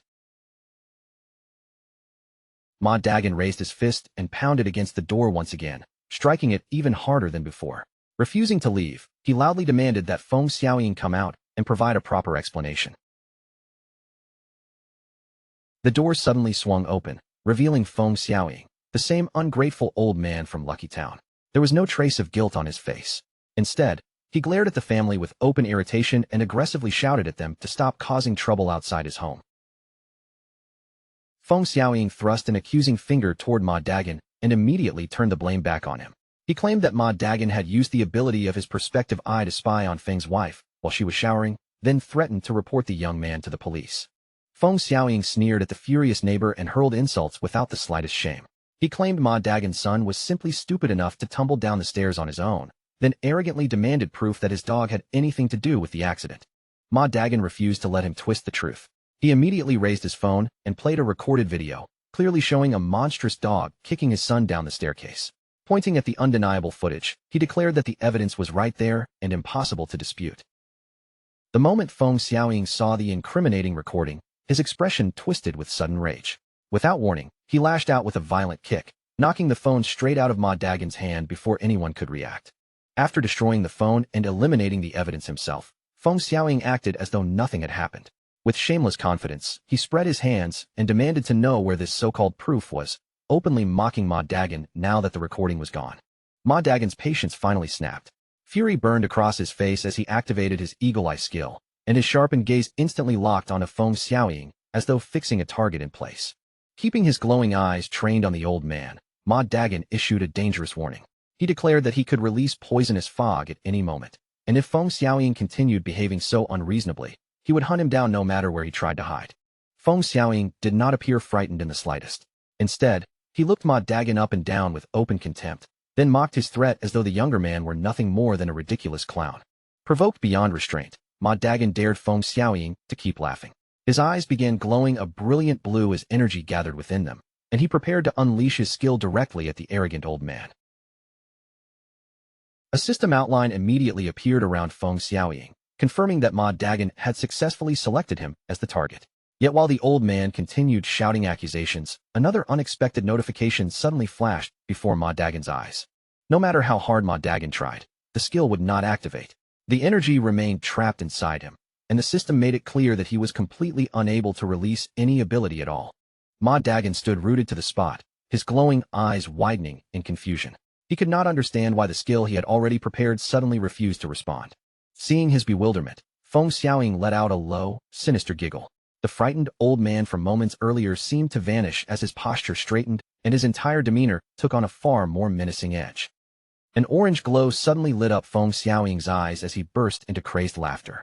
He taunted the terrified Ma Dagon over his useless skill, sneering as he asked whether the fool had truly believed that stupidity alone could make him fearless. Panic finally broke across Ma Dagon's face. He turned toward his wife and shouted that something was wrong, desperately telling her that none of his skills could be activated. Feng Xiaoying's mocking grin widened as the shadow of a massive figure appeared in the doorway behind him. At last, the old man revealed the truth. His son possessed the hidden class known as Magic Forbidden Warlock, and he had already established a magic forbidden barrier that prevented everyone inside from using skills. The figure stepped forward into the light, revealing a towering, heavily muscled man with a small poodle peeking out from inside his shirt. Feng Xiaoying instantly changed his tone and began playing the victim, crying that Ma Dagon had sexually harassed and terrorized him. The son's expression turned cold, and in the next instant, his huge body moved with shocking speed. Before Ma Dagon could even raise his hands, the muscular son seized him by the throat. Holding him firmly in place, he drove a brutal kick straight into Ma Dagon's stomach with overwhelming force. The impact launched Ma Dagon across the hallway like a broken doll. He slammed violently into the opposite wall, and blood immediately sprayed from his mouth as his body crumpled from the devastating blow. His wife screamed in horror and rushed to his side, desperately trying to cast healing magic over his injured body. But the moment the spell formed, its light flickered weakly and vanished, completely suppressed by the magic forbidden barrier. Before she could try anything else, Feng Xiaoying's son reached down and grabbed her. With effortless strength, he lifted the frightened woman entirely off the floor. Holding her suspended in the air, the muscular man coldly stated that he did not hit women. He ordered her to pick up her husband and disappear, then warned that neither of them should ever dare show their faces before him again. Tears streamed down the woman's cheeks as she struggled in his grip. Through desperate sobs, she insisted that Feng Xiaoying's family was responsible for everything and begged them to accept responsibility for what had happened to her child. The son stared at her without saying a word. His face remained unreadable for several tense seconds before his fingers finally loosened and he released his hold. However, there was no mercy in his eyes. Looking down at the woman with utter contempt, he slowly drew one fist backward and coldly declared that they lived in an age where the strong survived by preying upon the weak. The woman's face went pale with terror as the enormous fist shot toward her. She screamed helplessly, unable to dodge the blow rushing straight at her head. At the final instant, glowing ribbons of purple energy materialized around her waist. They yanked her away with incredible speed, pulling her safely out of the attack's path, just as the son's fist smashed into the wall beside where her head had been. Fragments scattered from the damaged wall as the muscular son pulled back his fist. Confusion crossed his face, and he immediately looked upward, searching for whoever had interfered with his attack. Ghost Spirit now stood between the woman and the threatening father and son, shielding the injured family behind her. When the shaken wife asked who she was, Ghost Spirit answered in an icy voice that they were not qualified to know her identity, though she already knew exactly who they were. A terrifying purple light ignited within Ghost Spirit's eyes as she fixed Feng Xiaoying and his son with a murderous glare.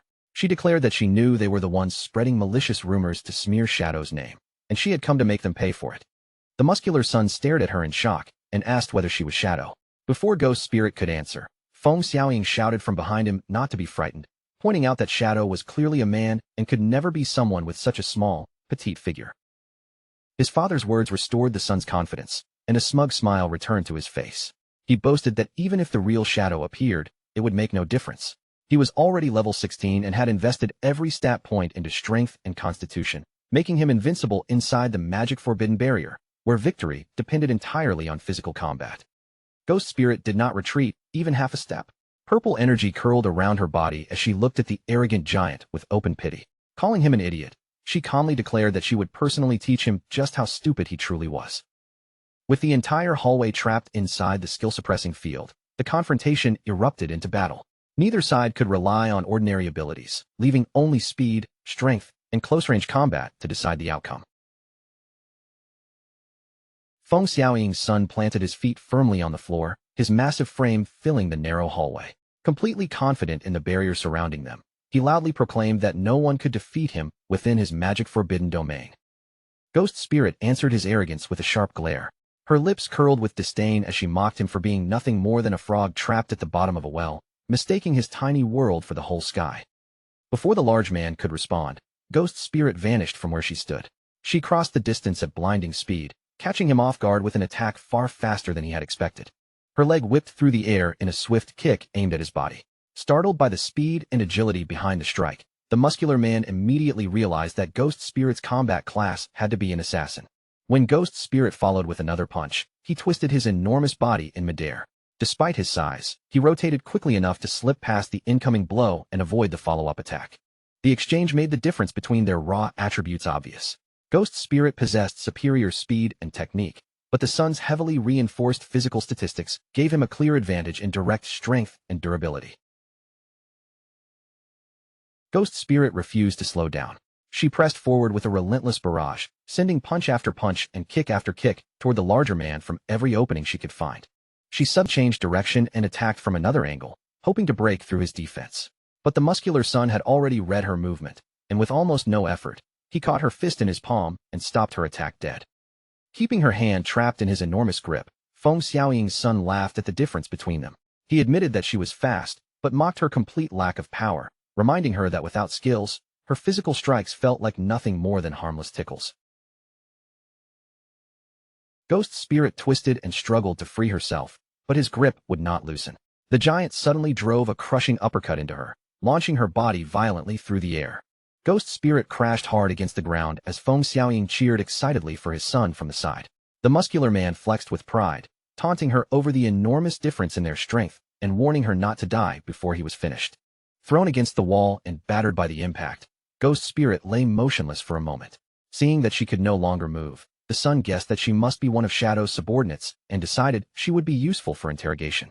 The towering man stormed over and seized Ghost's spirit by the collar, rage twisting his face. He shouted that Shadow had killed his mother inside the game again and again, and that he was determined to kill him in return. Giving Ghost's spirit only 10 seconds to reveal everything she knew about Shadow, he violently dragged her closer. With one arm, he lifted Ghost's spirit completely off the ground and held her in front of his face. His voice dropped into a threatening growl as he warned that if she refused to speak, he would tear one of her hands from her body. Yet Ghost's spirit showed no trace of fear. Hanging from his grip, she slowly raised her eyes toward him, wearing a mocking smile as she calmly called him an idiot once again. The insult left the muscular man briefly confused, and his expression stiffened as he wondered why she was still so confident. Ghost's spirit then quietly told him to stop staring at her and take a good look at his own body. The moment he lowered his gaze, eerie green flames suddenly erupted across his body. Ghostly fire spread over him without warning, wrapping his enormous frame in a blazing supernatural glow. Han Bingxiong's massive body suddenly gave way beneath him. He crashed to the floor in a fit of violent coughing, and only then did the horrifying truth sink in. He had already been poisoned without even realizing it. Ghost's spirit remained perfectly calm as she watched him collapse, one hand glowing with an eerie green light. She coldly explained that only a fool would believe a magic forbidden barrier made him invincible. Before entering the fight, she had already cast a venom enchantment on herself. The barrier could prevent her from activating new abilities, but it could not erase an enchantment applied beforehand, meaning every punch she landed had quietly added another layer of poison to his body. The ghostly flames spread rapidly across Han Bingxiong's enormous frame, burning through him as the accumulated poison erupted. Ghost Spirit looked down at the dying man without a trace of sympathy and revealed that she had already investigated both of them.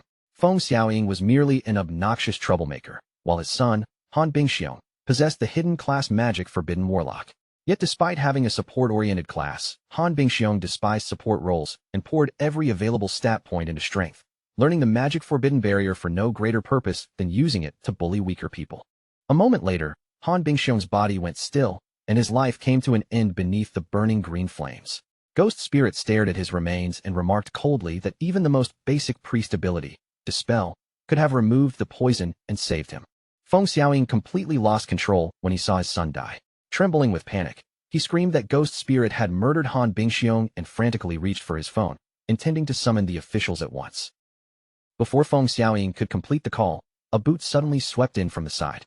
The phone was kicked cleanly from his hand and sent skidding across the floor before he could even react.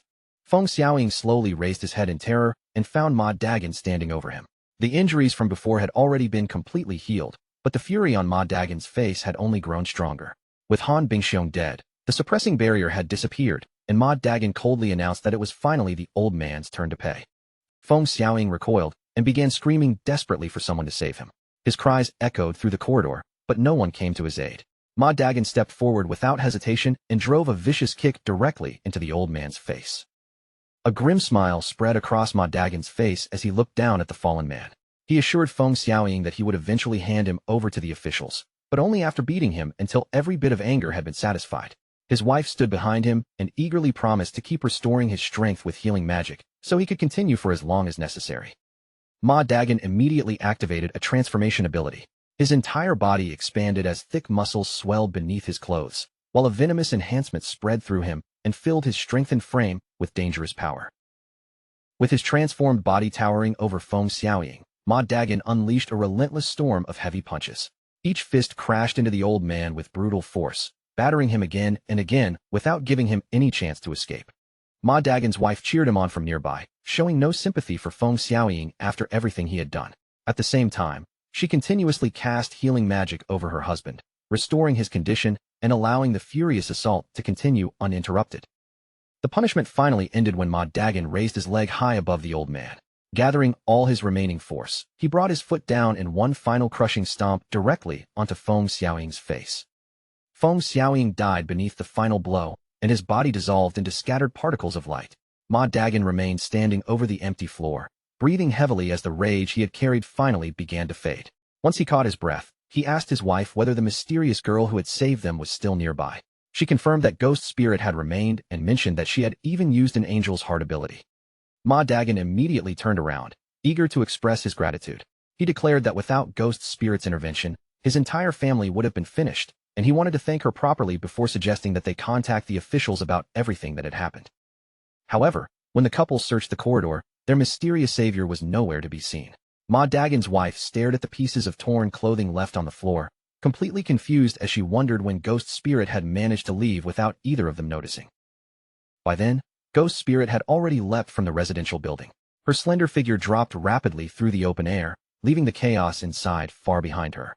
As she descended beside the building, Ghost Spirit opened a communication window and reported to Shadow that the mission had been completed.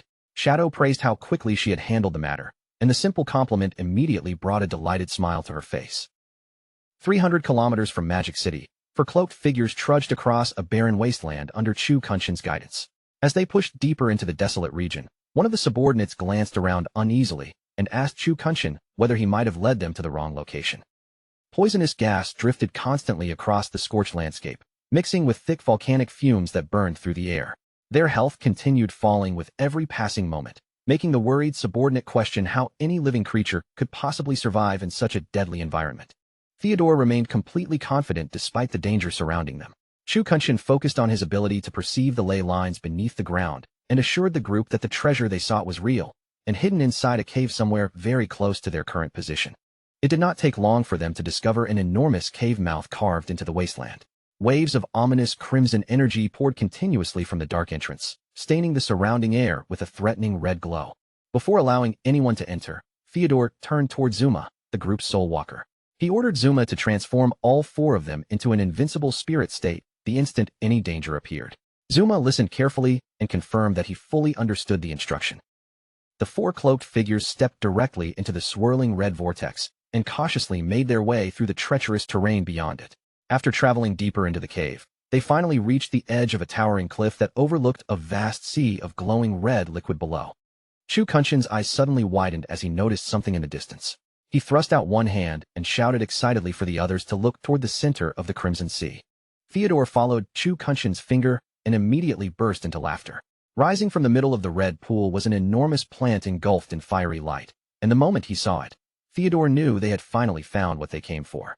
Chu Kunshin identified the gigantic plant as the Hellflower of Nightmares. Staring at the monstrous flower with complete certainty, he declared that once they used this terrifying object, Shadow's death would become unavoidable. The group had entered the deep Purgatory volcano, a nightmarish forbidden zone where the environment itself could kill ordinary players. A system warning appeared before them, announcing that lifespan was being consumed at 10,000 times the normal rate. Zuma began trembling as he stared at the blazing entity growing from the crimson pool. He nervously asked Theodore what kind of creature it was, admitting that merely looking at the thing made his soul shake with instinctive fear. Theodore calmly explained that the towering entity was the Hellflower of Nightmares. Despite its horrifying presence, he reassured Zuma that the creature would not attack them as long as they avoided disturbing it and did nothing that might cause it to awaken. Chu Kunshin glanced toward Theodore and reminded him that the item he wanted had now been successfully located. Since the first part of their mission was complete, Chu Kunshin insisted that it was finally time for Theodore to reveal the entire plan. Theodore agreed without hesitation and called his subordinate Tony forward. He handed Tony a glowing blue book known as the Divine Book of Wall Construction, explaining that the artifact could instantly create defensive walls by consuming a portion of the user's lifespan. Tony accepted the radiant book with obvious surprise and immediately tried activating its power. The moment he did, energy surged outward, and a massive stone wall materialized from empty air directly before the group. Tony examined the newly created structure through the system interface. After checking its properties, he reported that constructing the wall had consumed 10 days of lifespan, yet the barrier possessed only 100,000 points of durability. Sweat formed across Tony's forehead as concern replaced his earlier amazement. He reminded Theodore that he had personally witnessed the destructive force behind Shadow's attacks, and openly worried that a wall with such limited durability would never be enough to hold him back. Theodore answered with a stern expression, making it clear that he was already fully aware of the problem. That was precisely why Tony's most important responsibility over the next several days would be repeatedly constructing walls and increasing the divine book's proficiency as quickly as possible. Theodore then pointed toward the Hellflower of Nightmares rising from the red lake below. In a commanding tone, he ordered Tony to train the artifact until the walls it produced possessed at least 10 million points of durability. With the preparations explained, Theodore finally revealed the core of his trap. He intended to lure both the Chinese officials and Shadow into the cave. Once every target had entered, Tony would immediately summon the strengthened wall and completely seal the cave's only exit. Theodore further explained that he and Zuma would enter the cave alongside the targets. By appearing willing to place themselves in the same danger, they could prevent Shadow and the Chinese officials from becoming suspicious or raising their guard too early. He then laid out their method of escape. The moment Theodore gave the signal to awaken the boss, Zuma was to activate his Soul Walker ability without delay. That power would allow their group to enter a spiritual state, pass directly through the sealed wall, and flee safely while Shadow and the officials remained trapped inside. Zuma's nervousness faded as the plan became clear. Filled with renewed confidence, he declared that once the terrifying boss awakened, they could simply leave the remaining work in its hands. Chunshin was not entirely convinced. He pointed out that even if the boss managed to kill every target inside the cave, players normally revived after death. Theodore responded by explaining that the Hellflower of Nightmares possessed a far more terrifying ability than ordinary monsters. The moment combat began, the entire cave would be enveloped by a powerful nightmare field. Once that domain covered the area, every player trapped inside would become subject to its deadly influence. Within the nightmare field, the victims would continuously accumulate energy on a nightmare gauge. Once that gauge became full, they would enter a special state that allowed the Hellflower to drain every remaining year of their tradable lifespan. Combined with the deep purgatory volcano's 10,000 times lifespan consumption, Theodore predicted that the trapped players would suffer true and permanent death. Theodore's expression darkened as he emphasized the scale of what they were preparing to do. If they successfully eliminated Magic City's strongest elite team, especially Shadow, the resulting loss would be nothing short of catastrophic for Great Xia. He spread both arms as though victory were already within reach and promised the others that success would transform them into national heroes in Country M. Once they returned home, they would be rewarded with enough wealth and status to spend the rest of their lives surrounded by luxury. Tony, Zuma, and even Chu Kunshin began smiling as greed filled their eyes. The thought of the rewards waiting in Country M pushed aside their remaining fear, and each of them started imagining the luxurious future Theodore had promised. However, Zuma suddenly noticed a flaw in their preparations. He asked how they were supposed to awaken the boss from a safe distance when none of them possessed a long-range attack. Tony immediately mocked him for asking such a foolish question, then bent down and picked up an ordinary rock from the cave floor. Holding the stone in one hand, Tony explained that the game allowed almost anything to be used as a weapon. They did not need a specialized ranged ability at all. When the time came, someone simply had to throw the rock. Acting on pure impulse, Tony immediately hurled the rock toward the Hellflower of Nightmares. The stone struck the enormous fiery plant dead on, and in that single reckless moment, the sleeping monster was driven into a furious rage. A tremendous wave of power exploded from the Crimson Pool, shaking the entire cave around them. Blazing energy surged in every direction as the terrifying boss slowly began awakening from its slumber. Theodore's face instantly turned pale with panic. He screamed that Tony was a complete idiot, then whipped around and frantically ordered Zuma to activate his Soul Walker ability before the awakening monster could attack them. The boss's horrifying aura poured through the cave like a tidal wave, filling every passage with suffocating pressure. Zuma hurriedly transformed the entire group into spirits, and the four men fled through the tunnel in desperation, racing to escape the monster they had foolishly awakened ahead of schedule. After finally making it back outside the cave, the group returned to their physical forms and struggled to recover. They stood in the wasteland catching their breath, still shaken by how narrowly they had escaped death. Theodore's fear quickly turned into uncontrollable fury. Enraged by the incompetence that had nearly killed all of them, he violently kicked Tony to the ground and screamed that only an absolute fool would awaken the boss before their trap was ready. Tony lay on the ground weeping while Theodore towered over him with a murderous glare. Theodore ordered him to remain there and practice creating walls until he had mastered the divine book completely. He warned that failure would bring the wrath of Count Bold, a powerful figure from Country M who could erase Tony without effort. Terrified by the threat, Tony immediately agreed to obey. Far away from the volcanic wasteland, the surroundings shifted to the corroded forest on the outskirts of Magic City's ruined territory. Twisted trees and decaying vegetation covered the dangerous woodland in every direction.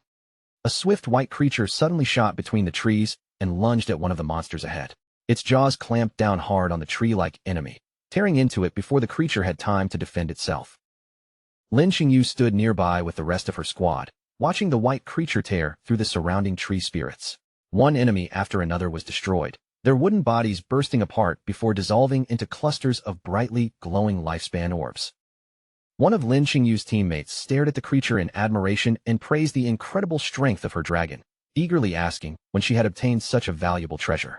Lin Xingyu laughed and casually claimed she had simply gotten lucky while opening a treasure chest the previous day.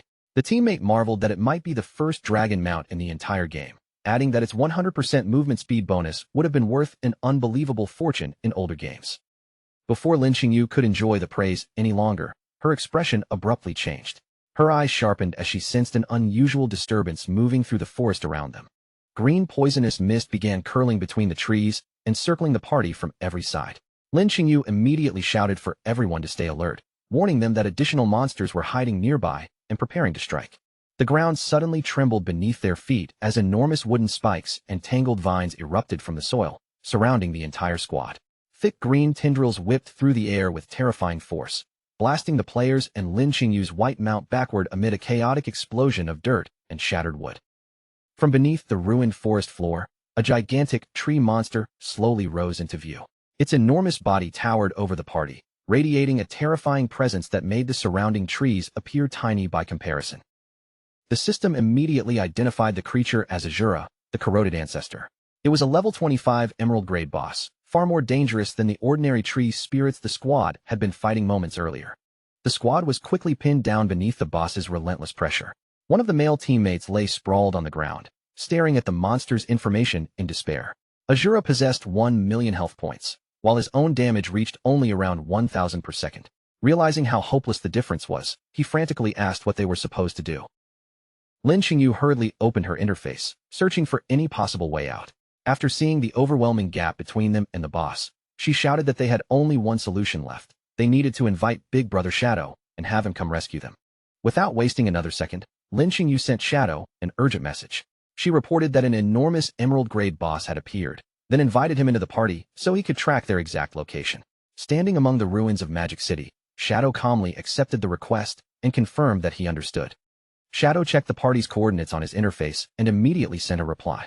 He informed them that he was currently more than 10 kilometers away, but assured the desperate squad that he would come to their location at once. Back inside the corroded forest, Lin Xingyu examined the distance on her map, and her heart immediately sank. She shouted that Shadow was on his way, but estimated that traveling more than 10 kilometers would take him nearly half an hour. Her teammates cried out in panic, warning that the poison was draining their health too quickly and their healing abilities could no longer keep up.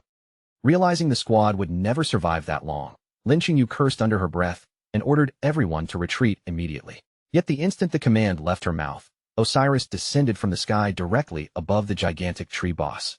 Standing atop the skeletal dragon, Shadow calmly announced that he had arrived, leaving Lin Xingyu staring upward in complete confusion. A tremendous gust created by Osiris's arrival swept across the entire forest. A system notification informed the squad that the powerful wind had dispersed the poisonous gas and removed all of their negative status effects. Lin Xingyu and her teammates stood frozen with comically wide eyes. The male teammate stammered that their captain had predicted half an hour, yet Shadow had arrived in less than half a minute. Another player trembled in awe as he stared upward and asked whether Shadow was actually riding a flying dragon. High above them, Shadow stood steadily atop the head of the skeletal dragon Osiris. He looked down at Lin Xingyu's squad while every player below continued staring back at him in speechless disbelief. Osiris's purple eyes glowed as the skeletal dragon focused on Lin Xingyu's white mount below. After studying the smaller creature for a moment, Osiris wondered aloud whether it might be some kind of hybrid dragon. The instant Osiris's deep voice echoed through the forest, Lin Xingyu's mount began trembling violently. The smaller creature lowered itself in terror, clearly overwhelmed by the presence of the enormous skeletal dragon above. The members of Lin Xingyu's squad stared at one another in stunned silence. None of them could believe what they had just heard, and they wondered aloud whether the gigantic dragon had truly spoken like a person. Standing calmly on Osiris's head, Shadow explained that creatures of epic grade or higher possessed the ability to speak. Osiris then asked whether it could eat the hybrid dragon trembling below, but Shadow immediately silenced it with a cold order to stop talking. On the forest floor, Lin Qingyu's white mount had already fainted from sheer terror. Lin Qingyu looked up at Shadow with undisguised admiration, remarking that she never imagined Big Brother Shadow had already obtained an epic-grade creature and was casually using it as his personal mount. Shadow ignored her amazed reaction and shifted his attention toward the towering tree monster. After examining the creature's information, he calmly confirmed that this was indeed the Emerald-grade boss with 1 million health points. Shadow quickly evaluated the battle in his mind. With his current damage output, eliminating the boss would require an entire combination of attacks. Although he could still win easily, he found that approach unnecessarily inefficient and wanted to finish the monster with one decisive burst instead. Deciding that the timing could not be better, Shadow took out the glowing ancient god slate. The system identified it as the blessing slate belonging to Alakasi, the blood source ancient god. Its special power allowed the user to bestow a blessing upon any chosen skill, granting that ability a random enhancement. Shadow considered which ability would benefit most from the mysterious blessing. Since several of his primary damage skills already served overlapping purposes, he ultimately chose to apply the slate's power to instant Shadow Slash. A brilliant golden aura immediately wrapped around Shadow's body. The light surged over him as a system notification appeared, confirming that instant Shadow Slash had successfully received the blessing of Alakasi. The system then displayed the properties of the newly enhanced skill, Alakasi's Blessing, Instant Shadow Slash. The ability had become a single target attack, but its number of strikes was now multiplied sixfold. Every blow would automatically target a weak point, and each successful hit would also contribute energy toward charging Shadow's ultimate skill. Shadow's eyes gleamed as he understood how dramatically the blessing had transformed his ability. Instant Shadow Slash was no longer a broad attack meant for multiple enemies. It had become a terrifying burst skill focused entirely on one target. After a quick calculation, he determined that a single activation would now deliver 54 separate strikes. When Shadow included the attacks from his clones, that number increased to an astonishing 216 hits. Such a barrage would be enough to fill his ultimate meter several times over. Down below, Lin Qingyu's teammates could only stare in confusion, wondering why Shadow's entire body had suddenly begun glowing with golden light. Once he finished calculating the skill's new potential, Shadow decided there was no reason to delay. The Emerald-grade boss standing before him would serve as the perfect target for testing his newly enhanced ability. Dark energy suddenly spiraled around Shadow's body. In the next instant, his figure vanished completely from atop Osiris, leaving only a fading trail of shadow behind. A moment later, one of Lin Qingyu's teammates finally spotted him. Shadow had already appeared high in the air above the forest, directly within striking distance of the enormous boss. The teammate shouted in alarm that Shadow was challenging the boss by himself.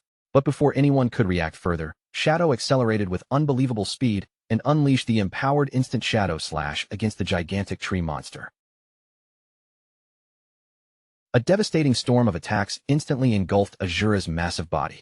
Blades and shadows struck its weak points dozens of times in rapid succession, while countless damage numbers, each exceeding 10,000, erupted across the boss almost simultaneously. The enormous number of successful hits instantly filled Shadow's ultimate meter. Red energy ignited within his eye as he realized that using this single basic ability once was now enough to completely charge his ultimate attack. Shadow did not pause to admire the result. The moment his ultimate became available, he surged forward through the remaining shadows and immediately unleashed the Crimson Blade. A colossal red slash tore across the forest and cleaved directly through the corroded ancestor. The final strike dealt 450,000 damage, completely wiping out the boss's remaining health. A system notification confirmed that Shadow had killed the Emerald-grade monster and immediately displayed the rewards he had earned. The squad watching from below was left utterly speechless. The male teammates screamed in disbelief that Shadow had just killed an Emerald-grade boss almost instantly. Lin Qingyu, however, remained surprisingly calm. She simply asked whether this was really their first time watching Big Brother Shadow fight a boss, implying that such impossible victories were perfectly normal for him. Surrounded by the fading remnants of the Crimson Blade's red aura, Shadow quietly assessed the strength of his upgraded skill. A single use of Instant Shadow Slash could now inflict roughly 600,000 damage. Compared to that explosive power, even the 450,000 base damage of his Crimson Blade ultimate suddenly seemed somewhat inadequate. Shadow descended to the forest floor amid the glowing lifespan orbs left behind by the fallen boss.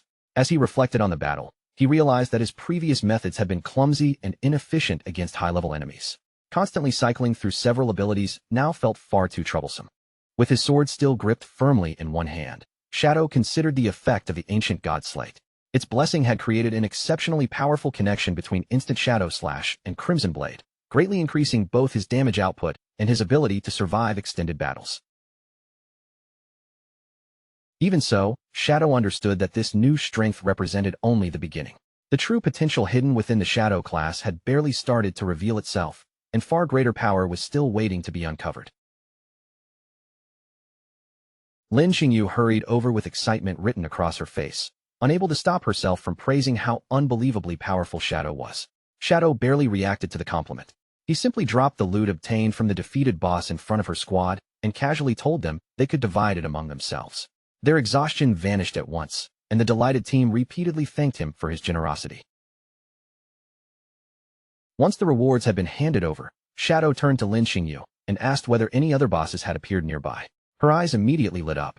She nodded enthusiastically and began listing several monsters scattered across the surrounding areas, eagerly describing one location after another.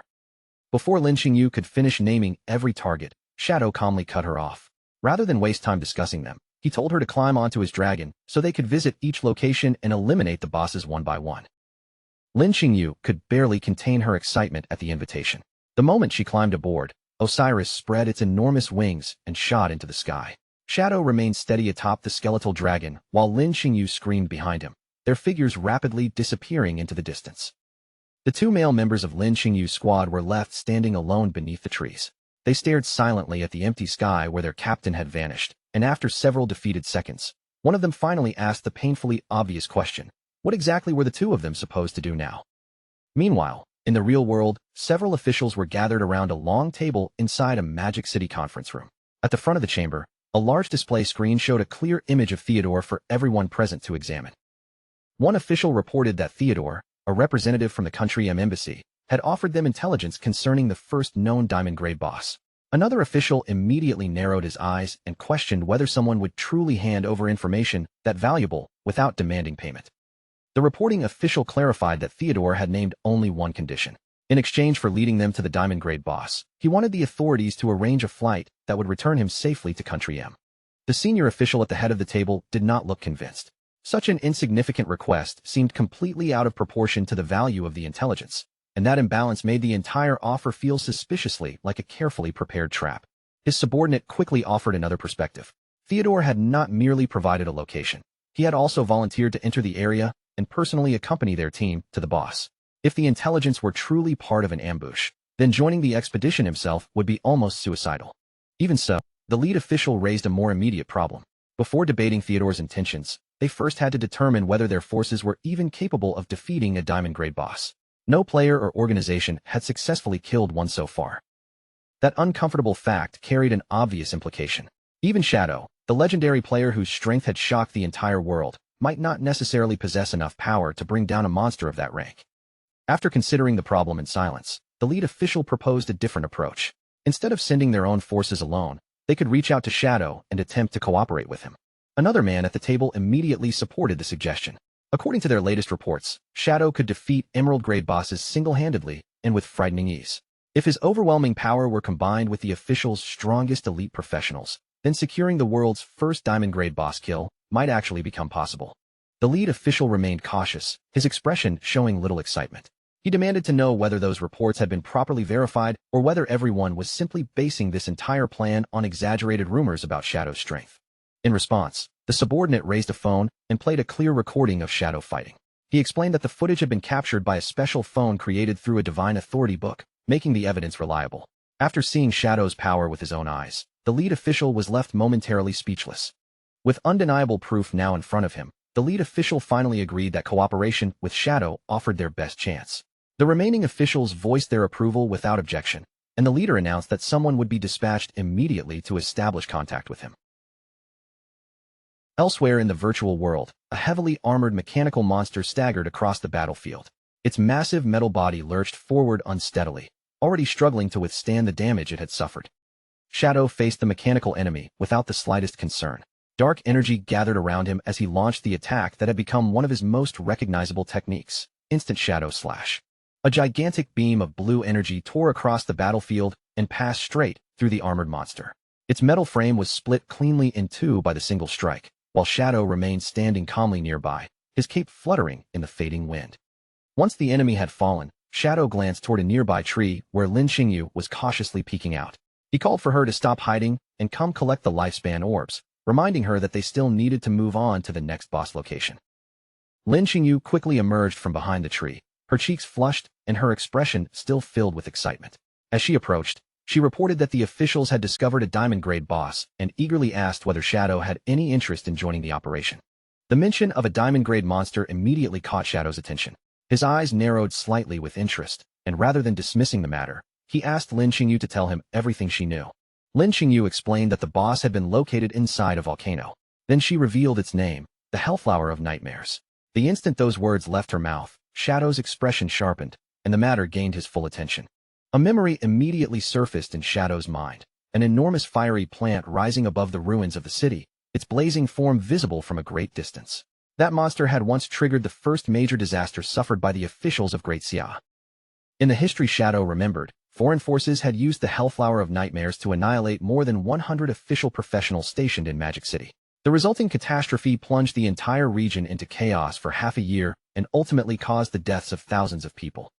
Shadow also remembered the man who had stood behind that disaster. The mastermind responsible for setting the tragedy into motion had been Theodore. Suspecting that Lin Xingyu's people had not discovered the boss themselves, Shadow questioned her more carefully.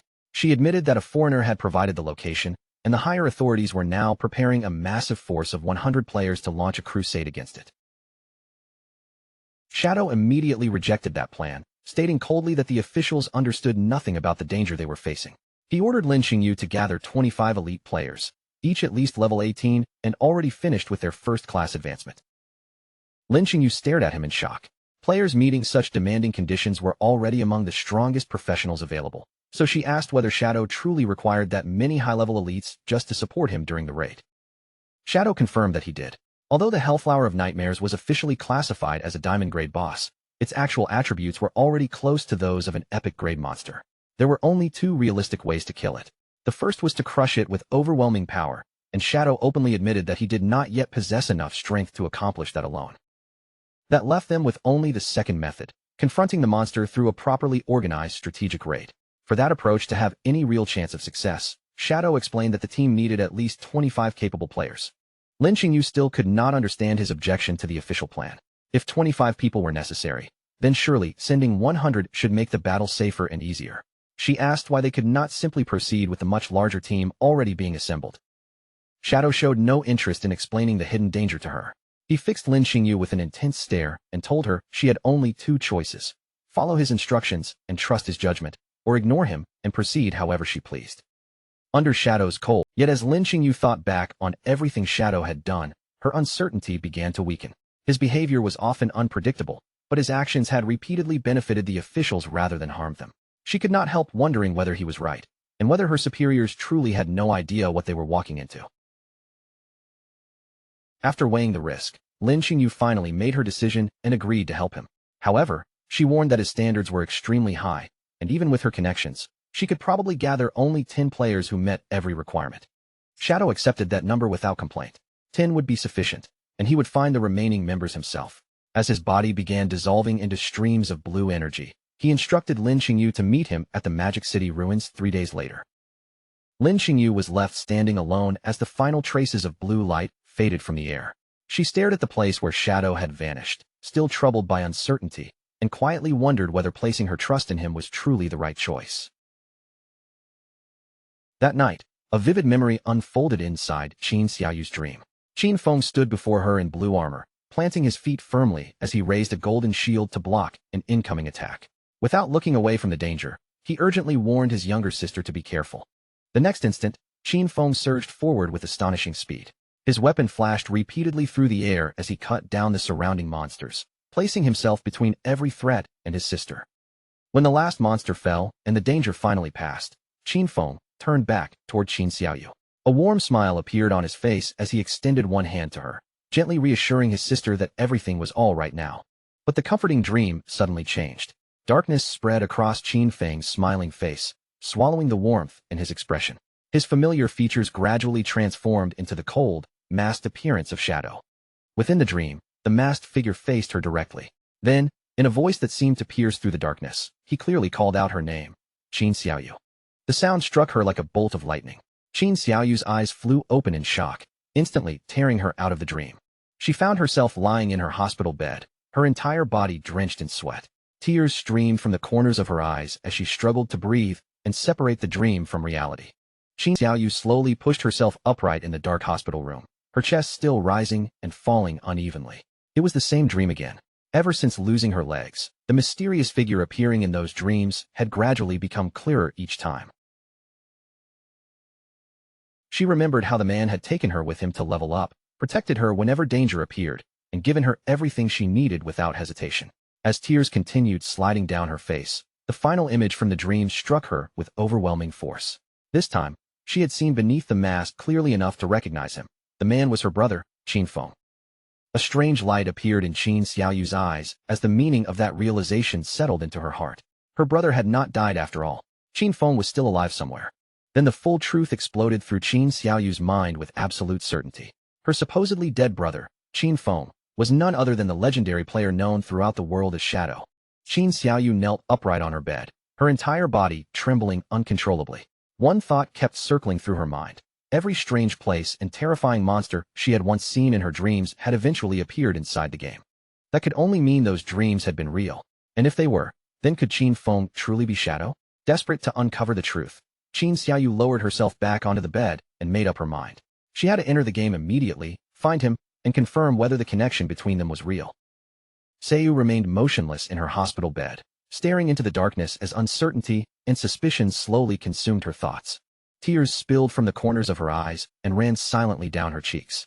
Shadow had ignored her again and again, so even if he really was her brother, perhaps he simply had no intention of recognizing her. Worse still, no one else would believe such an unbelievable claim, and pursuing the truth might even cost her life. The horrifying memory of how she had lost her legs suddenly flashed through her mind. Her body stiffened beneath the covers, and a violent shiver passed through her as the old trauma returned in full force. Yet as she lay alone in the darkness, surrounded by silence, Qin Xiaoyu understood one painful truth. This might be the final hope she would ever receive. Determination slowly replaced the fear in her eyes.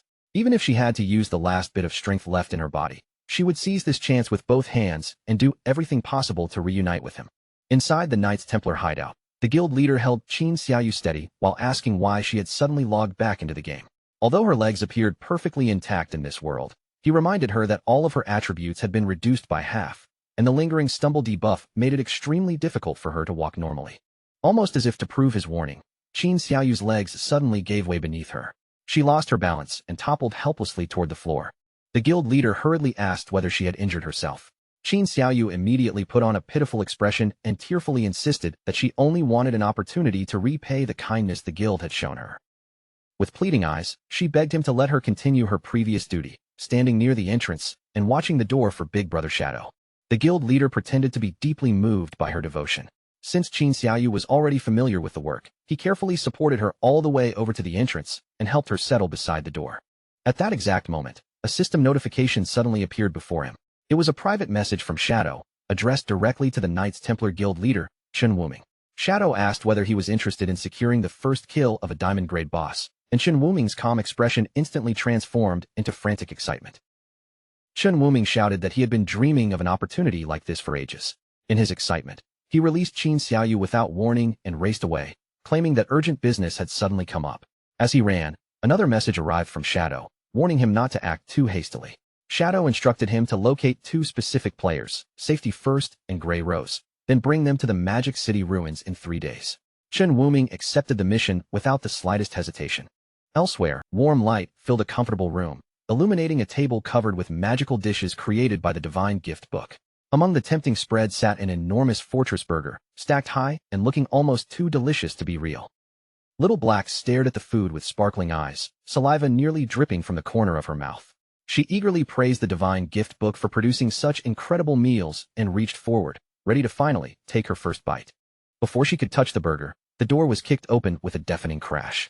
Captain Anu stormed into the room and shouted for Little Black to come with her immediately, because Shadow was gathering people for a new team. Little Black did not even have time to sink her teeth into the meal. Captain Anu grabbed her and began dragging her out of the room by force.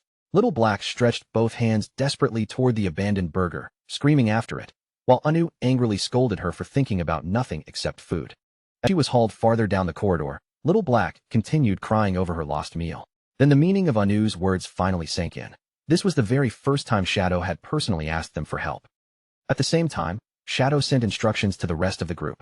Everyone was to return to Magic City and gather at the Evil Spirit Academy, a massive Gothic cathedral standing among the broken ruins. Back inside the hideout, one of the heavy doors swung open with a low groan. Zhang Yaoying, the witch, rushed through the entrance and hurried directly toward Shadow. A playful smile spread across her face as she approached him. Looking up at Shadow, she teasingly asked whether the great boss himself had summoned her. Shadow gave her a straightforward answer. There was a boss battle coming in several days, and he needed Zhang Yaoying to join him for the fight. However, after taking a closer look at her status, Shadow noticed something that immediately felt wrong. He asked why she was still only level 10. Zhang Yaoying casually explained that instead of increasing her level, she had poured every bit of experience she earned into advancing the tier of her class. Shadow stared at her in disbelief. Reaching the third-class advancement while remaining at such a low level was an incredibly reckless move, and he could not help commenting on how bold she had been. Zhang Yaoying merely covered her mouth and giggled, clearly pleased with herself. Without warning, magical energy began spiraling through the room. From within the swirling power emerged a horned figure with flowing white hair and crimson skin. It was Qin Xiaoyu. She strode confidently toward Shadow, stopped before him, and proudly announced her arrival while addressing him as master. Shadow was stunned for the second time in only a few moments. His glowing gaze swept over the demon girl before he demanded to know why she was also still level 10. Qin Xiaoyu calmly explained that she had never forgotten her master's teaching that class advancement mattered more than ordinary levels, so she had followed that lesson and completed her third advancement as well. Shadow could only let out a long, helpless sigh. Turning away, he told both girls to follow him and promised that he would raise their levels over the next several days. Qin Xiaoyu and Zhang Yaoying immediately cheered, thrilled by the chance to witness their master's true abilities up close. 3 days later, Captain Anyu, Wang Ming, and Little Black reached the wild volcano within the Magic City ruins. Little Black was somehow still mourning the fortress burger she had never gotten to eat. Captain Anyu completely ignored her complaints and focused her attention on the designated meeting point ahead. The moment Anyu saw what was waiting there, her footsteps stopped, her expression stiffened, and her eyes widened in sudden disbelief. She stared down into the valley, shocked by the gathering below. The crowd was not especially large, yet nearly every face among them seemed familiar, as though the most recognizable players in the entire game had all appeared in the same place. This was no ordinary team. Every person present was an elite, including An Xuan, the swordsman famous for his flawless evasive techniques, and the only man besides Shadow known to be capable of defeating a boss entirely on his own. Nearby stood the proud and arrogant leader of the Knights Templar Guild, carrying himself with the same overwhelming confidence everyone had come to expect from him. Among the gathering was also Dong Fangyu, the mage who currently occupied the #1 position in the rankings and stood above every other spellcaster. Sweat gathered on Wang Ming's forehead as he recognized one famous name after another. Looking across the valley, he finally understood that nearly every top-ranked player there had answered Shadow's personal summons.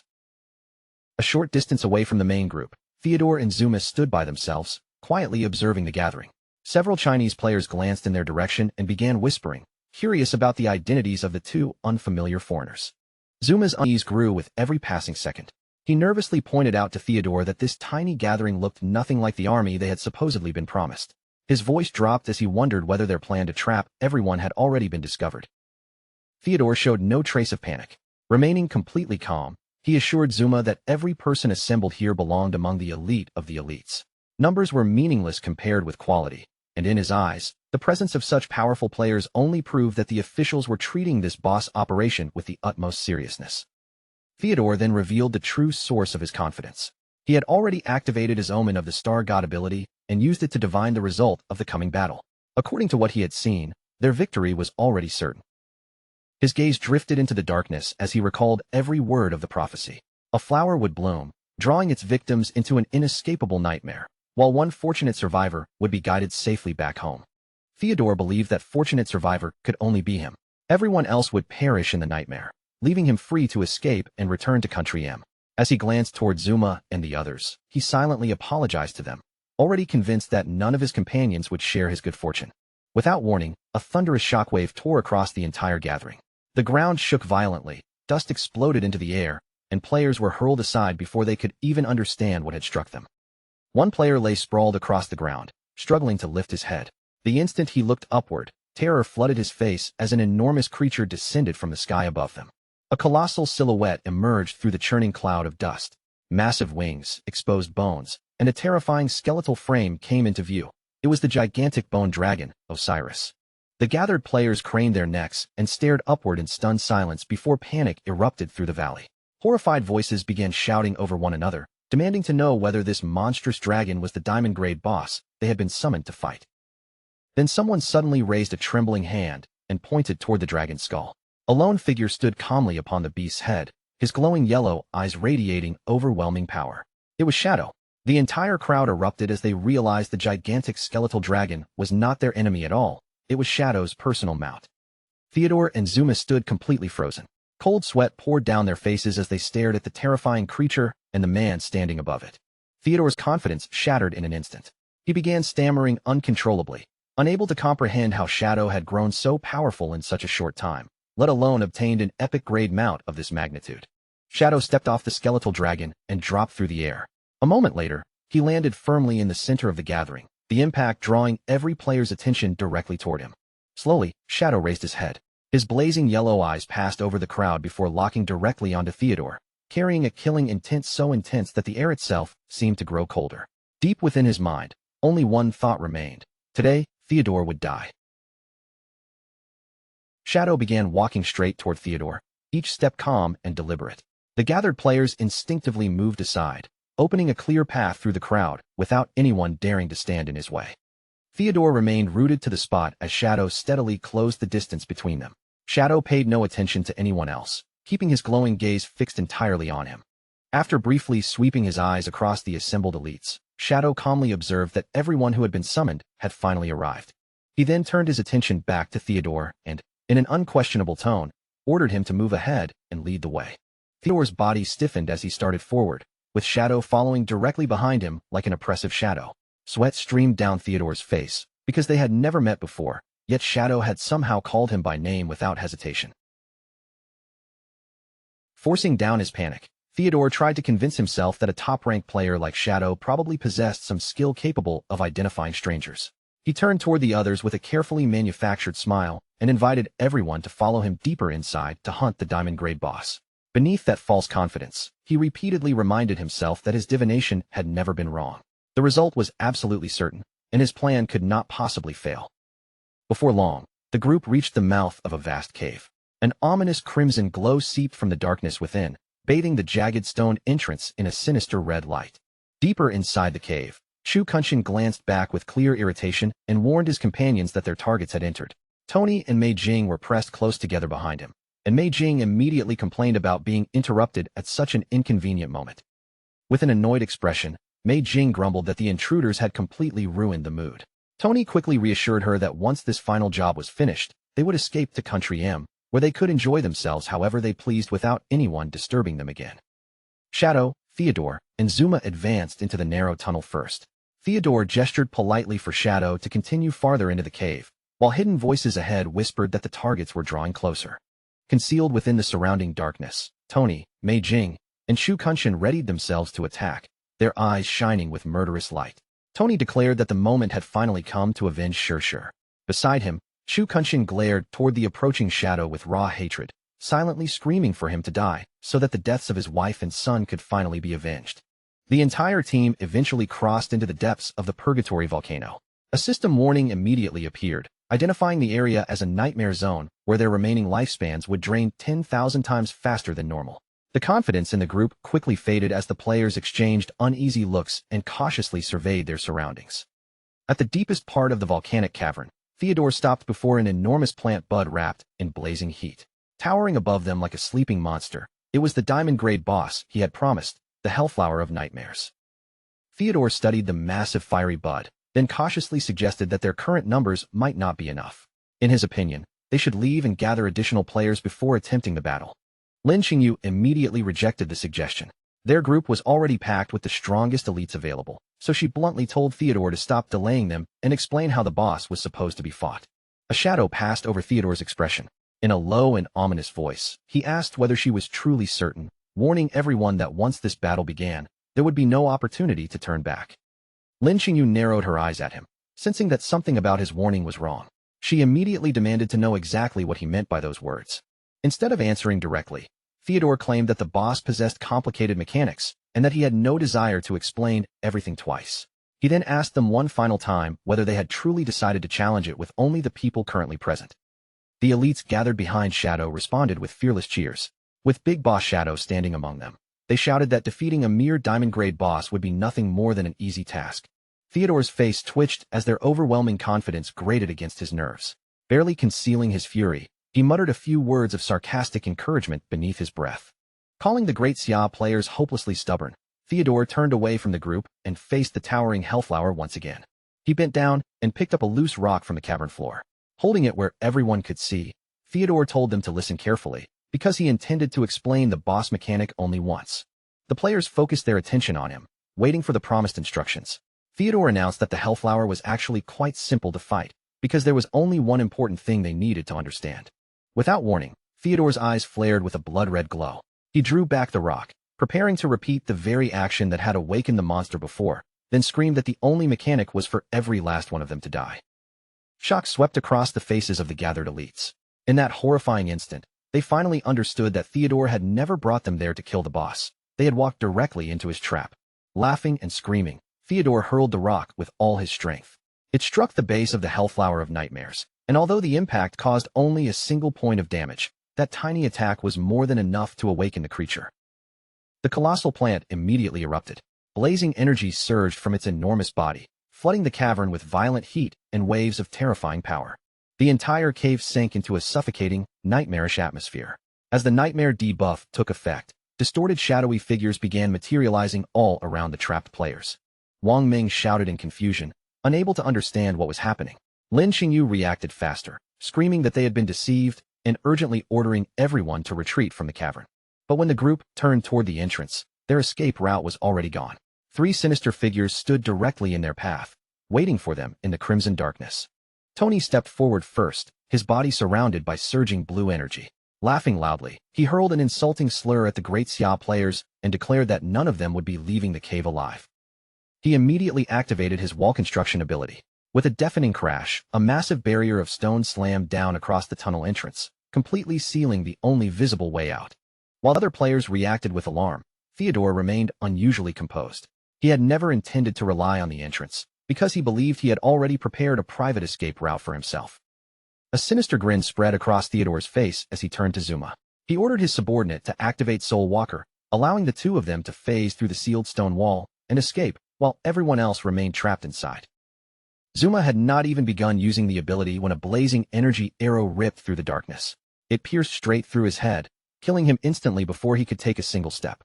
Theodore whipped around, cold sweat breaking across his face. The instant he saw Zuma collapse, he understood that someone had discovered his carefully prepared escape plan.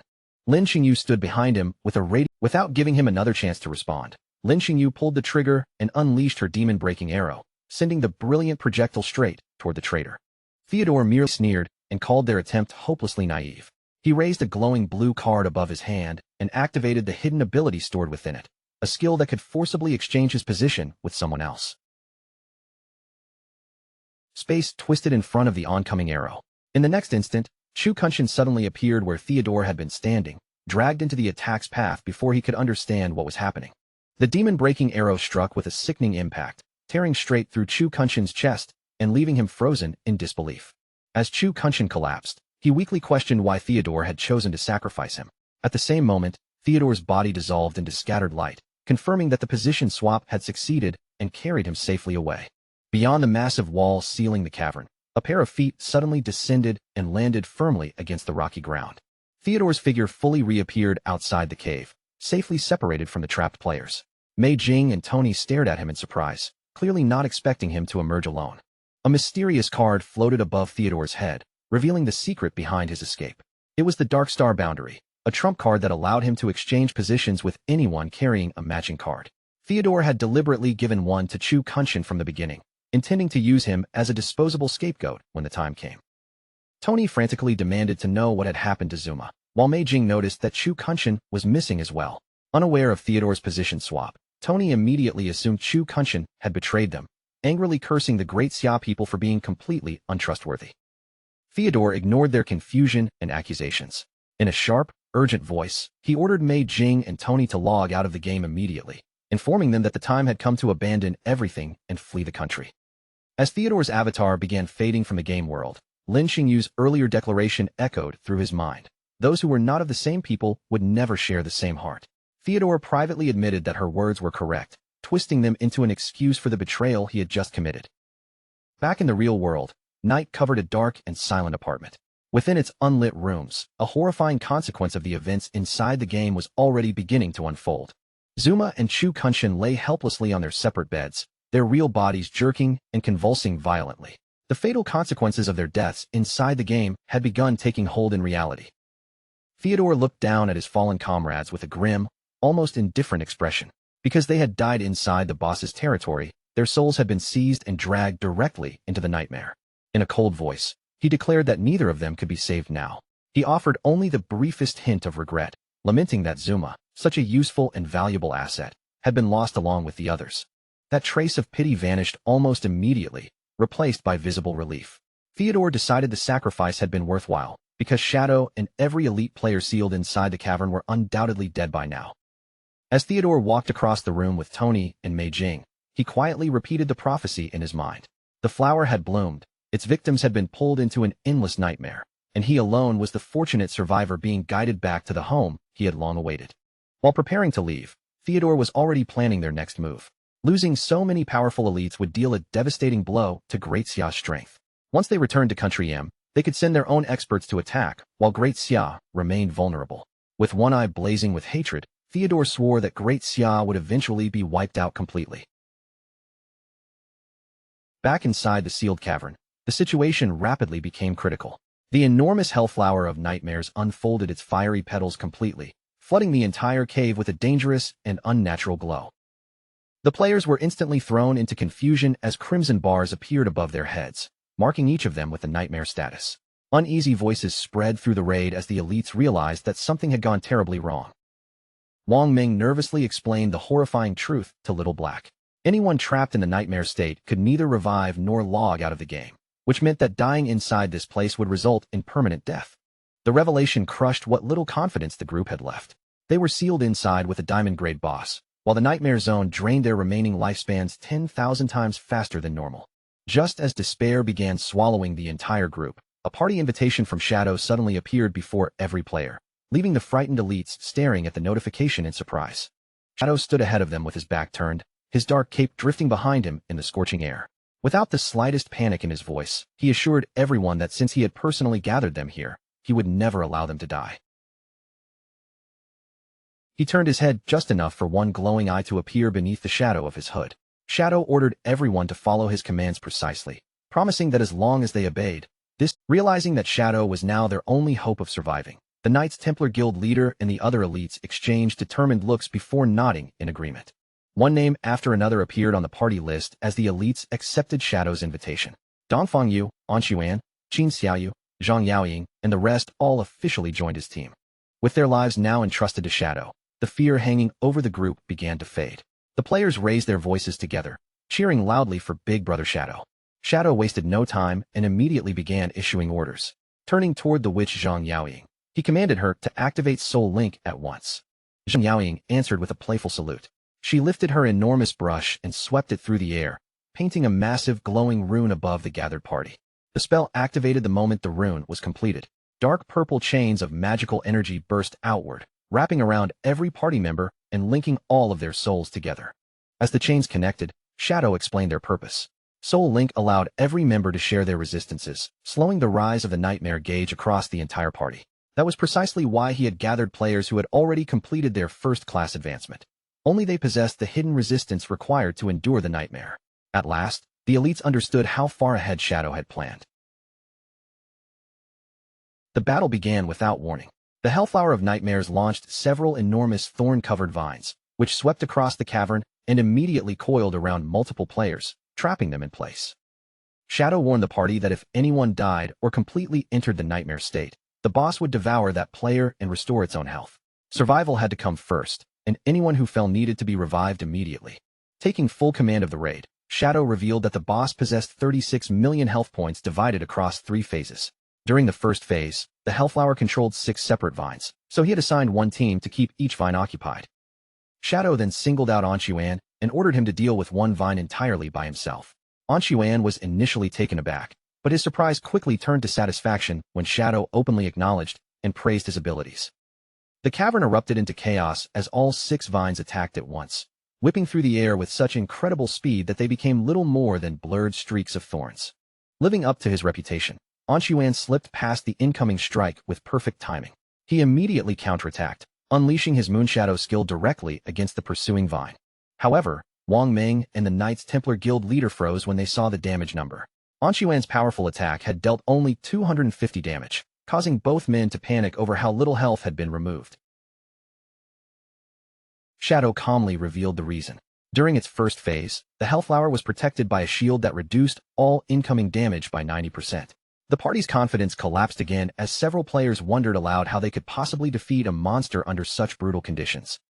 Ignoring their despair, Shadow launched himself high into the air. He activated Blessing of Release together with Instant Shadow Slash, sending a gigantic beam of blue energy crashing into the boss. Even through the 90% shield, the strike dealt an astonishing 666,666 damage. Landing smoothly, Shadow stated that this was exactly how they would fight it. Before the boss could recover, Shadow closed the distance and followed with Throat Cut. The second attack, the Knights Templar Guild leader screamed in disbelief at the enormous damage. Shadow then explained the actual strategy. If even one vine lost its target, the boss would unleash a wide-area attack capable of killing the entire raid. Therefore, everyone else only needed to hold the vine's attention and remain alive while Shadow dealt all the damage himself. Reassured by his overwhelming strength, the elites shouted that they understood and would obey. The Hellflower responded by releasing the rest of its vines. Thick masses of twisting thorns spread throughout the cavern, filling nearly every open space around the trapped raid team. Every player tensed as the thorny assault approached. Shields rose, weapons were drawn, and the elites braced themselves to withstand the next wave of attacks. Shadow moved before anyone else could react. He rushed directly into the path of the assault and struck the first vine with enough force to knock its massive body aside. Leaping above the writhing vines, Shadow unleashed a storm of rapid slashes. Blue streaks flashed through the cavern as he tore through one vine after another, using his overwhelming power to shield the entire team. Little Black, however, completely forgot about defending herself.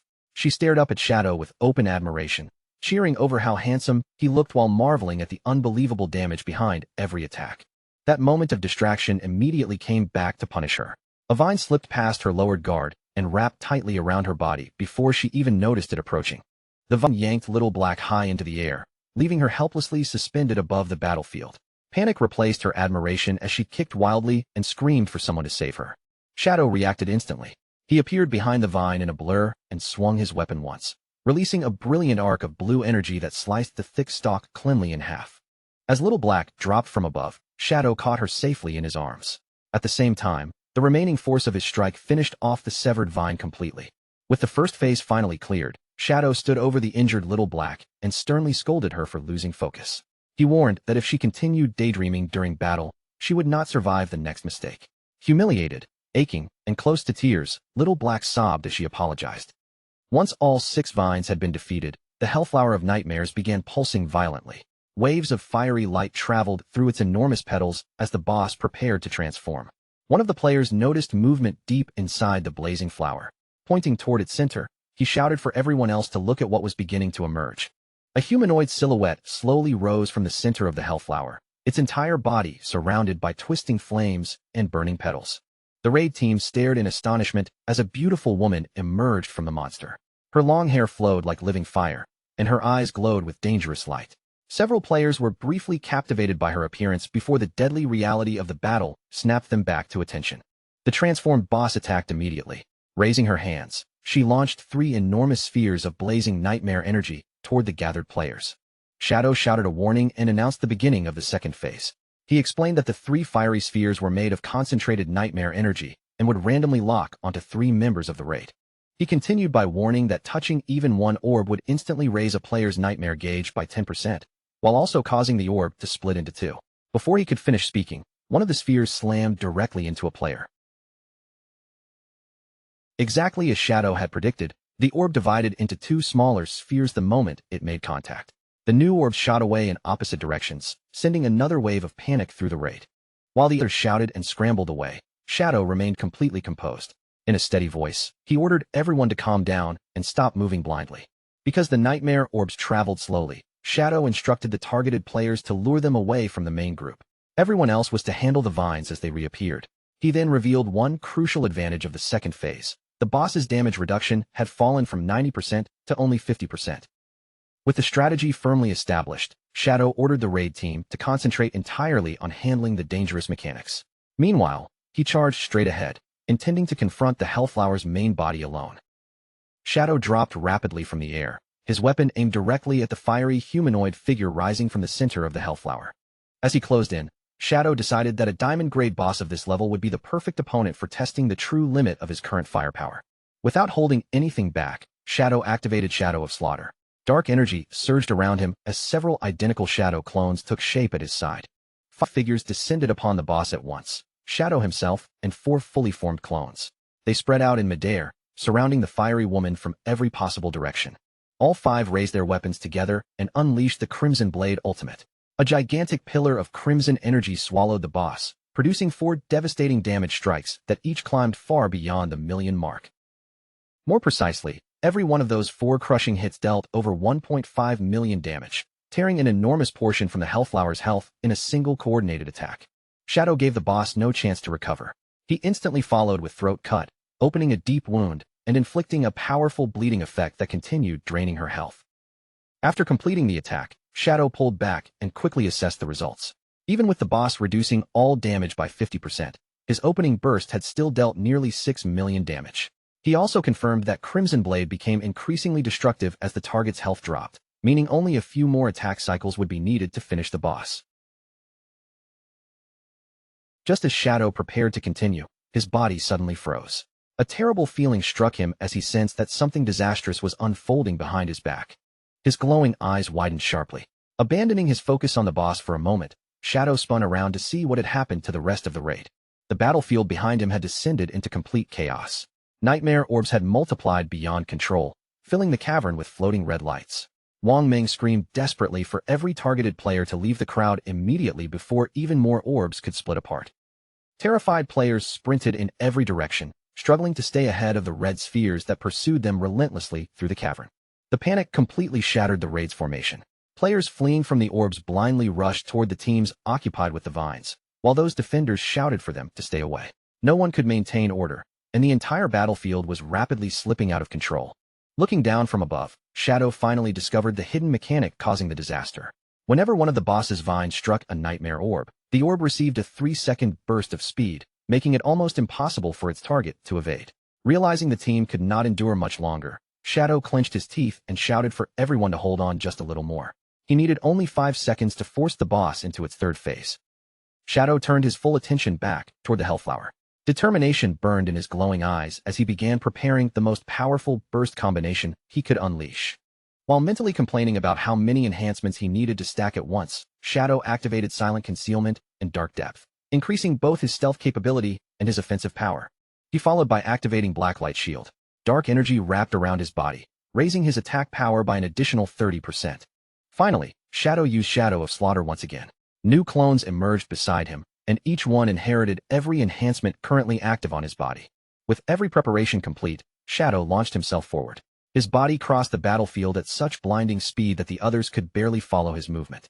Closing the distance in an instant, Shadow unleashed the modified version of his signature technique, Instant Shadow Slash.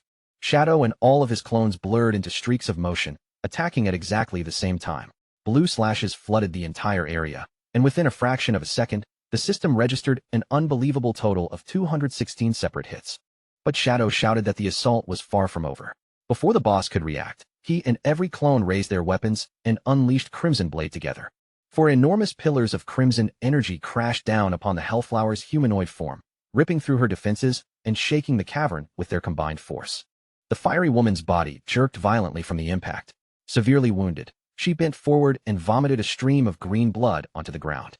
Shadow immediately appeared beside her and finished the combination with Throat Cut. The strike landed as a critical blow, pushing the total damage against the monster beyond a staggering 18 million. Nearby, the other players watched with a mixture of horror and amazement. Their strongest attacks were struggling to deal even a few hundred damage, yet Shadow had erased roughly 20 million health in one overwhelming wave.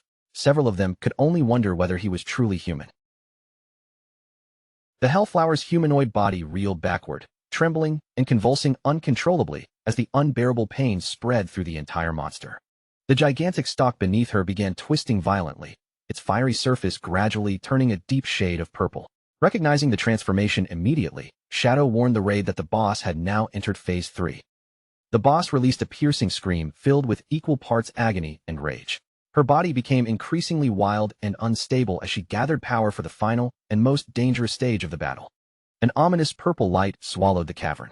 The sudden change in color transformed the entire battlefield, replacing the previous fiery glow with an atmosphere of suffocating dread. Wang Ming looked upward in terror as countless vines twisted together above the raid. They fused into enormous, deformed wooden pillars that burst violently from the ground. Shadow recognized the new threat the moment the pillars appeared. Without wasting a second, he raised his voice and began shouting fresh orders to the team. He explained that these wooden pillars acted like magnets for the nightmare orbs. Every orb absorbed by a pillar would allow the Hellflower to recover 10% of its total health. Shadow commanded everyone to destroy the pillars before they could heal the monster. He then explained the changed rules of Phase 3. Although the red nightmare orbs would no longer multiply upon contact, each individual orb had become far more lethal. Touching even one orb now would instantly force a player into the nightmare state. Even worse, if someone already trapped in that state was struck, the orb would transform into nightmare insects that devoured the victim's remaining lifespan until death.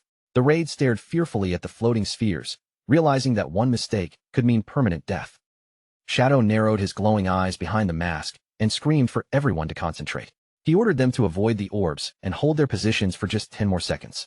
At the same time, he calculated their path to victory. The boss had less than 10 million health remaining, while his strongest skills needed only 3 more seconds to finish cooling down. Shadow knew that one more full-powered instant Shadow Slash would be enough to kill the monster. But before those final seconds could pass, a desperate scream suddenly tore across the battlefield.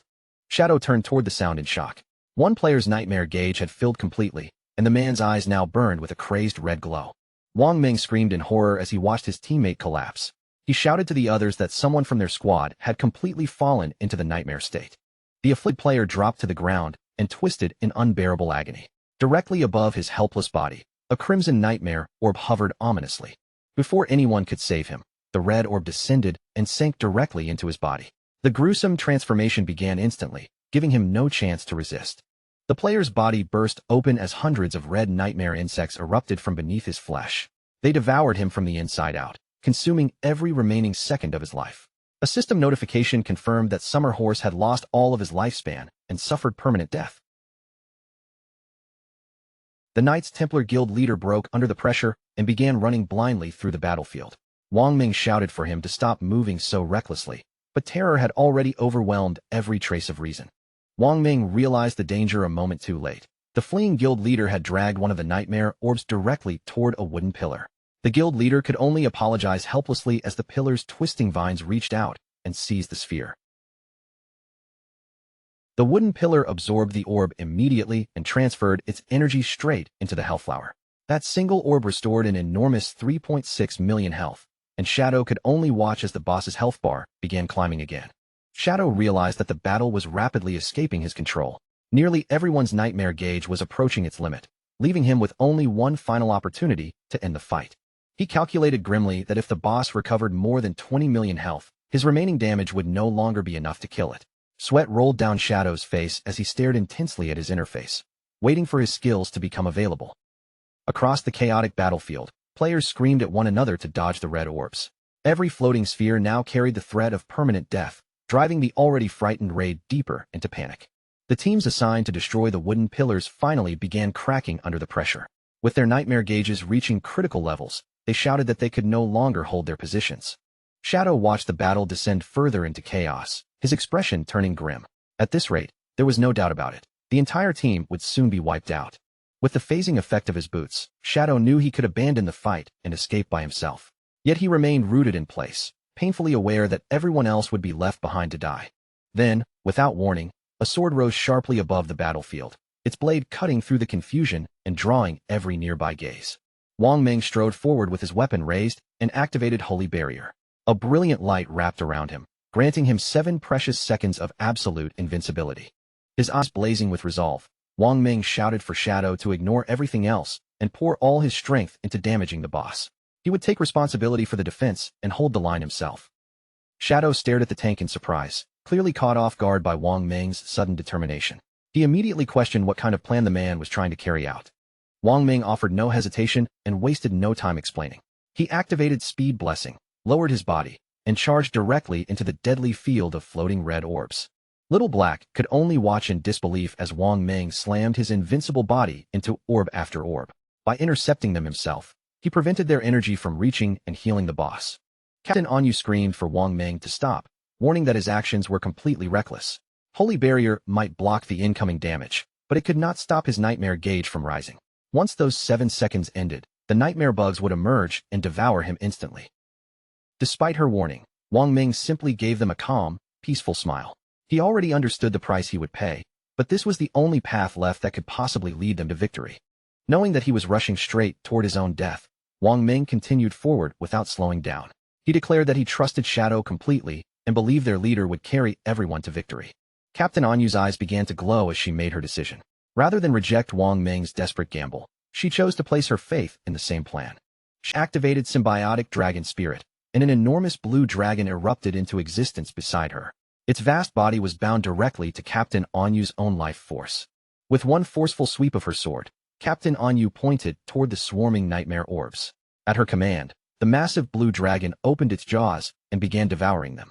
Because Captain Anyu's life was linked to the dragon, every trace of corruption passed into her immediately. Her nightmare gauge shot to its maximum, and blood spilled from her mouth as she endured the curse in Shadow's place.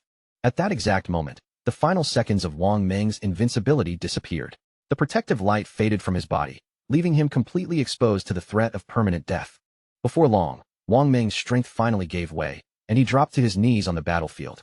Even then, a faint golden aura continued glowing around his battered body. Little Black screamed as she finally understood what Captain Anyu and Wang Ming were doing. They were using their own bodies to consume the orbs and buy Shadow more time, so she immediately rallied the rest of the team to join them. The remaining players rushed forward without turning back, throwing themselves into the paths of the red orbs.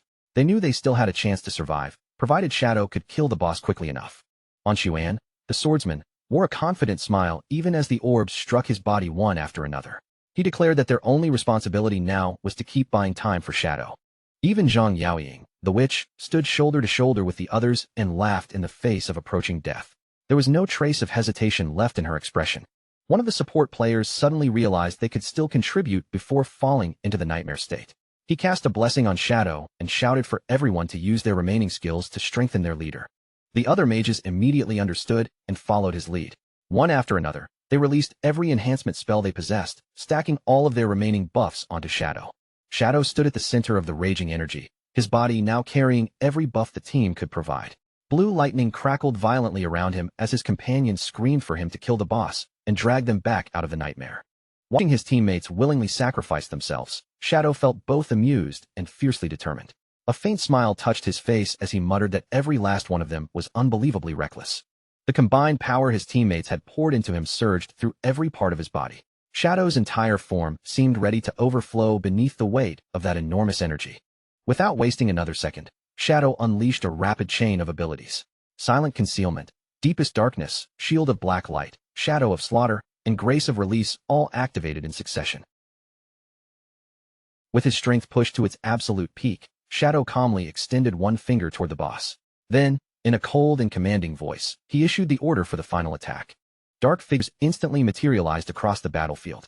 Shadow's clones spread out in a wide circle, completely surrounding the Hellflower of Nightmares from every direction. All of the clones attacked at the same instant, unleashing a perfectly synchronized barrage.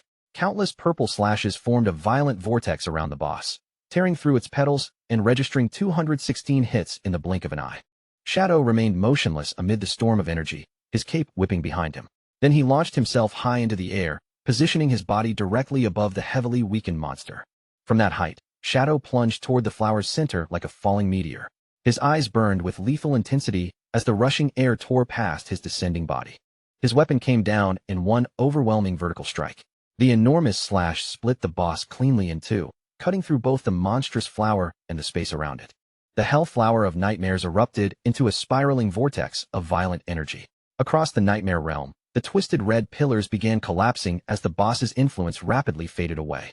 A system window appeared before the party, announcing that they had achieved the world's first kill of a diamond-grade boss. Below it, Captain Anyu and Wang Meng lay exhausted but alive, surrounded by green healing flames as the nightmare finally released them. An Xuan and Zhang Yaoying immediately burst into cheers. After everything they had endured, the two could finally celebrate the fact that their impossible gamble had succeeded. Captain Anyu bitterly complained that the curse had drained 10 full years from her lifespan. Wang Meng comforted her, saying that survival made it a small price to pay, and their victory proved that placing their trust in Shadow had been the correct choice.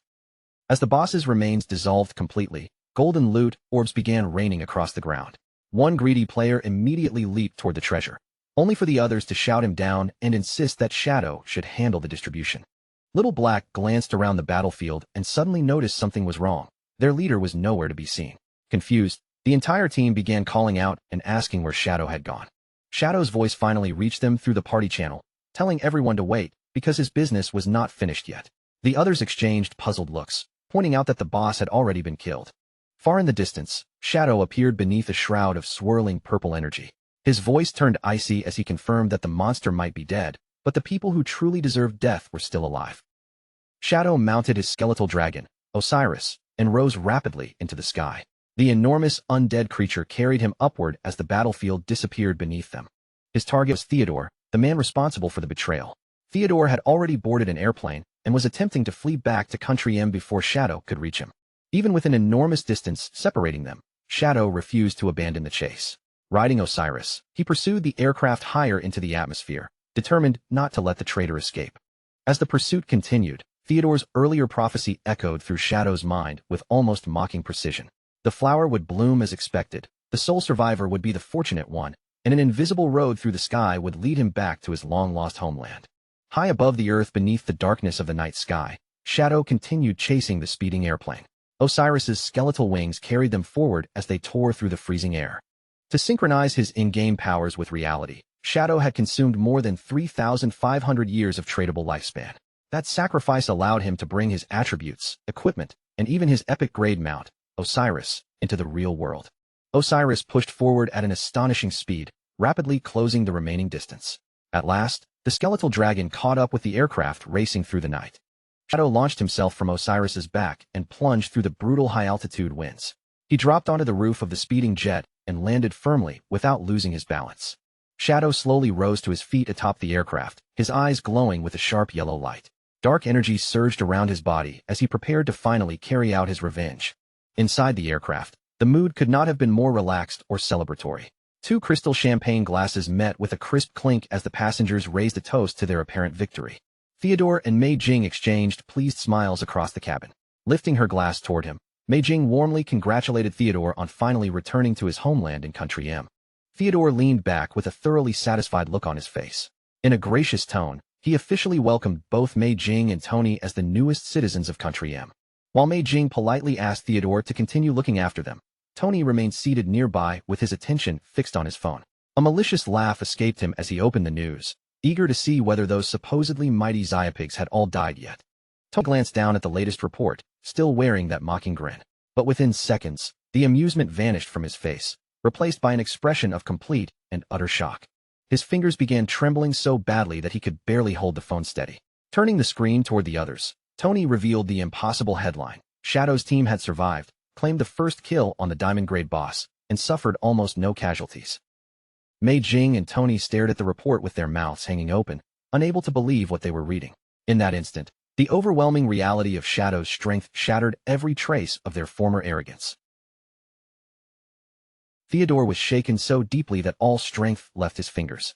His wine glass slipped from his hand and smashed against the floor, sending red wine splashing across the cabin like freshly spilled blood. Words caught in Theodore's throat as he struggled to speak through his panic. He could not understand how anyone, no matter how powerful, could possibly have survived that nightmare. Seated beneath the dim cabin lights, Theodore hurriedly went over his prophecy again and again. The more he examined each line, the more horrifying the truth became. He had interpreted the omen completely wrong. At last, The true meaning of the omen of the star god fell into place inside his mind. The pitiful victims mentioned in the prophecy had never been Shadow's team at all. They were Theodore's own subordinates. His terrified gaze slowly moved toward Tony and Mei Jing, and an icy chill crawled down his spine as he recalled the final sentence. You are the only lucky one. If Theodore alone was meant to survive, then the two people beside him were already condemned. As though his fear had called the nightmare directly to him, Theodore looked beyond the others and froze. Outside the airplane window, Shadow's masked face hovered in the darkness, his glowing yellow eyes staring straight into Theodore's soul. Theodore released a terrified scream and stumbled backward in his seat.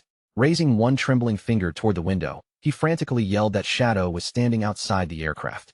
Confused by his boss's sudden breakdown, Tony leaned closer and pressed his face against the glass. After staring into the empty night, he turned back with a puzzled expression and insisted there was nothing outside, completely unaware that death was only inches away. Still trembling, Theodore looked down at his phone and checked the information once more. With terror tightening his voice, he confirmed to his panicking subordinates that Shadow had truly tracked them all the way into the sky. Tony's expression changed as the pieces finally connected in his mind. His eyes widened, and he screamed that Shadow must have brought his skeletal dragon out of the game and into the real world. Theodore immediately understood what that meant.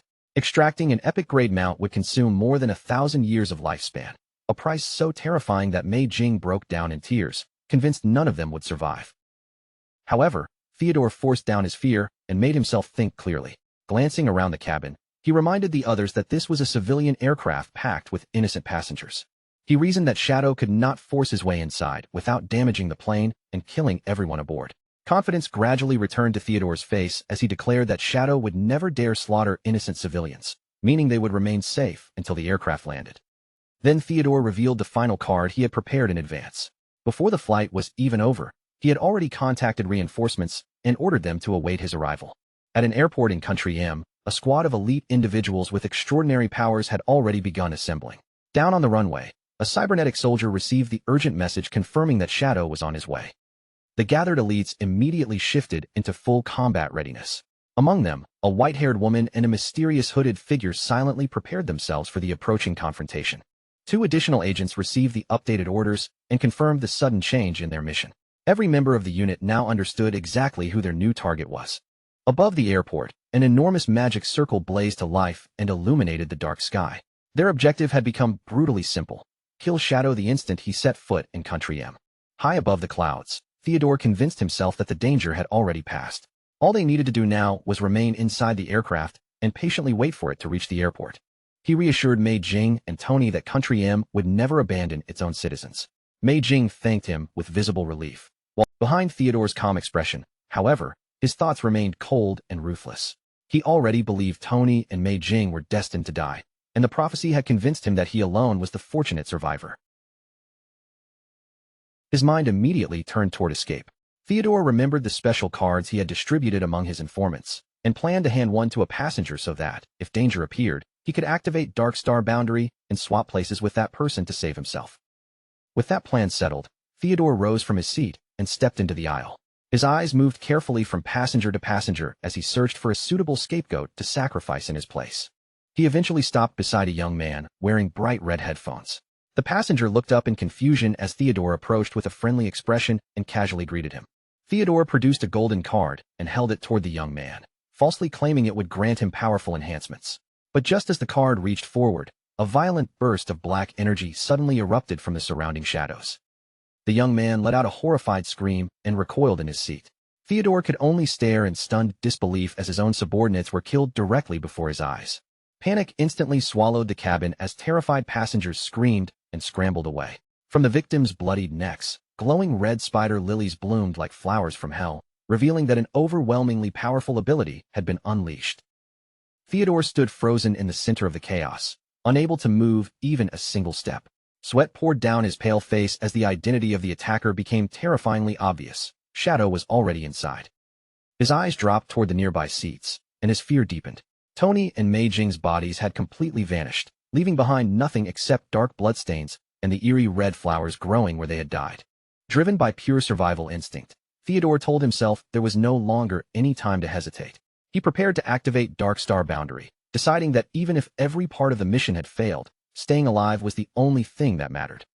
Before Theodore could trigger the teleportation skill, a sharp slicing sound suddenly cut through the cabin.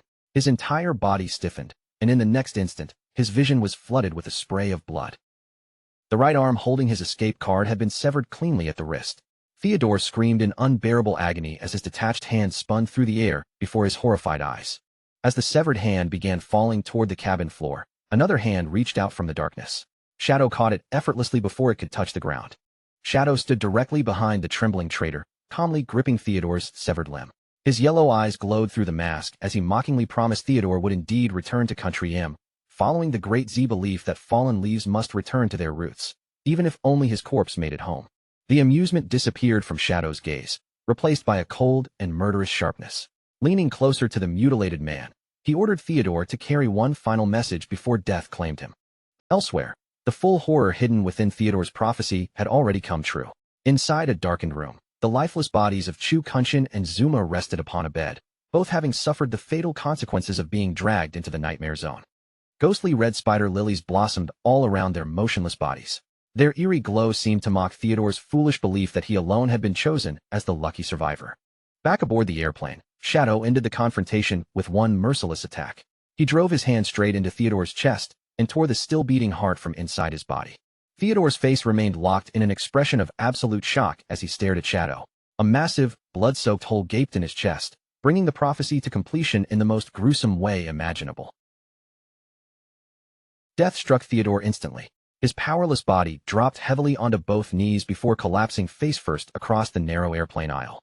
A terrified passenger watched in silence as Theodore's blood began moving unnaturally across the floor. The spreading crimson slowly formed Shadow's final warning to his enemies. Fallen leaves must return to their roots. Outside the cabin, the airplane continued gliding smoothly through the dark night sky. From a distance, nothing about its peaceful flight suggested the bloody judgment that had just unfolded within. With his revenge complete, Shadow remained entirely undisturbed by the chaos behind him. Activating his dark powers once again, he phased upward through the aircraft's roof and emerged into the freezing night air. Standing calmly atop the speeding aircraft, Shadow glanced down as a pale blue, ghostly aura curled around one of his boots. He quietly admired how practical the equipment was, since its formless effect had allowed him to pass straight through the plane's solid structure without damaging it. Without pausing to look back or showing even the slightest hesitation, Shadow stepped off the roof and threw himself backward into the vast, empty night sky. His body plunged freely through the freezing air, yet every movement remained perfectly controlled. A moment later, he landed precisely on the broad back of Osiris, his enormous skeletal dragon. With Shadow safely mounted once again, Osiris folded into a steep dive. Together, Master and Dragon peeled away from the passenger jet and descended rapidly into the darkness below. Meanwhile, the airplane continued toward Country M, where the lights of a vast, technologically advanced city stretched across the horizon. As the glowing skyline drew closer, the aircraft began preparing for its final descent. None of the passengers realized that an enormous military operation was already waiting beneath them. Inside a fortified control room, a commander monitored the approaching plane and methodically ordered every combat unit into its assigned position. The entire airport had been placed under an extreme lockdown.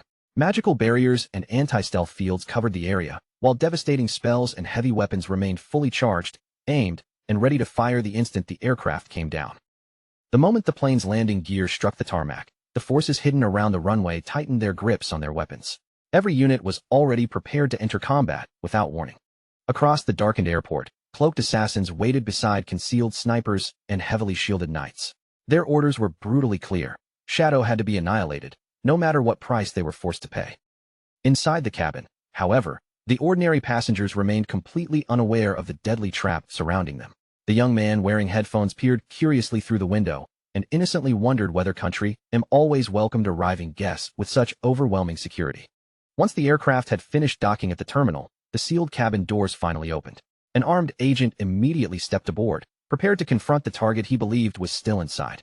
Yet as the agent and his partner looked down the length of the aisle, the determination on their faces vanished. Both men stiffened, their expressions turning from focused readiness to stunned disbelief. Theodore's lifeless body lay sprawled across the cabin floor before them. The agents hurriedly reported his death to headquarters, their voices shaken as they described the terrifying warning written beside him in his own blood.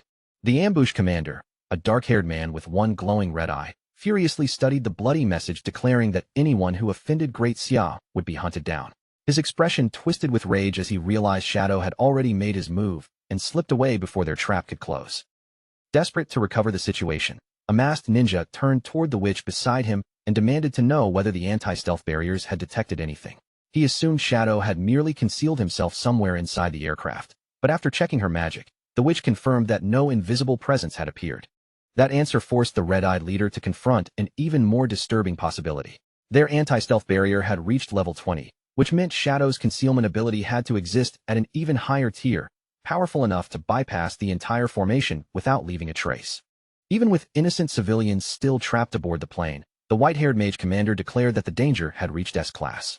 She ordered every unit to open fire, though one masked subordinate hesitated and reminded her that ordinary passengers were still inside. The commander answered by slamming the end of her staff against the ground in fury.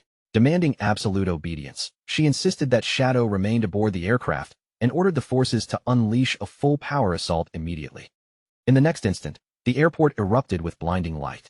A massive storm of magical projectiles, concentrated beams, and destructive lasers blasted outward from the terminal and surrounding positions.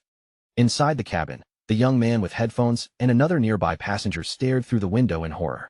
Only then did they understand that the terrifying barrage outside was aimed directly at their plane. The devastating wave of magic tore across the tarmac at incredible speed. Countless streaks of lethal energy converged upon the motionless and completely defenseless passenger airliner. Then the final spell descended, a colossal mass of burning light that resembled a second sun. It crashed into the aircraft and triggered a monstrous fiery explosion, obliterating the entire airplane in a single overwhelming blast. As flames swallowed the shattered wreckage, a scout carefully checked the life detection barrier. He soon reported that the formation could no longer sense a single living person anywhere inside the smoking remains. The red-eyed leader stood silently before the roaring inferno, watching the flames consume what was left of the aircraft.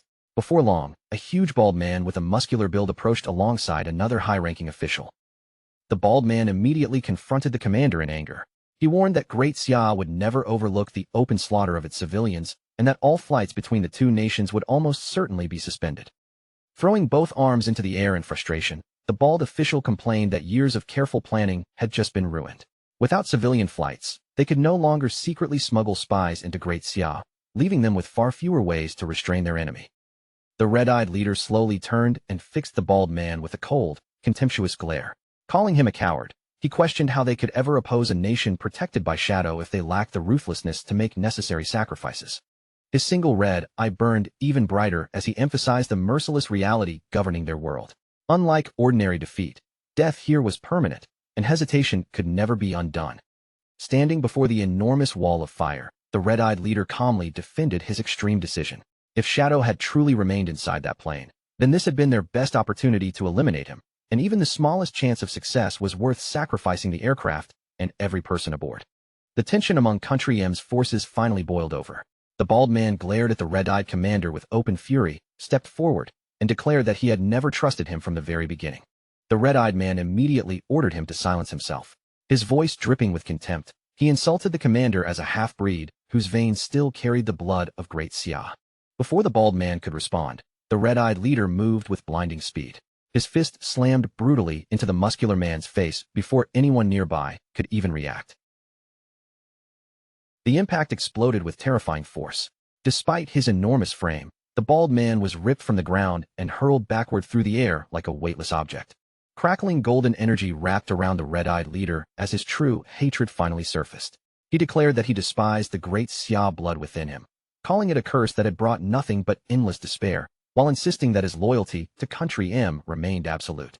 After the violent confrontation subsided, attention shifted away from the burning runway. The forces of Country M began retrieving the body of their fallen comrade from inside the ruined operation. Two agents soon approached the red-eyed commander, with the white-haired mage walking among them.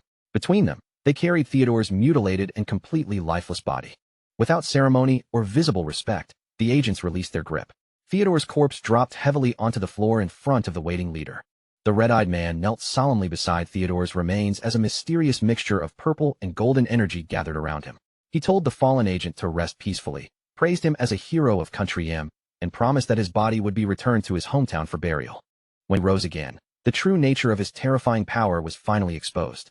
3 luminous blue cards emerged from his hands, revealing his hidden class, the Corpse Collector, an ability capable of extracting strength and skills from the dead.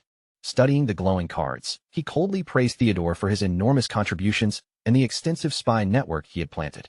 A system notice explained that touching a corpse allowed the Corpse Collector to obtain that person's professional skills, while collecting duplicate abilities would increase their levels. Holding one blue card before his maliciously glowing red eye, the leader watched as the system confirmed his success. He had obtained Theodore's core powers, including the Star God's divinatory omen and the spatial ability known as Dark Star Boundary. Armed with his fallen comrade's skills, he swore that he would personally bring about Great Xia's complete and irreversible destruction. The red-eyed leader lifted his arm high, displaying the newly acquired blue card above him. Brilliant light spread outward from it, bathing his body and the surrounding area in a supernatural glow. He immediately activated his new divination ability, searching for a path that could lead to Shadow's defeat. A cosmic vision appeared before him, revealing a desperate mother reaching toward her child as the child fell into a star-filled abyss, prompting him to consider how that maternal bond could be turned against his enemy. Meanwhile, 2 subordinates, including the white-haired mage, examined the intelligence Theodore had left behind. They concluded that Fika Heavy Industries, a guild operating in Great Xia, along with its leader Huang Huifan and her son Huang Ziqing, matched the clues contained within the prophecy. The red-eyed leader confirmed their deduction and revealed that one of Theodore's informants was already hidden inside that guild with a special card. As a holographic map appeared before them, he explained that Dark Star Boundary could instantly swap his position with the informant, allowing him to infiltrate Great Xia without being detected. With another deliberate movement of his hand, the red-eyed leader summoned an additional blue card.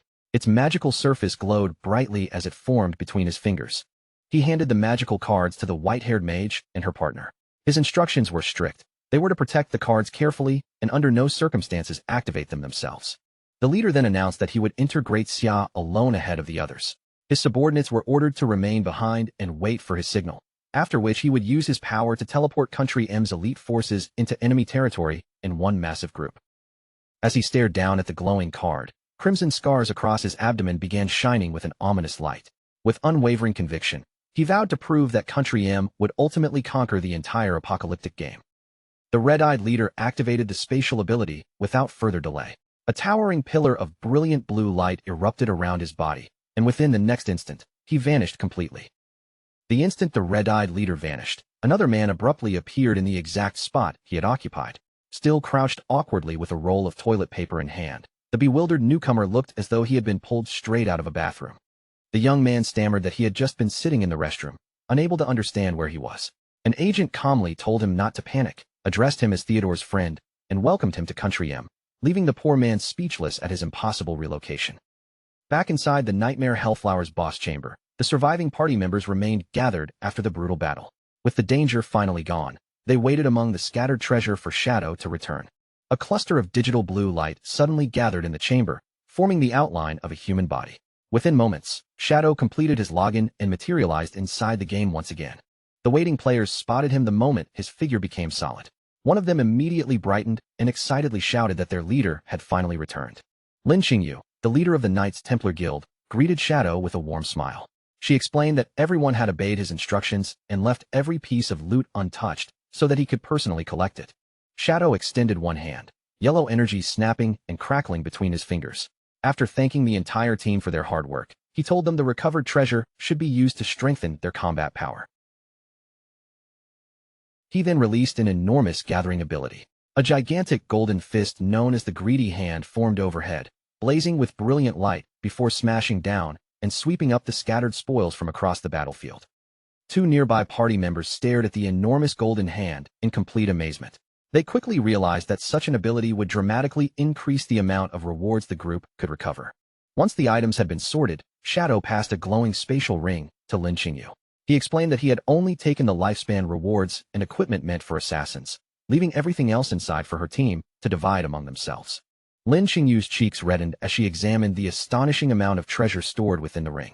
Still overwhelmed by Shadow's generosity, she looked up and cautiously asked what had happened to Theodore and the companions who fled with him.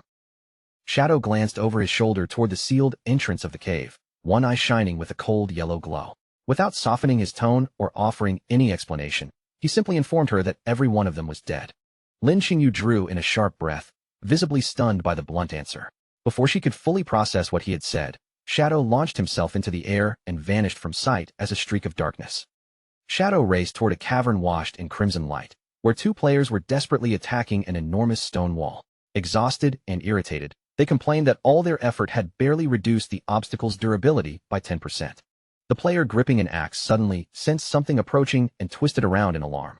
A brilliant trail of blue energy flashed past him before he could even identify what it was. Shadow landed before the massive obstruction, and a storm of blue slashes erupted around him. In a single dazzling burst, the attacks tore through the stone wall and shattered it into countless fragments. Without saying a single word, Shadow stepped through the newly opened passage and entered the red-lit tunnel beyond. He merely waved one hand behind him, casually dismissing the two speechless players. The pair remained rooted to the spot, staring after him with open admiration. They had instantly recognized the legendary Shadow and could hardly believe the overwhelming power they had just witnessed firsthand. Later, while riding across the sky on Osiris, Shadow opened his inventory and carefully reviewed the rewards he had obtained from defeating the Nightmare Hellflower. Among the spoils were 3 exceptional treasures, including 2 legendary grade items, an ultimate skill book, a deadly weapon, and a powerful bracer. Pleased with the haul, Shadow immediately chose to spend his evolution points on upgrading the skill book. A system window displayed the evolved result, an ancient-grade ultimate ability named Endless Nightmare. Its effects could trap enemies within a descending nightmare state, rapidly increase their nightmare gauges whenever they were attacked, and passively boost Shadow's damage against every afflicted target. Shadow studied the ability and quickly understood just how terrifying it would be against other players.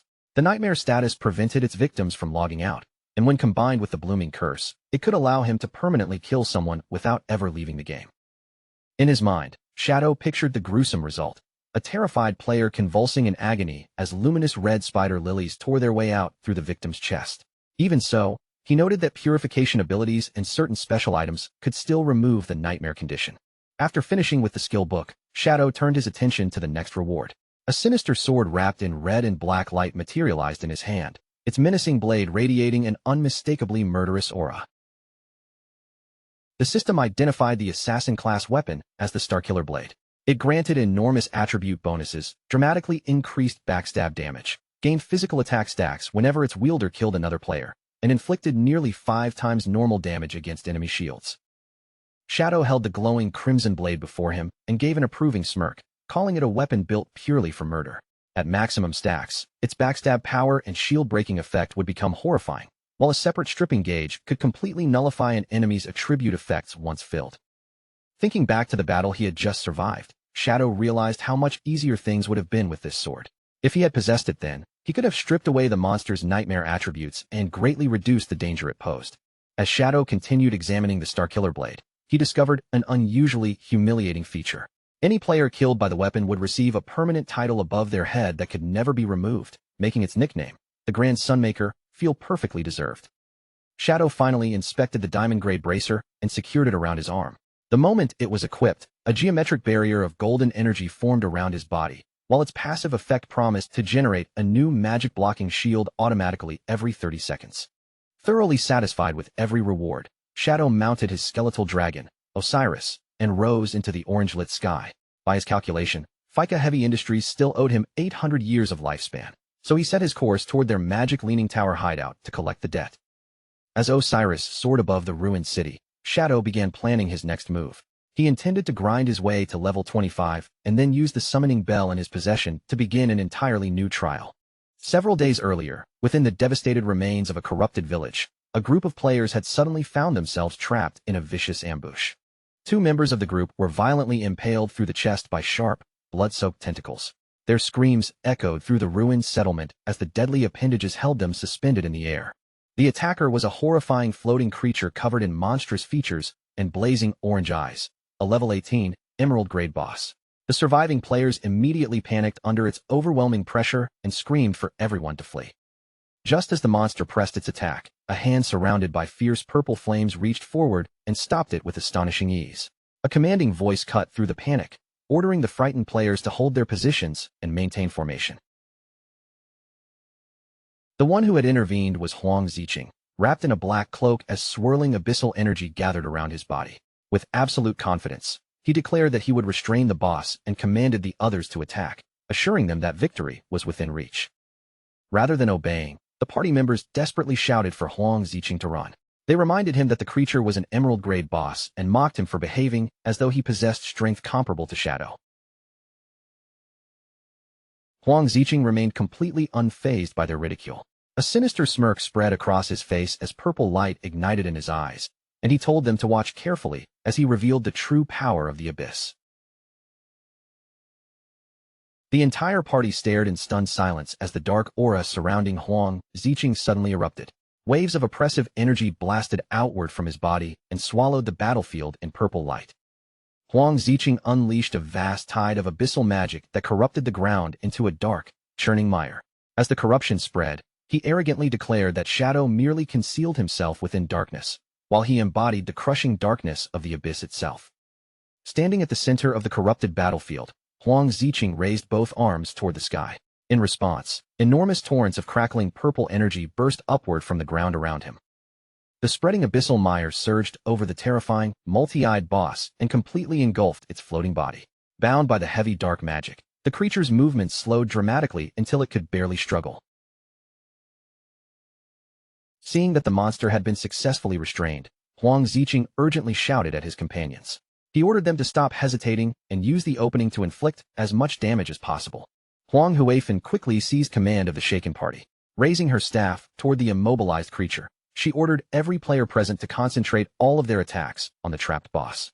The party finally responded, unleashing a coordinated storm of brightly colored spells and magical projectiles.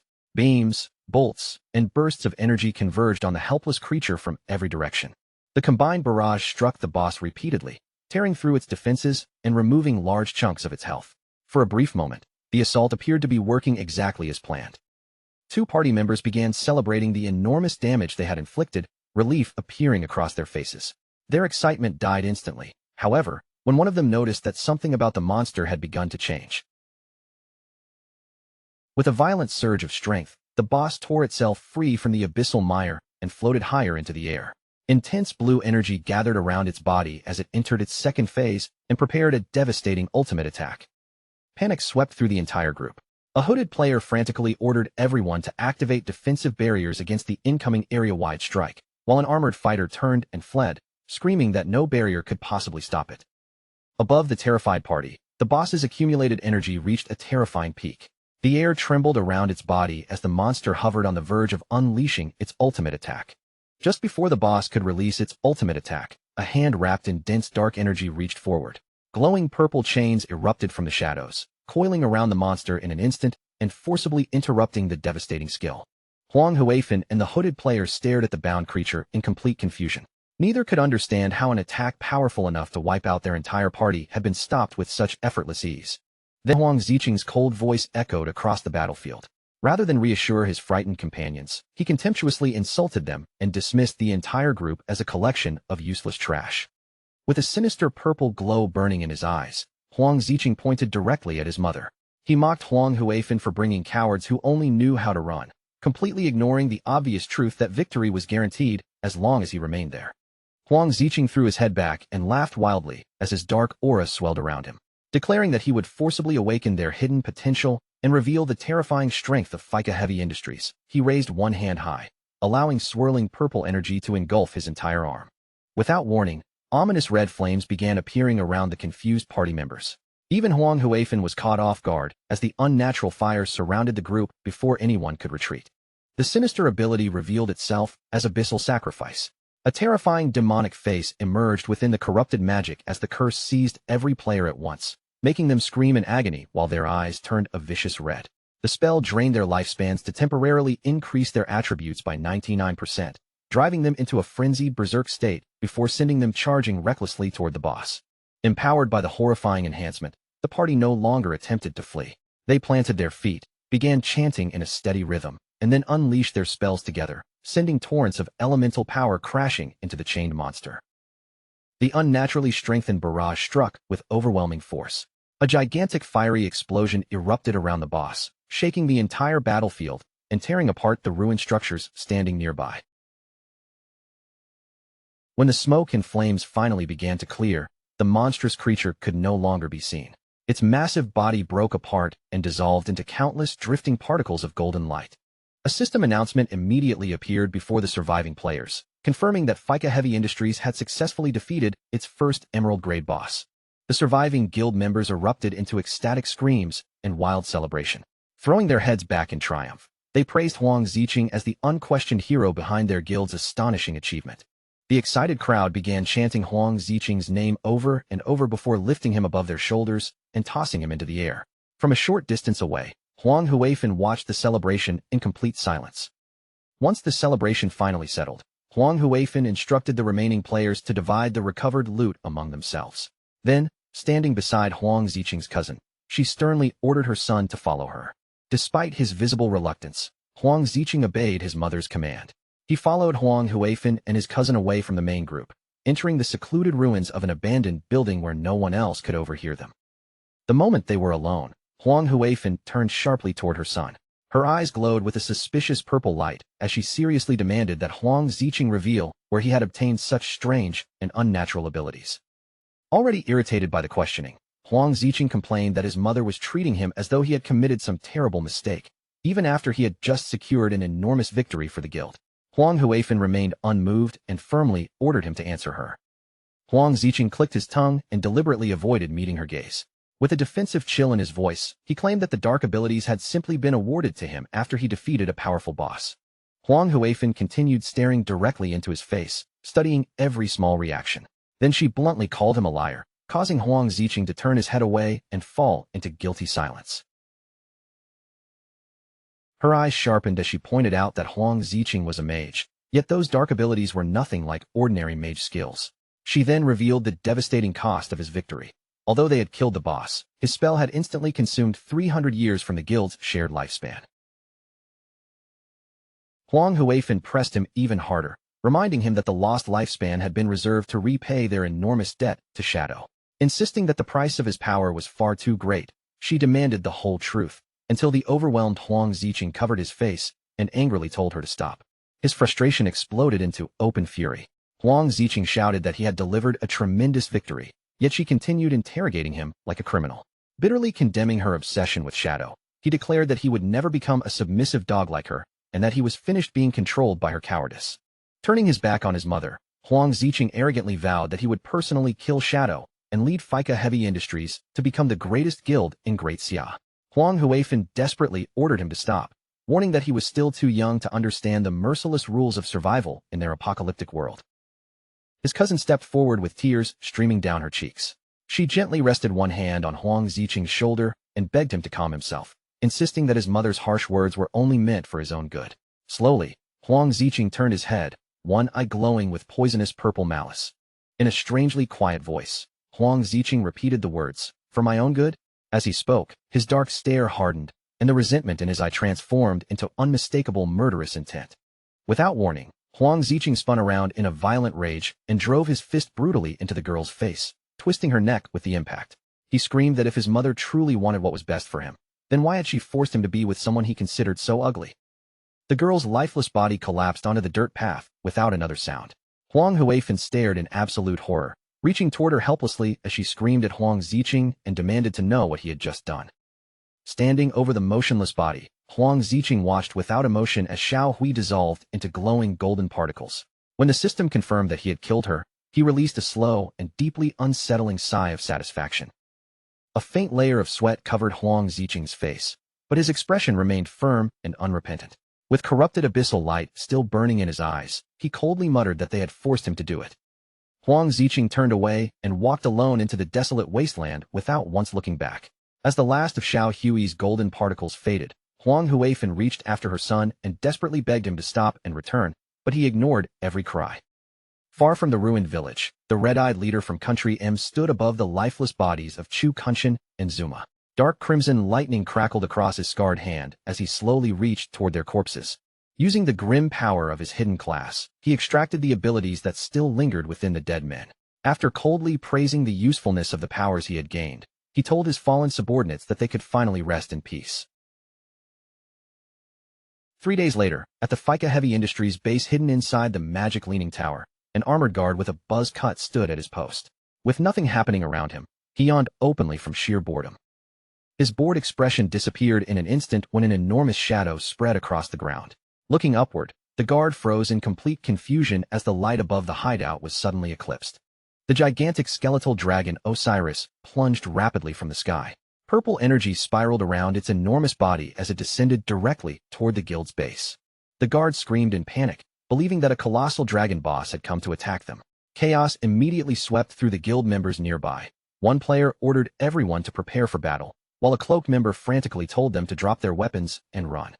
Shadow stood calmly within the swirling dark aura, his yellow eyes glowing as the crowd panicked below him. He told everyone to relax, revealed his identity, and demanded that they summon Huang Huifan, announcing that he had come to collect the 800 years of lifespan her guild still owed him. The cloaked member was horrified to realize that the legendary Shadow was the one riding the skeletal dragon. He immediately dropped to his knees and nervously apologized, explaining that Shadow had arrived at a bad time because Huang Huifan was absent, which confused Shadow since they had arranged this meeting in advance. Still kneeling and trembling, the guild member explained that Huang Huifan and her son had been involved in a severe argument 2 days earlier. Ever since that conflict, neither of them had logged back into the game, leaving the remaining guild members with no idea what had happened. The frightened player repeated that the guild leader and her son had suffered a major falling out several days ago. Since then, both of them had remained completely offline, and no one in the guild had been able to contact them. Shadow considered the situation in silence. Knowing that Huang Huifan was normally someone who honored her promises, he concluded that only a serious and unavoidable problem in the real world could have caused her to miss their appointment. Before he could investigate further, a system message suddenly appeared before Shadow. One of his contacts had sent him an urgent bounty request offering an exceptionally valuable reward. The message explained that the surviving remnants of the hunted Black Dragon Guild had escaped south and taken refuge within the Manhwa region. According to the contact, players throughout Manhwa were usually relaxed and preferred progressing at a slower pace. However, the fleeing remnants had reunited with their regional headquarters, and their combined strength had quickly become overwhelming. Their violent campaign had thrown the entire Manhwa region into chaos, forcing local officials to send an emergency request for Shadow's assistance against the purple dragon magic destroying their city. After weighing the situation, Shadow accepted the mission, noting that he had never traveled to Manhwa before. Drawing on the memories of his previous life, Shadow knew Huang Huifan was destined to lead Fika Heavy Industries into the ranks of Great Xia's strongest guilds. Believing she was not in immediate mortal danger, he instructed the guard to contact him the instant she logged back in so he could return. Shadow climbed onto the back of his enormous skeletal dragon, and Osiris immediately carried him into the sky. He messaged his contact that he would reach Manhwa within an hour, leaving the recipient stunned, since such a travel time meant the dragon could fly at supersonic speed. Meanwhile, in the real world, relentless rain poured over the gloomy skyline of the magic capital. Dark clouds smothered the city as water streamed down every road and building. Beneath the heavy downpour, a somber Huang Huifan walked alone through the storm. She searched along a muddy riverbank beneath a massive highway bridge, her clothes soaked as she continued looking through the darkness. At last, Huang Huifan found her son. Huang Ziqing sat huddled on the wet ground beneath the bridge, pressing his body against a cold concrete support while the rain continued pouring around him. As Huang Huifan drew closer through the rain, Huang Ziqing slowly lowered his head, refusing to meet her gaze. Beneath his shadowed brow, one eye shimmered with a faint blue glow, cold, unnatural, and visibly tainted by corrupting power. Keeping her voice gentle, Huang Huifan asked her son to come home with her. She had already investigated the dark power he was using and discovered that it originated from an abyssal item. Her expression then hardened as she warned him that, despite the terrifying strength those abilities granted, the corruption would gradually eat away at his sanity until nothing remained but a mindless servant of the abyss. Tears gathered in Huang Huifan's eyes as she finally admitted how badly she had failed Huang Ziqing. For far too long, she had overlooked his feelings and ignored the pressure building inside him. Only now did she understand that her neglect had driven him toward dangerous shortcuts, all because he desperately wanted to prove his worth. With genuine remorse in her voice, she confessed that she had been wrong. Standing above him beneath the pouring rain, Huang Huifan explained that she understood why he wanted their guild to become stronger. However, power and success could never be seized by recklessly rushing forward. Her gaze remained firm as she reminded him of the cruel rule governing everything in this world. Nothing was gained without paying an equal price. Huang Huifan slowly, her words finally broke through Huang Ziqing's defenses. He lifted his face toward her, tears spilling freely from his glowing purple eyes and mixing with the rain running down his cheeks. Overwhelmed by emotion, He opened his trembling lips and softly called out to his mother. Before their hands could meet, a glowing green portal suddenly spread across the wall behind them. The red-eyed leader stepped through its swirling light and shattered the fragile reunion. He warned Huang Ziqing that going home with his mother would only drag him back into the same miserable past, where every decision he made would once again remain under her control. The red-eyed leader remained in an intangible soul-walker state, his body untouchable and completely immune to damage. Fixing his crimson gaze on Huang Ziqing, he posed a far more tempting question. What would the young man choose if someone offered him enough power to turn every one of his dreams into reality? Startled and immediately on guard, Huang Huifan demanded to know who this mysterious intruder was. The red-eyed leader did not even acknowledge her. His attention stayed locked on Huang Ziqing as he promised to raise their guild above every rival in the magic capital, make Huang Ziqing the greatest mage of all, help him kill Shadow, and place him at the very top of the leaderboards. A cruel smile slowly spread across the red-eyed leader's face as he watched temptation take hold. In a calm, confident voice, he assured Huang Ziqing that granting every one of those desires would be laughably easy for someone with his power. Huang Huifan immediately stepped forward to shield her son, shouting that she would never allow some unknown stranger to deceive him. Purple magical light erupted around her as several radiant phantom chains materialized in the air. With a sharp command, she ordered the intruder to freeze where he stood. Without giving him another chance to speak, Huang Huifan thrust both hands forward. The glowing phantom chains shot across the space with tremendous force, twisting through the rain as they rushed to wrap around the red-eyed leader and bind him completely. The red-eyed leader did not flinch. He merely watched with an icy stare as the purple chains reached him, only to pass straight through his intangible body as though he were nothing more than a shadow suspended in the air. Huang Huifan froze in absolute disbelief when her spell failed to make contact. Her eyes widened as the chains continued harmlessly beyond him, and in that same instant, the red-eyed leader allowed his intangible form to drop, becoming solid once again. The moment his body regained substance, the red-eyed leader exploded forward with blinding speed. Before Huang Huifan could recover or raise another defense, he closed the distance and violently clamped one hand around her head. Using an epic-tier warrior technique he had most likely stolen from the corpse of its original owner, the red-eyed leader executed a devastating heroic throw. He swung Huang Huifan downward with brutal force, smashing her head into the ground so violently that the concrete beneath her cracked and shattered outward. With Huang Huifan injured and bleeding beneath him, the red-eyed leader looked down at her with open contempt. He claimed he had expected far more from the head of one of Great Xia's leading guilds. Mocking her grand ambitions, he sneered that someone possessing such pathetic strength could never hope to turn her dreams into reality. The red-eyed leader then turned his attention back to Huang Ziqing.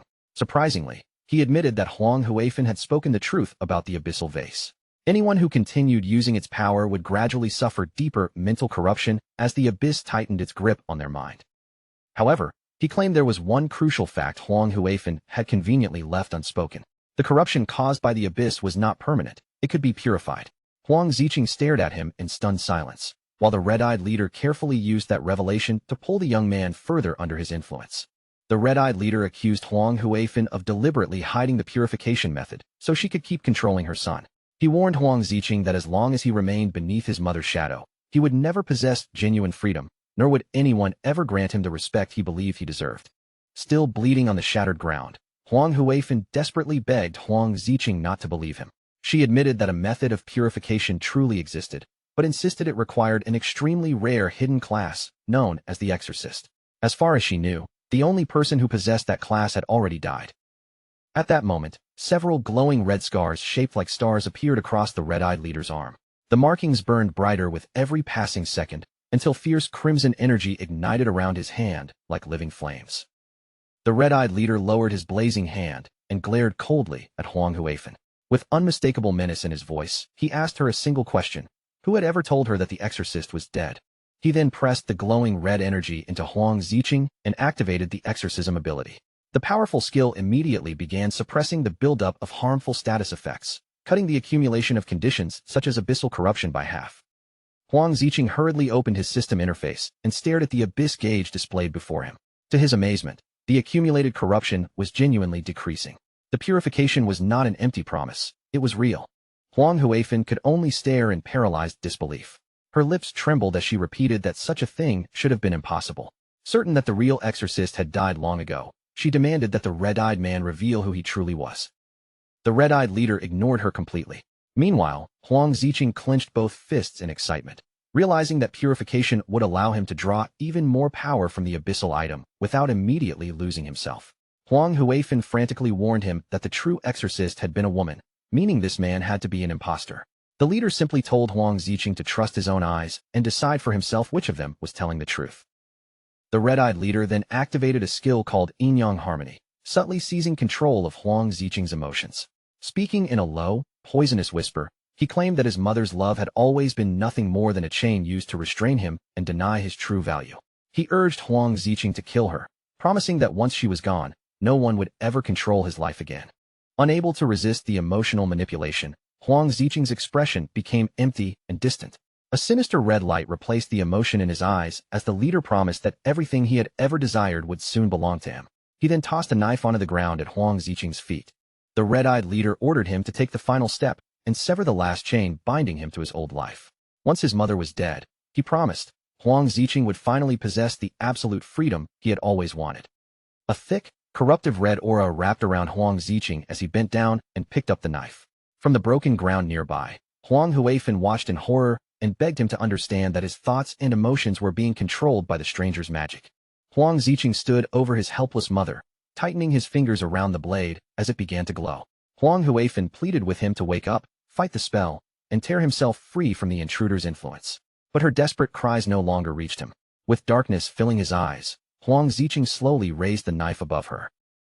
Too weak to move, Huang Huifan called her son's name one final time. Huang Ziqing showed no hesitation. His arm came down ruthlessly, driving the weapon toward the woman who had begged him to return home only moments earlier. The glowing blade tore downward in a savage arc, and Huang Ziqing delivered one brutal, merciless slash. With the bloodied knife still clutched in his hand, Huang Ziqing turned toward the red-eyed leader. Not a trace of remorse remained on his face. He demanded to know whether the man would truly help him obtain everything he wanted, and the leader calmly confirmed that he would. Dark magic consumed what remained of Huang Ziqing's restraint, twisting his face into a deeply disturbing, maniacal smile. Thrilled by the path now open before him, he told the red-eyed leader that they should begin immediately and eagerly asked what needed to be done next. Huang Ziqing burst into laughter as he stood over his mother's lifeless body, the bloody knife hanging loosely from his hand. With his old emotions seemingly erased, he looked toward the red-eyed leader and asked him to reveal their plan. The red-eyed leader raised one of his magical cards between his fingers and activated it. Crimson light spilled from its surface as the card released a completely new ability into the night. Drawing on a divination skill he had stolen from someone else, the leader projected an enormous glowing red portal high into the sky. Huang Ziqing stared upward in shock as the swirling vision expanded above them. Within the portal, a catastrophic prophecy unfolded. A colossal meteor wrapped in raging fire tore across a blood-red sky, descending toward the world below. The vision carried an ominous warning. The abyss would devour the heavens, while a crimson star would rise to destroy every trace of darkness. Huang Ziqing remained motionless beneath the apocalyptic image, staring at the fiery destruction with confusion and unease. He could see the terror contained within the prophecy, but he had no idea what its cryptic warning truly meant. The red-eyed leader explained that the coming power would spread across all of Great Xia, leaving no place where anyone could hide, not even Shadow. Yet the darkness destined to be destroyed remained uncertain. It might refer to Shadow, he warned, or it might just as easily refer to Huang Ziqing himself. Cold sweat immediately formed across Huang Ziqing's face. Only then did he grasp the horrifying implication hidden inside the prophecy. When that inevitable catastrophe arrived, he could be one of those who died beneath it. The leader assured him that although the coming event could not be prevented, survival was not decided by fate alone. Human effort could still change who lived and who perished. He advised Huang Ziqing to use the abyssal power at his disposal to rapidly expand his guild's strength before the inevitable confrontation with Shadow. After finishing his warning, the red-eyed leader summoned another glowing crimson card into his palm. He held it out toward Huang Ziqing, silently placing yet another source of power into the young man's hands. With his newest pawn finally set into motion, the red-eyed leader turned away and disappeared into the mist-covered night. Before vanishing from sight, he promised that when the proper moment arrived, he would return and find Huang Ziqing again. Left alone beneath the darkness, Huang Ziqing no longer attempted to resist the corruption inside him. His eyes burned with a deep crimson glow as he fully accepted the mission he had been given and surrendered himself to his new path. Huang Ziqing gathered the dark magic within his body and extended one hand over his mother's corpse. Swirling red energy poured from his palm, spreading across Huang Huifen's motionless form as he began casting the abyssal puppet spell. The abyssal energy forced its way into Huang Huifen's body, making her scream as her eyes suddenly ignited with a terrifying red glow. The forbidden spell dragged her back as an undead puppet, preserving every ability she had possessed while alive, but binding her will completely to Huang Ziqing. Huang Ziqing stood behind his reanimated mother as she turned toward him and obediently asked for her master's instructions.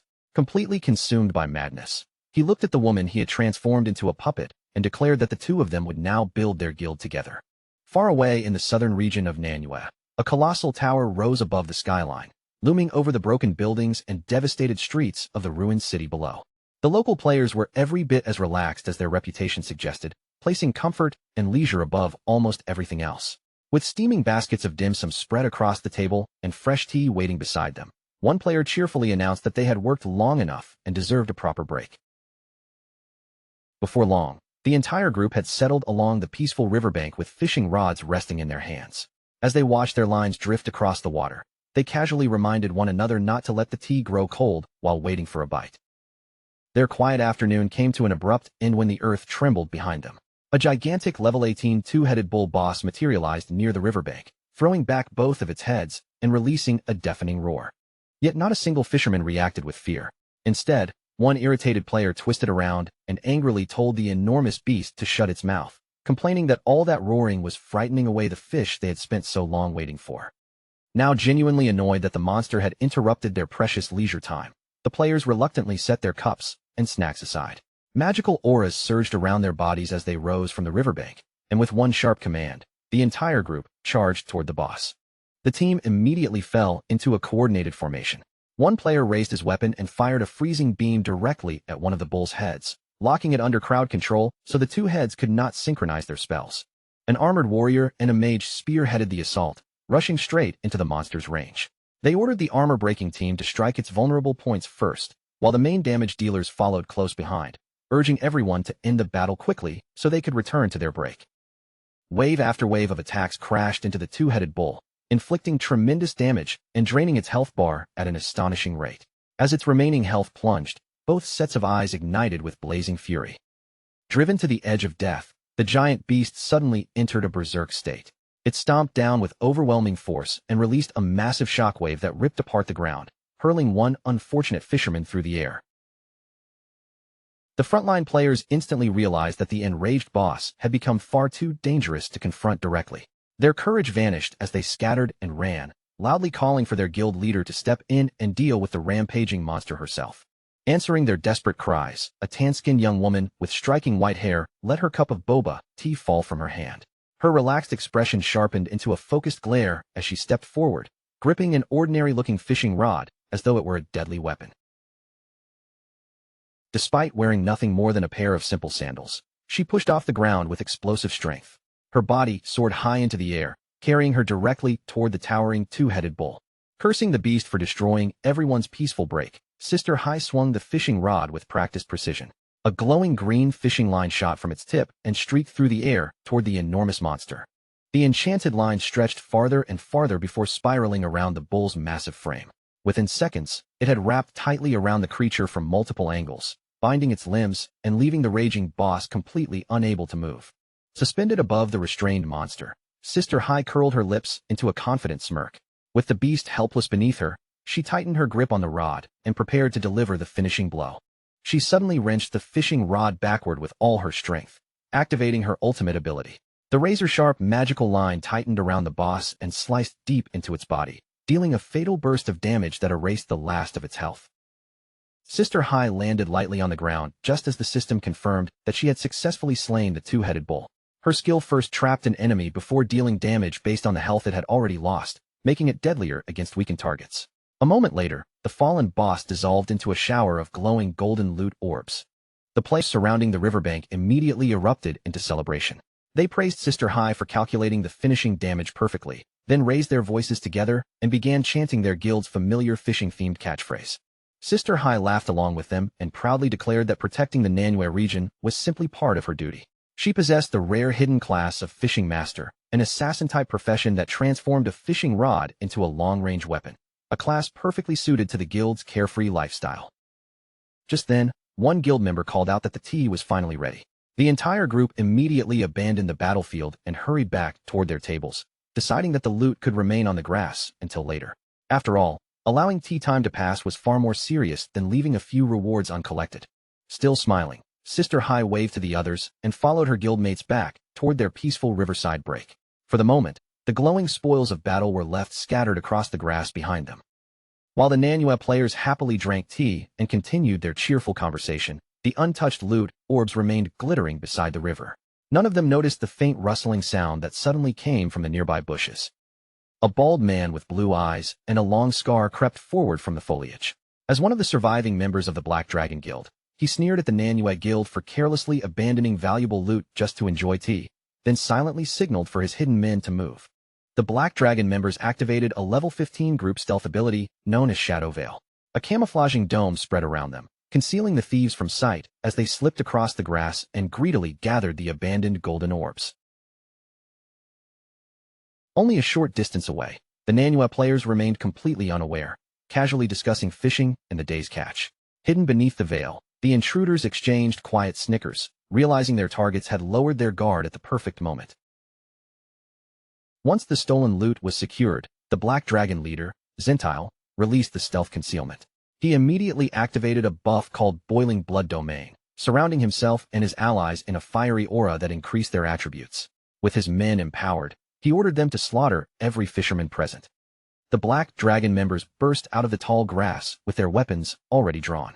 They charged straight into the unsuspecting Manhwa players, catching Sister Hai and the rest of her relaxed guildmates completely unprepared for the sudden ambush. Zentile rushed to the front of the attack and raised his blade overhead. Beneath him, Sister Hai and one of her terrified guildmates stared up in shock as he prepared to cut them down. In an instant, the peaceful tea gathering descended into complete chaos. The attackers laughed and screamed for blood while swinging their weapons wildly. Players cried out in panic, tables overturned, cups shattered, and fragments of debris were sent flying across the riverbank. Standing triumphantly amid the stolen loot and the wreckage of the ambush, Zentile tightened his fists in satisfaction. He declared that this was exactly how the pigs of Great Xia deserved to be hunted down. His celebration ended almost immediately when one of his subordinates suddenly shouted a warning. Something was approaching from high above them, and it was descending toward the battlefield at an incredible speed. Zentile snapped his head upward, and panic flashed across his face the moment he recognized the incoming threat as Shadow. Realizing the reports from the Magic Capital survivors had been true, he urgently ordered his men to reactivate Shadow Veil and retreat before it was too late. High in the sky, Shadow's gigantic skeletal dragon, Osiris, folded into a steep dive. The enormous undead mount plummeted toward the ruined city before crashing down with enough force to shake the surrounding streets. Shadow stood firmly upon Osiris's back, his eyes glowing with a piercing yellow light as he surveyed the strangely deserted battlefield. Finding no obvious enemies waiting below, he wondered whether he had arrived after the fight was already over. When Shadow noticed several uncollected orbs still lying across the ground, he quickly concluded that the enemy must have received an early warning and fled in a panic. What confused him was how anyone had detected his approach at all, since he had traveled there under absolute stealth. The surviving Manhwa players were seething with anger after the attack. One member cursed the Foreign War God Guild for relying on such shameless tactics, furious that their brothers had been assaulted and the boss rewards they had worked for had been stolen. Sister Hai was just as enraged. Her fingers tightened around her fishing rod as she called the attackers nothing but animals. They had been too cowardly to challenge her guild face to face, choosing an ambush so sudden that the Manhwa players never even had a chance to retaliate. The group's despair finally lifted when one guild member announced that the official forces had sent the legendary Shadow to support them. With someone as powerful as Shadow involved, he confidently assured everyone that they finally had a real chance of catching the foreign attackers. Only moments later, the same guild member came rushing back with even more exciting news. Shadow and the officials had already reached the familiar riverbank where the Manhwa players usually gathered to drink tea. The instant they heard that, the excited Manhwa players raced through the ruined city streets toward the river. Each of them was eager to meet the famous player they had previously only dreamed of seeing in person. Osiris slowly descended above the riverbank, its enormous skeletal body casting a terrifying shadow over everyone below. Sister Hai and the female official beside her could only stare upward in awe, both frightened and deeply impressed by Shadow's epic great mount. The long, dark-haired female official known as a wisp of smoke stepped forward with Sister Hai to greet Shadow. After Sister Hai introduced the Kaizi Alliance, the official drew Shadow's attention to something unusual. The attackers had escaped in such a hurry that they had not even collected the lifespan scattered across the ground. Shadow agreed that the detail was suspicious. The enemy had abandoned valuable lifespan and retreated without hesitation, which meant they had somehow known he was approaching. His supposedly undetectable arrival had clearly been compromised. Still standing atop his skeletal dragon, Shadow considered the possibilities. Either someone within the official ranks was secretly leaking information, or the enemy possessed a hidden class capable of tracking his movements. He then asked a wisp of smoke to explain the current situation in Manhwa. A wisp of smoke began by outlining the region's balance of power. She explained that the official forces and Sister High's guild were currently the two strongest groups in Manhwa. The attackers, meanwhile, belonged to the War God Guild, a relatively small faction made up mostly of foreign players. She added that the enemy had an assassin capable of using an advanced group stealth skill, which was the main reason the officials had repeatedly failed to capture them. In the past, however, the War God Guild had been weak and insignificant, limiting itself to minor theft and petty trouble. Everything changed when the remaining members of the Magic Capital's Black Dragon Guild entered the region and joined forces with them. After forming that alliance, the War God Guild suddenly began massacring players without restraint, and Sister High's group had already become their seventh target that very day. Shadow quietly processed everything she had told him. The surviving Black Dragon members were far too weak to create this much chaos through strength alone, so he concluded that there had to be another reason behind the War God Guild's sudden and unusually violent rampage. The official nodded in agreement and shared the results of their investigation. The attackers' behavior made no sense if profit was their only motive. They slaughtered everyone they encountered, including harmless low-level players, and frequently left valuable lifespan behind simply to guarantee a clean and safe escape. A wisp of smoke explained that the enemy's reckless massacres had caused their kill value to soar at an alarming rate. That penalty prevented them from leveling up and guaranteed. Shadow listened without interrupting, quietly reviewing everything he knew about the game's punishment for murder. Once a player accumulated excessive kill value, their progression would be forcibly halted, and death would make them lose all the lifespan they carried. Worse still, the system imposed increasingly severe penalties as that value continued rising, with every new level of bloodshed bringing harsher and more dangerous restrictions. What troubled Shadow most was the final consequence waiting at the highest levels of kill value.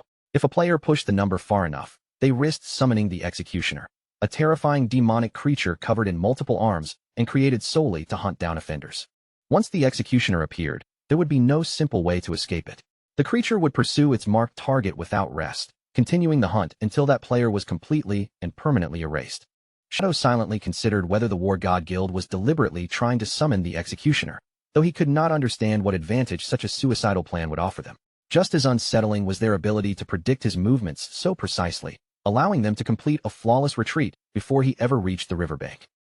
Searching through his memories, Shadow realized that only the diviner class possessed the power to glimpse future events. The sole diviner he had ever known was Theodore, the man Shadow himself had assassinated during the ambush aboard the airplane. Then a chilling possibility struck him. Shadow remembered that he had not activated his weapon's special curse to inflict permanent death on Theodore. That meant someone from Country M might possess a rare item or hidden class capable of exploiting the dead, allowing them to seize Theodore's corpse and steal the diviner's prophetic abilities. Determined to uncover exactly where the leaked information was coming from, Shadow looked down from the back of his skeletal dragon. He asked a wisp of smoke and Sister High to tell him the precise location of the War God Guild's hideout. A wisp of smoke revealed that their headquarters was an underground industrial complex known as the Blood Slaughterhouse. She immediately warned Shadow against entering it carelessly. Her forces had raided the facility once before, only to encounter powerful high-level traps that delayed them at every turn while the enemy slipped away with ease. Shadow showed no concern over the warning and calmly told her to lead him there. If they wanted to expose the enemy's true objective and discover how his arrival had been predicted, they only needed to break into the base and capture a single member alive for interrogation. Beneath the ground, the Blood Slaughterhouse stretched through a grim industrial facility bathed in sinister red light. Armed guards moved constantly through its metal corridors, patrolling every entrance and keeping watch over the hidden base. Deep inside the underground complex, a dark-skinned man with a tribal tattoo and glowing red eyes approached Zentile, the surviving leader of the Black Dragon Guild.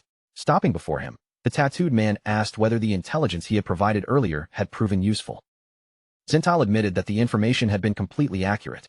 Shadow had descended from the sky at exactly the predicted moment, just as the warning had claimed. Without that early notice, Zentile acknowledged that he and every one of his men would have been slaughtered before they could escape. The tattooed man's crimson eyes gleamed as a satisfied smirk crossed his face. He repeated Theodore's original prophecy, speaking of a pitch-black dragon knight arriving in silence, the fortunate few escaping in time, and an ominous crimson star eventually descending to wipe away every trace of darkness. With growing excitement, he told Zentile that the prophecy's first stage, delivered to them by their mysterious lord, had already come true through Shadow's arrival. He insisted that once they accumulated enough kill value, they would summon the ominous star itself and use its power to annihilate Shadow. Balancing on the bandaged stump where one of his legs had once been, the tattooed man declared that Shadow's death was now unavoidable. Once Great Xia, bitterness filled his voice as he recalled everything that had happened to them. Shadow and the officials of the magic capital had driven their guild all the way to the Manhwa border and killed Theodore along the way. Even after that, Shadow had continued hunting them relentlessly, cornering them in Manhwa until they had nowhere left to run. The tattooed man's face twisted with hatred as those memories flooded back. Trembling with rage, he swore that every humiliation, injury, and loss he had suffered would eventually be repaid through revenge. He began naming the people he intended to target once Shadow was finally dead. His first victim, he declared, would be the young pink-haired witch belonging to the Sky Guild. Blaming Shadow's allies for the loss of both his arm and leg, the tattooed man pictured Lin Qingyu next. His expression grew increasingly vicious as he promised to seize the magic capital official by the hair and tear it violently from her head. At last, his thoughts turned toward Captain Inyu, the official from Jianghai. With a depraved grin, he began describing in graphic and hateful terms exactly what he planned to do to her once their side achieved victory. Zentile and the men around him responded with dark laughter, clearly entertained by the tattooed man's gruesome fantasies. Zentile admitted that the violent speech had stirred up everyone's bloodlust, but as the laughter faded, suspicion slowly hardened his expression. He confronted the tattooed man with an obvious flaw in the story. Theodore, the only diviner they had known, had already been killed by Shadow. If Theodore was truly dead, then there should have been no way for them to obtain any new prophecies. Zentile pressed the issue, refusing to trust empty promises. He demanded real proof that the prophecy was genuine and not simply a trick designed to turn the Black Dragon survivors into disposable pawns while the foreigner escaped safely back to his homeland. Rather than become offended, the tattooed man merely smirked. He told Zentile that he understood the suspicion perfectly because he had once carried those exact same doubts, at least until the day he personally met their lord. To erase the remaining uncertainty, the tattooed man produced a magical card from his belongings. Red flames suddenly ignited across its surface, and he raised it before the cautious Zentile, telling everyone present to watch closely. Announcing that he would immediately return to Country M, the tattooed man activated the burning card. Crimson energy surged upward, and a red spatial portal rapidly formed in the air above him. One of the bald Black Dragon members stared at the portal in disbelief. He instantly recognized the magic being used as one of the abilities that had originally belonged to Theodore. However, instead of simply carrying the tattooed man away, a figure wrapped in dark, flame-like energy stepped out from the portal. The tattooed man froze in astonishment, immediately recognizing the arrival as the mysterious lord he had been praising. The newcomer was none other than the red-eyed leader. He turned his attention towards Zentile, and as he addressed the Black Dragon leader directly, a glowing blue holographic screen materialized in the air before him. Zentile stared at the floating display with widened eyes, momentarily unable to speak as he tried to understand what he was seeing. The screen displayed a live image of the tattooed man, now standing near the Statue of Liberty. A clear message appeared alongside the feed, confirming that he had successfully returned to Country M. As Zentile watched the live broadcast, tears of disbelief gathered in his eyes. Intercontinental teleportation was real. The red-eyed leader had not merely opened a portal. He had used Theodore's ability to exchange positions with the tattooed man across an enormous distance. Faced with power that seemed almost divine, Zentile and his followers immediately dropped to their knees. Overwhelmed with awe, Zentile pledged his absolute loyalty to the mysterious leader and begged the man to return them safely to their homeland as well.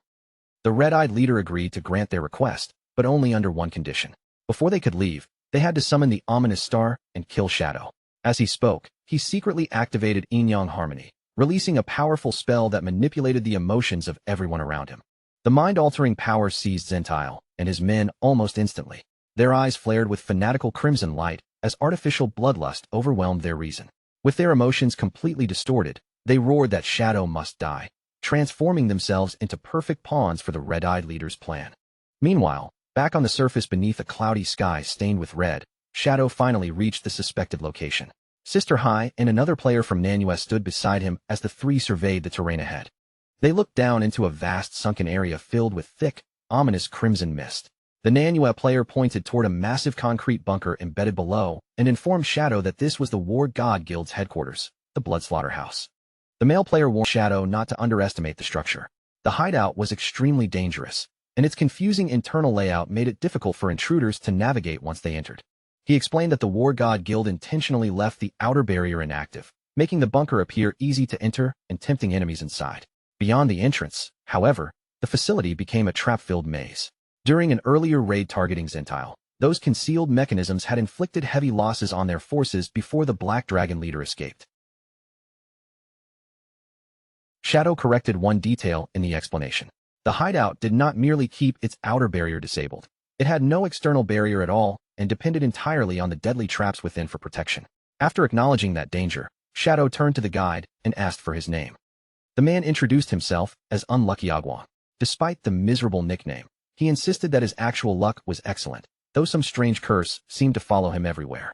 Teams around him frequently died, bosses suddenly went berserk, and his companions somehow triggered traps without fail. He added that a wisp of smoke had sent him to act as their guide in exchange for a generous reward. Sister Hai angrily explained that the War God Guild itself was not particularly strong. The real problem was its heavily fortified bunker and the guild's cowardly habit of striking without warning before retreating. Those tactics had prevented the authorities from forcing them into a fair battle and wiping them out. The bunker's internal alarm system created another serious obstacle. The instant anyone broke into the facility, Zentile would receive an immediate warning, giving the Black Dragon leader more than enough time to flee before the attackers could reach him. Shadow dismissed their concerns with complete confidence. Hideouts like this were powered and controlled by a central crystal. If he seized that crystal, ownership of the entire base would transfer to him, leaving the enemy without shelter and making them much easier to eliminate. Shadow instructed Sister Hai and Unlucky Agwang to remain safely outside on the cliff while he entered the bunker alone. He had barely taken a step toward the edge when Agwang quickly moved forward and stopped him. Sister Hai volunteered to accompany Shadow and serve as his guide, warning that attempting to face the hidden traps alone would be unnecessarily dangerous. Agwang agreed, pointing out that her experience during the previous failed raid would help them recognize the bunker's defenses. After considering it, Shadow accepted Sister Hai's offer to lead the way. Shadow then turned toward Unlucky Agwang and bluntly stated that he had no intention of letting the man's terrible luck sabotage the mission. Flushing with embarrassment, Agwang insisted that his nickname was only a joke.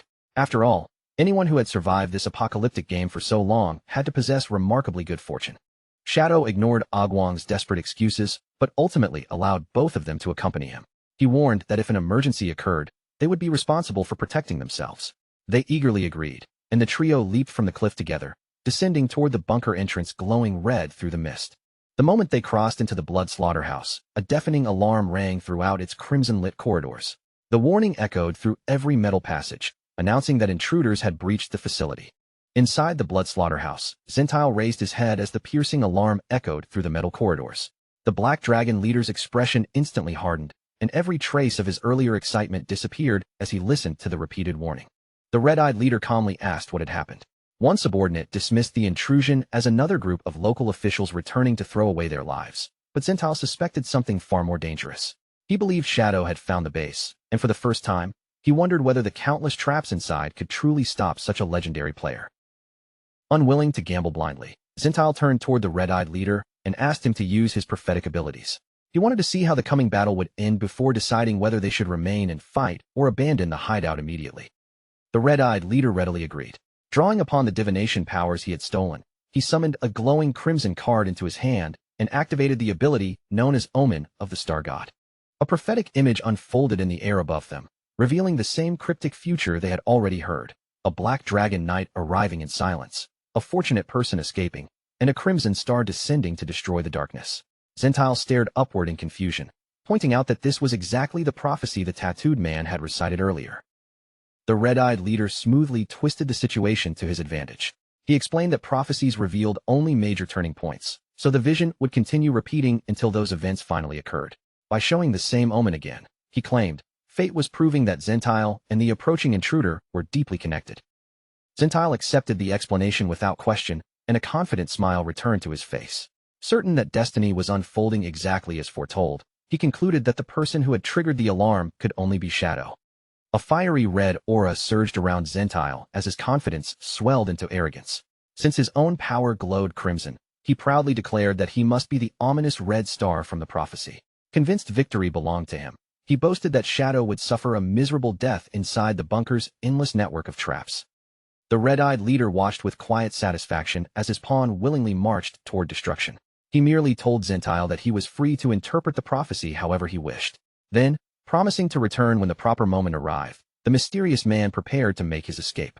A red spatial portal opened as the leader activated his teleportation ability and vanished, exchanging places with the tattooed man in Country M. The crippled man tumbled out of the portal and landed inside the hideout, while the completely unsuspecting Zentile greeted him with delighted enthusiasm. The tattooed man immediately understood the cruel truth. His lord had never intended to take him home. He had merely been used as a tool so the leader could escape instead. Zentile remained blind to the terror on his face and excitedly asked him to help kill Shadow, still convinced that he himself was the prophesied Crimson Star. The tattooed man stared at Zentile as though he had lost his mind. Having witnessed Shadow's overwhelming strength firsthand, he knew exactly how terrifying their enemy was. Panic rose inside him as he realized Zentile genuinely believed their scattered forces could defeat that unstoppable monster. Meanwhile, Shadow, Sister Hai, and unlucky Agwang descended into the enormous industrial depths of the blood slaughterhouse. The moment they landed, thick crimson mist curled around their legs, filling the surrounding chamber with an ominous and suffocating atmosphere. Sister Hai suddenly raised a hand and stopped the others from moving any farther. She warned Shadow that they had entered an extremely dangerous trap chamber, the very place where her forces had suffered devastating losses during their previous raid. Pulling out a map, Sister Hai pointed toward a narrow trail of tiles glowing faintly blue across the floor. She instructed both men to follow that marked route exactly if they wanted to cross safely, warning them not to place a foot anywhere outside the designated path. Shadow stepped onto the blue tiles without the slightest hesitation and calmly followed the route across the chamber. Behind him, a visibly nervous, unlucky Agwang moved with far greater caution, carefully placing each foot where Sister Hai directed him. After all three reached the other side safely, Agwang finally released the breath he had been holding. Curious about the danger they had avoided, he turned to Sister Hai and asked what would happen if someone accidentally stepped on the wrong tile. Sister Hai explained that concealed spikes would instantly burst from the floor and impale whoever made the mistake. To demonstrate, she picked up a heavy rock and hurled it onto one of the dark tiles outside the glowing blue route. The stone crashed heavily against the tile, producing a sharp bang that echoed throughout the enclosed chamber. Then came an uncomfortable silence. Shadow, Sister Hai, and Agwang all stared at the rock lying motionless on the dark tile, but no spikes appeared and no mechanism activated. The supposedly deadly trap had done absolutely nothing. Shadow glanced at Sister Hai and calmly asked whether she was certain this room actually contained traps. Her face tightened with frustration as she insisted she was telling the truth, declaring that she had personally been killed 6 times in this exact chamber. Determined to prove she had not imagined any of it, Sister Hai marched onto the dark section of the floor and began stomping stubbornly across the tiles. With every harmless step, her confusion grew, and she angrily wondered why none of the mechanisms were responding. Agwang gave Shadow an embarrassed look and apologized for Sister Hai's increasingly wild behavior. Since the traps appeared to be broken, he suggested they stop wasting time and continue farther into the bunker. Believing the chamber was now harmless, Agwang casually stepped onto an ordinary-looking tile ahead. The instant his foot touched the surface, a loud mechanical click rang out, and the floor beneath them suddenly blazed with an ominous red warning light. Agwang's strange bad luck curse immediately took effect. Deadly black spikes exploded upward from the floor with terrifying force, yet somehow they avoided Agwang completely. Instead, they erupted beneath Sister Hai and impaled her while she was still stomping across the nearby tiles. Agwang stared at the scene with his mouth hanging open, utterly horrified by what had happened. He screamed in confusion, unable to understand why the trap triggered by his own mistake had ignored him and attacked his teammate instead. Sister Hai died on the spot, her body dissolving into a cluster of glowing golden orbs. Agwang hurriedly apologized to his fallen guide, overwhelmed with guilt, while Shadow remained perfectly composed and said they only needed to wait for her to respawn and return. Examining the activated mechanism, Shadow confirmed that Sister Hai had not been lying about the danger. The enemy had apparently altered the trap configuration after the earlier raid, changing the chamber's settings so that the route once considered safe had now become part of the killing mechanism. With the maze capable of changing its own defenses, their old information was now completely unreliable. Shadow ordered Agwang to collect Sister Hai's remaining orbs and leave the blood slaughterhouse immediately before his curse caused another disaster. High above the chamber, Zentile and his men watched everything from a concealed observation room. Seeing Shadow clearly through their surveillance equipment, they finally confirmed that the famous player himself had entered the base. A vicious grin spread across Zentile's face when he heard Shadow ordering a retreat. He mocked the intruders for believing they could simply turn around and walk out after stepping into a trap designed by the Black Dragon Guild. Without giving them another second to react, Zentile raised his fist and slammed it down onto a large crimson button built into the control panel. Heavy machinery groaned somewhere beneath the chamber. Shadow and Agwong both reacted to the sudden noise, but before either could move, the floor directly under their feet split apart. An enormous trapdoor dropped open beneath the two players. With nothing left to support them, Shadow and Agwong plunged helplessly into the dark depths of the underground base. Agwong screamed uncontrollably as they fell through the seemingly endless shaft. Shadow, by contrast, remained completely calm, adjusting his body in midair and positioning himself for a controlled landing. They finally struck the bottom. Agwong crashed painfully onto his back, while Shadow landed cleanly on both feet without losing his balance. When they looked around, they found themselves trapped inside a dark chamber whose walls were stained with old blood. Agwong slowly sat up, groaning in pain as blood trickled from his nose. Before he could recover, harsh static crackled somewhere in the room, causing Shadow to turn his gaze toward the source. A large screen mounted on the blood-covered wall suddenly flickered to life. Through a concealed speaker, a distorted voice welcomed Shadow into their home with exaggerated surprise, as though his arrival had been completely unexpected. The static gradually cleared, revealing a live transmission of Zentile. Now wearing a deeply unsettling mask, the Black Dragon leader leaned toward the camera and announced that he had prepared a special game for Shadow. From behind the grotesque mask, Zentile offered Shadow another eerie welcome. His twisted voice echoed through the bloody chamber as he savored having the famous player trapped inside his territory. Zentile introduced the challenge and directed their attention toward the enormous circular saws mounted along the walls. Agwong recoiled at the sight of the spinning blades, while Zentile ordered both players to stand inside the separate circles marked on the floor. Shadow showed no fear and calmly stepped into his assigned circle.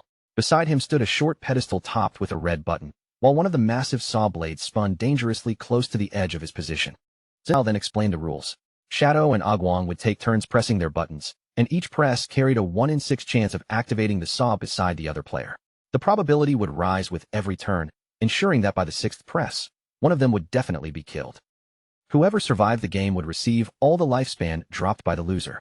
After claiming the reward, the winner would supposedly be allowed to leave the chamber unharmed. Agwong immediately scoffed at the setup and pointed out what seemed like an obvious weakness in Zentile's plan. Even if he died, he would simply respawn, and Shadow could return the lost lifespan afterward as though nothing had happened. Growing more confident, Agwong declared that Shadow was practically invincible anyway. He doubted an ordinary circular saw could so much as leave a scratch on someone with that level of power. Shadow offered no response and continued observing the room in silence.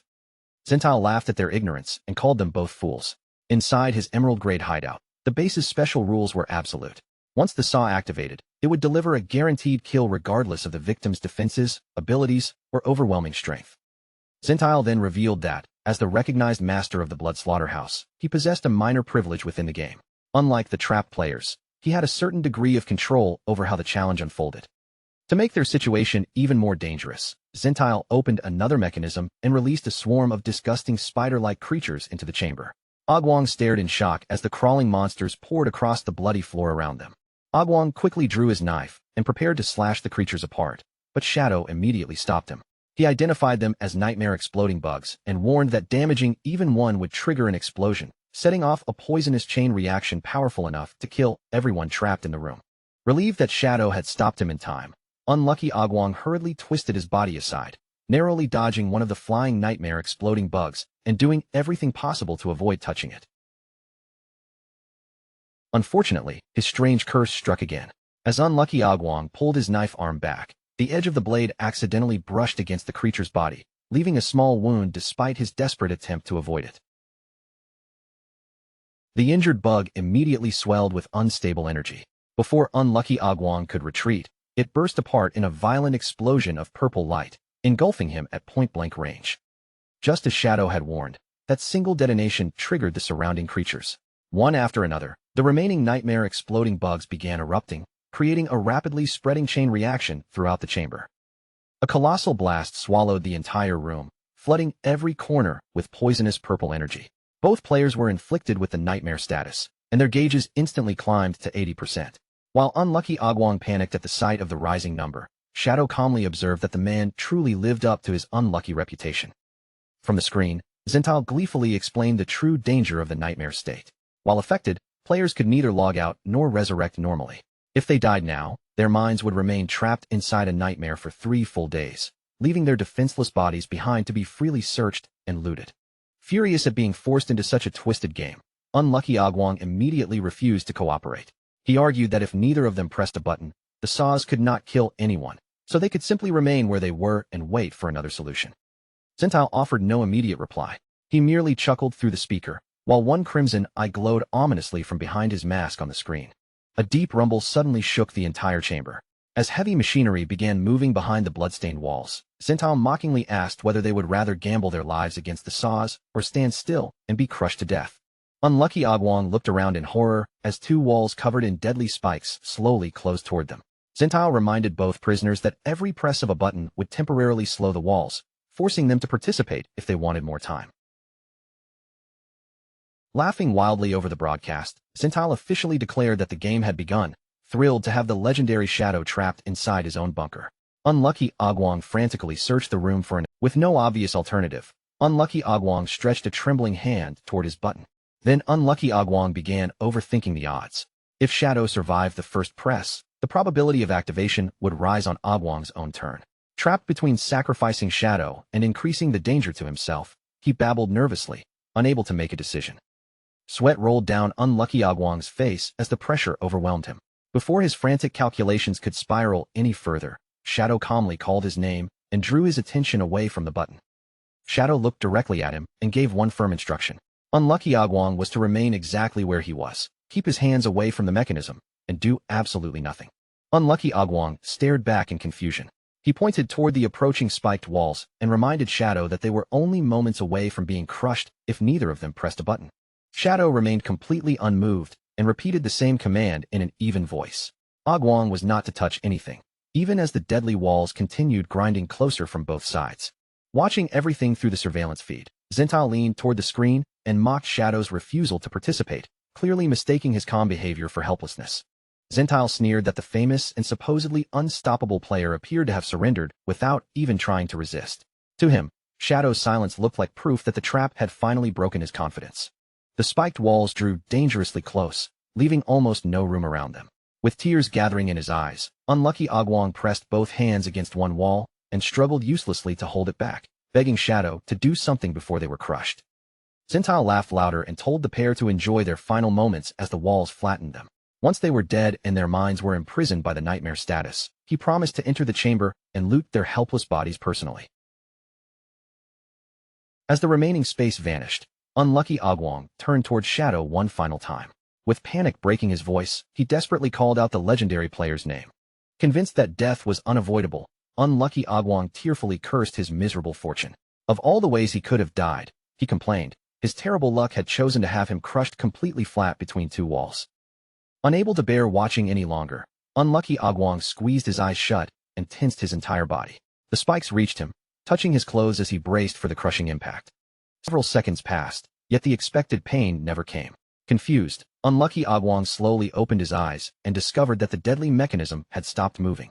The spiked walls and enormous saw blades had frozen only inches from their bodies. Zintal's furious voice erupted through the speaker as he cursed the machinery and demanded to know why every trap had suddenly stopped working. A series of system notifications appeared before him, announcing that the blood slaughterhouse had been successfully breached and its central core had been stolen. Zintal stared at the messages in stunned disbelief. Before Zintal could react to the warning, one of Shadow's small spectral dragons burst into the control room and attacked him. The entire ambush unfolded clearly on the live broadcast still playing inside the trap chamber. A final system message confirmed that possession of the central crystal had transferred complete ownership of the blood slaughterhouse from Zintal to Shadow. Still pinned between the motionless walls, unlucky Agwong stared at the screen in amazement. Shadow had somehow captured the enemy's entire base without taking a single step from his circle. Shadow remained unfazed as light flickered within his eyes. Through their telepathic connection, he contacted Osiris and calmly asked why the operation had taken 1 minute longer than his original calculation. Only then did the full strategy become clear. While Zintal had been focused on tormenting them with his deadly game, Shadow had secretly summoned 12 spectral wyverns elsewhere inside the bunker. The small dragons had slipped past the facility's traps without drawing attention. Moving through routes the human intruders could not use, they infiltrated the upper levels and ambushed the guild members inside the control room. Outside the bunker, the gigantic skeletal dragon Osiris apologized for the slight delay. He explained that the blood slaughterhouse contained an unusually complicated maze and numerous guards, forcing the spectral wyverns to take longer than expected to reach their target. Despite that delay, Osiris confirmed that the operation had succeeded. Inside the base, one spectral wyvern was already carrying away the stolen core crystal, while the others had captured Zentile alive without setting off the bunker's alarms. Shadow ordered one of the wyverns to disable every remaining trap and open a safe route through the facility. The small dragon immediately obeyed, landing before them and leaving unlucky Agwong staring at its unexpected appearance in astonishment. As the spectral wyvern began guiding them through the newly opened passage, unlucky Agwong finally understood what had happened. Shadow had prepared the entire infiltration strategy before any of them had even stepped inside the bunker. He realized that Zentile's deadly game had never been the real battle. Shadow had deliberately allowed the enemy to focus on them, using himself and Agwong as bait, while the spectral dragons quietly seized control of the hideout. Shadow confirmed that Agwong had understood correctly. However, he added that the operation would have proceeded far more smoothly if Agwong's terrible luck had not caused the nightmare exploding bugs to detonate.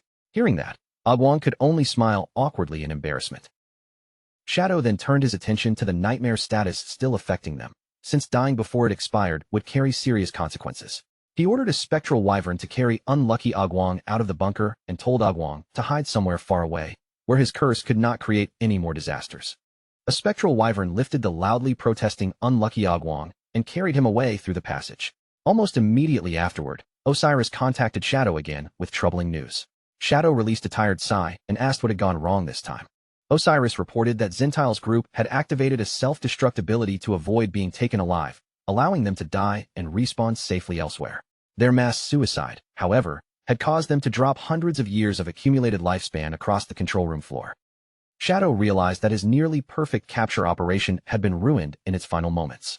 With resignation, he concluded that unlucky Agwong's curse was not merely inconvenient. It was a genuinely terrifying power capable of destroying even the most carefully prepared plan. After completing her respawn, Sister Hai returned and found Shadow standing outside the bunker. Staring at the blood slaughterhouse in amazement, she asked how the enemy stronghold had somehow become his property during the brief time she had been gone. Sister Hai then started asking what had happened to unlucky Agwong. Shadow immediately interrupted her and warned her not to speak the man's name aloud, unwilling to risk attracting another wave of inexplicable bad luck. Shadow tossed a golden ownership key towards Sister Hai, who caught it with sparkling eyes. He explained that he had already reached the maximum number of hideouts he could possess, so he was transferring the blood slaughterhouse to her guild and the Manhwa officials.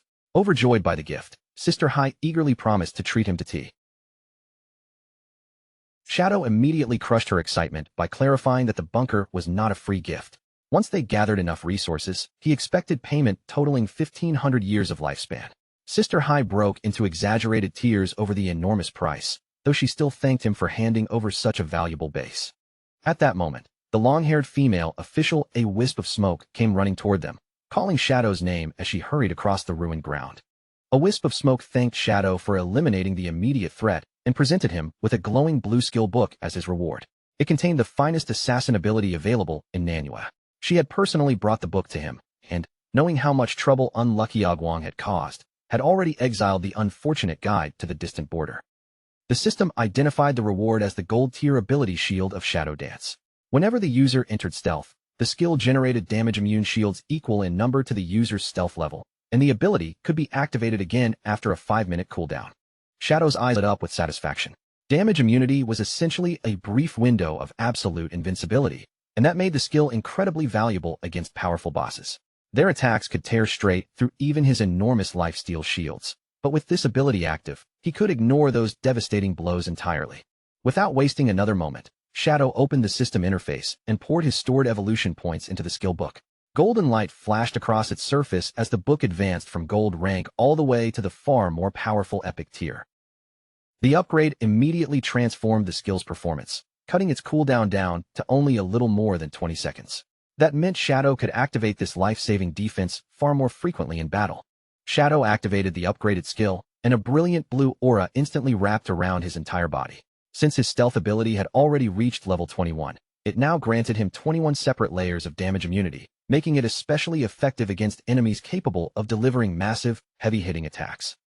A wisp of smoke quickly reminded everyone that Zentile and the members of the War God Guild had managed to escape. Her expression turned uneasy as she warned that their enemies would now become more cautious, more prepared, and far more dangerous. She then complained that the peace-loving players of Nanyu simply were not built for this kind of exhausting conflict. Her imagination immediately spiraled toward the worst possible future. She pictured every laid-back player in Nanyu being forced into an endless survival routine, spending 6 days out of every week hunting monsters and fighting without rest just to stay alive. The mere thought of such a brutal grinding schedule sent Sister Hai into complete panic. She cried out that she would rather die than surrender her sacred 3 o'clock tea time, while the official beside her began mourning the peaceful life they had apparently already lost. As Shadow watched the women break down over the horrifying idea of hard work, a secret from his previous life surfaced in his memory. Nanyu's players had been able to remain so relaxed during the apocalypse because their region possessed the most powerful hidden classes. Had they not been so unbelievably lazy, Nanyu might have become the strongest region of them all. Shadow finally stepped in and calmed their dramatic panic. He promised that he would remain in Nanyu until Zentile was captured, and while he was here, he would also help strengthen their combat abilities so they could properly defend themselves when danger returned. Sister Hai and a wisp of smoke secretly exchanged looks of celebration. The officials smugly concluded that even someone as cold and powerful as Shadow could not withstand the tears of several women. Their exaggerated display of misery had worked perfectly, successfully convincing him to help them. The women immediately abandoned their sorrowful expressions and burst into cheerful celebration. Smiling brightly, they surrounded Shadow with enthusiastic thanks, clearly delighted that their plan had succeeded. They eagerly began discussing how they could team up with Shadow to hunt bosses. However, without even the slightest shame, they also established their preferred working hours, 9 in the morning until 6 in the evening, with a proper tea break in between, while weekends and public holidays were strictly reserved for rest. Shadow could only stare at them, completely speechless in the face of such shameless laziness. Rather than argue, he told them to form a party so he could help raise their levels. He also instructed their subordinates to search the surrounding area for bosses of Emerald tier or higher. The girls erupted into another round of celebration. From their perspective, this arrangement was perfect. A top-tier player would handle all the dangerous work, while they could continue enjoying the game as comfortably and effortlessly as possible. Shadow summoned his skeletal dragon, Osiris, and the enormous creature swept the women into its grasp before rising into the sky. During the flight, a wisp of smoke reported the location of an Emerald-tier boss known as the highly toxic Black Fish King. The creature concealed itself beneath a coating of black watery slime, which made ranged attacks completely ineffective against it. Shadow ordered them to guide him there, and to keep him informed of any movement from Zentile. Before long, the group reached a quiet riverbank near the ruins of an abandoned city. Dense forests surrounded the area on every side, while the calm surface of the river gave no hint that a dangerous boss was hiding beneath it. As soon as they arrived, Shadow looked toward the water and froze in confusion. Instead of preparing her weapons for battle, Sister Hai was sitting comfortably on the riverbank with a fishing rod in her hands. He immediately asked what she was doing at a time like this. Sister Hai raised a finger and urgently shushed him, warning him not to disturb the water. She quietly explained that the boss could only be drawn out by fishing. She also warned that once its health dropped below 30%, it would dive back into the river and rapidly recover, making it extremely difficult to finish off. A wisp of smoke suggested that Shadow eliminate some of the weaker monsters nearby before confronting the boss. That would allow him to build up enough energy for his strongest attacks. Shadow turned toward her in surprise, not expecting her to know the details of his energy-gathering mechanics. Caught by his questioning gaze, the official's face immediately flushed red. With visible embarrassment, she admitted that she was actually one of Shadow's biggest and most devoted fans. She quickly pulled out her phone and held it up for him to see. A secretly taken picture of Shadow filled the lock screen, and she proudly confessed that she had replayed recordings of his boss battles hundreds of times. Shadow stared at the image in silence, completely speechless at the sheer intensity of her obsession. Before Shadow could respond, several enormous frog monsters suddenly emerged and interrupted them. A wisp of smoke pointed toward the creatures and asked whether he wanted to use them to stack his combo energy. Shadow gave a brief nod and agreed. Shadow immediately moved to attack. With a swift motion of his hand, multiple shadow blades tore through the air and slashed directly into the approaching frog monsters. The attack erased the monsters instantly, killing every one of them before a proper combo could even begin. A wisp of smoke observed that Shadow's damage was simply too high. Shadow let out a frustrated sigh, realizing that his slow but overwhelmingly powerful attacks destroyed weaker enemies before he could accumulate enough energy. Noticing the problem, a wisp of smoke stepped forward and offered to help. She raised her hand and summoned a glowing golden figure beside her, then asked Shadow whether he wanted to test a special enhancement that could solve his energy problem. Shadow narrowed his eyes and looked between her and the strange golden figure. Clearly suspicious, he asked exactly what kind of bizarre technique she was talking about. Purple light began glowing around the official as she finally revealed her hidden class, a succubus, who specialized in powerful curses. Her ultimate ability could reduce a target's attributes by 80% without requiring any combo energy at all. However, she then mentioned one extremely suspicious condition. The lengthy casting process had to be performed in complete privacy, with no one else nearby. Her cheeks reddened as she leaned closer to Shadow, closing the distance between them with unmistakable boldness. In a soft yet direct voice, she told him that she only wished to use this intimate technique on him, then asked whether he was willing to accept. Shadow showed no interest whatsoever. He rejected the offer in a flat, emotionless tone and simply turned around before walking away, leaving a wisp of smoke standing behind him with obvious disappointment. Without looking back, Shadow declared that he had no need for her unusual assistance. He already had a method of his own. Shadow turned toward his skeletal dragon and issued a direct command. Osiris was to gather every remaining monster in the surrounding area and force them all into one concentrated group. Osiris spread its massive wings and launched into the air. Dark magical power surged around the dragon as it created a violent vortex, lifting the scattered frog monsters from the ground and dragging them helplessly into the sky. The raging dark storm compressed the captured monsters together, trapping them inside a tightly packed sphere of swirling purple energy. With nowhere to escape, the frogs were forced into a single dense mass above the battlefield. A wisp of smoke could only stare upward in amazement. Her eyes widened as she watched Osiris control so many monsters at once with overwhelming magical force. Now that every target had been gathered into one place, Shadow bent his knees and launched himself high into the air, rising straight toward the trapped cluster of enemies. Positioning himself beneath the floating mass of monsters, Shadow unleashed Dark Knight Ring Blade in midair. A gigantic circular wave of crimson energy expanded outward from him, slicing cleanly through every enemy imprisoned inside the purple sphere. The official stared at the enormous damage numbers appearing across the battlefield, utterly stunned by what she was seeing. Unable to contain herself, she screamed that there were so many zeros flashing before her eyes that she could not even count them all. As Shadow descended and landed safely on the ground, a wisp of smoke continued shouting in excitement. Her voice echoed across the riverbank as she celebrated the unbelievable attack she had just witnessed. With his combo energy finally filled to the maximum, Shadow announced that he was ready to face the boss. He turned towards Sister Hai and asked whether the Blackfish King had taken the bait. At that exact moment, her fishing rod suddenly bent into a deep curve. Bracing herself against the powerful pull, she shouted that the fish was hooked. Sister Hai planted her feet firmly and yanked backward with all her strength. A gigantic fish covered in dark scales burst from the river, spraying water across the bank as she shouted her guild's catchphrase. The moment the creature landed, Sister Hai rapidly retreated, leaving Shadow to handle the dangerous fight. A massive crimson slash tore across the giant fish the instant it emerged. The attack struck with tremendous force and produced 40,000 points of damage in a single blow. Shadow landed directly on top of the highly toxic Blackfish King and quickly assessed the situation. The thick slime coating its body reduced incoming damage by 90%. Unless he killed it with one decisive strike before its health fell below 30%, the monster would simply escape into the river and recover. The enormous beast released a furious roar and jerked its head backward. Its jaws opened wide as dark, poisonous liquid began gathering inside its mouth, ready to be launched toward the shore. The Blackfish King unleashed its rotten mud attack, spewing a Shadow paid no attention to the approaching sludge. Instead, he summoned several radiant golden orbs around himself, and within each glowing sphere stood a Shadow clone, already positioned and prepared to strike. Blue light flashed across the battlefield. In the same instant, Shadow and every one of his clones activated instant Shadow Slash, converging on the beast's throat from multiple directions and inflicting a tremendous burst of damage. Shadow dropped back down and landed on the muddy riverbank. He had originally intended to destroy the boss with a single overwhelming attack, but after seeing the opportunity before him, he decided this was the perfect moment to test something different. A deep purple glow appeared within Shadow's eye as dark energy began coiling around his body. The pressure in the air shifted, and he knew the time had finally come to experiment with his newly acquired finishing move. Shadow activated his ultimate ability, Endless Nightmare.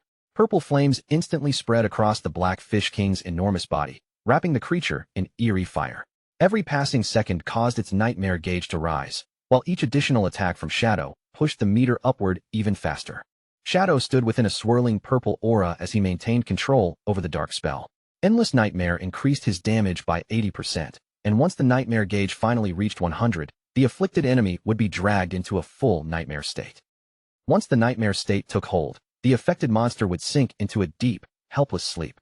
But the skill's real terror came from its eye-breaking strike effect. The very next attack that jolted the target awake would explode with triple the normal damage. With the Blackfish King completely trapped inside the nightmare, Shadow immediately launched another instant shadow slash straight across its throat. The critical blow triggered a violent, icy blue explosion, and Shadow kicked away from the creature at once, dashing backward before the freezing blast could engulf him. A system notification appeared, confirming that the Emerald-grade boss had been successfully slain. Shadow received a large amount of experience, evolution points, additional lifespan, and another increase to his nightmare resistance. Nearby, Sister Hai and a wisp of smoke erupted into cheers, amazed that he had killed the creature without giving it any chance to escape into the river. As the boss's drops scattered across the ground, Shadow calmly inspected the rewards. There were evolution points and several pieces of equipment, but one item immediately drew his attention, a treasure map glowing with a soft blue light. When Shadow examined the map, an image of a chest marked by a bright star appeared across its surface. The markings revealed the location of a legendary hidden treasure buried somewhere inside the forest near Zhanghai City. Zhanghai City was far too distant for Shadow to travel there himself right now. Still, he had no intention of abandoning such a valuable discovery, so he sent the map to a trusted ally back home, knowing that her naturally incredible luck made her the perfect person to handle a treasure hunt. Shadow handed the remaining equipment and rewards over to his companions. Sister Hai accepted them with a delighted cheer, though she quickly pointed out that it was almost time for everyone to head home. Shadow ignored that excuse and firmly reminded them that 30 minutes still remained, more than enough time, in his opinion, to hunt down 2 additional bosses. Meanwhile, deep inside the forest near Zhanghai City, a horned demon-like creature slept peacefully across a thick tree branch. Far below it, a small group of mounted travelers moved carefully through the woods, until their otherwise quiet journey was repeatedly interrupted by loud, crisp crunching sounds. Wang Ming studied the treasure map Shadow had sent and confirmed that they were already close to the marked location.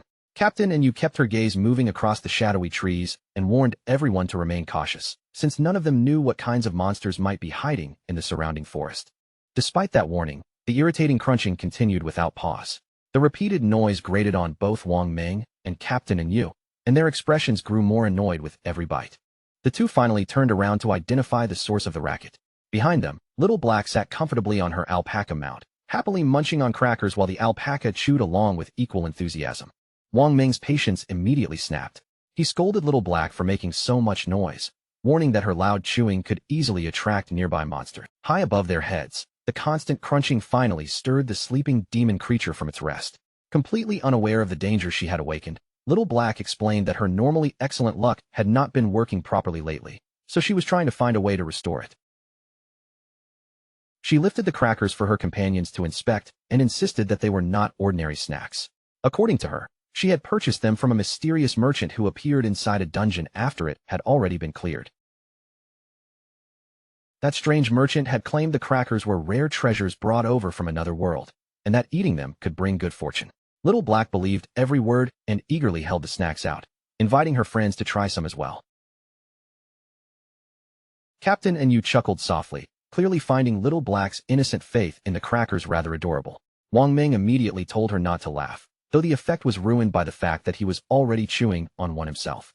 With complete seriousness, he admitted that the crackers were actually very delicious. Seeing that neither of them truly believed her claim about the crackers' power, Little Black puffed out her cheeks in annoyance. Still pouting, she shoved another cracker into her mouth and deliberately continued crunching as loudly as before. That final, sharp crunch was the last disturbance the creature above was willing to tolerate.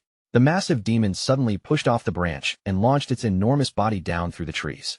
A furious roar tore through the forest as the giant monster came crashing toward the group from overhead. Its huge frame dropped straight through the canopy, aiming directly for the noisy travelers below. The creature slammed both fists into the ground with overwhelming force, blasting dirt and broken leaves in every direction. Fortunately, the party reacted at the final instant, scattering away and narrowly escaping the center of the impact. As the cloud of dust slowly cleared, the system revealed the attacker's identity, a level 18 emerald-grade boss known as the Ferocious Ape. Wang Ming took one look at its towering body and immediately panicked, convinced they were all about to die. Then the ape's blood-red eyes locked onto the source of the noise, and with another enraged roar, it violently hurled Little Black and her alpaca deep into the forest. To everyone's astonishment, the ferocious ape did not turn around and attack the remaining party members. Instead, it grabbed the branches above and swung away through the trees as though nothing else mattered. Wang Ming stood frozen, wondering why such a powerful boss had spared them. But the answer was strangely simple. The ape had only awakened because of the noise, thrown Little Black away for disturbing its sleep, and then completely lost interest. Little Black and her alpaca sailed helplessly through the air while the others finally recovered from their shock and rushed into the forest to search for her. During the wild flight, the bag of crackers burst open, sending snacks raining down around her. Several bounced off Little Black before scattering across a chest hidden below. The moment the falling crackers struck the chest, the star-shaped emblem on its lid flashed with sudden light. A pair of eerie eyes opened across the wooden surface, and a low, hungry growl rumbled from somewhere inside it. The chest sprang open with a violent snap, revealing rows of razor-sharp teeth and an enormous tongue twisting between them. A system alert instantly identified the creature as a level 20 emerald-grade boss, the Greedy Devourer. Little Black screamed and scrambled backward in terror, staring at the monstrous chest with wide eyes. Only then did she realize that the legendary treasure they had been searching for was actually a deadly monster waiting to eat whoever approached it. Still sprawled on the ground and nearly paralyzed by fear, Little Black suddenly understood how close she had come to disaster. Had one of the crackers not struck the chest and awakened it first, she would have walked right up and opened the lid herself, and the monster would have swallowed her before she could react. The Greedy Devourer eagerly snapped up the scattered crackers, chewing them with obvious satisfaction instead of attacking her. Watching from a safer distance, Little Black slowly relaxed. In her mind, this proved that the mysterious merchant had told the truth. The snacks really did bring good luck, because one of them had just saved her life. Her relief lasted only a few seconds before reality set in. Even if the crackers had protected her once, she had absolutely no chance of defeating an emerald-grade boss by herself. Without wasting another moment, Little Black decided to contact Shadow and beg him to come rescue her. Back at the riverbank, another battle reached its conclusion as Shadow swung his weapon and released a devastating blue slash. The brilliant attack tore through the boss and finished it off in one overwhelming strike. From the top of a nearby cliff, Sister Hai and the official, a wisp of smoke, cheered loudly for Shadow's incredible strength. Below them, Shadow stood victorious beside the battlefield while the newly dropped loot glowed around his feet. Shadow told the two women to come down and collect the rewards so they could immediately move on to the next boss. As they approached the scattered drops, both women stared at the treasures in amazement, marveling over the valuable items the monster had left behind. Then a timer appeared, revealing that it was already 8 o'clock in the evening. Completely exhausted, a wisp of smoke and Sister Hai immediately began protesting. Their official working hours were over, and both women firmly refused to stay for even a minute of overtime. True to Nanyu's famously relaxed playstyle, the pair cheerfully waved goodbye and told Shadow they would see him again at 9 the next morning. Then they simply walked away, leaving him standing by himself among the glowing rewards. Shadow's quiet solitude did not last long. An urgent message suddenly arrived from Little Black, explaining that she had located the legendary treasure. Unfortunately, the treasure had turned out to be a powerful mimic monster she could not defeat, and she was now desperately begging him to come save her. Shadow immediately requested her exact coordinates. The moment she sent them, he summoned his skeletal dragon, Osiris, climbed aboard, and flew straight toward her location without delay. Deep inside the dark forest, Little Black sat nervously on the ground with another cracker in her hand. She took small bites while keeping a wary eye on the Greedy Devourer, whose chest-shaped body continued glowing with an ominous purple light nearby. Shadow soon arrived from above. Dropping toward the battlefield with tremendous force, he brought his crimson blade down in a massive strike that sliced straight through the monstrous chest. The system instantly confirmed the Greedy Devourer's defeat, awarding Shadow a huge amount of experience and tradable lifespan. The rewards were enough to push him all the way to level 25. As shining loot orbs floated around them, Little Black excitedly praised him for finding her so quickly and destroying the boss with a single attack. Shadow paid no attention to her enthusiastic praise. Instead, he looked toward the defeated mimic and asked how she had managed to discover its true nature without first falling into its trap. Little Black explained that she had accidentally fallen into the pit and nearly reached out to touch the chest. Before she could do so, however, one of the crackers she dropped struck the lid first, causing the hidden monster to wake up and reveal itself. When Shadow asked where the unusual cracker had come from, Little Black told him about the mysterious merchant she had encountered. She confidently repeated the merchant's claim that the snack could transform bad luck into good fortune. Shadow held the cracker between his fingers and studied it with obvious skepticism. Even with all the knowledge and experience he carried over from his previous life, he had never once heard of an item capable of altering someone's luck. Little Black watched him with barely concealed excitement, her eyes fixed closely on his masked face. Secretly, she hoped he would remove the mask to eat the cracker, finally giving her the chance to see what he actually looked like underneath. Shadow had already guessed exactly what she was waiting for. Before Little Black could get a closer look, he activated his stealth ability and vanished inside a burst of dark blue flames, leaving her staring at the empty space in confusion. A moment later, Shadow reappeared with his mask still firmly in place. He raised one hand in a casual thumbs up and admitted that the cracker tasted good. Little Black immediately pouted, playfully accusing him of being far too shy to reveal his face. Shadow then turned toward the genuine blue treasure chest and explained just how dangerous the mimic had been. Any player swallowed by it would remain trapped inside its stomach and be unable to log out, meaning their real-world body could eventually starve to death. However, once the mimic was defeated safely, the actual hidden treasure would finally reveal itself. Shadow stepped toward the real chest and opened it without hesitation. Inside, he found another collection of valuable rewards, including evolution points and several pieces of equipment. Among all the items inside, 2 rewards stood out above the rest. Shadow discovered both a map leading to the city of unjust death and the special key required to enter it. The moment Shadow recognized the key, his eyes widened with genuine astonishment. He knew exactly what it was, and he also knew that an artifact this rare was almost impossible to obtain. Shadow stared at the astonishing reward in his hand, momentarily unable to hide his surprise. The drop was so unbelievably rare that a strange thought crossed his mind. Could Little Black's mysterious cracker truly have increased her luck after all? His thoughts immediately turned to the city of unjust death, a forbidden territory where living beings were never meant to set foot. As far as Shadow knew, throughout all known history, only a single person had ever successfully entered that terrifying place. At the same time, Shadow's younger sister, Qin Xiaoyu, was transported into a vast maze. Blue light from the teleportation spell surrounded her body as she appeared inside the unfamiliar trial grounds. Qin Xiaoyu quickly spotted a familiar friend nearby and called out to her. However, her relief soon turned into concern when the woman gave no response, merely staring blankly ahead like an empty, lifeless phantom. Far above the maze, the system's voice announced the rules of the fair judgment trial.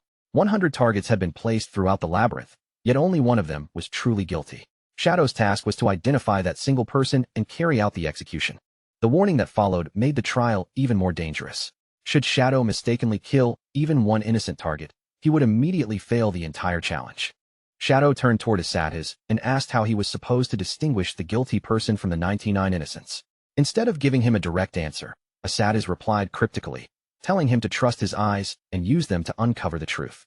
Golden light immediately flared inside Shadow's eye as he looked across the maze with unwavering confidence. No matter how well the guilty person tried to hide among the crowd, Shadow declared that they would never escape his gaze. Elsewhere, Lu Jianfeng studied the rules before a confident smile spread across his face. The conditions heavily favored his side, allowing him to turn their overwhelming advantage in numbers into a weapon. Realizing this, he wasted no time and loudly issued his commands. Lu Jianfeng ordered the first team to keep Shadow trapped in an endless chain of duels. Victory was unnecessary. Their only purpose was to delay him. The moment one challenger fell, another was to step forward immediately. Meanwhile, the second team would slip around the battlefield and steal the enemy flag while Shadow remained occupied. With excited roars, his men charged into position. A system notification rang out across the field, announcing that the large man rushed forward with a deafening battle cry, throwing his entire weight into the charge. Shadow barely moved. With one casual flick of his hand, he launched a poisoned dart directly into the attacker's face.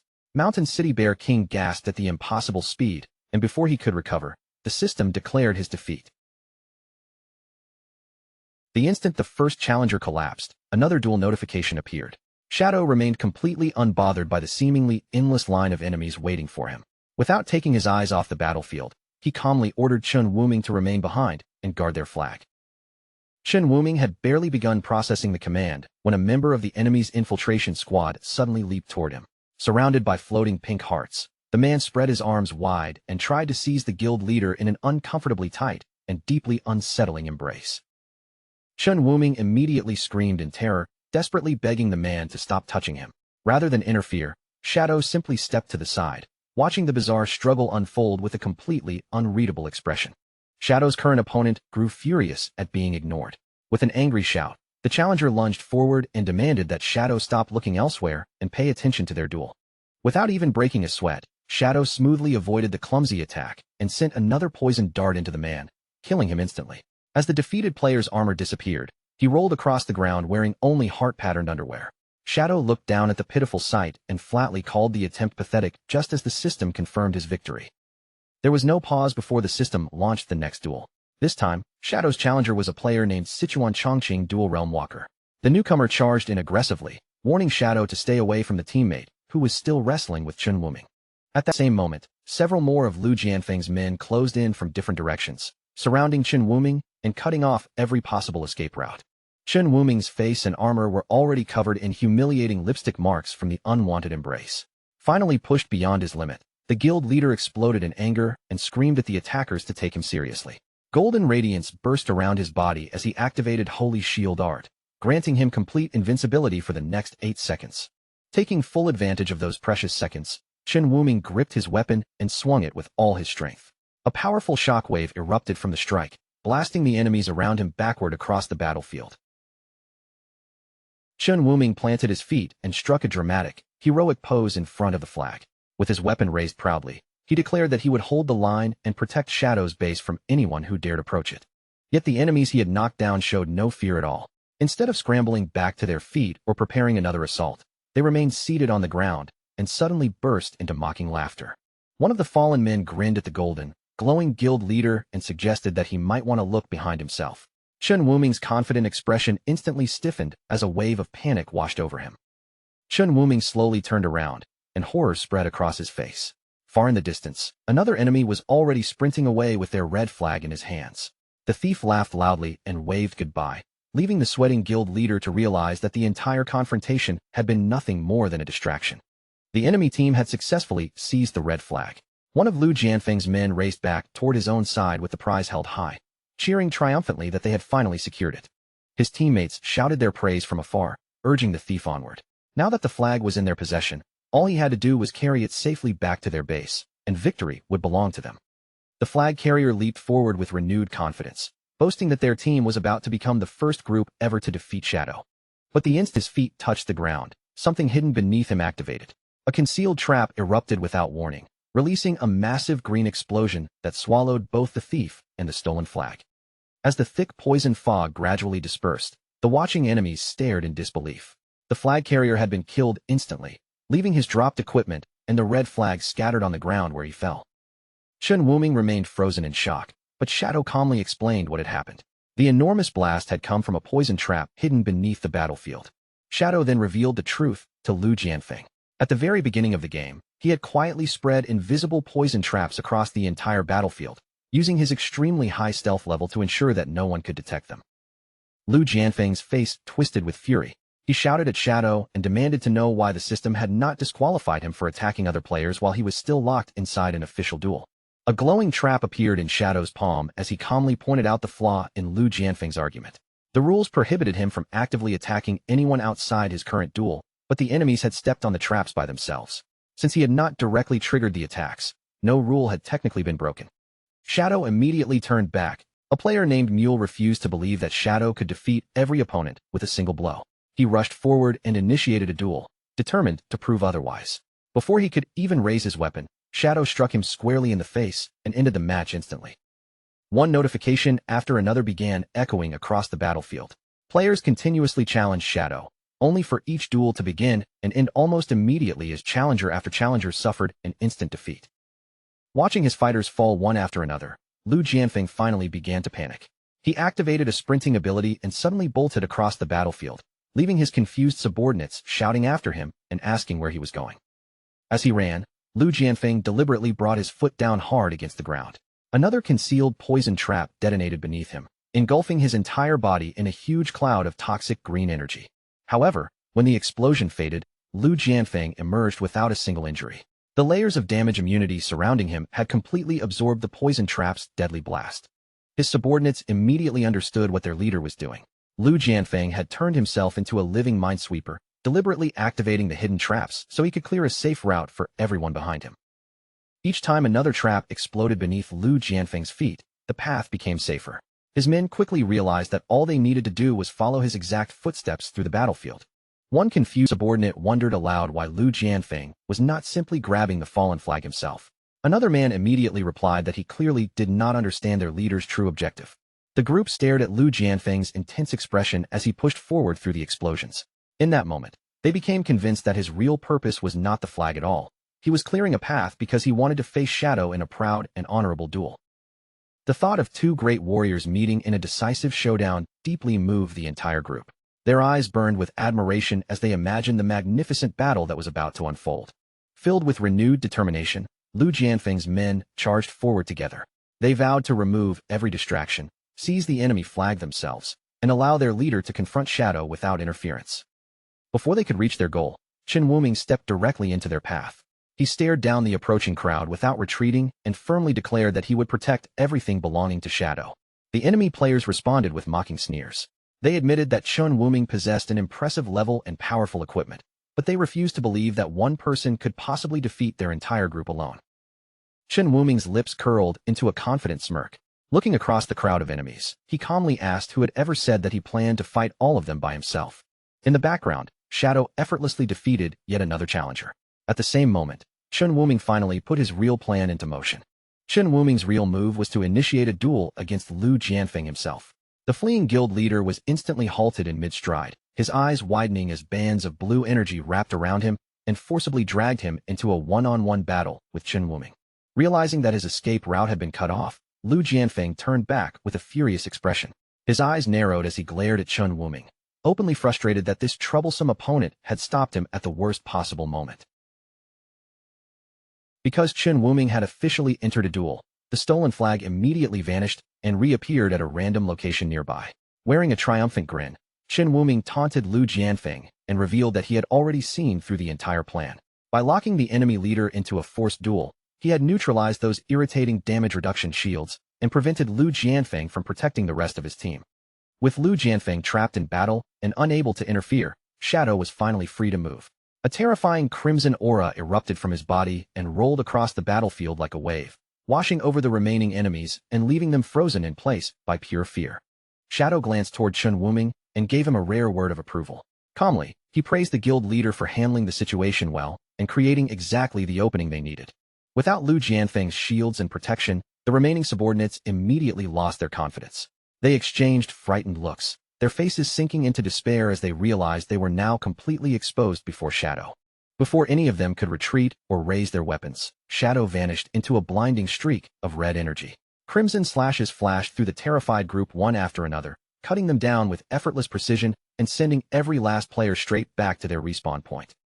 When the red light finally faded, Shadow stood alone among piles of scattered equipment and glowing rewards. In only a few moments, he had completely wiped out the entire enemy squad. Just then, a voice rang out from behind him, warning that the fight was not finished yet. Shadow turned and saw Lu Jianfeng standing there, gripping an unconscious Chen Wuming by the collar. The guild leader's body was covered in heavy bruises, and he hung limply in Lu Jianfeng's grasp.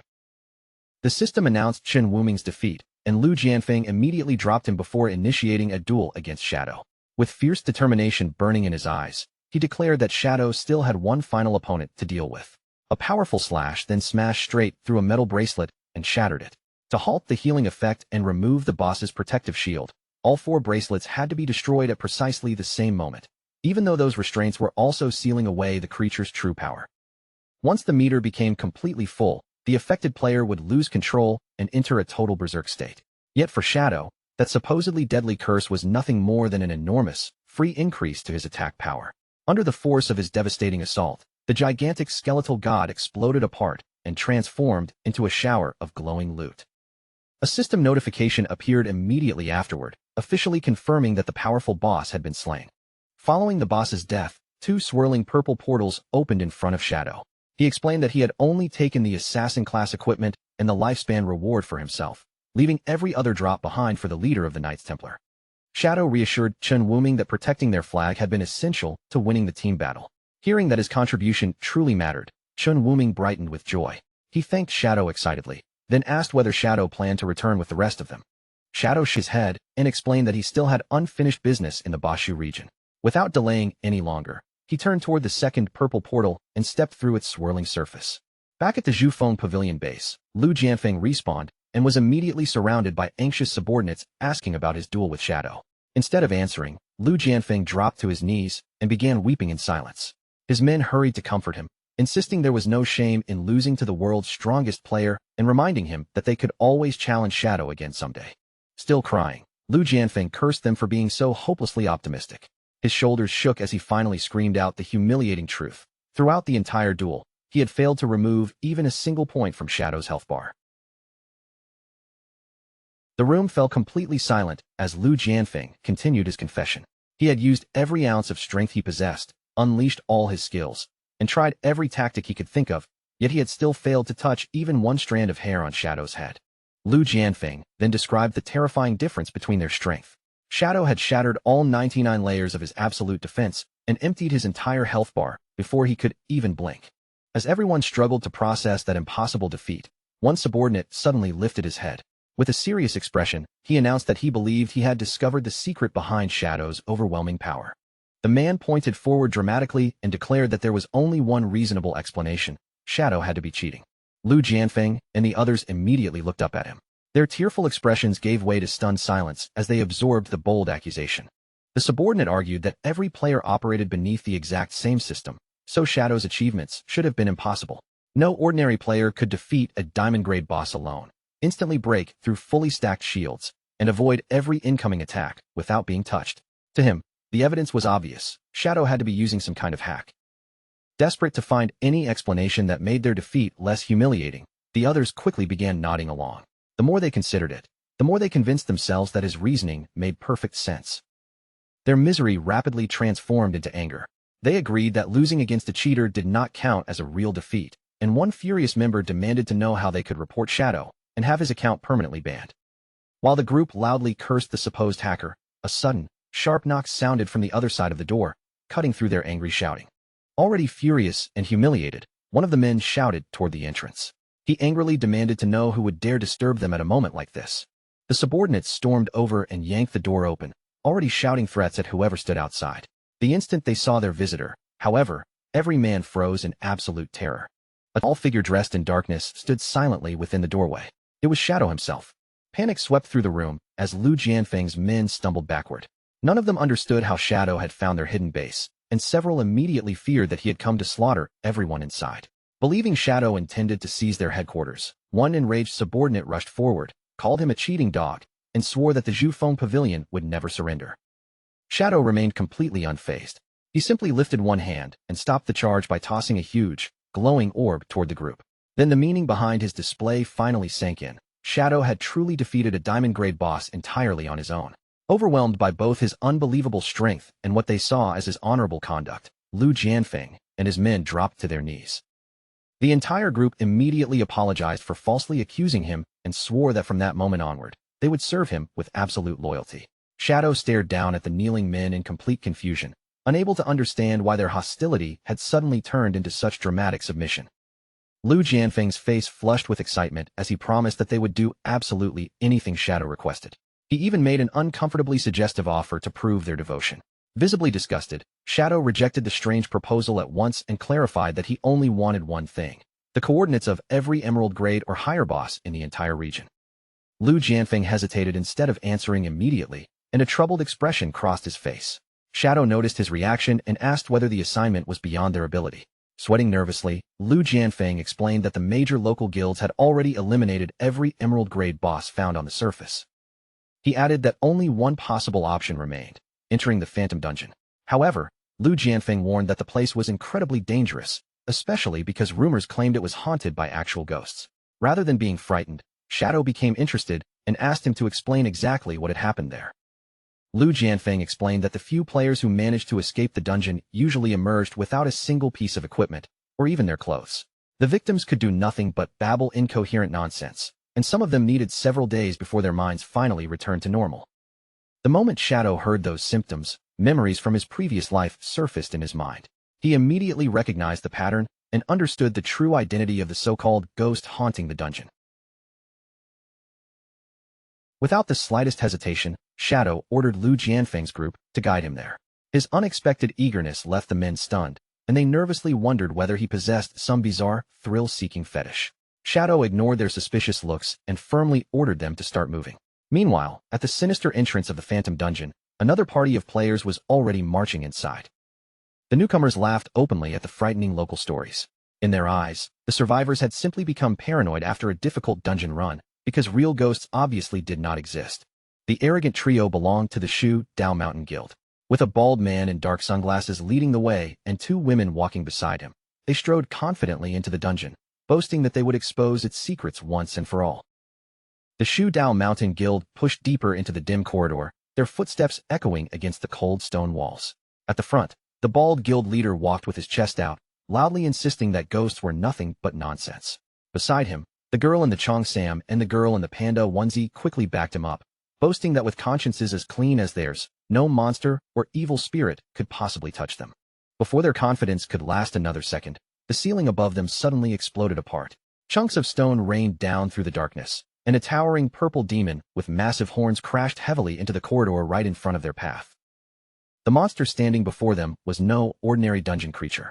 It was the Jilin Jiangjin Dragon King, a terrifying level 18 platinum boss whose presence alone filled the passage with pressure. But instead of backing away, the guild leader's eyes lit up with excitement. He threw his head back and laughed, already imagining the rare treasures and valuable drops that would come from taking down such a powerful boss. Gripping his weapon, the guild leader stepped forward and barked for his team to attack. In the next instant, a huge formation of glowing blue swords appeared around him, filling the dark corridor with sharp, floating light. The giant demon lowered its head and stared back at them with burning red eyes. Its huge body tensed, claws ready, as if it was preparing to crush them the moment they came within reach. The guild leader suddenly saw a gap in the monster's defense. Without hesitation, he kicked off the ground and charged straight in, aiming to end the fight with one clean, decisive strike. With countless blue blades spinning around him, he leaped into the air and drove himself toward the demon's arm, his whole body committed to the attack. But just as he was about to swing, the sword in his hand disappeared completely, vanishing from his grip as if it had never existed. His face instantly twisted with panic. Still hanging in midair, he yelled in disbelief, unable to understand where his weapon had gone at the worst possible moment. Now completely exposed, he had no way to defend himself. The boss swung one massive arm and swatted him away like an insect, sending him flying backward while his guildmates screamed in pure shock. He slammed hard onto the stone floor right in front of the 2 girls. When they looked down, their faces froze, because every piece of his gear had disappeared, leaving him stripped all the way down to his underwear. The panda girl went silent, her cheeks turning bright red as she stared in stunned embarrassment. The Cheongsam girl reacted even harder, blushing furiously as she shouted that the guild leader's equipment had somehow vanished into thin air. Then the situation became even worse. The 2 girls cried out in panic as their own outfits disappeared as well, leaving them just as helpless and exposed. Sitting on the freezing stone floor with nothing left to protect him, the guild leader completely lost his nerve. He screamed that the rumors had been true after all, and that this cursed dungeon really was haunted. The girls snapped at him in outrage, their faces burning with humiliation. Even with the boss still nearby, they could not stop yelling at their guild leader over his shameful reaction to the whole disaster. With no weapons, no armor, and no chance of fighting back, the 3 of them finally turned and ran for their lives.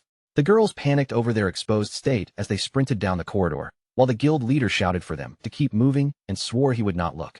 But from the furious way they glared at him, they clearly did not believe a single word. Meanwhile, at the dungeon entrance, Shadow and Lu Jianfeng emerged through the portal, stepping into the same dark and dangerous zone. A system warning immediately flashed before them, announcing that they had entered a frenzy zone where their lifespans would drain 100 times faster than normal. Lu Jianfeng, already terrified of ghosts, nearly fell apart on the spot and begged Shadow to be extremely careful. Shadow simply told him to calm down, his voice steady as he assured him that the danger here was not a ghost. That only made Lu Jianfeng more confused, and he anxiously asked what else could possibly explain all the strange things happening in this place. Before Shadow could answer, terrified screams came echoing through the dark hallway. A moment later, the 3 exposed members of the Shu Dao Mountain Guild came sprinting toward them in total panic, with the huge demon boss thundering close behind. The bald guild leader spotted the 2 men and immediately shouted for help, begging them to save his life. Behind him, his 2 female guildmates panicked even harder, mortified that they had been seen in such an embarrassing state. Shadow calmly raised a thumbs up and joked that these players were surprisingly open-minded to be running around like that. Lu Jianfeng broke into an awkward sweat, then quickly explained that they were not just random players, they were his rivals from the Shu Dao Mountain Guild. At that moment, Shadow received a system alert warning him that someone had just tried to steal from him. His passive skill activated and blocked the attempt, protecting his equipment, but the skill immediately entered a 30-second cooldown. Right beside him, Lu Jianfeng let out a horrified scream as his cape and shirt vanished in an instant. Feeling the sudden loss of his clothes, he became even more convinced that a ghost was standing right there with them. Shadow's expression sharpened as he gathered his power. Then he unleashed the Dark Knight Ring Blade, sending a massive wave of crimson energy tearing through the corridor straight toward the giant monster. The red slash carved directly through the Dragon King's huge body. In a single, devastating hit, the Platinum Boss was destroyed, collapsing into nothing and leaving valuable loot scattered behind. The bald guild leader stood there half-dressed and completely frozen, his mouth hanging open. He could not believe that someone had just wiped out a Platinum Boss with only one attack. Still stunned, he wondered aloud whether their mysterious savior could be the legendary Shadow. The panda girl quickly agreed, pointing out that they could not even tell where the fighter had disappeared to. Shadow's strike had done more than kill the boss. It had also wounded an invisible epic-grade NPC named William Scott, the Thief Saint. Hidden from sight, the thief studied Shadow closely, recognizing his terrifying stealth and speed, and he quickly realized that a player like this must be carrying a pile of rare treasures. Concealed in the darkness, William Scott cursed under his breath. He was shocked that a newcomer had not only injured him, but had also blocked his theft attempt. Still, greed flickered in his eyes as he stared at Shadow's high-grade equipment, especially the valuable dagger that instantly drew his attention. Lu Jianfeng hurriedly warned the exposed players to get out while they still could, explaining that the thief was actually an epic-grade NPC with master-level stealth who would steal anything they had left. As the bald leader panicked, Lu Jianfeng turned to Shadow and asked whether he could really deal with an enemy like that. Shadow remained calm, explaining that this NPC's stats were far below a normal epic boss, so he intended to fight. Lu Jianfeng then looked at the bald leader with disgust and complained about being forced to leave with some local thug. The bald leader instantly fired back, calling him a fat fake, and in seconds their old rivalry flared up again. The two exposed men stepped right up to each other, faces almost touching as they traded insults. The bald leader challenged Lu Jianfeng to a bet, declaring that the loser would have to kneel publicly and apologize to the entire nation. Lu Jianfeng accepted without backing down and told him to name the rules of the competition. With an overly dramatic pose, the bald leader raised his voice and announced the terms. Whoever gave Shadow the most help in defeating the Thief Saint would be declared the winner. Lu Jianfeng immediately burst out laughing, mocking the bald leader for thinking he could assist a top-tier player like Shadow when he did not even have pants on. To him, the whole idea sounded completely ridiculous. The bald leader ignored the insult and instead pulled out a glowing skill book. Presenting it to Shadow as a gift from the Shu Dao Mountain Guild, he opened a trade window with a surprisingly serious expression. Shadow accepted the trade and received the skill book, Final Mark. The moment he recognized what it could do, he knew it was exactly what he needed, so he immediately spent more than 200 evolution points to push the skill all the way up to Mythic tier. After the upgrade, the Mythic Assassin skill became incredibly dangerous. Shadow's next attack would mark its target, reveal their exact position for 30 seconds, and increase the damage they received by 20%. When Shadow praised the skill, the bald leader immediately lit up with pride. He excitedly explained that with this ability, the thief's stealth would become useless, because once Shadow landed even a single hit, the enemy's location would be locked down. Lu Jianfeng quickly cut in and pointed out the obvious problem. By shouting the plan so loudly, the bald leader had practically warned their target, which meant the thief would now know exactly what to avoid. The bald leader's confidence collapsed at once. Sweat rolled down his face as he realized he had just made a huge mistake. High above them in the darkness, William Scott had heard every word. After weighing the danger, he decided that robbing Shadow now was far too risky and began preparing to retreat. Besides, the exposed players below had nothing valuable left for him to steal. Down on the ground, the bald leader panicked while Lu Jianfeng looked smug, blaming him for ruining their chance to catch the thief. Then Lu Jianfeng suddenly raised his head and shouted into the darkness, calling the hidden thief nothing more than a cheap purse snatcher. The insult struck the shadows like a slap, startling the enemy who had been trying to slip away. With a proud grin, Lu Jianfeng revealed a glowing pink object on his backside and boasted that he still had one unbelievably valuable treasure left. He taunted the thief openly, daring him to resist the temptation of stealing an epic-grade accessory known as the Heart of Basu. The bald guild leader stared at him in absolute disbelief and cursed on the spot. He could not process the fact that Lu Jianfeng actually possessed such a legendary item. The girl in the panda onesie quickly explained why the accessory was so famous. The Heart of Ba Su could reduce back attack damage by an astonishing 90%, making it the ultimate symbol of glory throughout their entire region. Up in the shadows, William Scott looked down and froze. His eyes locked onto the glowing gem, and for a moment, he seemed completely enchanted by its light. To William Scott, possessing that artifact was proof of who truly deserved to be called the King of Bashu. The gem burned in his eyes like a blazing sun, so beautiful that no real collector could possibly resist it, even if stealing it meant taking it directly off a man's body. Unable to hold himself back any longer, the legendary thief Saint slipped down from the ceiling without a sound, his body light as a shadow while his greedy eyes stayed fixed completely on the shining prize below. Of course, he understood the situation perfectly. This was clearly a trap laid out in the open, and everyone below was waiting for the exact moment he finally lost patience and made his move. But even knowing all of that, the thief still made his choice. In his mind, a treasure this tempting was more than worth gambling his life on. In the blink of an eye, his hand shot forward, fingers moving like lightning as he ripped the glowing treasure straight from Lu Jianfeng's back.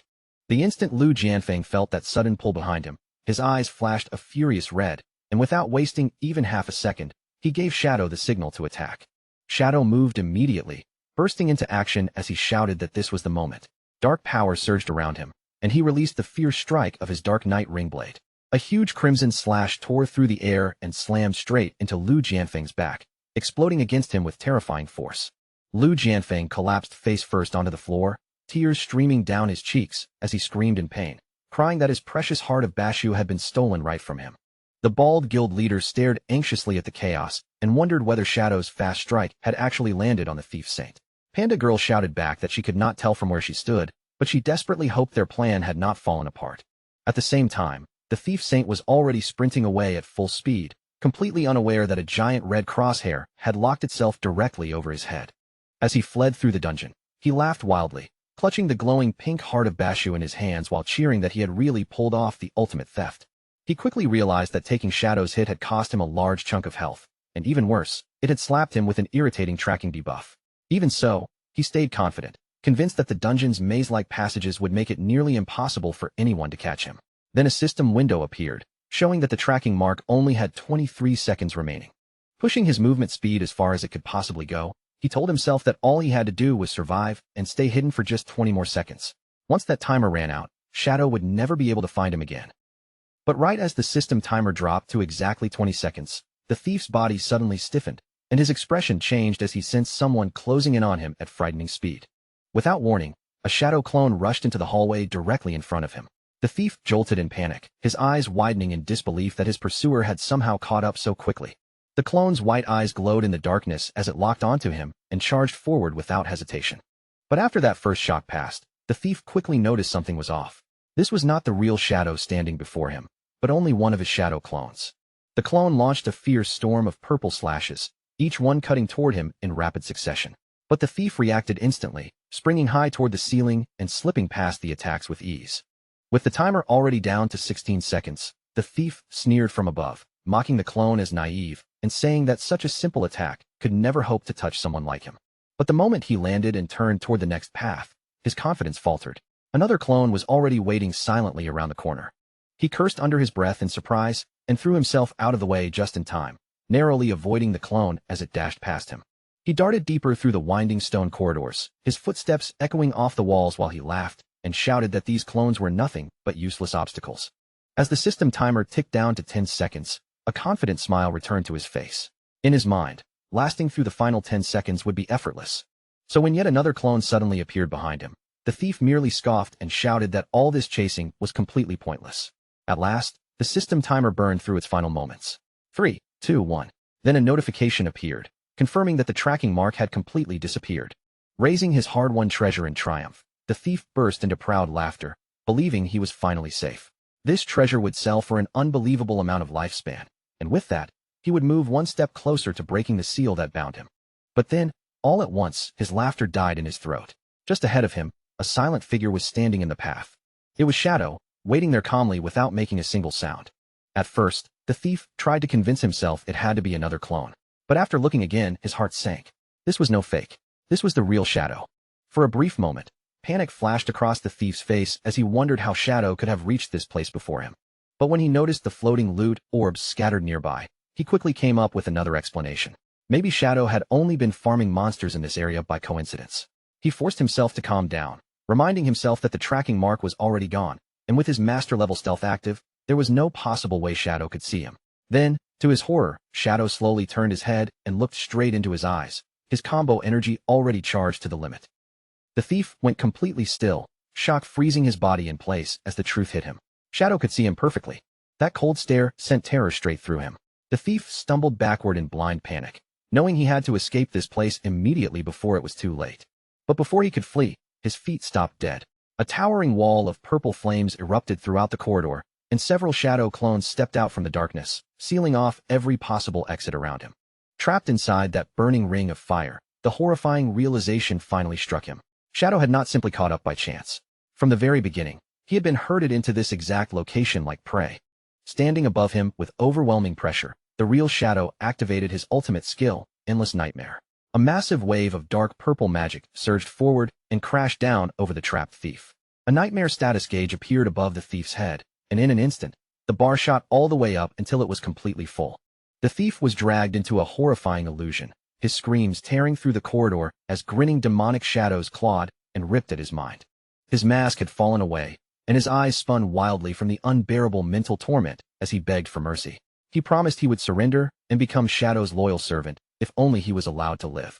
Surrounded by the purple flames, Shadow stayed perfectly calm and simply remarked that he had finally seen what the famous thief saint looked like beneath the mask. Under the crushing pain of Shadow's ultimate attack, the thief completely broke. He screamed helplessly, pleading over and over to surrender. Then a system notification appeared, asking Shadow whether he wanted to accept this epic-grade NPC as a subordinate for his guild, and Shadow agreed without hesitation. With the submission confirmed as a huge success, William Scott officially became a loyal member of the Shadow Guild. In the next instant, his equipment changed completely, transforming into a sleek black ninja outfit marked with the Shadow Guild crest.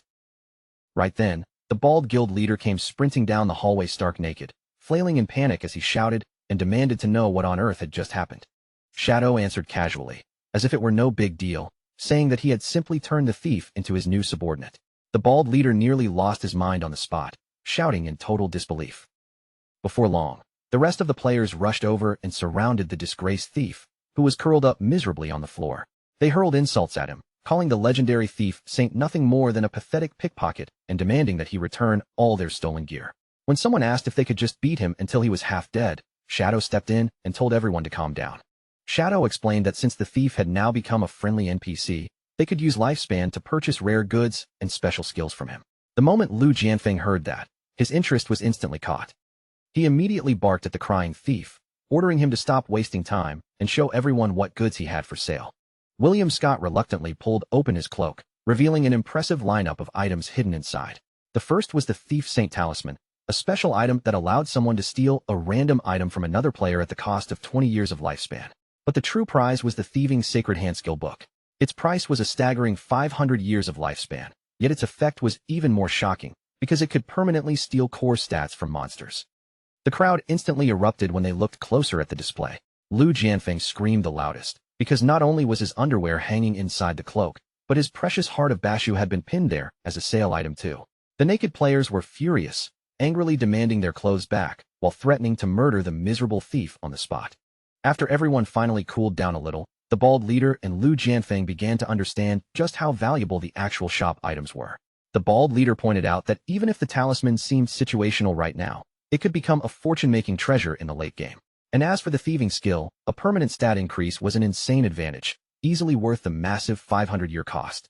After connecting all the clues, Lu Jianfeng finally understood what had really happened. The thief must have stolen the intelligence stats from all the dungeon's previous victims, which explained why those people had been left temporarily mindless.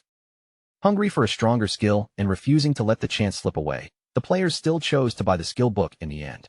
Right after that, the system recorded the purchase clearly, showing that the Blue Chong Sam martial artist girl and Lu Jianfeng had each paid 500 years of lifespan to learn the new ability. Immediately after that, a huge jackpot alert exploded in front of Shadow. His newly recruited subordinate had just earned a full 1,000 years of lifespan, and because of the 50% tax rate, 500 years flowed straight into Shadow's guild pool like free profit. Seeing this, Shadow instantly understood the trick behind it. If he sent the thief out to hunt and farm other players, the lifespan gains would keep rolling in. And since half of the cost came back to him as a rebate, even if Shadow learned the skill himself, the real price would only be 250 years. Shadow did not waste even a second. He directly spent 88 evolution points and pushed the skill book all the way up into the mythic tier. After the upgrade, Thieving's Sacred Hand became terrifying. It could now steal 5 stat points from each target, stacking all the way up to 3,000 points, while also giving him a massive passive 20% boost to every stat. Even more ridiculous, the skill was no longer limited by target type and could be used on anyone. A faint smile appeared on Shadow's face as he looked at the upgraded effect. A percentage-based stat boost might not look simple on paper, but he knew exactly how dangerous it was. The stronger he became and the higher his level climbed, the more absurd that 20% bonus would grow. William Scott stood there frozen, his eyes wide as he stared at Shadow's hand. A strange mythical glow was pulsing from it, and the energy alone was enough to leave him completely stunned. Barely able to believe what he was seeing, William Scott asked how Shadow had possibly mastered the ultimate mythic skill that belonged to the Starry Sky Thief clan. But before Shadow could even give him an answer, the thief suddenly dropped down and slammed his forehead against the stone floor again and again. With each heavy knock, he swore that he would follow Shadow for the rest of his life, begging with desperate excitement for Shadow to pass that skill down to him one day. Shadow only looked down at him calmly and told him to stand up. His voice stayed steady as he promised that as long as William behaved properly, he would eventually teach him the skill. Right at that moment, the entire roof began to collapse with a violent roar. The stone ceiling cracked apart overhead, and chunks of debris rained down as enormous glowing chains and thick purple tentacles smashed straight into the room. Through the crashing rubble, a thunderous voice rolled across the room, filled with rage as it cursed them all as despicable humans. From inside the smoke and dust, a gigantic, horrifying eyeball monster slowly appeared. Its huge body was bound in glowing chains, with tentacles twisting around it like something from a nightmare.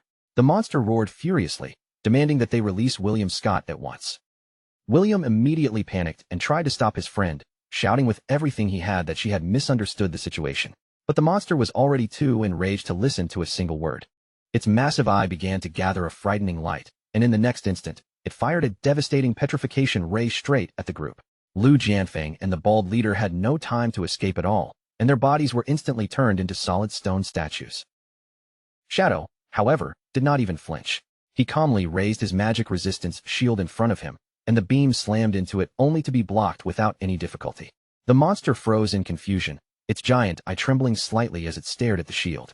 It could not understand how its ultimate attack had been stopped so easily by something that looked like a simple barrier. Right after unleashing that attack, the giant eyeball monster's body began to distort violently.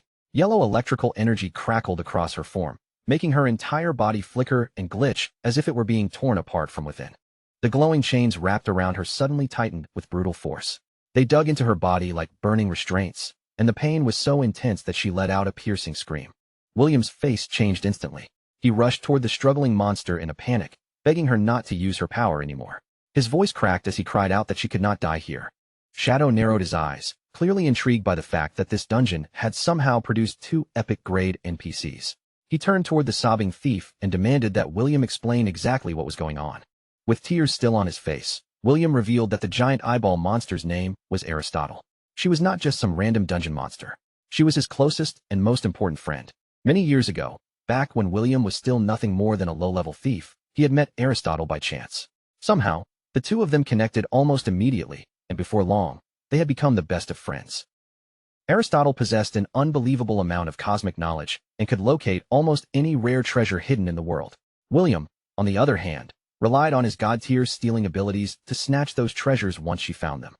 Working together, the two of them collected legendary loot in unbelievable amounts, piling up treasures one after another. That was exactly how William eventually earned the famous title of Thief Saint.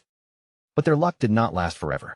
One day, Aristotle sensed the presence of a legendary supreme treasure hidden deep inside the Phantom Dungeon, and that discovery changed everything. Filled with excitement, the two of them entered the ancient ruins and pushed deeper inside until they finally reached a massive chest glowing with mysterious light. William, thinking only of sharing the joy with his friend, generously told Aristotle that she should be the one to open the treasure chest herself. But the moment the lid slowly began to rise, what appeared in front of them was not gold, jewels, or any treasure at all. Instead, blinding pillars of golden light burst out from inside the chest, and at the same time, Countless massive chains shot upward with terrifying speed. Before either of them could react, those chains violently pierced straight through Aristotle's body. In an instant, she was dragged upward and trapped helplessly in midair. That so-called legendary treasure chest was never a treasure at all. It was actually a terrifying primordial tear trap waiting for someone to trigger it. Aristotle was sealed inside the phantom dungeon on the spot, bound by inescapable chains of light that no ordinary force could ever break. William then revealed the most hopeless part of it all. To break that primordial seal, they needed an unimaginable 1 billion years of lifespan. To save Aristotle, he had remained inside the dungeon all this time, robbing players and collecting lifespan bit by bit, until Shadow's group finally arrived. Through his tears, he explained that Aristotle had just forced herself to use her powers in order to save him, and that act triggered the seal's deadly punishment, pushing her to the edge of death. William looked at his dying friend with despair filling his eyes. Now that he was bound to Shadow, he knew he would never be able to gather 1 billion years of lifespan. The farewell he had feared for so long had finally arrived. The thief completely collapsed. He cried so hard that his whole body shook, apologizing again and again to his oldest friend while screaming that he was sorry for failing her. Tears poured down William's face as he sobbed uncontrollably, calling out to Big Eye and apologizing over and over because he still could not save her. Then, through his tears, William noticed Shadow stepping forward. When he saw his master draw the glowing primordial sword, confusion immediately flashed across his face, and he asked what Shadow was planning to do. William threw himself directly in front of the giant eyeball, using his own body to block the way. In desperation, he asked if Shadow was trying to kill his friend, then hurriedly tried to convince him that Big Eye would not drop anything valuable even if she died. William begged Shadow to show mercy, his voice shaking as he pleaded for Big Eye's life. But Shadow ignored his cries completely, lifted his sword, and swung it down with cold precision. Yet the blade did not cut into the monster at all. Instead, Shadow's strike landed on the chains binding the giant eyeball, and the restraints shattered apart right before William's stunned eyes. The broken chains dissolved into light and vanished from the air, and with that single strike, the seal binding Aristotle was officially destroyed. William could only stare in disbelief, his mouth slightly open as he tried to understand what had just happened. He could not figure out how Shadow had pulled off such an impossible miracle. Shadow calmly explained that he simply wanted to test whether a primordial-grade weapon could destroy the chains. Since the attack had worked, the seal was now gone, and Aristotle should be fine. Aristotle slowly blinked, her voice weak as she called William's name. The moment William heard her speak again, joy rushed across his face, and he hurried to reassure her that everything was all right now. Aristotle then turned her giant eye toward Shadow and asked William how he had ended up becoming the servant of a blue star human. William immediately defended him, telling her that Shadow was not an ordinary human at all. He was the very person who had saved her life. Seeing the perfect chance, William quickly began praising Shadow in front of Big Eye, telling her that she should join them too because following him meant they would have access to endless rare treasures. Aristotle cut him off and told him to be quiet for a moment, because she wanted to examine this human herself. The moment Aristotle began analyzing Shadow, she was completely taken aback. From his equipment alone, she could tell he was wearing some of the best gear possible, and almost every skill he possessed had already reached mythic grade. But then Aristotle noticed something even more unbelievable, something far beyond excellent gear or powerful skills. This human actually carried the authority of ancient gods. At that exact moment, the system sent Shadow a new notification. The epic-grade NPC Aristotle wanted to join him voluntarily. Shadow did not hesitate for even a heartbeat and immediately clicked yes. The system then confirmed that Aristotle had officially become a dedicated guild NPC. Her basic function alone was already incredible, allowing guild members to claim a double EXP buff once per day, along with an advanced barrier. The system went even further and unlocked one of her advanced functions, giving them a dangerous new option. By sacrificing part of their own lifespan, they could dig up rare information that ordinary players would never be able to find. Now wearing the fresh crest of the guild on her body, she lowered her head respectfully before her master, her posture calm and obedient, as if she was ready to carry out any order the moment it was given. Shadow accepted without hesitation, clearly satisfied as he praised both of them as first-rate talents. Then he immediately turned to Aristotle and ordered him to place the double EXP buff on him, before sending the two of them back to the guild base through teleportation so they could start farming lifespan right away. But just before they left, Shadow remembered the local players still frozen nearby. He told Aristotle to release them from petrification, then gave William one more order: return every single item he had stolen from them. In the next instant, a brilliant golden flash spread across the area, washing over Lu Jianfeng and the bald leader, completely breaking the stone-like petrification that had locked their bodies in place. The moment they were freed, both men sprang up in panic. their bodies trembling as their eyes darted around wildly, searching for that terrifying giant eyeball monster. Shadow simply told them, as if it was nothing special, that he had already tamed both creatures and sent them away. The two rivals froze in disbelief, then burst out in shock, unable to accept that he had captured two epic-grade NPCs in one move. Shadow pointed casually toward the ground and told them their equipment was all right there. The group of naked players rushed over in excitement, thanking him again and again, while Lu Jianfeng was so moved that he actually cried tears of joy over getting his limited edition underwear back. With a huge grin on his face, Lu Jianfeng carefully brought out his treasured accessory, the heart of Ba Shu, and offered it to the man who had just saved them. But when Shadow looked down and saw that strange pink ball covered in spikes, his expression stiffened, and he stared at it with open disgust. Lu Jianfeng hurried to explain that he and the bald leader had already reached an agreement. The heart of Ba Shu should belong to Shadow. In their eyes, only an overwhelming powerhouse like him had the right to own such a thing. The two of them pleaded with him sincerely, begging him to put it on and officially become the king of Ba Shu. Shadow did not look moved in the slightest. Instead, a massive shockwave erupted from him as he coldly told them to get lost, blasting the entire naked group away like they weighed nothing. And just like that, the legendary heart of Ba Shu disappeared from the world, never to be seen again.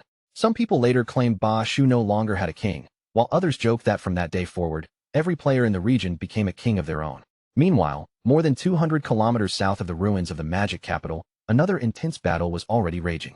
The target was a fast-moving creature wrapped in blue light, its body twisting through the air as it swirled aside and narrowly avoided an incoming attack. But the one chasing it was Ghost Spirit, now in her terrifying red-skinned form, and in the blink of an eye, she reappeared directly behind her prey. She moved like a streak of lightning, her blade cutting down with brutal precision and landing a savage slash that tore more than 18,000 points of damage from the monster. The beast instantly swung back in retaliation, but Ghost Spirit slipped away with ease, dodging the counterattack as if she had already predicted its movement. Without wasting even a second, she activated Shadow Stealth, letting her figure melt back into the surrounding darkness. The monster stopped in place, suddenly losing track of her, its movements turning confused as it searched for the enemy that had vanished. Ghost Spirit silently judged the situation. She had already been fighting this beast for more than 20 minutes, and after all that effort, its health had finally dropped to the last third. She told herself that once she finished off this monster, she would finally have the strength to solo farm emerald-grade bosses. Even though she knew the distance between her and her master was still enormous, taking down this enemy would at least give her a real spark of hope. But high above her, on a ledge overlooking the battlefield, a group of male players with heart-shaped eyes had been watching her fight the entire time. One of them stared down in amazement, admitting that her skill was ridiculously sharp. She kept herself just outside the boss's attack range while still dealing steady, controlled damage again and again. Another player, practically drooling as he watched, began plotting out loud. If they all rushed her together, he believed she would have no way to resist, especially now that the boss had already been worn down to 1/3 health. One man had even lowered himself like a human chair beneath their blonde leader, respectfully telling his queen that they were ready to jump in at any moment and steal the boss for her. The blonde leader, however, told him there was no need to hurry. She watched Ghost Spirit closely and advised them to wait, admitting that their target was clearly a top-tier hunter with clean, decisive attacks. She warned her followers that the girl was constantly on guard. At the smallest sign of danger or movement around her, she would vanish instantly and make herself impossible to catch. Just then, Ghost Spirit's faint outline appeared above the monster as she prepared to strike again, and the blonde leader's lips curled into a knowing smirk. She declared that the only chance to catch Ghost Spirit was the exact instant she launched her attack, and as she spoke, a glowing red magic circle began to spread beneath them. The moment that red magic circle lit up, Ghost Spirit immediately sensed that something was wrong, her instincts warning her that a sudden trap had been activated.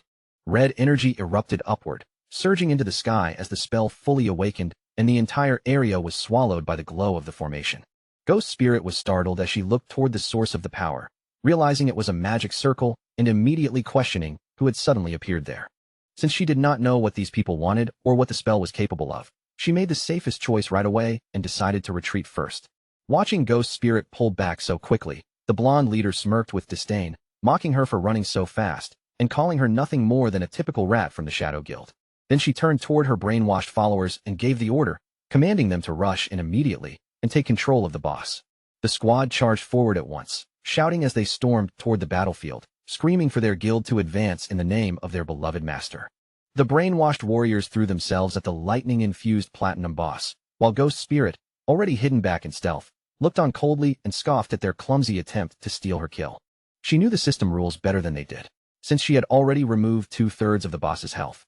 Only she would have the right to pick up the loot during the protected time limit. So Ghost Spirit planned to stay hidden in stealth, wait for them to finish the boss off, and then snatch the rewards the moment they dropped. From the rooftop above, the blonde leader giggled as if she had already seen through everything, mocking Ghost Spirit for hiding and accusing her of waiting for the perfect chance to steal the loot. With one final blow, the Cloud Mountain Fog Guild finally defeated the Platinum Grade Lightning Saber King. But the system immediately announced that because their battle contribution was only 27.5%, the loot was locked, and no one could pick it up for the next 43.5 minutes. The guild members did not seem bothered by the long wait at all. They quickly surrounded the glowing drops, shouting over one another and ordering everyone to guard the loot until the timer finally ended. Ghost Spirit moved in an instant, darting through the crowd like a shadow, slipping between the stunned followers before they could even react. But right as her hand reached toward the loot, the blonde leader's grin turned wicked, and she quietly whispered that the target had taken the bait. She struck the ground hard with her staff, and another magic circle instantly activated beneath the battlefield. Ghost Spirit was caught completely off guard as a massive magic array flared to life under her feet, the sudden light locking the space around her. It was the Desire Cage magic array. Ghost Spirit was trapped inside it completely, unable to move or use any of her skills, yet at the same time immune to damage until the caster chose to release her. Around them, the followers erupted in cheers, celebrating that their master had finally caught her. Standing proudly on top of her brainwashed servant like a throne, the blonde leader looked down in triumph and boasted that no matter how powerful Ghost Spirit's stealth was, nothing could escape detection within her range. Her hidden class was finally revealed, Array Master, the ultimate all-around class. Her wind-seeking array spread through the air like invisible threads, riding every nearby current until it could lock onto any target within a full 50-meter range almost instantly. Right after that, she raised her hand again and unleashed her next spell, the Lifespan Extraction Array, a cruel formation meant to sap away the life force of anyone caught inside its boundaries. Warning messages flashed one after another, showing Ghost Spirit's lifespan falling day by day. Her face instantly changed, panic rushing through her as she realized her life was being drained, and she cursed herself for walking straight into such a complete trap. Forcing herself to stay calm, Ghost Spirit immediately reached out to Shadow and told him she had been ambushed and needed rescue right away. Shadow answered without the slightest delay, telling her to send over her location immediately. Meanwhile, the woman in charge watched everything with a faint smile, fully aware that her ability could only steal 5 years at most. The terrifying act of draining an entire lifespan was nothing more than a bluff, designed to crush her target's composure with fear. From the very beginning, this whole ambush had been carefully arranged. Her real purpose was to drag Shadow out into the open and take revenge for her older brother, Song Fei. This woman was Song Xiaoyu, his younger sister, and hatred had driven her here. Then, without warning, a terrifying surge of pressure rippled through the air above them, twisting the sky itself as if something massive had just torn into the battlefield. Song Xiaoyu's eyes widened the moment she felt that disturbance. She understood at once that Shadow had finally arrived. A crimson slash ripped across the sky like a blade of blood-red lightning, cutting through the brainwashed followers before they could even react. In just 1 second, the entire guard squad was completely wiped out. When the chaos settled, Shadow was already standing calmly among the scattered loot, looking as if the battle had barely been worth his attention. Ghost Spirit lit up with relief and quickly thanked her master for saving her. Shadow looked around the ruined area but had no memory of this guild at all. To him, they seemed like nothing more than low-level players trying to bully and take advantage of others. With one sharp leap, Shadow launched himself upward, telling Ghost Spirit to stay where she was. His gaze locked onto the leader standing on the rooftop, and he made it clear he would deal with that person first. As Shadow rushed straight toward her, Song Xiaoyu burst into a revenge-filled laugh, staring him down with twisted excitement and daring him to come closer. But Song Xiaoyu still had another card hidden. She activated the Resurrection Array, and in the next instant, her fallen teammates reappeared inside her magic circle instead of returning to their normal respawn points. The revived followers shot upward one after another, throwing themselves into Shadow's path, while shouting that he had already stepped right into their trap. Shadow's eyes sharpened in surprise as he realized something was off. Somehow, these people were able to follow his movements and predict where he would go. And the situation grew even worse. As those followers rushed toward him through the air, huge paper bomb talismans on their backs began glowing with dangerous light. Song Xiaoyu wasted no time and immediately triggered her explosion array. A blinding blast swallowed the sky, erupting into a massive storm of fire, smoke, and shattered debris that wrapped completely around Shadow. Down below, Ghost Spirit froze in shock at the sight. Song Xiaoyu laughed wildly as she stared into the towering pillar of flames, screaming for Shadow to die. With tears and madness mixing in her voice, she cried out to her dead brother, saying she had finally avenged him. But when the smoke slowly thinned, a dark figure stepped forward from inside the blast. Shadow's voice remained calm as he realized they had been aiming for him from the very beginning. The game interface confirmed that his shield of black light had been broken, but his health was still nearly untouched. Shadow looked at Song Xiaoyu almost casually and said she had done a decent job, since she had at least managed to remove one layer of his defense. Song Xiaoyu snapped at his arrogance, calling him a fool and telling him to check his own status. Then a sly grin spread across her face as she declared that she had already checkmated him and ordered him to become her obedient dog. In that instant, Shadow's eyes went blank, and glowing pink hearts flashed across them. A warning appeared, revealing that he had been struck by the charm curse of Irenas, the goddess of ultimate love. Song Xiaoyu sneered at him, asking if he really thought she would come after him without preparing anything. She proudly declared that he had already lost, boasting that he never could have expected her to possess the ancient divine stone tablet of the goddess of ultimate love. With a wicked smile, she explained the trap behind her attacks. Every time she struck him, a charm gauge built up little by little, and once that gauge filled completely, Shadow would become her permanent slave. She then revealed the most terrifying part of the curse. This charm carried the power of rules themselves, meaning ordinary mortals had no way to resist it. But Shadow's interface immediately revealed the countermeasure. Effects empowered by rules could only be erased by another power of rules.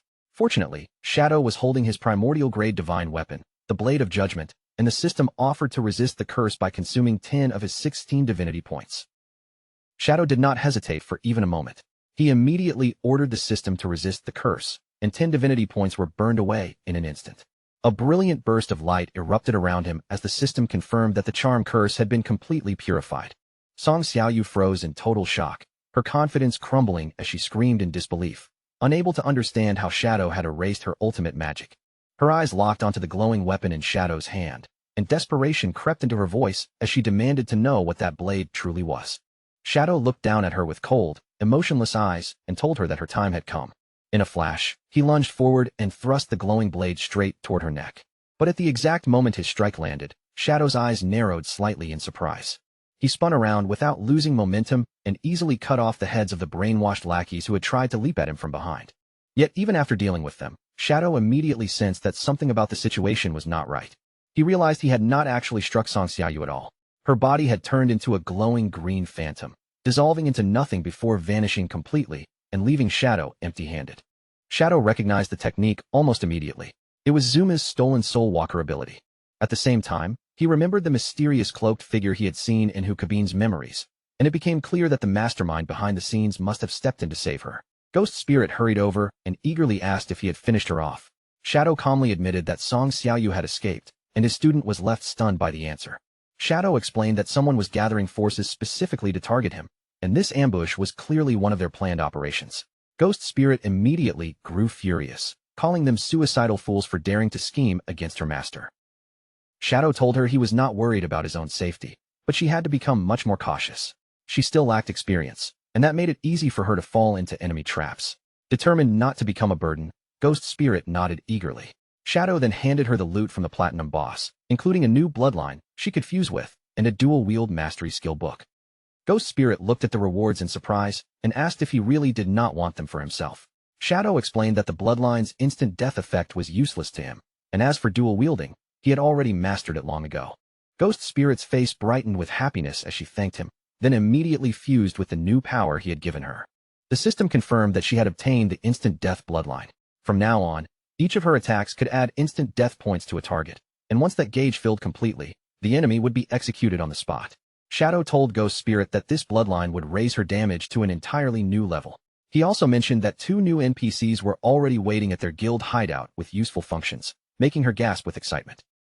After that, Shadow said his next plan was to travel to the Bashu region and grind his way up to level 30. He gave Ghost Spirit the job of watching the foreign player guilds and the Cloud Mountain Fog Guild, and she agreed without any hesitation. Far away, deep inside a mysterious cave, blue light suddenly flashed through the darkness. A badly injured Song Xiaoyu appeared in the glow and collapsed hard onto the cold stone floor. Standing above her was the red-eyed leader, looking down with chilling indifference. In a cold voice, he asked who had given her permission to act on her own, then mocked her for thinking the small amount of goddess power he had granted her would be enough to kill Shadow. Song Xiaoyu immediately snapped back at him, her face twisted with anger as she blamed him for destroying everything she had set up. In her eyes, she had already been right at the edge of success, only for him to interfere at the worst possible moment.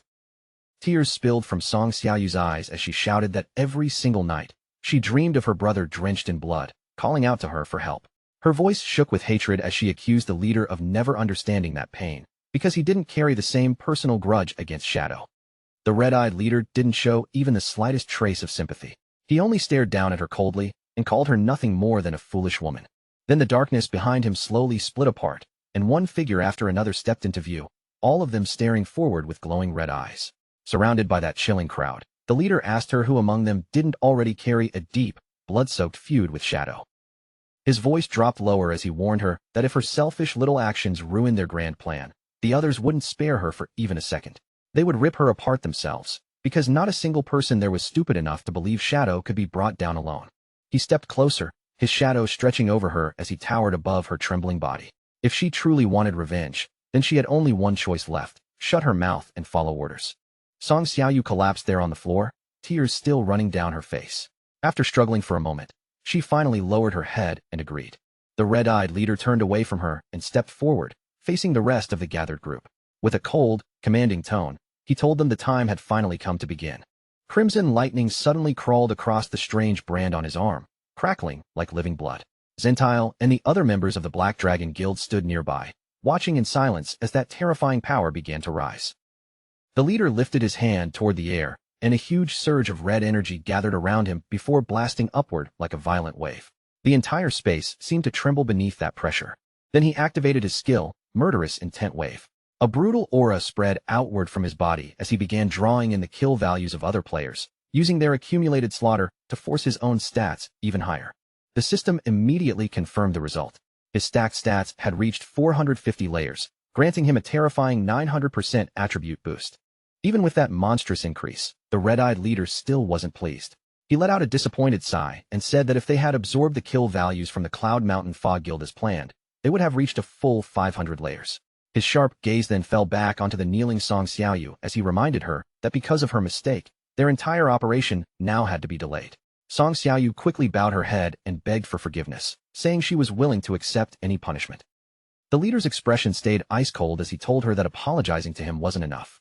She needed to apologize to the rest of the crew, and her punishment would be left in the hands of his men. Behind her, two disturbing subordinates began laughing with ugly excitement, even thanking their boss, while Song Xiaoyu's body stiffened in fear. As the leader walked away without looking back, he said he would personally farm the final 50 stacks of kill values, and ordered everyone else to remain where they were. Behind him, the thugs rushed towards Song Xiaoyu, yanking at her clothes as she screamed desperately for them to stop. The red-eyed leader continued into the darkness, his footsteps calm and unhurried. In his mind, only one thought remained. There was just one final piece missing before they could kill Shadow once and for all. Behind him, Song Xiaoyu could only stare helplessly with her face flushed from terror and humiliation, while pieces of clothing flew through the air and her panicked screams continued echoing through the darkness. Meanwhile, Shadow was calmly going through a massive list of boss locations that his newly recruited followers had sent over. The coordinates covered everything from Emerald-tier bosses to Platinum-tier bosses, scattered all across the dungeon. After looking it over, Shadow quickly realized that this phantom dungeon was basically an untouched treasure field packed with high-level bosses. The only reason nobody had swept through them yet was simple. The Thief Saint had been keeping players from pushing too deep. But to Shadow, that danger only made the place even more perfect. He summoned Osiris, his eyes locked on the long list, already thinking that dozens of bosses were exactly what he needed to push himself straight to level 30.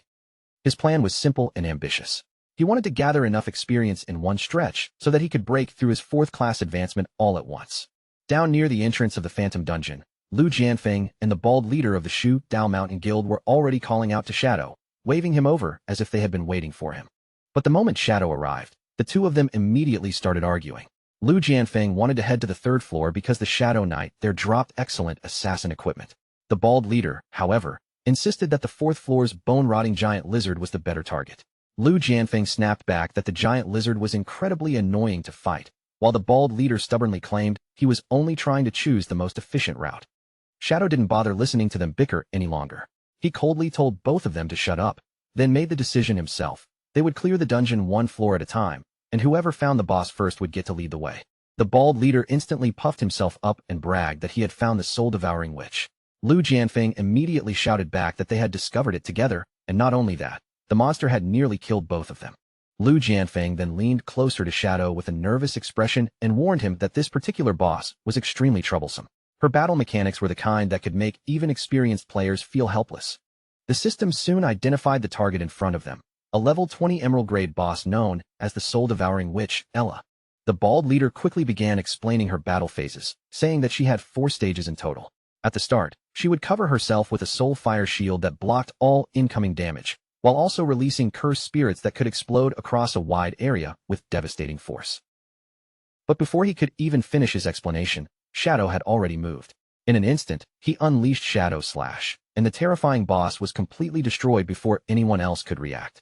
The system immediately confirmed the kill and poured out the rewards. Shadow received a massive 180,000 experience points, 92 evolution points, 87 years of tradable lifespan, 9 pieces of equipment, and 4 skill books. The bald leader stood there completely stunned, his eyes nearly popping out as he screamed that Shadow had just vaporized her. He almost wanted to cry as he remembered how he and Lu Jianfeng had fought that same boss for half an hour and still couldn't even break through her shield. Lu Jianfeng immediately reminded him that the fight wouldn't have been so miserable if he hadn't spent most of it hiding in the back. The bald leader quickly defended himself, saying he had only been keeping an eye out for that sneaky little thief kid. Shadow didn't waste time arguing with them. He simply collected the golden lifespan orbs and the assassin equipment he wanted, then told the other two they could divide everything else before moving on to the next target. Just then, a massive skeletal beast suddenly shook the entire dungeon, its heavy presence making the ground tremble beneath their feet. The system marked it as a level 20 platinum boss, the bone-war elephant Taurus. But to Shadow, its enormous size meant absolutely nothing. He rushed forward at once, cutting into the monster with a rapid storm of deadly slashes. The system confirmed another kill, rewarding Shadow with 120,000 experience points, 64 evolution points, 55 years of lifespan, 6 pieces of gear, and 3 skill books. Behind him, his 2 lazy guides instantly dove into the dirt, scrambling to scoop up the leftovers. From that point on, the dungeon turned into a one-man speed run of pure slaughter. On the 3rd floor, Shadow found the emerald-grade Shadow Knight Sharon and cut it down in a single clean motion. Next came the platinum-grade Molten Giant, Ball. Before the huge monster could even launch an attack, Shadow's blade had already sliced straight through it, splitting it apart. Then the emerald-grade Death Language Priest, Solon, stepped into his path. But that boss met the same fate, collapsing onto the floor as just another corpse left behind. Shadow moved so fast he almost looked like a streak of darkness. One boss after another appeared before him, and one after another was completely erased. The Gatekeeper Yes Hen, the Poison Hand Dr. Sunda, the Witch of the Ruined Kingdom Vox, and the intellectual magic child Wu Bin all fell in rapid succession, each of them crushed before they could slow him down. At last, Shadow faced a colossal skeleton serpent, the offspring of the Bone King, Phelan. After bringing that monster down as well, he gained another huge burst of experience along with more precious lifespan. Not long after, the system announced that Shadow had reached level 30. Shadow's eyes lit up as he opened his stats, clearly thrilled by the result and unable to hide his excitement. After checking the numbers, he quickly calculated that he still needed another 400,000 experience points to unlock his 4th class advancement. In his mind, 3 more bosses should be enough to close that final gap. But when he pulled up the map and prepared to search for the next target, his expression suddenly froze. The radar in front of him was completely empty. Only then did Shadow realize the problem. The boss he had just killed was already the final one on his list. Lu Jianfeng couldn't help laughing in disbelief, saying they had spent several days tracking down all of those bosses, only for Shadow to wipe them out in less than an hour. The bald leader then explained that Shadow had already cleared every boss on the first 4 floors. There should still be more bosses on the 5th floor, but the entrance gate had been sealed shut and wouldn't open. Shadow narrowed his eyes slightly and asked what exactly he meant by the gate not opening. Rather than standing around guessing, Shadow decided they should go see it for themselves. The bald leader quickly took the lead, guiding them deeper through the dungeon's dark, winding hallways. When they finally arrived, a massive stone archway stood before them, covered in a swirling current of dark purple energy that churned like a sealed vortex. The bald leader instantly lost his composure, his eyes widening as he shouted that the gate had actually opened. After everything they had tried before, after every failed attempt to force it open, it was suddenly unlocked right in front of them. Shadow stayed calm, studying the situation for only a moment before piecing it together. This dungeon must have been sealed by a hidden lock, and the only way to reach the 5th floor was probably to defeat every boss on the first 4 levels. Hearing that, Lu Jianfeng and the bald leader both froze. Then their expressions lit up with excitement as they realized an insanely powerful boss might be waiting beyond that gate. Shadow didn't waste any more time. He simply said they should head inside now, his tone steady as he prepared to move toward the newly opened path. But just as he was about to step forward, the bald leader suddenly rushed to stop him. The bald leader lowered his voice and admitted something honestly. In the past, he had never truly believed all those wild rumors about the legendary Shadow. People had given Shadow one ridiculous title after another, calling him by all kinds of exaggerated names like some unstoppable myth, and back then, the bald leader had only laughed at those stories. Shadow's face immediately stiffened, and a bright red flush spread across his cheeks as those embarrassing nicknames were thrown out in front of everyone. But the bald leader didn't seem to notice his discomfort at all. With complete seriousness, he declared that after personally witnessing Shadow's terrifying skills today, he had completely changed his mind and now believed every word. Then, with a dramatic motion, the bald leader pulled out a glowing orange cube that shone brightly in his hand. He shouted with excitement that Shadow had pushed their guild forward more in a single hour than they normally managed to achieve in an entire month. To properly show his gratitude, the bald leader activated a rare item known as the Mandarin Duck Pot. The moment it appeared, the system confirmed its powerful effect. Anyone who ate from this hot pot would gain a 10% increase to all attributes, lasting all the way until death. The bald leader proudly explained that this was their guild's ultimate trump card, a special item they would normally save only for a final boss battle. Without wasting a second, he eagerly began serving Shadow himself, treating him like the most important guest at the table. As he placed the food in front of him, he reminded Shadow with great seriousness that the beef tripe had to be boiled for exactly 30 seconds before eating, not a moment more and not a moment less. Shadow picked up a piece and took a bite, and the flavor hit him so hard that his expression changed on the spot. The fresh ingredients had soaked up the spicy broth perfectly, each bite carrying that rich, fiery taste as if it had been cooked at the absolute perfect moment. Lu Jianfeng watched all of this from the side, and his face darkened with frustration. Seeing his rival win Shadow over with such a clever move made him grit his teeth, and he silently swore that he would not lose this food battle. Not willing to fall behind, Lu Jianfeng immediately brought out his own legendary feast. With an almost desperate eagerness, he begged Shadow to try Zhu Feng Pavilion's ultimate specialty, their famous Bobo chicken. The system quickly confirmed the dish's effect as well. This Bobo chicken was no ordinary food. It could increase all status resistances by a massive 50%, making it an incredibly valuable boost before a dangerous fight. Shadow took one skewer and gave it a try, and the moment the flavor spread through his mouth, he was completely hooked. The spicy, numbing aftertaste lingered on his tongue, sharp and addictive, leaving him clearly impressed by the dish. When the two guild leaders saw Shadow enjoying both meals, the atmosphere instantly turned competitive. Lu Jianfeng proudly claimed that Shadow obviously liked his Bobo chicken better, but the bald leader immediately shouted back, insisting that Shadow had clearly been more moved by the hot pot. Shadow looked at the two of them and casually asked whether they wanted to sit down and eat with him too, but neither of them paid him any attention. They were already too busy yelling over each other, fiercely arguing about which local specialty was truly the best.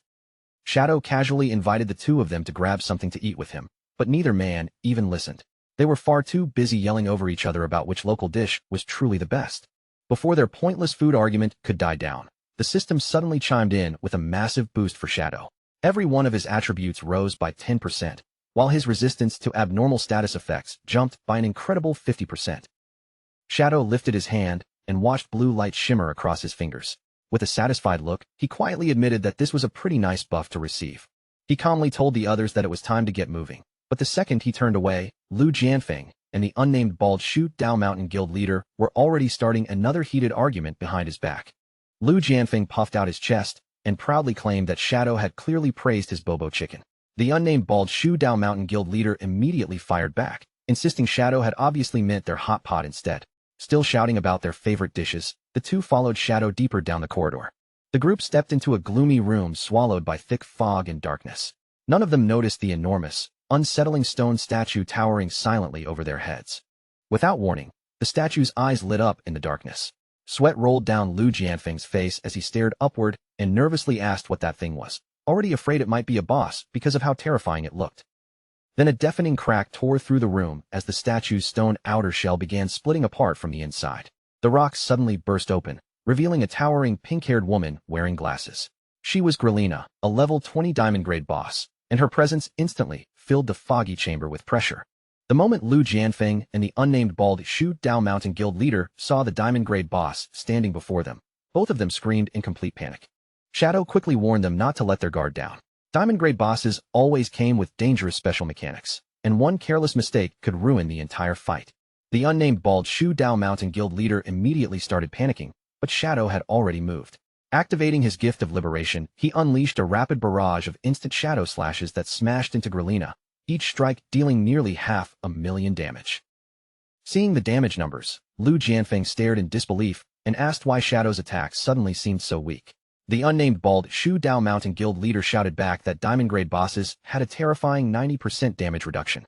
But Grelina had no intention of standing there and allowing Shadow to cut her down without resistance. She threw her head back, opened her mouth wide, and released a booming cry packed with floating hearts. It was her charm war cry, and the sweet-looking sound carried a far more dangerous effect. At once, pink charm gauges appeared above Lu Jianfeng and the unnamed bald Shu Dao Mountain Guild leader.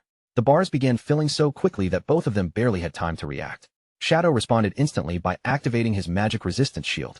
He knew exactly what would happen if those gauges filled completely. They would be charmed forever and turned into Grelina's mindless servants.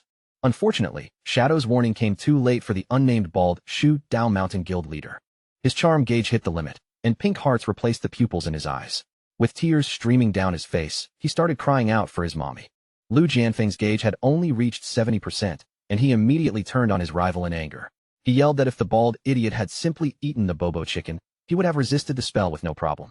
A 5-minute countdown suddenly appeared above the unnamed bald Shu Dao Mountain Guild leader's head, ticking away in bright, unmistakable numbers. Lu Jianfeng watched the timer begin to count down while his brainwashed rival stood nearby with a vacant expression and drool hanging from his mouth. Panic rising in his voice, Lu Jianfeng demanded to know what the countdown meant. Shadow revealed the horrifying truth. Once the timer reached 0, the unnamed bald Shu Dao Mountain Guild leader would become Grelina's permanent slave, even after returning to the real world. Lu Jianfeng desperately asked how they could save him, even wondering whether killing him might reset the condition. Shadow immediately crushed that idea. Killing him would not undo the curse. The only way to save him was to defeat Grelina and destroy her before the countdown ran out. Before they could make another plan, the brainwashed unnamed bald Shu Dao Mountain Guild leader suddenly summoned a cluster of pink magic swords around himself. Muttering about killing all men, he launched himself straight at Shadow. Lu Jianfeng's face went pale, and he screamed out a warning to Shadow.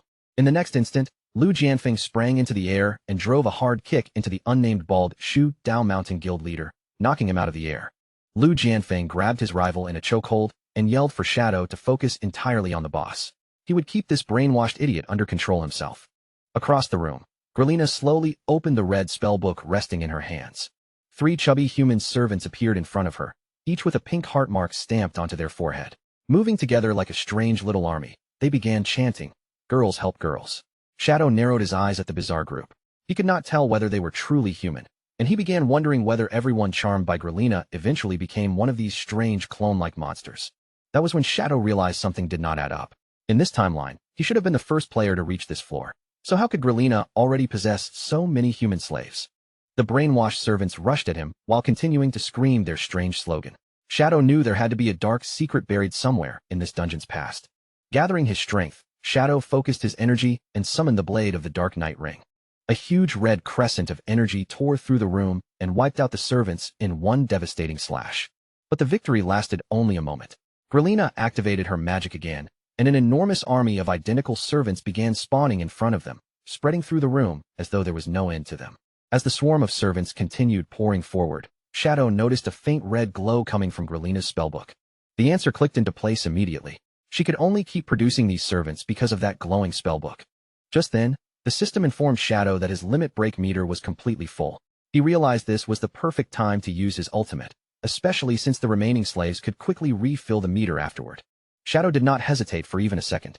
He unleashed his ultimate, Endless Nightmare, sending a massive wave of dark purple energy across the chamber that weakened every enemy while increasing his damage against them by 80%. Instead of wasting time on the endless clones below, Shadow shot high into the air above the battlefield. From above, he aimed another instant shadow slash directly at Grelina's glowing spellbook and sliced it cleanly in half. Grelina's eyes widened behind her glasses as the ruined spellbook shattered apart in front of her. She let out a furious screech, and Shadow instantly understood what was happening. Grelina was entering the second phase of the battle. Grelina launched herself high into the air before crashing down with a tremendous burst of pink heart energy. The impact shattered the floor beneath her and sent a massive shockwave racing outward. Shadow easily slipped away from the attack, noticing that her movement was slow and obvious. Even better, her violent landing had wiped out many of her own summoned servants. But as Shadow watched the fading blast, he noticed that a strange special effect was still attached to the attack. A curved beam of pink energy suddenly shot through the room and struck the unnamed bald Shu Dao Mountain Guild leader directly in the head. Lu Jianfeng screamed in shock as a new countdown appeared above them, now showing only 4 minutes and 25 seconds remaining. Completely panicked, Lu Jianfeng shouted at his rival, begging him not to turn into some hopeless brainwashed simp. The unnamed bald Shu Dao Mountain Guild leader slowly rose off the ground, his entire body wrapped in an intense pink glow while the timer continued ticking down without mercy. Seconds vanished at an alarming speed, and the countdown that had started with more than 4 minutes remaining plunged all the way down to a terrifying 59 seconds. Lu Jianfeng's face immediately drained of color. He turned toward Shadow in panic and shouted that the countdown had suddenly been reduced to only 1 minute. Hovering in the air beneath that violent pink aura, the unnamed bald Shu Dao Mountain Guild leader lifted one hand and unleashed his ultimate skill, 10,000 swords. A massive storm of glowing pink magic blades began forming above the battlefield. Lu Jianfeng stared upward in disbelief as the endless swords gathered overhead. His rival had become far stronger than before, and somehow, he had even gained access to an ultimate skill. Shadow remained calm despite the overwhelming pressure in the air. He quickly figured out that the boss must have strengthened the unnamed bald Shu Dao Mountain Guild leader, temporarily granting him the power to use his class ultimate. Hearing that explanation, Lu Jianfeng finally understood what was happening. The sudden surge in strength had not come from his rival alone. Without hesitating any longer, Lu Jianfeng burst forward and charged straight ahead. He shouted that everyone claimed the unnamed bald Shu Dao Mountain Guild leader possessed the strongest offensive power, but his own defense was the toughest of them all. As he sprinted across the battlefield, Lu Jianfeng activated Wind Treading Indestructible. Every 10 meters he covered added another layer of damage immunity around his body, turning his charge into a moving fortress. With his eyes locked on the enormous spiral of magic swords ahead, Lu Jianfeng roared that they were about to find out whose power was truly greater. Then he rushed headfirst into the storm. The unnamed bald Shu Dao Mountain Guild leader gave the command, and the pink swords immediately shot forward in a relentless rain of projectiles. Lu Jianfeng threw up a barrier of wind in front of himself and braced against the incoming assault. He followed up with Swift Gale/Shield, whipping his arms through the air at incredible speed. The spinning gusts packed together into a solid wall of wind, stopping every magic blade before it could break through. The two attacks slammed into each other and erupted in a massive explosion. While holding back the sword storm, Lu Jianfeng yelled at Shadow to leave him there and go after Grelina before it was too late to save his rival. Shadow gave him a confident answer, promising that he would handle Grelina right away. Shadow shifted his attention toward Grelina and quickly checked the situation. She still had 20 million health remaining, which was low for a diamond-grade boss, but the far more urgent problem was the timer. Only 40 seconds remained before the unnamed bald Shu Dao Mountain Guild leader became permanently enslaved. Grelina swung at Shadow with a heavy swipe, trying to crush him in one blow. But Shadow slipped around the attack with ease, moving out of reach before her hand could touch him. In the next instant, Shadow struck back. His body flickered forward as he unleashed a rapid 4-hit instant shadow slash directly across Grelina's throat. Grelina let out a painful scream, then lunged toward him in fury with an absurd baby belly ram infused with pink energy. Shadow simply stepped aside and let her charge pass by. With her spellbook already destroyed, her attacks had become much simpler, far more predictable, and painfully easy for him to avoid. Her defenses had also been completely exposed. The damage reduction that had once protected her at 90% had now fallen all the way down to 50%. Shadow did not waste the opening. The moment Grelina's guard dropped, he drove another powerful strike into her weakened body. His limit break gauge was already full, and with 30 seconds still left on the countdown, Shadow had more than enough time to finish the fight. He activated his ultimate skill, Endless Nightmare. The moment Grelina realized what was coming, horror spread across her face, and she screamed in terror. Shadow crossed the distance in the blink of an eye, appearing right in front of her before slicing across Grelina's throat with a slash too fast to follow. He spun through the air in a deadly blur, releasing his Dark Knight ring blade along with a huge crescent of crimson energy. Both attacks ripped straight through the giant boss.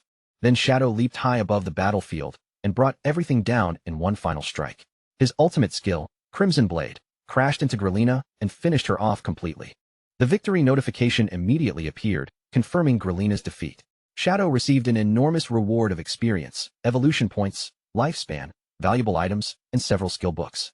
Only 8 seconds remained when the pink, brainwashing glow embedded in the unnamed bald Shu Dao Mountain Guild leader's forehead suddenly cracked apart and shattered. Lu Jianfeng quickly caught his falling friend and celebrated that their plan had succeeded. The unnamed bald Shu Dao Mountain Guild leader slowly regained consciousness and asked what had happened. So Lu Jianfeng explained that he had nearly been turned into a mindless servant before the boss saved him. Then a far more unusual reward appeared on the ground. The cursed stone tablet of Irenas, the goddess of ultimate love. It carried a faint trace of divine power and could add a charm attribute to its user's attacks. But there was one major condition. Only female characters were allowed to equip it. Shadow examined the strange tablet with surprise. He had not expected Grelina to drop a cursed item, though his interest quickly turned into annoyance when he noticed the strict gender restriction. Lu Jianfeng's cheeks turned red as he awkwardly asked whether he could have it, since Shadow could not use it himself. Shadow looked at him in confusion and asked whether Lu Jianfeng was actually a woman. Lu Jianfeng admitted that he was physically male, but deep in his heart, he had always believed that he was a delicate little girl. Shadow was left completely speechless for a moment. In the end, he simply told Lu Jianfeng to give it a try, and Lu Jianfeng eagerly thanked him as he reached out toward the stone tablet.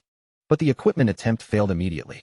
A warning appeared stating that the gender requirement had not been met, and because the team had no eligible female players, the tablet would soon disappear forever.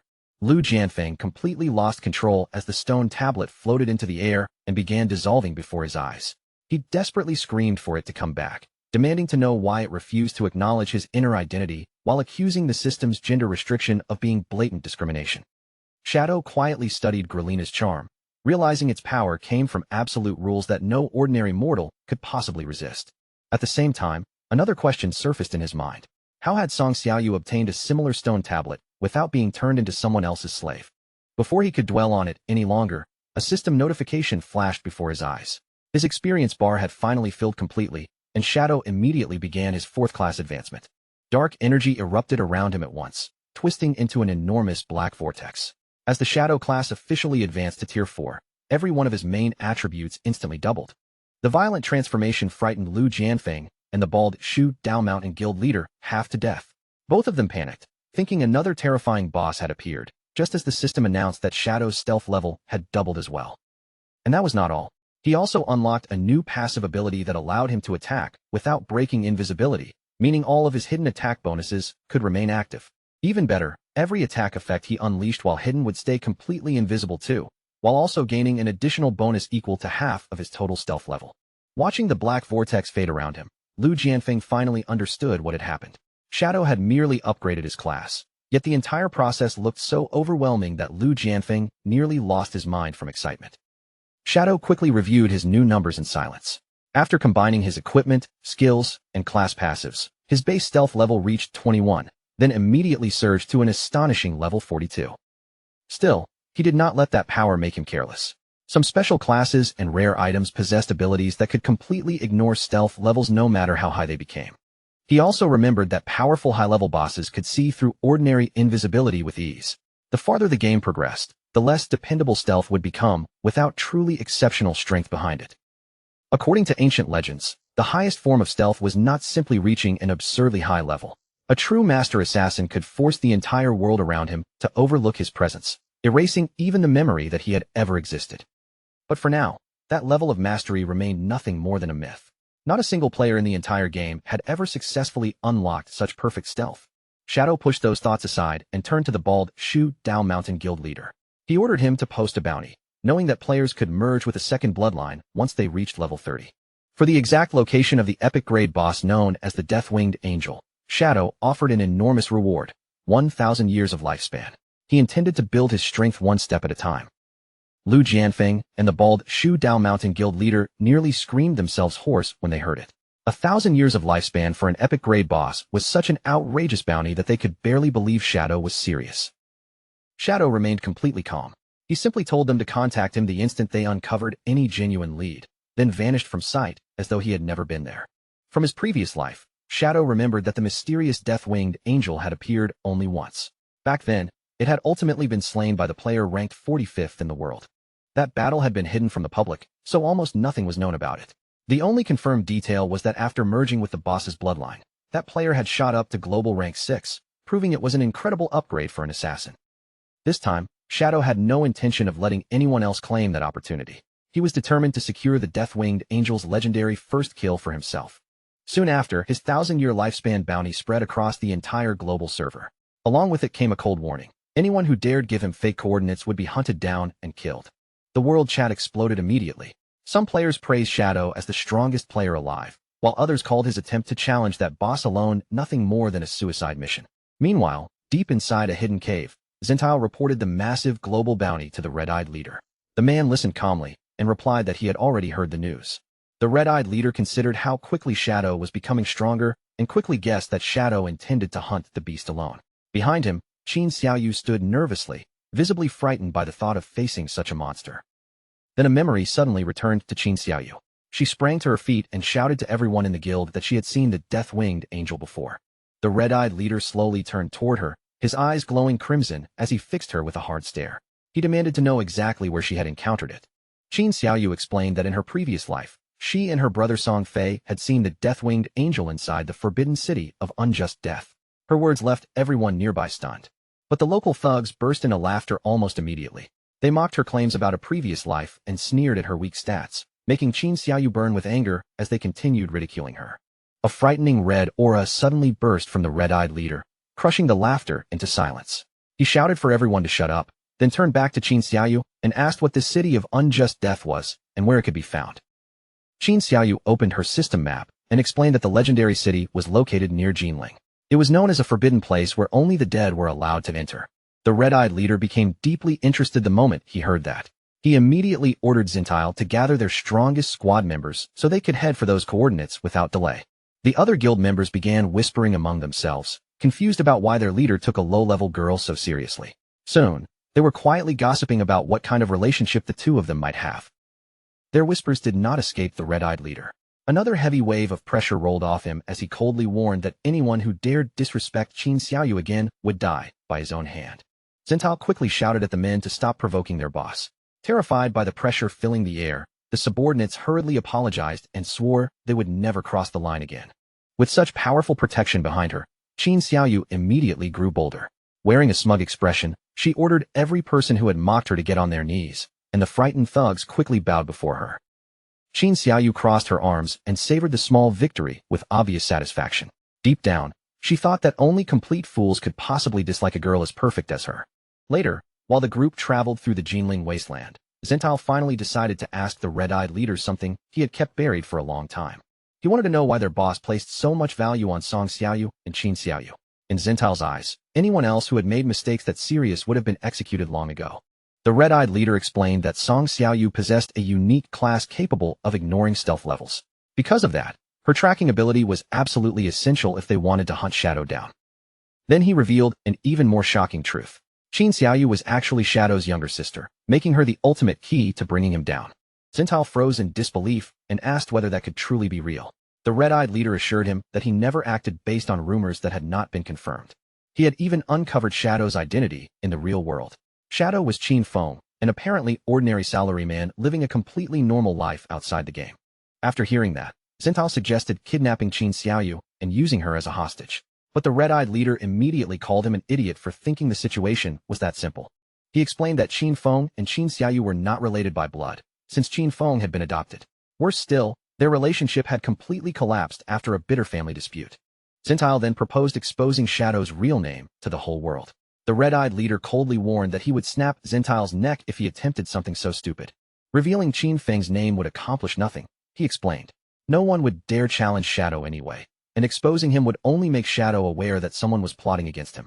And once Shadow became alert, he would have no trouble tracing them down. Then he would slaughter every one of them without mercy. That was why Qin Xiaoyu's real value did not lie in being Shadow's sister. Her true importance was her strange ability to remember events from her previous life. Zentile could not help laughing at the idea of memories from a past life. Yet the red-eyed leader remained firm, insisting those memories were their only genuine chance to assassinate Shadow. He made the danger perfectly clear. They would have only one chance to kill Shadow, and if they failed to finish him instantly, absolute doom would fall on every one of them. Everything they had planned, every move they had prepared, had been building toward this single, make-or-break moment. In their world, hesitation was fatal. Sometimes, one brief instant was enough to determine who walked away alive and who never rose again. Not long afterward, the group reached the precise location Qin Xiaoyu had given them. Before them stood the entrance to the legendary city of unjust death. Zentile leaned over the edge and stared into the pitch-black abyss below, his voice tightening as he asked whether they were truly expected to jump. The red-eyed leader gave him a blunt answer. They had no other choice. The sight of that endless drop made Zentile freeze for a moment, but the leader ordered the entire squad to leap. He assured them that, no matter how deep it looked, they would survive the fall. With a calm smile still on his face, the leader stepped forward and jumped first. His loyal men immediately followed after him, throwing themselves into the darkness without backing down from the mission. Even Zentile shouted as he leapt, declaring that he would gladly risk his own life as long as it meant they could finally destroy Shadow once and for all. As they plummeted through the darkness, the red-eyed leader suddenly began slowing down until he was gently suspended in midair. His followers stared in disbelief when their own falls also came to a complete stop. Darkness swallowed everything around them. The men turned their heads in every direction, unable to see anything, and wondered aloud whether they had truly entered the city of unjust death. Then panic broke out. Their lifespans were vanishing at a terrifying speed, and the decay rate had multiplied by 100 million. With less than a minute left to live, the entire squad began to lose control. Seeing his men panic, the red-eyed leader moved without wasting another second. He activated the Soul Walker class he had stolen, surrounding the whole group with a glowing green protective barrier. Zentile immediately praised his boss when he realized the barrier made them completely immune to the deadly lifespan drain. But the leader cut him off and told everyone to stop celebrating and look ahead. When they looked into the distance, the men were stunned speechless. Far out in the black void, an enormous green fortress glowed faintly as it floated in total silence. The red-eyed leader smiled at the sight and confirmed it at last. That gigantic floating fortress was the legendary city of unjust death. Zentile was thrilled that Qin Xiaoyu's coordinates had been exactly right. He immediately began mocking Shadow's plan to enter this place alone, boasting that even the strongest player would have been reduced to dust by such a horrifying lifespan drain. The group marched toward the entrance, but just as they approached, a sudden system notification appeared in their path. The huge gate ahead of them was completely sealed and could not be opened. That obstacle meant nothing to the red-eyed leader. Using the special ability of his Soul Walker class, he simply phased straight through the solid gates as though they were not there. Once the squad made it inside, a system notification appeared again, and everyone breathed in relief. The insane lifespan decay rate had finally returned to normal. Without warning, a level 35 epic boss descended from above. The death-winged angel floated before them and demanded to know how they had entered the city without possessing a key. The moment Zentile heard her speak, he panicked. He quickly reminded the others that epic-grade bosses were not mindless monsters. They possessed intelligence nearly equal to that of humans. But the red-eyed leader showed no fear at all. He calmly stepped forward, facing the death-winged angel with complete confidence. Then he told her that they had actually come here to rescue her.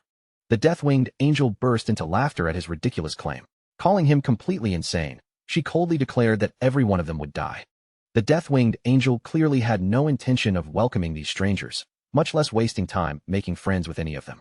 Looking down on the group with open contempt, she mocked them as nothing more than foolish humans from Blue Star and decided their little intrusion needed to be ended right then and there. With a furious scream ordering them to die, the boss summoned an enormous sword into her grasp and immediately swept the massive blade toward the entire group. But neither the red-eyed leader nor Zentile showed the slightest fear. They remained perfectly still as the terrifying slash cut straight through their bodies without causing any real damage. Enraged that her opening strike had somehow failed, the angel shot downward at terrifying speed. Her glowing blade aimed directly for the red-eyed leader's chest as she tried to finish him with one lethal stab. Yet the result was exactly the same. Her weapon passed straight through his body as though he were nothing but an illusion. Wearing a smug expression, the leader told her bluntly that all of her attacks were useless and that she simply could not hurt him. He met those glowing eyes without flinching and calmly repeated what he had been trying to tell her from the beginning. He had not come all this way to fight her. He was here because he intended to rescue her. The guardian of the city of unjust death stared at him in complete disbelief. She scoffed at the ridiculous claim, unable to understand why a powerful existence like herself would ever need to be rescued by a group of insignificant mortals. The leader then revealed the real reason behind his warning. A terrifying monster known as Shadow, recognized as the undisputed strongest player on Blue Star, was already hunting for her. The angel immediately burst into laughter. To her, the idea was absurd. A human from a game that had only recently launched actually believed he could defeat her? No matter how impressive Shadow's title sounded, she confidently declared that taking his head would be easy. But the leader's expression remained serious.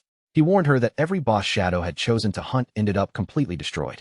Worse still, Shadow was targeting her specifically because he wanted to steal her overwhelmingly powerful bloodline. If he succeeded in taking it for himself, there might be nothing left capable of stopping him. That warning finally caught the death-winged angel's interest. Her hostility eased slightly as she admitted that his honesty was at least intriguing. Still, she reminded him that if he truly wanted an alliance with her, words alone were not enough. He would have to prove his sincerity. Without backing away, the leader simply asked what kind of proof she expected them to offer. The angel's expression turned darker as she finally revealed exactly what she wanted from them. Their lifespan would be useful, of course, but that was not what truly interested her. What she desired above everything else was something far more valuable, their very souls. For the first time, the leader looked genuinely confused. He clearly had not expected such a strange and horrifying demand. Seeing his reaction, the angel let out a wicked laugh. His confusion told her everything she needed to know. His current level was still far too low for him to understand how anything involving souls truly worked. So she decided to enlighten him about the terrifying truth hidden behind this world.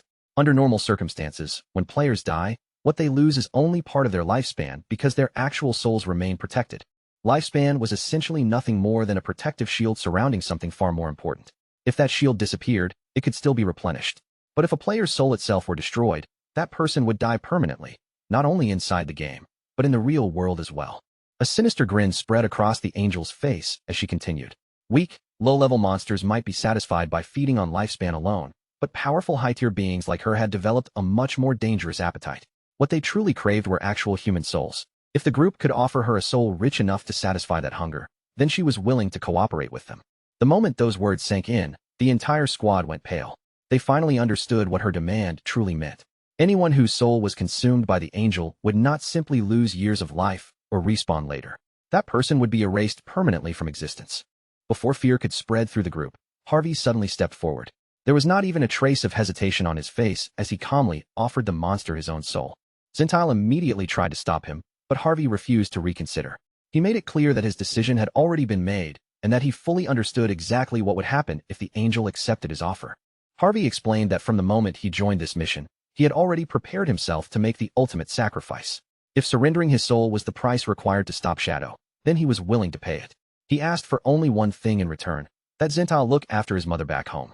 Faced with Harvey's determination, Zentile solemnly promised that he would. The angel watched the exchange with mocking amusement, sarcastically calling Harvey's sacrifice touching. But her tone quickly turned cold as she pointed out one inconvenient problem. A single human soul would not come close to satisfying her hunger. Hearing that, the other loyal guild members looked toward Harvey, then quietly exchanged determined glances with one another. None of them seemed willing to let their comrade face that fate alone. One after another, the remaining subordinates stepped forward until they were standing beside Harvey. Raising their eyes toward the enormous monster above them, they shouted together that if one's soul was not enough, then she could take theirs as well. Zentile could do nothing but stare at them in shock and quietly whisper their names, or Kumi and Hylan. Only then did the reality fully hit him. They were genuinely prepared to sacrifice themselves. The leader then deactivated the protection of the Soul Walker shield. In an instant, the men were left completely exposed to the deadly environment of the abyss surrounding them. The death-winged angel seemed genuinely impressed by the loyalty they had shown. Declaring that she could finally feel their sincerity, she spread her power, and enormous tendrils of black energy burst from her back, stretching downward like monstrous claws searching for prey. Those razor-sharp tendrils struck without mercy, piercing straight through the three subordinates.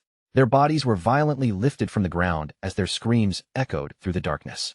With her chosen sacrifices firmly trapped, the angel beat her wings and soared high into the crimson sky, dragging the helpless men upward through the air along with her.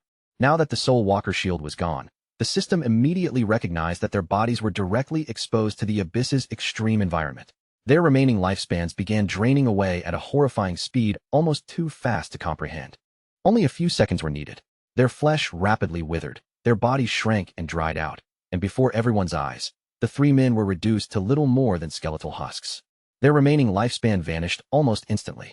Then glowing blue souls were violently torn from the skeletal remains they left behind, drifting through the air toward the waiting death-winged angel.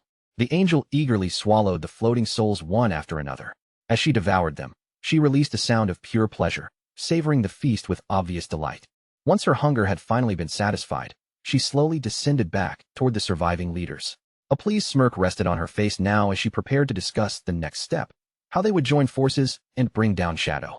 The leader wasted no time laying out the plan he had prepared. He wanted the angel to leave the city with him and secretly enter the human world. Once there, they could search for more powerful allies, patiently build their strength, and wait for the perfect opportunity to crush Shadow in one decisive attack.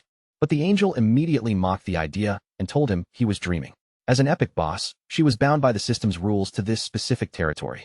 No matter what she wanted, those restrictions made it impossible for her to simply walk out of the city of unjust death. The leader, however, did not look surprised at all. Exploiting weaknesses in the system was exactly what he was good at, and he calmly informed her that there was indeed a loophole capable of bypassing that restriction. To prove his point, he suddenly attacked the angel himself, deliberately striking her and instantly triggering a duel between them. The unexpected move caught the angel completely off guard. She stared at him in confusion, unable to understand why the man who had just proposed an alliance was suddenly attacking her. He quickly explained the trick behind it. As long as the two of them remained in a constant battle state and stayed close enough to one another, the game's rules would treat the fight as ongoing. That loophole would allow her to ignore the normal territorial boundary and continue following him wherever he went. The angel was clearly impressed. Only now did she realize just how carefully the leader had planned every detail before approaching her. Smiling with growing interest, she agreed to his proposal, already eager to personally discover whether Shadow was truly as powerful as everyone claimed. Meanwhile, inside his hideout at the Evil Spirit Academy, Shadow had already turned his attention to the same terrifying boss. Without wasting any time, he asked Aristotle directly whether she knew anything about the legendary Death-Winged Angel. The system immediately issued a warning. Obtaining that information would cost Shadow 30 full years of lifespan. He paid the price without even hesitating. Thanks to the transaction, his guild's shared lifespan pool automatically collected a clean 50% cut from the deal. With the payment complete, Aristotle began explaining what she knew. According to her, Death-Winged Angels could be divided into two completely different categories: naturally existing native types, and those brought forth through sacrificial summoning. She started with the native type. These were built-in, epic-grade bosses possessing the Death-Winged Angel bloodline itself. Only one could exist within each civilization, and such a creature would spawn exclusively in total darkness, at terrifying depths greater than 9,900 meters below the surface. The sacrificial summon worked very differently. To call one forth, a special feather had to be offered as the sacrifice. Doing so would summon a legendary tiered Death-Winged Angel boss, whose level automatically scaled to match the level of the person performing the summoning. Shadow immediately dismissed that option. At his current level, challenging a legendary boss would be suicide, since a monster of that rank could probably vaporize him before he even had a chance to fight back. Still determined to find the native type instead, Shadow spent another 100 years of lifespan to search for its location. Because of his guild rebate, however, 50 years were immediately returned to the guild pool, softening the painful cost a little. But the moment he waited for an answer, Aristotle casually admitted that she had absolutely no idea where it was. Shadow's expression instantly darkened. Furious, he demanded to know why she had taken his lifespan in the first place if all she was going to give him was a completely useless answer. Aristotle calmly explained that native-type spawns appeared entirely at random, which meant even she had no way to divine their exact location.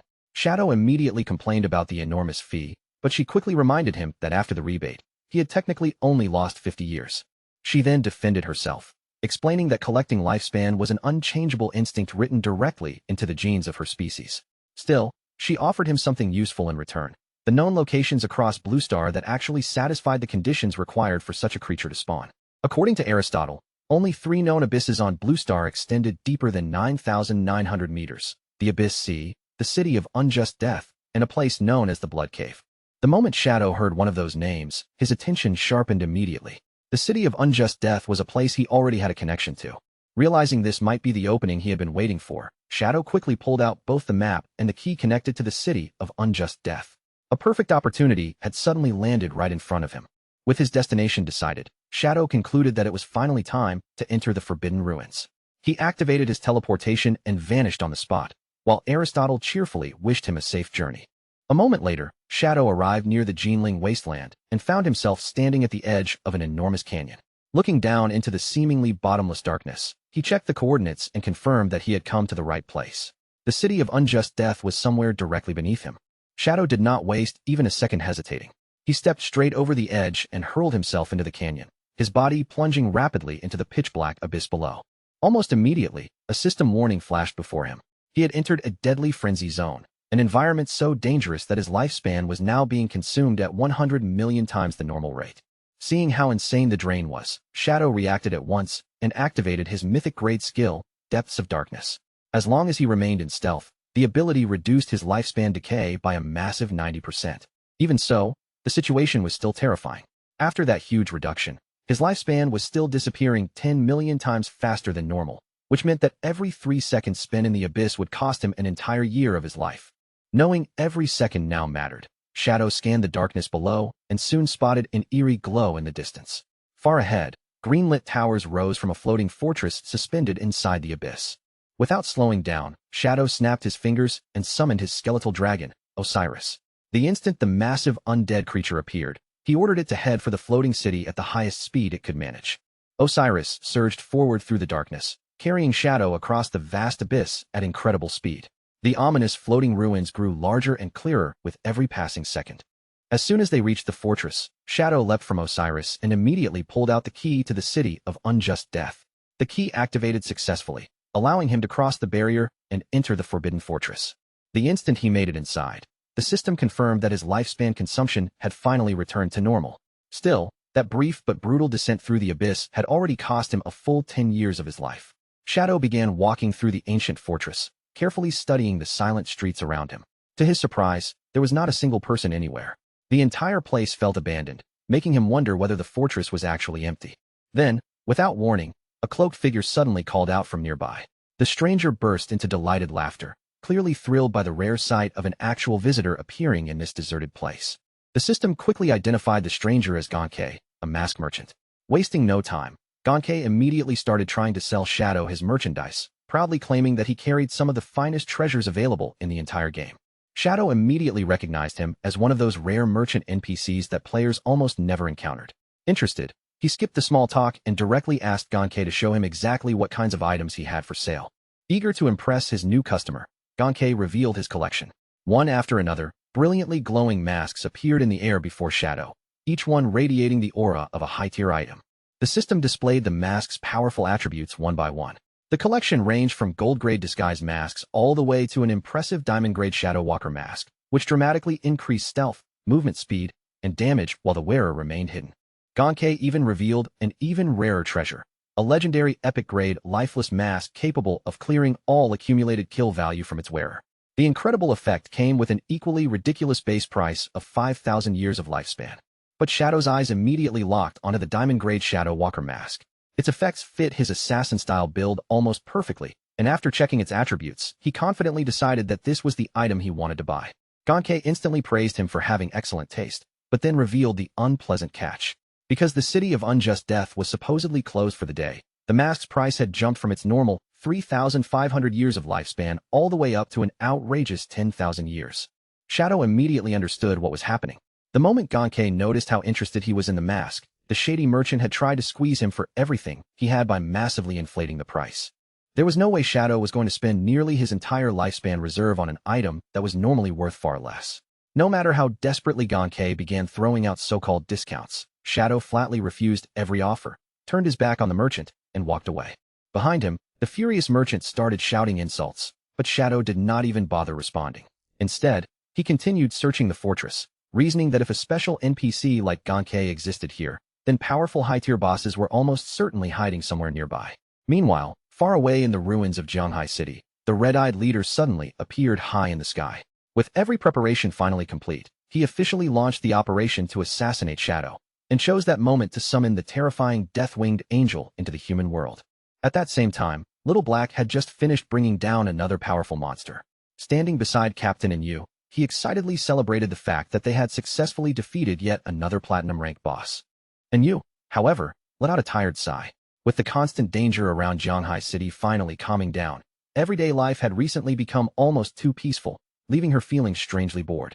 Little Black immediately caught the meaning behind her complaint and started teasing her. With a knowing look, he told her to stop pretending and simply admit that what she really missed was Shadow. And Yu's face immediately turned red. Embarrassed, she admitted that she did want the chance to get closer to that legendary player. Nearby, Wang Ming silently judged her explanation, already convinced that her real goal was simply to get Shadow to hand over even more high-level equipment. Wang Ming then pointed out that Shadow rarely coming back to their ruins was actually something they should be happy about. After all, it meant the region had finally become stable enough that his constant intervention was no longer necessary. But before their peaceful conversation could continue, a deafening explosion suddenly tore through the air. The violent blast shook the entire city, instantly wiping the relaxed expressions from their faces. Everyone looked up in alarm. Right above the respawn point in the center of the city, a terrifying storm of crimson energy had erupted, twisting violently through the sky, like something catastrophic was forcing its way into the world. Before Yu could even understand what she was seeing, a voice message suddenly reached her. The person on the other end sounded panicked and urgently warned the captain that something absolutely terrible was happening. The moment Yu heard the report, she froze in shock. An epic-grade boss had somehow appeared without warning, and even worse, it had spawned directly in the middle of Jianghai City. Crimson feathers began raining down from above, and every feather that touched a player erased them almost instantly. Through flashes of blood-red lightning, the terrifying silhouette of a dark-winged angel slowly descended from the storm. Then the system delivered the confirmation everyone feared. Their worst nightmare had truly arrived. A level 35 epic boss known as the Death-Winged Angel had been successfully summoned into the human world. Terrified players began respawning across the plaza, screaming and looking around in complete confusion. None of them could understand how an epic-grade monster had suddenly appeared right in the heart of Jianghai City. They were given no time to recover or even think.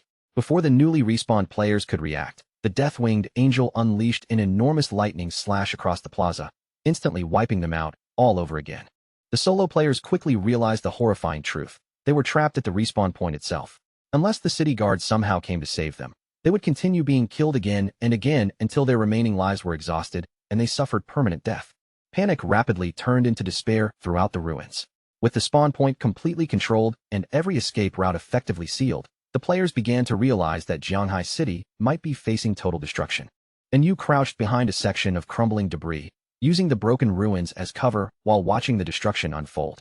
After seeing the monster's overwhelming power firsthand, she understood that its terrifying strength absolutely matched the reputation of an epic-rank boss. At that moment, Yu knew there was only one person who might have any chance of stopping this disaster. With the city collapsing into chaos around her, she urgently decided to contact Shadow immediately. Shadow was occupied with matters inside his guild headquarters when Yu suddenly arrived with an alarming report. The Death-Winged Angel had somehow appeared in the ruins of Jianghai City, news so unexpected that even Shadow was momentarily caught off guard. Yu quickly explained that the boss was already rampaging through the area, and if nobody stopped it soon, the entire ruined city would be completely destroyed. Hearing how urgent the situation had become, Shadow remained remarkably calm and immediately activated his war teleportation, heading straight toward the battlefield. As the teleportation took effect and carried him toward Jianghai City, Shadow quietly thought over everything he had just heard. Something about this incident felt deeply wrong. The Death-Winged Angel was a boss from the deep abyss, a creature that should never have been able to appear naturally in an ordinary surface city. Shadow knew that random boss spawns were certainly possible, but even those followed strict rules.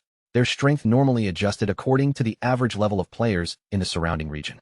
With that in mind, a level 35 epic boss appearing in Jianghai City made absolutely no sense under the game's normal mechanics. Back in the central plaza, the enormous statue standing at its heart was being battered without mercy. One gigantic slash after another crashed into its massive body, the relentless barrage tearing away at the structure and leaving it heavily damaged. Far from the worst of the destruction, the red-eyed leader stayed hidden from the surrounding chaos.